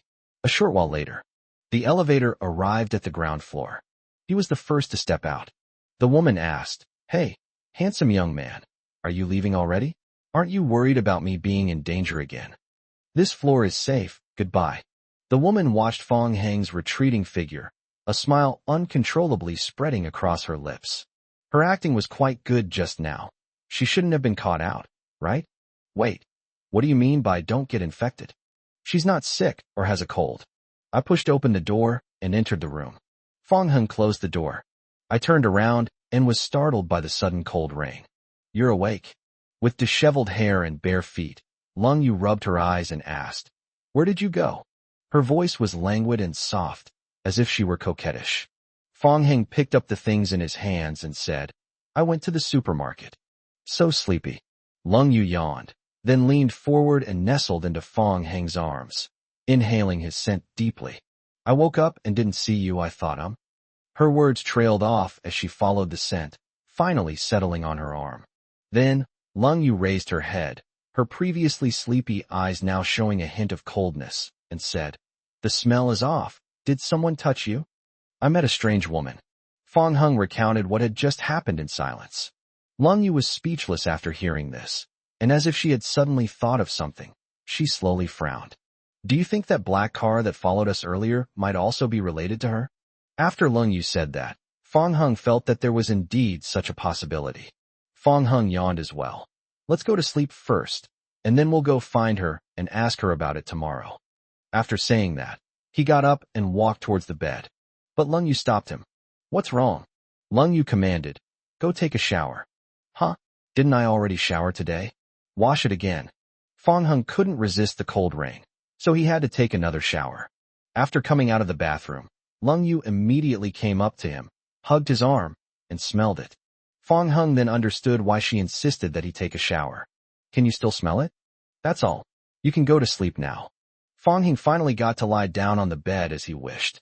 After turning off the lights, he gently stroked Lung Yu's soft, smooth long hair. As expected of a puppy, its nose is really sharp. I can't even smell the difference. Lung Yu scoffed. "You're the one who's like a puppy." Fong Hung lowered his head and chuckled. "You're denying it again this time. Didn't you say before that you were like a puppy, always trying to bite me?" These words only made things worse, as Lung Yu bit Fong Hung's arm again. Fong Hung looked at Lung Yu with doting eyes. When Lung Yu looked up, he reached out and pinched her soft cheek, saying, "Finished biting. Then go to sleep." She pouted. "I can't sleep. It's all your fault. I'm not sleepy at all now." "Then I'll take this opportunity to tell you something about you that I don't know." Lung Yu nestled against Fong Hung's chest, her beautiful eyes blinking. "You want to hear it so soon?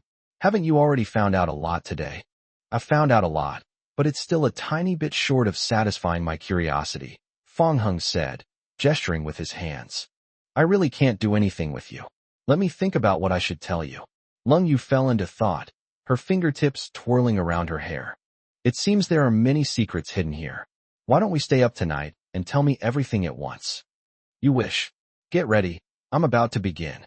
"Yes, I'm all ears." Lung Yu looked directly at Fong Hung. Their eyes met, but then she hesitated. Fong Hung urged, "Didn't you say you were going to talk? I've been listening attentively. Why are you backing out now?" "Oh, don't rush me. I'll tell you." Lung Yu finally made up her mind. She slowly said, "Actually, when I was a child, I encountered a very dangerous thing when I went out to play with my classmates." "What are your names, male and female classmates?" Fong Hung asked. "The female classmate's name is Yi Qingzhu. Why haven't I seen her before?" "She's not in Los Angeles. Wait, aren't you focusing on the wrong thing?" "You reacted pretty quickly." Fong Hung smiled. "You're so annoying. Don't tease me at a time like this." Lung Yu feigned annoyance, paused for a moment, and then continued speaking. "I was only a teenager at the time. One day, I secretly ran away with Yi Qingzhu to play. We went to a mountain. The mountain was huge, and there was a lake inside. There were some beautiful flowers by the lake. Yi Qingzhu went to pick them, but she accidentally slipped and fell into the water. Fong Hung took her hand, their fingers intertwined, and asked, "You can swim, so you saved her?" Lung Yu shook her head, secretly observing Fong Hung's reaction. "I couldn't swim at that time, but when I saw Yi Qingzhu being swallowed by the water little by little, I rushed down to save her." But she was too excited. Even though she could have just stood up and been fine, she kept pulling on me, which caused us to both fall into the water. Neither of us can swim in those lakes deep in the mountains and forests, and we had almost given up hope, but luckily someone appeared in time to save us. Lung Yu suddenly felt nervous and unconsciously hugged Fong Hung with her other hand. "We were saved by a father and son. The father saved Yi Qingzhu, and the boy saved me." Chapter 143, Cold Rain's Punishment. Fong Hung couldn't help but sigh. "That boy is quite impressive." Impressive, just like you." "Same as me." "Yes, just like you have a beauty mark under your eye, and you're very handsome, especially when you smile." Lung Yu raised her hand, pressed it against Fong Hung's face, and gently stroked the beauty mark at the corner of his eye with her fingertips. "He's just a little slow." Fong Hung raised an eyebrow slightly. Why do you think he's stupid?" Because I always remembered him, but when we met again, he didn't recognize me. Now that you mention it, it seems like such a coincidence. My dad and I rescued 2 girls in a lake deep in the mountains. That's quite a coincidence. Could it be? Fong Hung hesitated, wanting to say something but stopping himself. Could it be something? Could it be that the boy who saved you was me when I was young? Lung Yu stared at him without answering. Fong Heng's eyes widened in surprise. Huh? It really is me? Why didn't you say so sooner? I thought you would recognize me quickly, but you idiot forgot about me and even called me stupid. Fong Hung slapped the back of his head and said, Oh dear, I didn't even remember that. I'm such an idiot. It's good that you know. I accidentally tore your clothes, and you remember it so clearly, but you can't even remember me. It's my fault, Fong Hung laughed. Lung Yu gradually sensed something amiss. She turned on the desk lamp beside her, then sat up and stared at Fong Hung suspiciously, saying, Did you recognize me a long time ago? Fong Heng sat up with her, leaned against the headboard, and said, How could that be? If you hadn't said anything, I wouldn't have noticed at all. Your expression is off. You definitely recognized me a long time ago, but you've been pretending to be clueless, haven't you? Fong Hung smiled, but remained silent. Lung Yu was stunned for a moment. You bastard, Fong Hung, so you did it on purpose back then. No wonder you always insisted I was stupid. I'll strangle you. Feeling both ashamed and angry, Lung Yu sat directly on Fong Heng's lap and grabbed his neck with both hands once again. I can't breathe. I'm dead. Fong Hung closed his eyes and tilted his head to one side. Lung Yu laughed and punched Fong Hung, saying, I haven't even used my full strength yet. I'm alive again. Fong Hung opened his eyes and straightened his head. You dare to speak ill of me to my face? I must punish you. As Lung Yu spoke, she placed her hands on either side of Fong Heng's shoulders. How are you going to punish me? You are not allowed to move. Behave yourself and accept your punishment. The words fell. She leaned down and kissed him. The kiss lasted a long time. After the two separated, Lung Yu, her eyes glazed, asked, Do you know you were wrong? Fong Hung shook his head. You still don't know you're wrong? It seems I'll have to continue punishing you. Lung Yu gave a soft hum, wrapped her arms around Fong Heng's neck, and leaned in to kiss him once again. Fong Hung slowly closed his eyes. He liked this kind of punishment. The next day, the rain has stopped and the sky is clear. Standing on the high ground, Lin Tianze swirled his wine glass, his eyes fixed on Fong Hung on the deck below. A bodyguard wearing sunglasses stepped forward and said softly, Young master, news has come from over there. Speak, Lin Tianze said, taking a sip of his drink. The message said that Fong Hung has no family background in Luo City. Lin Tianze turned his head and said, So you mean he's just an ordinary person? Yes, it said that Miss Lung has been supporting him all along. Lin Tianze was taken aback. He's a gigolo? The bodyguard nodded. Lin Tianze narrowed his eyes and looked back at Lung Yu next to Fong Hung with a pained expression. Cold rain. How could you be so foolish? You clearly had better options, so why did you choose a man who was good for nothing except his looks? Fong Hung had been searching the cruise ship ever since he woke up, but he still hadn't seen the strange woman from yesterday. He also inquired with Lung Yu's classmates and learned that most people remembered the woman, but did not know her name or her identity. Things took an unexpected turn and suddenly became complicated. At noon, as the cruise ship docked, he had to stop his investigation and then embarked on the journey back to Los Angeles with Lung Yu. However, what Fong Hung didn't know was that the woman had already left by helicopter. At this moment, in a dimly lit study, the girl in the wheelchair took the phone from the woman's hand. She looked closely at the photos inside, a smile spreading across her pale face. So tall, so handsome. The woman laughed and said, Right? I think so too. It was already evening when I returned to Luoyang from the provincial capital, Lung Family Villa. Upon seeing the two return, Lung Yunluo shoved the glutinous rice ball into Fong Heng's hands, then turned and leaped into Lung Yu's arms. Wow, Stinky sis, I've missed you so much. I think you missed the gifts I brought back, not me, right? Hee, you found out. Hand it over now. Lung Yu handed the gift to Lung Yunluo, and then planned to go to Yuhing Company. Fong Hung said, It's almost time to get off work. How about we go tomorrow? I want to go and take a look now. While unwrapping the gift, Lung Yunluo said. Brother-in-law, you should just accept your fate. My sister is a workaholic. If she had to choose between you and her job, she would probably choose the job without hesitation. Lung Yu said, don't talk nonsense. Why should I make a choice? I can just take your brother-in-law to work with me, can't I? See, brother-in-law, you've already lost. Yuhing Company, the CEO's office. Sumu was taken aback when he entered and saw the two of them. It's almost time to leave work, Mr. Long. What brings you and Secretary Fong here at this hour? Enough of this talk. Just give me the documents from the last 2 days. Oh, okay. Seeing this scene, Fong Hung silently withdrew. He went to the chairman's office and found Lu Weiwei. Chairman Fong, you've arrived. Yes, I happen to need to talk to you about something. Please speak. Using the name of Yuhing Company, we contacted the Lung family and acquired Guangyin Company. Lu Weiwei hesitated and said, Chairman Fong, please forgive my bluntness, but Guangyin Company is now on its last legs. From a commercial perspective, I do not recommend acquiring it. I know, just do as I say. Receive. Seeing that Fong Hung insisted, Lu Weiwei didn't say anything more. In fact, Fong Hung's purpose in acquiring Lightyear Company was very simple. It is precisely because of the special feelings that Lung Yu has for it. In addition, it was acquired as a subsidiary, backed by the giant Yuhing Company, and Lung Yu himself knew it very well. Fong Hung believes that Lightyear Company will be reborn and will surely reach even greater heights in the future. Chapter 144 Acquisition of Lightyear Corporation. Lightyear Corporation. Not long ago, it was thriving and had a bright future. Now the place is deserted, leaving one with a sense of melancholy. High-level conference room. A few people were sitting there, scattered about.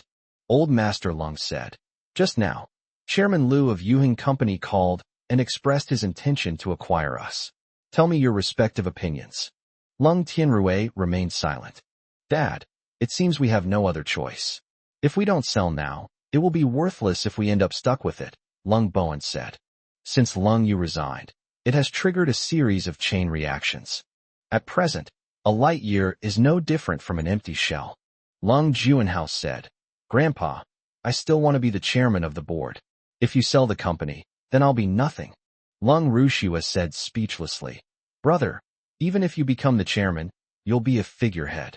The company can't even maintain normal operations now, so any position you hold is just for show. What nonsense. If Grandpa made me the chairman now, I could definitely make Lightyear rise again. Lung Juanhao appeared confident, but the others didn't take him seriously at all. He protested, Grandpa, we can't sell it. Lung Bowen, unable to bear it any longer, snapped, Shut up. It's all because of you that the company is in this mess. How dare you yell?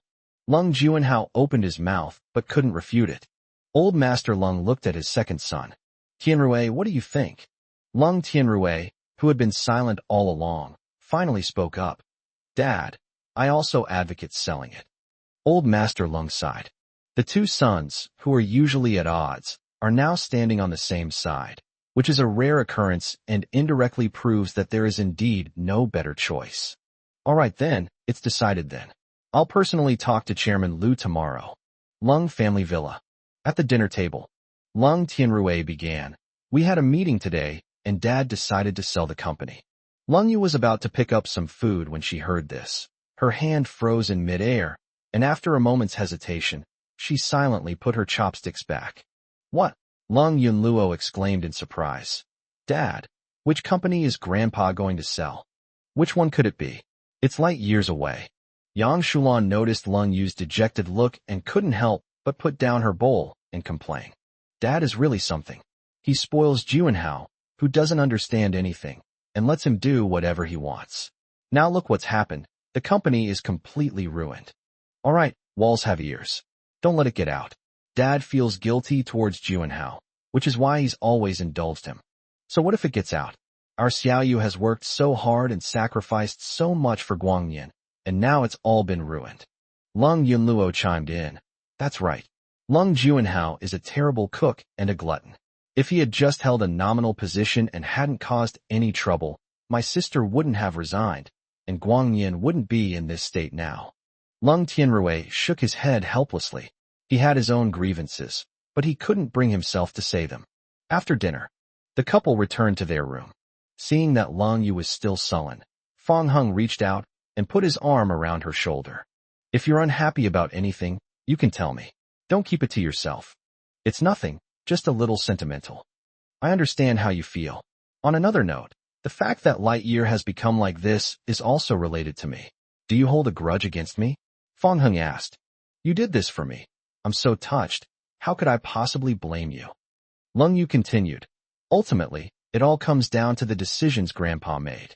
By letting Lung Juanhao run rampant, even without anyone intervening, it was all destined to happen eventually.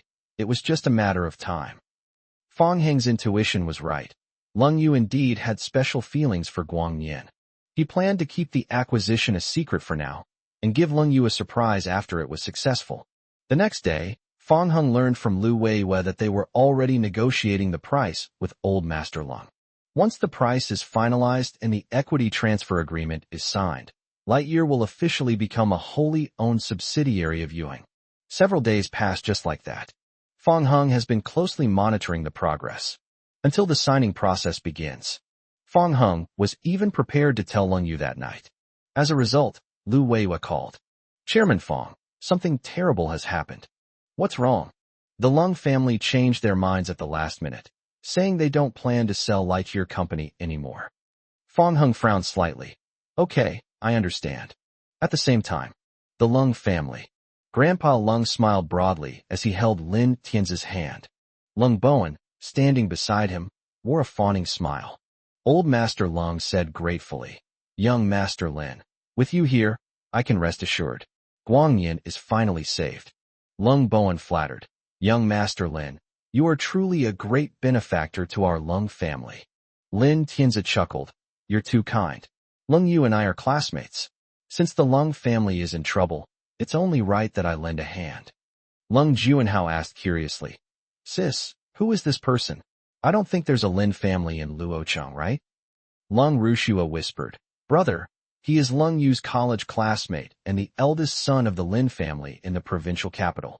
From the provincial capital? Lung Juanhao's eyes widened. Holy crap, a big family from the provincial capital. Does that mean we're set for life? Lung Juanhao was extremely shocked. The families in the provincial capital and the families in Los Angeles are not even in the same league. Once they get serious, even the richest man in Los Angeles, Qian Fuhao, would have to back down. Lung Rushua's gaze lingered on Lin Tianzi. Of course, as long as you get along well with this young Master Lin, you'll be on your way to great success. Upon hearing this, Lung Juanhao became incredibly excited, as if he had been injected with adrenaline. He immediately walked up to Lin Tianzi and grasped the other's other hand. Young Master Lin, it's a pleasure to meet you. Our Lung family is counting on you. From now on, I'll mention your name whenever I go out, and see who dares to bully me again. Lin Tianzi's expression changed slightly as he looked at Old Master Lung and asked, Patriarch Lung, what is this? Young Master Lin, this is my eldest grandson, Lung Juanhao. Lung Juanhao smiled mysteriously. Young Master Lin, I'll take you to have some fun later. There's a place full of beautiful women. Lin Tianzi shook off Lung Juanhao's hand, and a look of displeasure immediately appeared on his face. Patriarch Lung, how come your grandson is behaving like a commoner? Old Master Lung said awkwardly. I'm sorry, Young Master Lin, my eldest grandson has been wandering outside for decades and has only recently returned. He doesn't quite know the rules yet. Upon seeing this, Lung Bowen immediately reprimanded Lung Juanhao. Disgraceful. Get out of here. Young Master Lin is talking to your grandfather. Who gave you the right to interrupt? Lung Juanhao's face flushed red, and he retreated to the side in a huff. Just as Lin Tianzi was about to say something more, he suddenly saw a familiar figure. Fang Heng also noticed the people opposite him. In that instant, he seemed to understand why Old Master Lung had refused the acquisition. Chapter 145 Only Men Understand Men Best. Upon seeing Fang Heng, Lin Tianzi immediately set off to walk towards him. Noticing this, Old Master Lung and the others followed closely behind. A short while later, the group stood in front of Fang Heng. Lin Tianzi extended his hand to Fang Heng, a smile appearing on his face. Brother Fang, I didn't expect we'd meet so soon. Lin Tianzi's presence at the Lung family's residence speaks volumes. As a fellow man, Fang Heng had already sensed the other person's ulterior motives when they were on the cruise ship. Moreover, Lin Tianzi had subtly mocked him at the time, and Fang Heng had no interest in maintaining a so-called superficial relationship with such a hypocritical person. Therefore, Fang Heng did not shake Lin Tianzi's hand, but instead asked directly, "Young Master Lin, what important matter has brought you to Luocheng in person, and even made a special trip here?" Lin Tianzi looked slightly embarrassed and silently withdrew his hand. He said, "I just happened to be passing through Luocheng, so I thought I'd stop by and see you in Cold School Beauty. We don't seem to know each other very well. Aren't you being a little presumptuous?" Old Master Lung said with a stern face, "Fang Heng, don't be rude. What kind of attitude is this towards young Master Lin?"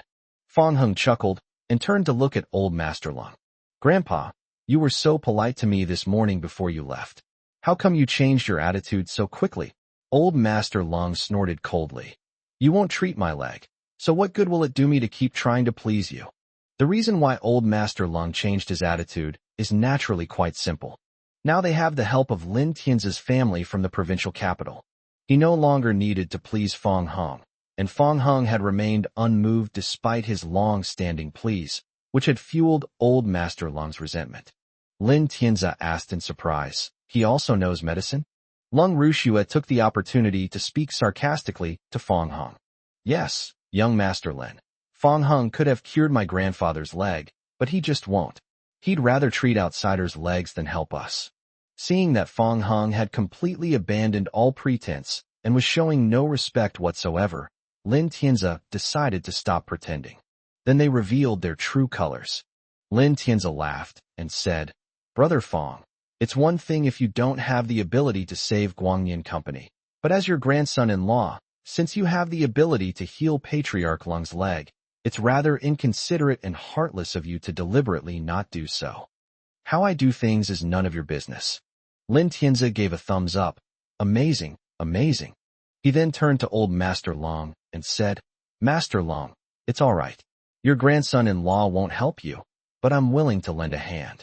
With the reputation of my Lin family, we can still invite many famous doctors from the provincial capital. They can definitely cure your leg injury." Old Master Lung was extremely excited. Good, good, young Master Lin. You are truly a great benefactor to our Lung family. There is something I should probably not say, but I wish you were my grandson-in-law." Lin Tianzi glanced at Fang Heng and said with a smile, "Patriarch Lung, I also want to become your grandson-in-law." Fang Heng said, "Lung Rushua is still single. Since young Master Lin wants to become the Lung family's son-in-law so much, marrying her will fulfill your dream." Lin Tianzi was speechless for a moment. Fang Heng sneered, glanced at him, and then left. Despite their disagreement with Fang Heng, Old Master Lung and the others thought Fang Heng's suggestion was good. So Old Master Lung seized the opportunity and said, "Young Master Lin, my eldest granddaughter is still single. Why don't you two get together?" Lung Bowen chimed in, "Young Master Lin, my daughter is excellent in every way. If you're interested, we can get engaged right now." Lung Juanhao also said, "Young Master Lin, my sister is a very nice person. You'll definitely not regret marrying her." "Oh dear, what are you all talking about?" Lung Rushua said shyly, but she liked Lin Tianzi more and more the more she looked at him. Although Lin Tianzi's appearance was not as outstanding as Fang Heng's, he came from the provincial capital and had a prominent status. This alone was enough to make Lung Rushua, who admired strength, fall in love with him immediately. Lin Tianzi said awkwardly, "Patriarch Lung, let's just drop this matter." Old Master Lung and the others were somewhat puzzled. "How can you just leave it at that? Young Master Lin, didn't you just say you also wanted to become a son-in-law of the Lung family?" Lin Tianzi never expected things to turn out this way. He had no choice but to explain, "Actually, I like Lung Yu. I pursued her back in college, but it was never successful." Upon hearing this, everyone immediately realized what was going on. They then realized that Lin Tianzi hadn't just happened to be passing by, nor was he simply helping Lung Yu because they were classmates. He had ulterior motives for coming. Old Master Lung and the others exchanged glances and fell into a brief silence. Only Lung Rushua's expression changed instantly, and her hatred for Lung Yu deepened unconsciously. Cold rain. It's raining coldly again. Why does everything seem to involve her? Lung Juanhao said. Young Master Lin, you're so amazing. Maybe one day my cousin will change her mind about Fong Hung, realize how outstanding you are, and then get together with you. These words really struck a chord with Lin Tianzi. Lin Tianzi finally gave Lung Juanhao a friendly look. Lung Juanhao continued. Fong Hung is nothing but a little medical skill. Young Master Lin, you completely outclass him. I believe you will eventually win my cousin's heart. Although Grandpa Lung and Lung Bowen felt that what he said was inappropriate, they just chuckled and did not stop Lung Juanhao. Night.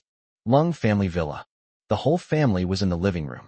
Lung Yunluo teased Tang Yuan and asked, Mom, I heard that a very important person has come to our Lung family. Who is it? What important person? How come we don't know them? Yang Shulan and Lung Tianrui exchanged a glance, looking puzzled, and Lung Yu and the other two had the same reaction. Oh, don't you know? Aunt Luo told me this before she left. She said he came from the provincial capital and that Grandpa personally received him. Lung Yunluo heard about it from her nanny, Luo Xiao. Lung Yu quickly realized what was going on and asked, could it be Lin Tianzi? Fong Heng nodded and said, it really is him. I just ran into him. Lung Yu immediately frowned. After returning to the room, Fong Heng closed the door. He had just turned around. Lung Yu suddenly looked at him and said seriously, I have no contact with Lin Tianzi in private, and I didn't know he would come. Fong Heng was taken aback by Lung Yu's anxious explanation. What are you doing? I'm sure you've heard that Lin Tianzi pursued me during college, and his visit to the Lung family this time is most likely because of me. Fong Heng smiled and said, of course I saw it. He started plotting this from the class reunion, trying to win your favor by showing off, but he didn't expect me to be there. Lung Yu was somewhat taken aback. I didn't even realize it until you said so. Men understand men best. Chapter 146 How Can You Be So Cute? Fong Heng grabbed Lung Yu's hand again and placed it on his face. You're so cute. So worried that I'll suspect you're seeing other men in private? Fong Heng found Lung Yu's anxious explanation somewhat endearing. I don't want to arouse your suspicions.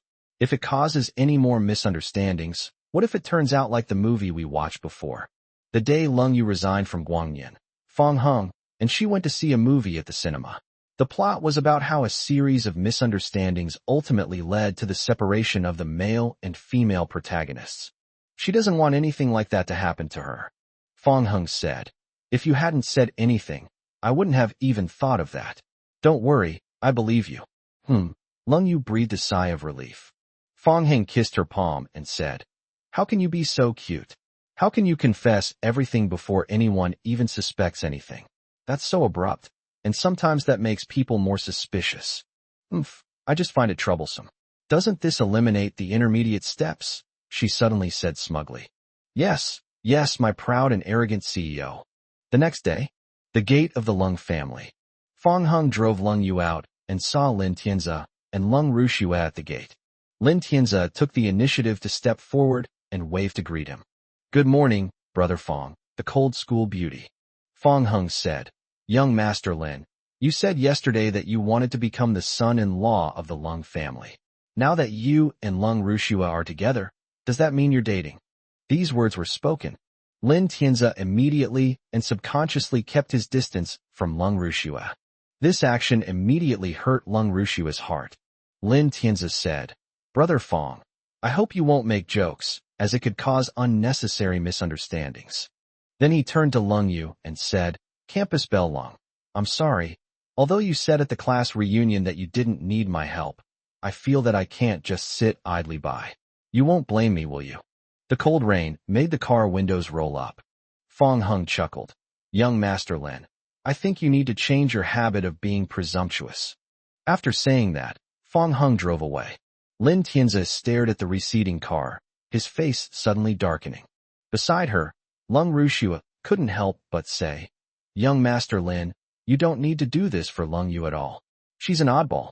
Apart from Fong Heng, she's like an ice block to every other man. No matter how much you give, you won't be able to move her. Lin Tianzi said unhappily. You mean, we don't need my help with the Lung family anymore? No, that's not what I meant. Lung Rushua quickly waved her hand. Just keep your mouth shut and don't say things you shouldn't say. Do you understand what I mean? Lin Tianzi said coldly. Yes. Lung Rushua bowed her head in response. Lin Tianzi snorted coldly. All right, let's go. Take me to those companies one by one. Last night, Lin Tianzi carefully learned about the situation of Guangyin Company. We've figured out the situation. The most crucial thing is to resume cooperation with major companies. So he decided to take charge himself. And so, under Lung Rushua's guidance, Lin Tianzi met with the heads of the companies that had terminated their cooperation with Guangyin Company. Because of Lin Tianzi's identity, in less than half a day, those companies that were originally determined not to resume cooperation all changed their minds. The Su family. Su Kuan was sitting with his legs crossed, admiring the flowers and drinking tea. At this time, the butler rushed in. Master, someone wants to see you. Who is it? The eldest daughter of the Lung family. Su Kuan stirred the tea leaves with the lid of his teapot and said, It's that woman Lung Rushua again. She's obviously here to persuade me to resume cooperation. Guangyin Company is already completely ruined. Only someone with a screw loose would continue to cooperate with them. Su Kuan then ordered, Go, and say you won't see her. The butler said, Master, Miss Lung said you really should meet her. She brought a very important person with her this time. A big shot? What big shot? Could it be a wealthy tycoon? Su Kuan immediately became interested and waved his hand, saying, all right, let them in. Okay. And so, the butler went out. A moment later, he led Lung Rushua and Lin Tianzi through the door. Facing Lung Rushua, Su Kuan didn't even bother to get up, but simply sat down in the chair and said lazily, Lung Rushua, this has happened so many times already. I'm tired even if you're not. Can we both take a break? Lung Rushua said, Master Su, I'm doing this for the company. I brought a distinguished guest with me today, the one next to me.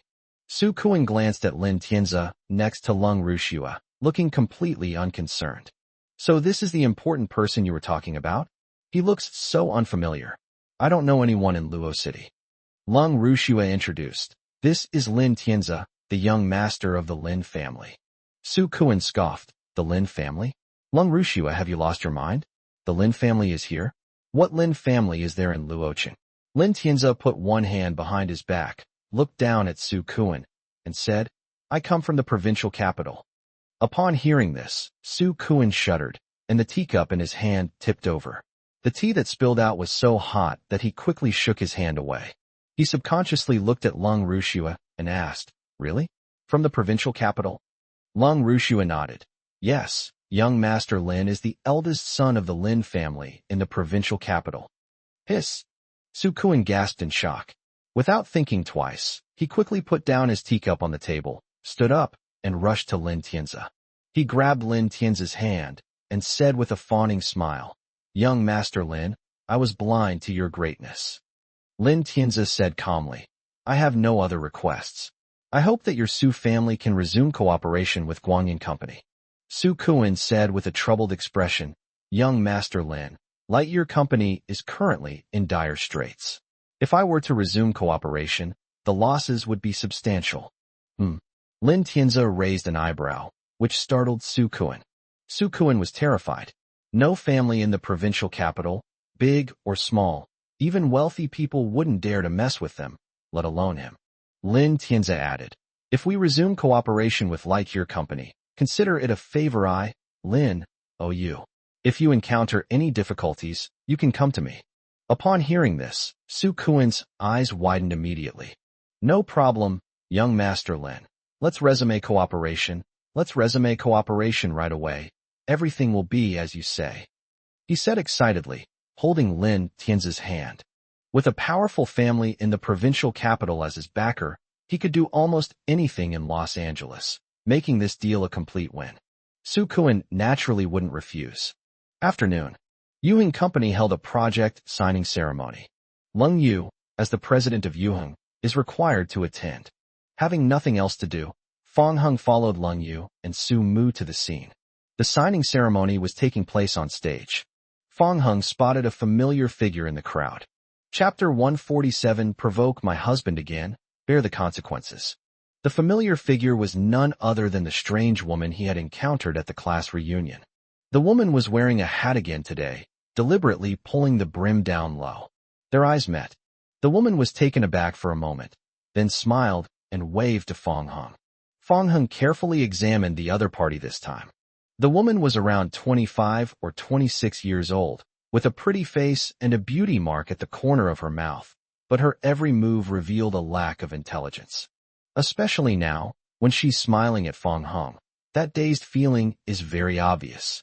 Lung Yu noticed the change in Fong Hung's expression and followed his gaze, quickly spotting the woman as well. The woman noticed Lung Yu looking at her and immediately pulled her hat brim down a little further. The couple exchanged a glance. Lung Yu said softly, "Was she the one from that day?" Fong Hung nodded. "The signing ceremony has concluded." Fong Hung looked around for the woman and found her walking out the door with the crowd. Fong Hung immediately set off and chased after him out the door. Once outside, they saw the woman had already gotten into a Rolls-Royce Phantom and driven away. Fong Hung frowned. Lung Yu and Su Mu came out. "Didn't you catch up?" Lung Yu asked. "We were a step too late." Su Mu asked curiously, "President Lung, who are you and Secretary Fong looking for?" "A strange woman." The words had barely left his mouth. At that moment, Fong Hung heard a familiar voice. "Little sister, I've come to take you home." The speaker was Su Kuan, who was wearing a white suit with his hair parted in the middle and a small red flower on his chest. Su Mu didn't give Su Kuan a friendly look. She said coldly, "I haven't finished get off work yet, and I don't need you to pick me up. We are siblings.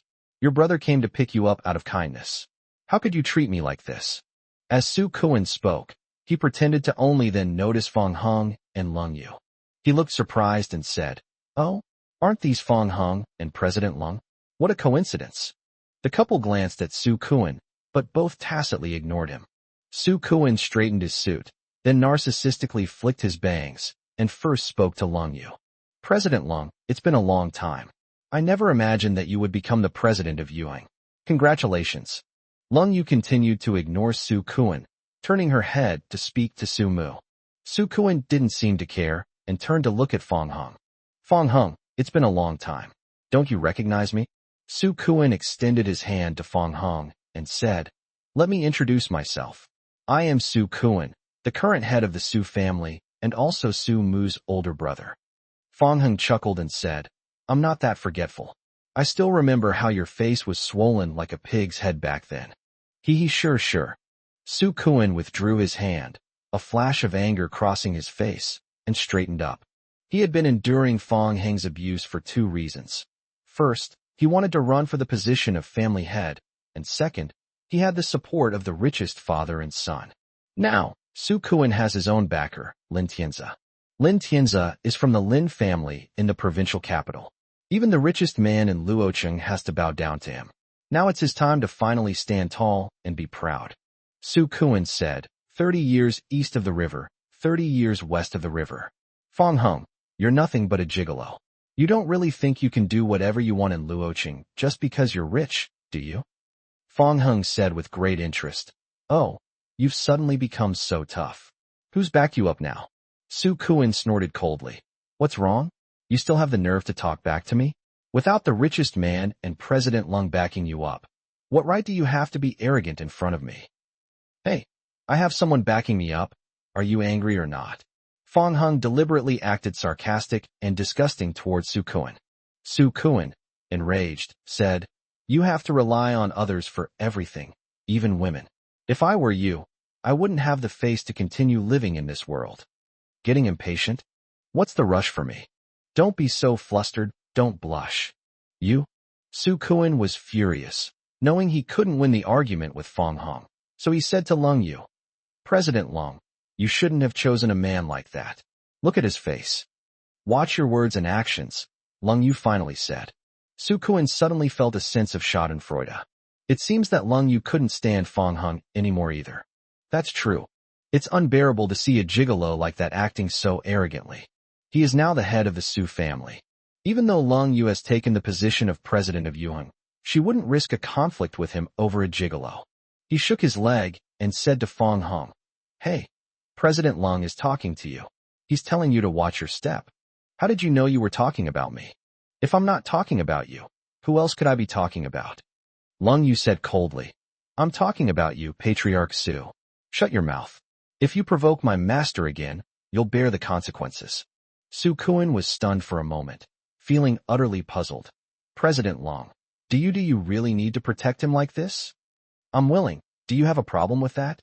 Lung Yu glared at Su Kuan, exuding an aura of dominance. No objection. Su Kuan had no choice but to back down. Although he was now the head of the Su family, he was certainly not afraid of Lung Yu based on his status. But Lung Yu was working at Yuheng after all, and he didn't want to cause unnecessary trouble.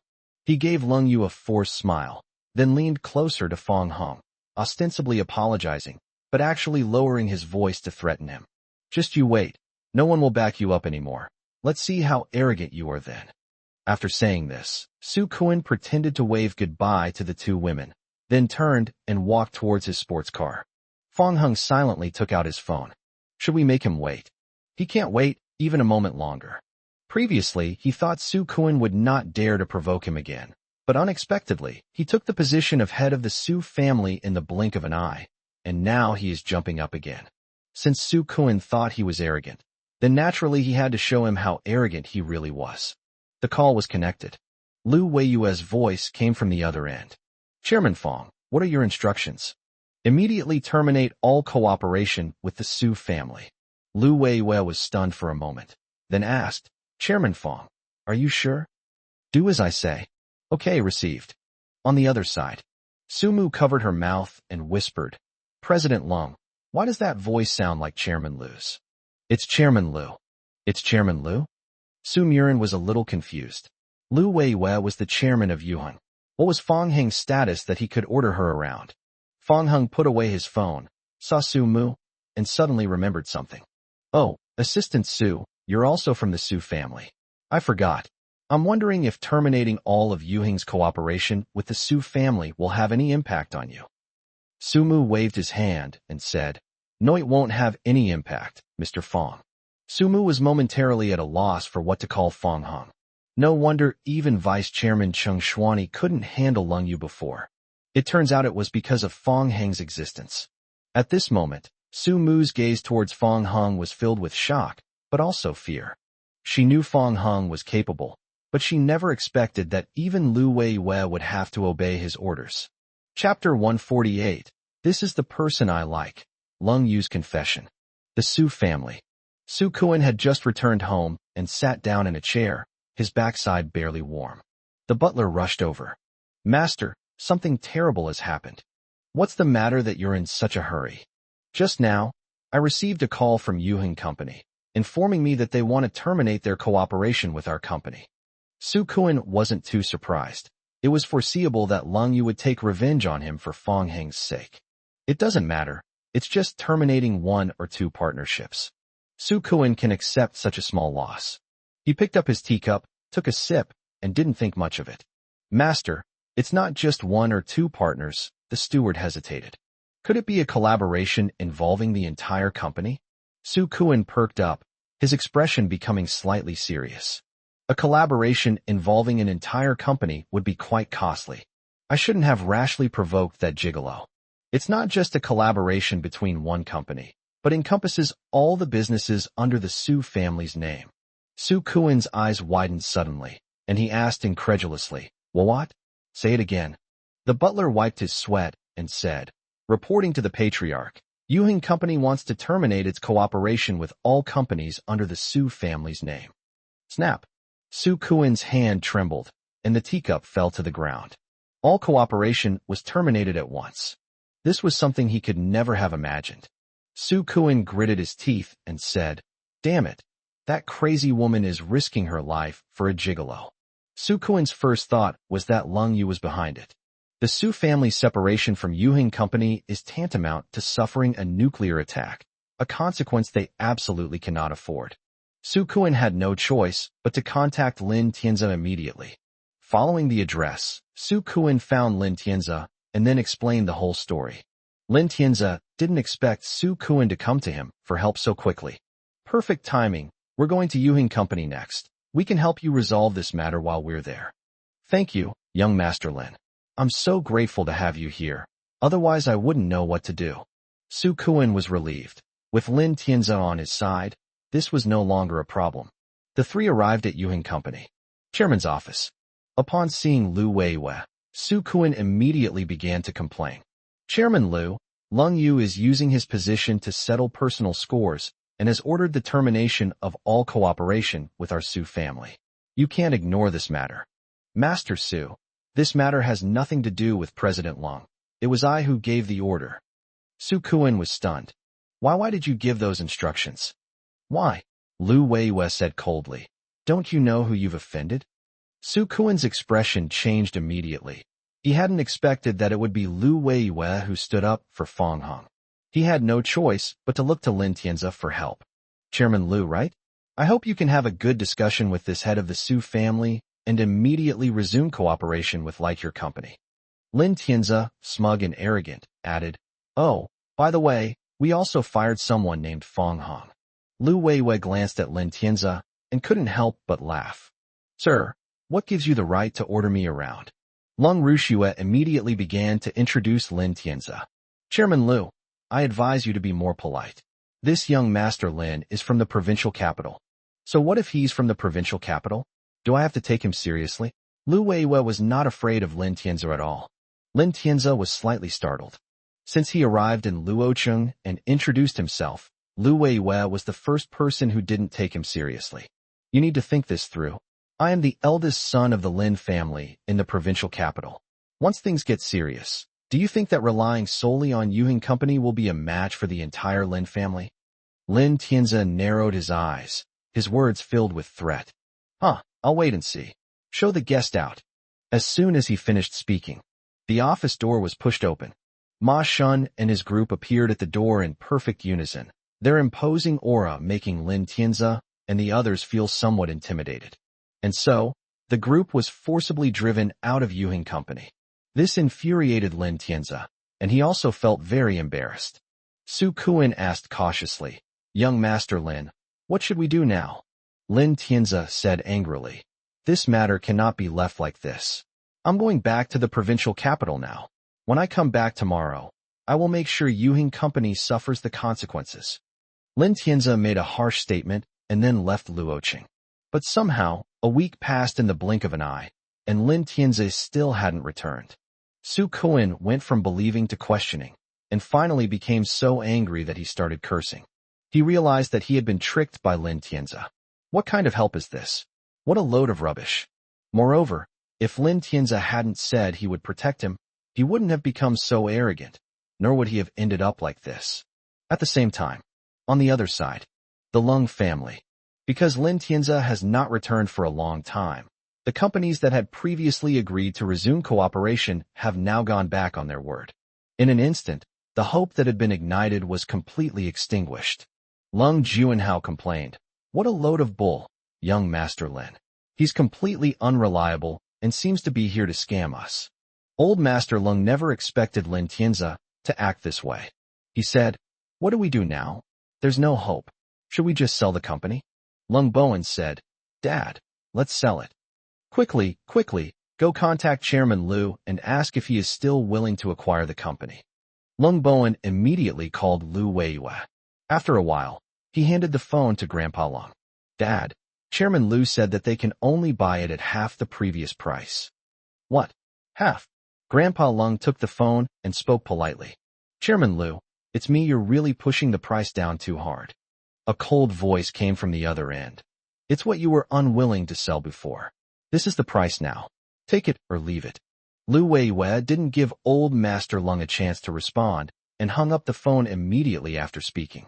Old Master Lung looked troubled. What should we do now? Lung Bowen sighed. Dad, there's no other choice. If we don't sell now, we'll really be stuck with this stock.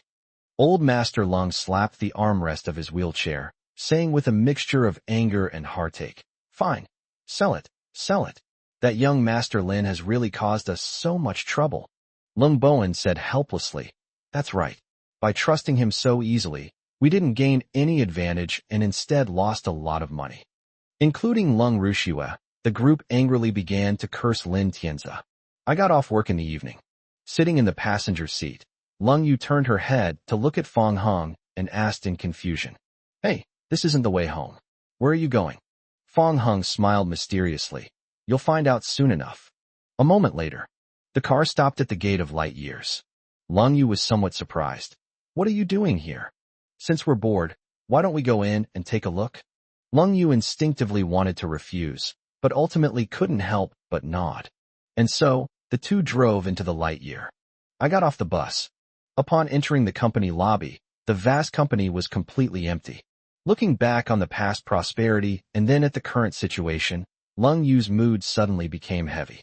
"Never mind, let's go back," she said softly. "Why are you in such a hurry to go back? I said before that I wouldn't step foot inside the gate if Lung Juanhao was light years away, but I've already broken my promise. If they find out..." Fong Hung shook his head. "No, you didn't break your promise." "Why?" "Because Lung Juanhao is no longer in Guangyan."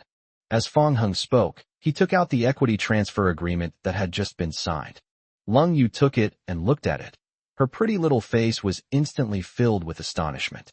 She looked up at Fong Hung and said incredulously, You actually acquired Light Year outright? From this day forward, Light Years belong to you alone, and no one will be able to destroy your achievements." Lung Yu was so moved that her eyes welled up with tears. "Are you stupid? Lightyear has lost its commercial value and is not worth acquiring at all. I would do anything for you. I really can't do anything with you." Lung Yu smiled helplessly. "You crybaby CEO, from now on you're in charge here. Have you thought about how to plan it out?" Fong Hung looked up and surveyed his surroundings. "However, we should renovate first. We can demolish the parts we don't like, such as the chairman's office." Lung Yu sniffed and took Fong Hung's hand. "Come on, let me take you to see my favorite place first." Fong Hung was a little curious about where Lung Yu's favorite place was. Unexpectedly, Lung Yu took him directly to the former president's office. "This is my favorite place. When I left, I regretted not taking a few more glances." Lung Yu looked around the office. It was exactly the same as when she left. "Come whenever you want, see whatever you want," Fong Hung said. Would you like me to show you around my office?" "Okay," he said with a doting expression. Then, Lung Yu pointed to each item in the office. "This is my favorite sofa. This is my favorite bookshelf. This is my favorite desk. These are the floor-to-ceiling windows I like." At that moment, Lung Yu's eyes shone, while Fong Hung looked at her with doting eyes. The two of them seemed like childish kids playing house. Suddenly, Lung Yu turned around and slowly raised her hand, pointing at Fong Hung. "Like." Fong Hung turned around and saw that there was nothing around him, so he pointed to himself and asked in confusion, "You like it?" Lung Yu nodded gently. "Yes, this is the person I like." Chapter 149. What a coincidence. You're also someone I like. Fong Hung thought there was something around him, that was why Lung Yu pointed at him and said he liked it. It wasn't until this moment that he finally realized that Lung Yu was confessing her feelings to him. "This is the person I like." Fong Hung's heart suddenly started beating faster. Lung Yu's confession caught him completely off guard. Fong Hung stared at her blankly. At this moment, after saying this, Lung Yu placed her hand on her chest and looked at Fong Hung with unease. She was equally nervous, as if a little deer had rushed into her chest. Suddenly, Lung Yu began to regret it. She worried that she might not be adequately prepared. Sure enough, she shouldn't have acted rashly and made such a hasty decision. Lung Yu suppressed the urge to escape, waiting for Fong Hung's response. After a while, Fong Hung came to his senses and gave her a bright smile. "What a coincidence, you're someone I like too." At that moment, Lung Yu was stunned. She felt as if she had suddenly found herself in a paradise. A warm breeze swept through, rustling the grass and flowers beside the stones, stirring the still river, fluttering her skirt, lifting her hair, and stirring her restless heart. He kept blowing and blowing until she felt dizzy, as if she were drunk. Lung Yu asked shyly, "Then would you like to be my boyfriend? Aren't we already married and have a marriage certificate?" Fong Hung said, "That's right, but I don't know how to say it," Lung Yu said hurriedly. Although she couldn't explain it clearly, Fong Hung could understand what she meant. He stepped forward, placed his hands on Lung Yu's shoulders, and said gently, "Of course I'm willing." The cold rain finally subsided. Fong Hung asked, "And you? Would you like to be my girlfriend?" "I do." Lung Yu said without hesitation, as if she had already finished Fong Heng's sentence the instant he left his mouth, sounding so impatient, as if she had already rehearsed it countless times in her mind. Fong Heng held her hand and said, "Okay, from today onwards, we are boyfriend and girlfriend with a marriage certificate." Lung Yu finally felt relieved. Although she had a marriage certificate, she had always had a strange unease, feeling that Fong Heng did not really belong to her. Now that Fong Heng has agreed to the confession, he belongs to her completely. Fong Heng sighed. Suddenly, a ding sounded in my mind. The system finally started to respond. However, Fong Heng was not in a hurry to go and see it, but planned to think about it slowly when he got back in the evening. He didn't want to ruin the wonderful atmosphere between them. However, someone instead appeared to spoil the mood. Just then, the door was suddenly pushed open from the outside. Then, the faces of the brother and sister appeared. That's right, it was Lung Juanhao and Lung Rushua. The brother and sister were very surprised to see that it was Fong Heng and Lung Yu. Lung Juanhao said, "Wow, I thought it was haunted, but it's just you guys." Lung Rushua stood up abruptly and asked, "How did you end up here?" Their appearance was unexpected. Fong Heng and Lung Yu's expressions gradually changed. Lung Yu retorted coldly, "Why can't we be here?" Lung Rushua was about to continue arguing with her.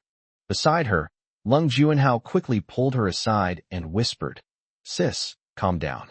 Guangyan Company has now been acquired by Yuheng Company, and Lung Yu is the president of Yuheng. It's normal for her to come here." After Lung Juanhao said that, Lung Rushua immediately calmed down. She said, "Forget it, brother. Let's ignore them and hurry up and pack our things in the office." After the brother and sister left, Fong Heng and Lung Yu also left the office. Then we drove out of the Lightyear Gate. They embarked on their journey back to the Lung family home. On the way, Fong Heng felt something was off, but he couldn't quite put his finger on what was strange. After observing carefully, Fong Heng noticed that Lung Yu was much more reserved and shy than before she confessed. At this moment, Lung Yu wasn't even sitting in the passenger seat, but in the back, and she deliberately hid her face behind the seat, so Fong Heng couldn't see her expression clearly even in the rearview mirror. The car was so quiet. So Fong Heng took the initiative to start a conversation. He turned his head and glanced back, then asked, "When did you start liking me?" Lung Yu was taken aback by the sudden question. She thought about it carefully for a moment, then sat up straight, shook her head and said, "I don't know either. Ever since Fong Heng saved me from drowning years ago." The boy's bright smile under the sunlight lingered in her heart. Fate brought the two together, and after they met again and got married, Lung Yu couldn't figure out when she had fallen in love with Fong Heng. She just felt very comfortable being with Fong Heng. When she couldn't see him, she always wanted to see him and couldn't help but want to touch him and smell the special milk-like fragrance emanating from him. Fong Heng was not surprised by Lung Yu's answer. Liking something is something that is hard to explain. He also fell in love with Lung Yu without realizing it. The things this woman did for him were so numerous that it was hard for him not to be moved. After returning to the Lung family home, Lung Yunluo came to greet her. Upon seeing the two of them, she immediately sensed something unusual. "Sister, brother-in-law, what good thing happened to you? You seem to be radiating happiness and sweetness." Fong Heng discovered that his sister-in-law's sense of smell was exceptionally keen. He and Lung Yu exchanged a glance, as if they were both hesitating whether to tell Lung Yunluo. Seeing that the two were keeping her in suspense, Lung Yunluo became anxious. She rushed forward and pressed the two of them for answers. Tell me what happened. Don't keep me in suspense. I hate being kept in suspense the most." After making up her mind, Lung Yu finally said slowly, "Fong Heng and I are together now." Lung Yunluo was puzzled. "Huh? You and your brother-in-law have already gotten your marriage certificate. Isn't it contradictory to say you're together now?" Fong Heng said, "Your sister and I confessed our feelings to each other and found out how we felt." Lung Yu chimed in, "Well, we like each other." Lung Yunluo was stunned. After hearing this, she suddenly realized her mistake. "My older sister got married because she was forced into it. Therefore, despite having a marriage certificate, her relationship with Fong Heng cannot be considered that of a real couple or even boyfriend and girlfriend. Now that they've confessed their feelings to each other, it's as if they've officially tied the knot." Thinking of this, Lung Yunluo suddenly felt like she had been force-fed a mouthful of dog food, a Chinese slang term for witnessing public displays of affection. Marriage first, love later. Sob sob, it's the kind of love I envy but can't have. Chapter 150, Is my brother-in-law really the chairman of Yuheng Company? Fang Heng laughed and said, You're still young, you haven't even graduated from university yet. Why are you thinking so much? The mere mention of the word small immediately made Lung Yunluo bristle. Brother-in-law, you're saying I'm too young again, wah? You and my sister are already showing off your love and making me feel like I'm eating dog food. But why are you bullying me too? The couple looked at Lung Yunluo's resentful expression and smiled helplessly. At this time, Lung Tianrui and Yang Shulan walked through the door. Lung Yunluo immediately leaned closer and said, Mom and Dad, I have a shocking secret to tell you. My sister and brother-in-law are together. The couple were both stunned for a moment. Yang Shulan reached out and touched Lung Yunluo's forehead, puzzled. She doesn't have a fever, so why is her head all confused? Lung Yunlu shook her head and shook off Yang Shulan's hand. Oh dear, I'm not confused. You didn't understand what I meant. I mean, my sister and brother-in-law are really together. They've confessed their feelings to each other. Upon hearing this, Yang Shulan and Lung Tianrui exchanged a glance, both showing barely concealed surprise. Yang Shulan asked, Xiao Yu really? Of course it's true. Lung Yunluo exclaimed, jumping up and down. Lung Yu looked slightly embarrassed. Mom, how could you tell that Fang Heng and I didn't get married because of love? Yang Shulan smiled and said, Silly child, your father and I have been through this before, and we can see things at a glance, but we just haven't said anything. She continued, Your father just forced you into an arranged marriage, and you immediately pulled someone aside to marry someone else. Anyone with eyes can see that there's definitely something fishy going on. Hearing his wife Yang Shulan's words, Lung Tianrui couldn't help but feel a pang of self-reproach. He has fully realized his mistake. Fortunately, when her daughter Lung Yu was desperate, she turned to Fang Heng. If it were any other disreputable man, I can't even imagine what the situation would be like now. Lung Tianrui finally said, This is good news. Today, I will personally cook for you. As Lung Tianrui spoke, he rolled up his sleeves and then gestured to Yang Shulan to tell the nanny, Luo Xiao, not to come. The group was shocked when they heard this. Fang Heng was surprised that Lung Tianrui could cook. The sisters knew that Lung Tianrui could cook, but they remembered that he hadn't cooked for himself in at least 10 years, so they were just as surprised as Fang Heng. Yang Shulan said, We're in for a treat today. Your dad may not be good at many things, but his cooking skills are undeniable. Hearing Yang Shulan say this, Fang Heng also became curious about how delicious Lung Tianrui's cooking would be. Lung Yunluo said, Mom, although I know Dad can cook, I don't remember ever eating it. You say his cooking is delicious. Is it just because you've added a filter? Children, why would your mother lie to you for no reason? If you don't trust your father, be careful he gets angry and doesn't let you eat it. Lung Yunluo immediately covered her mouth. And so, Lung Tianrui, unusually, went into the kitchen.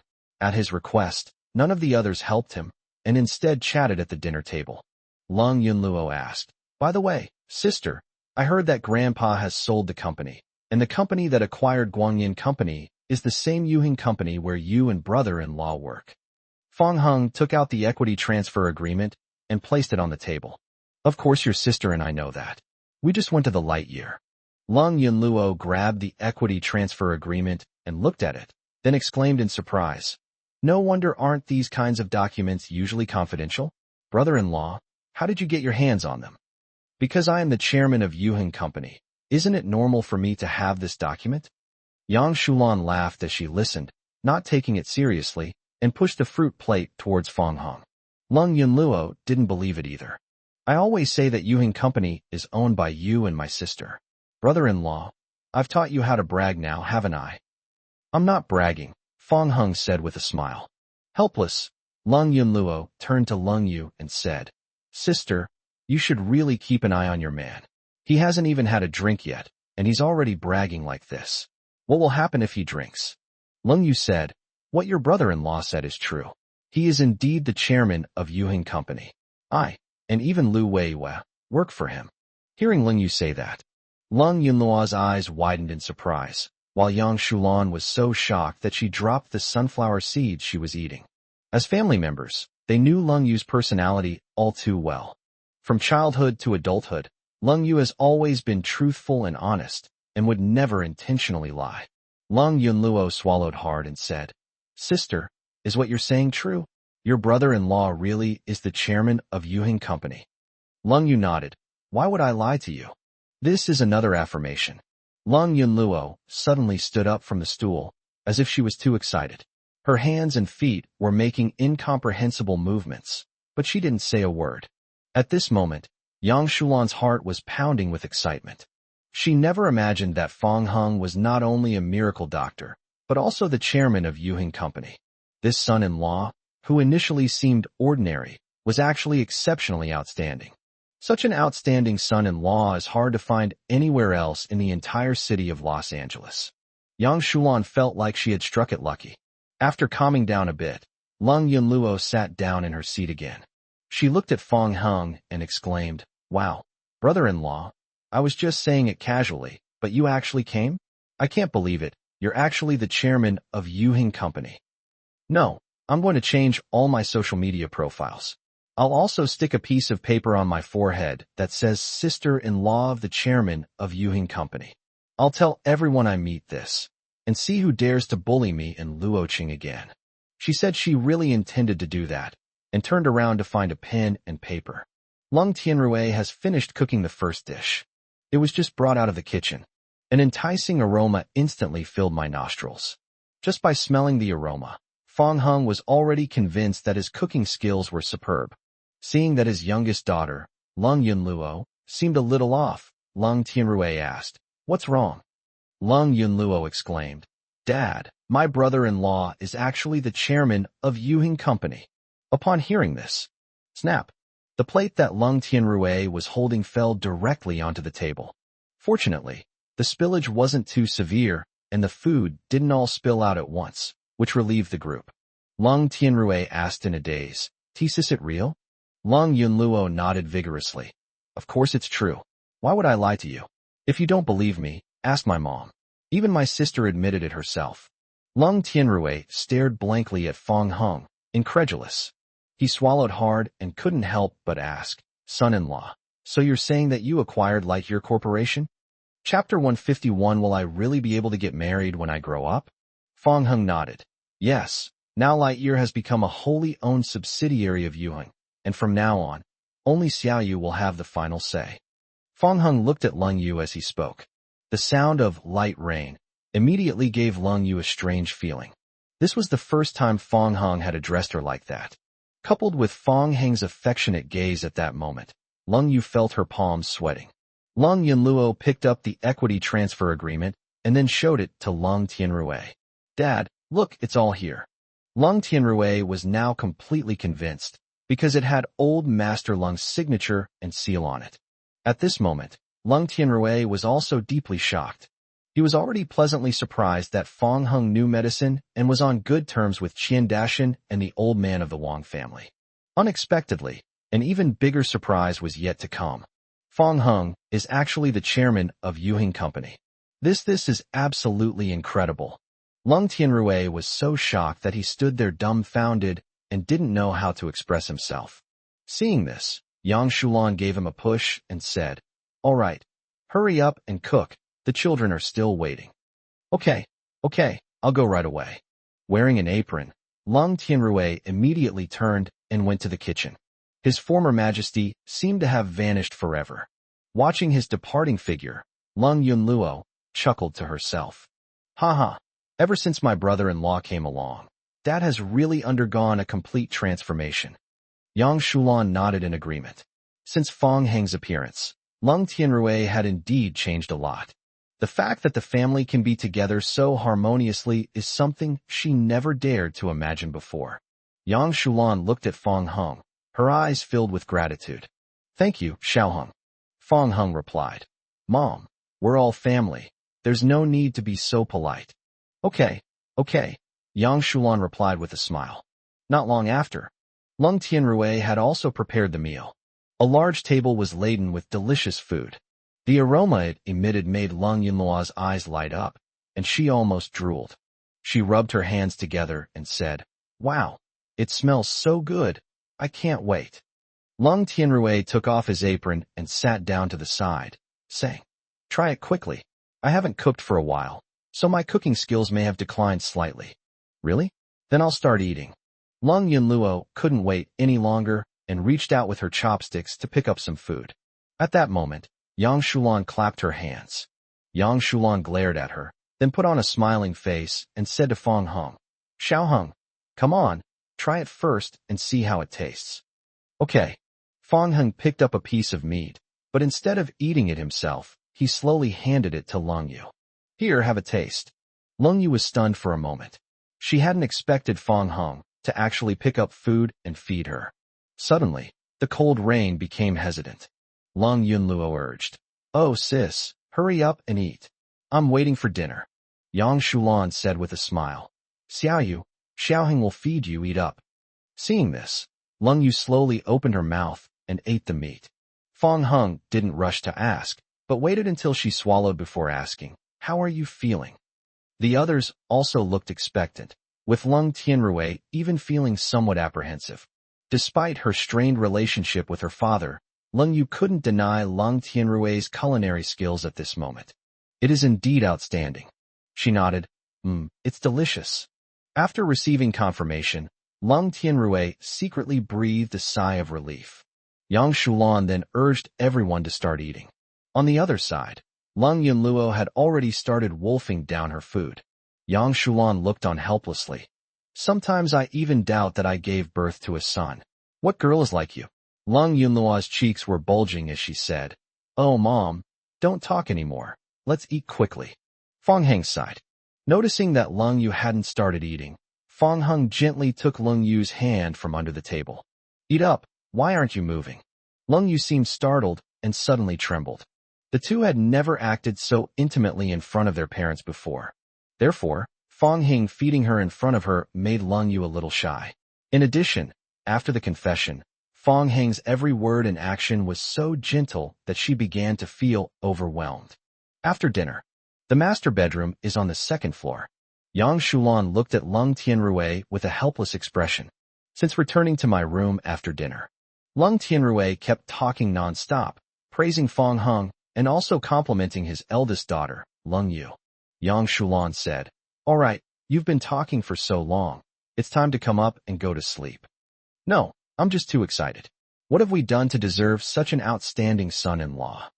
Do you regret forcing Xiaoyu into a marriage alliance with the Su family now?" "Yes. Thankfully my daughter didn't listen to me at the time."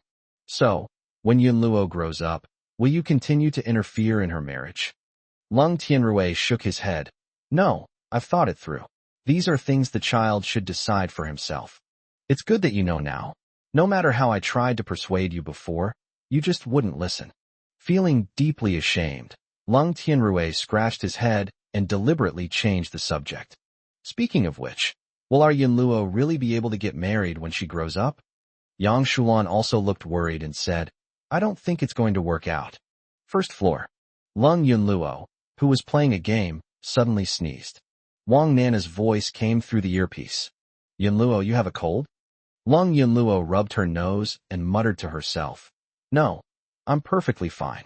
It's obviously my stinky sister talking bad about me." And next to Lung Yunluo's room, Fong Hung and Lung Yu were lying on the same bed. Unlike before, today Lung Yu not only didn't ask for a hug, but also deliberately kept her distance from him. So Fong Hung deliberately moved closer to her. Fong Hung advanced, and the cold rain subsided. Fong Hung advanced again, and the cold rain subsided again. In the end, Fong Hung cornered Lung Yu against the wall, leaving her with nowhere to retreat. Lung Yu finally said, "Why are you standing so close to me? I'm about to be crushed here." Fong Hung reached out and pinched her chin. In the dim moonlight, her beautiful eyes sparkled. "Why are you acting like a completely different person after I confessed my feelings?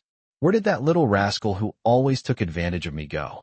Lung Yu suddenly became awkward, and she stubbornly retorted, "When have I ever taken advantage of you?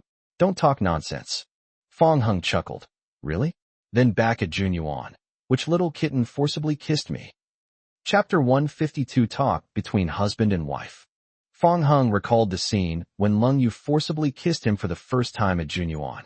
He was stunned at the time, and even after returning to his room, he was still wondering if Lung Yu was playing a trick on him. Looking back now, perhaps it was around that time that Lung Yu fell in love with him. Bringing up the old story again, Lung Yu knew she was in the wrong, but she remained stubbornly defiant. "I'm not a kitten, so it definitely isn't me." Fong Hing pulled her into his arms and said, "Okay, if that wasn't you, then which little kitten is it that always pretends to be asleep and then sneaks a kiss on me while I'm asleep?" "It wasn't me either." "Oh, it's all your fault. Looks like none of this has anything to do with you. So, you probably didn't know about the little cat hiding a photo of me kissing in its phone, right?" Upon hearing this, Lung Yu's beautiful eyes widened instantly. She asked in astonishment, You actually know about those photos?" Fong Hung smiled, but remained silent. Lung Yu struggled, both ashamed and angry, and said, You, when did you peek at my phone? I remember hiding those photos a long time ago. I saw it just before you hid it." "Fine, you saw it, but you kept it a secret all this time. I'll beat you to death." The thought that Fong Hing already knew about these things made Lung Yu feel incredibly ashamed. Fong Hung grabbed her weak fist and teased her, saying, "Didn't you just say it wasn't you? Why are you confessing now?" Lung Yu scoffed, "You think I don't know about your affairs?" "Oh, tell me, what did I do?" Lung Yu said, "Ever since we were at Junyuan, you've been staring at me blankly, always staring at my legs." "Ahem." Fong Hung coughed lightly. "Don't slander me. How come I don't know anything about this?" She switched from defense to offense, saying arrogantly, "Do you think denying it will work? Then you must have been sneaking peeks at my abs quite often." "Uh-huh." This one sentence instantly shattered all the advantages that Lung Yu had just established. Her face flushed, and she stammered, I didn't, don't talk nonsense." "A triple denial, huh? You know best in your heart whether it's true or not. I can fool your man, but don't fool yourself too. You're annoying, I'm ignoring you." She turned her back and pretended to be asleep. Fong Hung smiled and said, "You're asleep so soon? Aren't you going to give me a goodnight kiss?" "No kissing." "Really not going to kiss?" Snort. "Okay, you only get one chance. If you don't kiss me, I'm going to sleep." The words had barely left his mouth. Lung Yu suddenly turned around, and then Fong Hang felt a sharp pain in his chin. Before he could speak, Lung Yu kissed him. After the kiss ended, Lung Yu rubbed her head, turned around, and said haughtily, "Okay, that's over. Go to sleep." Fong Hung was stunned for a moment, then realized what was happening and chuckled. He held Lung Yu's shoulders and gently turned her around so that she was facing him.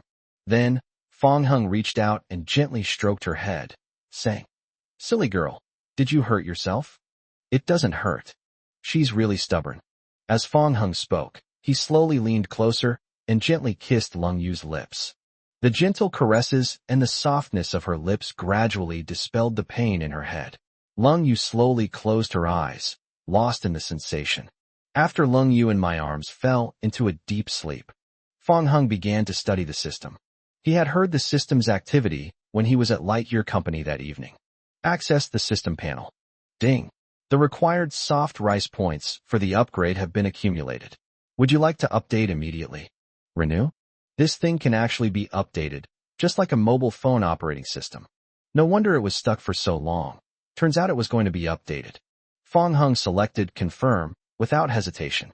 Suddenly, the system interface flickered, and then a brand new panel appeared before our eyes. Fong Hung was somewhat surprised. This update speed was much faster than that of a mobile phone. The Love for Life system has been successfully implemented. Congratulations, host, you have obtained the Soft Rice King Rebate Limited Edition. Soft Rice King Rebate Limited Edition? Fong Hung was curious about what the effect would be. The system quickly provided an explanation. Soft Rice King Rebate Limited Edition. Your partner will receive 10 times the amount spent by the host, and any purchases made by the host for their partner will be fully refunded. Fong Hung was taken aback for a moment, but quickly understood what he meant. In other words, if Lung Yu spends money on him now, he will receive a tenfold return. For example, Lung Yu spends 10,000 yuan to buy a gift for Fong Hung, and he not only receives the gift, but also receives a system reward of 100,000 yuan. Fong Hung would get a full refund for the money he spent on Lung Yu, which meant that he bought the items but didn't spend a penny of his money. This limited edition of the King of Soft Rice is truly amazing. Compared to the previous version, the rebate has increased fivefold, and spending money on Lung Yu is practically free. In that case, wouldn't we be able to send Lung Yu whatever we want? Note, the soft rice value has been replaced by the affection value. Reaching 100% will trigger a random reward. Currently, the affection level is 1%, and Do Not Disturb mode has been automatically activated. Fong Hung also noticed that many new functions appeared on the interface after the system update. However, when I clicked on these features, they all showed as locked, so it seems that I need to reach a certain level of affection to unlock them. More than these things, Fong Hung was concerned about whether he could exploit system bugs.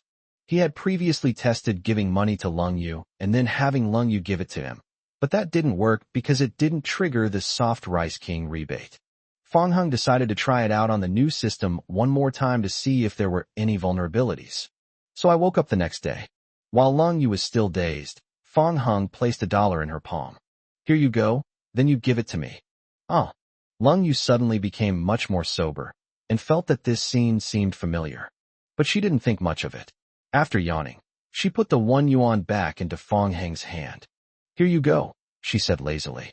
Fong Hung took it, and as expected, no system notifications sounded in his mind, and there were no changes when he checked. Fong Hung felt that this method was not rigorous enough and prepared to try other methods. Therefore, he deliberately took Lung Yu out early. We passed by a breakfast shop we had visited on the way. Fong Hung immediately felt that his opportunity had arrived. So he took out some cash from his pocket, handed it to Lung Yu, and said, I happen to have some extra change, so use this to pay. Good. Lung Yu took the cash and then got out of the car to buy breakfast. Fong Hung watched as she handed the money to the cashier and turned to walk towards him. But it wasn't until Lung Yu got into the car that she handed breakfast to Fong Hung. There was still no response from the system. Send. It turns out that deliberately giving Lung Yu money and then having her spend it on you didn't work. It seems the bug can't be exploited after all. Chapter 153 is actually Fong Hung. The Lung family. Ever since Lin Tianzi broke his promise and disappeared. Having been tricked, Old Master Lung and his group are now completely bewildered. They originally thought there was no need to ask Fong Hung for help again. Looking back now, I realize I was being too naive. Lin Tianzi's disappearance means that Grandpa Lung's plan to treat his leg has fallen through. They had no choice but to place their hopes on Fong Hung. Therefore, we have no choice but to ask Fong Hung for help again, since he is the only one in the entire city of Luo who possesses such medical skills. With this in mind, Old Master Lung and the others personally invited Lung Yunluo to the hall. They were too ashamed to ask Fong Hung directly, so they set their sights on Lung Yunluo. At this moment, inside the Lung family's main hall, Lung Yunluo was sitting in a seat on the high platform. Lung Ruxue personally massaged her shoulders and back, while Lung Juanhao served her tea and water. Meanwhile, Old Master Lung and Lung Bowen warmly inquired about her well-being. Lung Yunluo understood their intentions, but she still asked knowingly, Grandpa, Uncle, why did you call me here and suddenly become so nice to me? What does this mean? The father and son exchanged a glance. First, Grandpa Lung said, Hee, Yunluo, it's nothing. Grandpa just feels guilty for forgetting your gift when we sent it last time. As he spoke, Old Master Lung gestured for Lung Juanhao to fetch the gift.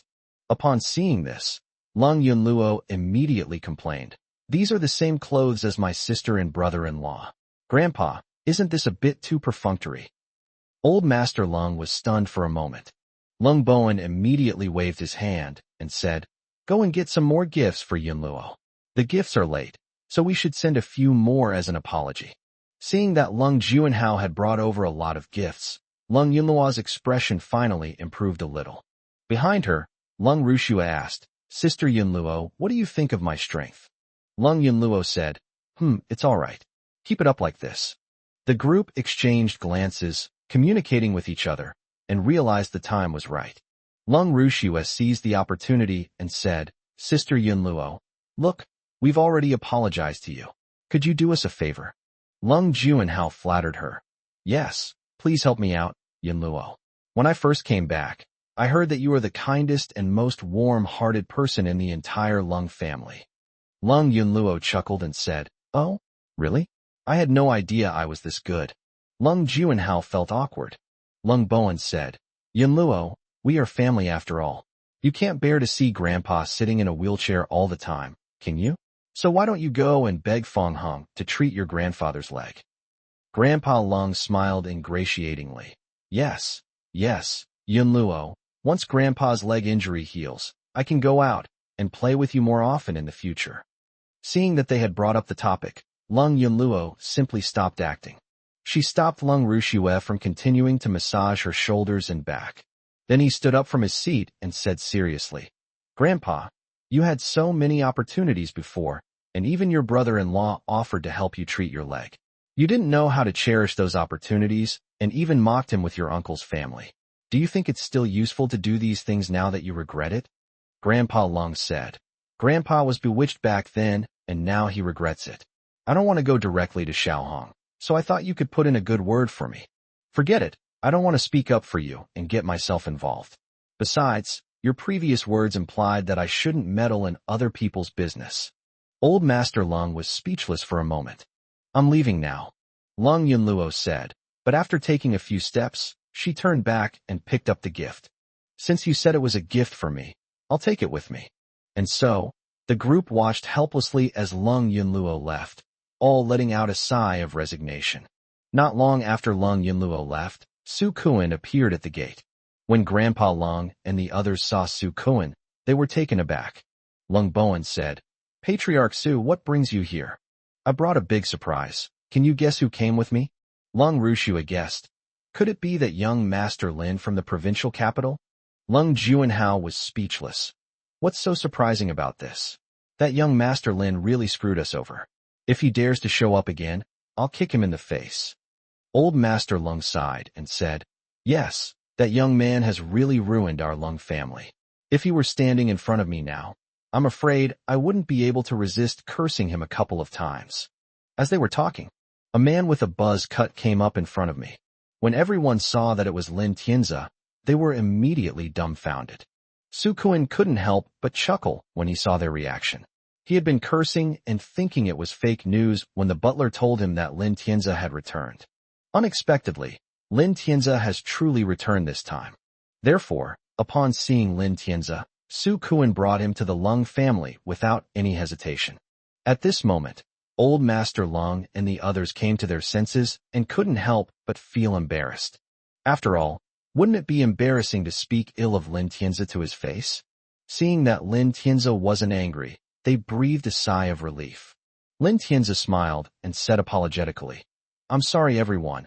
I went back to take care of some things and wasted some time, so I only just got back now." Lin Tianze's appearance rekindled everyone's hopes. Lung Rushue hurriedly asked, "Young Master Lin, can you still help us?" Lung Juanhao said, "Yes, young Master Lin. We haven't heard from you for a week since you left. We thought you wouldn't come back, so we sold Guangyin." Lin Tianze chuckled, brimming with confidence. "Don't worry, I've come fully prepared this time. I will not only help you get Lightyear Company back, but also restore Yuheng Company, including the cooperation with the Su family head." At this moment, Su Kuan became worried and asked, "Young Master Lin, that woman Lu Weiyue doesn't seem to be afraid of you. Is it possible that the person behind her is also from the provincial capital?" When Old Master Lung and the others heard this, they also became nervous. Lin Tianze, however, remained calm and said, "Don't worry, I've investigated everything. The person behind Lu Weiyue is actually Fong Hung. She's just a mascot, so it's normal that she's not afraid of me." "That makes sense," Su Kuan replied. Everyone was silent for a moment. Then they all showed expressions of disbelief. Grandpa Lung was shocked and said, What? The person behind Lu Weiyue is actually Fong Hung." Lung Bowen was also greatly surprised and said, "Young Master Lin, you must be mistaken. Lu Weiyue is the chairman of Yuheng Company. How could Fong Hung be the person behind her?" Chapter 154 Lightyear was brought down by him. Lung Juanhao also couldn't believe it and said, "Yes, young Master Lin. Are you sure you're not mistaken?" Su Kuan and Lung Rushue, on the other hand, were somewhat convinced. Looking back now, after some events, the claim that Fang Heng is the person behind Lu Weiwei is plausible. Lin Tianzi said, "Of course there's no mistake, it is Fang Heng. In fact, Fang Heng is the chairman of Yuheng Company. I've been studying Yuheng Company these past 2 days. Yuheng Company has become a leading enterprise in Los Angeles. Normally speaking, there is a high probability that there is a powerful family influence in the provincial capital behind it.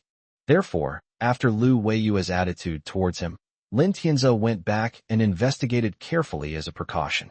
Having confirmed that Fang Heng was the person behind Yuheng Company, and that there were no other powerful families involved, Lin Tianzi had no more worries. Everyone was deeply shocked to receive Lin Tianzi's affirmation once again. They thought Fang Heng was nothing more than a skilled doctor, but they never expected that he was actually the chairman of Yuheng Company. It's worth noting that Yuheng Company is likely a leading enterprise in Los Angeles. It's almost on par with the businesses owned by the richest man in Los Angeles. In an instant, Su Kun finally understood why the Su family had suddenly encountered such a huge change after meeting Fang Heng that day. Grandpa Lung and the others were also filled with regret. Fang Heng is not only a renowned doctor, but also the chairman of Yuheng Company. This was originally an opportunity for the entire Lung family to rise to prominence, but they failed to cherish and seize it. The thought of Lin Tianzi made them feel much better. Lung Juanhao said, "It's all right, Grandpa. With young Master Lin around, this is nothing. No matter how powerful Fang Heng is, can he be more powerful than young Master Lin?" Lung Rushua also said, "Yes, Grandpa. So what if Fang Heng has all this power? He's not on our side. And I suspect that he's the one who ruined our Lightyear company, since Lung Yu had just resigned from Lightyear at the time." Lung Juanhao suddenly realized, "My sister is right. How could so many companies terminate their cooperation with us just because of that little thing I did?" As they talked, they became increasingly indignant, angry that Fang Heng not only failed to help the Lung family, but also turned against their company. Lin Tianzi waved his hand, signaling everyone to quiet down. He said calmly, "Don't panic. I will help you get back everything you've lost." "Thank you, young Master Lin." Yuheng Company, Chairman's office. With nothing to do, Fang Heng flipped through the documents. At this moment, Lu Weiwei stepped forward and handed Fang Heng a card. Fang Heng looked at her in confusion and asked, "What's this?" Lu Weiwei replied, "Chairman Fang, this is your salary card." "Salary card?" Fang Heng was stunned for a moment. He was the chairman of the board. In addition to equity dividends, he also received a salary? Fang Heng took it, and after some manipulation, checked the balance in the card, which was exactly around 1 million. "Is this the annual salary?" Lu Weiwei shook her head and said, "This is my monthly salary." "A monthly salary of 1 million? Wouldn't that mean an annual salary of tens of millions?" Fang Heng was somewhat surprised. He hadn't expected that he could earn such a high income just by slacking off on his days. Fang Heng checked his balance. Adding the money Lung Yu gave him before, the change of address fee from Yang Shulan, and the system's rebates, he now has nearly 10 million yuan that he can spend directly. He was thinking about how to spend the money. Just then, Lu Weiwei returned with a serious expression after taking a phone call during a break. "Chairman Fang, something terrible has happened." "What happened?" Lu Weiwei said, "I received news that the company's cooperation in the provincial capital was cut off at the same time, and the internet is full of negative rumors about Yuheng. The stock price has already started to fall as a result." Fang Heng frowned. Lu Weiwei added, "I suspect someone is doing something behind the scenes." Fang Heng naturally realized that someone had tampered with the equipment, and he also had a vague idea of who it was. At this time, the phone in my pocket rang urgently.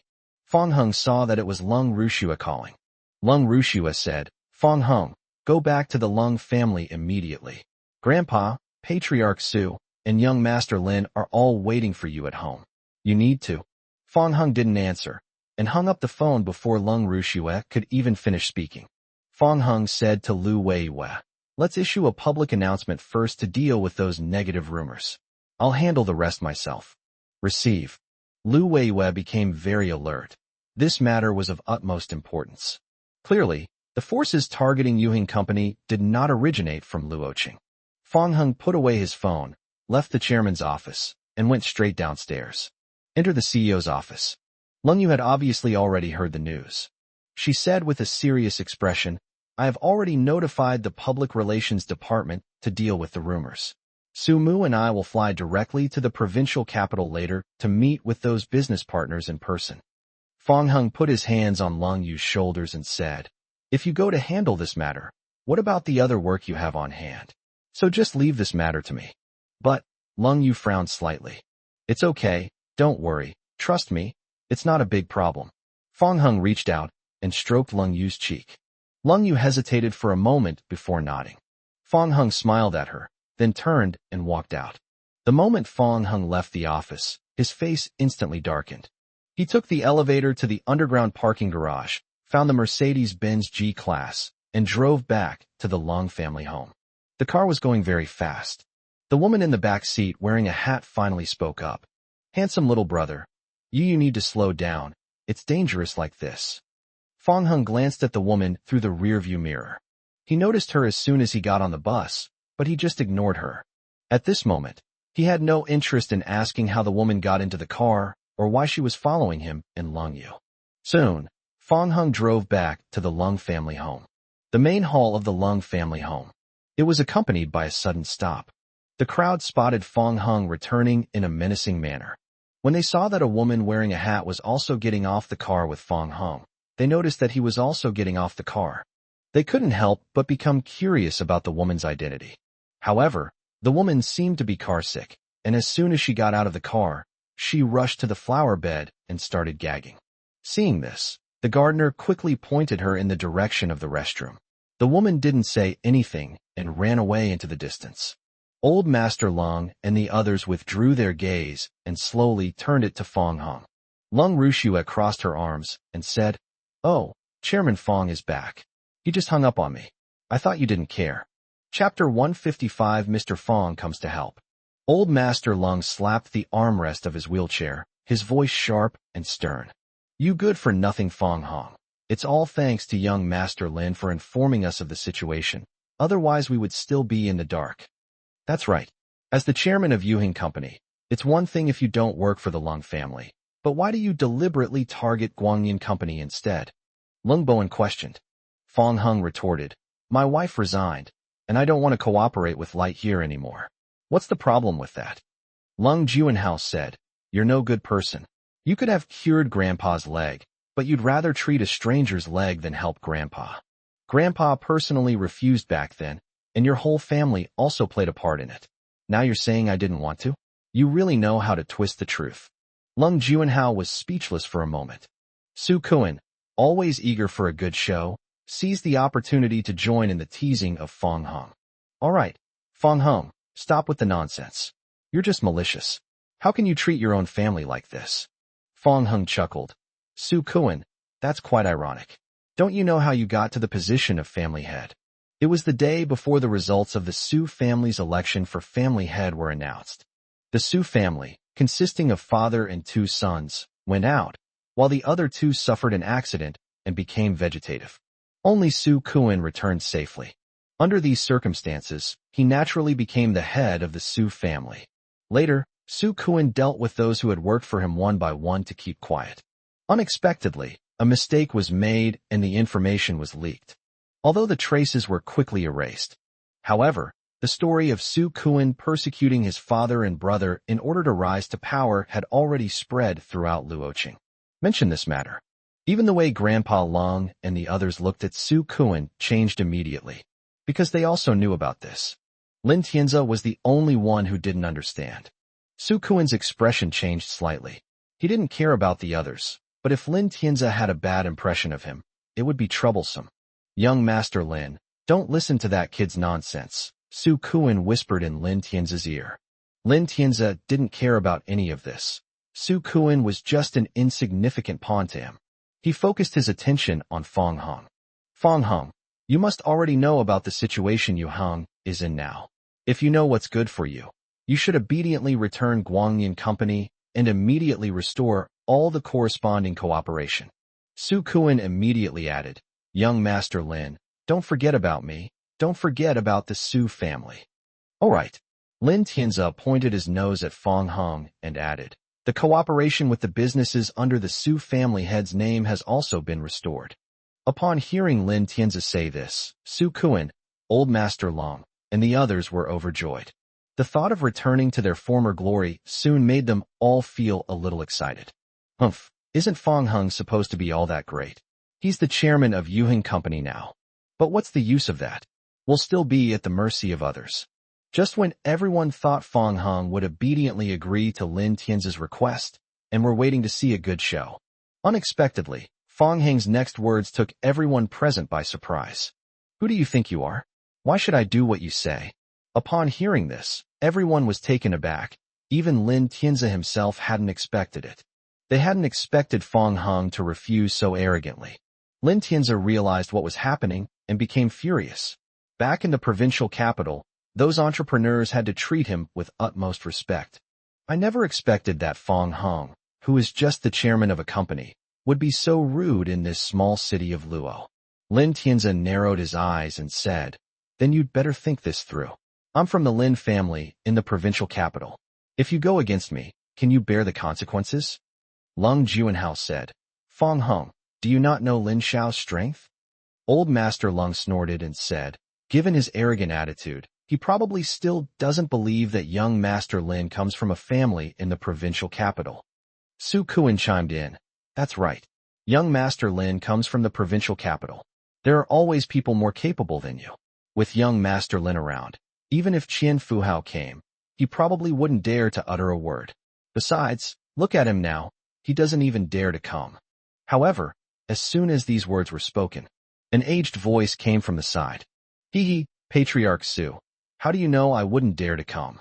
An elderly man, looking frail and old, appeared slowly before the crowd, leaning on a cane with one hand and supported by Qian Dashan with the other. The appearance of the Qian father and son surprised everyone.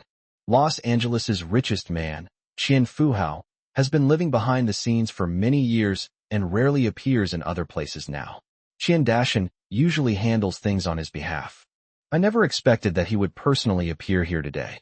Qian Fuhao and Qian Dashan walked up to Fang Heng and respectfully greeted him. Mr. Fang. Hello, Mr. Fang. Fang Heng nodded. The appearance of Qian Fuhao made Su Kuan feel a little embarrassed, and he began to pretend to be mute.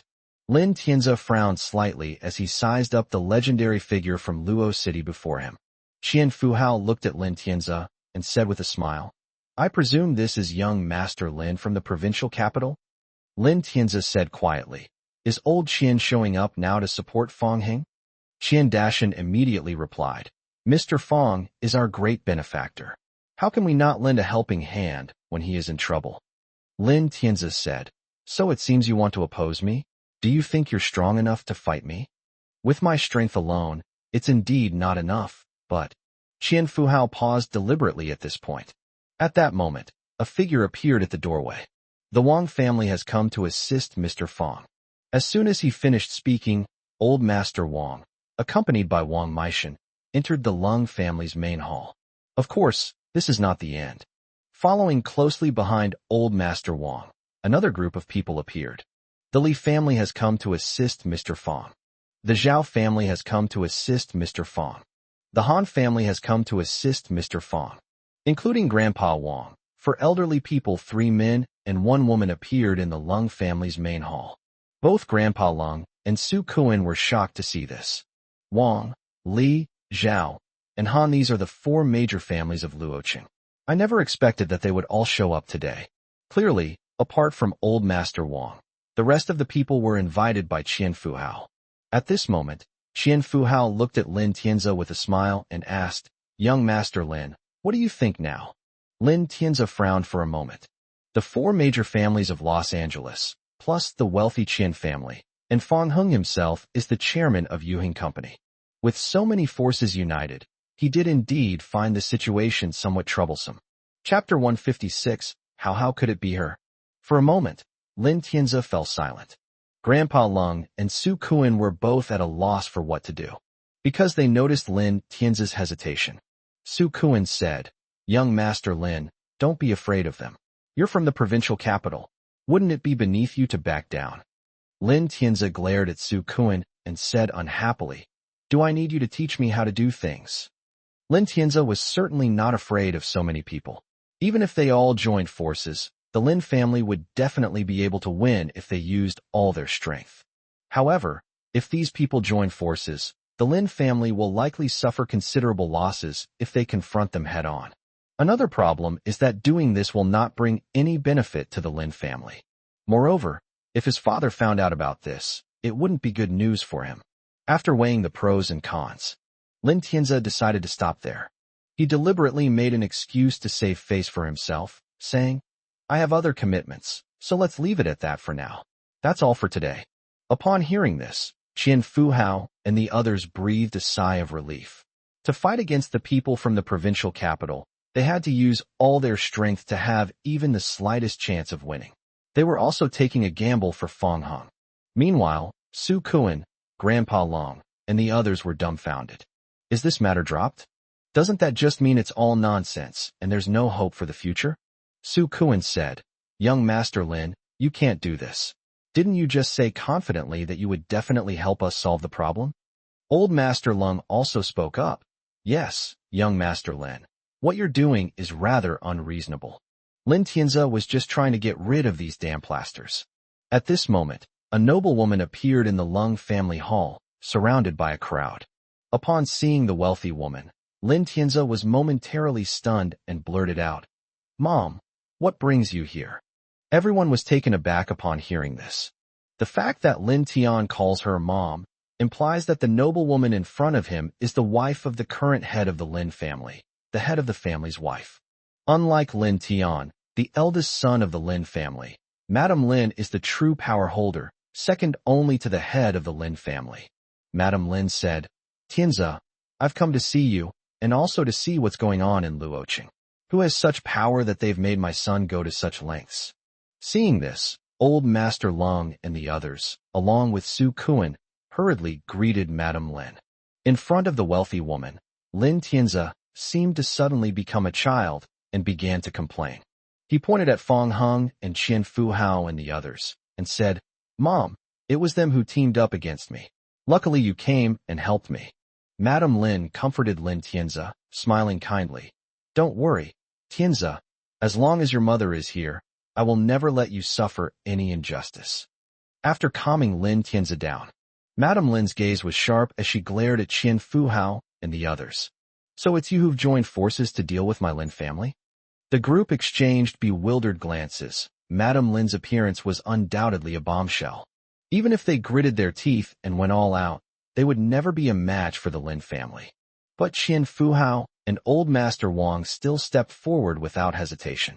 Seeing that the two were so determined, the remaining family heads immediately stood up for Feng Heng. Qian Fuhao said, Madame Lin, you should think this through. With so many of us combined, our strength is not to be underestimated. If we really go head-to-head, the Lin family will inevitably have to pay a heavy price. Madame Lin said coldly, you insects, you all think too highly of yourselves. Mrs. Lin said to her son, Tianze, call your father. Yes. Lin Tianze immediately prepared to contact his father, as instructed by Madame Lin. This scene made Qian Fuhao and others very nervous. Grandpa Lung and Su Kuan breathed a sigh of relief. Since Madame Lin has already taken action, they couldn't imagine how they could possibly lose to Feng Heng under these circumstances. However, at that moment, a woman wearing a hat also appeared in the Lung family's hall. Her hair and bangs were still a little wet, obviously from washing her face. When the Lin mother and son saw the woman, their eyes widened immediately. Lin Tianze was even more stunned, not even pressing the dial button. The others looked at the woman with puzzled expressions, wondering who she was. Lung Rushua crossed her arms and said sarcastically, Oh, Feng Heng, I was just about to ask, who is this person to you? Lung Juanhao said, That's right, Feng Heng, you're already married to my sister. Why are you bringing other women home? Su Kuan also spoke up, Feng Heng, how can you do this to Lung Yu? The woman walked up to Feng Heng and said, Handsome brother, you were driving way too fast just now. It made me carsick. Hey, what happened to you guys? That cry of handsome little brother terrified the Lin family mother and son. The mother and son exchanged a glance. both with expressions of terror on their faces. How could it be her? Oh my God. Moreover, they addressed Fong Hung as younger brother, and in that instant, they seemed to understand something. Following Fong Heng's gaze, the woman turned around and saw Lin Tianze and his wife. A hint of confusion crept into her dazed expression. You two look a little familiar. Have we met somewhere before? Seeing that the woman did not recognize them, the mother and son quickly covered their faces with their hands and began to apologize to Fong Hung. Lin Tianze clasped his hands in a fist and said, I'm sorry, Brother Fong. I've bothered you. This matter has been misunderstood. Mrs. Lin smiled apologetically and said, I'm sorry, Mr. Fong. It's my fault for not raising my son properly. I'll take this little rascal back and give him a good scolding right away. Fong Hung was stunned for a moment, puzzled as to why the mother and son in front of him had suddenly changed their attitude. Old Master Lung and the others were also stunned. Mrs. Lin bowed again and said, These matters have nothing to do with us. You may continue. We will be leaving now. Immediately afterward, before Fong Hung could reply, Madame Lin grabbed Lin Tianze and fled the Lung family hall in a disheveled state. During the incident, one of his shoes was lost. A servant hurriedly returned to pick it up, bowed, and then hastily left the hall. This scene left Old Master Lung and the others completely dumbfounded. What's going on here? How could they just run away like that? Are we just going to abandon them?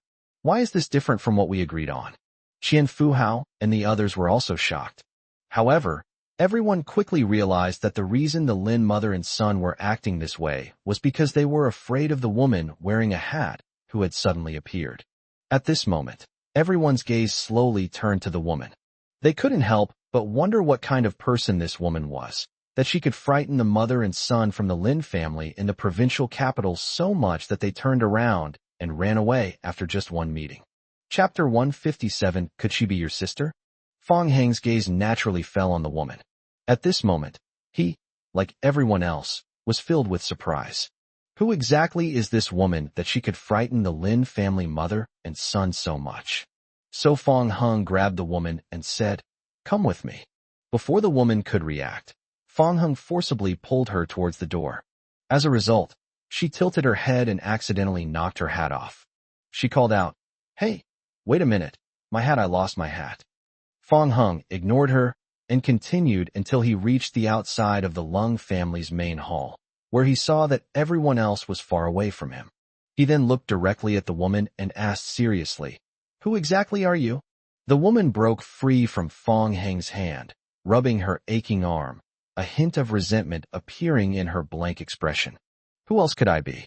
I am me. Fong Hung felt that women's thought processes were truly amazing. Lung Yunluo was rather impulsive, while she had given off a feeling of not being very smart from beginning to end. When I went to the provincial capital before, did you send people to follow me and my wife? Fong Hung continued to question. Oh no, I don't know. Why would I follow you? She stroked her hair as she spoke, her expression already betraying her. It really was you. Huh. The woman scratched her head and said, I didn't even admit it. How do you know it was me? Could it be that the person I sent out that day was captured by you? That shouldn't be the case. I remember he retreated immediately and didn't report to me that he was captured when he came back. Now you've essentially admitted it. The woman realized what had happened and immediately covered her mouth, realizing she had been exposed. She shook her head again and mumbled indistinctly with her mouth closed, It wasn't me. Now that things have come to this, what's the use of denying it? Tell me, what exactly is your purpose? Do you like me? Fong Hung pressed her for an answer, wondering if the woman liked him, since he had encountered similar situations before. The woman chuckled and said, Oh, handsome little brother, you figured it out? I really do like you. I'm already married. So what if you're married? Does that stop me from liking you? I not only like you, but I also like your wife, handsome little brother. I've seen her before. She's tall and beautiful too. She chuckled. Fong Hungren was stunned. Not only do I like him, but I also like Lung Yu. Just then, a helicopter suddenly appeared in the sky. The woman glanced at her watch and said, Handsome brother, it's getting late. I have things to take care of back home. We'll see each other again next time. After saying that, the woman turned and walked towards the helicopter. After boarding the helicopter, as it slowly took off, she waved to Fong Hung. Gradually, the woman belatedly realized that liking someone and liking someone are not the same thing, and that Fong Hung had clearly misunderstood her earlier. She put her hands to her mouth and immediately shouted at Fong Hung, "No, I don't like you." Below, Fong Hung looked up at the helicopter that had already taken off into the sky, and he vaguely heard what the woman had shouted. He just felt completely baffled. A short while later, the others also slowly approached Fong Hung's side. They had all seen the woman leave in the helicopter. For a moment, everyone was curious about the relationship between Fong Hung and the woman, but no one dared to ask. Fong Hung turned to look at Su Kuan and Old Master Lung and the others. "The people who could help you have already run away. What are you going to do next?" Both Grandpa Lung and Su Kuan felt awkward. Su Kuan waved his hand and said, "No, it's nothing, Chairman Fong. We were just joking. There's no need to resume cooperation." Grandpa Lung quickly chimed in. "Yes, good son-in-law, I was just joking earlier. You've acquired Guangyan, so be it. We're all family, it doesn't matter who owns it. If there's anything else the Lung family wants, just say the word. Grandpa won't be stingy, he'll give it to you." Fong Hung chuckled. After seeing the message from Lung Yu, he was too lazy to waste any more time on the two of them. After giving the wealthy man a wink, he immediately set off and left. Seeing Fong Hung leave, Grandpa Lung and the others, along with Su Kuan, all breathed a sigh of relief. Unexpectedly, at this moment, the wealthy man Qian spoke up. Qian Fuhao raised his cane and slammed it heavily on the ground, saying, "Patriarch Lung, Patriarch Su, from this day forward, all businesses under my Qian family's name will no longer have any dealings with your two families. Our cooperation ends here." Grandpa Lung and Su Kuan were both stunned. I realized it. The two hurriedly stepped forward to beg for mercy from the wealthy man. "Please, Mr. Qian, give me another chance, please," Su Kuan pleaded. "Mr. Qian, Fong Hung is my granddaughter's husband. For the sake of this relationship, could you please let the Lung family off the hook," said Old Master Lung. Qian Fuhao completely ignored Su Kuan and gave a cold snort to Old Master Lung. "Patriarch Lung, you still know that Mr. Fong is your grandson-in-law? With a grandson-in-law like this, you not only don't cherish him, but you actually joined forces with the Lin family from the provincial capital to deal with him?" Old Master Lung was speechless for a moment. Following Qian Fuhao, the remaining four major families also began to speak out one by one. With Old Master Wang's instruction, Wang Meishan said coldly, "From this day forward, my Wang family also announces that we are severing all ties with your two families, and our cooperation ends here." Following in the footsteps of Old Master Wang, the remaining three major families also made the same decision. This left Grandpa Lung and Su Kuan completely dumbfounded. With Yuheng Company, the businesses under the Qian family, and the four major families, it's impossible to avoid contact with them if you're doing business. Now that everything has been cut off, they can't even imagine how the company will survive in the future. Facing the group of people in front of him, Su Kuan knelt down with a thud. At this moment, he was completely panicked. "Elder Qian, young Master Qian, and all the elders, I beg you to spare the Su family's life. My father and brother are still lying in their hospital beds. If they wake up and see Su Jiaqing in this state, I really don't know how to explain it." Young Master Qian said coldly, "Heh, Patriarch Su, don't you know better than anyone here why your father and brother are lying in sickbeds?" Qian Fuhao also said coldly, "Su Changjing is really unlucky to have a son like you." On the other side, Old Master Lung knew that asking the Qian family father and son for help was probably useless. He had no choice but to place his hopes on his old friend, Mr. Wang. He urged Lung Juanhao to push him in front of Old Master Wang, then grabbed the man's hand and said emotionally, "Old Master Wang, my old friend, we've known each other for so many years, you can't just stand by and watch me die. Please help me persuade Old Master Qian and the others." Chapter 158, So What If I Bully You? Grandpa Wang suddenly shook off Grandpa Lung's hand. "When we met last time, I reminded you that you deserve this fate because you didn't treat Mr. Fong well. No one can help you." Wang Meishan added, "Patriarch Lung, you really have a good hand that you've played terribly. And so, Ignoring the pleas for mercy from Old Master Lung and Su Kun, everyone left the Lung family one after another. The two of them just sat there slumped on the ground, helplessly watching them leave, their eyes filled with despair. Yuhing Company, the CEO's office. Lung Yu leaned against her desk and put down her coffee cup when she saw Fong Hung push the door open and enter. One moment Yu Hong was facing a crisis, but the next moment the crisis was instantly resolved. She understood, of course, that it was all thanks to Fong Hung. Lung Yu stepped forward to help Fong Hung straighten his tie and asked, "Chairman Fong, you solve problems so quickly. Can you tell me how you did it?" "No rush. Let's sit down and talk it over slowly." Fong Hung led Lung Yu by the hand to the sofa. He sat down on the sofa first, then pulled Lung Yu over and made her sit on his lap. Lung Yu punched Fong Hang in the chest and said, "What are you doing? We're at the company, not at home." Fong Hung smiled slightly and said, "So what? I'm the chairman. What can anyone do to me? You still remember you're the chairman? Isn't this bullying your subordinates? You're my wife. How can this be considered? Okay, tell me quickly what caused it, and how exactly did you solve the problem?" Okay, look at how impatient you are." Fong Hung gently stroked Lung Yu's nose with his hand, and then he told Lung Yu everything that had happened at the Lung family's house. After hearing this, Lung Yu felt angry towards Grandpa Lung, Su Kun, Lin Tianzi, and the others. However, I also started to get curious about the woman's identity. "Who exactly is she?" Fong Hung said. "She said she likes me, and not only that, she also said she likes you." "Oh. But then she said she didn't like it, which was all very strange, and I couldn't quite figure it out either." Lung Yu pinched her chin, lost in thought. Fong Hung reached out and gently pinched her waist, causing Lung Yu to slap his hand and say, "Do you think it's possible that she's your sister?" "My sister? How is that possible? My dad only has one son, and I've never heard anyone around me mention that I have a sister. That's really strange." At the same time, provincial capital. A girl in a wheelchair is sunbathing by a flower bed. The woman beside her was excitedly recounting what had happened at the Lung family's residence. Hearing the end, the girl covered her mouth and chuckled, saying, "Sis, be careful not to be mistaken for a lovesick girl, or he'll ignore you." She paused, then asked, "By the way, do you have a picture of that woman?" "That woman?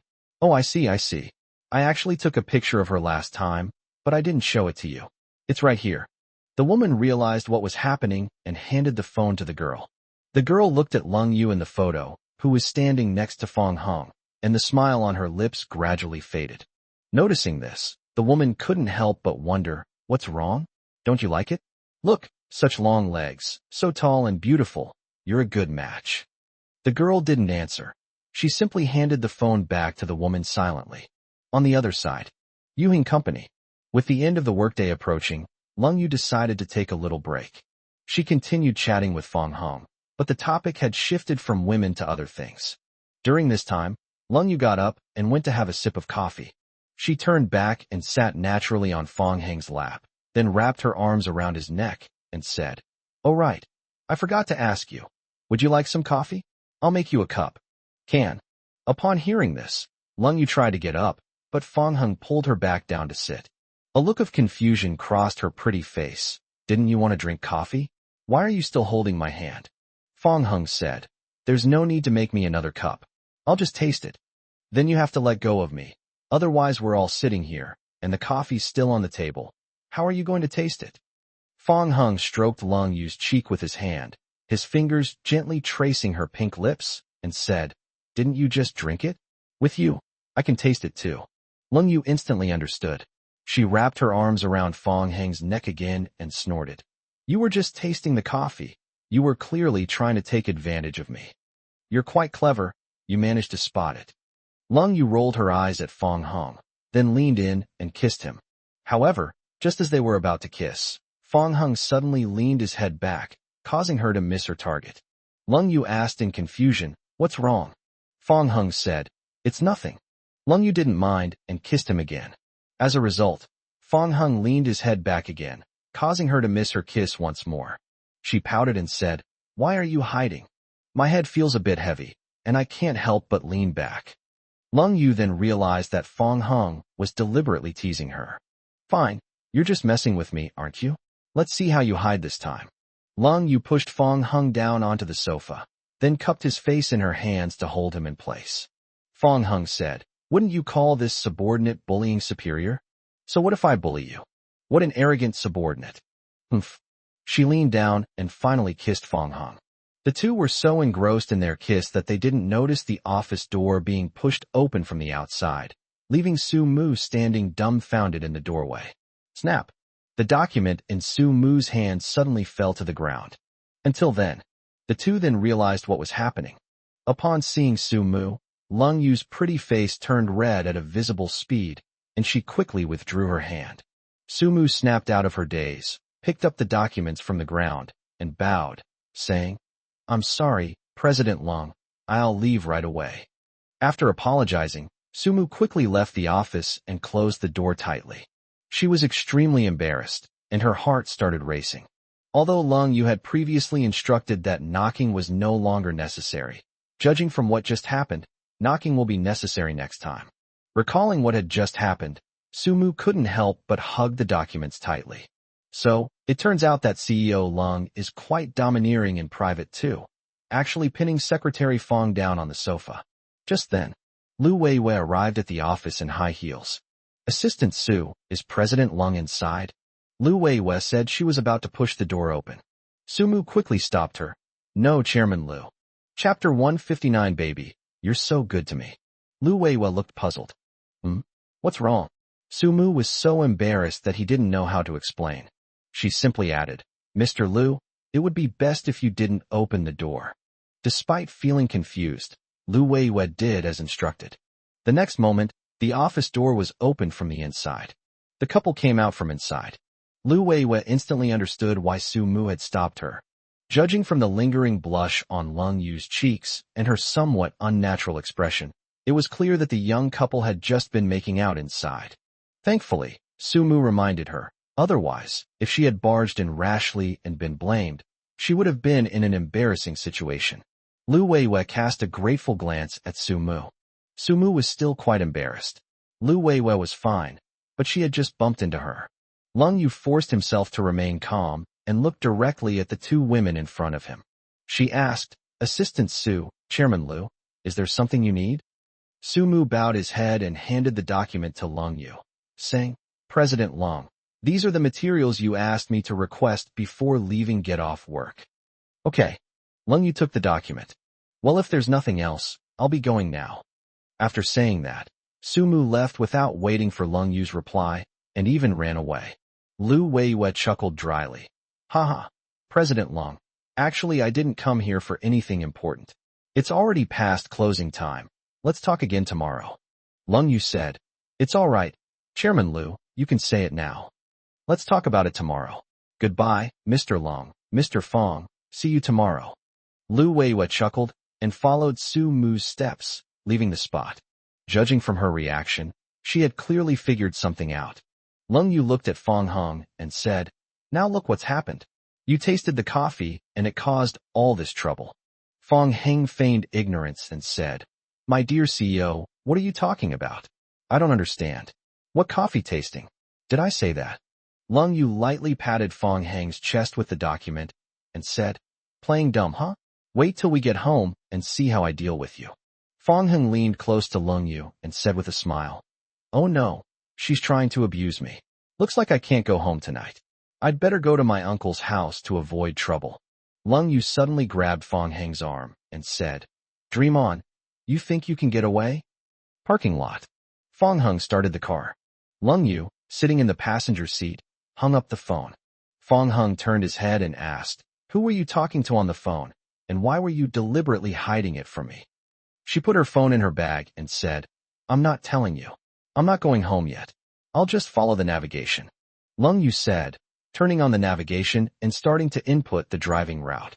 Fong Hung was a little curious about what Lung Yu was going to do. When he arrived at his destination, Fong Hung looked up and realized that it was the same high-end watch store he had visited before.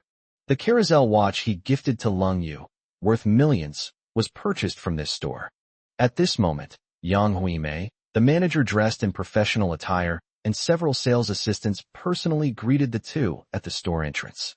Upon seeing the two of them, Yang Huimei immediately greeted her with a smile. Mr. Lung, Mr. Fong. Despite the recent changes at Guangyan Company, Yang Huimei has heard that Lung Yu has resigned from Guangyan Company and joined Yuheng Company, and he will still serve as president. It's important to understand that Yuheng Company's influence in Los Angeles is far greater than that of Lightyear Company. Therefore, Yang Huimei became even more cautious when facing the couple in front of her and dared not be negligent in the slightest. Lung Yu asked, Manager Yang, is everything ready? All right, Mr. Long. Please come into the store and have a look. Mr. Fong, please. The couple entered the store.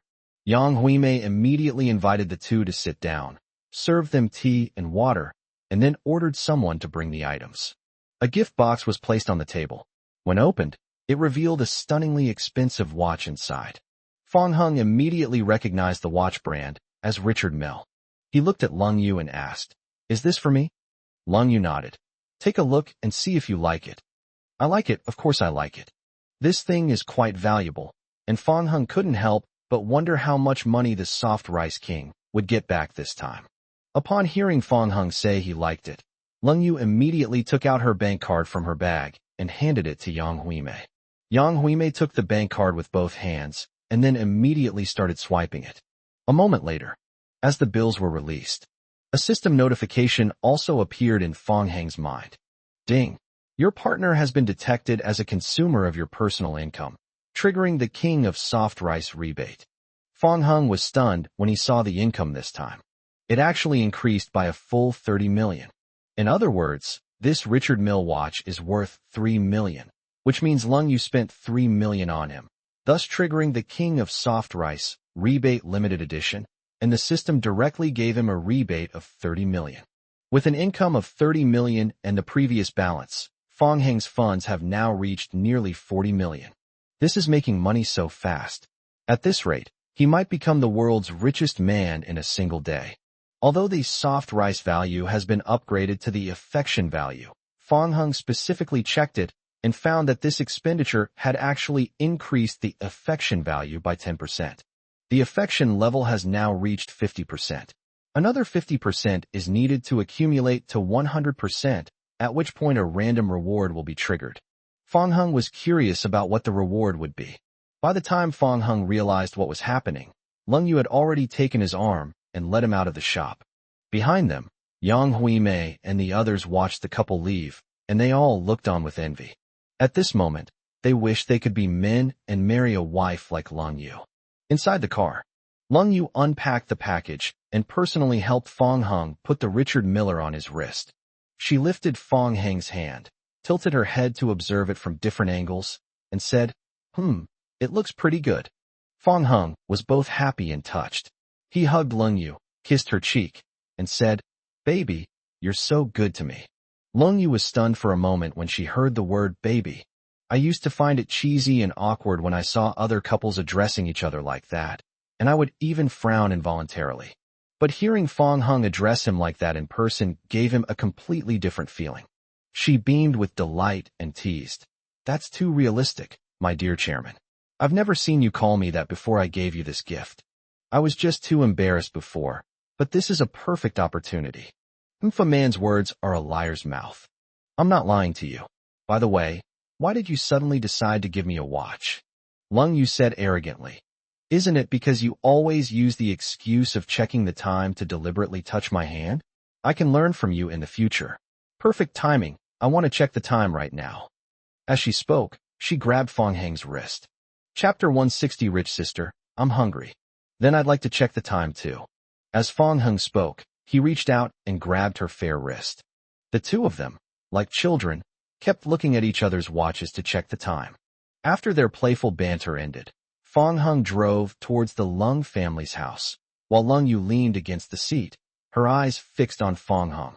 While watching the road, Fong Hung didn't forget to tease her occasionally. You're spying on me again. I didn't peek. I was looking openly and honestly. Goodness, they're not even trying to hide it anymore.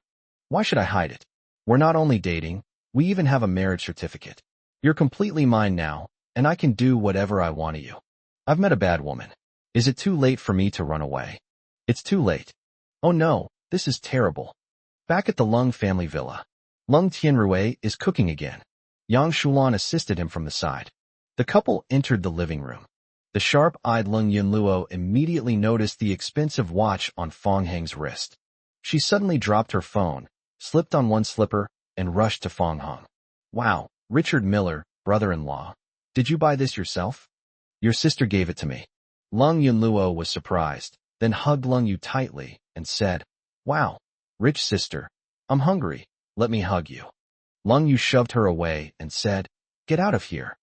Wearing an apron, Lung Tianrui came out of the kitchen carrying dishes. It's all right, the food will be ready soon. Eat more if you're hungry.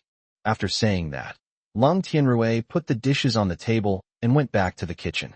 Lung Yunluo said, Sis, have you noticed that Dad is becoming more and more like a stay-at-home dad? Could it be that Aunt Luo will lose her job in the future? As they were talking, Grandpa Lung and Lung Bowen's family came to visit again. The originally harmonious atmosphere was instantly changed by the arrival of the group. Sensing the change in the living room, Lung Tianrui came out of the kitchen and asked, What's wrong? When they saw Lung Tianrui wearing an apron, Old Master Lung and the others were taken aback. Old Master Lung asked, Tianrui, what's wrong with you? They were surprised to find Lung Tianrui wearing an apron and cooking in the kitchen, which was quite different from his usual image. Lung Yunluo asked, Grandpa, Uncle, what brings you here again? Everyone snapped out of their daze after Lung Yunluo's words. Old Master Lung smiled and said, I'm here to deliver something. As he spoke, Lung Bowen immediately handed over an elegantly packaged box. Upon opening it, I found a hat inside. Lung Yunluo asked in confusion, Who is this for? Lung Bowen said, It's not for anyone in particular. This was left behind by that young lady when she left. We don't have her contact information. Fong Heng is the only person in the entire Lung family who knows her, so we could only send it here. That lady. Lung Yunluo was completely confused. When Grandpa Lung faced Fong Heng, his expression had completely lost its former majesty, and he looked just like an ordinary old man. He asked cautiously, Good son-in-law, what exactly is your relationship with that young lady? Why are even the Lin family from the provincial capital so afraid of her? Lung Juanhao quickly chimed in. Yeah, Fong Heng, you're amazing. You actually know such an important person. Is she also from the provincial capital? Fong Heng took the hat left behind by the woman, ignoring the questions the others asked him, and turned to leave. Grandpa Lung and the others felt a bit awkward. Their purpose in coming here was to use the pretext of delivering hats to see if there was any way to make amends for their mistake. However, Fong Heng's reaction was enough to prove that there was indeed no hope left. They couldn't help but feel a sense of despair and began to regret their past actions. If it weren't for this, with Fong Heng's help, the Lung family could easily have joined the ranks of the four great families, or even surpassed them. Now, they have destroyed all of this with their own hands. After Fong Heng and Lung Yu left, curious, Lung Yunluo pressed Old Master Lung for details about what had happened. Grandpa Lung briefly recounted what had happened in the Lung family hall. Lung Yunluo and Lung Tianrui were both stunned by what they heard. Even after the group left, they were still shocked. I never expected that Fong Heng would know such an important person. Therefore, at the following dinner party, Lung Yunluo asked impatiently, Sister, who exactly is that woman that brother-in-law knows? Just from what Grandpa and the others were saying, she seemed really impressive. Lung Yu said, Actually, Fong Heng and I met her in the provincial capital, but neither of us knew her or what her intentions were in approaching us. Huh? Really?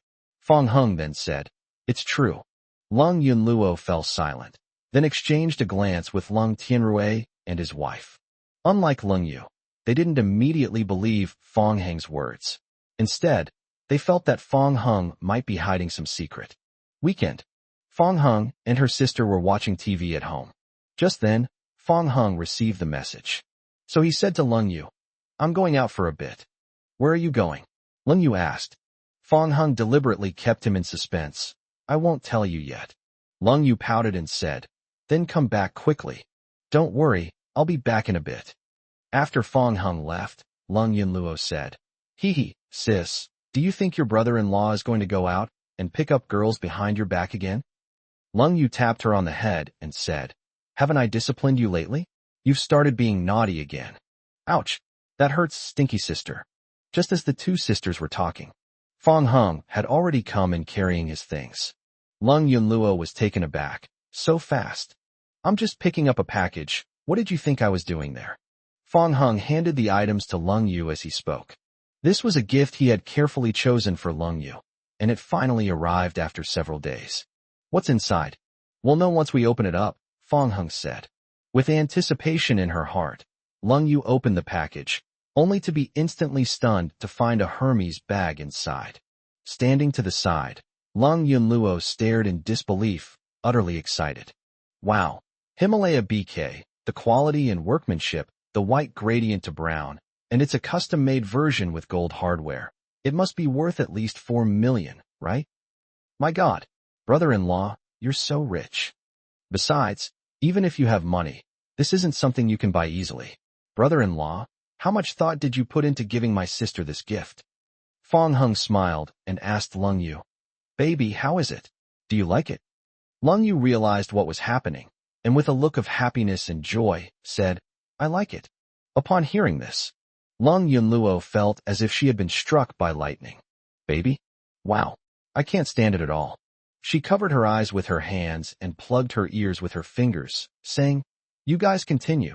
This single dog is going back to her room first. Chapter 161. You're not pretending anymore, huh? Seeing Lung Yunluo leave with a look of disgust, she stumbled and almost fell, which made the couple look at each other and laugh. Lung Yu nestled in Fong Heng's arms, her gaze involuntarily drawn to his Adam's apple. Despite having researched and understood why it shouldn't be touched casually, Lung Yu still couldn't resist reaching out and touching it. She said, I always feel that your Adam's apple is so sexy. It's like it has magic. Touched by her cool, soft little hands, Fong Hung felt as if an invisible flame was gradually igniting within him. He leaned close to Lung Yu's ear and said in a hoarse voice, if you don't stop, you'll be in big trouble. The man's warm breath hit her earlobe, making her tremble all over. Lung Yu could clearly sense Fong Heng's unusual behavior. She gradually withdrew her hand, pursed her lips, and obediently stopped moving. Only a pair of bright eyes remained, quietly observing Fong Hung. Fong Hung stared straight at her and said, scared? What do I have to be afraid of? She started acting arrogantly again. It seems I have to teach you a lesson, as a form of punishment for what you just did. As Fong Hung spoke, he pulled Lung Yu into his arms and then took the opportunity to pinch the rabbit. Lung Yu's expression turned incredulous as she said, you? Huh? What's wrong with me? All right, since that's the case, then I won't stand on ceremony. Finally, Lung Yu could no longer restrain herself and slipped her hand inside Fong Heng's clothes, caressing the perfect abs she had long coveted. Just as the couple were secretly plotting something, Yang Shulan had just returned home and entered the house. Seeing this, Lung Yu was so frightened that she hurriedly turned around and threw herself into Fong Heng's arms, burying her head in his chest like an ostrich. Yang Shulan was taken aback when she noticed this scene. Originally, it wasn't a big deal, but seeing her daughter's attempt to cover it up, Yang Shulan revealed a meaningful smile. Xiaohong, is Xiao Yu asleep? Yang Shulan noticed that Lung Yu quietly pulled her hand away from Fong Heng's clothes. Fong Heng looked slightly embarrassed and said, yes, Mom, Xiao Yu is too sleepy. In the midst of conversation, Lung Yu pretended to have just woken up, turned around, yawned, and said lazily, Mom, you're back. Yang Shulan nodded and asked, why is your face so red? 2M so hot. Yang Shulan's smile never faded. She said, okay, you guys continue. Mom's going upstairs now. Oh, okay, Lung Yu replied. After Yang Shulan left, Lung Yu looked up blankly and asked, what does Mom mean by telling us to continue? Could it be that she's figured something out? Fong Hung said helplessly. Do you think she could possibly not tell? Never mind, my image in her eyes has already collapsed since last time anyway.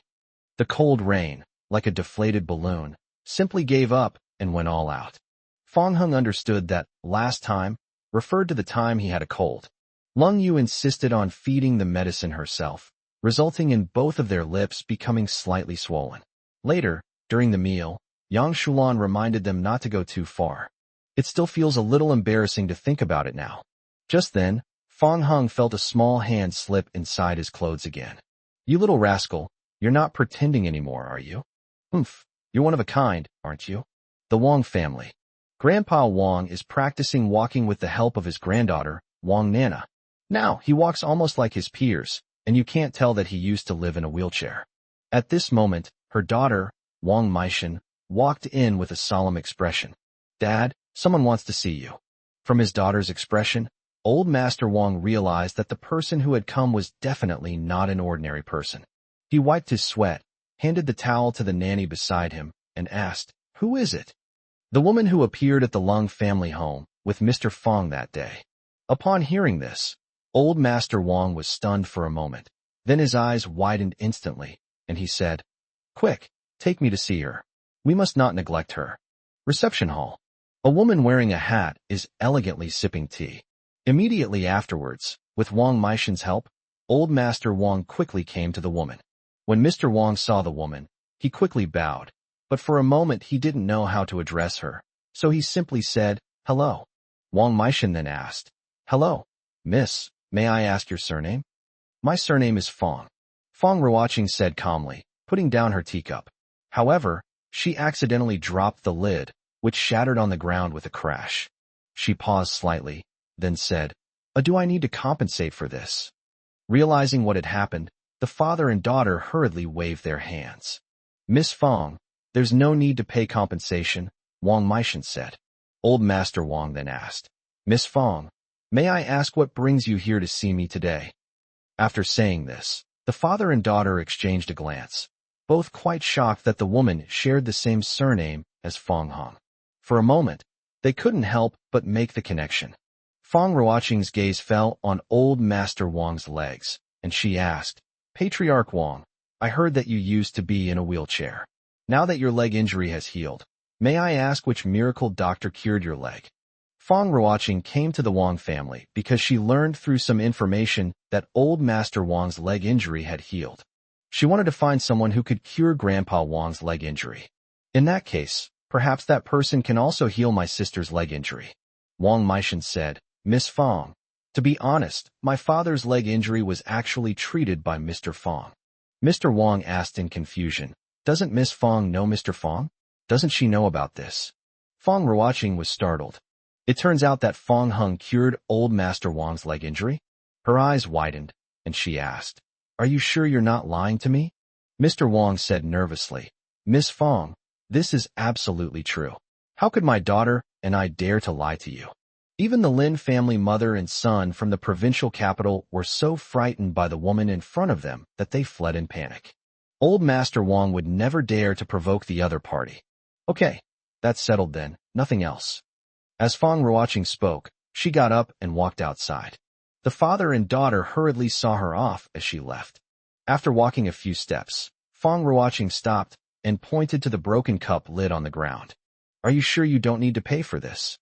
Wong Maishan said, Miss Fong, there's really no need. This isn't anything valuable. Okay. Fong Ruoqing turned around and walked out, but after a few steps, she suddenly turned back around. By the way, do you guys know where my hat, the one that's exactly the same as the one I'm wearing now, is?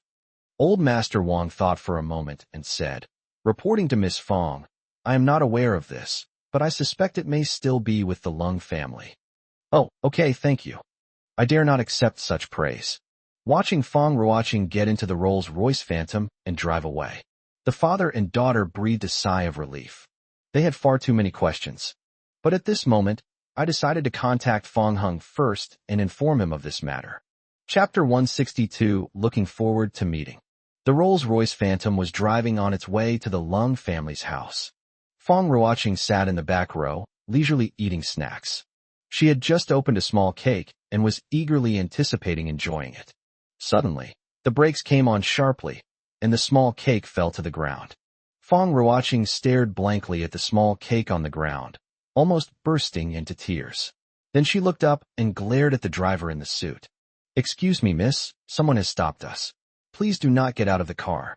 The driver said apologetically, then pulled out a weapon from his waist, loaded it, and immediately began calling for backup through his earpiece. Opposite to the Rolls-Royce Phantom, Fong Hing got out of the car. He was certain that this was the same car the strange woman he had seen earlier had been in. So he walked straight up and knocked on the car window. Unexpectedly, the car window slowly rolled down, and a dark gun barrel was pointed at him. "Don't move." Fong Hung was taken aback. Immediately, the sound of a helicopter came from above. Fong Hung looked up and saw that there were also snipers aiming at him. He frowned, wondering who this woman was. Inside a Rolls-Royce Phantom, Fong Ruoqing was initially a little nervous, but when she saw Fong Hung through the car window, she instantly smiled. Before the driver could react, Fong Ruoqing had already rushed out of the car and grabbed Fong Heng's arm with both hands. "Handsome little brother, I was just about to look for you, but I didn't expect you to come by yourself." On the helicopter, the man in the suit with the sniper rifle was completely dumbfounded. "Young miss, what's going on?" Suddenly, Fong Ruoqing's angry voice came through the earpiece. "Put all your weapons away immediately.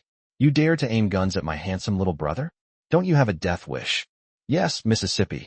Upon hearing this, the man in the suit immediately and reluctantly put away his weapon, and the helicopter then took off from the spot. Below, Fong Ruoqing reached out and patted the driver on the head, saying, "Don't be so jumpy. Go, move the car to the side." The driver rubbed his head and drove the car away in a sorry state. Fong Ruoqing looked away and smiled at Fong Hung again. "Handsome little brother, they're so insensible. You weren't scared, were you?" Fong Hung wasn't frightened. It was just that her demeanor made him even more curious about the woman's identity. He squinted and asked, "Who exactly are you?" "My name is Fong Ruoqing. It's quite a coincidence that we share the same surname, so you can think of me as your beautiful older sister.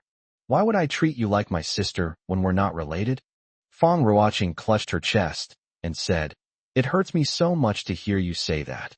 What exactly is your purpose in approaching me?" "All right, I'm not teasing you anymore. I actually know you know medicine.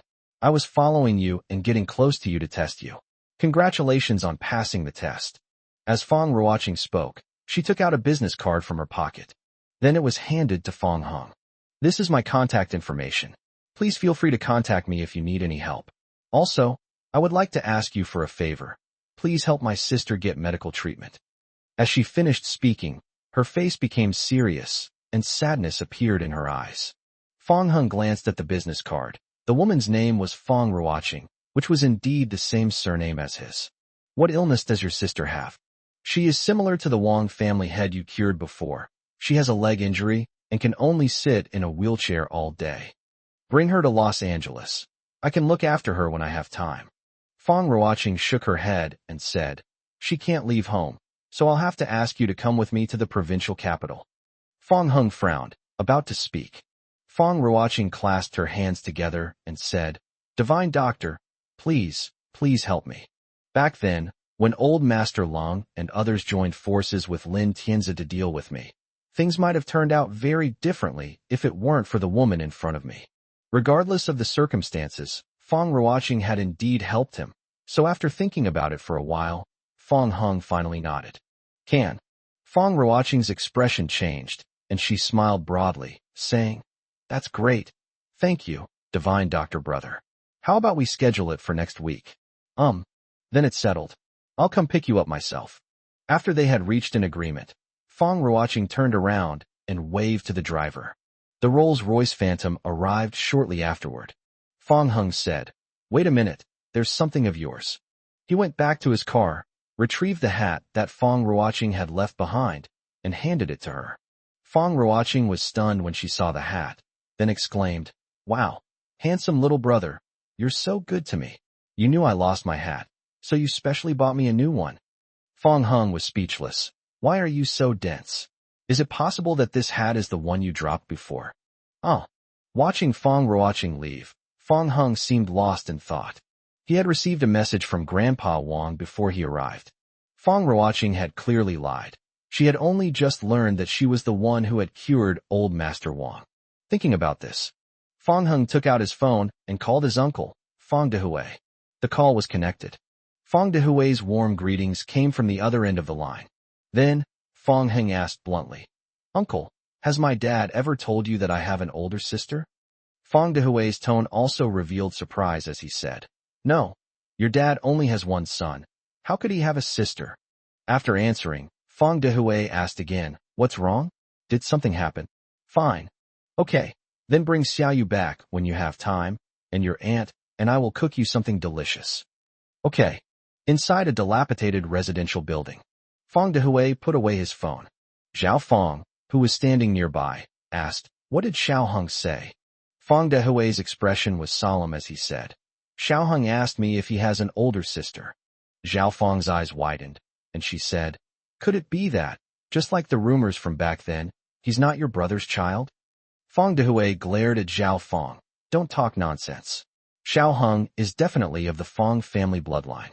Do you think you can just believe the rumors from before? Then why has your brother never mentioned Xiao Heng's mother?" Fong Dehui interrupted Zhao Fong, saying, "All right, let's stop talking about this. That's enough."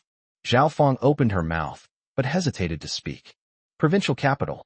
In a dimly lit study, the girl in the wheelchair is lost in thought. Fong Ruoqing quickly walked through the door and stopped slightly out of breath because she was walking too fast, her chest heaving. "Xiaoling, I have 2 pieces of good news." The girl asked, "Is he coming over?" Fong Ruoqing nodded vigorously. Upon receiving Fong Ruoqing's affirmation, joy appeared on the girl's pale face. "And what's the other good news?" "Your brother knows medicine. Perhaps he can cure your leg." The girl was astonished and became even more eager to meet Fong Heng. Chapter 163, My Chairman's Wife. However, Fong Heng, who was in Luoqing at the time, was unaware of all this. Monday happened to be payday at Yuheng Company. Fong Heng walked into the office. Sumu nodded to him in greeting, and then silently withdrew. Seeing that there were only 2 people, Fong Heng immediately pulled Lung Yu into his arms around the waist and asked, "My dear CEO, your salary has arrived. Shouldn't you reward your little secretary?" Lung Yu said, "You're always slacking off, and you still want me to reward you. Then I'll make it up to you now." As Fong Heng spoke, he pulled Lung Yu to sit down in the office chair and then began to massage her. "So, Mr. President, are you satisfied with the service I've provided as your personal secretary?" So. The fact that it's so means it's still effective, so you should still reward me, right?" Fong Heng leaned down and rested his chin on her shoulder. Lung Yu raised her hand and gently stroked Fong Heng's face, her fingers lightly pinching his ear. She said, "You are the chairman of the board, and I am the president working for you. How can you bear to spend the money of your subordinate?" Fong Heng nuzzled her face and said, "I can't help it. You're my wife, and I just like the feeling of being taken care of by you. I just can't do anything with you. Tell me, what do you want this time?" "I haven't decided yet. You can help me think of something. Anything you give me is fine." "You lazy pig. You've become so lazy that you don't even think of anything for yourself anymore, and you still need me to think of things for you." Lung Yu bumped her head against Fong Heng, then opened her phone and started browsing in the shopping mall. "It's getting colder and colder lately. Let me buy you a scarf first, and some clothes and shoes too. And this, do you want this?" Lung Yu carefully selected a lot of items, and before she knew it, the total value in her shopping cart had reached 100,000. Lung Yu pouted and said, "Everyone says kids are money-devouring beasts, but I think in our family, you're the money-devouring beast. This one thing cost me half a month's salary. We don't have children yet, so this important responsibility naturally falls to me." "You really have the nerve to say that." Lung Yu rolled her eyes at Fong Heng, then pointed to her cheek and said, "Give me a kiss, or I won't pay the bill." Fong Heng kissed Lung Yu's cheek hard, leaving a red mark. "Baby, hurry up, it's time to pay the bill. Spend 100,000 on Soft Rice King, and you'll get 1,000,000 in rebates. Although it's not as much as before, it adds up over time and also increases affection points." Just as Lung Yu finished paying the bill, Fong Heng heard a system notification in his mind. "Ding! Your partner has been detected as a consumer of your personal income, triggering the King of Soft Rice rebate." Fong Heng looked and, sure enough, received another 1,000,000 in rebates. At this moment, Fong Heng suddenly realized a problem. He asked, "Did you use the money from your salary card?" Lung Yu nodded and said, "That's right." Fong Heng's eyes widened in surprise, a hint of excitement in them. He had previously tried exploiting a bug, but found that simply giving money to Lung Yu and then having her use it for his own spending didn't work. This led Fong Hung to develop a habitual way of thinking, believing that as long as the money involved was related to him, Lung Yu's spending on him would not trigger any issues. Since Yuheng Company belongs to Fong Hung, logically speaking, paying Lung Yu a salary should not trigger the Soft Rice King rebate. However, this time it triggered the Soft Rice King's rebate. This made Fong Hung realize that the system mechanism was not the same as he had imagined. Once Fong Hung understood this, he was overjoyed, as if he had discovered a new continent. He hugged Lung Yu and said happily, "Baby, how about you become the chairman of Yuheng Company?" Lung Yu thought Fong Hung was joking, so she replied, "Okay, if I were the chairman, the first thing I would do is fire you, the king of slacking off. Then let's agree on that." Immediately afterwards, Fong Hung called Lu Weiwei directly. "Help me draft the equity transfer agreement and other formalities. Also, please inform all the directors to attend a meeting in the senior management conference room later." "Chairman Fong, do you mean to transfer the shares of Yuheng Company?" Lu Weiwei asked in surprise. "Yes, everything is sorted out and sent to the president's office." Okay. After ending the call, Lung Yu stared blankly at Fong Hung and said, "No, are you serious? Otherwise what? You think I'm lying to you?"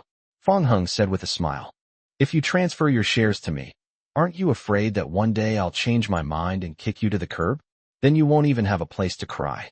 Just as you firmly believe that I would save you if you fell into the water, I also believe that you would not do this to me. This is no small matter, and I hope you will consider it carefully," Lung Yu said with a serious expression. Fong Hung said, "No need to consider it. Being a shareholder and chairman is too troublesome, and it reduces the time I can slack off. I'll leave all of this to you. It'll be like adding wings to a tiger. You can really show your skills at Yuheng." Lung Yu poked Fong Hung's face with her hand and said helplessly, "All you ever think about is slacking off. What can I say to you?" Soon, Lu Weiwei appeared in the president's office. She put the file on her desk. "Chairman Fong, everything you requested has been prepared." Fong Hung said, "Ms. Lu, thank you for your hard work these past few days. I have decided to transfer the shares to my wife, and she will also serve as the chairman from now on." When Lu Weiwei arrived, she had already guessed this would be the outcome and was mentally prepared. She said, "Okay, Chairman Fong, I am already very honored to be the nominal chairman for so long. I just hope you can let me stay at Yuheng. I want to continue to contribute to the company. Don't worry, you won't be treated unfairly. From now on, you will serve as the vice chairman and continue to assist my wife in her work." Lu Weiwei was flattered and said, Thank you, Chairman Fong." Lu Weiwei never expected that she would become the vice chairman. Although he was the chairman before, it was only in name, and he didn't have any real power. Now that she has become the vice chairman, she has real power in Yuheng Company, which makes her extremely happy. "Chairman Fong, I'll go to the senior management meeting room to wait." After Lu Weiwei finished speaking, she left the office. Fong Hung withdrew his attention and focused his gaze on Lung Yu. He said, "Baby, what are you still hesitating for? Hurry up and sign it." Lung Yu said, "I know you trust me, but this is still too hasty." "I am not hasty. Without you, I would not be who I am today." As Fong Hung spoke, he placed the pen in Lung Yu's hand, then enveloped her delicate hand in his large palm, and finally signed his name on the equity transfer agreement. After all the formalities were completed, Fong Hung pulled Lung Yu into his arms and let her sit on his lap. "Oh dear, now I have nothing left. My wife, the chairman, I'll have to rely on you to support me from now on." Chapter 164. What to do? "I'm suddenly hungry again." Lung Yu scoffed. "You're so capable. Why do you always think about living off a woman? It's so great to be a kept man. The feeling of not having to work is incredibly satisfying." Fong Hung lowered his voice and leaned close to Lung Yu's ear to continue. "Actually, besides being a kept man, I also like to eat steamed buns." Steamed buns. Lung Yu was slightly puzzled. In her memory, Fong Hung didn't like steamed buns. "Yes, it's a steamed bun." Sensing Fong Hung's actions, Lung Yu instantly understood. She patted Fong Hung's hand, glanced at the door, and said shyly, "Let's do something like this when we get home. We're at the company, and if Su Mu sees us again, it'll be just as embarrassing as last time." Fong Hung grinned mischievously. Oh, so you're saying you'll make me steamed buns when we get home? Lung Yu gritted her teeth. Still want some steamed buns? I'll give you a beating. Oh no, I'm so pitiful. I can't even afford a steamed bun. If you want to eat real steamed buns, I'll make them for you myself, as many as you want. Huh? Of course they're real steamed buns. Otherwise, how could there be fake steamed buns? Fong Hung said with a smile. You. Lung Yu was both ashamed and angry. Of course, she knew that Fong Hung was teasing her, but she was helpless.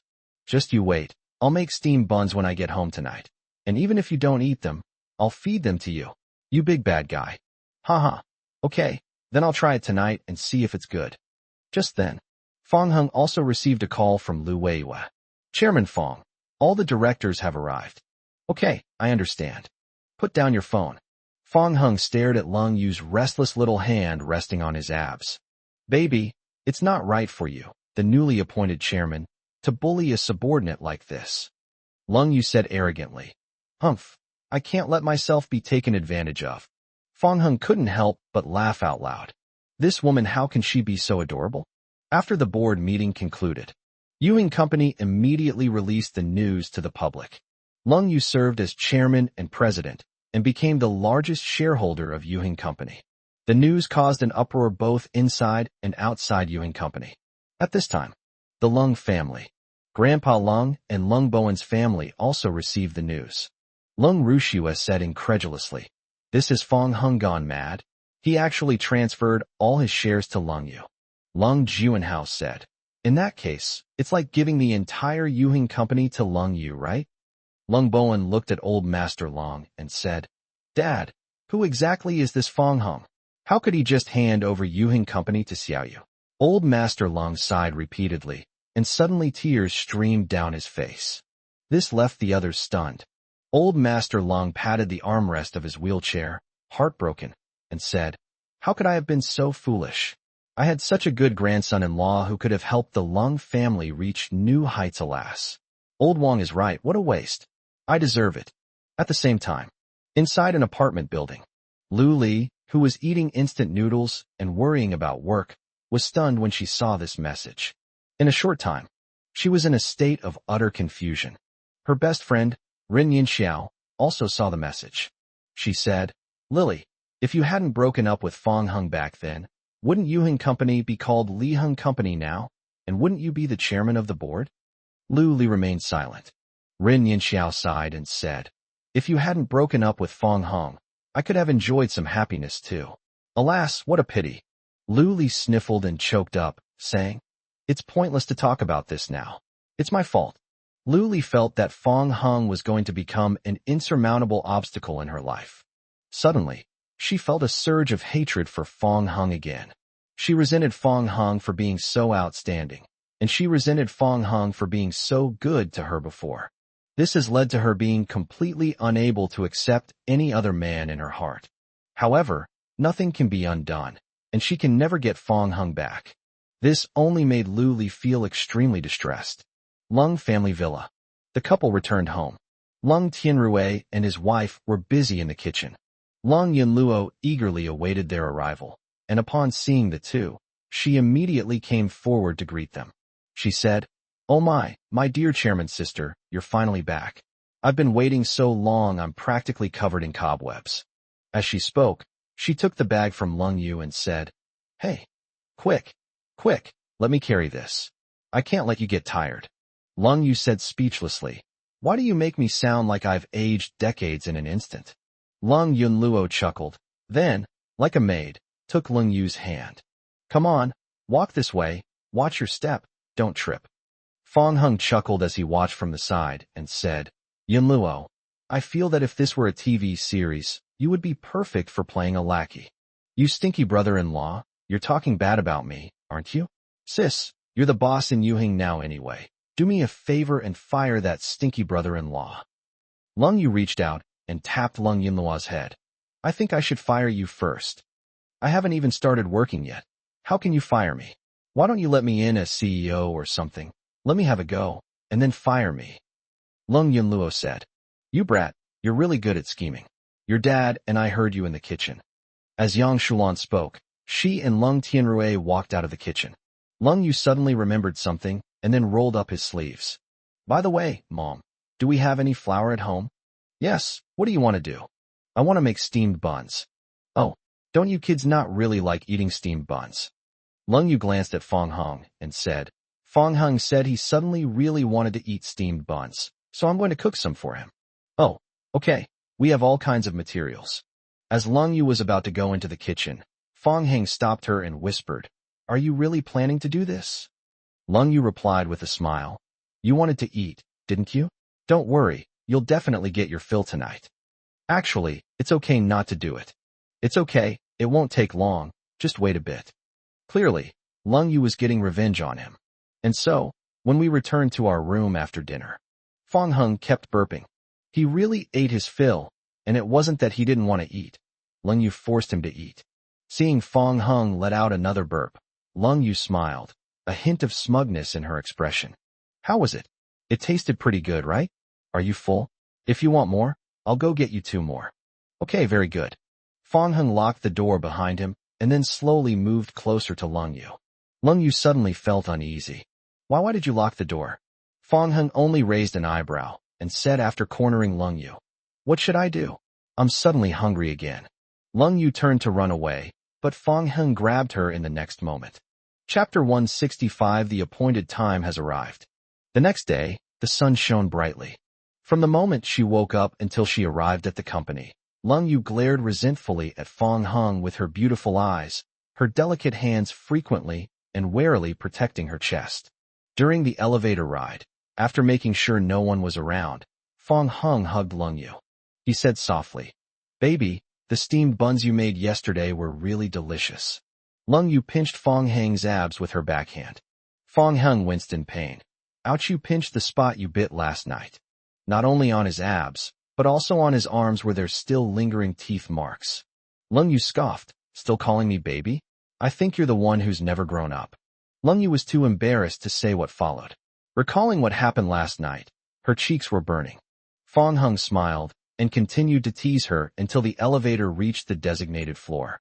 Only then did he release Lung Yu and pull his sleeves down. I got off the elevator. When the staff saw the two, they all took the initiative to greet them. Hello, Chairman Lung. Hello, Secretary Fong. Lung Yu nodded and stepped out of the elevator first, while Fong Hung smiled and waved to them warmly. Watching the two figures walk away, the employees were all talking about it. The fact that the two are husband and wife is no secret within the company. Many male employees envied Fong Hung for marrying such a beautiful chairwoman, something they could only dream of. On the other side, Fong Hung and Lung Yu entered the president's office. Although Lung Yu is now the chairman, she still serves as the president, so she has decided to continue working in her original office. At this moment, a system notification suddenly sounded in Fong Hung's mind. Congratulations, host, you have accumulated 100% affection points. Would you like to participate in the lottery? Fong Hung didn't expect that the affection value would accumulate so quickly, reaching 100% in the blink of an eye. So he chose yes, without hesitation. He was wondering what he had drawn. The system issued another notification a moment later. Congratulations, host, you have acquired the Royal View No. 1 building. Fong Hung was taken aback. There was no Royal View No. 1 building in Luoqing. According to the address marked by the system, he then discovered that it was actually a building located in the core area of the provincial capital. This building cost a fortune to build, and it generates a substantial monthly income simply by collecting rent. Fong Hung noticed that there were new options in the beneficiary column, including the words partner, Lung Yu. In other words, the system allows users to give away acquired items to their partner by default. Therefore, Fong Hung directly gifted the Yujing No. 1 building to Lung Yu, saving the trouble of going through the transfer procedures later. With the assets in Lung Yu's name, she can have more money to spend on herself, thus maximizing her returns. After Fong Hung pressed confirm, the signing was completed in the system, and all that remained was to sign the equity transfer contract in person. However, he was not in a hurry. He planned to take Lung Yu with him to the building when he went to the provincial capital to treat Fong Ruoqing's sister. Close the system panel. Fong Hung glanced at the date, then said to Lung Yu, let's go to the provincial capital this weekend. Lung Yu asked in confusion, why go to the provincial capital? Fong Hung said, it's a secret. You'll find out when the time comes. You're keeping us in suspense again. Friday arrived in the blink of an eye. After getting off work, Fong Hung drove to the provincial capital amidst the cold rain. Much later, the Mercedes-Benz G-Class slowly came to a stop in front of Yujing No. 1. Fong Heng got out of the car, looked up at the towering building that seemed to reach into the clouds, and felt that he had hit the jackpot. He led Lung Yu into the building. A short while later, a middle-aged woman came to greet them. The middle-aged woman is the person in charge of the Royal View No. 1 building. Upon seeing the two arrive, she tentatively asked, excuse me, are you Mr. Fong and Ms. Lung? Fong Hung nodded. It's me. The middle-aged woman smiled and said, you two have finally arrived. Please follow me. And so, the couple took the elevator and followed the middle-aged woman to the top floor of Royal View 1. Looking down through the transparent glass, the buildings below appear smaller and smaller, and people and cars look like ants and toys. Perhaps due to a fear of heights, Lung Yu couldn't help but tighten her grip on Fong Heng's hand, then whispered, what exactly are you doing here? Fong Hung said, you'll find out soon enough. After the two entered the office and sat down, the middle-aged woman ordered tea to be poured for them, then opened the safe and took out a contract. She pushed the contract in front of Lung Yu and said, Ms. Lung, please sign it. Lung Yu was taken aback. When she saw the words equity transfer at the top of the contract, she vaguely understood what was going on. She flipped through the contract and found that it was transferring all the equity of the building, which meant that after the contract was signed, she would own the entire building. She turned to look at Fong Hung and asked, you acquired this? Fong Hung smiled and said, let's sign first. We've been waiting for almost a week. Don't make people anxious. The middle-aged woman gave an awkward smile. Indeed, waiting for these days had made her feel like she was sitting on pins and needles. Upon hearing this, Lung Yu hesitated for a moment before slowly signing her name. The middle-aged woman couldn't help but scrutinize Fong Hung. She couldn't help but wonder which family Fong Hung belonged to in the provincial capital, that he possessed such terrifying wealth, managing to acquire the capital's premier building, Yujing No. 1, in one fell swoop. Moreover, judging from the situation, he didn't acquire it for his own use, but rather gave it to his beloved woman. This is truly astonishing. After Lung Yu put down her pen, the middle-aged woman reached out her hand to her. The two women clasped hands. The middle-aged woman said, Mr. Lung, from this moment on, Yujing No. 1 belongs to you. Please feel free to ask me for anything. Lung Yu simply nodded. She was still a little dizzy. Fong Hung then asked, which floor is available for check-in? I need a suite. Downstairs is fine, Mr. Fong. This way, please. The middle-aged woman led the two to their destination, then bowed and withdrew. Fong Hung looked around at the luxurious suite in front of him and couldn't help but sigh. Now we have our own house in the provincial capital, or rather, a high-rise building. Lung Yu caught up, staring straight at Fong Hung, and asked, I find it increasingly difficult to understand you. You are much more mysterious than I imagined. Tell me, which powerful family in the provincial capital are you, young master? Fong Hung turned around and looked directly at Lung Yu, pinched her cheek, and replied, I'm nobody, just my baby's handsome husband who loves to live off his wife. Humph, nobody would believe you. As they were talking, Fong Hung received a call from Fong Ruoqing. My dear doctor brother, it's time for our appointment. Shall I go to Luoqing to pick you up now? Fong Hung said calmly, I'm in the provincial capital right now. You can come to Yujing No. 1 to pick me up. Chapter 166 The Girl in the Wheelchair, Unexplained Feelings. After ending the call, Fong Hung put away his phone and then placed his hands on Lung Yu's shoulders. You stay here for now. I'm going to treat someone's illness. I'll be back soon. Lung Yu straightened Fong Heng's tie and said gently, Okay, I understand. Immediately afterwards, Fong Hung turned and walked out. But when he reached the door, he stopped and looked back. Lung Yu looked puzzled. What's wrong? Fong Hung couldn't help but turn back and tackled Lung Yu onto the bed. No rush. There's still plenty of time. We can go later. Without waiting for Lung Yu's reply, Fong Hung leaned down and kissed her, his hand instinctively slipping inside her clothes. Fong Hung only let go of Lung Yu when his phone rang again. Lung Yu wrapped her arms around his neck and said with a dazed look in her eyes, "I feel like I've been taken advantage of. You have to come back early tonight. I want to get my money back." Fong Hung said, "I know, you little rascal." Lung Yu looked up and kissed Fong Hung again, saying softly, "You're the little hooligan." After saying that, she released Fong Hung. Then she sat up and watched Fong Hung leave with lingering reluctance. Downstairs at Royal View No. 1. The Rolls-Royce Phantom was parked on the side of the road.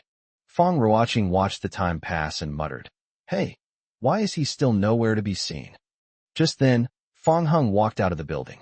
Fong Ruoqing asked the driver to lower the car window, then leaned out and waved, saying, over here, little brother, the divine doctor."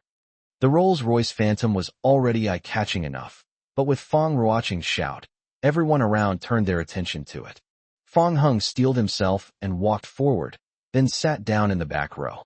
As soon as Fong Ruoqing saw him, she grabbed his arm and said, "Oh, dear brother, we've finally met again. I've missed you so much." Fong Hung pushed Fong Ruoqing's hand away and deliberately kept his distance from her, saying, "Don't touch me. Men and women shouldn't touch each other. I'm a married man." Fong Ruoqing pouted and said, "Oh dear, can't I even touch you?" "Yes, please keep your distance from me. Wah, if only I had found you sooner, I could have hugged and kissed you. Now that I'm all grown up, I can't even touch you anymore." Fong Hung could naturally glean other information from her words.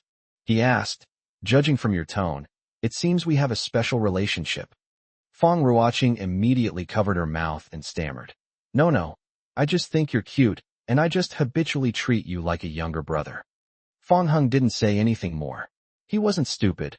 Fong Ruoqing's words and actions were enough to prove that things weren't so simple. His intuition told him that the answer might be revealed soon. That's all. The Rolls-Royce Phantom drove along a wide road and eventually entered a secluded estate. There were fully armed guards at the entrance of the manor. All other vehicles were subject to rigorous questioning before being allowed to pass, but Fong Hung's Rolls-Royce Phantom was allowed to proceed without any issues. The car drove around the estate for a while before finally stopping in front of a manor. Fong Hung was about to get out of the car when Fong Ruoqing stopped him, saying, "Wait a minute, let me get out and take a look first." Fong Ruoqing got out of the car, first to observe the situation. After confirming that there were no problems, she said to Fong Hung, "Quick, handsome brother, get out of the car." Fong Hung got out of the car, and Fong Ruoqing pulled her along, quickly entering the mansion before closing the gate. The mansion was very quiet, as if no one was there, and it was kept very clean and tidy. As he walked along a path, Fong Hung saw a frail and thin figure sitting in a wheelchair. The girl was facing away from the two people, holding a book in her hand, with two small hamsters perched on her shoulders and head. Having probably heard the sound, the hamster jumped off the girl and disappeared in a flash. Immediately, the girl turned her wheelchair around and asked, "Sister, are you coming?" Halfway through her sentence, the girl saw a tall, handsome man appear before her. For a moment, the girl stared blankly at the man, the book in her hand falling to the ground. The moment Fong Hung saw the girl, an indescribable feeling suddenly arose in his heart. The girl was about the same age as Lung Yunluo, extremely delicate, and seemed somewhat shy. Her eyebrows bear some resemblance to Fong Hung's. Fong Ruoqing secretly observed Fong Hung's reaction, then walked up to the girl and said, "Xiaoling, I've invited someone over. He's the miracle doctor. Let him treat your leg."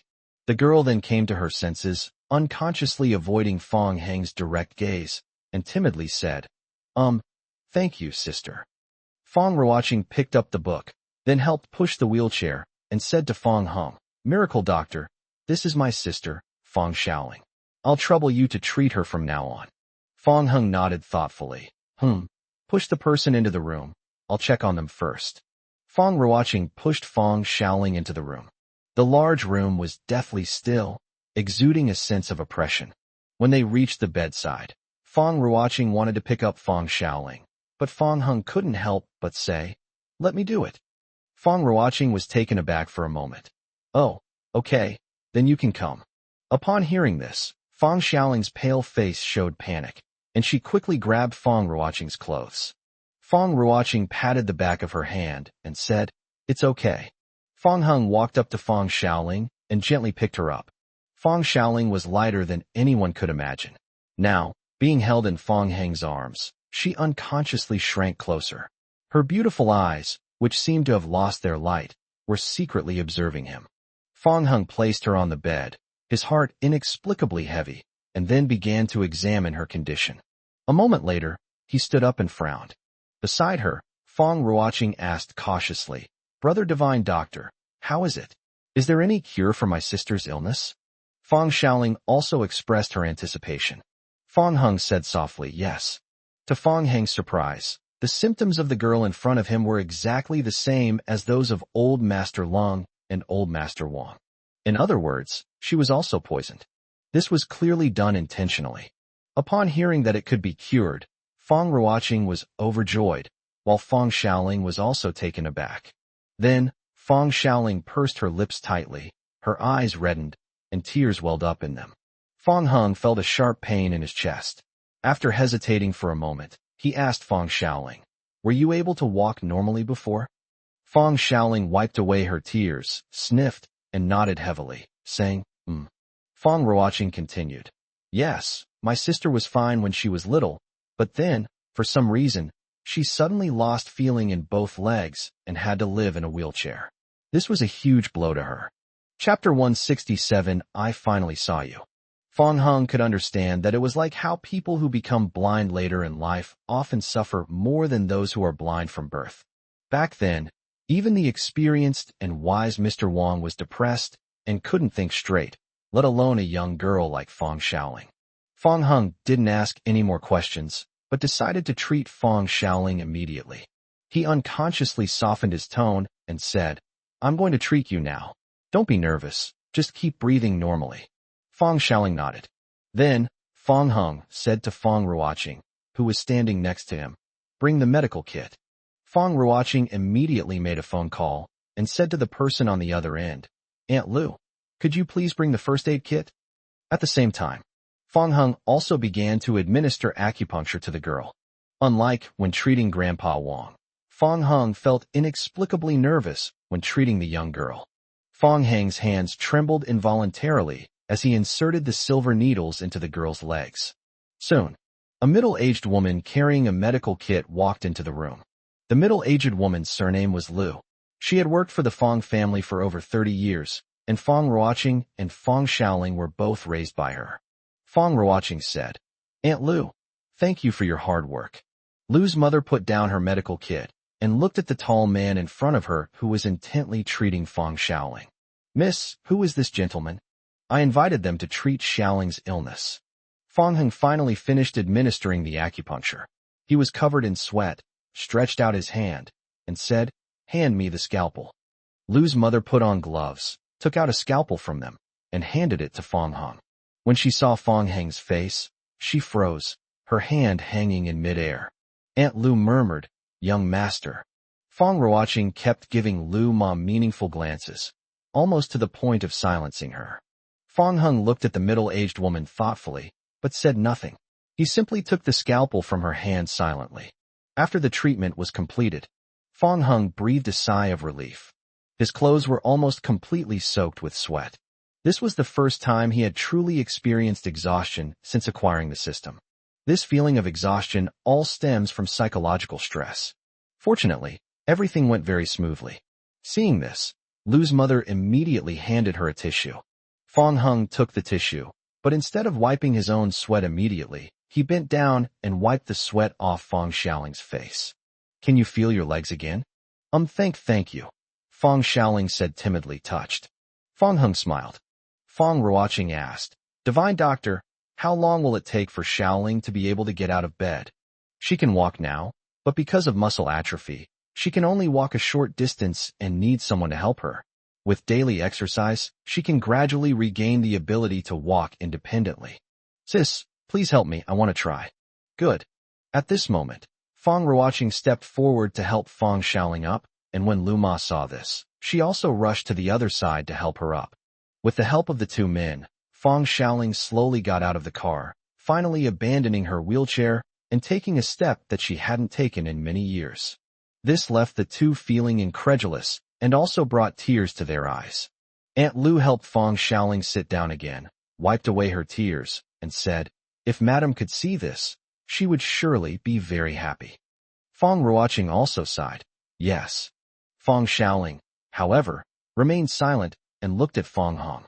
Although she didn't speak, Fong Hong sensed that she must have something to say to him. So, Fong Hong walked up to Fong Xiaoling. The girl waved her hand, signaling Fong Hong to lower his head. Fong Hong did as instructed. The next moment, Fong Xiaoling took a tissue from the side and carefully wiped the sweat off Fong Hong's face. "I've finally met you." Fong Hong remained calm, while Fong Ruoqing, standing to the side, seemed somewhat at a loss. She chuckled dryly and explained, "Brother Divine Doctor, my sister and I have mentioned you many times. We've met you in person, that's why she said that." Fong Hong did not respond. After Fong Xiaoling wiped his sweat, Fong Hong stood up and looked at the darkening sky outside before saying, "It's getting late, I should go back." Fong Xiaoling instinctively wanted to grab Fong Hong's hand, but just before she touched it, she suddenly pulled it back. Fong Hong said goodbye. The girl pursed her lips and remained silent, looking as if she was about to burst into tears again. Fong Hong turned around and walked straight out of the room, with Fong Ruoqing following closely behind. "Take me back to Royal View number 1. Thank you so much, doctor. We've searched all over the province for the best doctors to cure my sister's leg injury, but none of them could. It's all thanks to you." As Fong Ruoqing said this, she couldn't help but observe Fong Hong. What puzzled her was that, despite so many flaws, Fong Hong didn't ask any questions. That's all.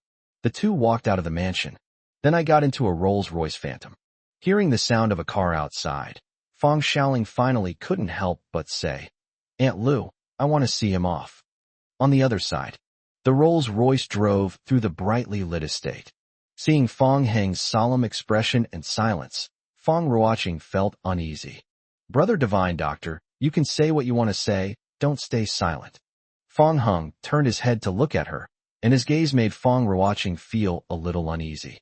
He said, "If I ask, will you tell me?" "Well, I actually wanted to tell you, but I have my own difficulties," Fong Ruoqing said weakly. "Yeah, that's good then." Fong Hong sneered. The car fell silent again. Just as I was passing by a statue, Fong Hong saw a figure he had been longing for day and night. He was initially shocked, but quickly turned into intense anger. Finally, suppressing his anger, he said, "Stop the car." Fong Ruoqing also saw the two people in front of the statue and hurriedly ordered the driver, "Speed up." Fong Hong glared at Fong Ruoqing and said, "I said, stop the car." Fong Ruoqing pulled him along, saying, "We can't stop. We really can't stop." Fong Hong shoved him aside, then grabbed the driver, forcibly stopped the car, and unlocked the door. With a screeching sound of brakes, Fong Hong got out of the car and walked straight toward the middle-aged man under the statue. At this time, beneath the statue, two middle-aged men are talking. They also noticed the strange thing in the distance. When Fong Guangyuan saw the familiar face stepping out of the Rolls-Royce Phantom, he was stunned for a moment, then quickly turned his back and deliberately moved his feet to block the man's view. "Sir, it's getting late, and the light here isn't very good. Shall we go somewhere else?" Before the man could answer, Fong Hong rushed forward. "Fong Guangyuan, you really made me look for you." Chapter 168. It turns out father didn't die. Fong Hong's appearance was completely unexpected by Fong Guangyuan. Looking at his son, whom he hadn't seen for over 10 years, his eyes suddenly welled up with tears. Fong Guangyuan deliberately covered his face and lowered his voice, saying, "Ahem, you've mistaken me for someone else. I'm not the father you're looking for." Fong Hong stared at the man in front of him. The man was none other than Fong Guangyuan, the father who had been lost for many years after being swept away by the current while swimming in the sea. He had assumed his father was dead and forced himself to accept it all. Unexpectedly, things turned out to be completely different from what I had imagined. "I haven't even explained why I'm here. How did you know I was looking for my father? If you're all right, why don't you go home? Do you know how I've been all these years?" Fong Hongxing asked sternly. Beside Fong Guangyuan, a tall man in a Zhongshan suit fixed his gaze on Fong Hong. Fong Guangyuan, who was not tall, deliberately avoided Fong Hong. and then said to the man in the Zhongshan suit next to him, "Sir, let's go. This child is of unknown origin and is acting strangely." At this moment, Fang Ruoqing caught up and, facing the man in the Zhongshan suit, immediately bowed her head and called out, "Dad." Fang Zun, though not angry, exuded an imposing aura. His voice was loud and clear as he said, "Ruoqing, who gave you permission to bring outsiders back to the Fang family without authorization?" Fang Guangyuan's expression changed slightly. "Outsider." Fang Ruoqing couldn't help but complain, "Dad, you sigh? How could you be like this?" Fang Zun's face darkened as he said, "Send them out immediately." In the midst of conversation, suddenly, a group of armed men stepped forward and surrounded Fang Heng with guns drawn. Just then, Lu's mother appeared, pushing Fang Shaoling, who was in a wheelchair. The timid Fang Shaoling mustered her courage and said, "My brother is not an outsider." As she spoke, she stood up from her wheelchair and then walked with difficulty toward Fang Heng. This scene left everyone present dumbfounded. It wasn't just because Fang Shaoling could walk again. Her cry of "brother" was equally astonishing. Fang Zun strode forward and helped Fang Shaoling up, looking astonished. "Linger, you can actually walk now." Fang Shaoling pushed Fang Zun away and said, "Don't touch me." Immediately afterwards, she walked towards Fang Heng, forcibly drove away the people surrounding him, and spread her arms to block him. Fang Shaoling's leg injury had just been treated, and she could only barely walk. This short stretch of road alone has already exhausted all my energy. At this moment, her legs went weak, and although she was about to give up, she still resolutely chose to protect Fang Heng. Fang Zun looked at Fang Ruoqing and asked, "Which divine physician healed Linger's leg?" Fang Ruoqing pointed at Fang Heng and said, "It was my younger brother who cured him." Fang Zun and Fang Guanyuan both looked at Fang Heng with great surprise. It should be noted that Fang Shaoling's leg injury had baffled even the most renowned doctors in the provincial capital. Unexpectedly, Fang Heng cured him. Fang Zun asked, "Where did you learn your medical skills?" Fang Guanyuan couldn't help but ask, "Yes, Xiao Heng. When did you learn medicine?" Suddenly, Fang Shaoling, who was standing in front of Fang Heng, fainted due to extreme weakness. Fang Heng hugged her tightly, then said to Fang Ruoqing, "Have the driver bring the car over and take her home to rest."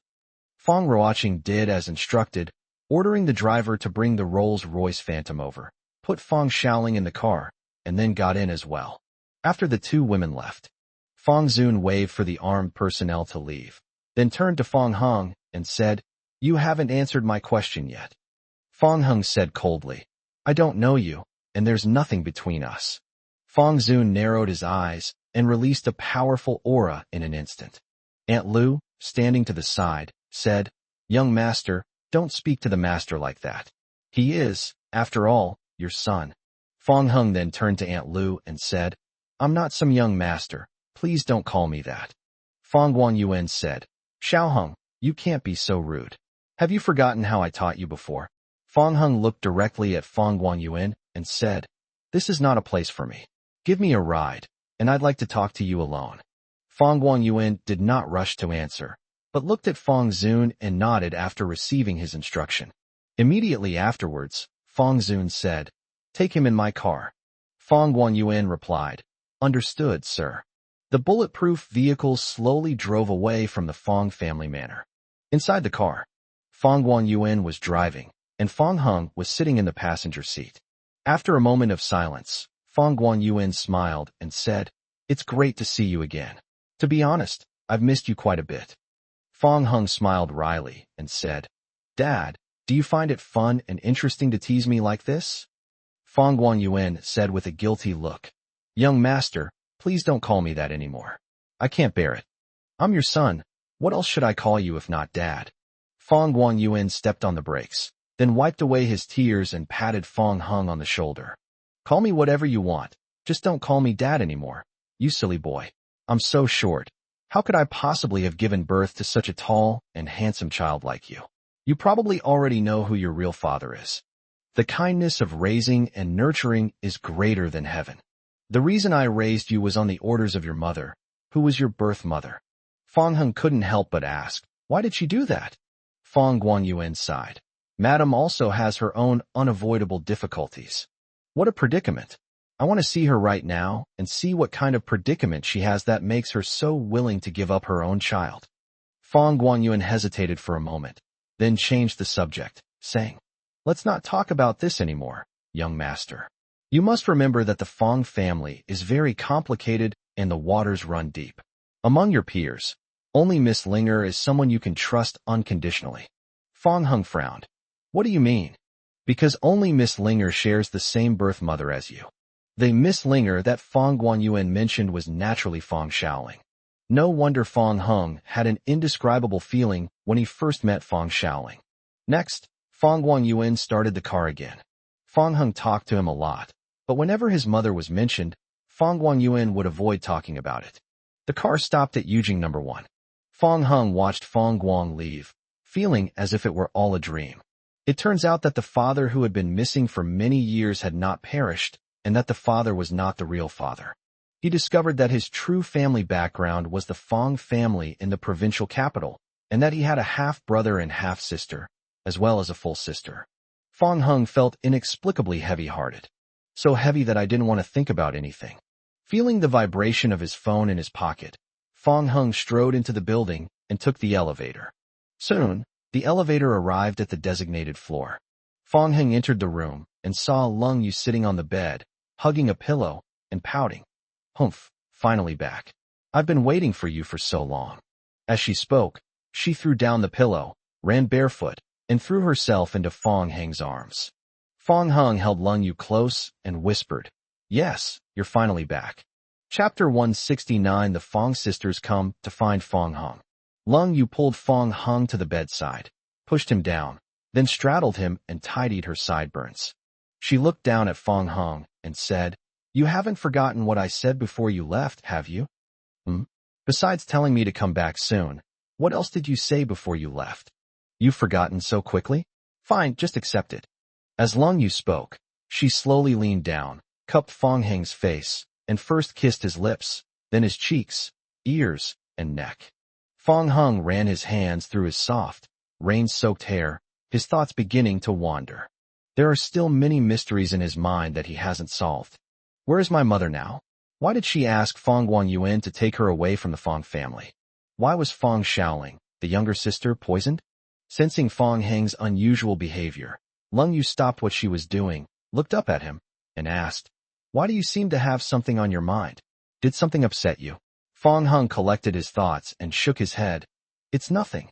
Lung Yu tilted her head, looking puzzled, sensing that Fang Heng didn't seem to be all right. Fang Heng then hugged her, flipped her over and pinned Lung Yu beneath him, and said with a wicked smile, "You've had your fill of taking advantage of me. Now it's my turn." Lung Yu struggled to say, "You're cheating. I haven't even recouped my investment yet." At the same time, Fang family. The head of the household, Fang Zun, was standing on the balcony looking down. A graceful and elegant woman appeared behind him. "I heard they found Heng. Why didn't you keep him here?" Fang Zun turned to look at the woman, his face expressionless, and said, "You want him to stay in the Fang family?" The woman smiled and said, "Of course. I'm his mother too. How could I not want my child to come home?" Fang Zun chuckled lightly. Whether he returns to the Fang family or not is his own choice. The woman stepped forward and took Fang Zun's arm, saying, "I'm not trying to criticize you, but you're too cold to Heng. This will make the child resent you." Fang Zun shook off the woman's hand and said, "How I treat my children is none of your concern." The woman was already used to Fang Zun's indifference, and instead smiled and said, "In my heart, Henger and Linger are just like the eldest son and Ruoqing. I am their mother, so of course I have to take care of them." The woman continued, "Oh, Linger's leg injury is healed. I heard it was Xiao Heng who treated her. That child is really amazing. He has such superb medical skills." Seeing that Fang Zun looked away and ignored her, the woman stopped talking to herself, and the smile on her face gradually faded. Resentment welled up in her eyes as she said, "Fang Zun, what do I have to do to satisfy you? I'm clearly your wife. Why are you treating me like this?" Fang Zun remained silent. The woman laughed self-deprecatingly. I lost miserably." The next day, Fang Heng and Lung Yu returned to Luoqing. The next few days passed peacefully. That day, Lung Yunluo was hugging Lung Yu and acting coquettishly. She noticed Fong Hong, who was petting a cat and lost in thought in the courtyard, and couldn't help but ask, "Sis, have you noticed that your husband seems a bit off lately?" At this moment, Yang Shulan came over with fruit and said, "Xiaoyu, is there a conflict between you and Xiaoheng?" "No, we've always been fine," Lung Yu said. Although Fong Hong acted as usual in front of her, Lung Yu could clearly sense that Fong Hong had changed since returning from the provincial capital that day. Lung Yunluo said, "In TV dramas, in this kind of situation, sister, you have to be careful that your brother-in-law doesn't find a mistress behind your back." Fong Hong carried Tang Yuan into the room and said, "You, Lung Yunluo, are talking bad about me again." Yang Shulan reached out and tapped Lung Yunluo on the head. "This child is talking nonsense." Then, Yang Shulan looked at Fong Hong and said earnestly, "Xiaoheng, if you encounter anything, you can tell your mother. Don't keep it to yourself." Fong Hong shook his head. "It's nothing. You say you're fine, but judging from your expression, you don't seem to be." Lung Yunluo patted her chest and said, "That's right, brother-in-law, just say what's wrong. We're all family. I'm smart enough to help you out." Seeing that Lung Yu was also looking at him with a worried expression, Fong Hong finally said, "Actually, I found my dad." These words were spoken. The group was shocked. They all knew about the incident where Fong Hong's father was swept away by the tide. Yang Shulan said, "It's so good that my father-in-law is all right. Xiaoheng, where is your father now? We'll set off to see him as soon as Tianrui returns." "Things are a bit complicated, he." Just then, the landline in the living room rang. Yang Shulan answered the phone, and after a while, she hung up. She said, "Xiaoheng, the gatekeeper said someone is looking for you. They're from the provincial capital." "I'll go take a look." Fong Hong got up and walked out the door. On the other side, the main hall of the Lung family home, Lung Bowen put down the phone and said, "Dad, the security guard stopped a car. It's a Rolls-Royce Phantom from the provincial capital." "Wow, a Rolls-Royce Phantom. What a rich guy. Could he be from some powerful family in the provincial capital?" Lung Juanhao exclaimed. Lung Rushua then said, "Grandpa, should we go take a look?" Old Master Lung said, "Let's go take a look." He came from the provincial capital, and he was driving a luxury car. He was clearly not an ordinary person. Old Master Lung was curious about who the other person was and why they had come to the Lung family. He quickly added, "By the way, Bowen, call the security guards and tell them to let us through." "Dad, I've already explained it." "All right, let's go quickly. Maybe if we seize this opportunity, it will become a chance for our Lung family to rise to prominence." And so, Grandpa Lung and Lung Bowen's family hurried toward the gate. Fong Hong sighed. Upon arriving at the gate and seeing the familiar car, he instantly realized that Fong Ruoqing had come to see him. Upon seeing Fong Hong, Fong Ruoqing got out of the car and waved to him, saying, "Handsome little brother, your sister has come to see you."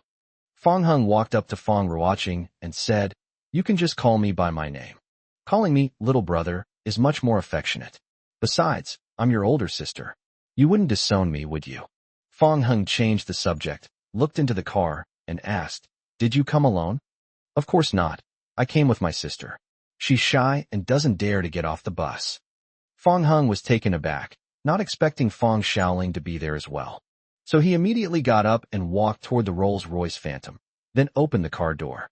On the other side, Old Master Lung and the others stood there, stunned and bewildered. Chapter 170, This is Your Sister-in-Law. They only came to their senses after the Rolls-Royce Phantom had driven away. The group naturally overheard Fong Hong and Fong Ruoqing's conversation and recognized Fong Ruoqing as the hat-wearing woman who had instilled fear in the Lin family mother and son that day. Lung Rushua said blankly, "Sister? I can't be hallucinating, can I?"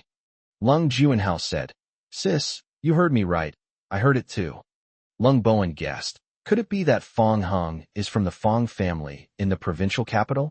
Grandpa Lung looked shocked. That is indeed possible. After all, the only family the Lin family could fear was the Fong family in the provincial capital. The Fong family of the provincial capital? Never heard of them. This was the first time Lung Juanhao had ever heard of it. Lung Rushua immediately began to explain to him. Only now did Lung Juanhao finally understand the power of the Fong family in the provincial capital. It turns out that the Fong family is one of the 3 major families in the provincial capital and has a special background. Their strength can only be described as terrifying, making them an existence that other families can only look up to. Grandpa Lung said in a daze, "I never expected that Fong Hung would be a member of the Fong family." Lung Rushua said, "So you're the young master of the Fong family. No wonder you can give all of Yuhing Company's shares to Lung Yu so easily." Lung Bowen sighed, "What a pity. If we had cultivated a good relationship with Fong Hung back then, the Lung family could at least have become one of the top families in Luoqing." At this point, everyone fell silent. Old Master Lung deeply regretted his past actions, but unfortunately, everything could not be undone. Otherwise, he would have treated Fong Hung like an ancestor. Inside the car, Fong Hung sat in the back row, his arm tightly held by Fong Shaoling. The girl, like a frightened kitten, peered out the car window at the scenery. At this moment, she asked weakly, "Brother, have you always lived here?" Fong Hung couldn't help but pat Fong Shaoling's head and said with a smile, "Of course not. I only moved here after I married your sister-in-law." Fong Shaoling suddenly fell silent, and her eyes stopped looking around. Fong Hung asked, "How is the recovery? Can you walk long distances on your own now?" Fong Ruoqing said, "Little brother, I have to say, your medical skills are really amazing. After your treatment, Shaoling can almost walk on her own now."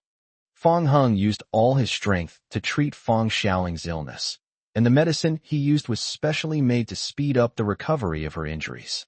Furthermore, because Fong Shaoling is young, her physical functions are definitely much better than those of the elderly Grandpa Wang, so her recovery speed is naturally faster.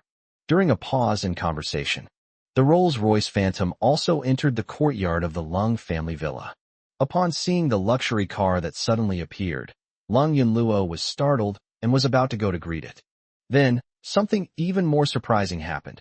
Fong Hing got out of the car and helped a thin girl out of the car as well. After the girl regained her balance, she immediately took Fong Hing's arm. Lung Yu, standing to the side, was also taken aback. Lung Yunluo nudged Lung Yu and said, "Oh no, sister, could it be that I was right? Brother-in-law has taken a concubine, and such a young one at that. This child is always so irresponsible." "Shut up." Yang Shulan glared at Lung Yunluo, then smiled and went to greet her. The 2 sisters followed closely behind. It arrived in front of me. Yang Shulan asked, "Xiaoheng, who are these 2? Fong Ruoqing extended her hand to Yang Shulan and introduced herself. "Hello, Auntie. My name is Fong Ruoqing, and this is my younger sister, Fong Shaoling." Upon hearing the 2 women's surnames, Yang Shulan had already vaguely guessed what was going on, but just to be on the safe side, she still tentatively asked a question. "You all share the same surname as Xiaoheng, Fong, so you belong to him?" "I am his older sister, and Shaoling is his younger sister." These words were spoken. Yang Shulan and the 2 sisters were both astonished. They never expected that Fong Hung actually had an older sister and a younger sister. Lung Yunluo said, "No way, brother-in-law. You have an older sister and a younger sister? Why didn't you mention it before?" Fong Ruoqing said, "Because we only recently recognized each other." Suddenly, the group realized why Fong Hung had been acting strangely lately. Immediately afterwards, Fong Ruoqing looked at Lung Yu and grabbed her hand. "Sister-in-law, it's great to see you again. I couldn't help but want to say hello to you at the class reunion." Lung Yu seemed a little reserved, but nodded and greeted Fong Ruoqing. Fong Ruoqing said with a smile, "You're really beautiful. My brother is so lucky to have married you." At this moment, Lung Yunluo came up and waved to Fong Ruoqing, saying, "Hello, beautiful sister." "Hello, little sister. I feel like you're about the same age as my sister." Upon hearing the word little, Lung Yunluo's smile faltered for a moment before she said, "Pretty sister, you can just call me Yunluo." "Okay, Sister Yunluo." Fong Ruoqing turned to Fong Shaoling and said, "Shaoling, hurry up. It's time to say hello." Fong Shaoling looked at Yang Shulan and said weakly, "Hello, Auntie." Yang Shulan responded with a smile. Okay. It looks about the same age as our Yunluo. It looks very well behaved, unlike our Yunluo, who is as mischievous as a monkey." Fong Shaoling pursed her lips and slowly turned her gaze to Lung Yu. Lung Yu smiled at Fong Xiaoling first. Fong Hung introduced, Xiaoling, this is your sister-in-law. Quick, call her sister-in-law. Fong Xiaoling immediately turned her head away, completely ignoring Lung Yu. This was unexpected by several people. Lung Yunluo lowered her voice and said, It's over, sister. It seems your sister-in-law isn't very friendly to you. You're going to have a tough time from now on. Anyway, good luck to you. I'm going to say hello to the people first. Lung Yunluo gloated and took the initiative to greet Fong Xiaoling. Unexpectedly, Fong Xiaoling ignored her and hid even further behind Fong Hung. This left Lung Yunlu completely baffled. Seeing this, Yang Shulan quickly tried to smooth things over, saying, All right, come inside, everyone, please come in and sit down. The group entered the villa one after another, with the two sisters walking at the very back. Lung Yunluo complained quietly. Sis, it's one thing for her to ignore you. But why does she ignore me too? Weren't you gloating just now? Lung Yu said softly. Oh my, who would have thought she would do things differently? After everyone took their seats, Yang Shulan couldn't help but ask, Ruoqing, where did you and Xiaoling come from? Auntie, we've come from the provincial capital. Are you from the provincial capital? The Fong family from the provincial capital? Yang Shulan guessed. Fong Ruoqing smiled and nodded. Yes, Auntie, we are indeed from the Fong family in the provincial capital. Upon hearing this, Yang Shulan and the two sisters were extremely shocked. Since Fong Ruoqing is the eldest daughter of the Fong family in the provincial capital, then Fong Hung, who is also a member of the family, is naturally the young master of the Fong family in the provincial capital. They never expected that Fong Hung would actually be the young master of the Fong family in the provincial capital. Lung Yu turned her head and stared blankly at Fong Hung, whose arm was being held by Fong Xiaoling. For a moment, besides shock, I felt a deep sense of unease. Chapter 171, I Don't Have a Sister-in-Law. Lung Family Villa. When Lung Tianrui returned home, he was surprised to see fully armed guards standing at the door. They were surprised to see these people suddenly appear at their doorstep. He wondered if some important person had come to his house. As Lung Tianrui was about to enter, fully armed guards immediately stopped him. Step back, a guard yelled at him, and then, in a flash, all the gun barrels were pointed at him. This sent a chill down Lung Tianrui's spine, and he was so frightened that he almost raised his hands. He said, I am the master of this house. Fortunately, Fong Ruoqing came out at this moment. She immediately said, Don't be rude, put all the guns away. The guards immediately retreated. Lung Tianrui was then able to enter the courtyard, where he looked at the strange woman who had appeared in his home with a puzzled expression. Fong Ruoqing said, You must be my uncle, right? Who are you? As they were talking, the two of them entered the room. Yang Shulan introduced, Tianrui, it's good that you're back. Let me introduce you. This is Ruoqing, Fong Heng's older sister, and over there is Xiaoling, Xiao Heng's younger sister. After Yang Shulan spoke, Lung Tianrui turned his head and saw the girl sitting next to Fong Hung, holding him tightly. The girl and Fong Hung had similar features, with the same beauty mark at the corner of their eyes, making her look like a porcelain doll. Surprised, Lung Tianrui greeted both of them. Fong Ruoqing responded with a smile, and Fong Xiaoling nodded, also weakly calling him uncle. After Lung Tianrui sat down, he picked up his teacup and quietly asked Yang Shulan, What's the deal with those people at the door? What's the background of my son-in-law's family? Yang Shulan replied softly, They are from the Fong family in the provincial capital. Snap! Upon hearing this, Lung Tianrui was so startled that he dropped the teacup in his hand. People from the Fong family in the provincial capital. He was shocked. He never imagined that Fong Hung was actually from the Fong family in the provincial capital. Having Fong Hung as a son-in-law is no longer just a blessing, but a true treasure. Everyone's eyes turned to him upon hearing the sound. Yang Shumin quickly smiled and said, The child's father is just a bit reckless. Lung Tianrui picked up the broken teacup and said awkwardly, My hand slipped. The children must be hungry. I'm a good cook. I'll go make you something to eat right away. Fong Ruoqing said, How can this be? Your uncle is the head of the family. How can we let you cook? It's okay, I can do it. Yang Shulan also said, Ruoqing, let your uncle cook. He likes cooking, and I can go and help him. You two chat first. And so, the couple went into the kitchen. Inside, Lung Tianrui could no longer contain his excitement. He grabbed Yang Shulan's hand, his voice trembling, and said, "Our daughter is too capable. How did she manage to snag the young master of the Fong family in the provincial capital?" Yang Shulan rolled her eyes at him and said, "You still have the nerve to say that? Back then, who was it that kept forcing our daughter to get a divorce?" Lung Tianrui scratched his head. "I was too foolish back then. Fortunately, no one listened to me. If we listened to everything you said, our family would probably have fallen apart long ago." Yes. Soon, the meal was ready. The group took their seats at the dining table. As an elder, Yang Shulan immediately served food to Fong Ruoqing and Fong Xiaoling, who were guests. The two women expressed their gratitude to Yang Shulan. Immediately afterwards, Lung Yu noticed that Fong Xiaoling's eyes were fixed on a dish in the distance, so she thoughtfully got up and picked up the dish for her. Then he smiled at her in a friendly manner. Fong Xiaoling was stunned for a moment. Fong Hung said, "Your sister-in-law is serving you food, quickly thank her." Upon hearing this, Fong Xiaoling not only failed to thank Lung Yu, but instead pushed the food Lung Yu had picked up to the edge of her bowl. Everyone noticed this scene and realized that Fong Xiaoling was rejecting Lung Yu. The Lung Tianrui couple exchanged a glance, understanding the child's feelings, and said nothing. Lung Yu deflated like a punctured balloon. Lung Yunluo secretly teased her from the side, which made Lung Yu pinch Lung Yunluo's thigh hard from under the table. She struggled in pain, almost overturning the table. Finally, under Yang Shulan's scolding, Lung Yunluo pouted and finished the meal feeling wronged. After the dinner, "It's getting late." Fong Xiaoling still clung to Fong Heng's arm, not letting go even during the meal. At this moment, Fong Xiaoling said weakly, "Brother, I'm sleepy. I want to go to sleep."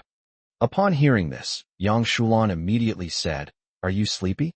There are rooms here. Come on, Annie will take you there." Fong Xiaoling did not respond or move. She simply lowered her head and leaned against Fong Hung. Seeing this, Fong Hung said helplessly, "Never mind, Mom. I'll take her." Watching the brother and sister walk towards their room, Lung Yunluo nudged Lung Yu and said, "It's over, sis. Your man is going to be stolen away." With mixed feelings, Lung Yu did not reply. Inside the room, Fong Hung had arranged everything.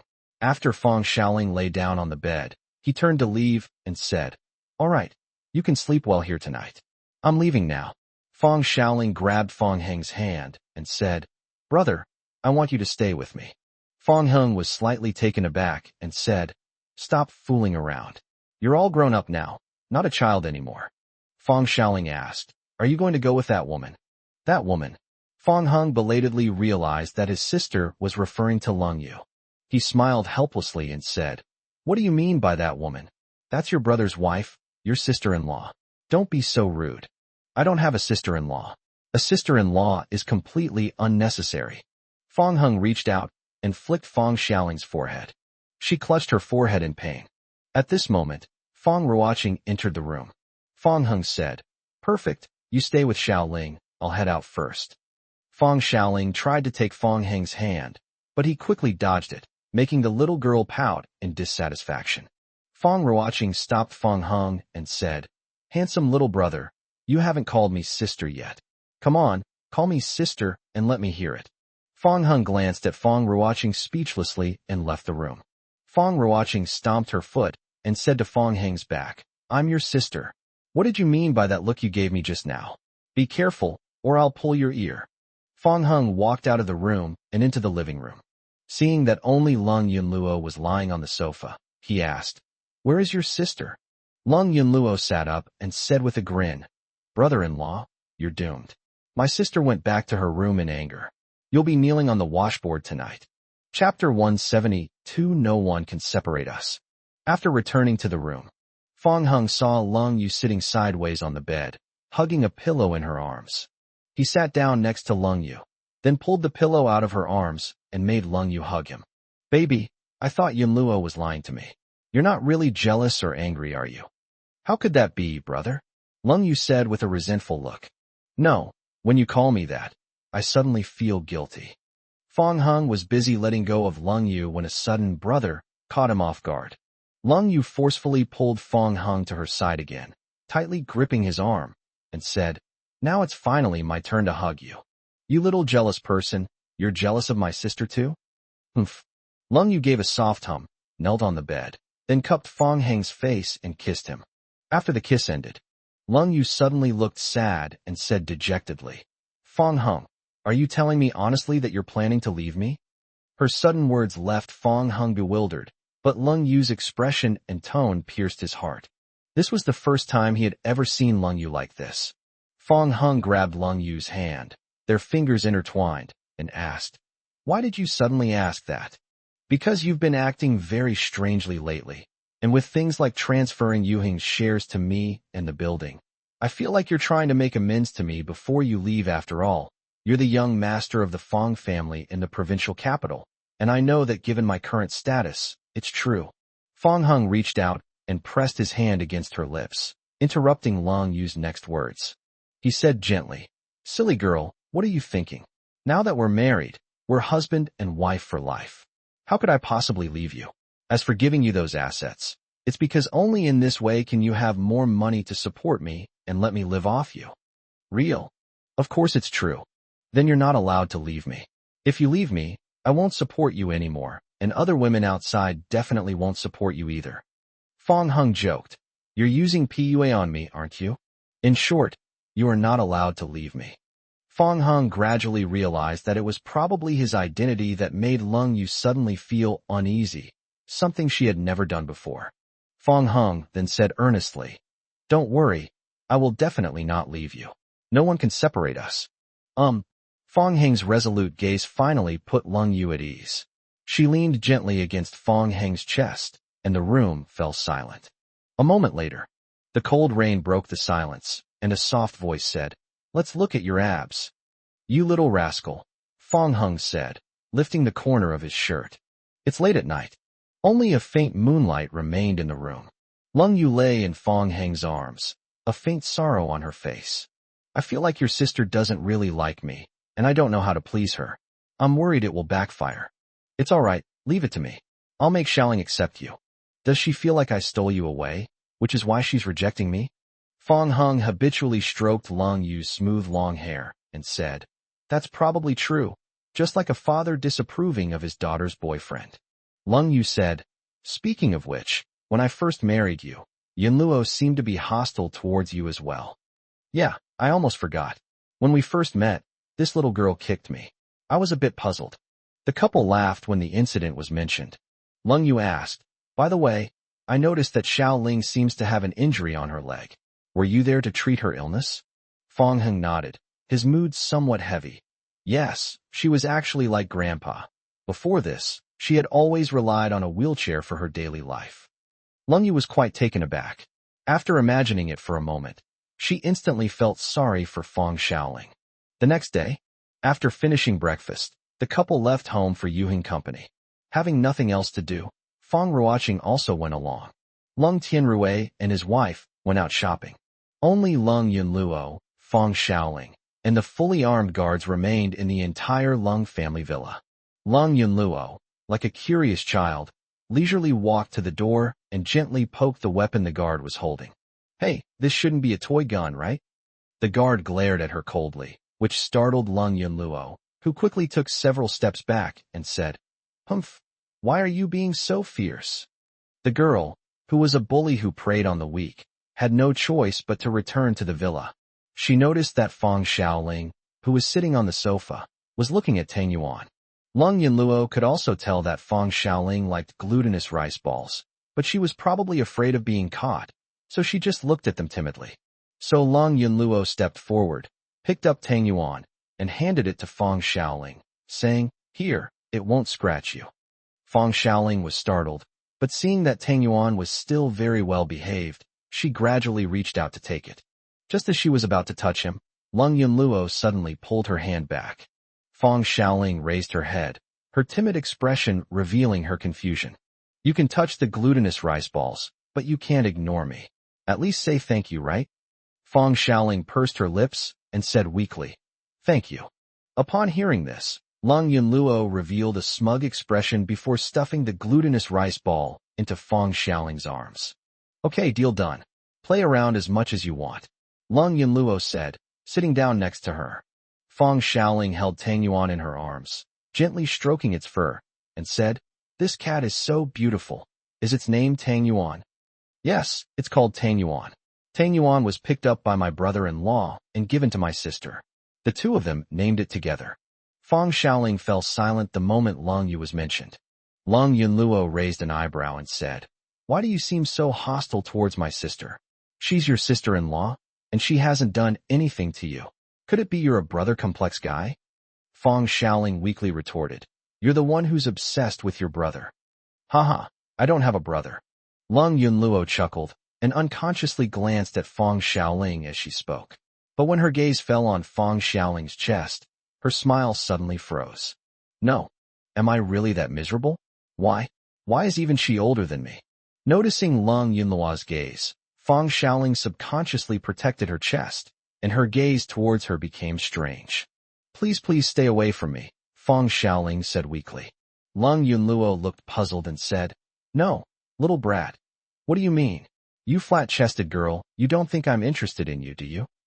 Fang Xiaoling's gaze fell on Lung Yunluo's flat plane. "I feel like you're not even as good as me."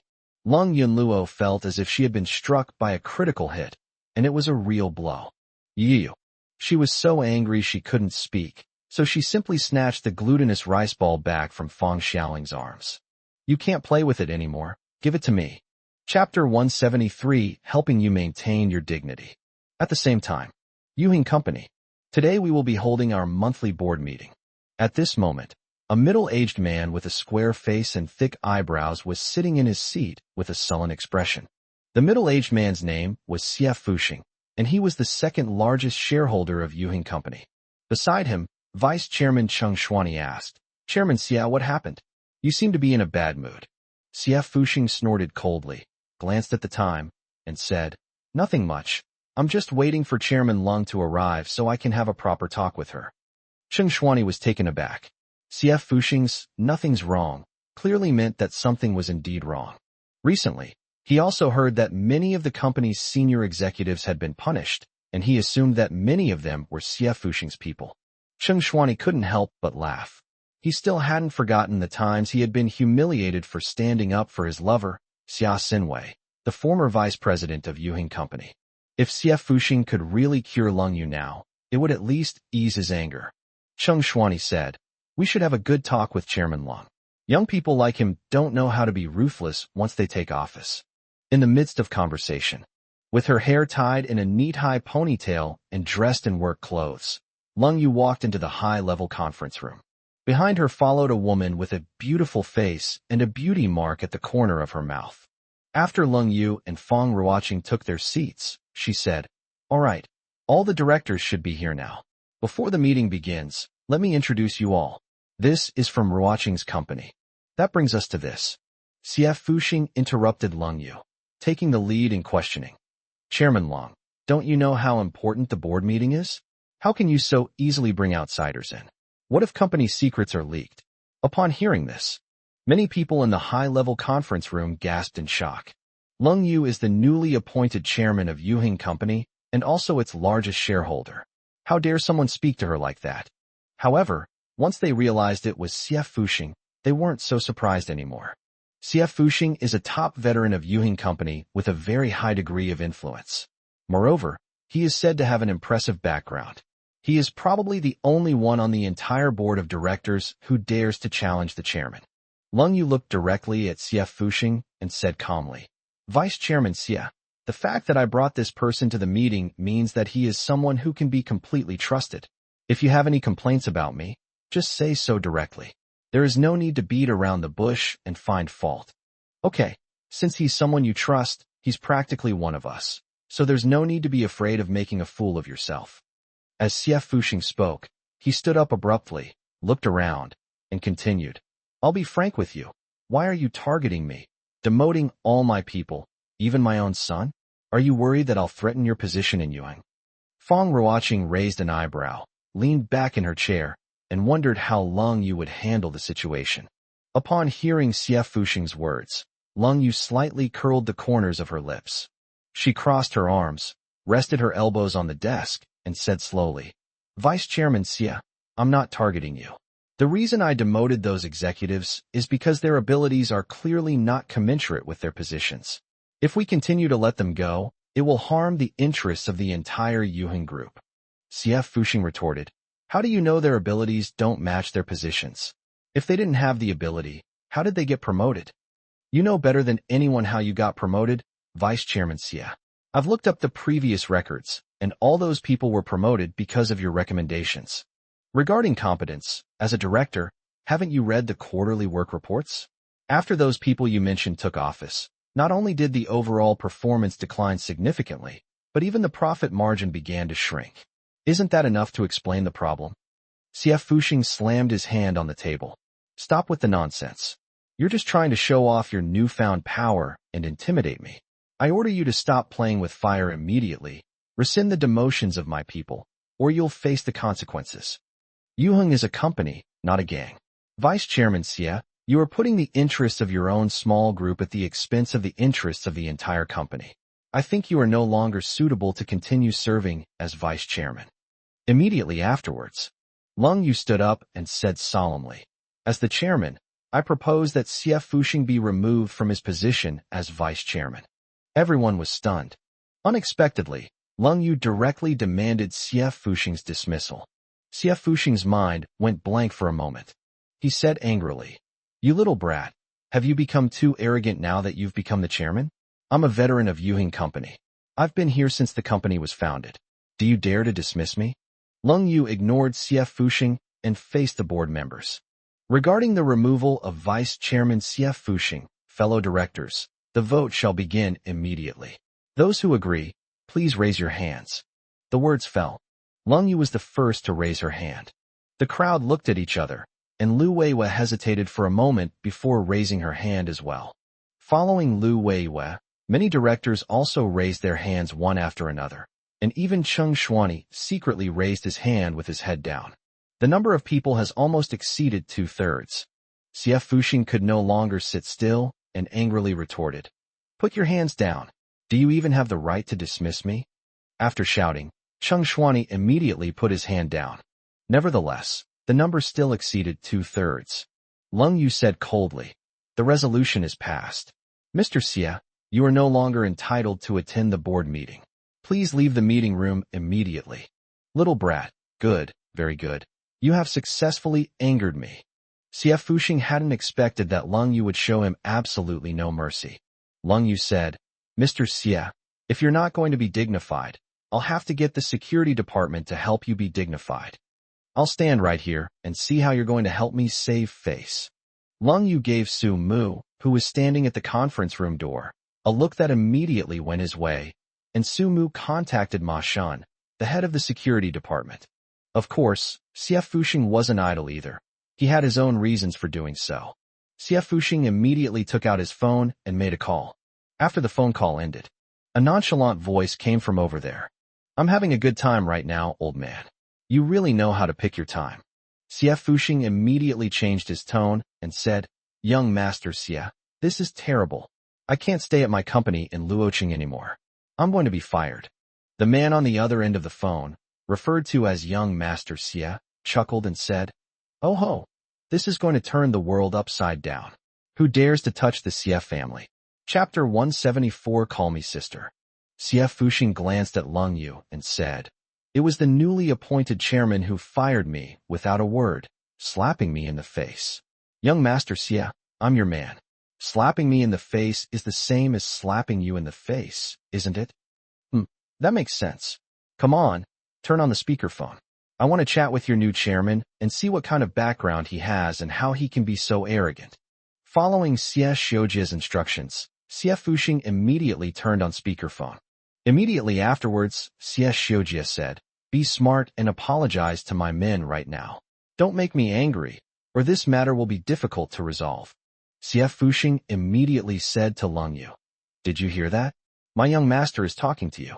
He is the real second largest shareholder of this company, and he is from the Xie family in the provincial capital. Leng Yu gave a cold laugh. Xie Shoujia muttered. Why didn't I hear anything from the other end? Did you really turn on speakerphone? Xie Fuxing said. Young Master Xie, I've already opened the door, but that little brat is ignoring you and looks down on you. Wow, this is really forcing me to get serious.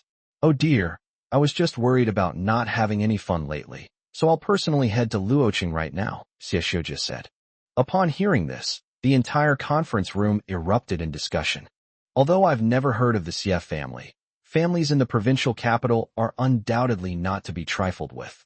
Even though Yuheng Company is a leading enterprise in Luocheng, it is difficult for it to compete with the families in the provincial capital.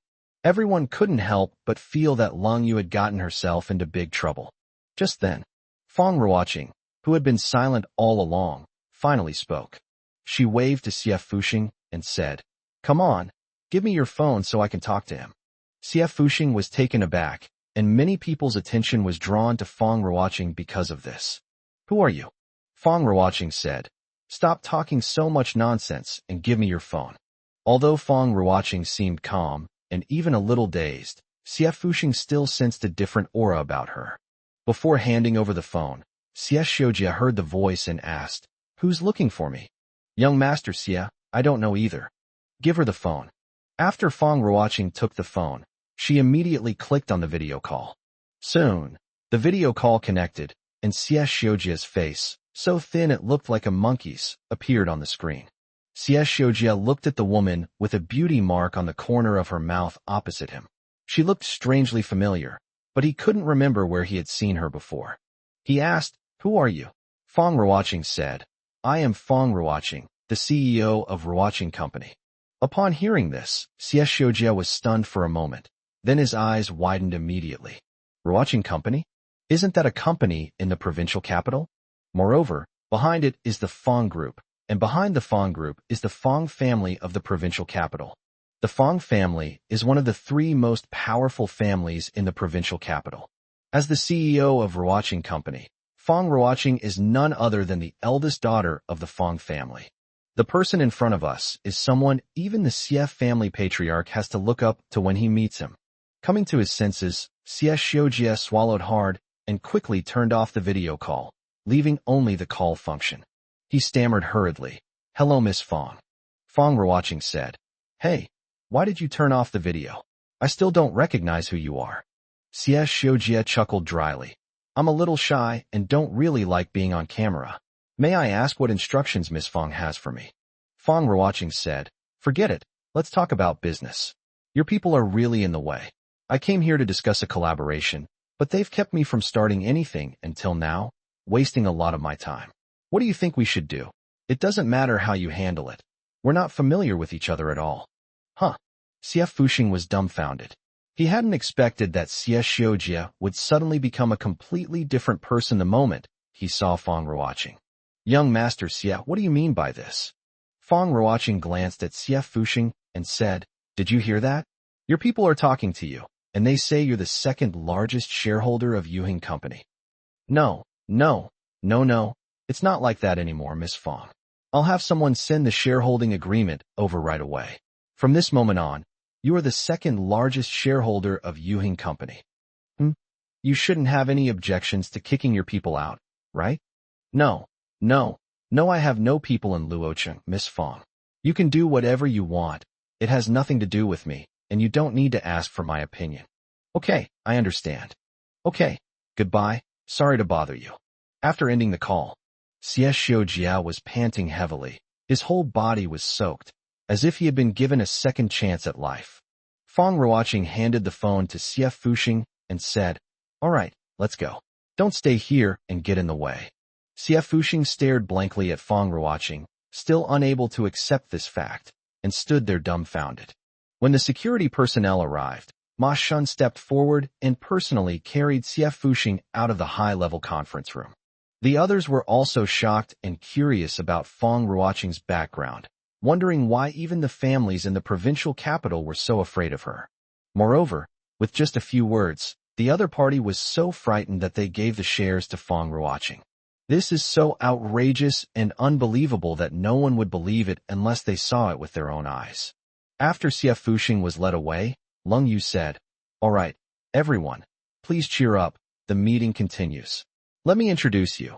This is the CEO of Ruoqing Company, this time. After the board meeting concluded, the CEO's office.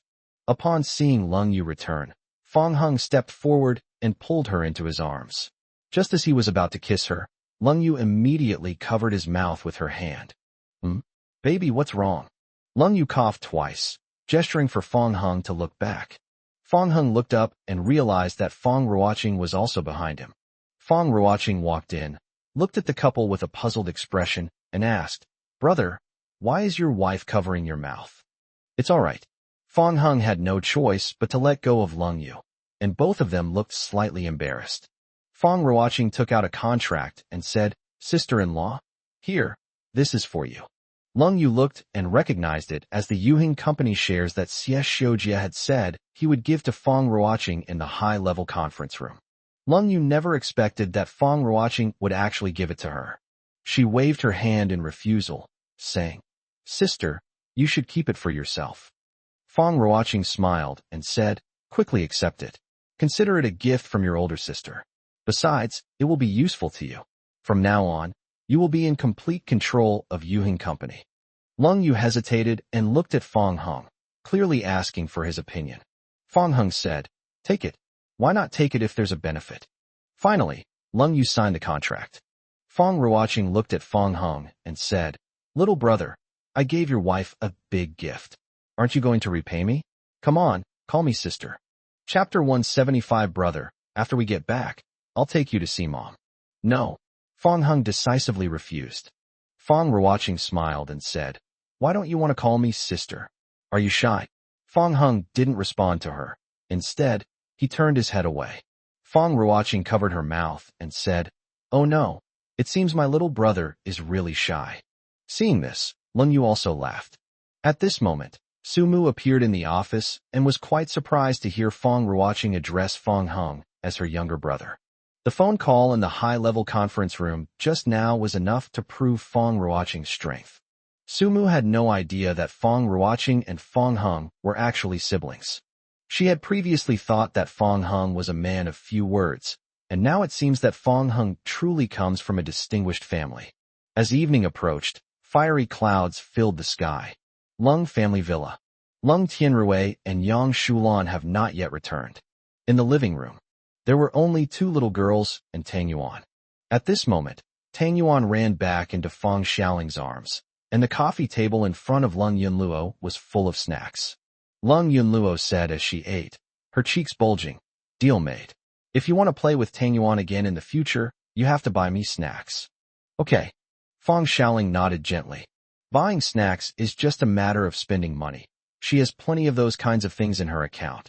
Of course, there's an additional condition. Tang Yuan is my sister's cat after all. When you play with Tang Yuan, you should also be nice to its owner, which is my sister. Fang Xiaoling was stunned for a moment. Unlike her previous pale face, her face was now rosy and she looked well. She was hesitant and making a choice in her heart. Be nicer to that woman. Fang Xiaoling did not answer for a long time. If you don't reply, I'll take that as a yes. Fang Xiaoling remained silent, but did not loosen her grip on the glutinous rice ball. Lung Yunluo smiled slyly. "Little brat, do you think I can't handle you?" Just then, the sound of a car could be heard coming from the courtyard. Fang Xiaoling suddenly shoved the glutinous rice balls into Lung Yunluo's hands like a startled rabbit, then stumbled back to her room amidst Lung Yunluo's bewildered expression. The next moment, Lung Yu and Fang Ruoqing went into the living room first, followed closely by Fang Heng, carrying their things. Lung Yu noticed the unusually large number of snacks on the coffee table and immediately realized something was wrong. She asked Lung Yunluo, "These snacks, you definitely didn't buy them yourself, did you?" Lung Yu knew her too well. This little money grubber had quite a bit of savings in her coffers, but she wasn't exactly extravagant when it came to spending money. Before, when she bought so many snacks at once, she was always the one who got ripped off. Now, the only sucker Lung Yu could imagine was Fang Xiaoling. Lung Yunluo craned her neck and said, "Why can't I have bought it myself?" Lung Yu stepped forward and grabbed her cheek. "Still not telling the truth?" Lung Yunlu patted her hand. "You stinky sister, I even spoke up for you. If I had known..." I should have joined forces with your sister-in-law so that you would never have a good life again.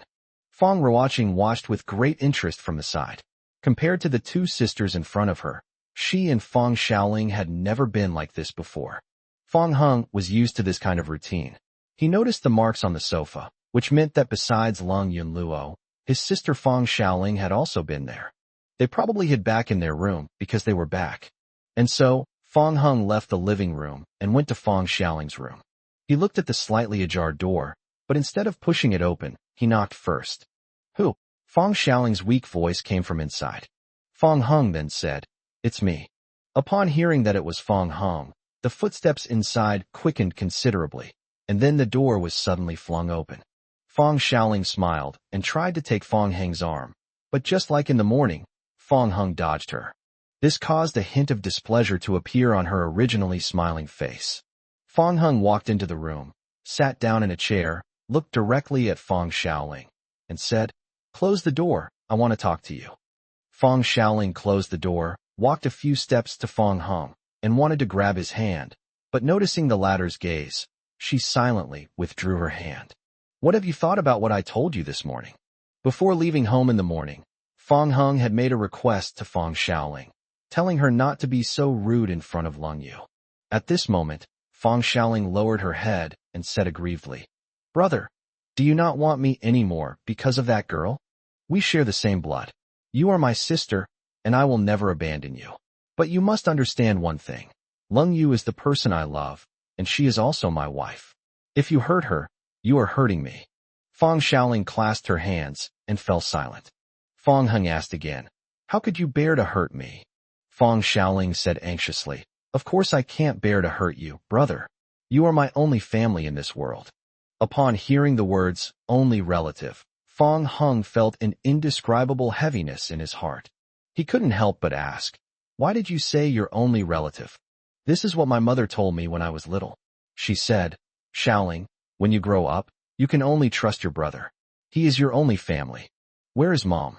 Fong Xiaoling said, "In the cemetery in the backyard of the Fong family, in the corner. When I missed her, I would ask my sister to push me to see her." Fong Heng's hands suddenly began to tremble. What surprised him most was not the news of the death of the woman who gave birth to him, but Fong Xiaoling's calm way of saying those words. Beneath that calm, he saw endless sorrow and pain. "Brother, when we get back, I'll take you to see Mom." Fong Heng's lips moved, but he choked up instantly. He couldn't help but hug Fong Xiaoling.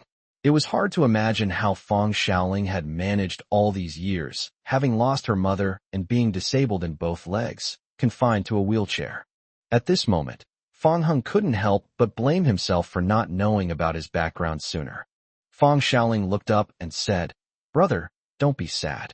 When Mom was little, she told me that she would become a star and watch over us from the sky. She likes to see me smile and wants to see you smile too. I understand. Would you be willing to come with me back to the provincial capital to see Mom?" "Yes, of course I'm willing."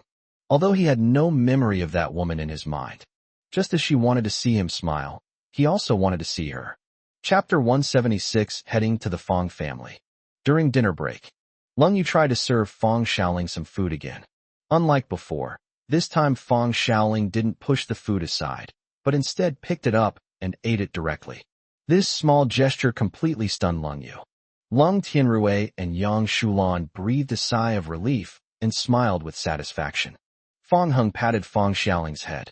Immediately afterwards, Lung Yu took the opportunity to serve her food several more times. After dinner, the couple returned to their room. The door was not closed yet. Lung Yu happily jumped into Fong Heng's arms. Her fair arms wrapped around Fong Heng's arms, and her slender legs were wrapped around Fong Heng's waist.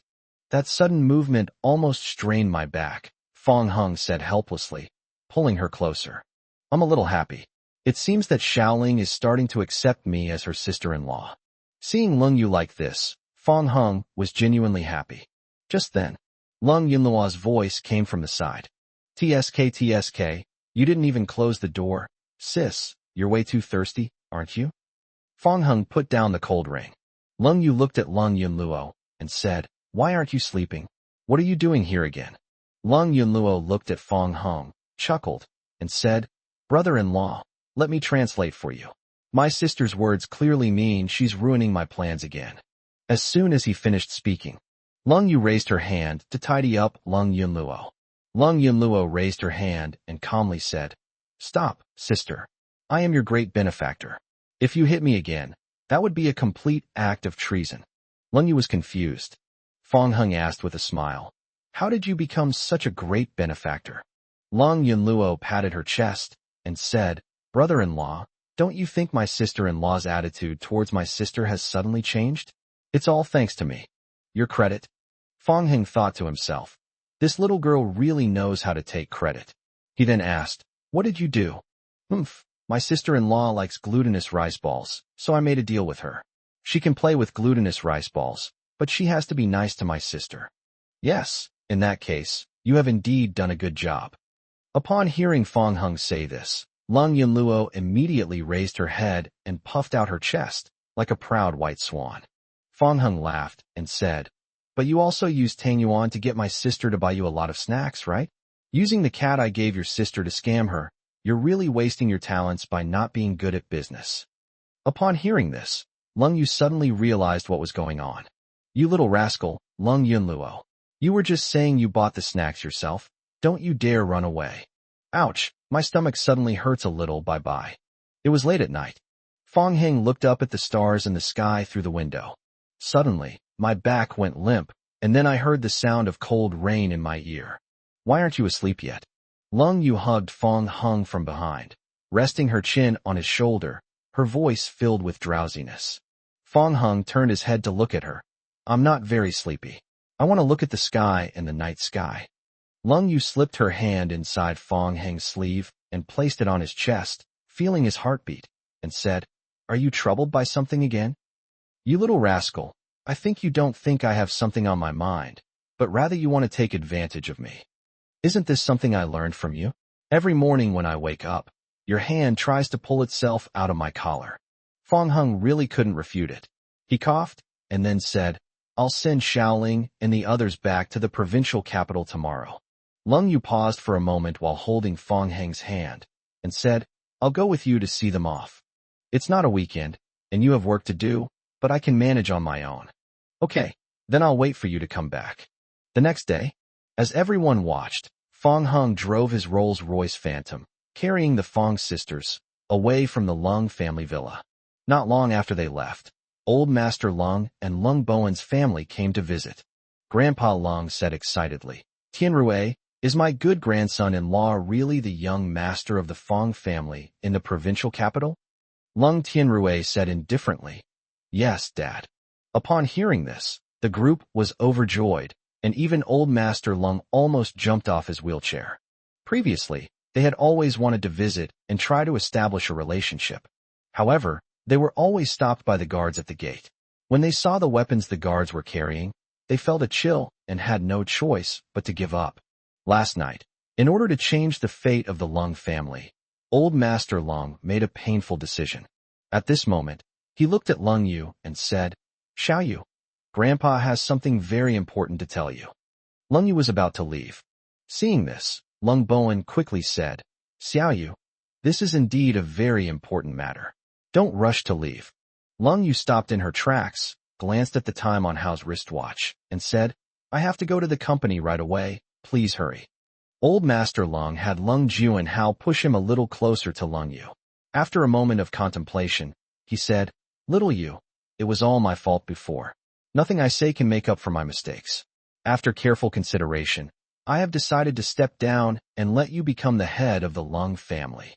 As soon as he finished speaking, Lung Bowen's family all echoed his sentiments. "Xiao Yu, your uncle supports you becoming the head of the Lung family. Cousin, I support you too." Lung Yu said calmly. "Are you done? Then I'll have to stop here." The group was dumbfounded. In their eyes, the position of family head was something every member of the Lung family dreamed of. They thought Lung Yu would agree, but she remained unmoved. After Lung Yu left, Old Master Lung and the others were at a loss, because their plan had completely fallen through. Left with no other choice, Old Master Lung had to settle for second best and looked to Lung Tianrui. "Tianrui, how about you become the head of the family?" Lung Tianrui saw through Old Master Lung's scheme at a glance.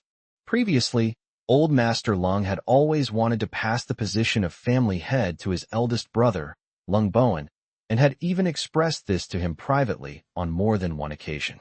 Now that they've suddenly changed their minds, they clearly know that Fong Hung is the young master of the Fong family in the provincial capital. Lung Tianrui said, "Dad, I'm sorry I don't have the ability. Let my eldest brother take the position of family head." Lung Bowen said, "Tianrui, I'm not interested in the position of family head. It would be better if you took it." Lung Tianrui shook his head. "I'm not interested either. Right now, I can only be a good stay-at-home dad and cook some good food for the kids." For a moment, even Old Master Lung and the others were at a loss. Unexpectedly, Lung Yunluo, who was chewing bubble gum, blew a bubble, then raised her hand and said, "How about I become the head of the Lung family?" This completely baffled everyone. Grandpa Lung and Lung Bowen's family looked at each other in bewilderment. Although Lung Yunluo is young and unreliable, according to the order of seniority, she is Fong Heng's sister-in-law, which gives her an advantage over them. Although he could imagine the chaos and turmoil that would engulf the Lung family, Old Master Lung gritted his teeth and said, "This isn't entirely out of the question." Yang Shulan immediately came over and covered Lung Yunluo's mouth. She said, "Dad, Yunluo is just kidding. No one in our family is capable of taking on the position of head of the family." Provincial capital. Fong Hung drove Fong Shaoling and Fong Ruoqing to the Fong family home. Chapter 177. Who is in the photo? The Fong family's backyard. The huge backyard was desolate, and the air was filled with a sense of sadness. At the entrance, Fong Ruoqing stayed quietly in place, just watching from a distance, without disturbing the brother and sister. In front of the tomb, Fong Shaoling hugged the tombstone and gently stroked it. "Mom, my brother and I have come to see you." Beside him, Fong Hung stared intently at the woman's photo on the tombstone.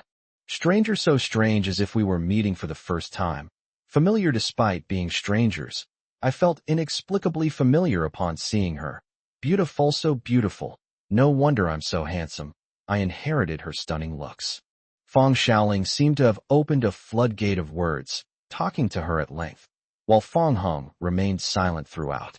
Until the very end. She turned to look at Fong Hung and said, "Brother, do you want to say something to Mom?"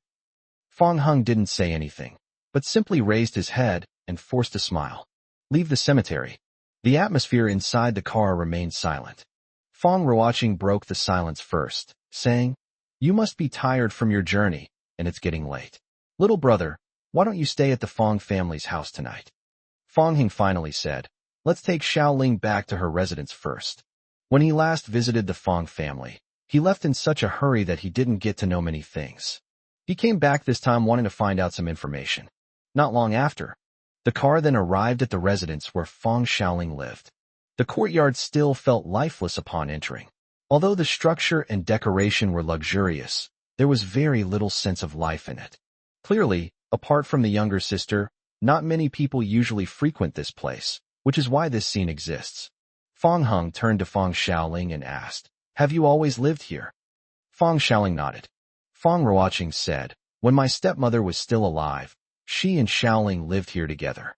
After she left, Shaoling was left all alone here. My sister and Aunt Lu come here often, and sometimes they stay here," Fong Shaoling said. "Where's that man?" Fong Shaoling immediately fell silent. That man. Upon hearing this, Fong Ruoqing was momentarily stunned before realizing that the man Fong Hung was referring to was their shared father, Fong Zun, who was also the current head of the Fong family. Dad hasn't come for a while. As far as Fong Ruoqing could remember, she rarely saw Fong Zun appear in this place. "I used to come about once a month, but I haven't seen him much since." Seeing this, Fong Hung sneered. That is, at this time, the gates of the mansion were suddenly pushed open.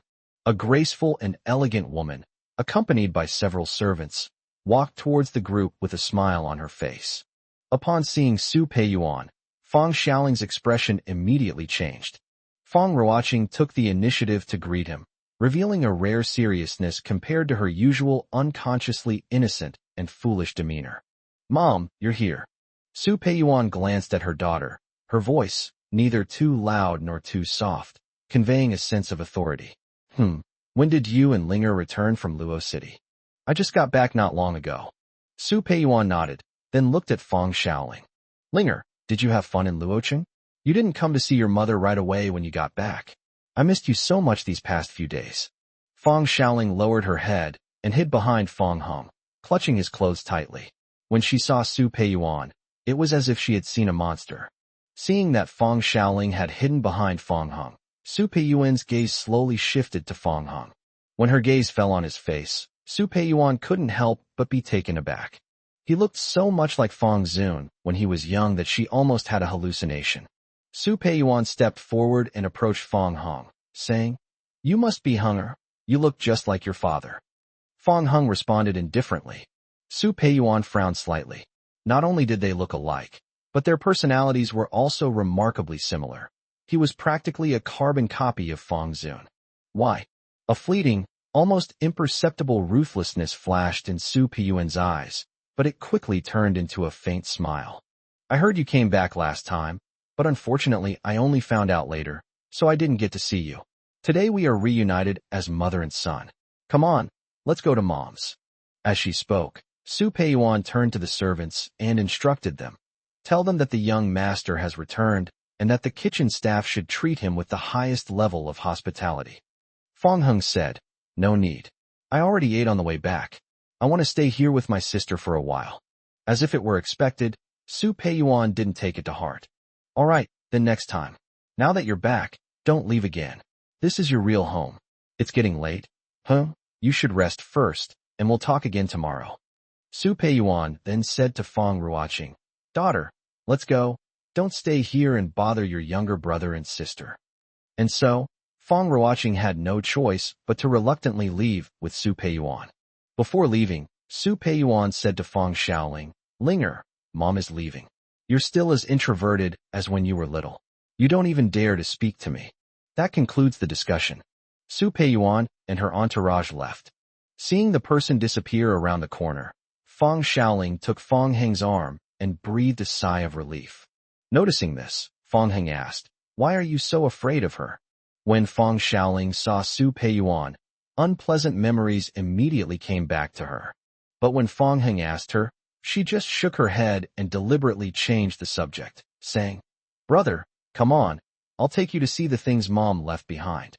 Led by the little girl, Feng Heng saw many things left behind by his mother. Many of the photos show her holding Feng Xiaoling when she was a child. Feng Heng couldn't resist teasing the little girl. "You looked much fatter when you were a child than you are now." Feng Xiaoling suddenly became shy and hid all the photos of herself. Whether she missed it or not, Feng Heng found a photo, which was also the only one with 3 people in it. In the photo, besides the mother, there is a baby and a man. The man's face was painted over, and the baby was clearly different from Feng Xiaoling. Feng Heng picked up the photo and asked, "Why is something smeared on this?" "I put it on so I wouldn't see his face." Feng Heng paused for a moment before continuing. "Is the baby in this photo also you?" Feng Xiaoling shook her head. "Of course not me. I won't be born for several years." "Then who's inside?" Feng Xiaoling burst out laughing and said, "Silly brother, who else could it be? Of course it's you."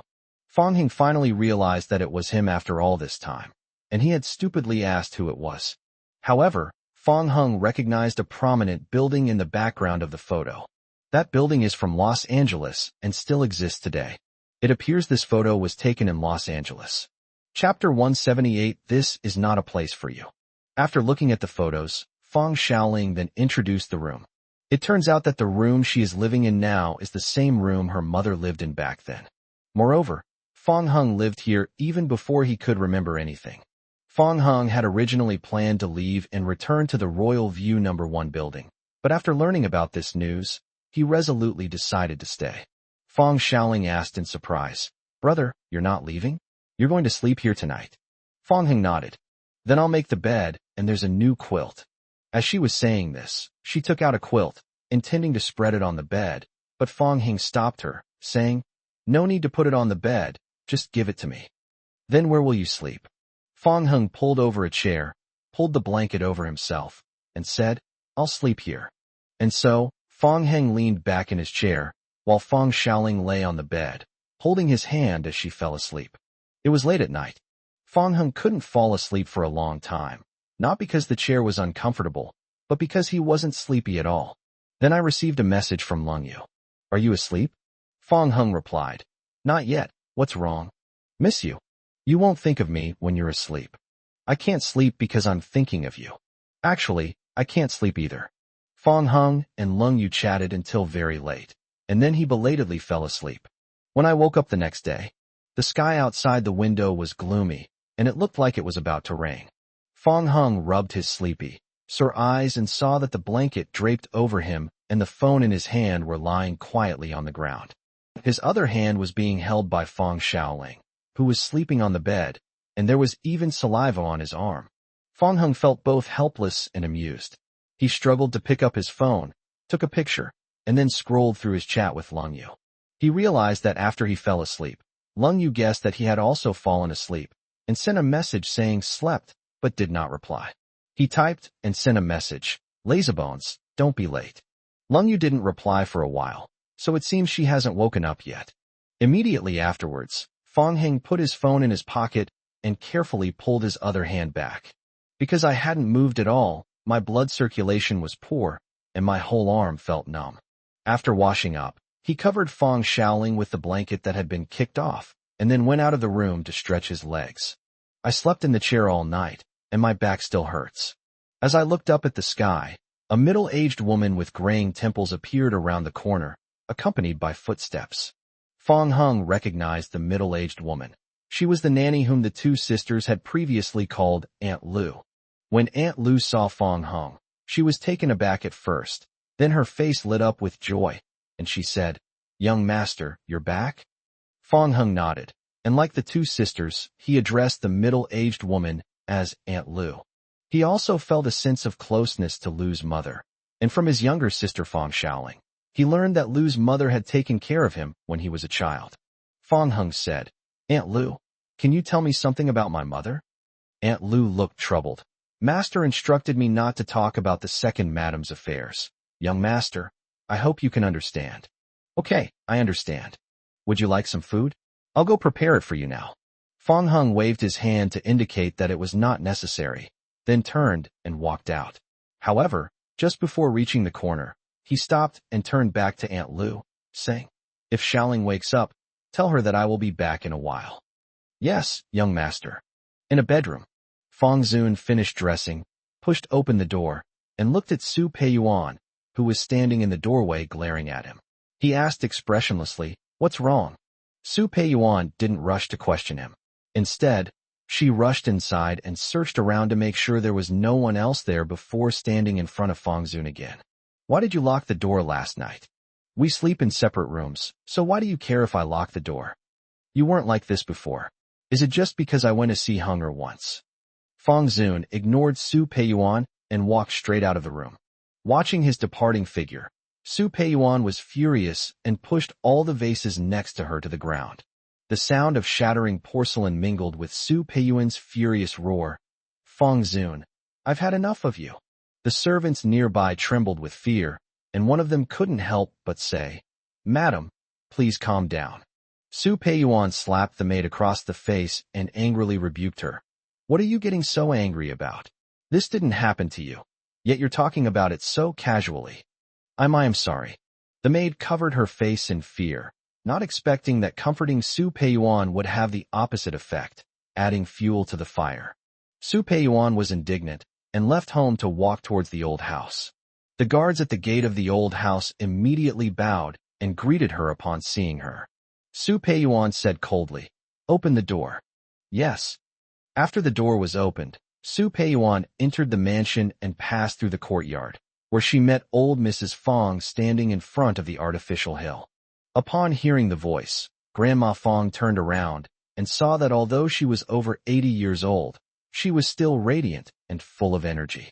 Upon seeing old Mrs. Fong, Su Peiyuan immediately said aggrievedly, Mom, you really need to do something about Fong Zun. He's getting more and more outrageous. Peiyuan, don't rush, sit down and tell me slowly what happened. Grandma Fong comforted Su Peiyuan. That's right, Hunger is back. I went to see him, and Fong Zun locked me out all night. Hunger is. Old Mrs. Fong couldn't remember for a moment. Su Peiyuan said, she's the same as Linger, she's my younger sister. Grandma Fong suddenly realized what was going on, and her face immediately showed displeasure. She snorted coldly. Who do we have here? It's that woman's bastard child. I'll kick him out for you right now. I heard that the little one's leg has healed too, so we can kick them all out of the Fong family together. Su Peiyuan hurriedly said, no, please don't, Mom. If you do this, Fong Zun will hate me again. Besides, I quite like those two children. You silly child, they're not your own children. Why do you like them? At the same time, the Fong family's backyard. The sky was overcast, and a thick fog rose. Fong Zun stood alone in front of the tomb. When he heard footsteps, he subconsciously turned around and saw the man's face, and couldn't help but be stunned. This was the first time the father and son had spent time alone together. Fong Zun unconsciously looked at Fong Hung and noticed that he was a little taller than him. After a long silence, Fong Zun spoke first, his tone cold. Leave the Fong family as soon as possible. This is not a place for you. I never planned to stay here. I just brought Xiaoling back. Now that the business is done, let's get going.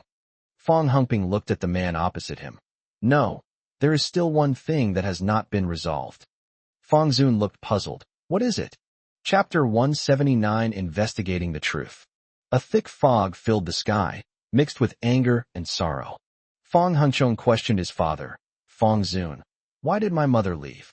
As if he had already guessed that he would ask this question, Fong Zun's expression remained completely calm. With his hands behind his back, he said indifferently, you don't need to know so much. What you need to do is leave the Fong family immediately. Fong Hung finally lost his temper, stepped forward, and grabbed Fong Zun's tie. I have the right to know. Fong Zun's eyes widened, momentarily stunned, never expecting Fong Hung to do this to him. His face instantly darkened like the weather, and he said, I'm your father. How dare you treat me like this? Besides giving birth to me, what else have you done? In my heart, Fong Guangyuan is my father. You don't deserve to be my father at all. Fong Zun shook off Fong Heng's hand, loosened his tie, glared at him, and fell silent. Fong Hung sneered, glanced at him, and then left a message. If I can't find out the truth about my mother's departure, I'm determined to stay here. Watching Fong Heng's retreating figure, Fong Zun's eyes revealed a complex expression. He then turned around, gently stroked the tombstone, and looked forlorn. Inside the mansion, Fong Xiaoling, who was undergoing rehabilitation, paused for a moment, then stopped and said with a look of joy, Brother, so you're planning to stay in the Fong family? Okay, let's stay here for now. Fong Hung stayed behind to investigate two things. The first is the cause of the mother's death. The second is the leg injury of my younger sister, Fong Xiaoling. Fong Ruoqing, who was standing nearby, was overjoyed to hear that Fong Hung wanted to stay. Great, little brother, I was just wondering how to persuade you. This is so convenient. Fong Xiaoling then said, Brother, if you stay in the Fong family, that woman. Clearly, Fong Xiaoling wanted to say that woman, but realized it was impolite, so she stopped abruptly. Fong Hung understood what his sister meant, paused for a moment, and patted her head. You should continue exercising. Don't worry about so much. It was at this moment. Fong Hung felt his phone vibrate in his pocket. So he walked to the corner and answered the phone. Hey, you little lazybones, are you only waking up now? Fong Hung couldn't help but smile. Yeah, you stayed up so long last night. I'm still really sleepy now. Her voice was soft and sweet, and she definitely sounded like she had just woken up. Fong Hung could even imagine Lung Yu sitting on the bed with her nightgown draped over one shoulder, looking lazy and charming, just by listening to her voice. Baby, you know it's easy to cause misunderstandings if you say that. While making the call, Fong Hung also noticed the gazes cast at him by the two sisters. He made a gesture, indicating that they should hurry up and start exercising. On the other end of the phone, Lung Yu was a little confused. Huh? What misunderstanding? Then she started to whine. Speaking of which, when are you coming back? When I wake up and don't see you, the room always feels empty and a bit cold, and so does my heart. Hearing her cute yet aggrieved voice, Fong Hung felt a surge of emotion. If Lung Yu were in front of him right now, he would definitely kiss her without hesitation. Fong Hung hesitated for a moment, then decided that he should talk to Lung Yu face to face. After all, he didn't know how long he would be staying at the Fong family's house, so explaining it over the phone was somewhat inappropriate. I'll head back in a bit. Okay, drive carefully. I checked the weather forecast, and it seems there's a lot of fog where you are. Okay, come here, give me a kiss. Fong Hung blew Lung Yu a kiss over the phone. Ugh, no, that's so cheesy.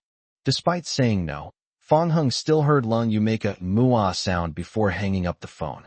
Fong Hung put away his phone, walked up to the two women, and told them that he was going back to Luocheng.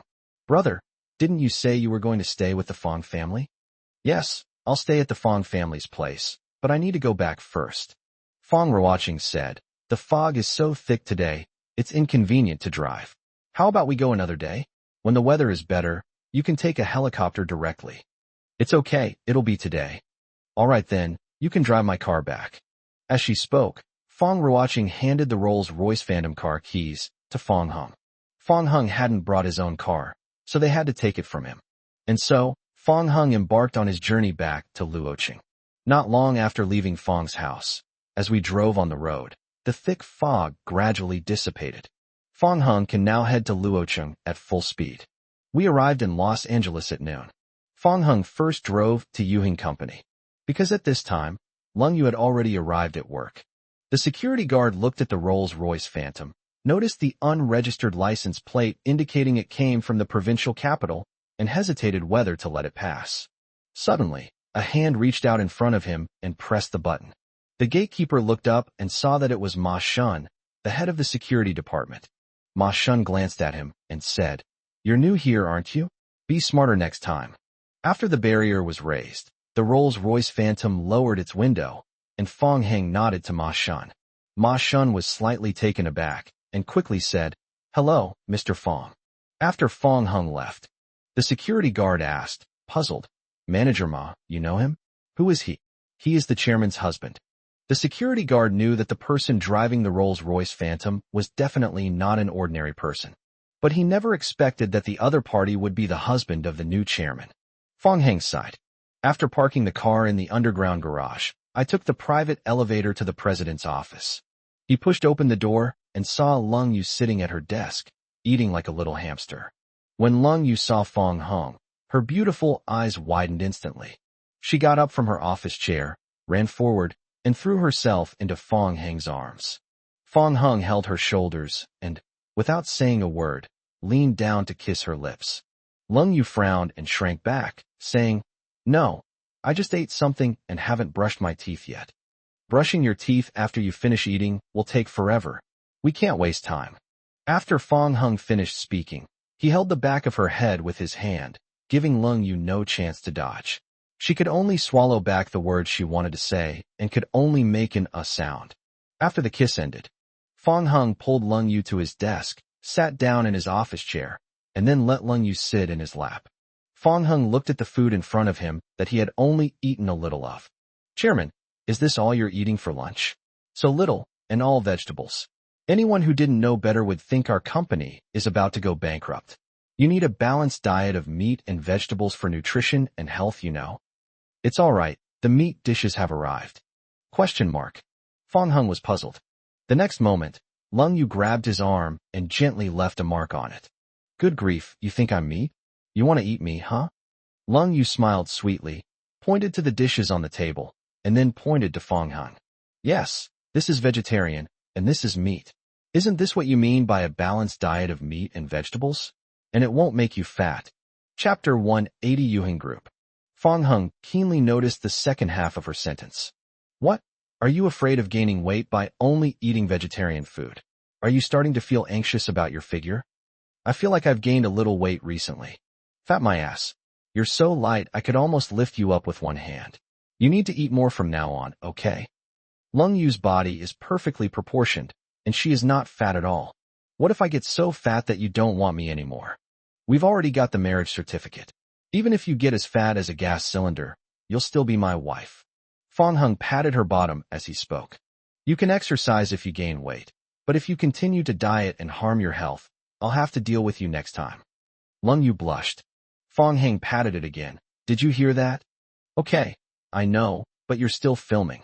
Fong Hung led her downstairs, and they went out for a meal together.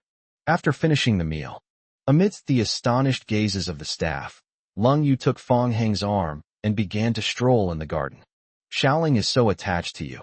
She must miss you a lot now that you're apart. You should visit her in the provincial capital more often in the future. Fong Hung touched his nose. I plan to stay in the provincial capital for a while. Lung Yu suddenly stopped in her tracks, looked at Fong Hung in surprise, and asked cautiously, approximately how long? Fong Hung shook his head, unsure of the outcome, and dared not make any promises. Lung Yu pursed her lips, paused for a moment, and then said, So, we're going to have to separate temporarily, like couples in a long-distance relationship? Long-distance relationship is long-distance relationship. We are a married couple. It's different. Although she didn't know why Fong Hung did this, Lung Yu understood that there must be a reason. She knew that Fong Hung wouldn't make such a decision without a reason. I don't want to be separated from you. Without you by my side, I can't concentrate on my work, and my efficiency drops significantly. Fong Hung felt extremely guilty and began to make a difficult decision. Unexpectedly, Lung Yu then said, I'll go to the provincial capital with you. Huh? If you go to the provincial capital, what will happen to the company? I have a way, Lung Yu said with a determined look in her eyes. In the afternoon, major companies in Los Angeles received some explosive news. Yuheng, together with Guangnian and other holding companies, relocated to Yujing No. 1 building in the provincial capital and established Yuheng Group. This has left many company executives completely baffled. The rent cost in the Yujing No. 1 building in the provincial capital is many times higher than here. However, what they didn't know was that this building belonged to Lung Yu. Relocating there would not only save on rent costs, but also expand their market. This decision was unexpected by Fong Hung, but upon closer reflection, he realized that if Yu Hong wanted to expand further, he would definitely have to leave Luoqing. Lung Family Villa. When Lung Tianrui and Yang Shulan learned of this news, they unconditionally supported Lung Yu's decision. At this moment, Yang Shulan turned to look at Lung Tianrui and said, Tianrui, what do you think? Why don't we move to the provincial capital too? Upon hearing this, Lung Yunluo immediately started making her own plans. Move to the provincial capital? That would be wonderful.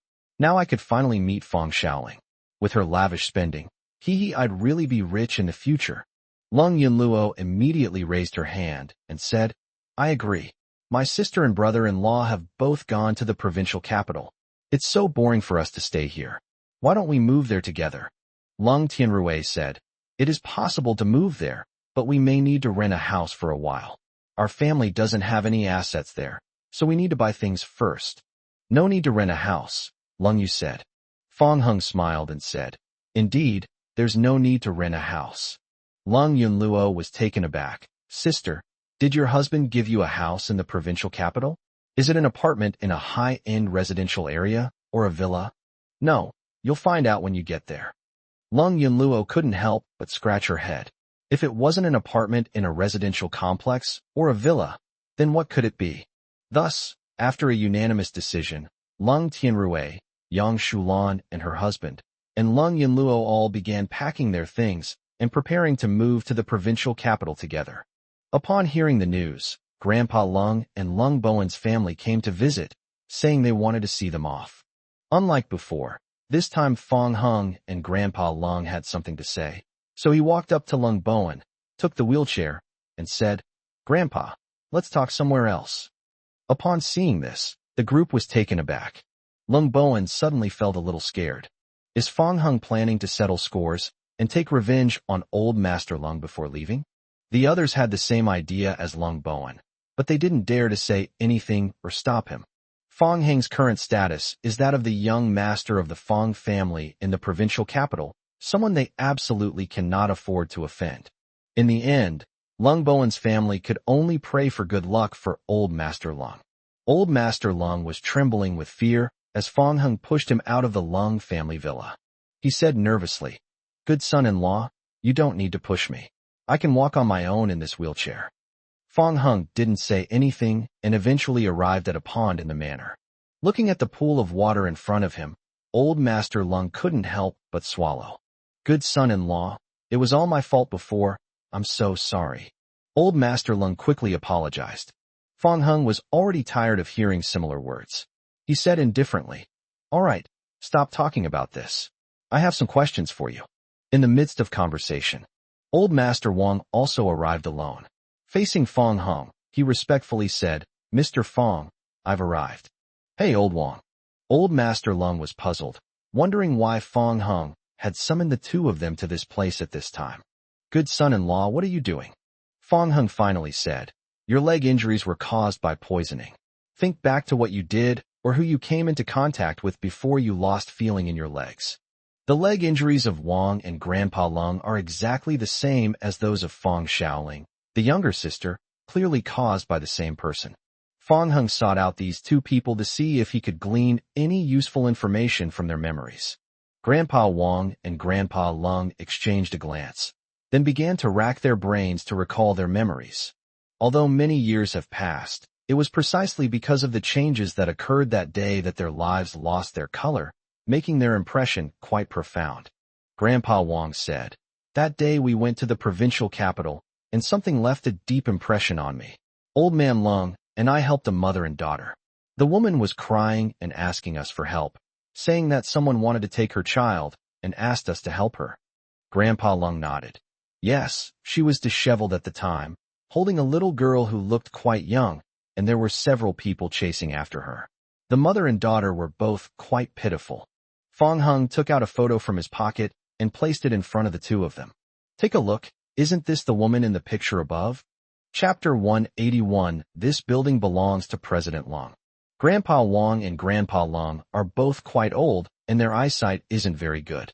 They had to lean closer and stare at the photo carefully before they could see the woman in it. Grandpa Lung exclaimed in surprise, then looked at Grandpa Wang. "Is that her, Old Wang? She looks very familiar." It had been a long time since the last photo was taken, but Grandpa Lung could still tell that it looked somewhat familiar. Grandpa Wang nodded. "That's right, it's her." At this point, Old Master Wang looked up at Fong Hung with a hint of doubt.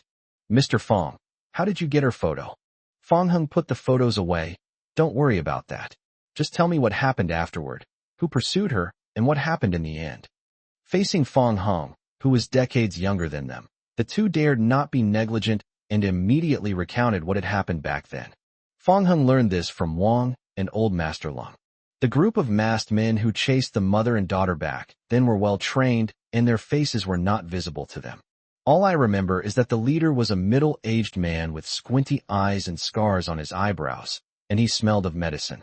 Because two people stepped forward to protect the mother and daughter, buying them time, those people initially failed, and they were able to hold out until someone came to their rescue. When recalling the past, Mr. Wang still felt lingering fear. He said, "The last group to arrive were fully armed, and their guns were practically pointed at my face and Old Man Lung's face." Grandpa Lung chimed in, "That's right. It scared me to death. I almost thought I was going to get myself killed just for helping out. Those people were obviously from extraordinary backgrounds. They even had weapons." "Yes. Thankfully they came to rescue that mother and daughter, otherwise we would have really been doomed there." According to the accounts of Grandpa Wang and Grandpa Lung, the first group of people intended to commit violence and their origins were unknown, but the second group, based on their characteristics, mostly belonged to the Fong family.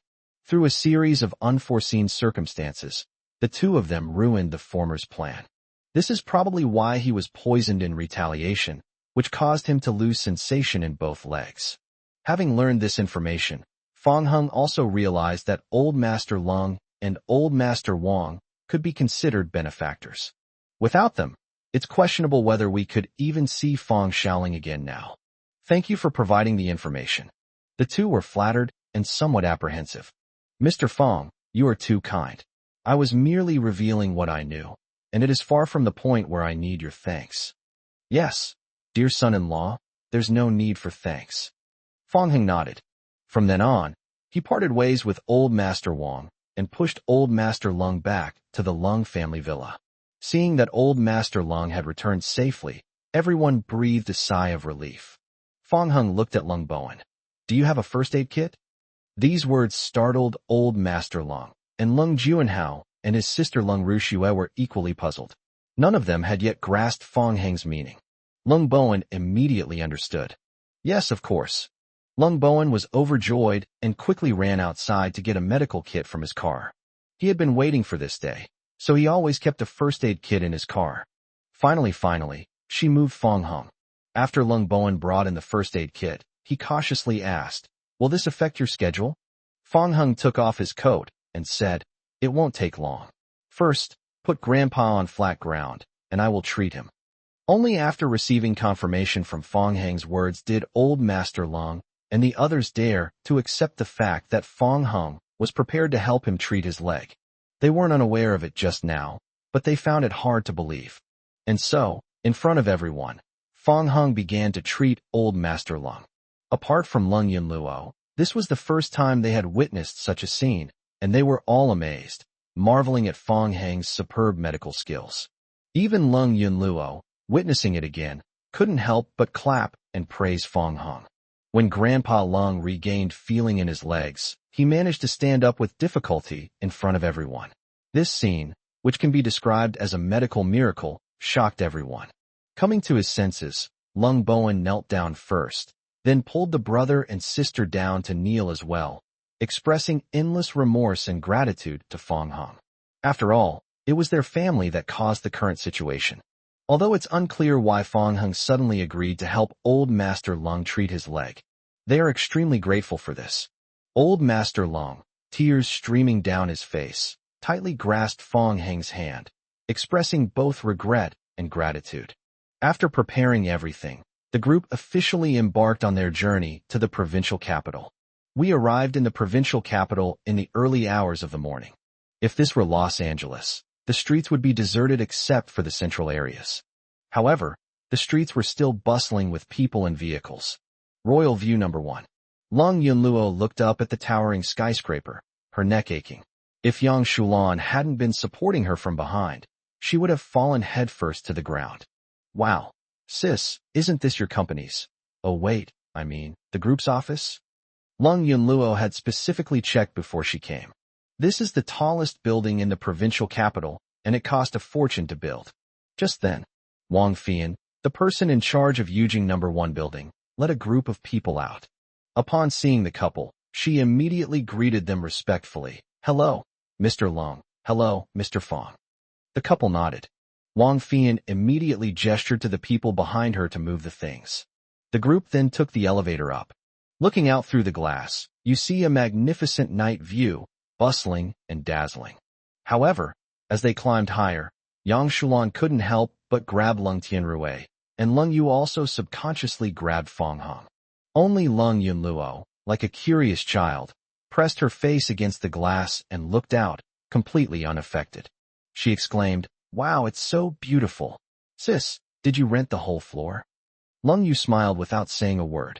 Fong Hung said, "Guess." "Huh." Lung Yunluo turned around. "Could it be 2 floors?" Fong Hung shook his head.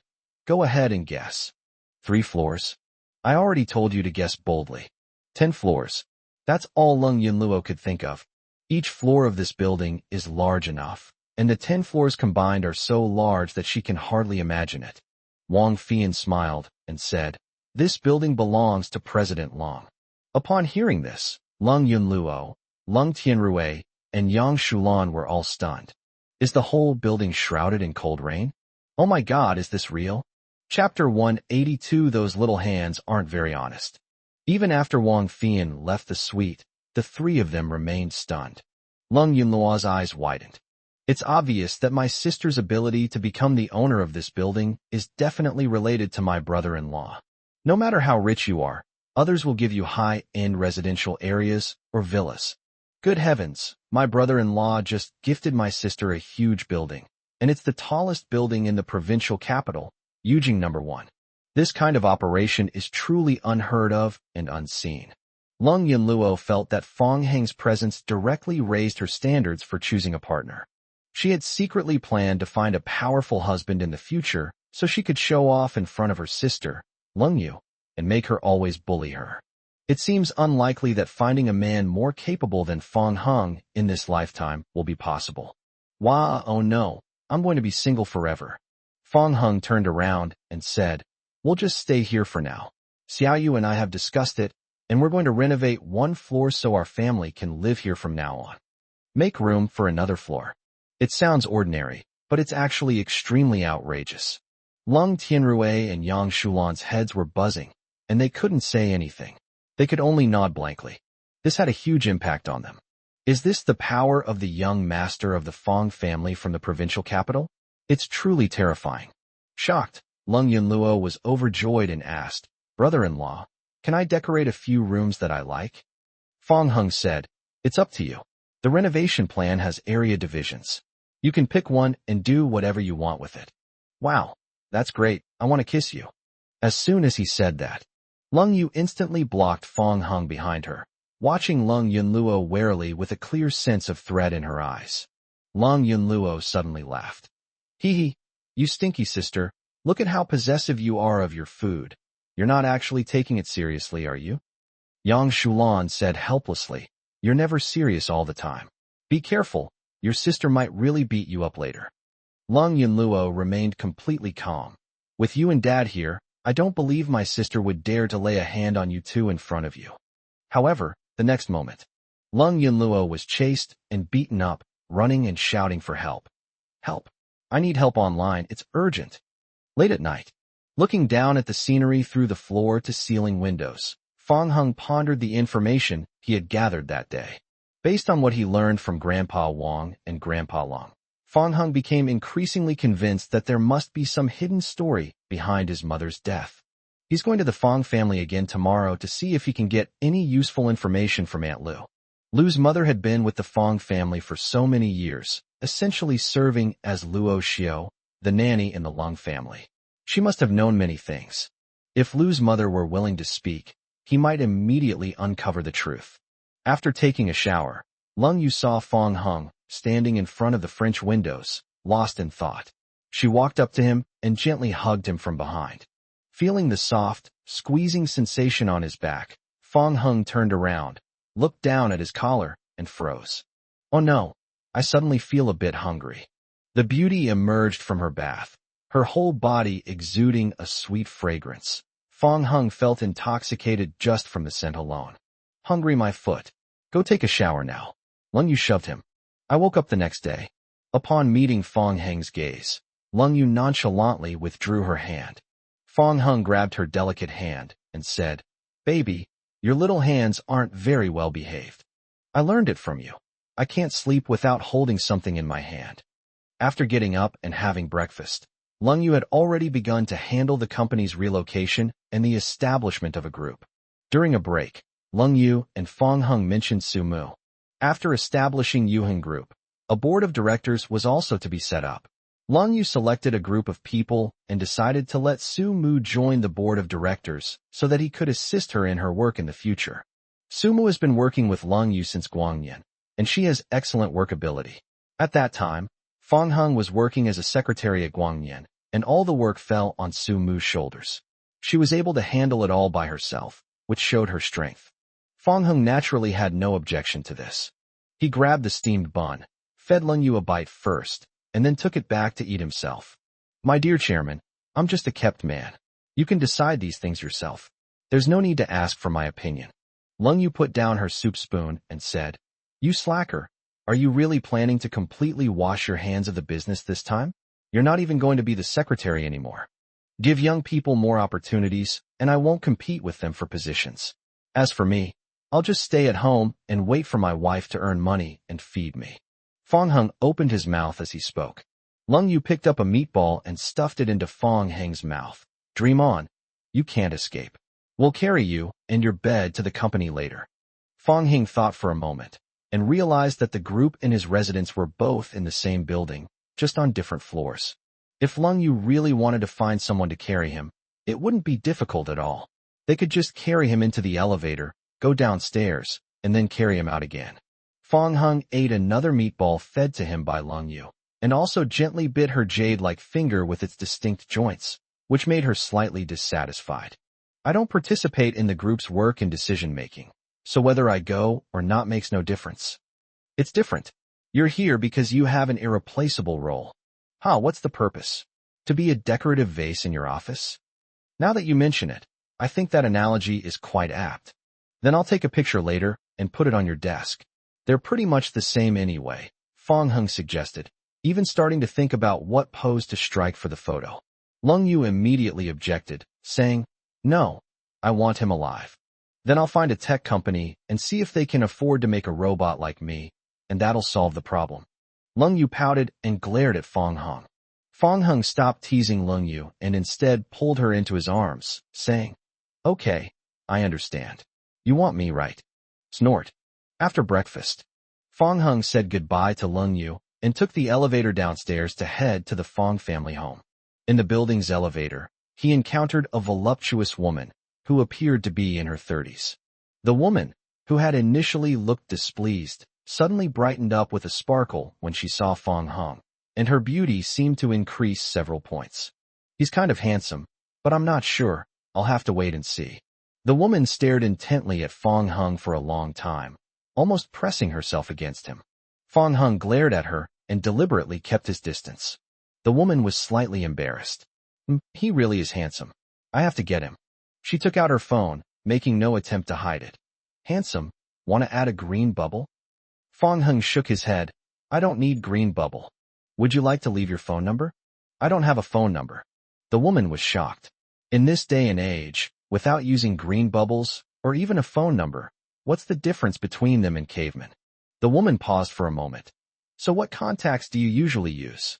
"I can transmit my voice from 1,000 miles away."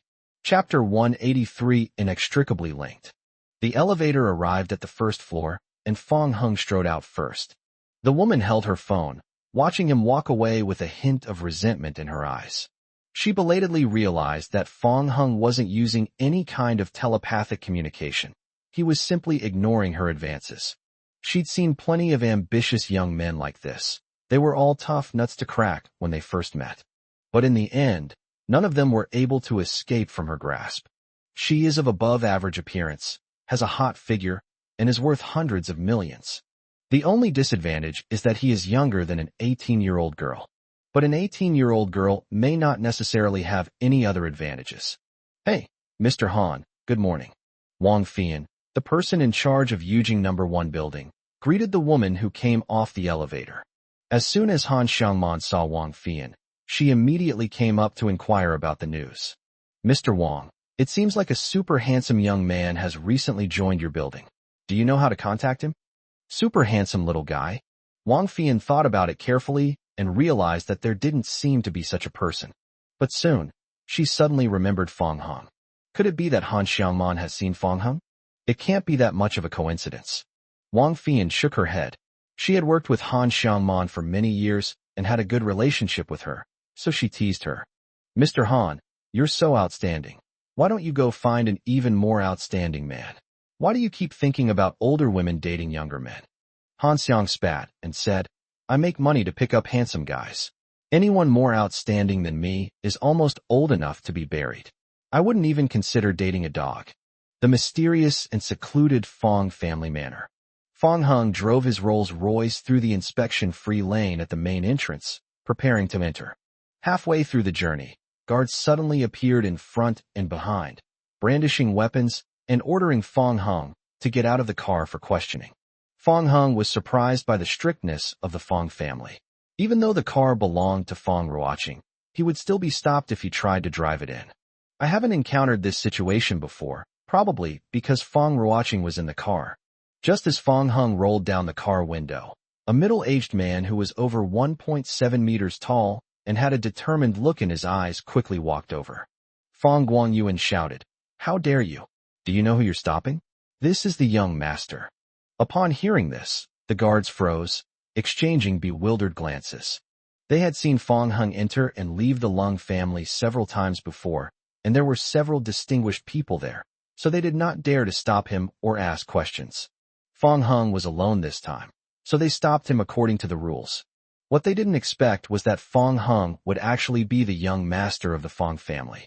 Fong Guangyuan then ordered, "Immediately enter the young master into the system. Anyone who dares to obstruct him again."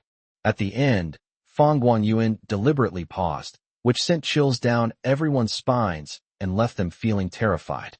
After the guards left, Fong Guanyuan smiled at Fong Hung, then opened the car door and got in.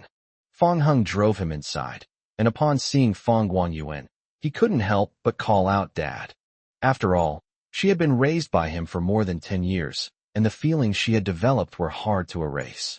Fong Guanyuan, who was admiring the interior design of the car, looked helpless upon hearing the sound.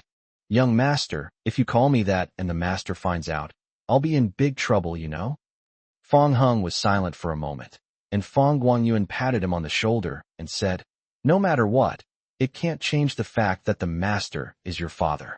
He's not like what you think. He actually has his own difficulties." Fong Hung didn't want to mention that man, so he deliberately changed the subject and asked Fong Guanyuan bluntly, "Was my mother also poisoned and died?" Fong Guanyuan was taken aback, his expression one of astonishment. "Madam, she..." He hesitated for a moment, then asked, "What do you mean by poisoning? What have you found out?" "Xiaoling's leg injury was caused by poisoning," Fong Hung said. "This?" Fong Guanyuan's eyes widened in shock. "How did you make that judgment? So many famous doctors in the provincial capital, even medical giants, couldn't find the cause, and you actually did it all at once." Fong Hung said, "In Los Angeles, there are 2 other elderly people with the exact same symptoms as Xiaoling. They were poisoned, which caused them to lose sensation in their legs, and they can only live in wheelchairs. Coincidentally, they helped my mother back then." Fong Guanyuan was so shocked that he couldn't speak. He hadn't expected that Fong Hung had already investigated this far. Fong Hung looked directly at him and continued to ask, "So, was my mother also poisoned back then?" Fong Guanyuan gave an awkward smile, shook his head, and remained silent. Fong Hung slammed on the brakes, looking at him with confusion. "Why did all of you keep this from me?" Fong Guanyuan then said, "I'm really sorry, young master. I have something to attend to." As soon as he finished speaking, Fong Guanyuan flung open the car door in a fit of rage and fled as if he were escaping, not even bothering to close the door behind him. Fong Hung sat blankly in the driver's seat, the autumn wind blowing in through the car door, making him feel a chill. In a luxurious kitchen, wearing an expensive apron, surrounded by a group of servants, Su Peiyuan personally brought the last dish to the table. The maid came forward to help Su Peiyuan untie her apron. Su Peiyuan said, "Inform the master and tell him to come back for dinner." "Yes, madam," the maid replied hastily. The words had barely left his mouth. A tall, angry middle-aged man stormed into the room. Su Peiyuan's eyebrows lit up with joy as she said, "Honey, you're back. I cooked today myself, and I made all your favorite dishes." Fong Zun's forehead veins bulged, and his hands were trembling. He suppressed his anger and said to the servants, "You all go out first." The servants looked troubled and then turned to Su Peiyuan. After Su Peiyuan gave them a look, they all left. The door had just closed. Su Peiyuan turned around to serve Fong Zun rice, but he rushed in front of her and grabbed her by the neck. With a snap, the bowls and chopsticks were overturned on the floor. Su Peiyuan was puzzled at first, then glared at the man in front of her with displeasure. "Fong Zun, are you having another episode?" Fong Zun exerted a little force, making it difficult for Su Peiyuan to breathe. "Su Peiyuan, you have such a vicious heart. You poisoned Linger, didn't you? And Enrant's death is also related to you." Su Peiyuan seemed to have been hit where it hurt, and the dissatisfaction in her eyes instantly turned into hatred. She struggled violently, scratching and kicking Fong Zun. "Fong Zun, you bastard, I'll fight you to the death." Fong Zun increased his strength, and this time Su Peiyuan seemed to have no strength left. Her hands and feet went limp, and her face turned red. "Tell me, did you do it?" "Yes, I did it all." "Quick, strangle me. Please strangle me." Chapter 184 is indeed stupid, Su Peiyuan said with difficulty and resentment. Fong Zun did not let go. During a lull in the conflict between the two, Grandma Fong walked through the door, leaning on her cane with one hand and being helped by the housekeeper with the other. Seeing the scene before her, she slammed her cane down and immediately shouted, "You unfilial son, release Peiyuan right now." Su Peiyuan said defiantly, "Mom, don't worry about him. Let him strangle me. Life's gotten so bad, I don't want to live anymore anyway." Seeing that Fong Zun wouldn't let go, old Madame Fong gave the housekeeper a wink. The next moment, A group of people rushed in and forcibly separated Fong Zun and Su Peiyuan. Su Peiyuan collapsed onto the sofa, breathing heavily, and began to cough violently. Fong Zun's veins bulged as he continued to glare at her intently. Grandma Fong questioned, "Peiyuan is your wife. Why did you treat her like this? If this gets out, where will I put my old face?" After calming down a bit, Su Peiyuan couldn't help but speak up for Fong Zun again in front of old Madame Fong. "Mom, don't blame Fong Zun. He was just too impulsive." Grandma Fong sneered. "You're already the head of the family, yet you're still so immature. You're making such a fuss over a dead woman. What kind of behavior is that?" Old Mrs. Fong turned back and ordered the housekeeper, "Go, have someone drive those two bastards out of the Fong family. They've been quiet for so many years, and they're causing trouble as soon as they come back." Su Peiyuan stood up, walked to old Madame Fong, grabbed her hand, and pleaded for mercy. "Mom, don't be like this. Linger and Hungyer are innocent. Besides, I accepted and ran back then. No one wanted an accident to happen in the middle. It's normal for Fong Zun to suspect me." Fong Zun glared at Su Peiyuan. "Stop pretending here. Linger's poisoning and Enrant's death. Do you dare to say that you have nothing to do with them?" Su Peiyuan lowered her head. "Anyway, you've always thought I did it, so I have nothing to say." Grandma Fong came up and hit Fong Zun hard with her cane. "You unfilial son. If Peiyuan really did it, would she have accepted Jiang Anren into the family and faced so much criticism in the first place? And who has been personally searching all over the country to find someone to treat your little bastard child ever since she lost feeling in her legs? You've made so many mistakes, and Peiyuan not only didn't blame you, but she's also been speaking up for you in private. You don't know how to cherish such a good wife. How long are you going to keep causing trouble? Are you only satisfied when this family falls apart? Huh?" Fong Zun took a deep breath and controlled his emotions. He didn't respond to Grandma Fong, but instead turned to look at Su Peiyuan. "Su Peiyuan, you can fool everyone, but you can't fool me. You'd better not let me catch you red-handed." Fong Zun knows Su Peiyuan too well. This vicious woman resorted to despicable means to get him back then, and then used the child to pressure the Su family into marriage. His daughter, Fong Shaoling, being poisoned further confirmed his suspicions. Su Peiyuan is inextricably linked to Jiang Anren's death. "Aunt Lu, tell me about my mother."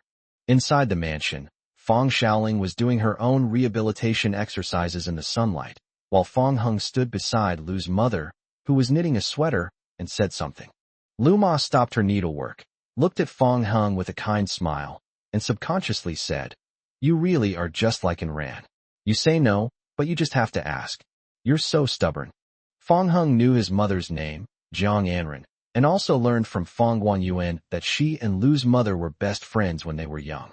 If they wanted to learn more about their mother, the only hope besides that man was to place their hopes on Lu's mother. Fong Hung said, "He doesn't want you to talk about the second madam, so just talk about your best friend Jiang Anren." Lu's mother smiled wryly, thinking that what difference did it make? But she still put down the sweater and couldn't help but talk about old friends. "We met in our freshman year of college. Anren was very pretty and did very well in her studies. She left a deep impression on me on the first day we met, and I still remember that scene very clearly." Lu Ma's smile was tinged with a faint sadness. On the first day of school, she pointed to a boy who had just walked in and said that he was her type. Then she stood up and confessed her feelings to him in front of everyone. Not only was I stunned, but the whole class was stunned. The boy had a cold face, but his ears were bright red. Later, Anren and he got together. They were very loving throughout their 4 years of college and were the envy of everyone in the school. After graduation, I thought they would get married. Then one day, Anren came to me with tears in her eyes and asked if I would be willing to go with her to crash the wedding. I was very surprised. Later I learned that the person she liked had been forcibly taken away by someone else, and that he was pregnant and about to get married. Fong Hung, who had been silent all along, finally said, "He's just a scumbag. The next one will be better." Aunt Lu suddenly burst out laughing. "That's what I thought too, and I even tried to persuade Enran. But he was always very devoted to Enran, mainly because he was too stupid. Yes, too stupid. So stupid that a grown man could actually get drugged." Fong Hung was taken aback upon hearing this. Fong Zun, who appeared at the corner of the mansion, immediately turned cold. He said in a deep voice, "Have you forgotten what I told you? Who gave you permission to tell him these things?" Lu Ma smiled, seemingly unafraid of Fong Zun, and slowly stood up. "Master, I was only talking to the young master about a friend. I didn't mention the second madam." Fong Zun thought to himself, "Are you treating me like a fool?" However, he did not pursue the matter of Lu Ma's mistake. Instead, he turned to Fong Hung and said, "Don't believe her. Come out with me. There are some things I need to talk to you about." Seeing this, Fong Xiaoling stopped her rehabilitation and, with her unsteady steps, came over and shoved Fong Zun. "What do you want to do to my brother? Get out of here, you're not welcome here." Fong Zun looked at Fong Xiaoling with a guilty expression, hesitating to speak. Fong Hung patted Fong Xiaoling's head and said, "Xiaoling, stop making a fuss. You and Aunt Lu stay here. We'll go out and talk about something. That's all." The father and son left the mansion in silence and unknowingly arrived at the cemetery in the backyard. Only then did Fong Zun finally speak.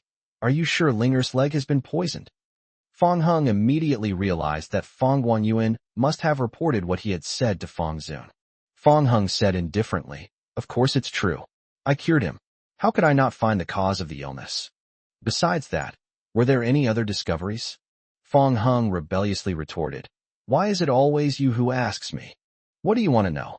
Was what Aunt Lu just said true?" Seeing his expression, Fong Hung said, "He is indeed stupid."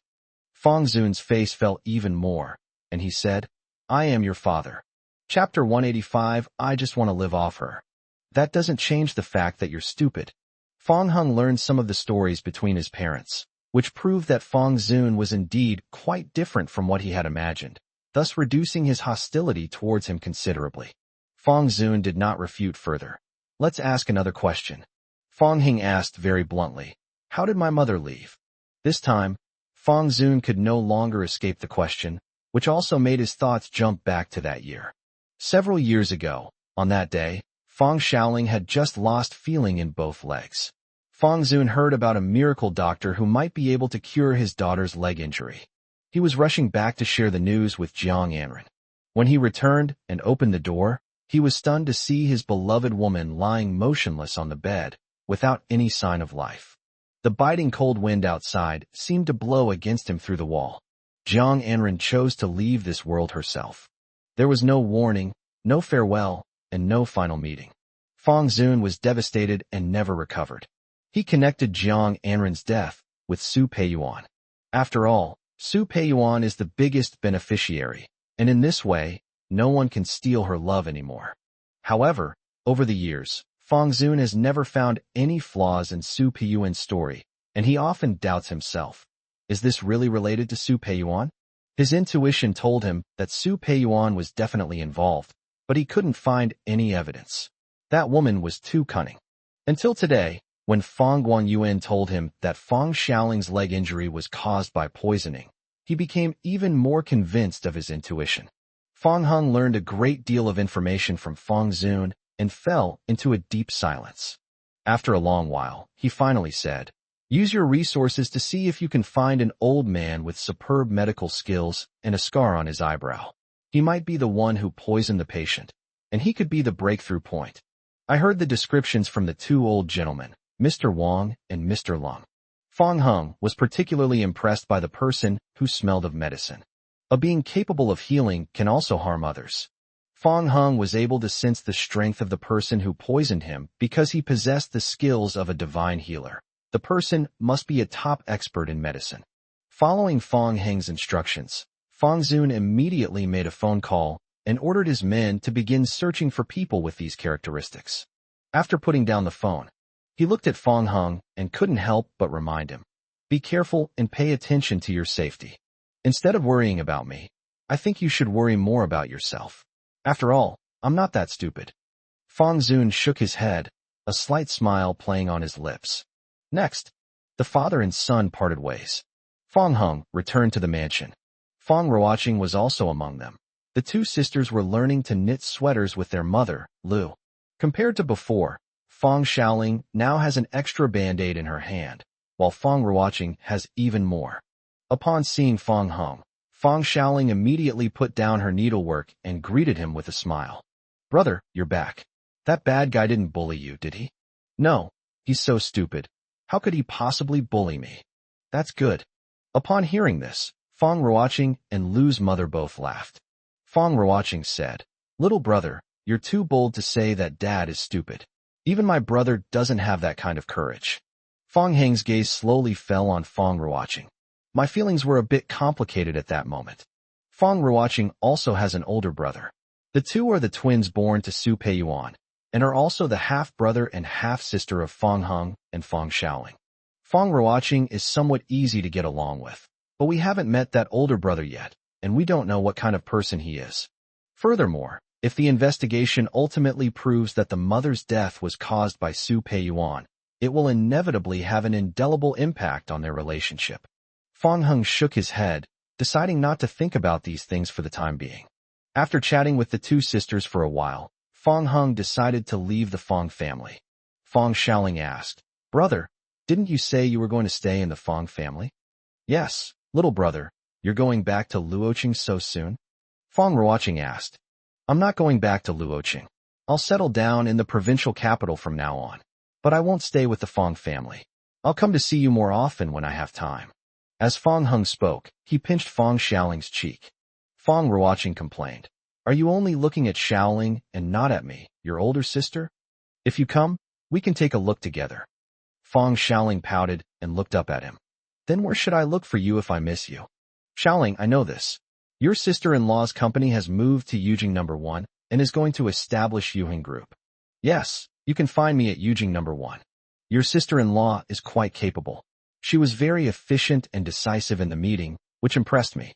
Brother, I heard that you've been living off your wife. Is that true? Fang Ruoqing asked. Fang Heng nodded. Yes. Upon hearing this, both sisters were shocked. Brother, how can you be a freeloader? I have money here, wait for me.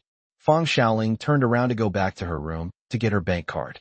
Yeah, you're the young master of the Fang family. It's a bit strange for you to be a kept man. I have some money here, you can take it and spend it. Fang Ruoqing also rummaged through her bag.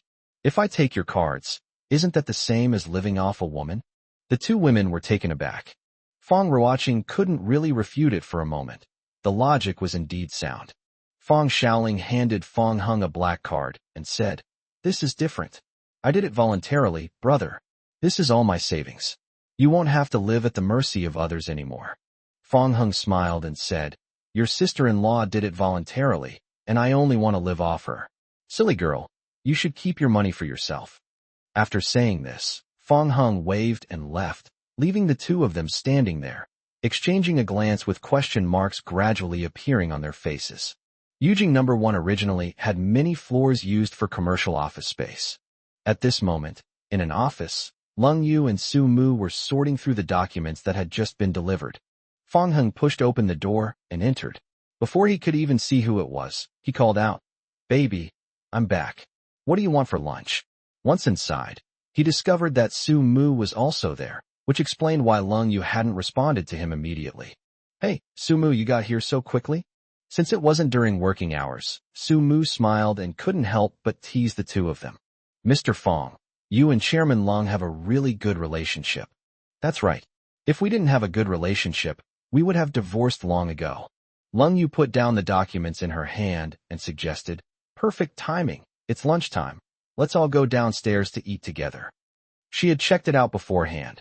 There was a restaurant downstairs, and it even shared the same name as the one she used to frequent in Los Angeles, like a chain store.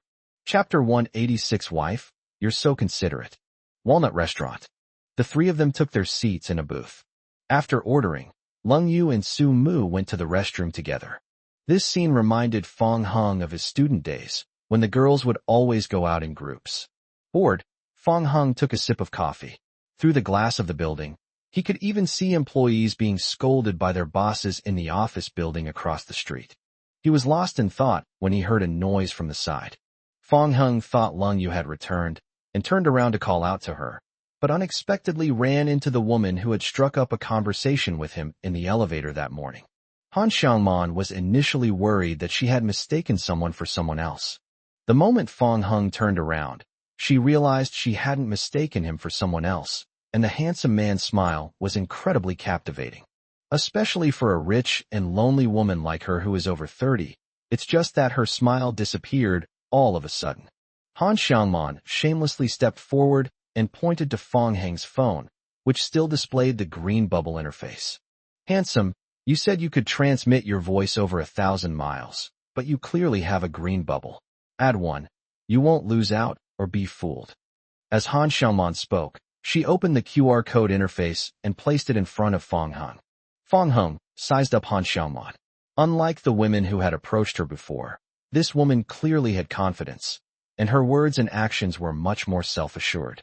Fong Heng locked his phone, silently put it back in his pocket, and replied, "Sorry, I didn't bring my phone." Han Xiangman sat down opposite Fong Heng, her eyes fixed on him without any attempt to hide her hunger. If the two had a special relationship and this wasn't a public place, Han Xiangman would probably have pounced on him without hesitation. Fong Heng felt a mixture of aversion and helplessness. There was nothing he could do. Being too handsome did have many advantages, but it also brought a lot of trouble. "Handsome, don't be so aloof. I'm not going to eat you."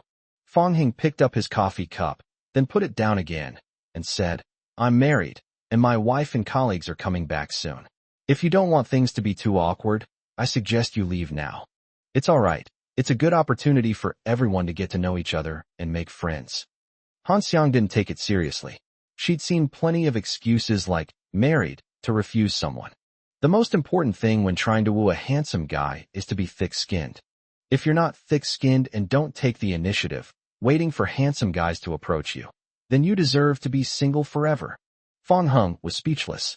Seeing that Han Xiangman was shamelessly refusing to leave, he had no choice but to accept it.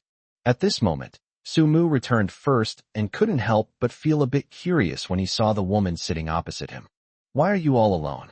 Su Mu glanced at Han Xiangman across from her and replied, "Chairman Lung went to buy something and told me to come back first." At this moment, Han Xiangman's eyes, like radar, began to scrutinize Su Mu. Her looks are all right, slightly inferior to hers. As for her figure, it's so-so, with skinny arms and legs. Only young boys would like this type of woman. Moreover, judging from her temperament and attire, she doesn't seem like someone in a position of power. In conclusion, I was defeated by myself, and I'm not qualified to compete for men. Han Xiangman beckoned to Su Mu and said, "Sister, come and sit down." Fong Heng laughed. "No, why are you acting like the host? We don't even know each other. Now that we've met, little sister, is there another one? When is he coming back?" Fong Heng was completely baffled by her. In the midst of conversation, Lung Yu returned carrying several cups of milk tea, her gaze also falling on Han Xiangman, standing to the side. Lung Yu gave Su Mu a cup of milk tea, then reached into the bag again. Fong Heng said, "Wife, you should drink it yourself. I just had some coffee." Lung Yu was slightly taken aback and looked at Fong Heng in surprise. This isn't right. Why are they calling her that in public? It wasn't like this before. Lung Yu took out a cup of fruit tea from inside and said, "I know you don't like milk tea, so I bought this for you." "Honey, you're so considerate." Lung Yu was slightly taken aback again. Huh. Although Fong Heng's address warmed her heart, she still felt a little uncomfortable with others present. After Lung Yu sat down, she put her bag aside, glanced at Han Xiangman, and asked Su Mu, "Your friend?" Su Mu held the milk tea and shook her head, indicating that she didn't know the person at all. Lung Yu was shocked. It wasn't someone Su Mu knew. Could it be someone Fong Heng knew? But as far as he could remember, Fong Heng didn't know this person at all, otherwise he would have definitely told her. Lung Yu turned around and looked at Fong Heng. Fong Heng said, "They approached me and asked for my contact information." Lung Yu had originally intended to greet Han Xiangman with a smile, but upon hearing this, she immediately changed her expression. Meanwhile, Han Xiangman was staring at Lung Yu in utter astonishment. Let's not talk about age. Her looks, her beauty is so stunning it's unfair. I guess I'll just have to admit defeat. How come she's still so tall? And has such a great figure? And all her fat is in the right places? Not only that, he was wearing a Carousel watch on his wrist, worth millions, and his bag was a custom-made Himalayan BK gold buckled version, which is not something that money can easily buy. The appearance of Lung Yu put Han Xiangman under great pressure, making her realize that her only advantage in front of the other party might be her assets of over 100 million yuan. At this moment, Lung Yu took Fong Heng's arm to assert her ownership and said to Han Xiangman, "Madam, since we don't know each other, please don't disturb our meal. Thank you." Han Xiangman forced herself to remain calm in the face of the cold rain. "Just consider this a chance to make friends. My company is downstairs, and we might be able to help each other out in the future. By the way, what's your name?" Cold Rain. Cold Rain, why does this name sound so familiar? Han Xiangman couldn't remember, so she smiled and said, "Hello, Miss Lung. May I ask where you work?" "The company just moved here." Han Xiangman's heart skipped a beat. No wonder he could afford such expensive luxury goods. He wasn't an ordinary person after all. Could it be that even my only advantage is inferior to the other parties? Han Xiangman comforted herself. No. She rented an entire floor in the Yujing No. 1 building to run her company. Looking at other companies, most of them only rent an area. Han Xiangman felt that Lung Yu was definitely just one of the majority. However, at that moment, Wang Fian, the person in charge of the building, came into view. As soon as Han Xiangman saw Wang Fian, she waved and said, "President Wang, what a coincidence. Come over here, I'll treat you to dinner." Wang Fian came over upon hearing the voice. "President Han, you really are a regular here. I run into you 9 times out of 10. There's no way around it. The probability of finding handsome guys here is high." The words had barely left his mouth. Wang Fian noticed the couple across from her. "Oh, Mr. Fong, Mr. Lung, are you both here too?" Chapter 187. The chairman is so cute. With a gentle breeze and warm sunshine, the tall buildings outside the window seemed to be covered with a thin layer of gold. Han Xiangman was somewhat surprised to see Wang Fian greet Fong Heng and Lung Yu so politely. The couple nodded to Wang Fian. Han Xiangman finally couldn't help but ask, "President Wang, do you know these two people?" As the person in charge of Yujing No. 1 building, it would be strange if he didn't know these two people. Wang Fian thought Han Xiangman didn't know the two of them, so she immediately introduced them to each other. "Mr. Han, let me introduce you. This is Mr. Fong, and this is Ms. Lung. These two are a loving young couple." Han Xiangman was stunned. She had thought that Fong Heng and Lung Yu were both young and at most just dating, so she might still have a sliver of a chance. Now that we know from Wang Fian that the two got married, it's like a death sentence for her. Wang Fian added, "Oh, by the way, President Lung is now the owner of this building, my boss, and also your landlord, President Han." Everything was fine until that last sentence, which struck Han Xiangman like a bolt from the blue. Her eyes widened as she stared at the cold rain in disbelief. Landlorder? She's really embarrassed herself now. She thought she could go toe-to-toe with Lung Yu, but it turned out she was just showing off her skills in front of Guan Yu. She's getting too cocky. She's even hooking up with her landlady's husband instead. Han Xiangman was extremely embarrassed, as if she had eaten something that made her feel uncomfortable. She smiled at the stunningly beautiful woman opposite her and said, "Hello, President Lung." With a cool and elegant smile, Lung Yuqing said, "Mr. Han, we can talk about this in my office later." Han Xiangman wasn't stupid. She could easily tell that Lung Yu was subtly trying to get rid of people. This is the second time already. If they don't know their place, they'll probably be in for a rough time. As the owner of Yujing No. 1, the tallest building in the provincial capital, it wouldn't be too easy for Lung Yu to deal with her. "Excuse me, I'm sorry to have disturbed you all." Han Xiangman felt as if her face had been slapped so hard she didn't have time to say anything. She grabbed her bag and fled, leaving her phone on the dining table. Seeing this, Wang Fian realized that Han Xiangman must be chasing after handsome guys and had ended up with Fong Heng. This was indeed quite awkward. She suppressed a laugh, helped Han Xiangman pick up her phone, exchanged a few more polite words with the couple, and then said goodbye and left. At this point, the waiter in the Western restaurant, carrying a tray, could finally place the dishes on the table. Once all the dishes were served and everyone had left, Lung Yu looked at Fong Heng, who was drinking fruit tea as if nothing had happened, and a helpless expression appeared on her pretty face. "Why don't you wear a mask when you go out from now on?" Fong Heng felt a little puzzled, but he didn't rush to ask. Instead, He handed the fruit tea he had just taken a few sips of to Lung Yu. This tastes good, have a sip. Lung Yu lowered her head, brushed the hair behind her ear with her hand, put her thin pink lips to the straw, took a sip as Fong Hung had instructed, and then gently raised her eyebrows. Noticing the subtle change in her expression, Fong Hung smiled and asked, "Is it delicious?" "Yes, indeed." Fong Hung put down his fruit tea before continuing the previous topic. "Why do I have to wear a mask when I go out?" Lung Yu cut a small piece of steak, forked it, and held it to Fong Hung's lips, while giving him a disdainful look. "Your face is too attractive to bees and butterflies.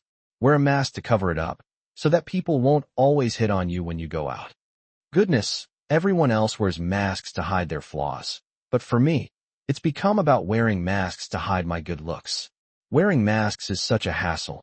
Maybe I should just get plastic surgery and make myself uglier. No, I still want to watch it.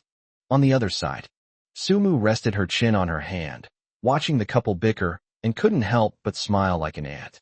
I'm totally hooked.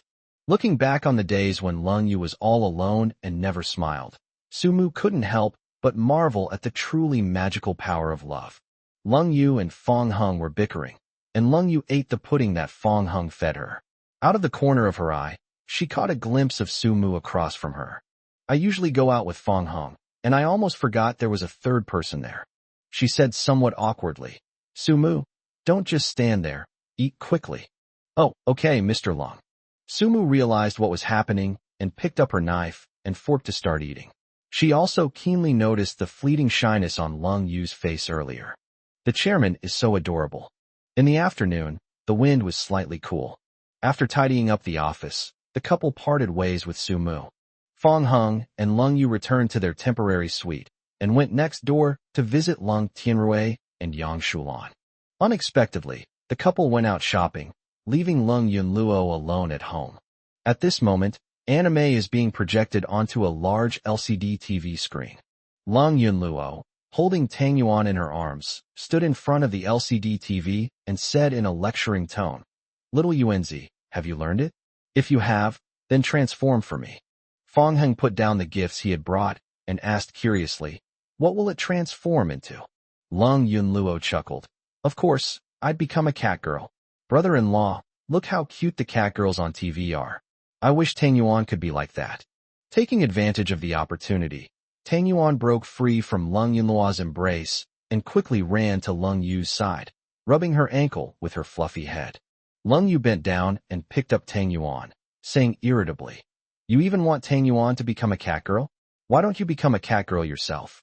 Lung Yunluo suddenly pulled out a headband with cat ears from somewhere, put it on her head, then hooked her little hand slightly and meowed like Tang Yuan, giving off a bit of a lucky cat vibe. Click. Lung Yu raised her phone and took a picture, saying, "Not bad. I sent it to Mom." Lung Yunluo was stunned for a moment, then rushed forward and tried to snatch Lung Yu's phone. "You stinky sis, give me your phone, or I'll fight you to the death." Lung Yunlu could easily imagine that Yang Shulan would post this photo on her WeChat moments. If her relatives and friends saw this, where would she put her face in the future? Between playful moments, Tang Yuan jumped down from Lung Yu's arms, placed her two front paws on Fong Hung's trouser legs, and started meowing. When Fong Hung saw that the bowl was empty, he picked up the little guy with one hand and went over to pour him a bowl of cat food. Just then, Fong Hung received a call from Fong Ruoqing. "Little brother, Xiaoling and I have arrived at Yujing No. 1 building. Which floor are you on? I'll come down to get you." Fong Hung put down his phone, and both sisters turned to look at him. "Has Xiaoling arrived?" Lung Yu asked. Fong Hung nodded. "Oh yeah, the little rich girl is finally here." Lung Yunluo jumped up happily. Fong Hung, question mark. Cold rain, question mark. Chapter 188. Remember to call her sister-in-law. At the entrance of the building, Fong Hung spotted the conspicuous Rolls-Royce Phantom at a glance. He strode over. The driver, wearing white gloves, went around to the back seat and carefully opened the car door. Fong Xiaoling, supported by Fong Hung, got out of the car. Fong Hung looked at Fong Ruoqing, who was also sitting in the back row. "Aren't you going up?" Fong Ruoqing said, "There are still some things to take care of at the company." Fong Hung indicated that he understood, and then he and Fong Xiaoling turned around and walked towards the building together. Fong Ruoqing leaned against the car window, looking like a wilted eggplant, and said, "Little brother, when will you be willing to call me sister? I've been waiting for so long." Fong Hung hesitated for a moment. "Goodbye, Sister Ruoqing." Fong Ruoqing was stunned for a moment, then excitedly rushed out of the car and opened her arms to hug Fong Hung. This startled Fong Hung, who hurriedly dodged away, saying, "No, I'm not a child anymore. Please keep your distance." Fong Ruoqing stomped her foot, looking helpless. "If only you were younger, it would be so annoying. I missed the age when I could hug and kiss you." And so, Fong Ruoqing tiptoed and ruffled Fong Heng's hair before leaving, satisfied. This scene was captured by Han Xiangman as she walked out of the building. She had been a little annoyed, but now she was filled with shock. Han Xiangman recognized her immediately. The one who had just ruffled Fong Heng's hair was Fong Ruoqing, the CEO of Ruoqing Company. Ruoqing's company is an enterprise of the Fong Group, and behind the Fong Group is the mysterious Fong family. Just thinking about Fong Heng's surname Fong, plus the fact that Fong Ruoqing has such close contact with him, makes one wonder. For a moment, Han Xiangman's heart skipped a beat. This situation is enough to prove that Fong Hung and the Fong family are definitely related. She stared blankly at Fong Hung walking towards her, unconsciously swallowed, and waved to greet him. Mr. Fong." Fong Hung ignored Han Xiangman and instead pulled Fong Xiaoling away. The shy Fong Xiaoling secretly glanced at her. Watching the departing figures of the brother and sister, Han Xiangman couldn't help but feel a wave of fear. Good heavens! The handsome guy she's interested in dating is not only her landlord's husband, but he's also a member of the Fong family. The elevator slowly ascended, and Fong Xiaoling gripped Fong Heng's hand tightly, even feeling the sweat on his palms. Clearly, the little girl is also afraid of heights. Among the girls, Lung Yunluo is probably the only one who is fearless. Fong Heng asked, "Didn't you say you missed me and wanted to come over? We only parted this morning. How come you've come looking for me so quickly? I'm bored at Fong's house." Fong Xiaoling said softly, as if worried about being overheard, and then whispered, "By the way, brother, you have to be careful of Sister Ruoqing. I know a secret about her." Fong Heng asked curiously, "What secret?" Sister Ruoqing really likes reading novels about brother complex, and she previously tipped the author a lot of money, which scared the author so much that he deleted the book and ran away. Fong Hung helped Fong Xiaoling tidy her hair. "Are you even jealous of your sister?" Fong Xiaoling said guiltily, "Two didn't." Fong Hung smiled helplessly. He and Fong Xiaoling hadn't seen each other for so many years. He could understand her little thoughts of relying on him and wanting to possess him. If there hadn't been a change in her family situation, at this age, Fong Xiaoling would probably have told him to get lost at the drop of a hat, instead of clinging to him like she does now. Fong Hung instructed, "You haven't forgotten what you promised me last time, have you? Don't be so rude in front of your sister-in-law. You have to get along well with her." Fong Xiaoling lowered her head and pouted. "I haven't forgotten. You don't need to keep reminding me. When you see her later, remember to call her sister-in-law." Fong Xiaoling suddenly fell silent. Seeing this, Fong Hung knew it was hopeless. He wasn't in a hurry. Things should be done step by step. At least compared to when they first met, the little girl had made considerable progress. As they spoke, they arrived at the door, and Fong Hung pressed the doorbell. The next moment, the door opened, and to Fong Heng's surprise, Lung Yu had changed into her usual clothes in such a short time, probably because she didn't want to look so serious. "Xiaoling, you're here." Lung Yu smiled at Fong Xiaoling.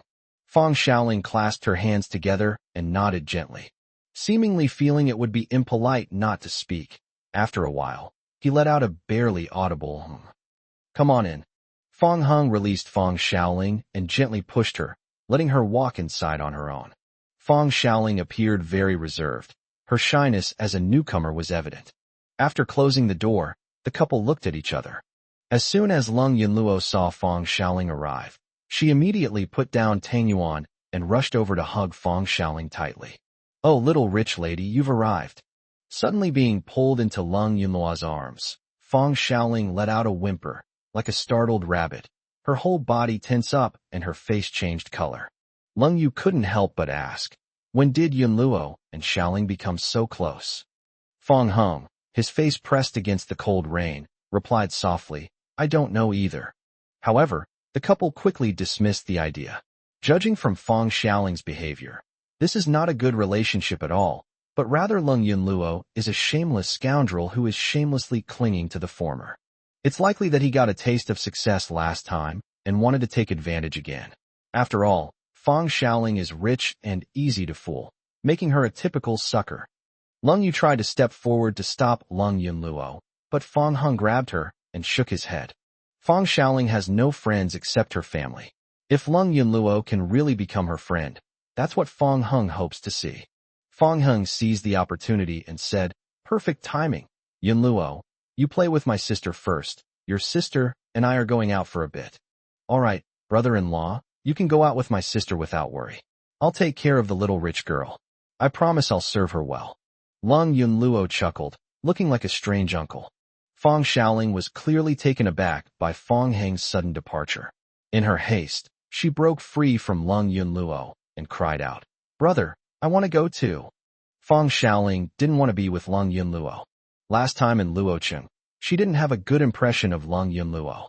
Despite being a beautiful girl of the same age, she was always jumping around and being clumsy, like a little monkey. What's strange is that whenever the word small is mentioned in front of her, Leng Yunluo inexplicably gets angry, leaving her completely baffled. "You just stay here quietly, your sister-in-law, and I will be back soon." Fong Hung naturally refused Fong Xiaoling, and then left with Leng Yu. Fong Xiaoling opened her mouth, wanting to say something, but seeing that the couple had already left, she could only swallow back the words that were on the tip of her tongue. Leng Yunluo picked up Tang Yuan, waved it in front of Fong Xiaoling, and said, "Hey, little rich girl, do you want to play with Tang Yuan?" Fong Xiaoling was tempted by the cute, glutinous rice balls, so she pursed her lips and nodded. Leng Yunluo pretended to hand the glutinous rice ball to Fong Xiaoling, but immediately withdrew her hand just as Fong Xiaoling was about to touch it. "You can play with it, but there's a condition." Leng Yunluo was leading her into a pre-prepared trap again. Chapter 189 Fong Xiaoling says thank you to Leng Yu. Meanwhile, the couple took the elevator downstairs. Leng Yu, who was afraid of heights, unconsciously hugged Fong Hung tightly, as if her arm was sinking into him. "Why did you stop me just now?" Fong Hung revealed his plan. He wanted Fong Xiaoling to make some friends, and Leng Yunluo was a good choice. Leng Yu understood what he meant, but couldn't help asking, "Yunluo is always so irresponsible. Aren't you afraid that Xiaoling will be corrupted by her?" "It shouldn't be that bad." Although Leng Yunluo doesn't seem very reliable, Fong Hung feels that their personalities complement each other perfectly. One is a lively and active social cow, the other is an introverted and shy social phobia. It is precisely Leng Yunluo's personality that can motivate Fong Xiaoling. Otherwise, if the two of them were both taciturn, they would be doomed if they stayed together. Upon arriving at the parking lot, the two got into the car. Leng Yu turned her head to look at Fong Hung. "Where are we going?" "How about we go to the ancient town?" Fong Hung recalled the first time he accompanied Leng Yu to the provincial capital. Before attending the class reunion that day, they went to the ancient town. The scenery in the ancient town was quite nice, and you could even go boating. However, we didn't have much time to explore it at the time. Leng Yu hesitated and said, "If we go to the ancient town, we definitely won't be back for a while. Didn't you say you wanted to come back soon? When you get back, just say the car broke down." "Oh, so you even lied to your own sister?" Fong Hung took Leng Yu's delicate and soft hand, gently kissed her palm, and said with a smile, "Don't you want to go? Once the group is established, you'll be busy every day. This is a rare moment of leisure. Let's go. I'm not very good at lying. When we get back, I'll just play dumb. You don't actually need to pretend to be stupid." Leng Yu was stunned for a moment, then quickly realized, "You? Fong Hung, what do you mean? Are you saying I'm stupid to begin with? Hey, you've finally gotten smart for once. Believe it or not, I'll pull your ear." And so, the couple returned to the ancient town to relive its beautiful scenery. Despite it not being a day off, the ancient town was still packed with tourists today, both locals and visitors from other parts of the country, and even foreigners of different skin colors. Not only that, you can also encounter internet celebrities doing live streams, as well as cosplayers dressed in ancient costumes taking photos with umbrellas. Fong Hung and Leng Yu held hands, eating, drinking, and having fun. Eventually, they wandered to a corner of the ancient town and found an area with few people. There is a retro-style convenience store in the area, run by a young woman. Seeing the snacks and toys for sale inside, Fong Hung was instantly reminded of his childhood. The girl said, "Handsome guy, beautiful girl, want to take a look?" The shop was quiet. There were only a few customers scattered around. Otherwise, the owner wouldn't have come out to solicit customers himself. Fong Hung noticed Lung Yu's curiosity. These were childhood memories for him, but Lung Yu had never encountered them before, so they were quite novel to her. So, Fong Hung pulled Lung Yu inside, explained the toys to her one by one, and they even sampled some snacks. Lung Yu said the snacks tasted alright, but Fong Hung tried them and found that they tasted different from what he remembered from childhood. I don't know if it's because he's grown up, or if the original snack recipe has been changed. Finally, he saw the familiar scratch-off lottery tickets. Fong Hung bought two, giving one to Lung Yu and keeping the other for himself. Lung Yu was the first to swipe open the bottle, and seeing the words, "Thank you for your patronage," he immediately deflated. He then turned his attention to Fong Hung and urged him to swipe open the bottle as well. Fong Hung deliberately covered his face so Lung Yu wouldn't see, then said, "I won the lottery." The shop owner's heart skipped a beat, thinking, "How lucky am I? I didn't make much money today. Am I going to lose big again?" Lung Yu asked curiously, "What prize?" "Fourth prize. The reward is a kiss." As Fong Hung spoke, he leaned his face closer. Although Lung Yu didn't understand why there would be such a reward, she still did as he said, and placed a kiss on Fong Hung's cheek. The shop owner, a young woman, paused slightly in surprise. "Fourth prize? She owns the shop. How come she didn't know there was a fourth prize? Isn't the lowest prize only a third prize?" But soon she realized that there was no such thing as winning a prize. It was clearly just a trick by this handsome guy. Lung Yu also realized something was wrong. She snatched the scratch card and saw that it was exactly the same as the one she had just scratched, with the words, "Thank you for your patronage" on it. Realizing she had fallen for his trick, Lung Yu reached out and gently punched Fong Hung. This punch did not harm Fong Hung, but it dealt a critical blow to the shop owner. Watching the two of them show off their affection, she thought to herself that she'd rather have won the lottery. It was simply unbearable. After leaving the retro-style shop, Fong Hung and Lung Yu went boating, then queued up to buy some famous snacks before returning to Yujing No. 1. It was already getting dark. Lung Tianrui and Yang Shulan have not returned yet. Once inside, Fong Xiaoling didn't press for why he was back so late, so Lung Yu naturally didn't need to pretend to be clueless anymore. At this moment, Fong Xiaoling was eating glutinous rice balls, while Lung Yunluo was slumped on the sofa, rubbing her slightly protruding belly. The LCD TV on the wall was playing commercials. The two little girls seemed to get along quite well. The fruit crumbs and torn food packaging bags scattered all over the floor, along with the snacks piled up on the coffee table like a wholesale order, were enough to prove that Lung Yunluo had once again made a deal with Tang Yuan and Fong Xiaoling. Fong Hung pushed the snacks further inside, then made room to put the treats he had brought back on the coffee table. He glanced at Lung Yunluo and teased, "How many are you pregnant with?" Lung Yunluo patted her stomach. 108.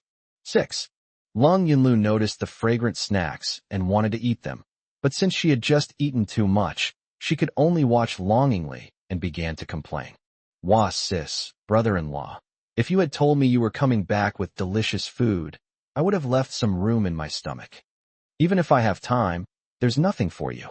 These were all bought especially for Xiaoling," Lung Yu said. "Trying to please your sister-in-law, huh? I get it. Once you have your sister-in-law, you don't even want your younger sister anymore." Lung Yu rolled her eyes at Lung Yunluo. Fong Hung then said, "Xiaoling, come over and try these snacks. Your sister-in-law lined up to buy them for you."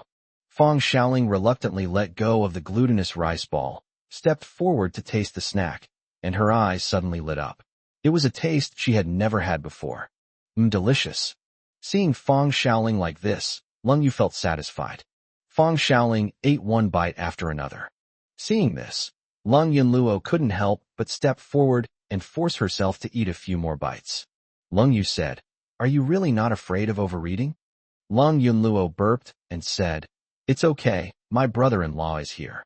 If I really can't make it, I'll ask him to save me right away." The couple exchanged a glance and shook their heads helplessly. At this moment, Lung Yu noticed Fong Xiaoling's gaze. She was holding a chicken foot in her hand, with seasoning on the corner of her mouth, and looked like she wanted to say something but hesitated. Lung Yu spoke first. Xiaoling, what's wrong? Thank you. Chapter 190. Sister, what happened to your hand? Upon hearing this, Lung Yu was first taken aback, then overjoyed. Lung Yu was already very satisfied that Fong Xiaoling liked the snack she bought, but she didn't expect to receive an unexpected surprise. She actually received a thank you from her sister-in-law. Fong Heng and Lung Yunluo were also surprised. Fong Heng stepped forward and patted Fong Xiaoling's head, feeling very gratified. Lung Yunluo immediately took credit for it. Sister, this is all thanks to me. You'd better treat me better in the future. Yes, it's all thanks to you.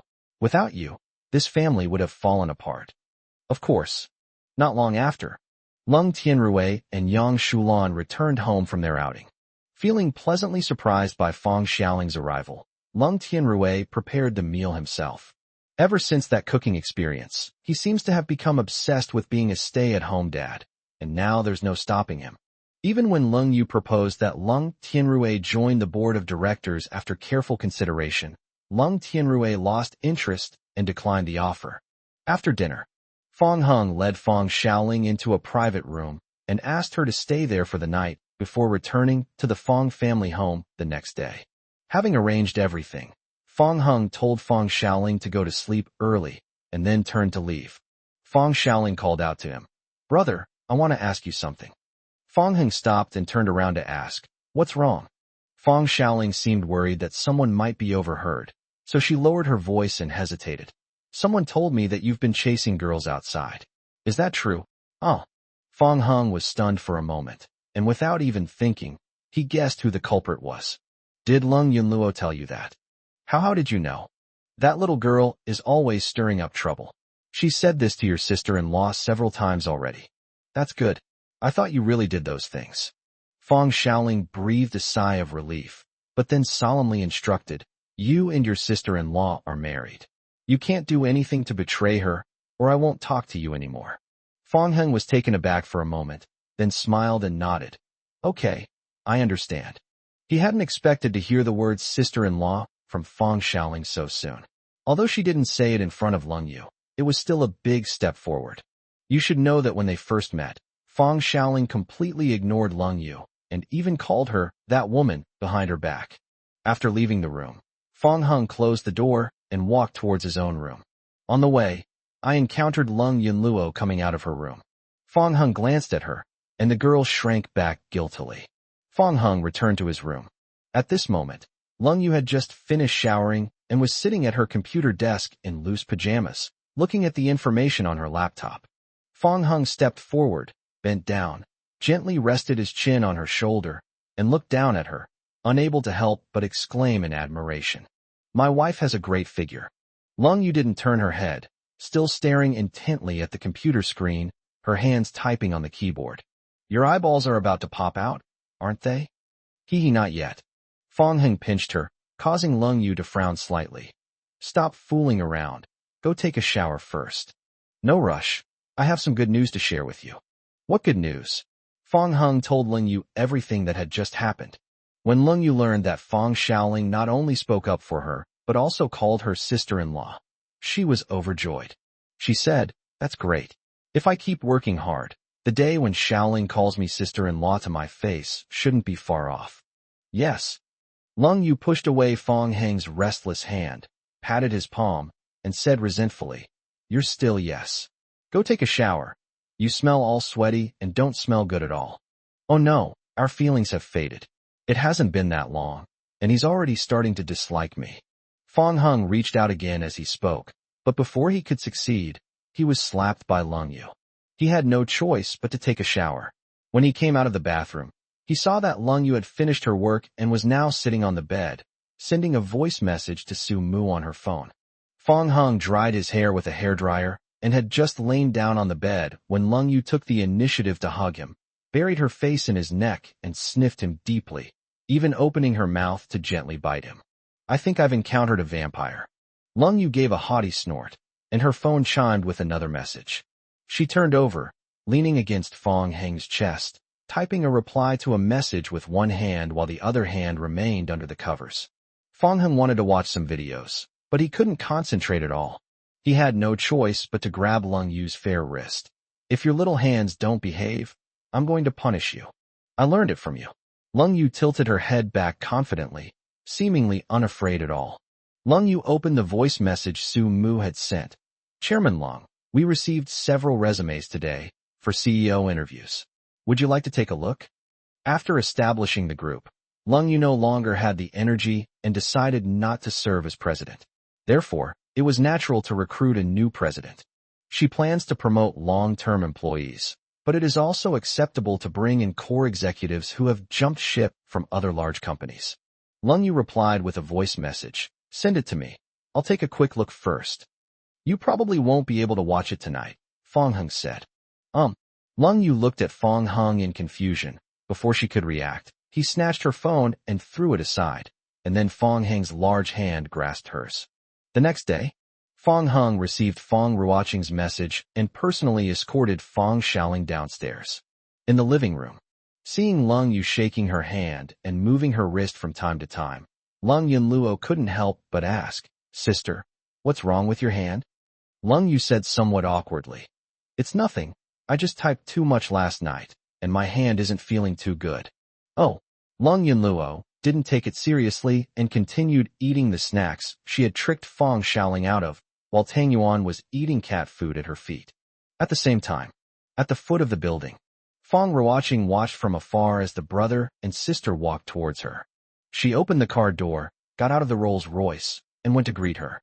When she reached him, Fong Ruoqing stood on tiptoe, wanting to touch Fong Heng's head. "Oh my, little brother, you're so tall." "Sister Ruoqing, I'm leaving Xiaoling with you. Please be careful on your way back." Fong Heng spoke a few more words to Fong Xiaoling, then turned around and went back to the building. Fong Ruoqing was overjoyed to hear Fong Heng call her sister, which made Fong Xiaoling mutter, "Brother complex." Fong Ruoqing coughed lightly, then hugged Fong Xiaoling tightly, saying, "How could that be? My favorite is of course my little Linger sister." Chapter 191 Beauty is in the eye of the beholder. Half a month later, Yuhan Group was officially established, and in addition to the original team, it also brought in many capable newcomers. The couple used to be able to travel and enjoy themselves from time to time, but once the group officially started operating, their time was suddenly reduced significantly. Lung Yu has been mostly busy lately, except after get-off work, so Fong Heng spends most of his time by her side as a decorative figure. According to Lung Yu, seeing Fong Heng motivated her to improve her work efficiency, and she also helped Fong Heng get a promotion from the previous secretary in the president's office to the secretary in the board of directors' office. After arriving in the provincial capital, Lung Yunluo's schooling became a problem. She didn't want to live on campus, nor did she want to constantly travel back and forth between Luoqing and the provincial capital. So she decided to transfer to a university in the provincial capital. The process wasn't too difficult. First, as an international student, her grades were already quite good. Second, Luoqing University wasn't bad either. Of course, the most important thing was that Fong Ruoqing personally contacted the university president. Regarding the investigation into the person who poisoned him, Fong Zun's side made little progress. Of course, Fong Heng was not idle either. He searched through the information of famous doctors in the provincial capital, but could not find anyone who matched the characteristics of having squinty eyes and scars on his eyebrows. That evening, near the end of the workday, the autumn wind was bleak outside the window, and it was already getting dark. Fong Heng turned around and found Lung Yu still focused on her work. With nothing else to do, he decided to go downstairs to buy some treats to feed her. As Fong Heng left the board office, the staff members on the way greeted him with nods. Most of the older staff knew about his relationship with Lung Yu, and the newer staff knew that he was the secretary of the board office, so they were all very polite to him. After taking the elevator downstairs, Fong Heng went to the area that specializes in selling food. He frequented this area, and some of the owners and staff were already familiar with him. At this moment, Fong Heng was buying takoyaki at a stall. A baby-faced shop assistant wearing a red baseball cap and a high ponytail, who wasn't very tall, smiled at Fong Heng with a slightly tired expression. "Handsome, You've come downstairs to buy food again. Fong Hing nodded, scanned the code to pay, and said, You're working part-time at this stall again? Fong Hung had a strong impression of this baby-faced girl. He would always run into her when he came downstairs to buy food, and sometimes the stalls he encountered were different. I remember running into him at a barbecue stand last time, but today I ran into him at a takoyaki stand. The baby-faced girl said, Yes, here you go, the takoyaki you wanted. After Fong Hung took it, he first tasted it for Lung Yu and thought it tasted good, so he tied it up and prepared to go find other delicacies. Just then, a voice came from the side. Dandan, I'm here. Fong Hung felt the voice sounded familiar, and when he turned around, he was surprised to find that it was Qin Feixiang, his college roommate who shared a bunk bed with him. Chi Dandan looked up at Qin Feixiang and said, Why did you come over right after get off work? You should have eaten first and then come to see me. Qin Feixiang scratched his head and chuckled. No rush, I want to have dinner with you. During their conversation, Chi Dandan noticed Fong Hung, who was standing there in a daze. She asked in confusion, Hey handsome, what's wrong? Is there something wrong with the takoyaki I made? No, Fong Hung said, pointing at Qin Feixiang. Following Chi Dandan's gaze, Qin Feixiang turned his head and noticed Fong Hung, who was carrying a lot of snacks. His eyes widened in surprise, and he exclaimed, Wow, Hung Ji, what a coincidence. Chi Dandan was also surprised. She didn't expect her boyfriend to know Fong Hung. Feixiang, you and this handsome guy? Qin Feixiang came up and pulled Fong Hung along, immediately introducing him. Dandan, let me introduce you. This is my college roommate, Fong Hung, the kind with bunk beds. He was the #1 heartthrob in our school back then. He received almost a whole sack of love letters, and some girls even rushed into the dorm to confess their love to him. Chi Dandan smiled and revealed 2 small dimples. I can tell, he's much more handsome than you. Whenever I work part-time at a stall, as soon as he comes to buy something, a lot of women will follow him over, and even the business will benefit from it. Upon hearing this, several women who were queuing to buy takoyaki and were secretly glancing at Fong Hung immediately looked away in embarrassment. Qin Feixiang clutched his chest, feigning injury, and said, Dandan, if you say that, I'll get jealous. Aren't I the most handsome guy in your heart? Of course you're the most handsome. Beauty is in the eye of the beholder, Chi Dandan said gently. She's sure. Qin Feixiang was about to complain when he saw the stall owner coming over. In order not to disturb Chi Dandan's work, he and Fong Hung found a place to sit down nearby. Fong Hung glanced at Chi Dandan, then at Qin Feixiang, and said, They're quite a good match. When did you start dating? When I first met Qin Feixiang, this guy was always talking about Lolas, young girls, and now he's found a legitimate girlfriend. I met an online friend a long time ago, and we recently met in person and started dating. The one we were talking about in freshman year? You still remember this? Qin Feixiang asked in surprise. When you were chatting on your phone, you were laughing like an idiot in bed, rolling around in the blanket. I bet none of us in the dorm will ever forget that. Fong Hung said, When I come here to buy things, I always see your girlfriend.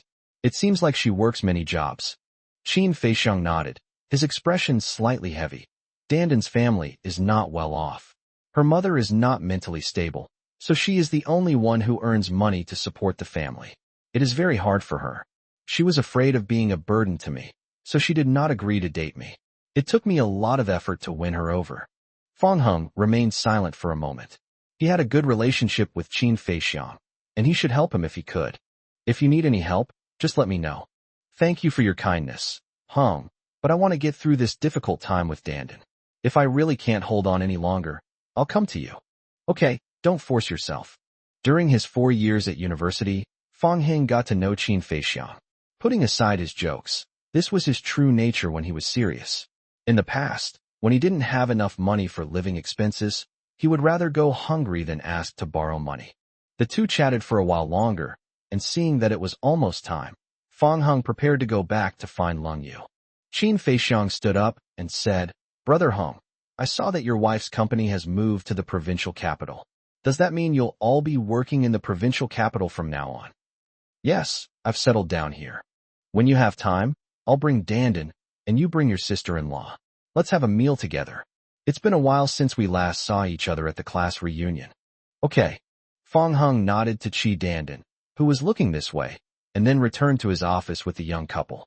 At this moment, Lung Yu had just ended a video call with her business partner. Fong Hung leaned closer, waved the fragrant snack in front of her, and said, "Baby, do you want some?" Chapter 192, I've decided to be your friend. Lung Yu's stomach churned instantly, and she reached out to take it with one hand, but Fong Hung suddenly dodged it again. "If you want it, just call me husband."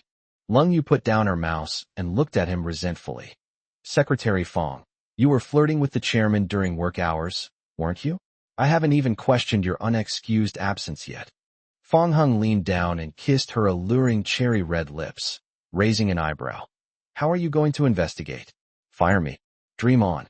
Tomorrow I'll find a rope, tie you up, and make sure you can't go anywhere." Hiss, bondage play. Baby, you're getting more and more creative. After Fong Hung finished teasing Lung Yu, he put the snacks on the desk, and the couple started eating. During this time, Sumu walked into the office, and Lung Yu also gave her some. While carefully eating the piping hot takoyaki, Sumu secretly glanced at Fong Hung and Lung Yu chatting and laughing across from her. Thinking that it would be great if this couple could film a sweet romance drama, she would definitely binge-watch it. At the same time, university in the provincial capital. After finishing her last class, Lung Yunluo packed her things and prepared to go home. A boy with an afro stopped her and said, "Lung Yunluo, are you free? You just transferred here not long ago, so you probably don't know your classmates well yet. I've booked a restaurant, so take this opportunity to get to know everyone and strengthen your relationships tonight." From the very first day Lung Yunluo transferred schools, Shen Jingye frequently tried to curry favor with her, his purpose being quite obvious. "Brother Fu, you've booked an entire restaurant. That's incredible." No, I'm poor too." Despite saying that, Shen Jingye deliberately showed off the Patek Philippe watch worth hundreds of thousands of yuan on his wrist. Lung Yunlu sized up Shen Jingye. His afro looked like a bird's nest, making him look immature. He claimed to be poor but deliberately flaunted his wealth, which was too hypocritical. He wasn't as tall as his brother-in-law, nor was he as handsome. Eliminated. She has absolutely no desire to be in a relationship. Even if she were to be in a relationship, she would have to find someone who is better than her brother-in-law in every way. Otherwise, how could she possibly outshine her sister? Shen Jingye asked again, "Are you going, Lung?" Lung Yunluo picked up her bag and said bluntly, "I'm not going. I want to go home and play games." "Oh, okay then. Do you want me to drive you?" "No need. I drove here too." Lung Yunluo flashed her car keys and drove away without looking back, leaving Shen Jingye speechless. Back to Royal View number 1. The couple just walked in. Lung Yunluo put down her bag and asked, "Sis, when you were in college, how did you reject guys who were pursuing you?" Lung Yu took off one of her high heels and instinctively tried to step onto the floor with her bare feet, but before she could even touch the ground, Fong Heng caught her foot accurately. Fong Hung took the slippers with a cat pattern and put them on her small, delicate feet, saying, "You're barefoot again. Don't you know the floor is cold?" Lung Yu was unable to refute it for a moment, and under Fong Heng's lecturing, she put on the second slipper with a cat pattern. Lung Yunluo, feeling like she'd been force-fed dog food again, sighed and said, "Well, they were so busy being affectionate that they didn't listen to anything I said." Fong Hung then took a moment to say, "When your sister was in college, she was like a silent gourd, ignoring everyone. People even said she was mute. She completely ignored all those who confessed their feelings to her." Lung Yunluo looked at Lung Yu in surprise. "Oh, sister, even I didn't know about this. Brother-in-law found out first. So you didn't want me to talk about your affairs because you were planning to tell your husband secretly, right? Women." Lung Yu rolled her eyes at Lung Yunluo, took off her coat, sat down on the sofa, picked up a tangerine, peeled it, fed it to Fong Hung first, and then ate a segment herself. "What? Is someone at school pursuing you?" Lung Yunluo immediately puffed out her chest and said triumphantly, "Isn't that a must? With my looks, I'll dominate the scene as soon as I go in and be voted the school beauty. I can only say that there's a lot of water in it." Fong Hung nodded. Indeed, Lung Yunluo was used to being bullied by the couple. She plopped down next to the cold rain and started showing off her tangerines. "I don't want to be in a relationship, I just want to focus on my studies, but people keep coming up to me. You too are experienced. Can you help me out? Do you have any good ideas on how to quickly and effectively solve this problem? Fong Hung and Lung Yu exchanged a glance, and for a moment they were truly at a loss. Lung Yu casually said, "Why don't you just say you have a boyfriend? I need one too. I'm a long-time single dog, you know that, sis." Or, "Sis, why don't you let your husband?" As Lung Yunluo spoke, she looked at Fong Hung, who was quietly eating an orange. Lung Yu immediately became wary and shielded Fong Hung like a kitten guarding its food, saying, "Don't even think about it. Not even pretending." Lung Yunluo said, "What are you thinking, you stinky sister? My goal is to find a husband who is better than your man. So what do you want to do? Have my brother-in-law drive me to school tomorrow. Then what? Then you don't need to worry about it. I have a brilliant plan," Lung Yunluo said confidently. Lung Yu was completely confused. Then, the girl received a voice message and skipped back to her room to play games with her friends on her phone. Lung Yu turned her attention to Fong Hung and discovered that he had eaten quite a few oranges in just a short time. She felt something was off, but couldn't quite put her finger on it. Under Fong Hang's questioning gaze, Lung Yu finally remembered. "Did you wash your hands?" "No." Lung Yu unconsciously shrank her jade feet under the table. The next day, at Lung Yunluo's insistence, Fong Hung got up early and, yawning, took her to school. Lung Yunluo sat in the back seat. When they arrived at their destination, she called out, "Brother-in-law, quick, open the car door for me." Fong Hung felt that this girl was acting strangely, but he still did as she said, yawning as he got out of the car and opened the back door. And so, amidst the astonished gazes of her classmates, Lung Yunluo slowly got out of the car, then cleared her throat, exuding the air of a socialite. "Okay, Xiaofeng, go back now." "Fong Hung, question mark." I entered the classroom. The news had spread after just one class period. A group of female classmates curiously gathered around Lung Yunluo's desk, chattering about who had brought her to school, because the man was so handsome that even the school's most popular boys paled in comparison. Meanwhile, Shen Jingye and the boys who had feelings for Lung Yunluo also gathered to the side to eavesdrop on the girls' conversation. "Lung Yunluo, stop keeping me in suspense and tell me quickly, who is that handsome guy who brought you to school? Is he your brother or your boyfriend?" Yes, if it were your brother, I'd definitely be your friend." Lung Yunluo deliberately raised her voice. "No, that's my family's butler." "Wow, such a handsome butler. Aren't you going to try and win him over?" "No, he's not good enough for me. If I were to date, I'd only look for someone taller and more handsome than him." Shen Jingye and the other boys were dumbfounded after hearing this. Chapter 193, I'll warm you up. Shen Jingye and the other boys felt that Lung Yunluo's requirements were ridiculously high. That butler was simply outstanding. Putting aside his height, his looks alone far surpassed theirs. Even the most handsome boys on the school's list are no match for them, let alone ordinary boys with average looks. Shen Jingye and the other boys immediately gave up on pursuing Lung Yunluo. Knowing Lung Yunluo's requirements for a partner, it would be pointless to try and force yourself to get closer to her. Noticing the group of boys sighing and groaning, Lung Yunluo couldn't help but reveal a sly smile like a little fox. "My brother-in-law is really useful. He's been called a housekeeper. If he finds out, he'll probably complain to my sister, and then we'll all get into trouble." "Humph, then we won't let them know." Meanwhile, Fong Hung, still feeling drowsy, sneezed several times while driving back. Fong Hang gripped the steering wheel with one hand, rubbed his nose with the other, and muttered, "Which guy is talking bad about me behind my back?" Back to Royal View number 1. Pushing open the door, warm sunlight streamed into the room through the gaps in the curtains, and by sheer coincidence, a beam of sunlight fell on Lung Yu's delicate feet. In the milky white bedding, Lung Yu was curled up asleep like a kitten. Fong Hung glanced at the time. Although he was reluctant, he still went forward and gently pushed Lung Yu to wake her up, as she had asked. Lung Yu's eyelids twitched slightly, and her eyes opened, filled with drowsiness and confusion. The moment she saw Fong Hung, her eyes were enveloped in a halo of light. "Baby, it's time to get up. There's a morning meeting today." Lung Yu stretched out her ivory-white arms and hugged Fong Hang's neck, then pouted and acted coquettishly, making a hum sound that trailed off. Fong Hung was charmed by his wife's cuteness and couldn't help but lower his head and kiss her lips. Lung Yu was also sobered up a bit because of this, but her voice was still lazy and soft. Has the sun risen in the west? Why are you up so early today?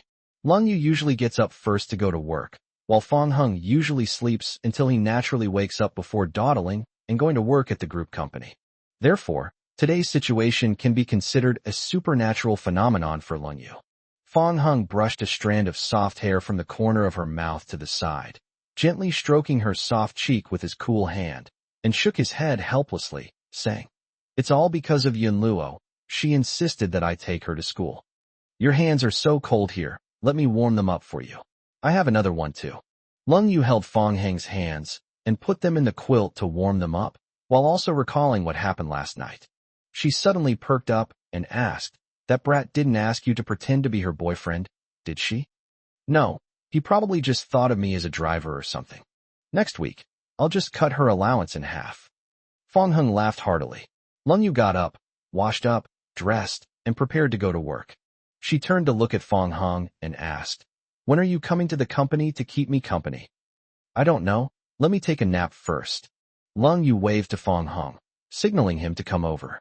When he arrived, she suddenly pinned him against the door, stood on tiptoe, and forcefully kissed him, pulling on his tie, before finally stopping. Fong Hung spat and said, "You scoundrel." A smug look appeared on Lung Yu's beautiful face. She opened the door, waved her hand, and said, "I'm off to earn money to support my family." After Lung Yu left, Fong Hung took off his clothes and was about to go to sleep when he suddenly received a call from Fong Zun. "Come over here. I have some documents to give you." The father and son didn't exchange many words. They exchanged just a few simple sentences, like superiors and subordinates at work, and then ended the call. Fong Hing put on the clothes he had just taken off, grabbed the car keys from the bedside table, and went out again. As autumn fades into winter, despite the warm sunshine of early spring, a chill still lingers in the air, making it feel like needles are pricking your nasal cavity when you breathe it in. Fong Hung drove his Mercedes-Benz G-Class out of the underground parking garage of Yujing No. 1 and quickly headed to the Fong family home. The mysterious and secluded Fong family manor still has a group of fully armed personnel guarding the inspection-free passage. This time, Fong Hung didn't drive Fong Ruoqing's Rolls-Royce Phantom. He thought he would be stopped and only allowed to pass after confirming it was him. However, as soon as the car drove in, the barrier automatically rose, and the guards even saluted him respectfully. It seems that Fong Guanyuan entered him into the system last time, but it is also possible that Fong Zun gave the order in advance. Following the directions, Hung parked his car in front of a mansion. Fong Guanyuan personally greeted Fong Hung at the door. "Young master, you've arrived. Please come in."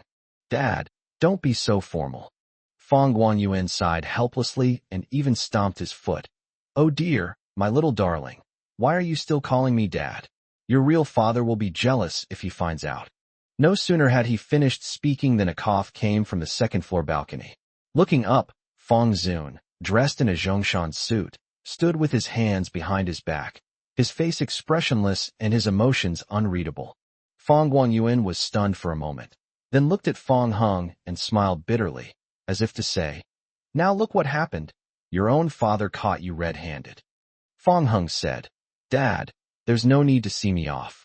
You can go and take care of your own business." All right, young master, you talk to the master. I'll stay outside." Fong Guanyuan seemed to have grasped at a straw, and under Fong Zun's watchful gaze, he ran out the door. A moment later, Fong Hung also entered the room. There were servants in the room, who smiled when they saw Fong Hung and said, "Greetings, young master." Fong Hung nodded in acknowledgement, then went up the spiral staircase to the second floor, passed through the living room, and headed to the balcony. Fong Zun kept his hands behind his back, as if enjoying the warm sunshine, until Fong Hung walked up behind him. Then he slowly turned around. He looked at Fong Hung thoughtfully, pondered for a moment, and finally said to the servant, "Bring me my coat, and put it on the young master. I'm not cold." Despite saying that, the servant still came over and helped Fong Hung put Fong Zun's coat on him. Fong Zun waved for the servants to leave, then turned around, leaving Fong Hung with only his back to him, and said, "Don't call me by the wrong name again." Fong Hung said, Didn't you say you were going to give me the information? Fong Zun turned around again, looked at Fong Hung as if he wanted to say something but hesitated, and then took a file bag from the living room and handed it to him. Fong Hung opened it and found the information inside. There were 5 people who matched the characteristics he described: scars on their eyebrows, small eyes, and squinty eyes when they smiled. The records were incredibly detailed, as if they had been detected by a clairvoyant eye. However, of the 5 old men, only one was a medical professional. Chapter 194: Fong Family Daughter-in-Law. Seeing that Fong Hung had finished reading the documents and closed the file bag, Fong Zun suggested, "I can order someone to take them into custody right now." He spoke in a consultative tone, implying that he was asking for Fong Hung's opinion. After thinking it over, Fong Hung felt it was inappropriate and shook his head. This would easily alert the enemy. Let's not act rashly. Let me investigate personally. The fact that the person could administer poison so quietly meant that Fong Hung was certain they possessed exceptional medical skills, and it would be best for him to personally contact them. Fong Zun knew that Fong Hung's medical skills were extraordinary. After all, he had cured Fong Xiaoling's leg injury, but he was still a little worried. "I will send a few people to protect you secretly." "No need. I can manage on my own." If someone really was following him, Fong Hung felt strange even being intimate with Lung Yu, not to mention that he didn't think anyone could really do anything to him. Seeing Fong Hung's insistence, Fong Zun had no choice but to give up. "If there's nothing else, I'll head back now." Fong Hung tucked the file bag into his pocket. Fong Zun nodded. "I'll take you." The father and son left the mansion and encountered Fong Guanyuan, who had just returned. Fong Guanyuan touched his nose and chuckled dryly, saying, "Young master, are you planning to go back?" Fong Guanyuan and Fong Zun exchanged a glance, and the latter immediately gave a warning look.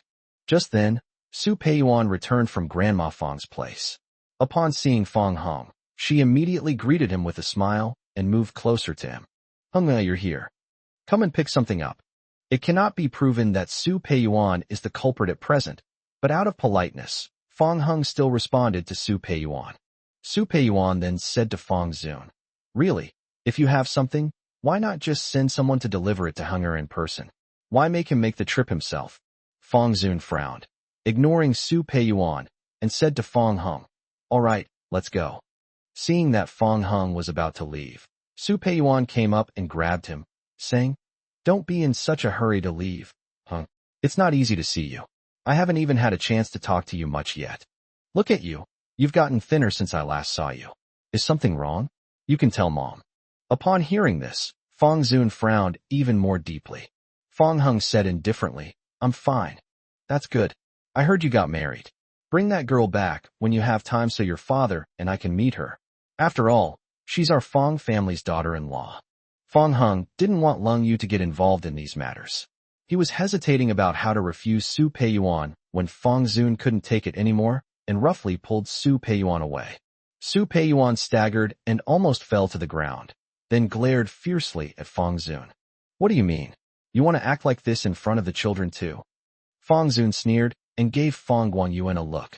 Fong Guanyuan immediately moved closer to Fong Hung. "Young master, let's go quickly." Fong Hung glanced at the two of them again. Fong Zun's face was gloomy, while Su Peiyuan forced a smile at Fong Hung. Even after Fong Hung drove away, Fong Zun and Su Peiyuan remained frozen in place. Fong Hung did not leave the Fong family directly, but instead turned his car around and went to the residence where Fong Xiaoling lived. As he strode through the door, Lu's mother came out from inside. "Young master, you've arrived." "Good morning, Aunt Lu." After exchanging a few words with Aunt Lu, the two parted ways. Aunt Lu left the mansion, and Fong Hung went into his room. The scene in the bedroom startled Fong Hung. He saw his younger sister, Fong Xiaoling, hugging Fong Ruoqing. The two sisters were still sleeping in. Fong Hung couldn't suppress the smile on his lips. After watching for a while, he turned to leave, just as Fong Ruoqing woke up. "Hey, little brother, you're here," Fong Ruoqing said, sitting up in surprise. Fong Hung nodded. "I just came to take a look. You and Xiaoling can continue sleeping. You can sleep any time, but little brother, you can't come every day. Xiaoling was talking about you last night." Fong Ruoqing shook Fong Xiaoling awake, saying, "Wake up, look who's here." Fong Xiaoling was still half asleep. Her face was all scrunched up, and she was grumpy when she woke up. Upon seeing that it was Fong Hung, she was slightly taken aback, and then rushed off the bed barefoot. "Brother, I haven't seen you for several days. You've finally come to see me." Fong Hung gently stroked Fong Xiaoling's slightly disheveled hair and asked tenderly, "Have you been doing your rehabilitation and studying well these past few days?" "Yes, there are." Fong Ruoqing, somewhat flustered, wrapped herself tightly in the blankets and said, "Yes, little brother, Xiaoling has been very well behaved lately." The teachers were all amazed and thought she had suddenly changed her personality. Fong Hung gently pinched his sister's cheek. "That's good, keep it up." "Then you must come to see me often," Fong Xiaoling said, tilting her head back. "Yes, I'll come whenever I have time. Don't go back on your word, or I'll get angry. I will not break my promise." Fong Hung stayed for a while longer before leaving the Fong family. He went to each address listed in the documents in the folder, and then eliminated them one by one. Although the 4 old men in front fit the description, they clearly did not know medicine and could not possibly have poisoned the patient silently. Therefore, Fong Hung focused his attention on the last old man. The old man's name is Ouyang Zhou. The photo subtly reveals an extraordinary feeling. Among the 5 people's information, he is the most mysterious. Many parts of his information are blank, and even his whereabouts are very scarce. However, the address where Ouyang Zhou was located did catch Fong Hung's attention. It's not far from Yujing No. 1. Even without a car, it's only a 10-minute walk. Fong Hung arrived at his destination and found it to be a dilapidated little clinic with a wooden sign hanging above it that read "Closed." For several days in a row, Fong Hung came several times, only to find that the small clinic was not open. That day, Fong Hung returned empty-handed again and received a call from Qin Feixiang. "Brother Hung, Dandan and I are treating you and your wife to dinner tonight." "No problem. Send me a message once you've booked the address, and remember to pick a good place." "Don't worry. Dandan has done so many part-time jobs. She knows exactly which shops have the best food." After ending the call, Fong Hung put away his phone and returned to the building. Yuheng Group. Chairman's office. Lung Yu had just returned from a meeting when she discovered that Fong Hung was nowhere to be found. Just as she was about to go out to look for him, she saw him leisurely returning. Fong Hung closed the office door and said, "Oh, look how worried my baby is, so afraid I'll disappear. Where did you go? I'm going to buy you some food." "What about food?" Lung Yu asked, looking at his empty hands. Fong Hung patted his stomach. "It's here." Lung Yu raised her fist. "Mine is delicious too. Heroine, have mercy. I'll take you out for a delicious meal after get off work." After get off work, Fong Hung took Ling Yu to meet the young couple. Chapter 195. My sister-in-law is a good person. In a local restaurant called Maixiang, in an urban village, a baby-faced girl handed the menu to the proprietress, then looked at Qin Feixiang, who had a gentle expression on his face, and hesitated. "Feixiang, your friend is, after all, very wealthy. Wouldn't it be a bit too much for us to choose this place?" Qin Feixiang reassured his girlfriend. "It's okay. Hung and his wife aren't like that. Don't think too much about it." A short while later, a Mercedes-Benz G-Class slowly appeared in the narrow alley. As a couple stepped off the bus, a constant stream of eyes turned to them. The tall, handsome man received a phone call, looked around, and his gaze fell on a local restaurant.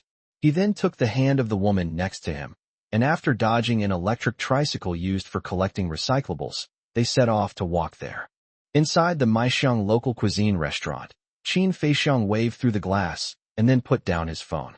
Qi Dandan stared blankly at the woman who appeared, then lowered her head and unconsciously touched her faded jeans. Qin Feixiang gripped Qi Dandan's hand tightly, wanting to pass on all his confidence to her. Fortunately, after Fong Hung and Lung Yu entered the private room, Qi Dandan finally raised her head. Qin Feixiang pulled Qi Dandan up, and together they greeted the couple. Lung Yu remembered Qin Feixiang from a previous class reunion. She even called him sister-in-law back then. Qi Dandan's eyes darted around, and she even spoke very softly. Lung Yu manages the vast Yuheng Group and has met all sorts of people. She could tell what kind of personality Qi Dandan had at a glance, and nodded to her with a smile. Qin Feixiang gestured for the two to sit down.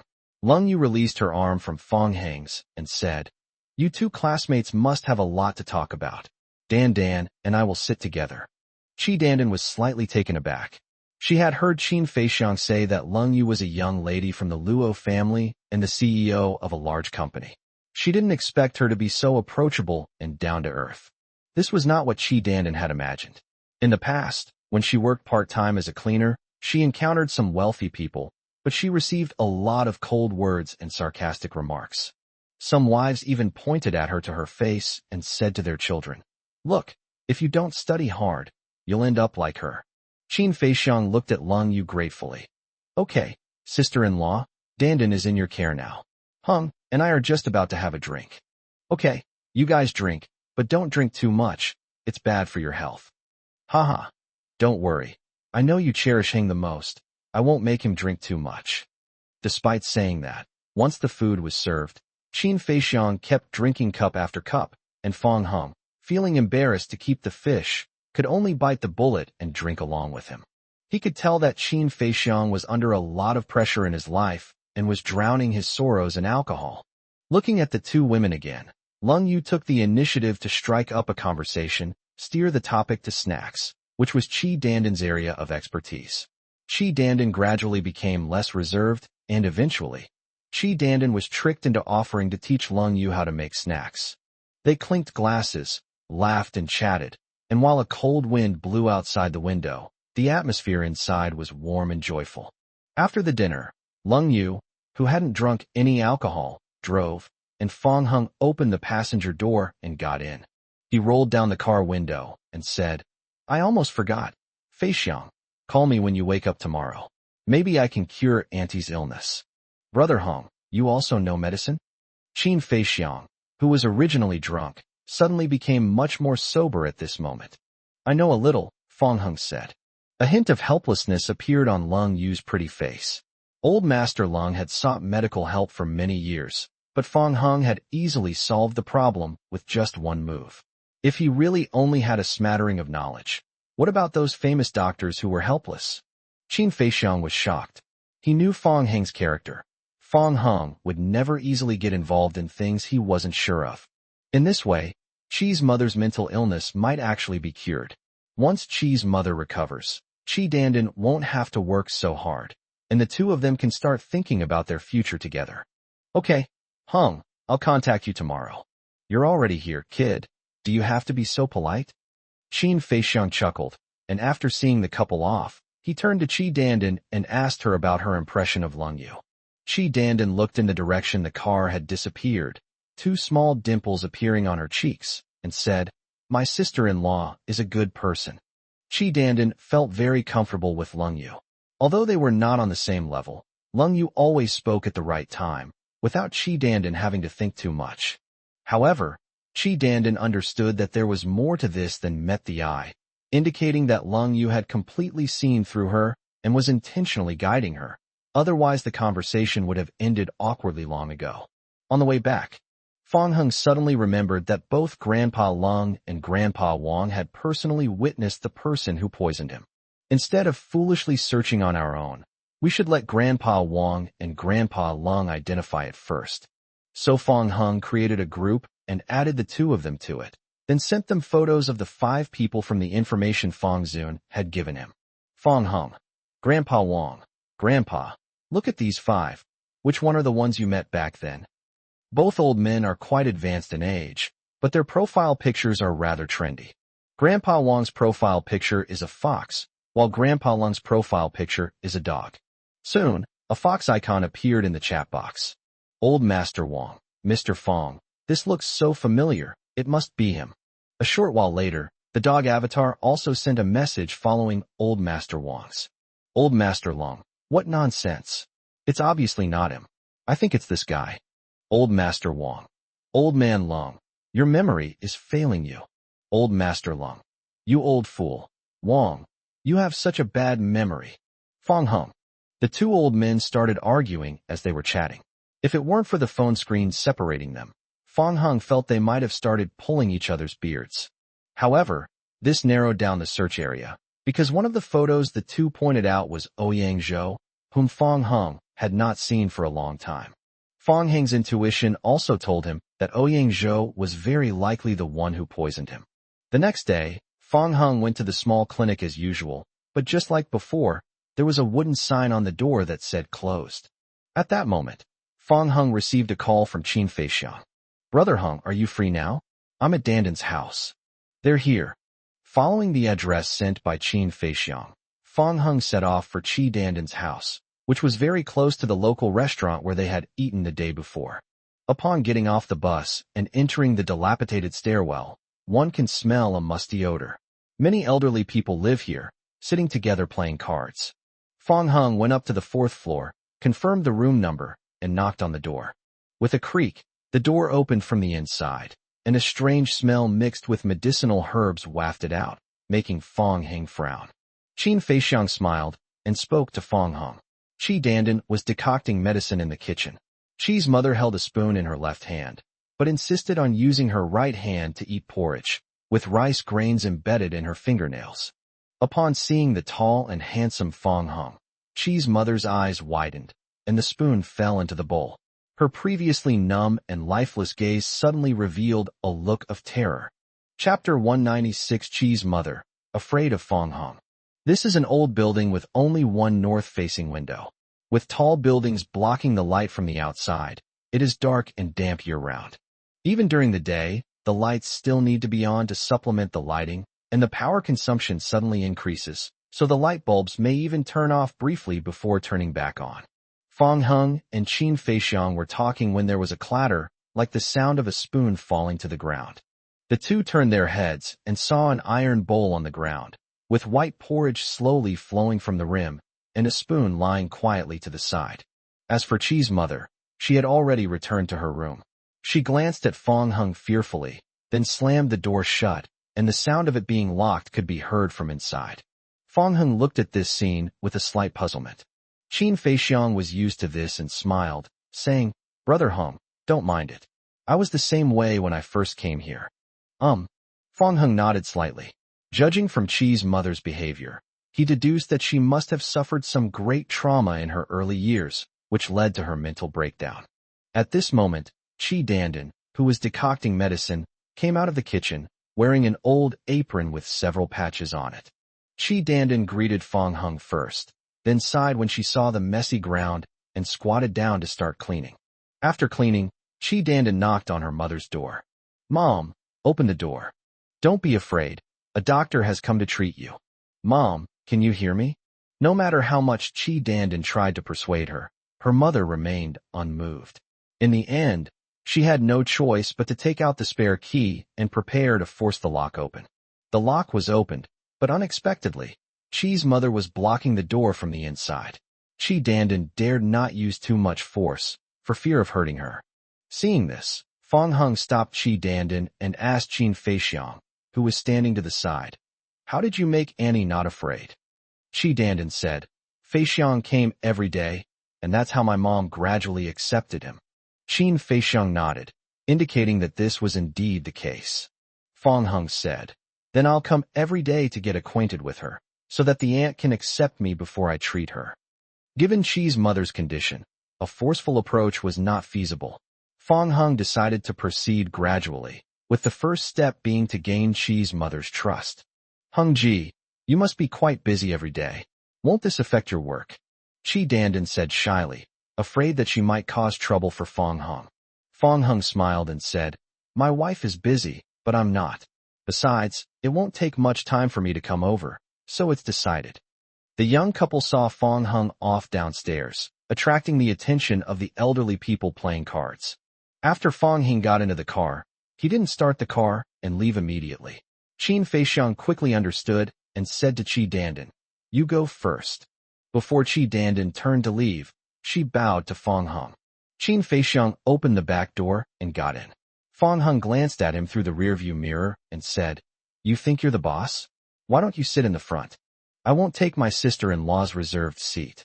After several encounters, Fang Heng discovered that Qi Danden was a nice girl, and Qin Feixiang had indeed made the right choice. However, being with a girl like that also means bearing the pressure from your family. Qin Feixiang comes from an ordinary family, so he'll probably have a hard time getting past his parents. But it's all right. Fong Hung will definitely back him up. As long as Qin Feixiang is determined, he and Qi Dandan will never be separated. Fong Hung asked, "Did Auntie lose her voice the day after tomorrow? You could tell that?" Qin Feixiang was shocked.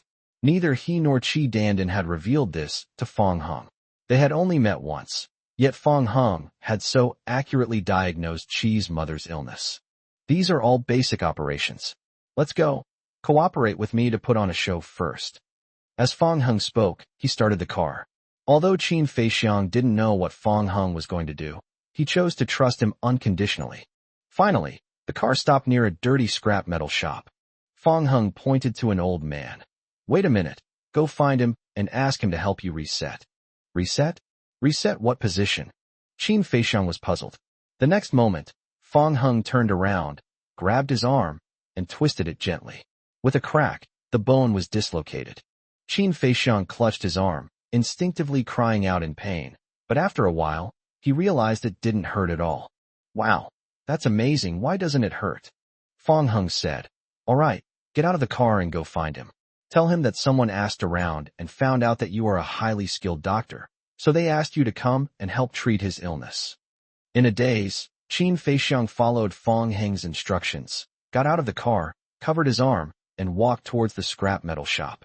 Through the car window, Fong Hung stared intently at the old man. The old man had small eyes and a scar on his eyebrow. He was one of the 5 people in the information. Qian Hung had come to investigate once before, and after observing him carefully, he felt that he did not understand medicine at all and could not possibly be the one who poisoned him. However, among the photos identified by the 2 old men last night, besides Ouyang Zhou, the other one was him. To be on the safe side, Fong Hung brought Qin Feixiang along to test it out. If we can successfully eliminate him, then we can focus our energy on Ouyang Zhou alone. At this moment, inside the scrap metal shop, Qin Feixiang deliberately pretended to be in unbearable pain in front of the old man. "Grandpa, help me. I'm about to die," Qin Feixiang said, grimacing. The old man put down his bicycle, his gloves and cuffs covered in black engine oil. He wanted to touch Qin Feixiang but was afraid of getting him dirty, so he said in a local accent, "Hey you kid, what happened to you?" Qin Feixiang mimicked the old man's tone. "Grandpa, I've dislocated my hand. I heard you can treat illnesses. Could you take a look? I know how to see a doctor, so hurry up and go to the hospital. Don't delay." On the other side, Fong Hung observed the old man's micro-expressions. It was clear that he did not understand medicine, so he could be completely ruled out now. On the way back, Qin Feixiang complained to Fong Hung. "Brother Hung, what are you doing? Why did you make me pretend to be sick to fool an old man? I was just bored and teasing you." Fong Hung didn't want Qin Feixiang to get involved, so the less he knew, the better. Qin Feixiang was completely confused, but he understood that Fong Hung wouldn't be so bored as to do something like this. He must have his reasons. So, he wisely refrained from asking any further questions. On the way back with Qin Feixiang, Fong Hung recalled the medicine that Qi Dandan had brewed. He could vaguely tell from the smell that it was a calming medicine, so he casually mentioned it. "Which doctor treated the ant?" "I don't know his specific name. I only know that his surname is Ouyang, and that his small clinic is not far from Yujing No. 1. "What's your surname?" "His surname is Ouyang." Fong Hung immediately perked up. Could it be that the person treating Qi's mother was none other than Ouyang Zhou, whom he had been searching for? Chapter 197. Otherwise, you won't be able to leave. Fong Hung immediately slammed on the brakes and turned the car around, heading towards the small clinic. Caught off guard, Qin Feixiang bumped his head on the car seat, rubbing his forehead and saying, "Damn, Hingji, where are you going?" "Go find the doctor you mentioned." Soon they arrived near the small clinic. Fong Hung deliberately parked the car a little further away and chose to walk there. The clinic door remained closed, and the lonely wooden sign swayed gently in the cold wind, still bearing the familiar words "closed." "Is this the place?" Fong Hung asked. Qin Feixiang nodded. "That's right. Hey, Hingji, how did you know?" Fong Hung frowned and asked, "That doctor surnamed Ouyang is also the person I'm looking for. How do you usually contact him?" "Just come directly to the clinic here to find him. We're already here." "The clinic has been closed, and the sign says it's not open." Qin Feixiang laughed. "That's all just appearances, Brother Hung. It seems you don't know this yet. If it's listed as closed, you can still find Mr. Ouyang. But if it's listed as available, you really won't be able to find him. Fang Heng looked puzzled, and then Qin Feixiang told him that Qi Dandan had said all of this. Qi Dandan had brought him here once before. Fang Heng followed Qin Feixiang to the clinic, and then walked along a side path into the building. When they reached the back of the building, Qin Feixiang gently knocked on a wall. Before long, a door slowly opened automatically from inside the wall. This scene startled Fang Heng. He had also found this place and thought there was no back door, but he did not expect that the door was hidden in the wall. The person who designed this is a genius. They used visual illusions to almost blend the door and the wall into one. I was amazed when Dandan and I first came here, Qin Feixiang said. Fang Heng thought to himself, that's right. No wonder I didn't find it after making so many trips. It turns out there was a hidden secret.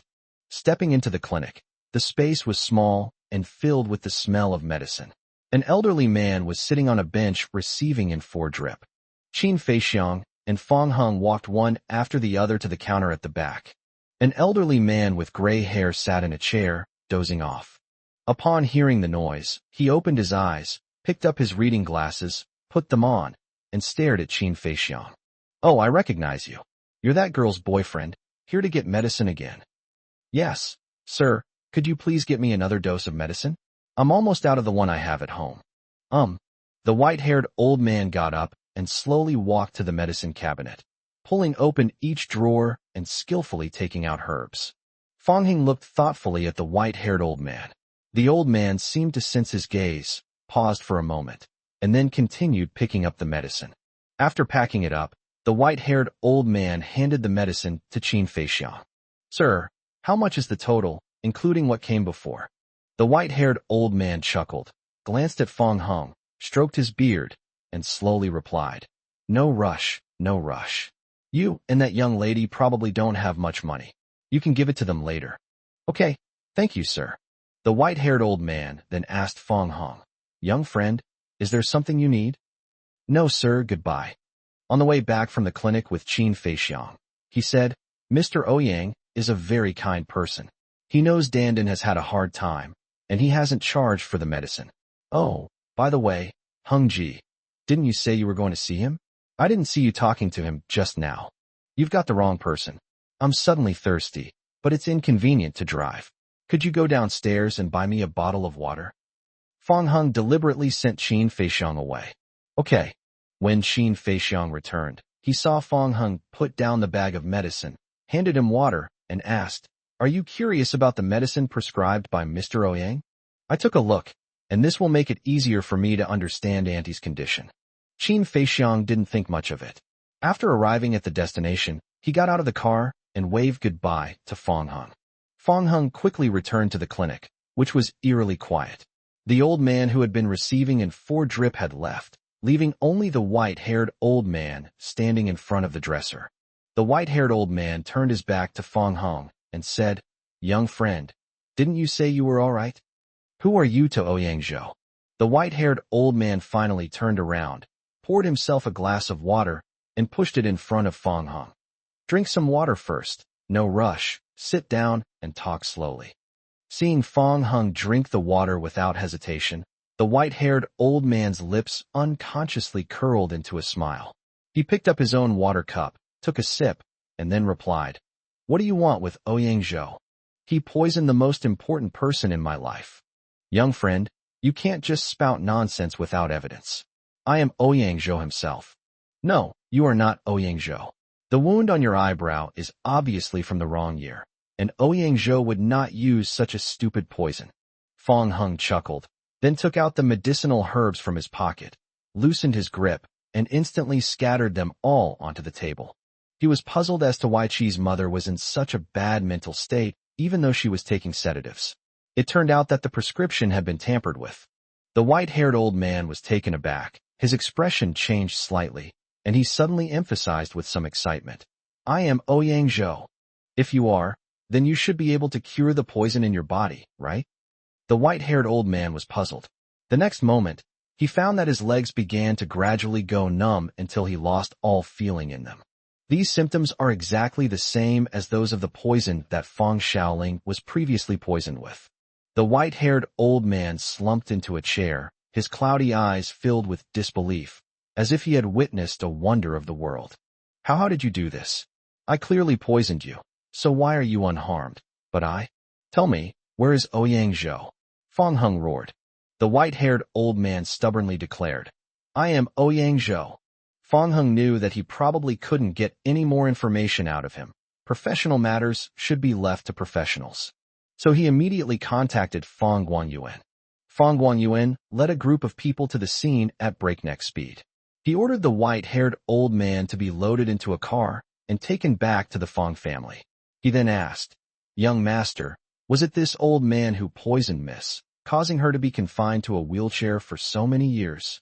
Feng Heng shook his head, indicating that he didn't know either, because the white-haired old man was not Ouyang Zhou, but he must have an inseparable relationship with Ouyang Zhou.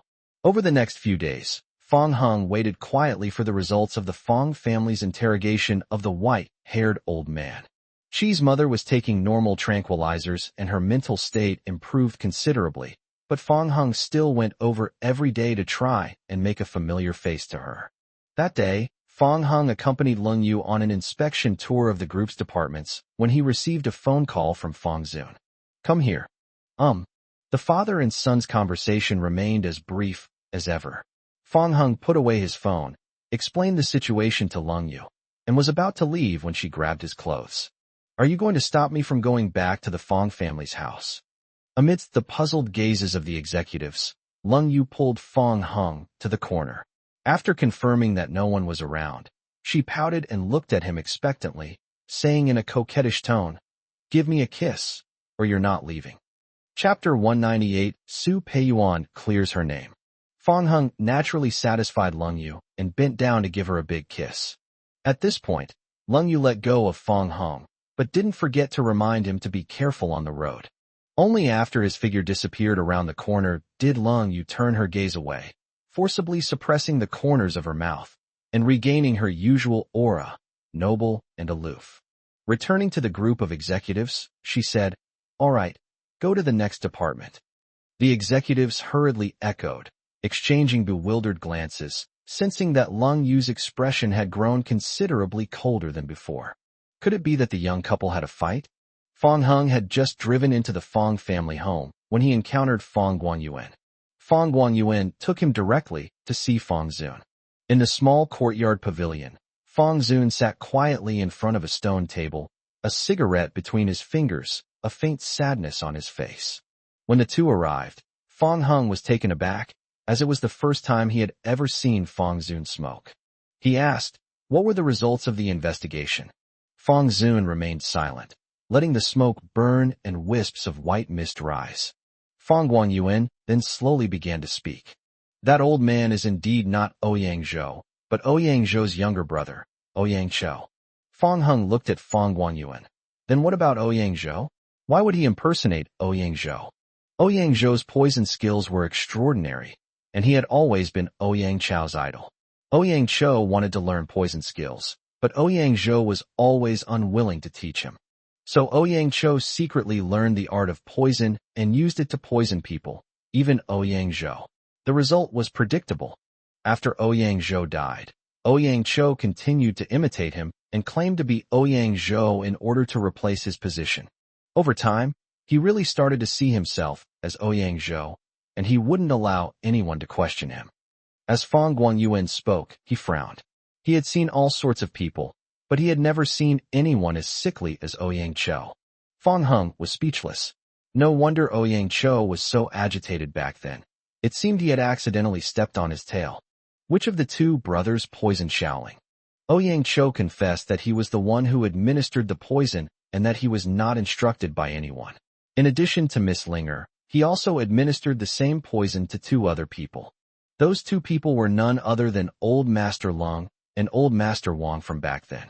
Feng Heng fell silent after hearing this, understanding why Feng Zun had acted this way. Since Ouyang Chou was not instructed by anyone, it means that Su Peiyuan has indirectly cleared herself of suspicion. Just then, Su Peiyuan appeared gracefully in the pavilion. She stepped forward and took the cigarette from Fong Zun's hand, then said gently, "It's fine if you smoke, but why do you have to smoke in front of the child? Hunger doesn't smoke. Be careful not to set a bad example for him." Fong Zun looked at Su Peiyuan with a blank expression, his eyes gradually becoming unfocused. He wondered if he had really misunderstood Su Peiyuan, and that he had hated her for more than 10 years. If that's the case, then he seems to be the culprit behind Jiang Anren's death. Suddenly, Fong Zun fainted on the stone table, which startled Su Peiyuan. Su Peiyuan said anxiously, Husband, are you all right? Quick, someone, help the master back to his room." The servants rushed over and lifted the square-shaped bronze vessel. Su Peiyuan said to Fong Hung, "Hunger, I'm sorry I can't stay with you for the time being because of your father's condition." After Su Peiyuan and her group took Fong Zun away, Fong Guanyuan said, "Young master, don't worry. Master has been concerned about the results and hasn't had much rest these past few days." Fong Hung gave a soft then looked at Su Peiyuan thoughtfully. He could tell that Su Peiyuan truly loved Fong Zun and loved him to the core. If it were any other woman, given Fong Zun's attitude and the passage of time, their love might have been worn away long ago. The unexpected result left Fong Hung feeling unsettled. After parting ways with Fong Guanyuan, he wandered aimlessly around Fong's house and unknowingly ended up in the cemetery in the backyard. He came to Jiang Anren's tombstone, gently stroked the photo on it, then turned around and sat down with his back against the tombstone, gazing up at the azure sky for a long time. A few days later, at Su Peiyuan's invitation, Fong Hung visited the Fong family again. At this moment, apart from the servants, Su Peiyuan, Fong Zun, Fong Ruoqing, Fong Hung, and Fong Shaoling were sitting at the dining table in the living room. Su Peiyuan turned to the servants and said, "You may all leave. I will take care of the children." "Yes, madam." As the servants left, Su Peiyuan invited everyone to eat, and even stood up to personally serve food and drinks to the brother and sister. Oh, if only Chun'er could come back, then our family would be truly reunited. The Chun'er that Su Peiyuan mentioned is Fong Chun, the eldest son of the Fong family, and also Fong Heng's brother whom he has never met. Despite Su Peiyuan and Fong Ruoqing's attempts to find topics to talk about, the overall atmosphere remained somewhat strange. Fong Hung responded with a few words, while Fong Shaoling huddled beside him, barely speaking and not offering to pick up any food, like a kitten hiding in a corner of its new home. Fong Shaoling ate all the dishes that Fong Hung and Fong Ruoqing put on her plate, but she quietly pushed the dishes that Su Peiyuan put on her plate aside. Seeing this, Su Peiyuan just smiled and didn't say anything. During the meal, Fong Zun remained silent until the meal ended, at which point he called Fong Hung to the golf course alone. Bathed in the warm sunshine, the father and son walked on the lawn. Unlike before, Fong Zun now seems to have lost all his arrogance, and his eyes are no longer deep. He looks like an ordinary middle-aged man whose spirit has been completely worn down by life. The father and son walked in silence the entire way. Fong Zun stopped and turned his back, saying, "I quite like Luo City. That's where I met your mother." Fong Hung vaguely remembered that Lu's mother had said that Jiang Anren confessed her feelings to Fong Zun in college, meaning that the two had known each other before that. Fong Hung didn't respond, and Fong Zun continued, "I've been thinking lately that if I hadn't met her, at least we wouldn't be separated by death like this now. Unfortunately, there are no what-ifs." "Yes, it's a pity there are no what-ifs." Fong Zun sighed to the heavens. Fong Hung couldn't help but ask, "Why did my mother send me to Los Angeles?" Fong Zun slowly turned around. "She wanted to take you away from the Fong family and away from me. When I found out, I only managed to stop her. You had already been taken away by Fong Guanyuan. Later, when Shaoling was born, your mother had no choice but to stay, but she made one condition. I was not allowed to take you back to the Fong family. This means something must have happened." "Yes." Chapter 199. Weight under 100. Back then, Fong Zun was not yet the head of the Fong family. When the old master Fong was still alive, his married son brought home another woman. Although his daughter-in-law Su Peiyuan accepted it, the old master and old lady Fong could not accept it. Considering the Fong family's reputation, the elderly couple kept threatening and pressuring Jiang Anren. Eventually, Jiang Anren couldn't take it anymore and decided to secretly leave with her child. Jiang Anren asked Fong Guangyuan to take Fong Hung away first. On the eve of her departure, she was discovered by Fong Zun and forcibly stopped and confined to her quarters. After Jiang Anren had Fong Shaoling and Fong Guangyuan, who was carrying Fong Hung and running away, was discovered, Jiang Anren had no choice but to compromise and choose to stay in the Fong family temporarily to take care of Fong Shaoling as she grew up. Then something unexpected happened. Upon hearing this, Fong Hung looked at Fong Zun with a complicated expression. Fong Zun said regretfully, "I finally understand why people say there is a kind of love called letting go. If I had another chance, I would never be so selfish again. As long as she can live well, that's better than anything else. I'm sorry to Anren, I'm sorry to Shaoling, and I'm even more sorry to you. Everything is my own fault. I don't expect you to forgive me, and I don't deserve it." Before leaving the mansion, Su Peiyuan grabbed Fong Heng's arm and then looked at Fong Shaoling, who was hiding behind him. Linger, although I am not your biological mother, in my eyes you are just like Chun'er and Ruoqing, all my own children. I promised Anren back then that I would take good care of you. So if you encounter any difficulties, if you are too embarrassed to ask your father, come to me. I will definitely not sit idly by. Fong Zun remained silent this time, simply smoking quietly to the side, but Su Peiyuan then took the cigarette away from him. Fong Hung nodded politely and left with Fong Shaoling and Fong Ruoqing. Halfway there, Fong Ruoqing had something to do and left, leaving only the brother and sister. Fong Shaoling took Fong Heng's arm and said weakly, "Brother, don't believe that woman. She's not a good person." "That woman?" Fong Shaoling nodded. "Yes, that woman surnamed Su. She's two-faced. I remember very clearly. My mother was scolded by her and cried when I was a child." Fong Hung suddenly felt as if he had been stabbed hard in the chest with a needle. Just then, a radiant white-haired old woman with a cane walked towards the two of them. Fong Shaoling saw the white-haired old lady and hid behind Fong Hung, while Fong Hung vaguely guessed the old lady's identity. When Grandma Fong saw Fong Hung, she was momentarily stunned, as if she were seeing Fong Zun in his youth. She stopped, withdrew her hand from the butler's support, sized up the brother and sister, and then snorted coldly, her tone harsh. "Two little bastards, don't they even know how to greet me?" Fong Shaoling pursed her lips. In her eyes, old Madame Fong was much more terrifying than Su Peiyuan, so she didn't even dare to breathe loudly. Fong Hung recalled what Fong Zun had said.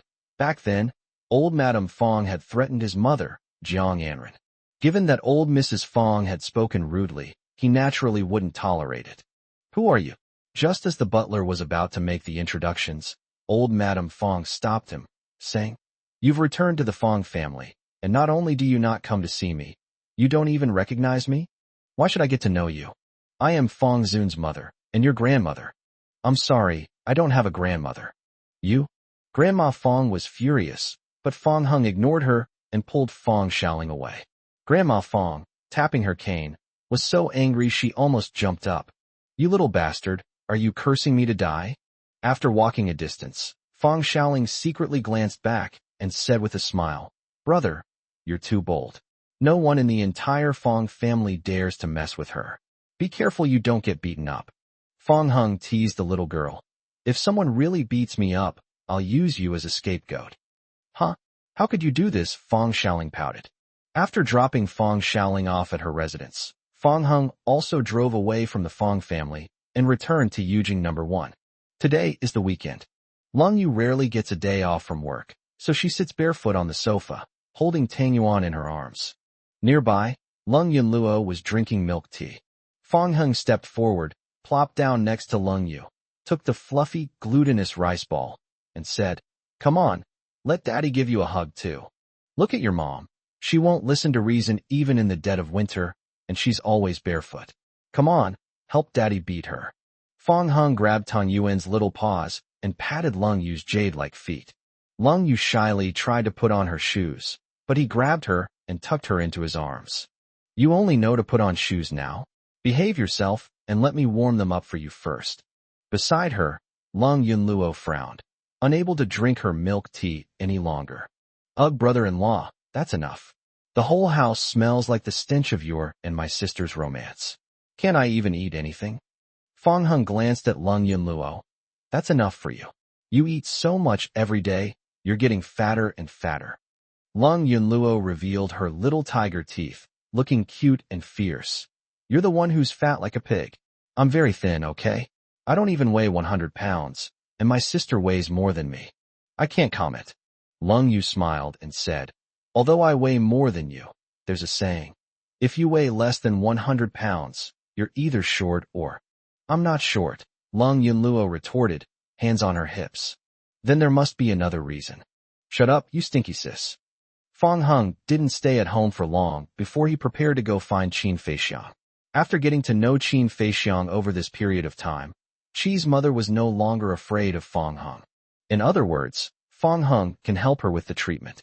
Of course, before leaving the house, Fang Heng helped Lung Yu put on her socks and even tickled the soles of her feet, which made Lung Yunluo look disgusted. Lung Yu watched Fang Heng get on the elevator before turning back and closing the door. Lung Yunlu shook her head. It's really unbearable. Even after my sister-in-law left, she still made a point of standing at the door for a while. Lung Yu took the snacks from her hand, then suddenly remembered what had happened before and asked, by the way, how are you doing at school now? Lung Yunluo lay flat on the sofa, her head resting on Lung Yu's legs. The scene before her filled her with envy, jealousy, and resentment. She sighed and replied, it's much better. Ever since my brother-in-law took me to school that time, no one has been pursuing me anymore. While eating potato chips, Lung Yu asked, what method did you use?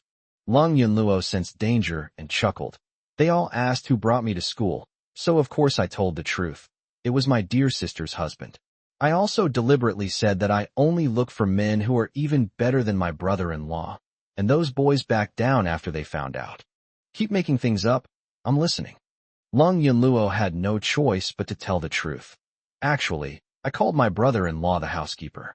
Now no boys are pursuing me, but girls keep pestering me for my brother-in-law's contact information. Wah sister, please help me. Chapter 200 Why Don't You Call Me Dad? Meanwhile, Fang Heng went to Qi Dandan's house. Since Qi's mother had already accepted him, the treatment was not difficult. Fang Heng cured Qi's mother's mental disorder and also resolved her acquired loss of voice at the same time. After remaining silent for a long time, Qi's mother's voice sounded strange, but Fang Heng could still tell that she was expressing her gratitude.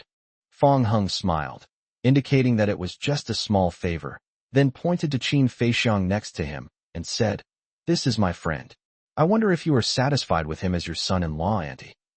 With difficulty, Mother Qi said, he is a good boy. I have always seen him. If he doesn't mind being my son-in-law, I would be more than willing. Qin Feixiang was so embarrassed that he scratched his head, not knowing what to say. Qi Dandan was also quite uneasy, but she finally breathed a sigh of relief when she heard that her mother had accepted Qin Feixiang. Afterwards, Qi Dandan cooked a meal. Qi's mother has now recovered to the level of an ordinary person. She no longer needs to be fed by her own hands. However, since her illness has just healed, she can only eat some light liquid food. Fang Heng had already eaten at the Fang family's house and wasn't very hungry, but he still forced himself to eat some more. After finishing his meal, Fang Heng didn't linger and decided to head back. The mother and daughter wanted to see Fang Heng off together, but he persuaded them to give up. In the end, only Qin Feixiang and he went downstairs together. Qin Feixiang exclaimed in amazement, Brother Heng, you are amazing. You cured my mother-in-law's illness in one go. Even famous doctors couldn't do that.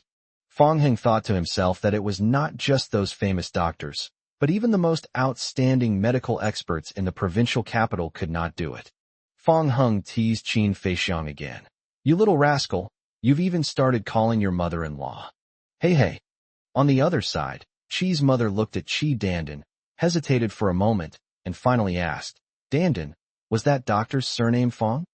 Qi Dandan was cleaning when she took a break to wipe her sweat and nodded. Yes, Mom. He and Feixiang were college classmates. His name is Fang Heng. Upon hearing that it was indeed similar to her guess, Qi's mother's heart suddenly skipped a beat, as if she had recalled some unpleasant memories. Her head suddenly started to ache again, and she even gasped for breath. Upon seeing this, Chi Dandan immediately dropped the broom and came over to check on her mother's condition. "Mom, what's wrong? Are you feeling unwell?" After a while, Chi's mother calmed down, her heart filled with shock. No wonder he looks so much like that person. Chi's mother grasped Chi Dandan's hand and said, "Child, do you know he is the young master of the Fong family?" "Well, what?" Chi Dandan was utterly astonished. Just then, Qin Feixiang returned after seeing Fong Hung off. Upon hearing what Chi's mother said, he was just as stunned as Chi Dandan. The Fong family wields immense power in the provincial capital, possessing a special background that is almost legendary. They never expected that Fong Hung would actually be the young master of the Fong family. Qin Feixiang hesitated for a moment, but ultimately couldn't bring himself to call her mom to her face. Instead, he asked, "Auntie, how did you know?" "This is what happened. On Monday, despite the cold rain, I was back at work. Fong Hung received a call from Fong Xiaoling and rushed to the Fong family home to play with her in the courtyard. He and his mother each supported one side, while Fong Xiaoling was jumping rope in the middle. This scene felt both familiar and unfamiliar to Fong Hung. It was familiar because he had seen girls his age playing it when he was very young. It was unfamiliar because he hadn't seen a similar scene for at least 10 years. Seeing Fong Xiaoling becoming more and more cheerful, Aunt Lu also showed a genuine smile. "Young master, your medical skills are really amazing. It's only been a short time, and Miss can already jump around like this." After jumping rope, Fong Xiaoling was covered in sweat, so she decided to take a shower first. Lu's mother wanted to help her, but Fong Xiaoling politely declined. Then she looked at Fong Hung and said, "Brother, you just arrived. You can't sneak away while I'm taking a shower." Okay. Fong Hung replied helplessly. Before, when he came to see Fong Xiaoling, he would often sneak away when she wasn't paying attention, which made the little girl very unhappy. After Fong Xiaoling went to take a shower, only Fong Hung and Lu Ma remained in the courtyard. Aunt Lu poured water for Fong Hung and asked, "Young master, you should have started investigating the second madam's matter by now. How's it progressing, and with that person?" At this point, Lu's mother deliberately paused, and that person she was referring to was naturally Su Peiyuan. Fong Hung shook his head. "It seems to have nothing to do with her." Aunt Lu paused slightly, her eyes turning sad, and said, "Many things are not as simple as they seem on the surface. I have known the second madam for many years. She is a strong person and would not be so easily discouraged. Moreover, she said she wanted to see you grow up and get married." Fong Hung fell silent. He had sensed from Lu Ma's words that Jiang Anren was not a fragile woman. However, even the strongest person has their weaknesses, and Jiang Anren's weaknesses are naturally him and Fong Xiaoling. Just then, Fong Zun arrived at the mansion. He reeked of cigarette smoke, looked disheveled, and seemed rather listless. Seeing Fong Hung sitting on the steps chatting with Lu Ma, Fong Zun silently lit another cigarette. Aunt Lu got up and poured Fong Zun a cup of tea, then advised him in the tone of an old friend, "Smoke less. If An Ran were here, she would definitely pull your ear if she saw you smoking." Fong Zun paused for a moment, then took another deep drag. Aunt Lu sighed, while Fong Zun said to Fong Hung, "It won't be long before I step down. You're a member of the Fong family, so you can consider competing with your brother." Fong Hung naturally had no interest in the position of family head. It was far more troublesome than managing a company. Aunt Lu was greatly surprised. "Sir, if you abdicate, the old lady will definitely be furious." Fong Zun exhaled a smoke ring and said, "She has controlled half of my life. For the rest of my life, I only want to live for myself." Lu's mother hesitated, and as she spoke, Fong Xiaoling ran out of the room. "Brother, do I smell good?" "It smells good," Fong Hung said without hesitation. Fong Xiaoling sensed his perfunctory attitude. Normally, she would have complained a little, but because of Fong Zun's presence, she became much more reserved. Noticing Fong Xiaoling staring at the cigarette in his hand, Fong Zun silently stubbed it out and threw it away, then said with a serious expression, "Why didn't you dry your hair?" "In no mood." "What do you mean you don't want to? Go dry your hair." Fong Zun scolded. Fong Xiaoling pouted. Although she disliked Fong Zun, she dared not disobey him. "Wait, why don't you call me Dad when you see me?" Fong Xiaoling said reluctantly, "Dad." "Go."